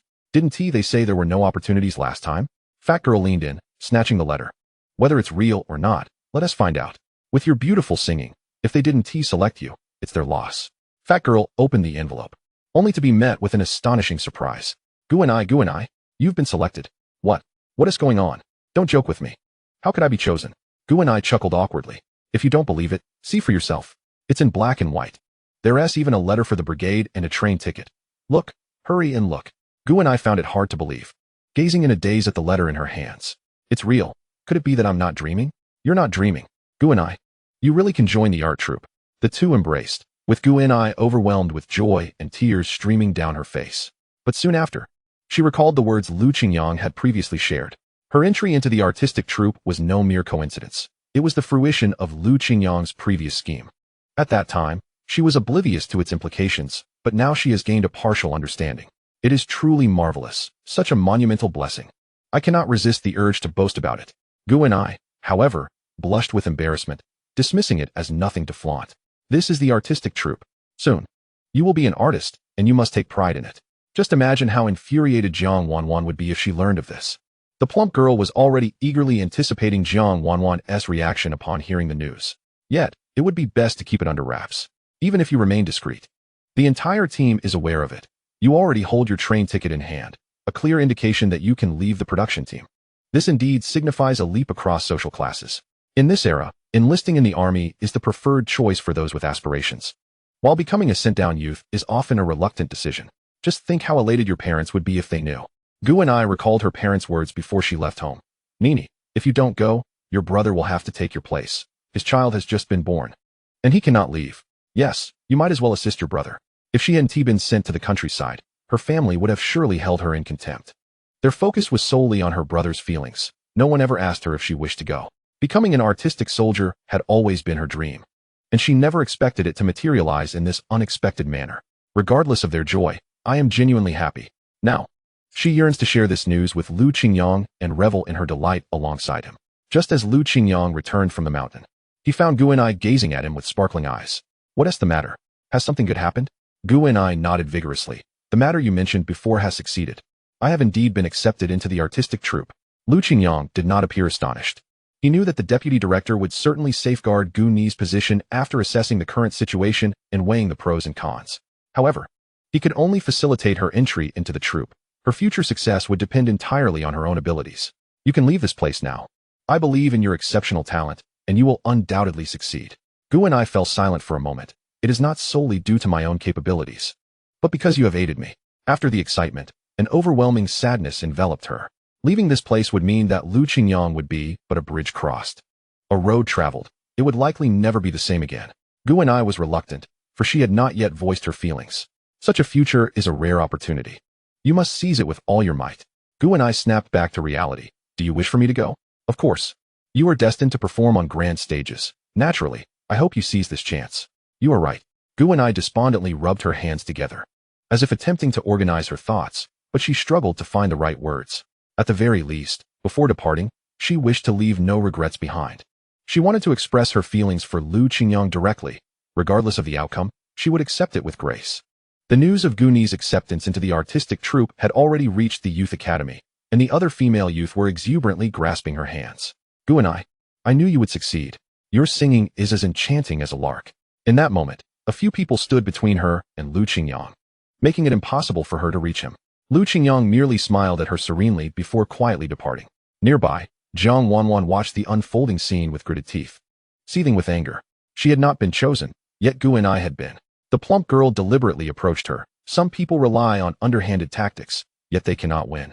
They lack any real strength. Jiang Wanwan shot her a glare. What nonsense are you spouting? I'm not talking about you, so don't take it personally. I know you're envious, but instead of envying, You should focus on enhancing your own skills and not waste time fixating on men. The sight of the usually aloof Jiang Wanwan's contorted expression brought the plump girl a sense of satisfaction, prompting her to consider calling Shunimo over to witness this gratifying spectacle. The artistic troupe clearly had discerning eyes, able to differentiate between those with empty facades and those with genuine talent. Jiang Wanwan's grip tightened as she felt an urge to strike the plump girl. However, she was suddenly restrained by a force gripping her wrist. You must not hit anyone. It was Shunimo, although she was unclear as to when she had arrived. What do you care? She's being insufferable. Am I not allowed to teach her a lesson? Not only is she insufferable, but her words are rancid, truly repugnant. Shunimo made a gesture to emphasize her point. You crazy girl, what right do you have to admonish me? You should focus on your own issues. Jiang Wanwan recalled how Lu Fang would rather die than marry Shunimo, yet she had managed to deceive him into falling for her in a single day. Even Lu Chunhua was unaware of this, thinking Lu Fang's affections were directed towards her. If she were to learn the truth, their fragile friendship would undoubtedly shatter. Nevertheless, Lu Fang was evidently more advantageous to her at the moment. Despite her unfavorable background, Lu Fang came from 3 generations of impoverished farmers. Chapter 148, Gu Ni's Confession. Jiang Wanwan's plans were meticulously calculated. If all else failed, marrying Lu Fang would be a commendable alternative. For now, she could only watch Gu Ni with envious eyes. It was she who had stolen everything that was rightfully hers. Have you heard? Heard what? Gu Ni was selected by the artistic troupe thanks to Lu Qingyang's assistance. Stop spouting nonsense. How could Lu Qingyang have such power? It's true. I overheard Gu Ni and the plump girl discussing it. If it weren't for his help, how could Gu Ni have received a letter from the troupe? She must have had the foresight to get close to Lu Qingyang. The words, spoken without intent, struck Jiang Wanwan like a dagger, turning her face a sickly shade of green with rage. Lu Qingyang, how could he possibly possess such capability? She had exerted immense effort to forge connections, yet they had yielded nothing. How could Lu Qingyang have managed it? Impossible, absolutely impossible. This had to be mere gossip. She had previously investigated Lu Qingyang's family background. Both of his parents were deceased, leaving him without any support. What connections could he possibly have? Jiang Wanwan consoled herself with this thought, feeling somewhat better. For now, her primary target remained Hu Shengli. If she could not secure him, marrying Lu Fang would still be a viable choice. In recent days, Hu Shengli had been plagued by anxiety, praying that his father could manage the turmoil at home. He recalled the things Qiu Xia had done for him, feeling a sense of calm. He only hoped that no further surprises would arise. During this period, he had been entangled with the widow. Although she was an older widow, she was quite attentive. Each time he visited her, Lu Xiaomei would gently soothe and tend to him. Compared to the difficult Jiang Wanwan, Lu Xiaomei was indeed understanding, accommodating, and unpretentious. Nevertheless, his attentions towards Jiang Wanwan had not waned. Upon noticing Jiang Wanwan's furrowed brows, he inquired, only to learn that she was distressed over Gu Ni's selection for the artistic troupe. You used to boast about your abilities. Look at Gu Ni. She has succeeded while I have no opportunity. I assure you, this time I will find a way to get you into the arts troupe. Jiang Wanwan narrowed her eyes slightly. You said that last time, yet it still didn't work out. I had to seek help from others. This time I promise. You know my father is the factory director and knows many influential figures. He has written to me, stating that there is a way. If you don't believe me, I can show you the letter. Hu Shengli feigned a move to retrieve the letter. Last time was truly an accident. You are to be my father's future daughter-in-law. How could he not support you? His eloquence gradually dispelled Jiang Wanwan's suspicions. However, there was a caveat. But the condition is that you must be my wife. Hu Shengli whispered conspiratorially close to her ear. Jiang Wanwan took a step back, asking, what are you doing? I know a place where we can meet tomorrow at noon. He replied, referring to the small cabin in the woods, a resting spot for the hunting team, often deserted. He had finally borrowed the key from Guerniu. Envisioning the moment, he could finally win Jiang Wanwan's heart. Jiang Wanwan was aware of his intentions, yet she held a modicum of affection for him, and thus readily agreed. All right, but what about your promise to me? I will certainly keep my end of the bargain. This was, of course, a fabrication from Hu Shengli, who was so eager to win Jiang Wanwan that he resorted to underhanded tactics. Nevertheless, it was also her choice. Meanwhile, Gu Ni repeatedly read the letter, still incredulous. Was she really going to leave this place for the arts troupe? Did that not mean completely abandoning Lu Qingyang? She had already hesitated too many times. She could not afford to do so again. She decided to leave the choice to Lu Qingyang. If he asked her to stay, she would forsake joining the arts troupe. This was her last chance. Gu Ni dressed herself with care, donning her most beautiful coat. When she found Lu Qingyang, he was busy tidying up in the shed. Lu Jiqing, I have something to discuss with you. If it's a matter of gratitude, there's no need. You've already thanked me, he replied. No, I want to ask if you have. Guni's words faltered. What? Have you eaten? I just did. A simple meal by myself. Why haven't you eaten? Guanai felt like slapping herself. Here they were, alone, and yet she stumbled over her words. She stuttered until she even made herself laugh in embarrassment. Qingyang, perceptive as he was, recognized her hesitation. Joining the arts troupe has always been your dream. You must not give it up. Guanai was momentarily taken aback. It is my dream. Yet her dream also included the hope of having Qingyang by her side in the future.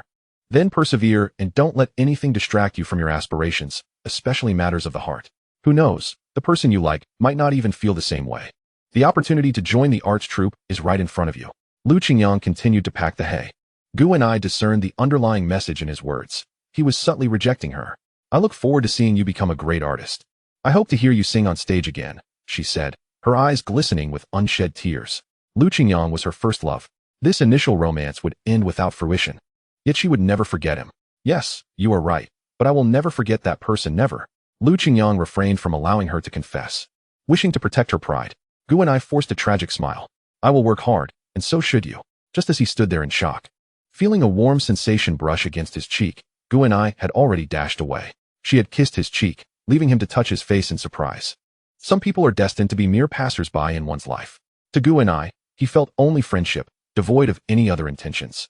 He was a paragon of pure love, unwilling to engage in trifling matters of the heart. Love is love, and disinterest is disinterest. He would not offer false hope. She was a good girl, and he only wished for her to have a bright future. Returning home, Guanai hid under her covers, stifling her cries. Early the next morning, she completed her formalities at the brigade and departed for the train station, embarking on a new future.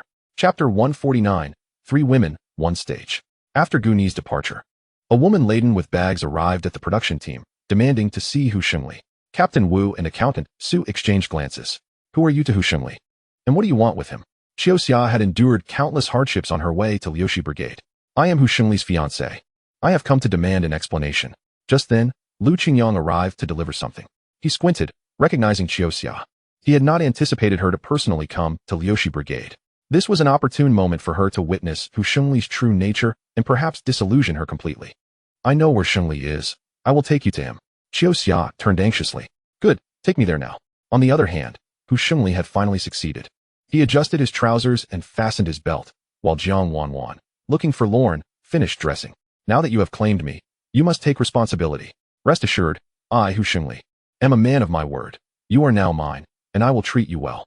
Especially when he noticed the bloodstains, having taken Jiang Wanwan's first blood. He felt quite pleased with himself. Though the process had been somewhat arduous, she was undeniably a true beauty, alleviating his recent troubles and providing a sense of relief.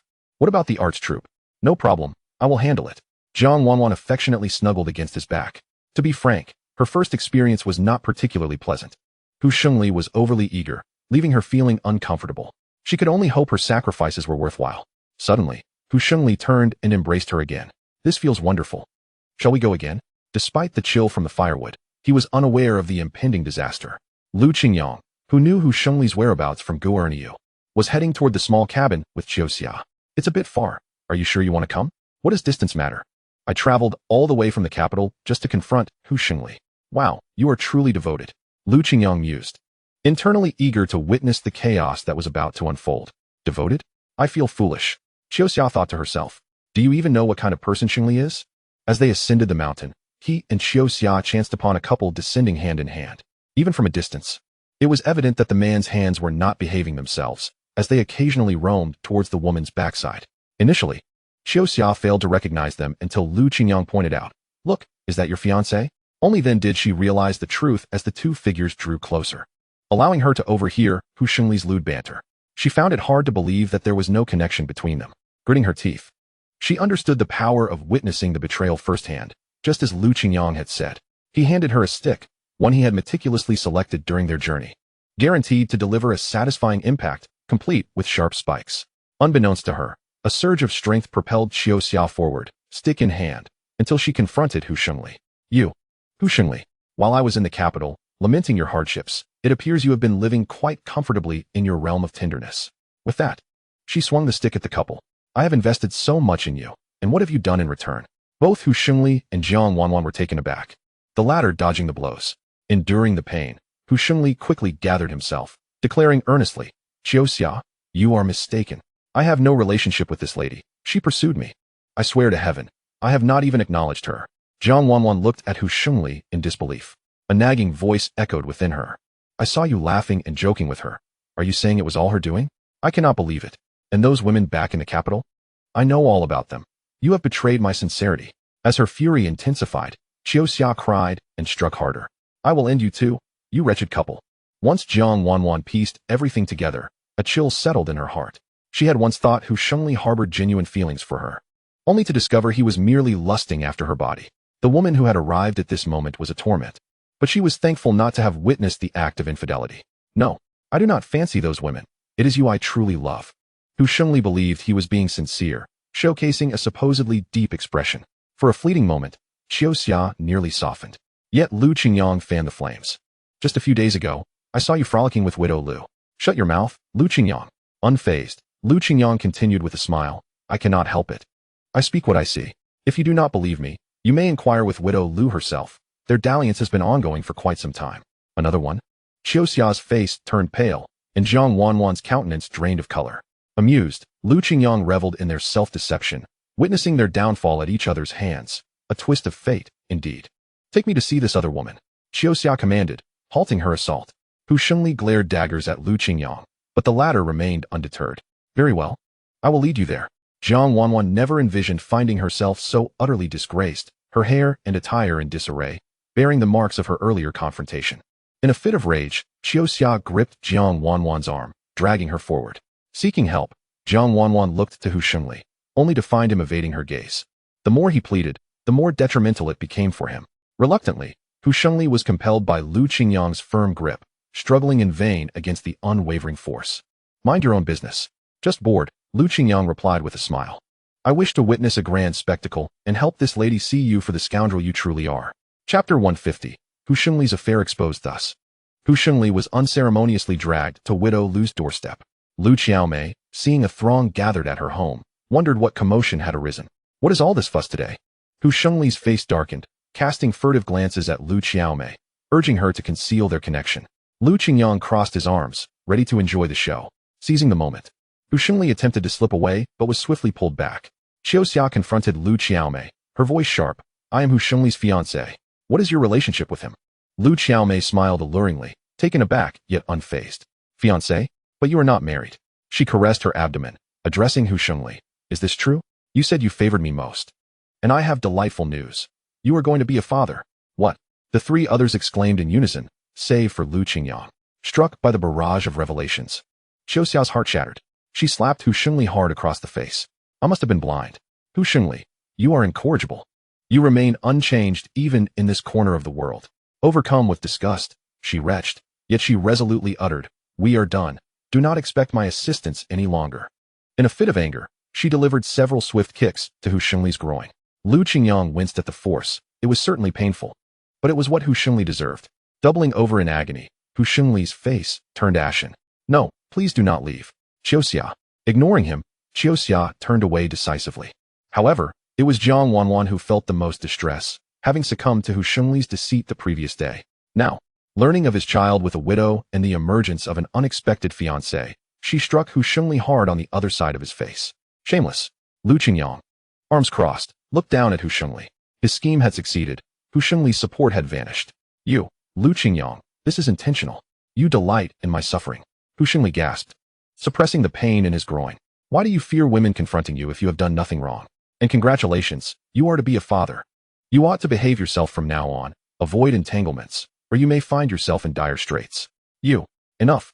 You should consider how to resolve your myriad troubles. Hu Shengli felt despair wash over him, his aspirations for wealth and luxury, Qiuxia representing his future, and Jiang Wanwan embodying his love, all were now lost. Lu Qiaomei anxiously helped him up. Shengli, are you all right? You say you are expecting? Indeed, I carry your child. Did you not promise to care for us? She urged. I do not mind your past. Just live well with us from now on.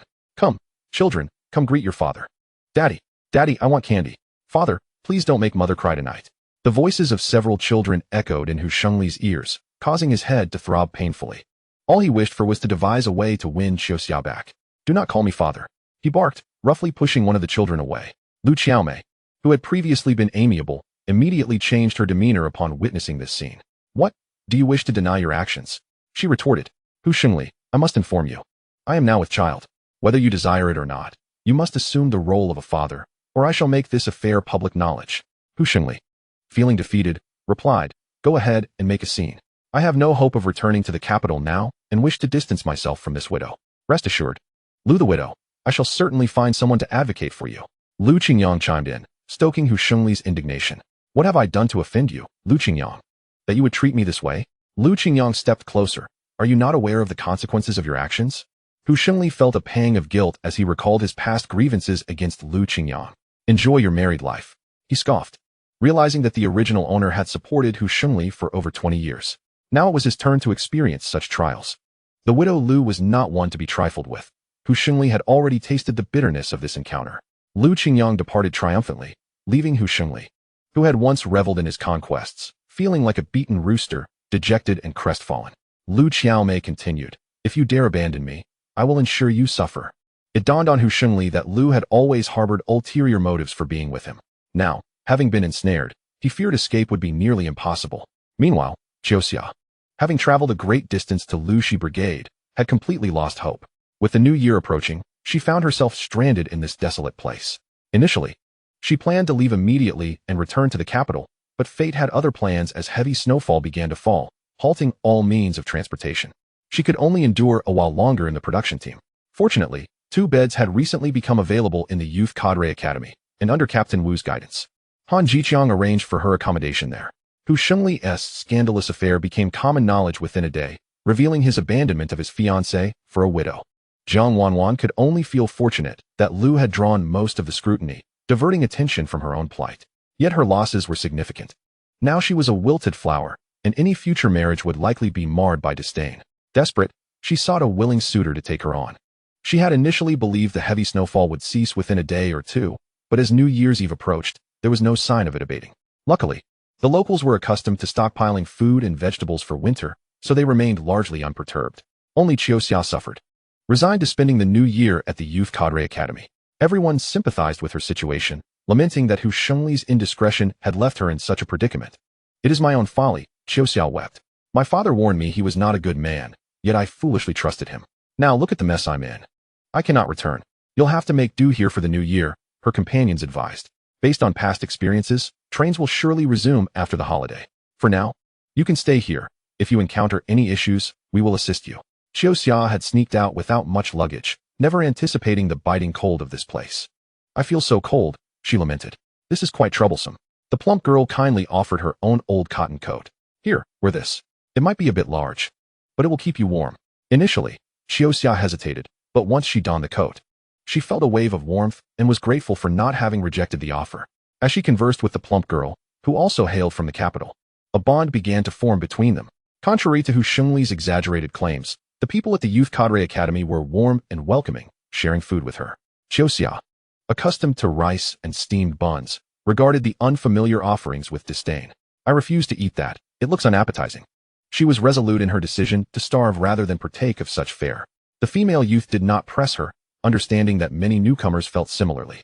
However, as time passed, they grew accustomed to the food. After all, one either ate or endured hunger. To her surprise, Qiuxia's resolve crumbled swiftly. Unable to endure her hunger, she took a bite of the cornbread she had initially scorned. To her astonishment, it tasted quite delightful. "May I have another?" she inquired eagerly. Chapter 151. Hu Shengli is forced into marriage. Lu Qingyang prepares to propose. The most unfortunate during the new year was undoubtedly Hu Shengli. He had initially contemplated playing the victim, but little did he know, Lu the widow had influential allies backing her. That evening, the women's director visited Hu Shengli directly, ostensibly to offer counsel, but in reality, it was a form of coercion to marry. "Oh comrade, look at Xiaomei, she is with child. And she has explicitly stated that the child is yours. If this matter becomes public, it will be detrimental to all involved. I advise you to marry her swiftly to avoid any gossip that might reach the commune." Hu Shengli's face darkened. "Who can prove that the child is mine? Do you not understand? The widow's youngest child is merely 4 years old. That child calls you father and claims you have visited their home and given them sweets. Children do not lie." Hu Shengli scoffed. "Children are notorious for spinning tales. Who knows who taught him? Why must all the blame fall on me? Good heavens! Who would jest about their own integrity? The widow has 4 children, 3 boys and a girl. which proves her fertility. You are indeed fortunate. At least you need not worry about lineage. Confused as to whether he was being advised or scorned, Shunli felt increasingly frustrated. Widows bring trouble, he muttered under his breath. And are you not the source of that trouble? If you marry her, she will no longer be a widow. But what of her 3 deceased husbands? It is not every time that they perish, just occasionally, he protested. Is that not a superstitious notion? When Shunli found himself unable to counter her arguments, he resorted to silence. As the gentle persuasion proved ineffective, Director Fong stood, pacing, her tone shifting to one of seriousness. Shunli, do you understand the gravity of your actions? You have caused a woman to become pregnant. Do you comprehend the sin of this? She continued, the villagers may be oblivious to your actions, but you are from the capital. In the big city, you may have more advanced ideas, but here, such behavior can lead to severe consequences. Shunli was taken aback. Do not threaten me with dire consequences. If you are willing to gamble, then so be it. Just do not expect me to warn you again. With that, Director Fong left, having said all she could. In a moment of desperation, Shunli called out to her, I will marry her. Director Fong immediately broke into a smile, exclaiming, now that's the spirit, comrade Hu. You'll come to understand that I am assisting you. Assisting him? This was clearly a detriment. To have gained 4 children without a second thought was one thing. He couldn't even guarantee whether the child in the widow Lu's womb was truly his. Were it not for the sake of survival, he would never have stooped to such indignity. However, upon hearing that Xiaoxia had not yet left the brigade, he decided to contemplate his options later. Shunli never anticipated that Director Fong would act with such swiftness. The brigade promptly arranged the marriage, effectively forcing him into matrimony with widow Lu. The process was straightforward. The cadre of the brigade bore witness, affirming their union as husband and wife. Thus, the reputation of Lushi Brigade was preserved. Reluctantly, Shunli moved into the home of Lu Qiaomei, marrying a woman he had never considered before. Once inside the bridal chamber, Shunli felt utterly out of sorts. Lu Qiaomei, having consumed a few sips of sorghum liquor, appeared somewhat inebriated. Victory, she slurred. Now we are officially married, so you must live with me honestly. I promise to be a good wife. In a few months, I shall bear you a healthy son. Why do you have to trap me? Lu Qiaomei frowned. What do you mean trap? This is love care. Now we are rightfully together. Don't think about anything else. Let us just enjoy the new year peacefully. At that moment, Shunli felt a deep sense of despair.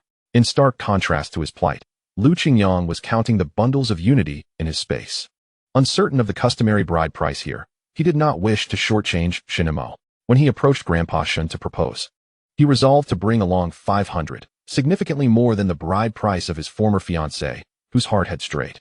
This would alleviate his internal discontent. He believed that this amount would exceed even that of the capital, thus ensuring Grandpa Shun's satisfaction. However, he still needed to articulate his intentions with sincerity to sway Grandpa Shun.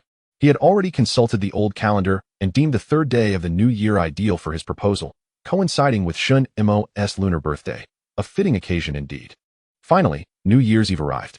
Though there was no spring festival gala and no television to watch, they busied themselves with dumpling making and feasting. It marked Lu Qingyang's first New Year celebration here, a year of considerable significance. Initially, he thought he had ample time before settling his lifelong commitment. Yet he found himself compelled to make decisions sooner than anticipated. It was better to finalize matters early, lest prolonged indecision lead to complications. He had not discussed this with anyone, save for Uncle Tai and Captain Wu, who were among the few elders in Lushi Brigade. He contemplated inviting Uncle Tai to accompany him when he went to propose, deeming it a courteous gesture. What Lu Qingyang did not foresee was that, while he was preoccupied with such matters, Shunimo harbored her own thoughts, even more intricate than his. Grandpa, I have something to discuss with you. What is it? Shunimo fidgeted with the hem of her clothing, summoning her courage to speak. Grandpa, I wish to marry Lu Qingyang. Will you help me propose? Grandpa Shun nearly collided with the wall in shock. Can you not possess a modicum of modesty? What kind of girl goes to propose? What of it? Men can enter a family. Why can't you help me propose? Chapter 152. Second Uncle Xinjiang comes to visit. Grandpa Shun was left speechless by this retort. It is because I failed to teach you restraint. Look at you. You hardly resemble a proper young lady. You know our circumstances, even if you ask Lu Qingyang. He might not agree. After all, Lu Qingyang was from the city, and his granddaughter was an orphan, burdened with an elderly relative. Grandpa, don't overthink this. Just tell me if you agree. Grandpa Shun suddenly found this request intriguing. Why would you bring this up now? Proposing is not something one does on a whim. Implicitly, Grandpa Shun still hesitated, wanting to assess the situation further. Shunimo did not disclose the matter concerning her pulse diagnosis from Old Bao. Grandpa Shun feared for her health, worrying that if she were married off, she might be mistreated. In these times, a woman unable to bear children faced considerable hardships upon marriage. If you do not step in, I shall go myself. That won't he do. I will agree, but you know your grandpa is blind. I must find a matchmaker in the brigade to speak on your behalf. Shunimo did not ponder the implications. Very well, Grandpa, whom will you find? I can speak to them. Just as Grandpa Shun was about to respond, an unexpected visitor arrived at their doorstep. Qingyang appeared, bearing 2 bags, brimming with vitality. Naturally, Grandpa Shun could not see him, but he recognized his familiar voice. Oh, father. After a few years away, you seem to have aged considerably by now. You must be completely blind. Qingyang waved his hand before Grandpa Shun's eyes, realizing he received no response, which amused him greatly. What brings you back? Grandpa Shun did not feel joy, but rather concern. Qingyang's gaze shifted to Shunimo. Isn't this my niece, Xiaomo? Look how much you've grown. Ready for marriage, are you? Has someone promised you? Shinmo's expression darkened. What business is it of yours? Since he had arrived, Qingyang undoubtedly had ulterior motives. He had long inquired about his niece, learning she was not yet married and supposedly had some health issues. Coincidentally, his wife knew a widower in his 40s who sought a younger wife. The ability to bear children was inconsequential. He already had 3. The primary requirement was that she looked youthful.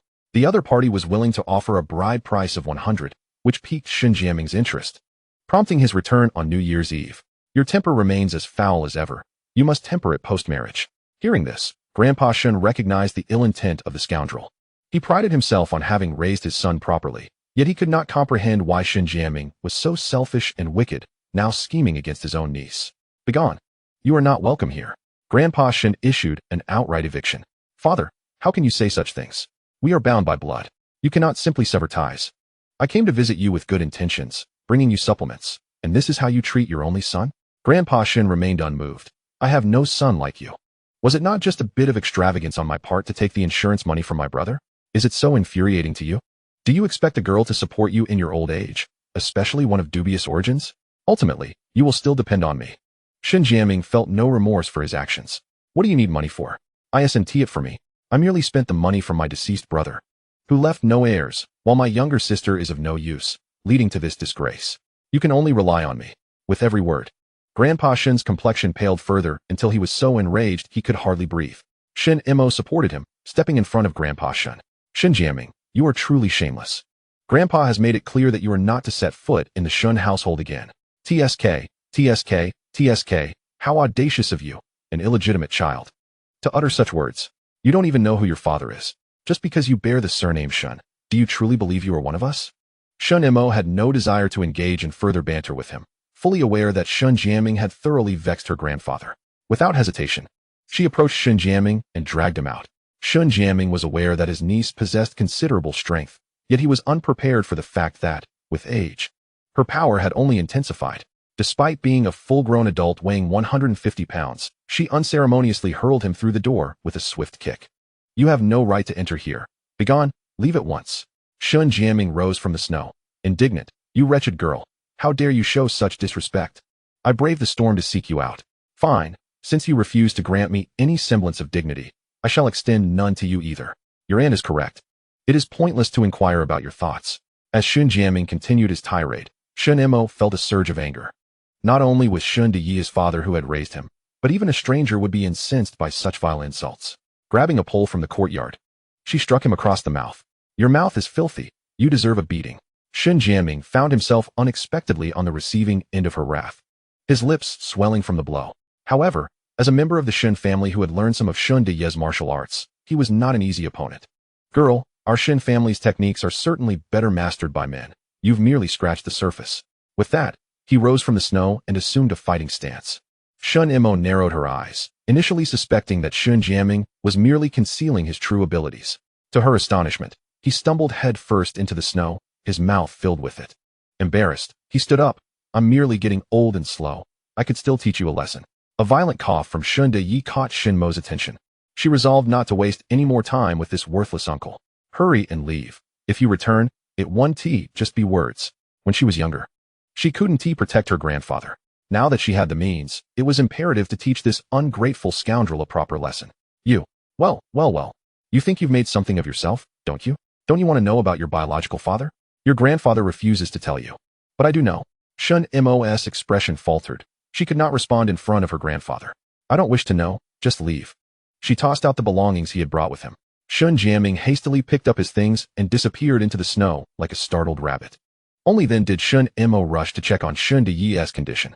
She quickly procured some medicine and urged him to take it. Take your medicine. After he complied, he took a moment to regain his breath. Shunimo, your ability to protect your grandfather brings me great joy.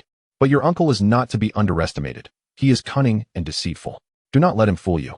Do I appear so naive? Besides, you witnessed it yourself. I can defeat my uncle now, unlike when I was a child. If he dares to return, I shall drive him away. Observing his recent demeanor, it was clear he had not inherited your true skills. Chapter 153. Shunyi consents to the proposal. Jiang Wanwan accumulates concerns. Shunyi chuckled helplessly. Having always been the brightest of his peers, yet misusing his intellect. It wasn't until Qingyang married that he truly fell from grace. Disappointment had accumulated over time. This boy had previously stolen his late wife's medication money for gambling and pilfered his elder brother's pension. When Shunimo was young, he even contemplated selling her for money. He had never engaged in a single act of decency. After marrying, he became even more reprehensible. Shunyi promptly severed ties with him, deciding to live out his days in isolation. Having such a son was worse than having none at all. His visit today was undoubtedly ill-intentioned, especially considering the questions he posed to Shunimo, which were clearly suspicious. Forget it, it's the new year. Whatever issues arise can wait until after the festivities. The new year symbolizes new hope and fresh beginnings. All he wished for was a promising future for his granddaughter. Grandfather, are you feeling better? Cough, cough. Of course, I'm improving. After the new year, he would turn 80. He wondered how many more years he could spend with the child. It seemed he truly needed to consider her earlier remarks. Qingyang had always treated her well. It was no wonder she harbored such feelings. Shunyi fumbled for his smoking pipe, only for Shunimo to extinguish it immediately. You're coughing and still dare to smoke? Shunyi found himself troubled. Who knew his granddaughter would be so strict? At my age? Why must you still control me? I'm already halfway to the grave. Even if you were lying in a coffin, I would pull you back. If I see it, I must take charge. After all, grandfather was her only remaining family. Haha, you clever child. Shunimo's maturity lifted some of the shadows from his heart. After all, he had managed to endure this long thanks to his granddaughter. Shunimo, do you truly like Qingyang? Shunimo bit her lip and quietly replied, I do. What did you say? My hearing isn't what it used to be. I like him. Grandfather, please help me. As she shook Shunyi's arm. Anyone who could see would notice that her usually carefree demeanor was replaced with a rare display of vulnerability. All right, I shall find a way. Qingyang was, after all, Shunimo's savior and a disciple of the Shun family's martial arts. With that in mind, he resolved to approach the matter, albeit with some embarrassment. Unbeknownst to Shunyi, he and Qingyang were on the same wavelength, both planning to take action on the third day of the new year. Meanwhile, in the neighboring Lu household, Lu Chunhua and Jiang Wanwan were also celebrating the new year. Lu Feng found himself increasingly captivated by the beautiful Jiang Wanwan, which inadvertently made Lu Chunhua appear even more ordinary.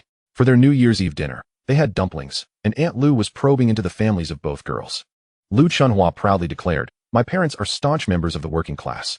When it came to Jiang Wanwan, however, she hesitated. Her background was not as illustrious. It was only through connections that she could come to the countryside as an educated youth. I sensing her discomfort, Lu Feng interjected, Mom. Why are you asking these questions? It's the new year. Let us eat the dumplings before they get cold. Yes, let us eat quickly. Lu Chunhua wasted no time, shoving dumplings into her mouth. The filling was clearly more vegetable than meat. While it claimed to contain meat, one could only discern tiny flecks. She couldn't help but think Lu Feng's family was quite stingy. Nevertheless, she savored the meal, eating heartily. In contrast, Jiang Wanwan maintained an air of elegance. Resembling a lady from a wealthy family, Aunt Lu silently categorized the two in her mind. Jiang Wanwan felt fortunate that her affair with Hu Shengli had not yet been discovered, though the bruise on her face from Qiuxia remained quite conspicuous. Jiang Jiqing, what happened to your face? Jiang Wanwan quickly conjured an excuse. I fell from the mountain, and it turned out like this. You must be more careful. Aside from those superficial injuries, are you hurt anywhere else? Lu Feng inquired anxiously. No, I'm fine. That is good to hear. After finishing their meal, she pulled Lu Feng aside. Did you not mention before that you had your eye on that girl with the ample posterior? Lu Feng awkwardly scratched his head. Not exactly. So, have you set your sights on someone else? Look at Lu Chunhua. She can eat so much. Our family can't afford to keep up with her appetite. But Jiang Jiqing is different. She eats sparingly and is easy to maintain. Aunt Lu promptly smacked him on the head. I think you're bewitched by beauty. Look at your pig-headed face. Do Do you really believe someone as attractive as her would be interested in you? Have you even looked in the mirror? Goodness. Is this how you speak about your own son? Let me tell you, if you plan to bring that Jiang Wanwan home, count me out. You can handle this matter on your own. I won't interfere. Aunt Lu glared at her son, fuming at his foolishness. You're supposed to rely on me. It's not like you're the one getting married. Lu Chunhua, oblivious to the shift in Lu Fang's affections toward Jiang Wanwan, felt quite pleased with herself. See, Lu Fang kept staring at me earlier. In a few days, he won't be able to resist bringing up that topic. Jiang Wanwan feigned indifference. Is that so? It surely must be. I can sense it. We have always had a good relationship. Aunt Lu constantly evaluates me, so she must be satisfied with me too. Well, I wish you success. Jiang Wanwan was aware that her chances were dwindling, as she had already set her sights on Lu Fang as a backup. What about you? How are things with Shengli? Wasn't he supposed to marry you? Why did he end up with that widow? Jiang Wanwan's expression soured immediately. Don't mention him. I've severed all ties with him. He deceived me terribly. Well, it's a relief you managed to withdraw in time and weren't led astray by his sweet words.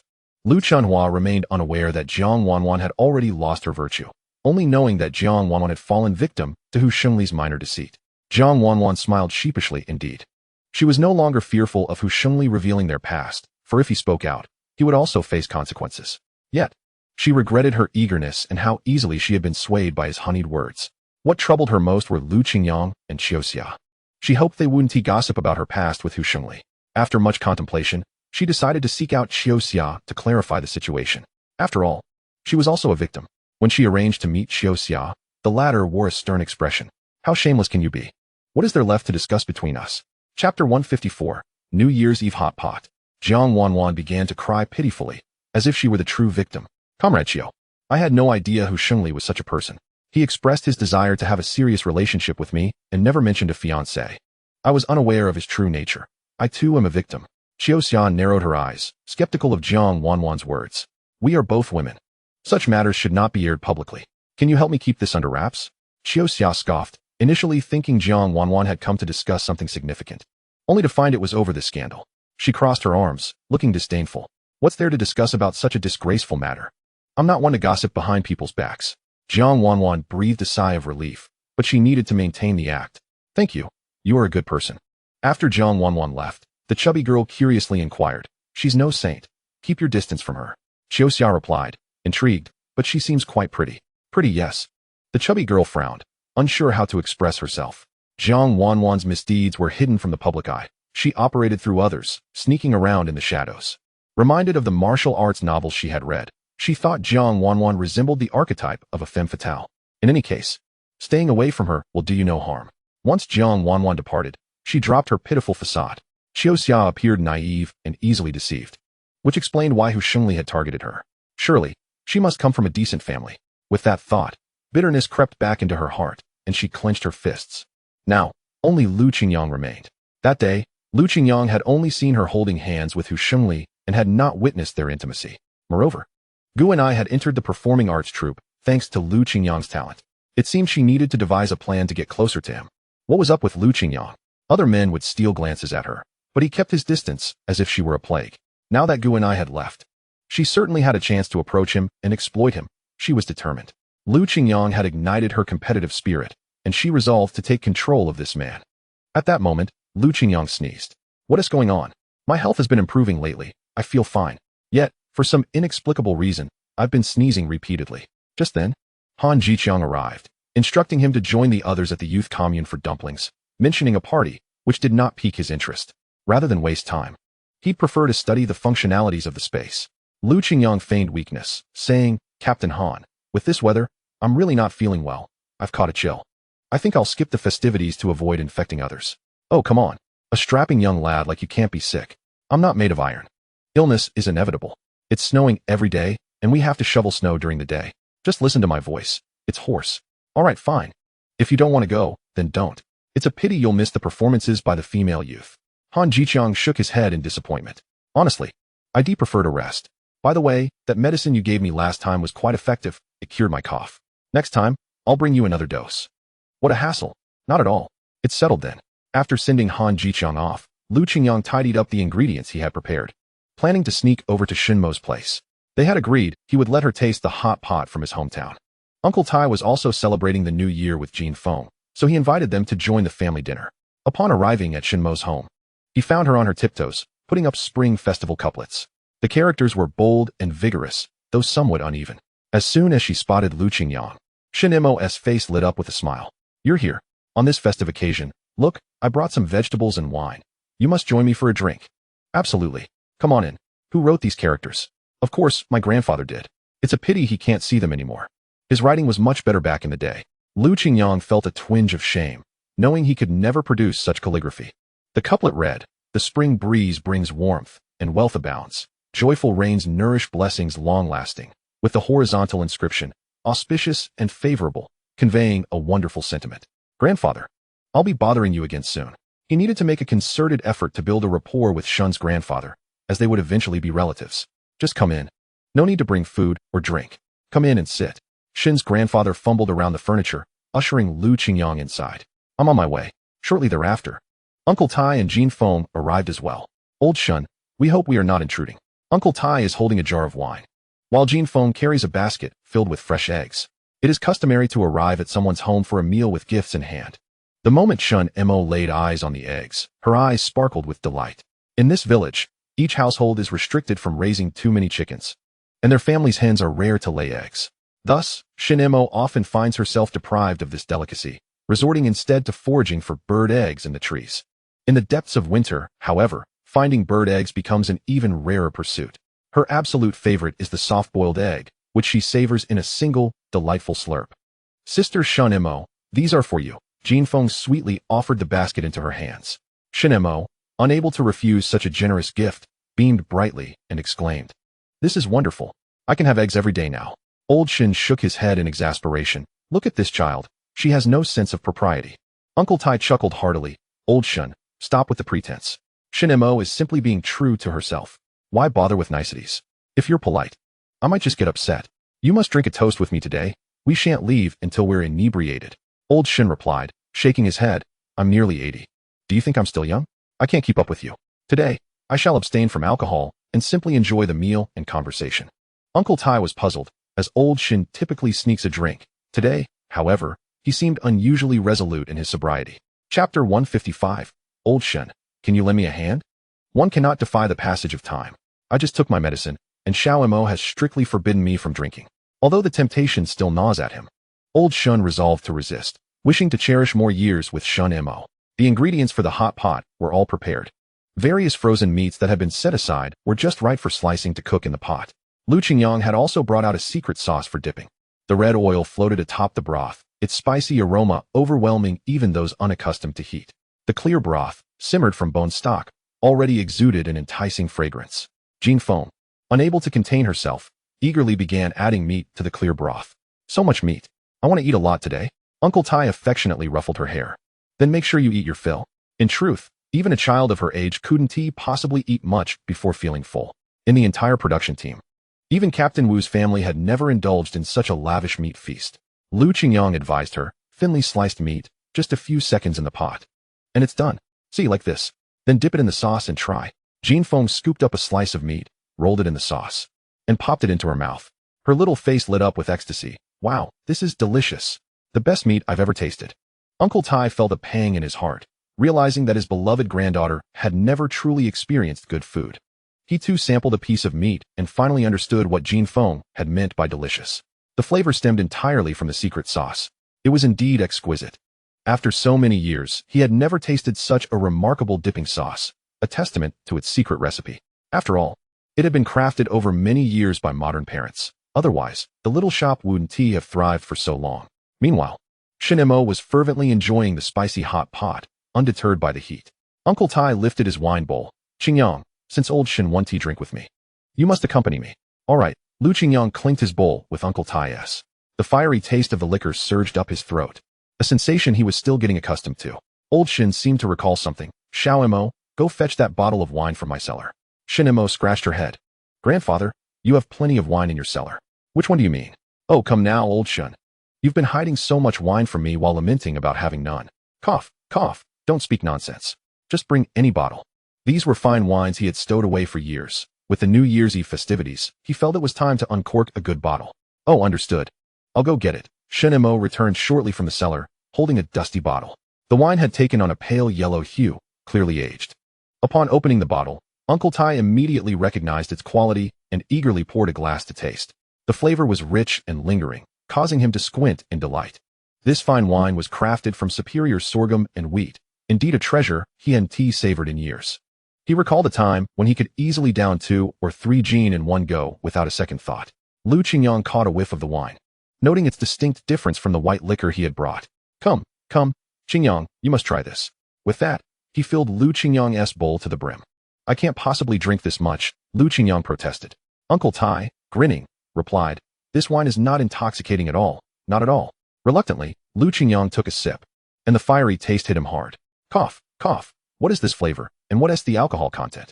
Uncle Tai burst into laughter at his reaction. Young man, are you so frail that you can't handle this wine? After savoring it, Qingyang detected a grainy aroma, yet he remained unaccustomed to it.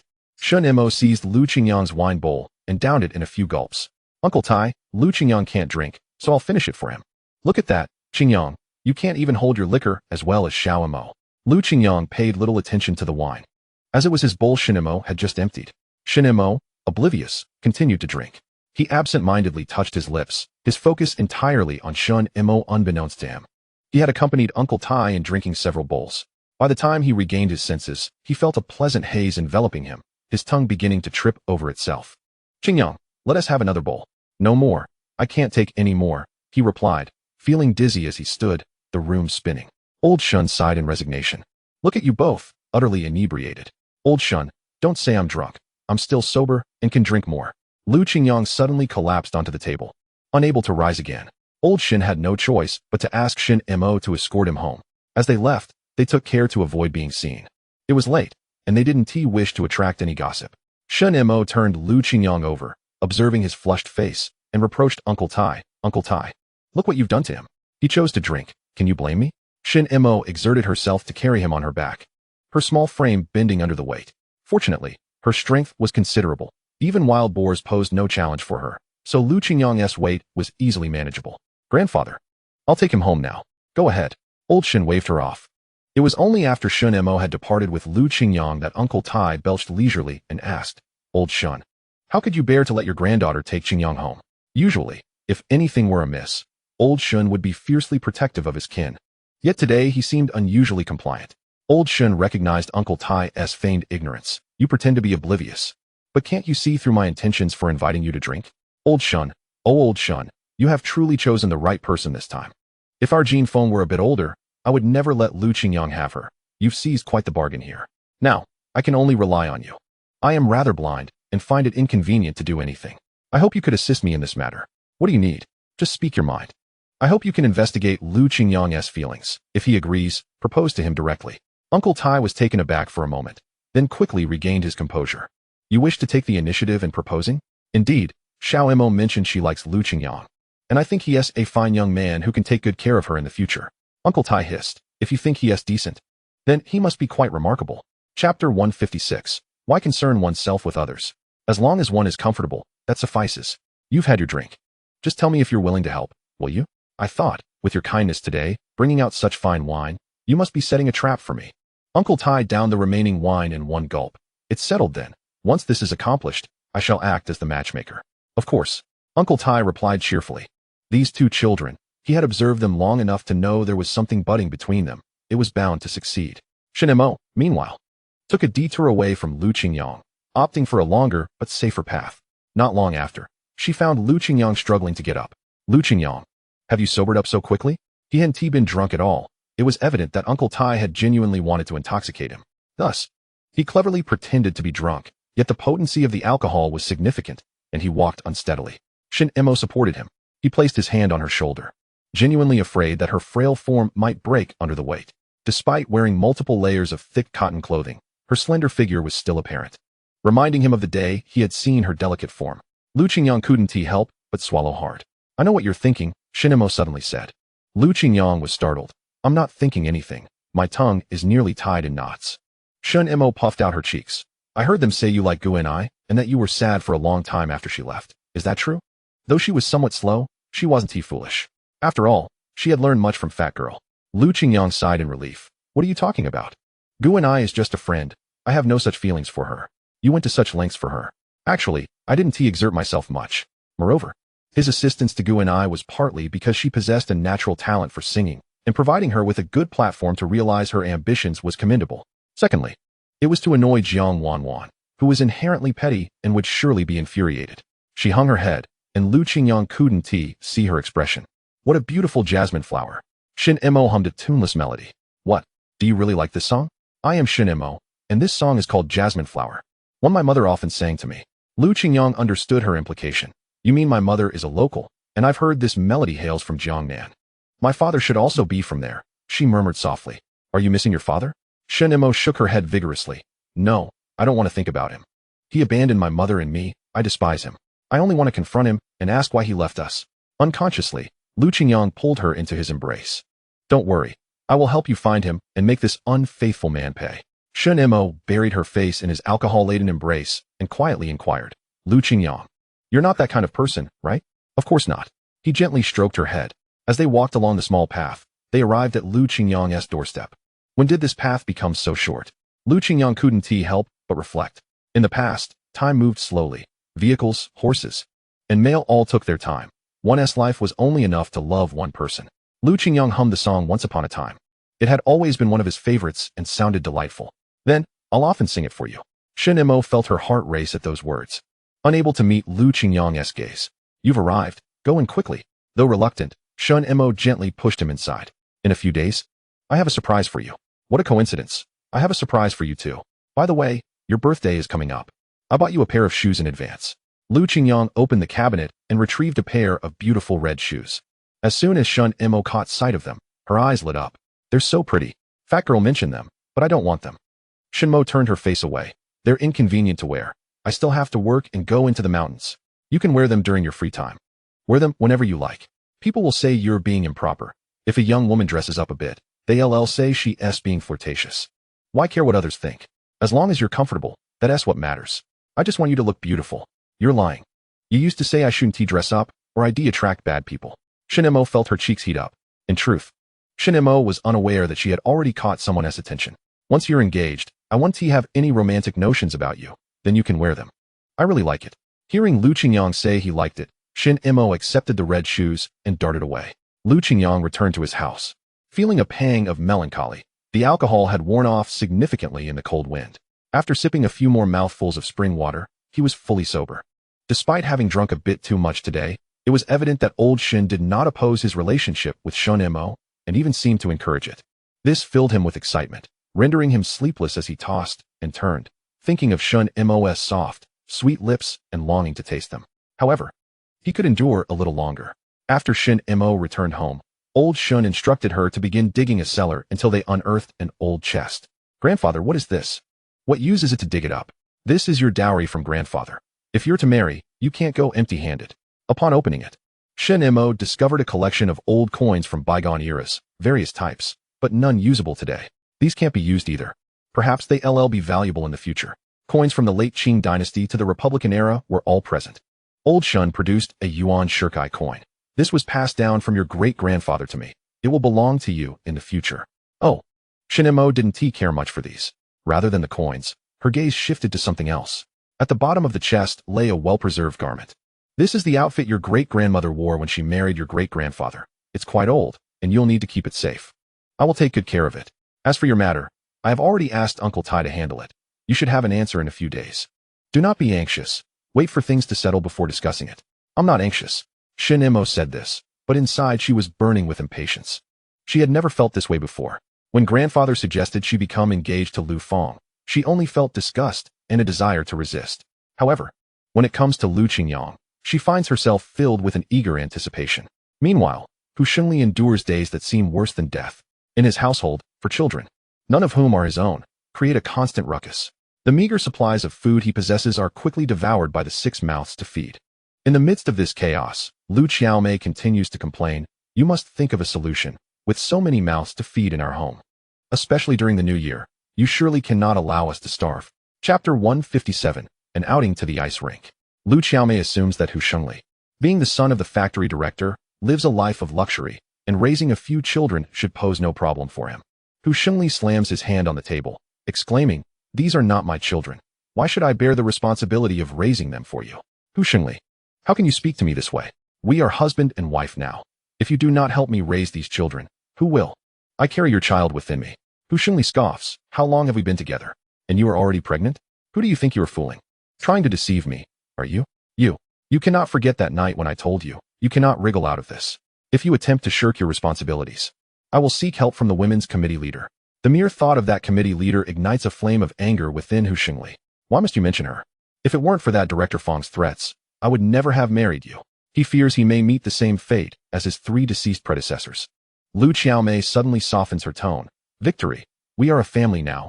We should be united rather than bickering incessantly. Hu Shengli remains unmoved, unwilling to engage with her.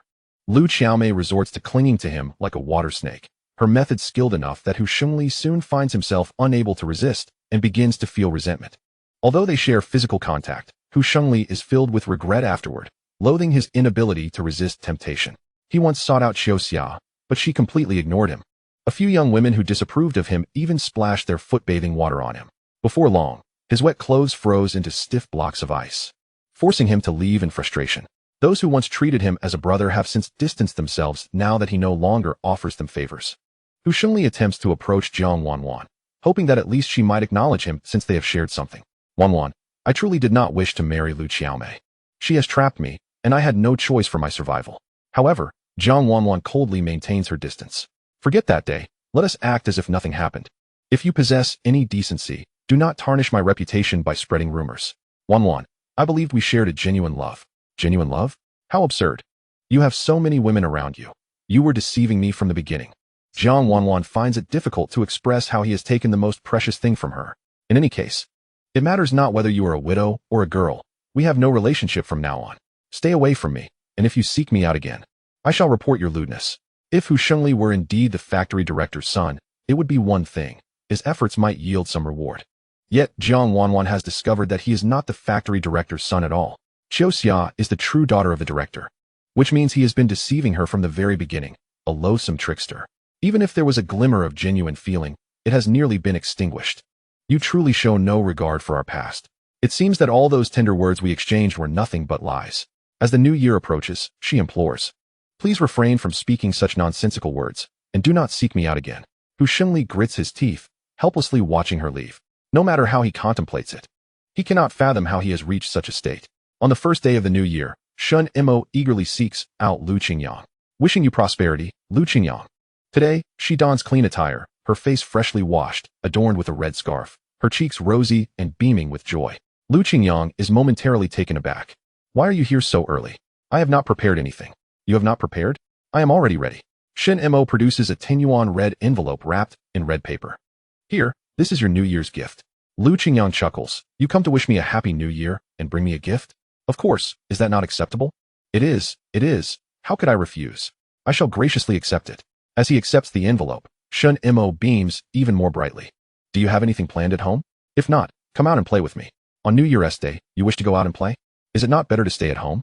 What shall we do at home? Sleep? Lu Qingyang awkwardly rubs his forehead, for indeed, he would prefer to stay home and nap. What do you wish to do?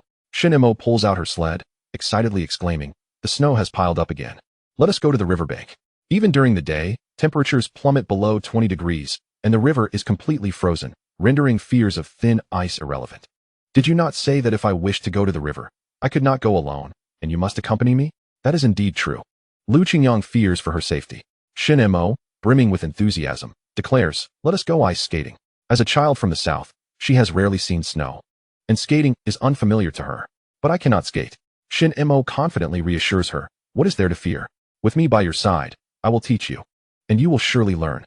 Leading a pack of dogs, Shunimo ventures into the vast snowy expanse, settling onto the sled as the dogs pull it swiftly through the snow. Lu Qingyang, you must join me. This place is unlike the woods. The dogs have ample space to run without fear of colliding with tree trunks. As the sled passes by, Lu Qingyang leaps aboard. They swiftly glide down the slope until they reach the completely frozen riverbank. Lu Qingyang hops off the sled, still feeling uneasy, until he walks several laps on the ice. Finally reassured by its solid state, Shunimo retrieves a pair of vintage ice skates from her bag. Having grown up in this area, she is naturally adept at gliding gracefully across the ice. Not only her, but Lu Qingyang also spots Sun Xianqian present. Surprisingly, he skates quite well. However, it is not that remarkable. Sun Xianqian is also from the capital, where skating is a popular pastime among the youth during the winter months. Qingyang, Happy New Year. You have come to skate as well. Come on, let us go together. Sun Xianqian glides around the ice, but due to a lapse in concentration, he tumbles and rolls several times on the ice, eliciting laughter from those around. Sun Xianqian, do you even know how to skate? He rises, rubbing his backside. A lapse in focus leads to a fall.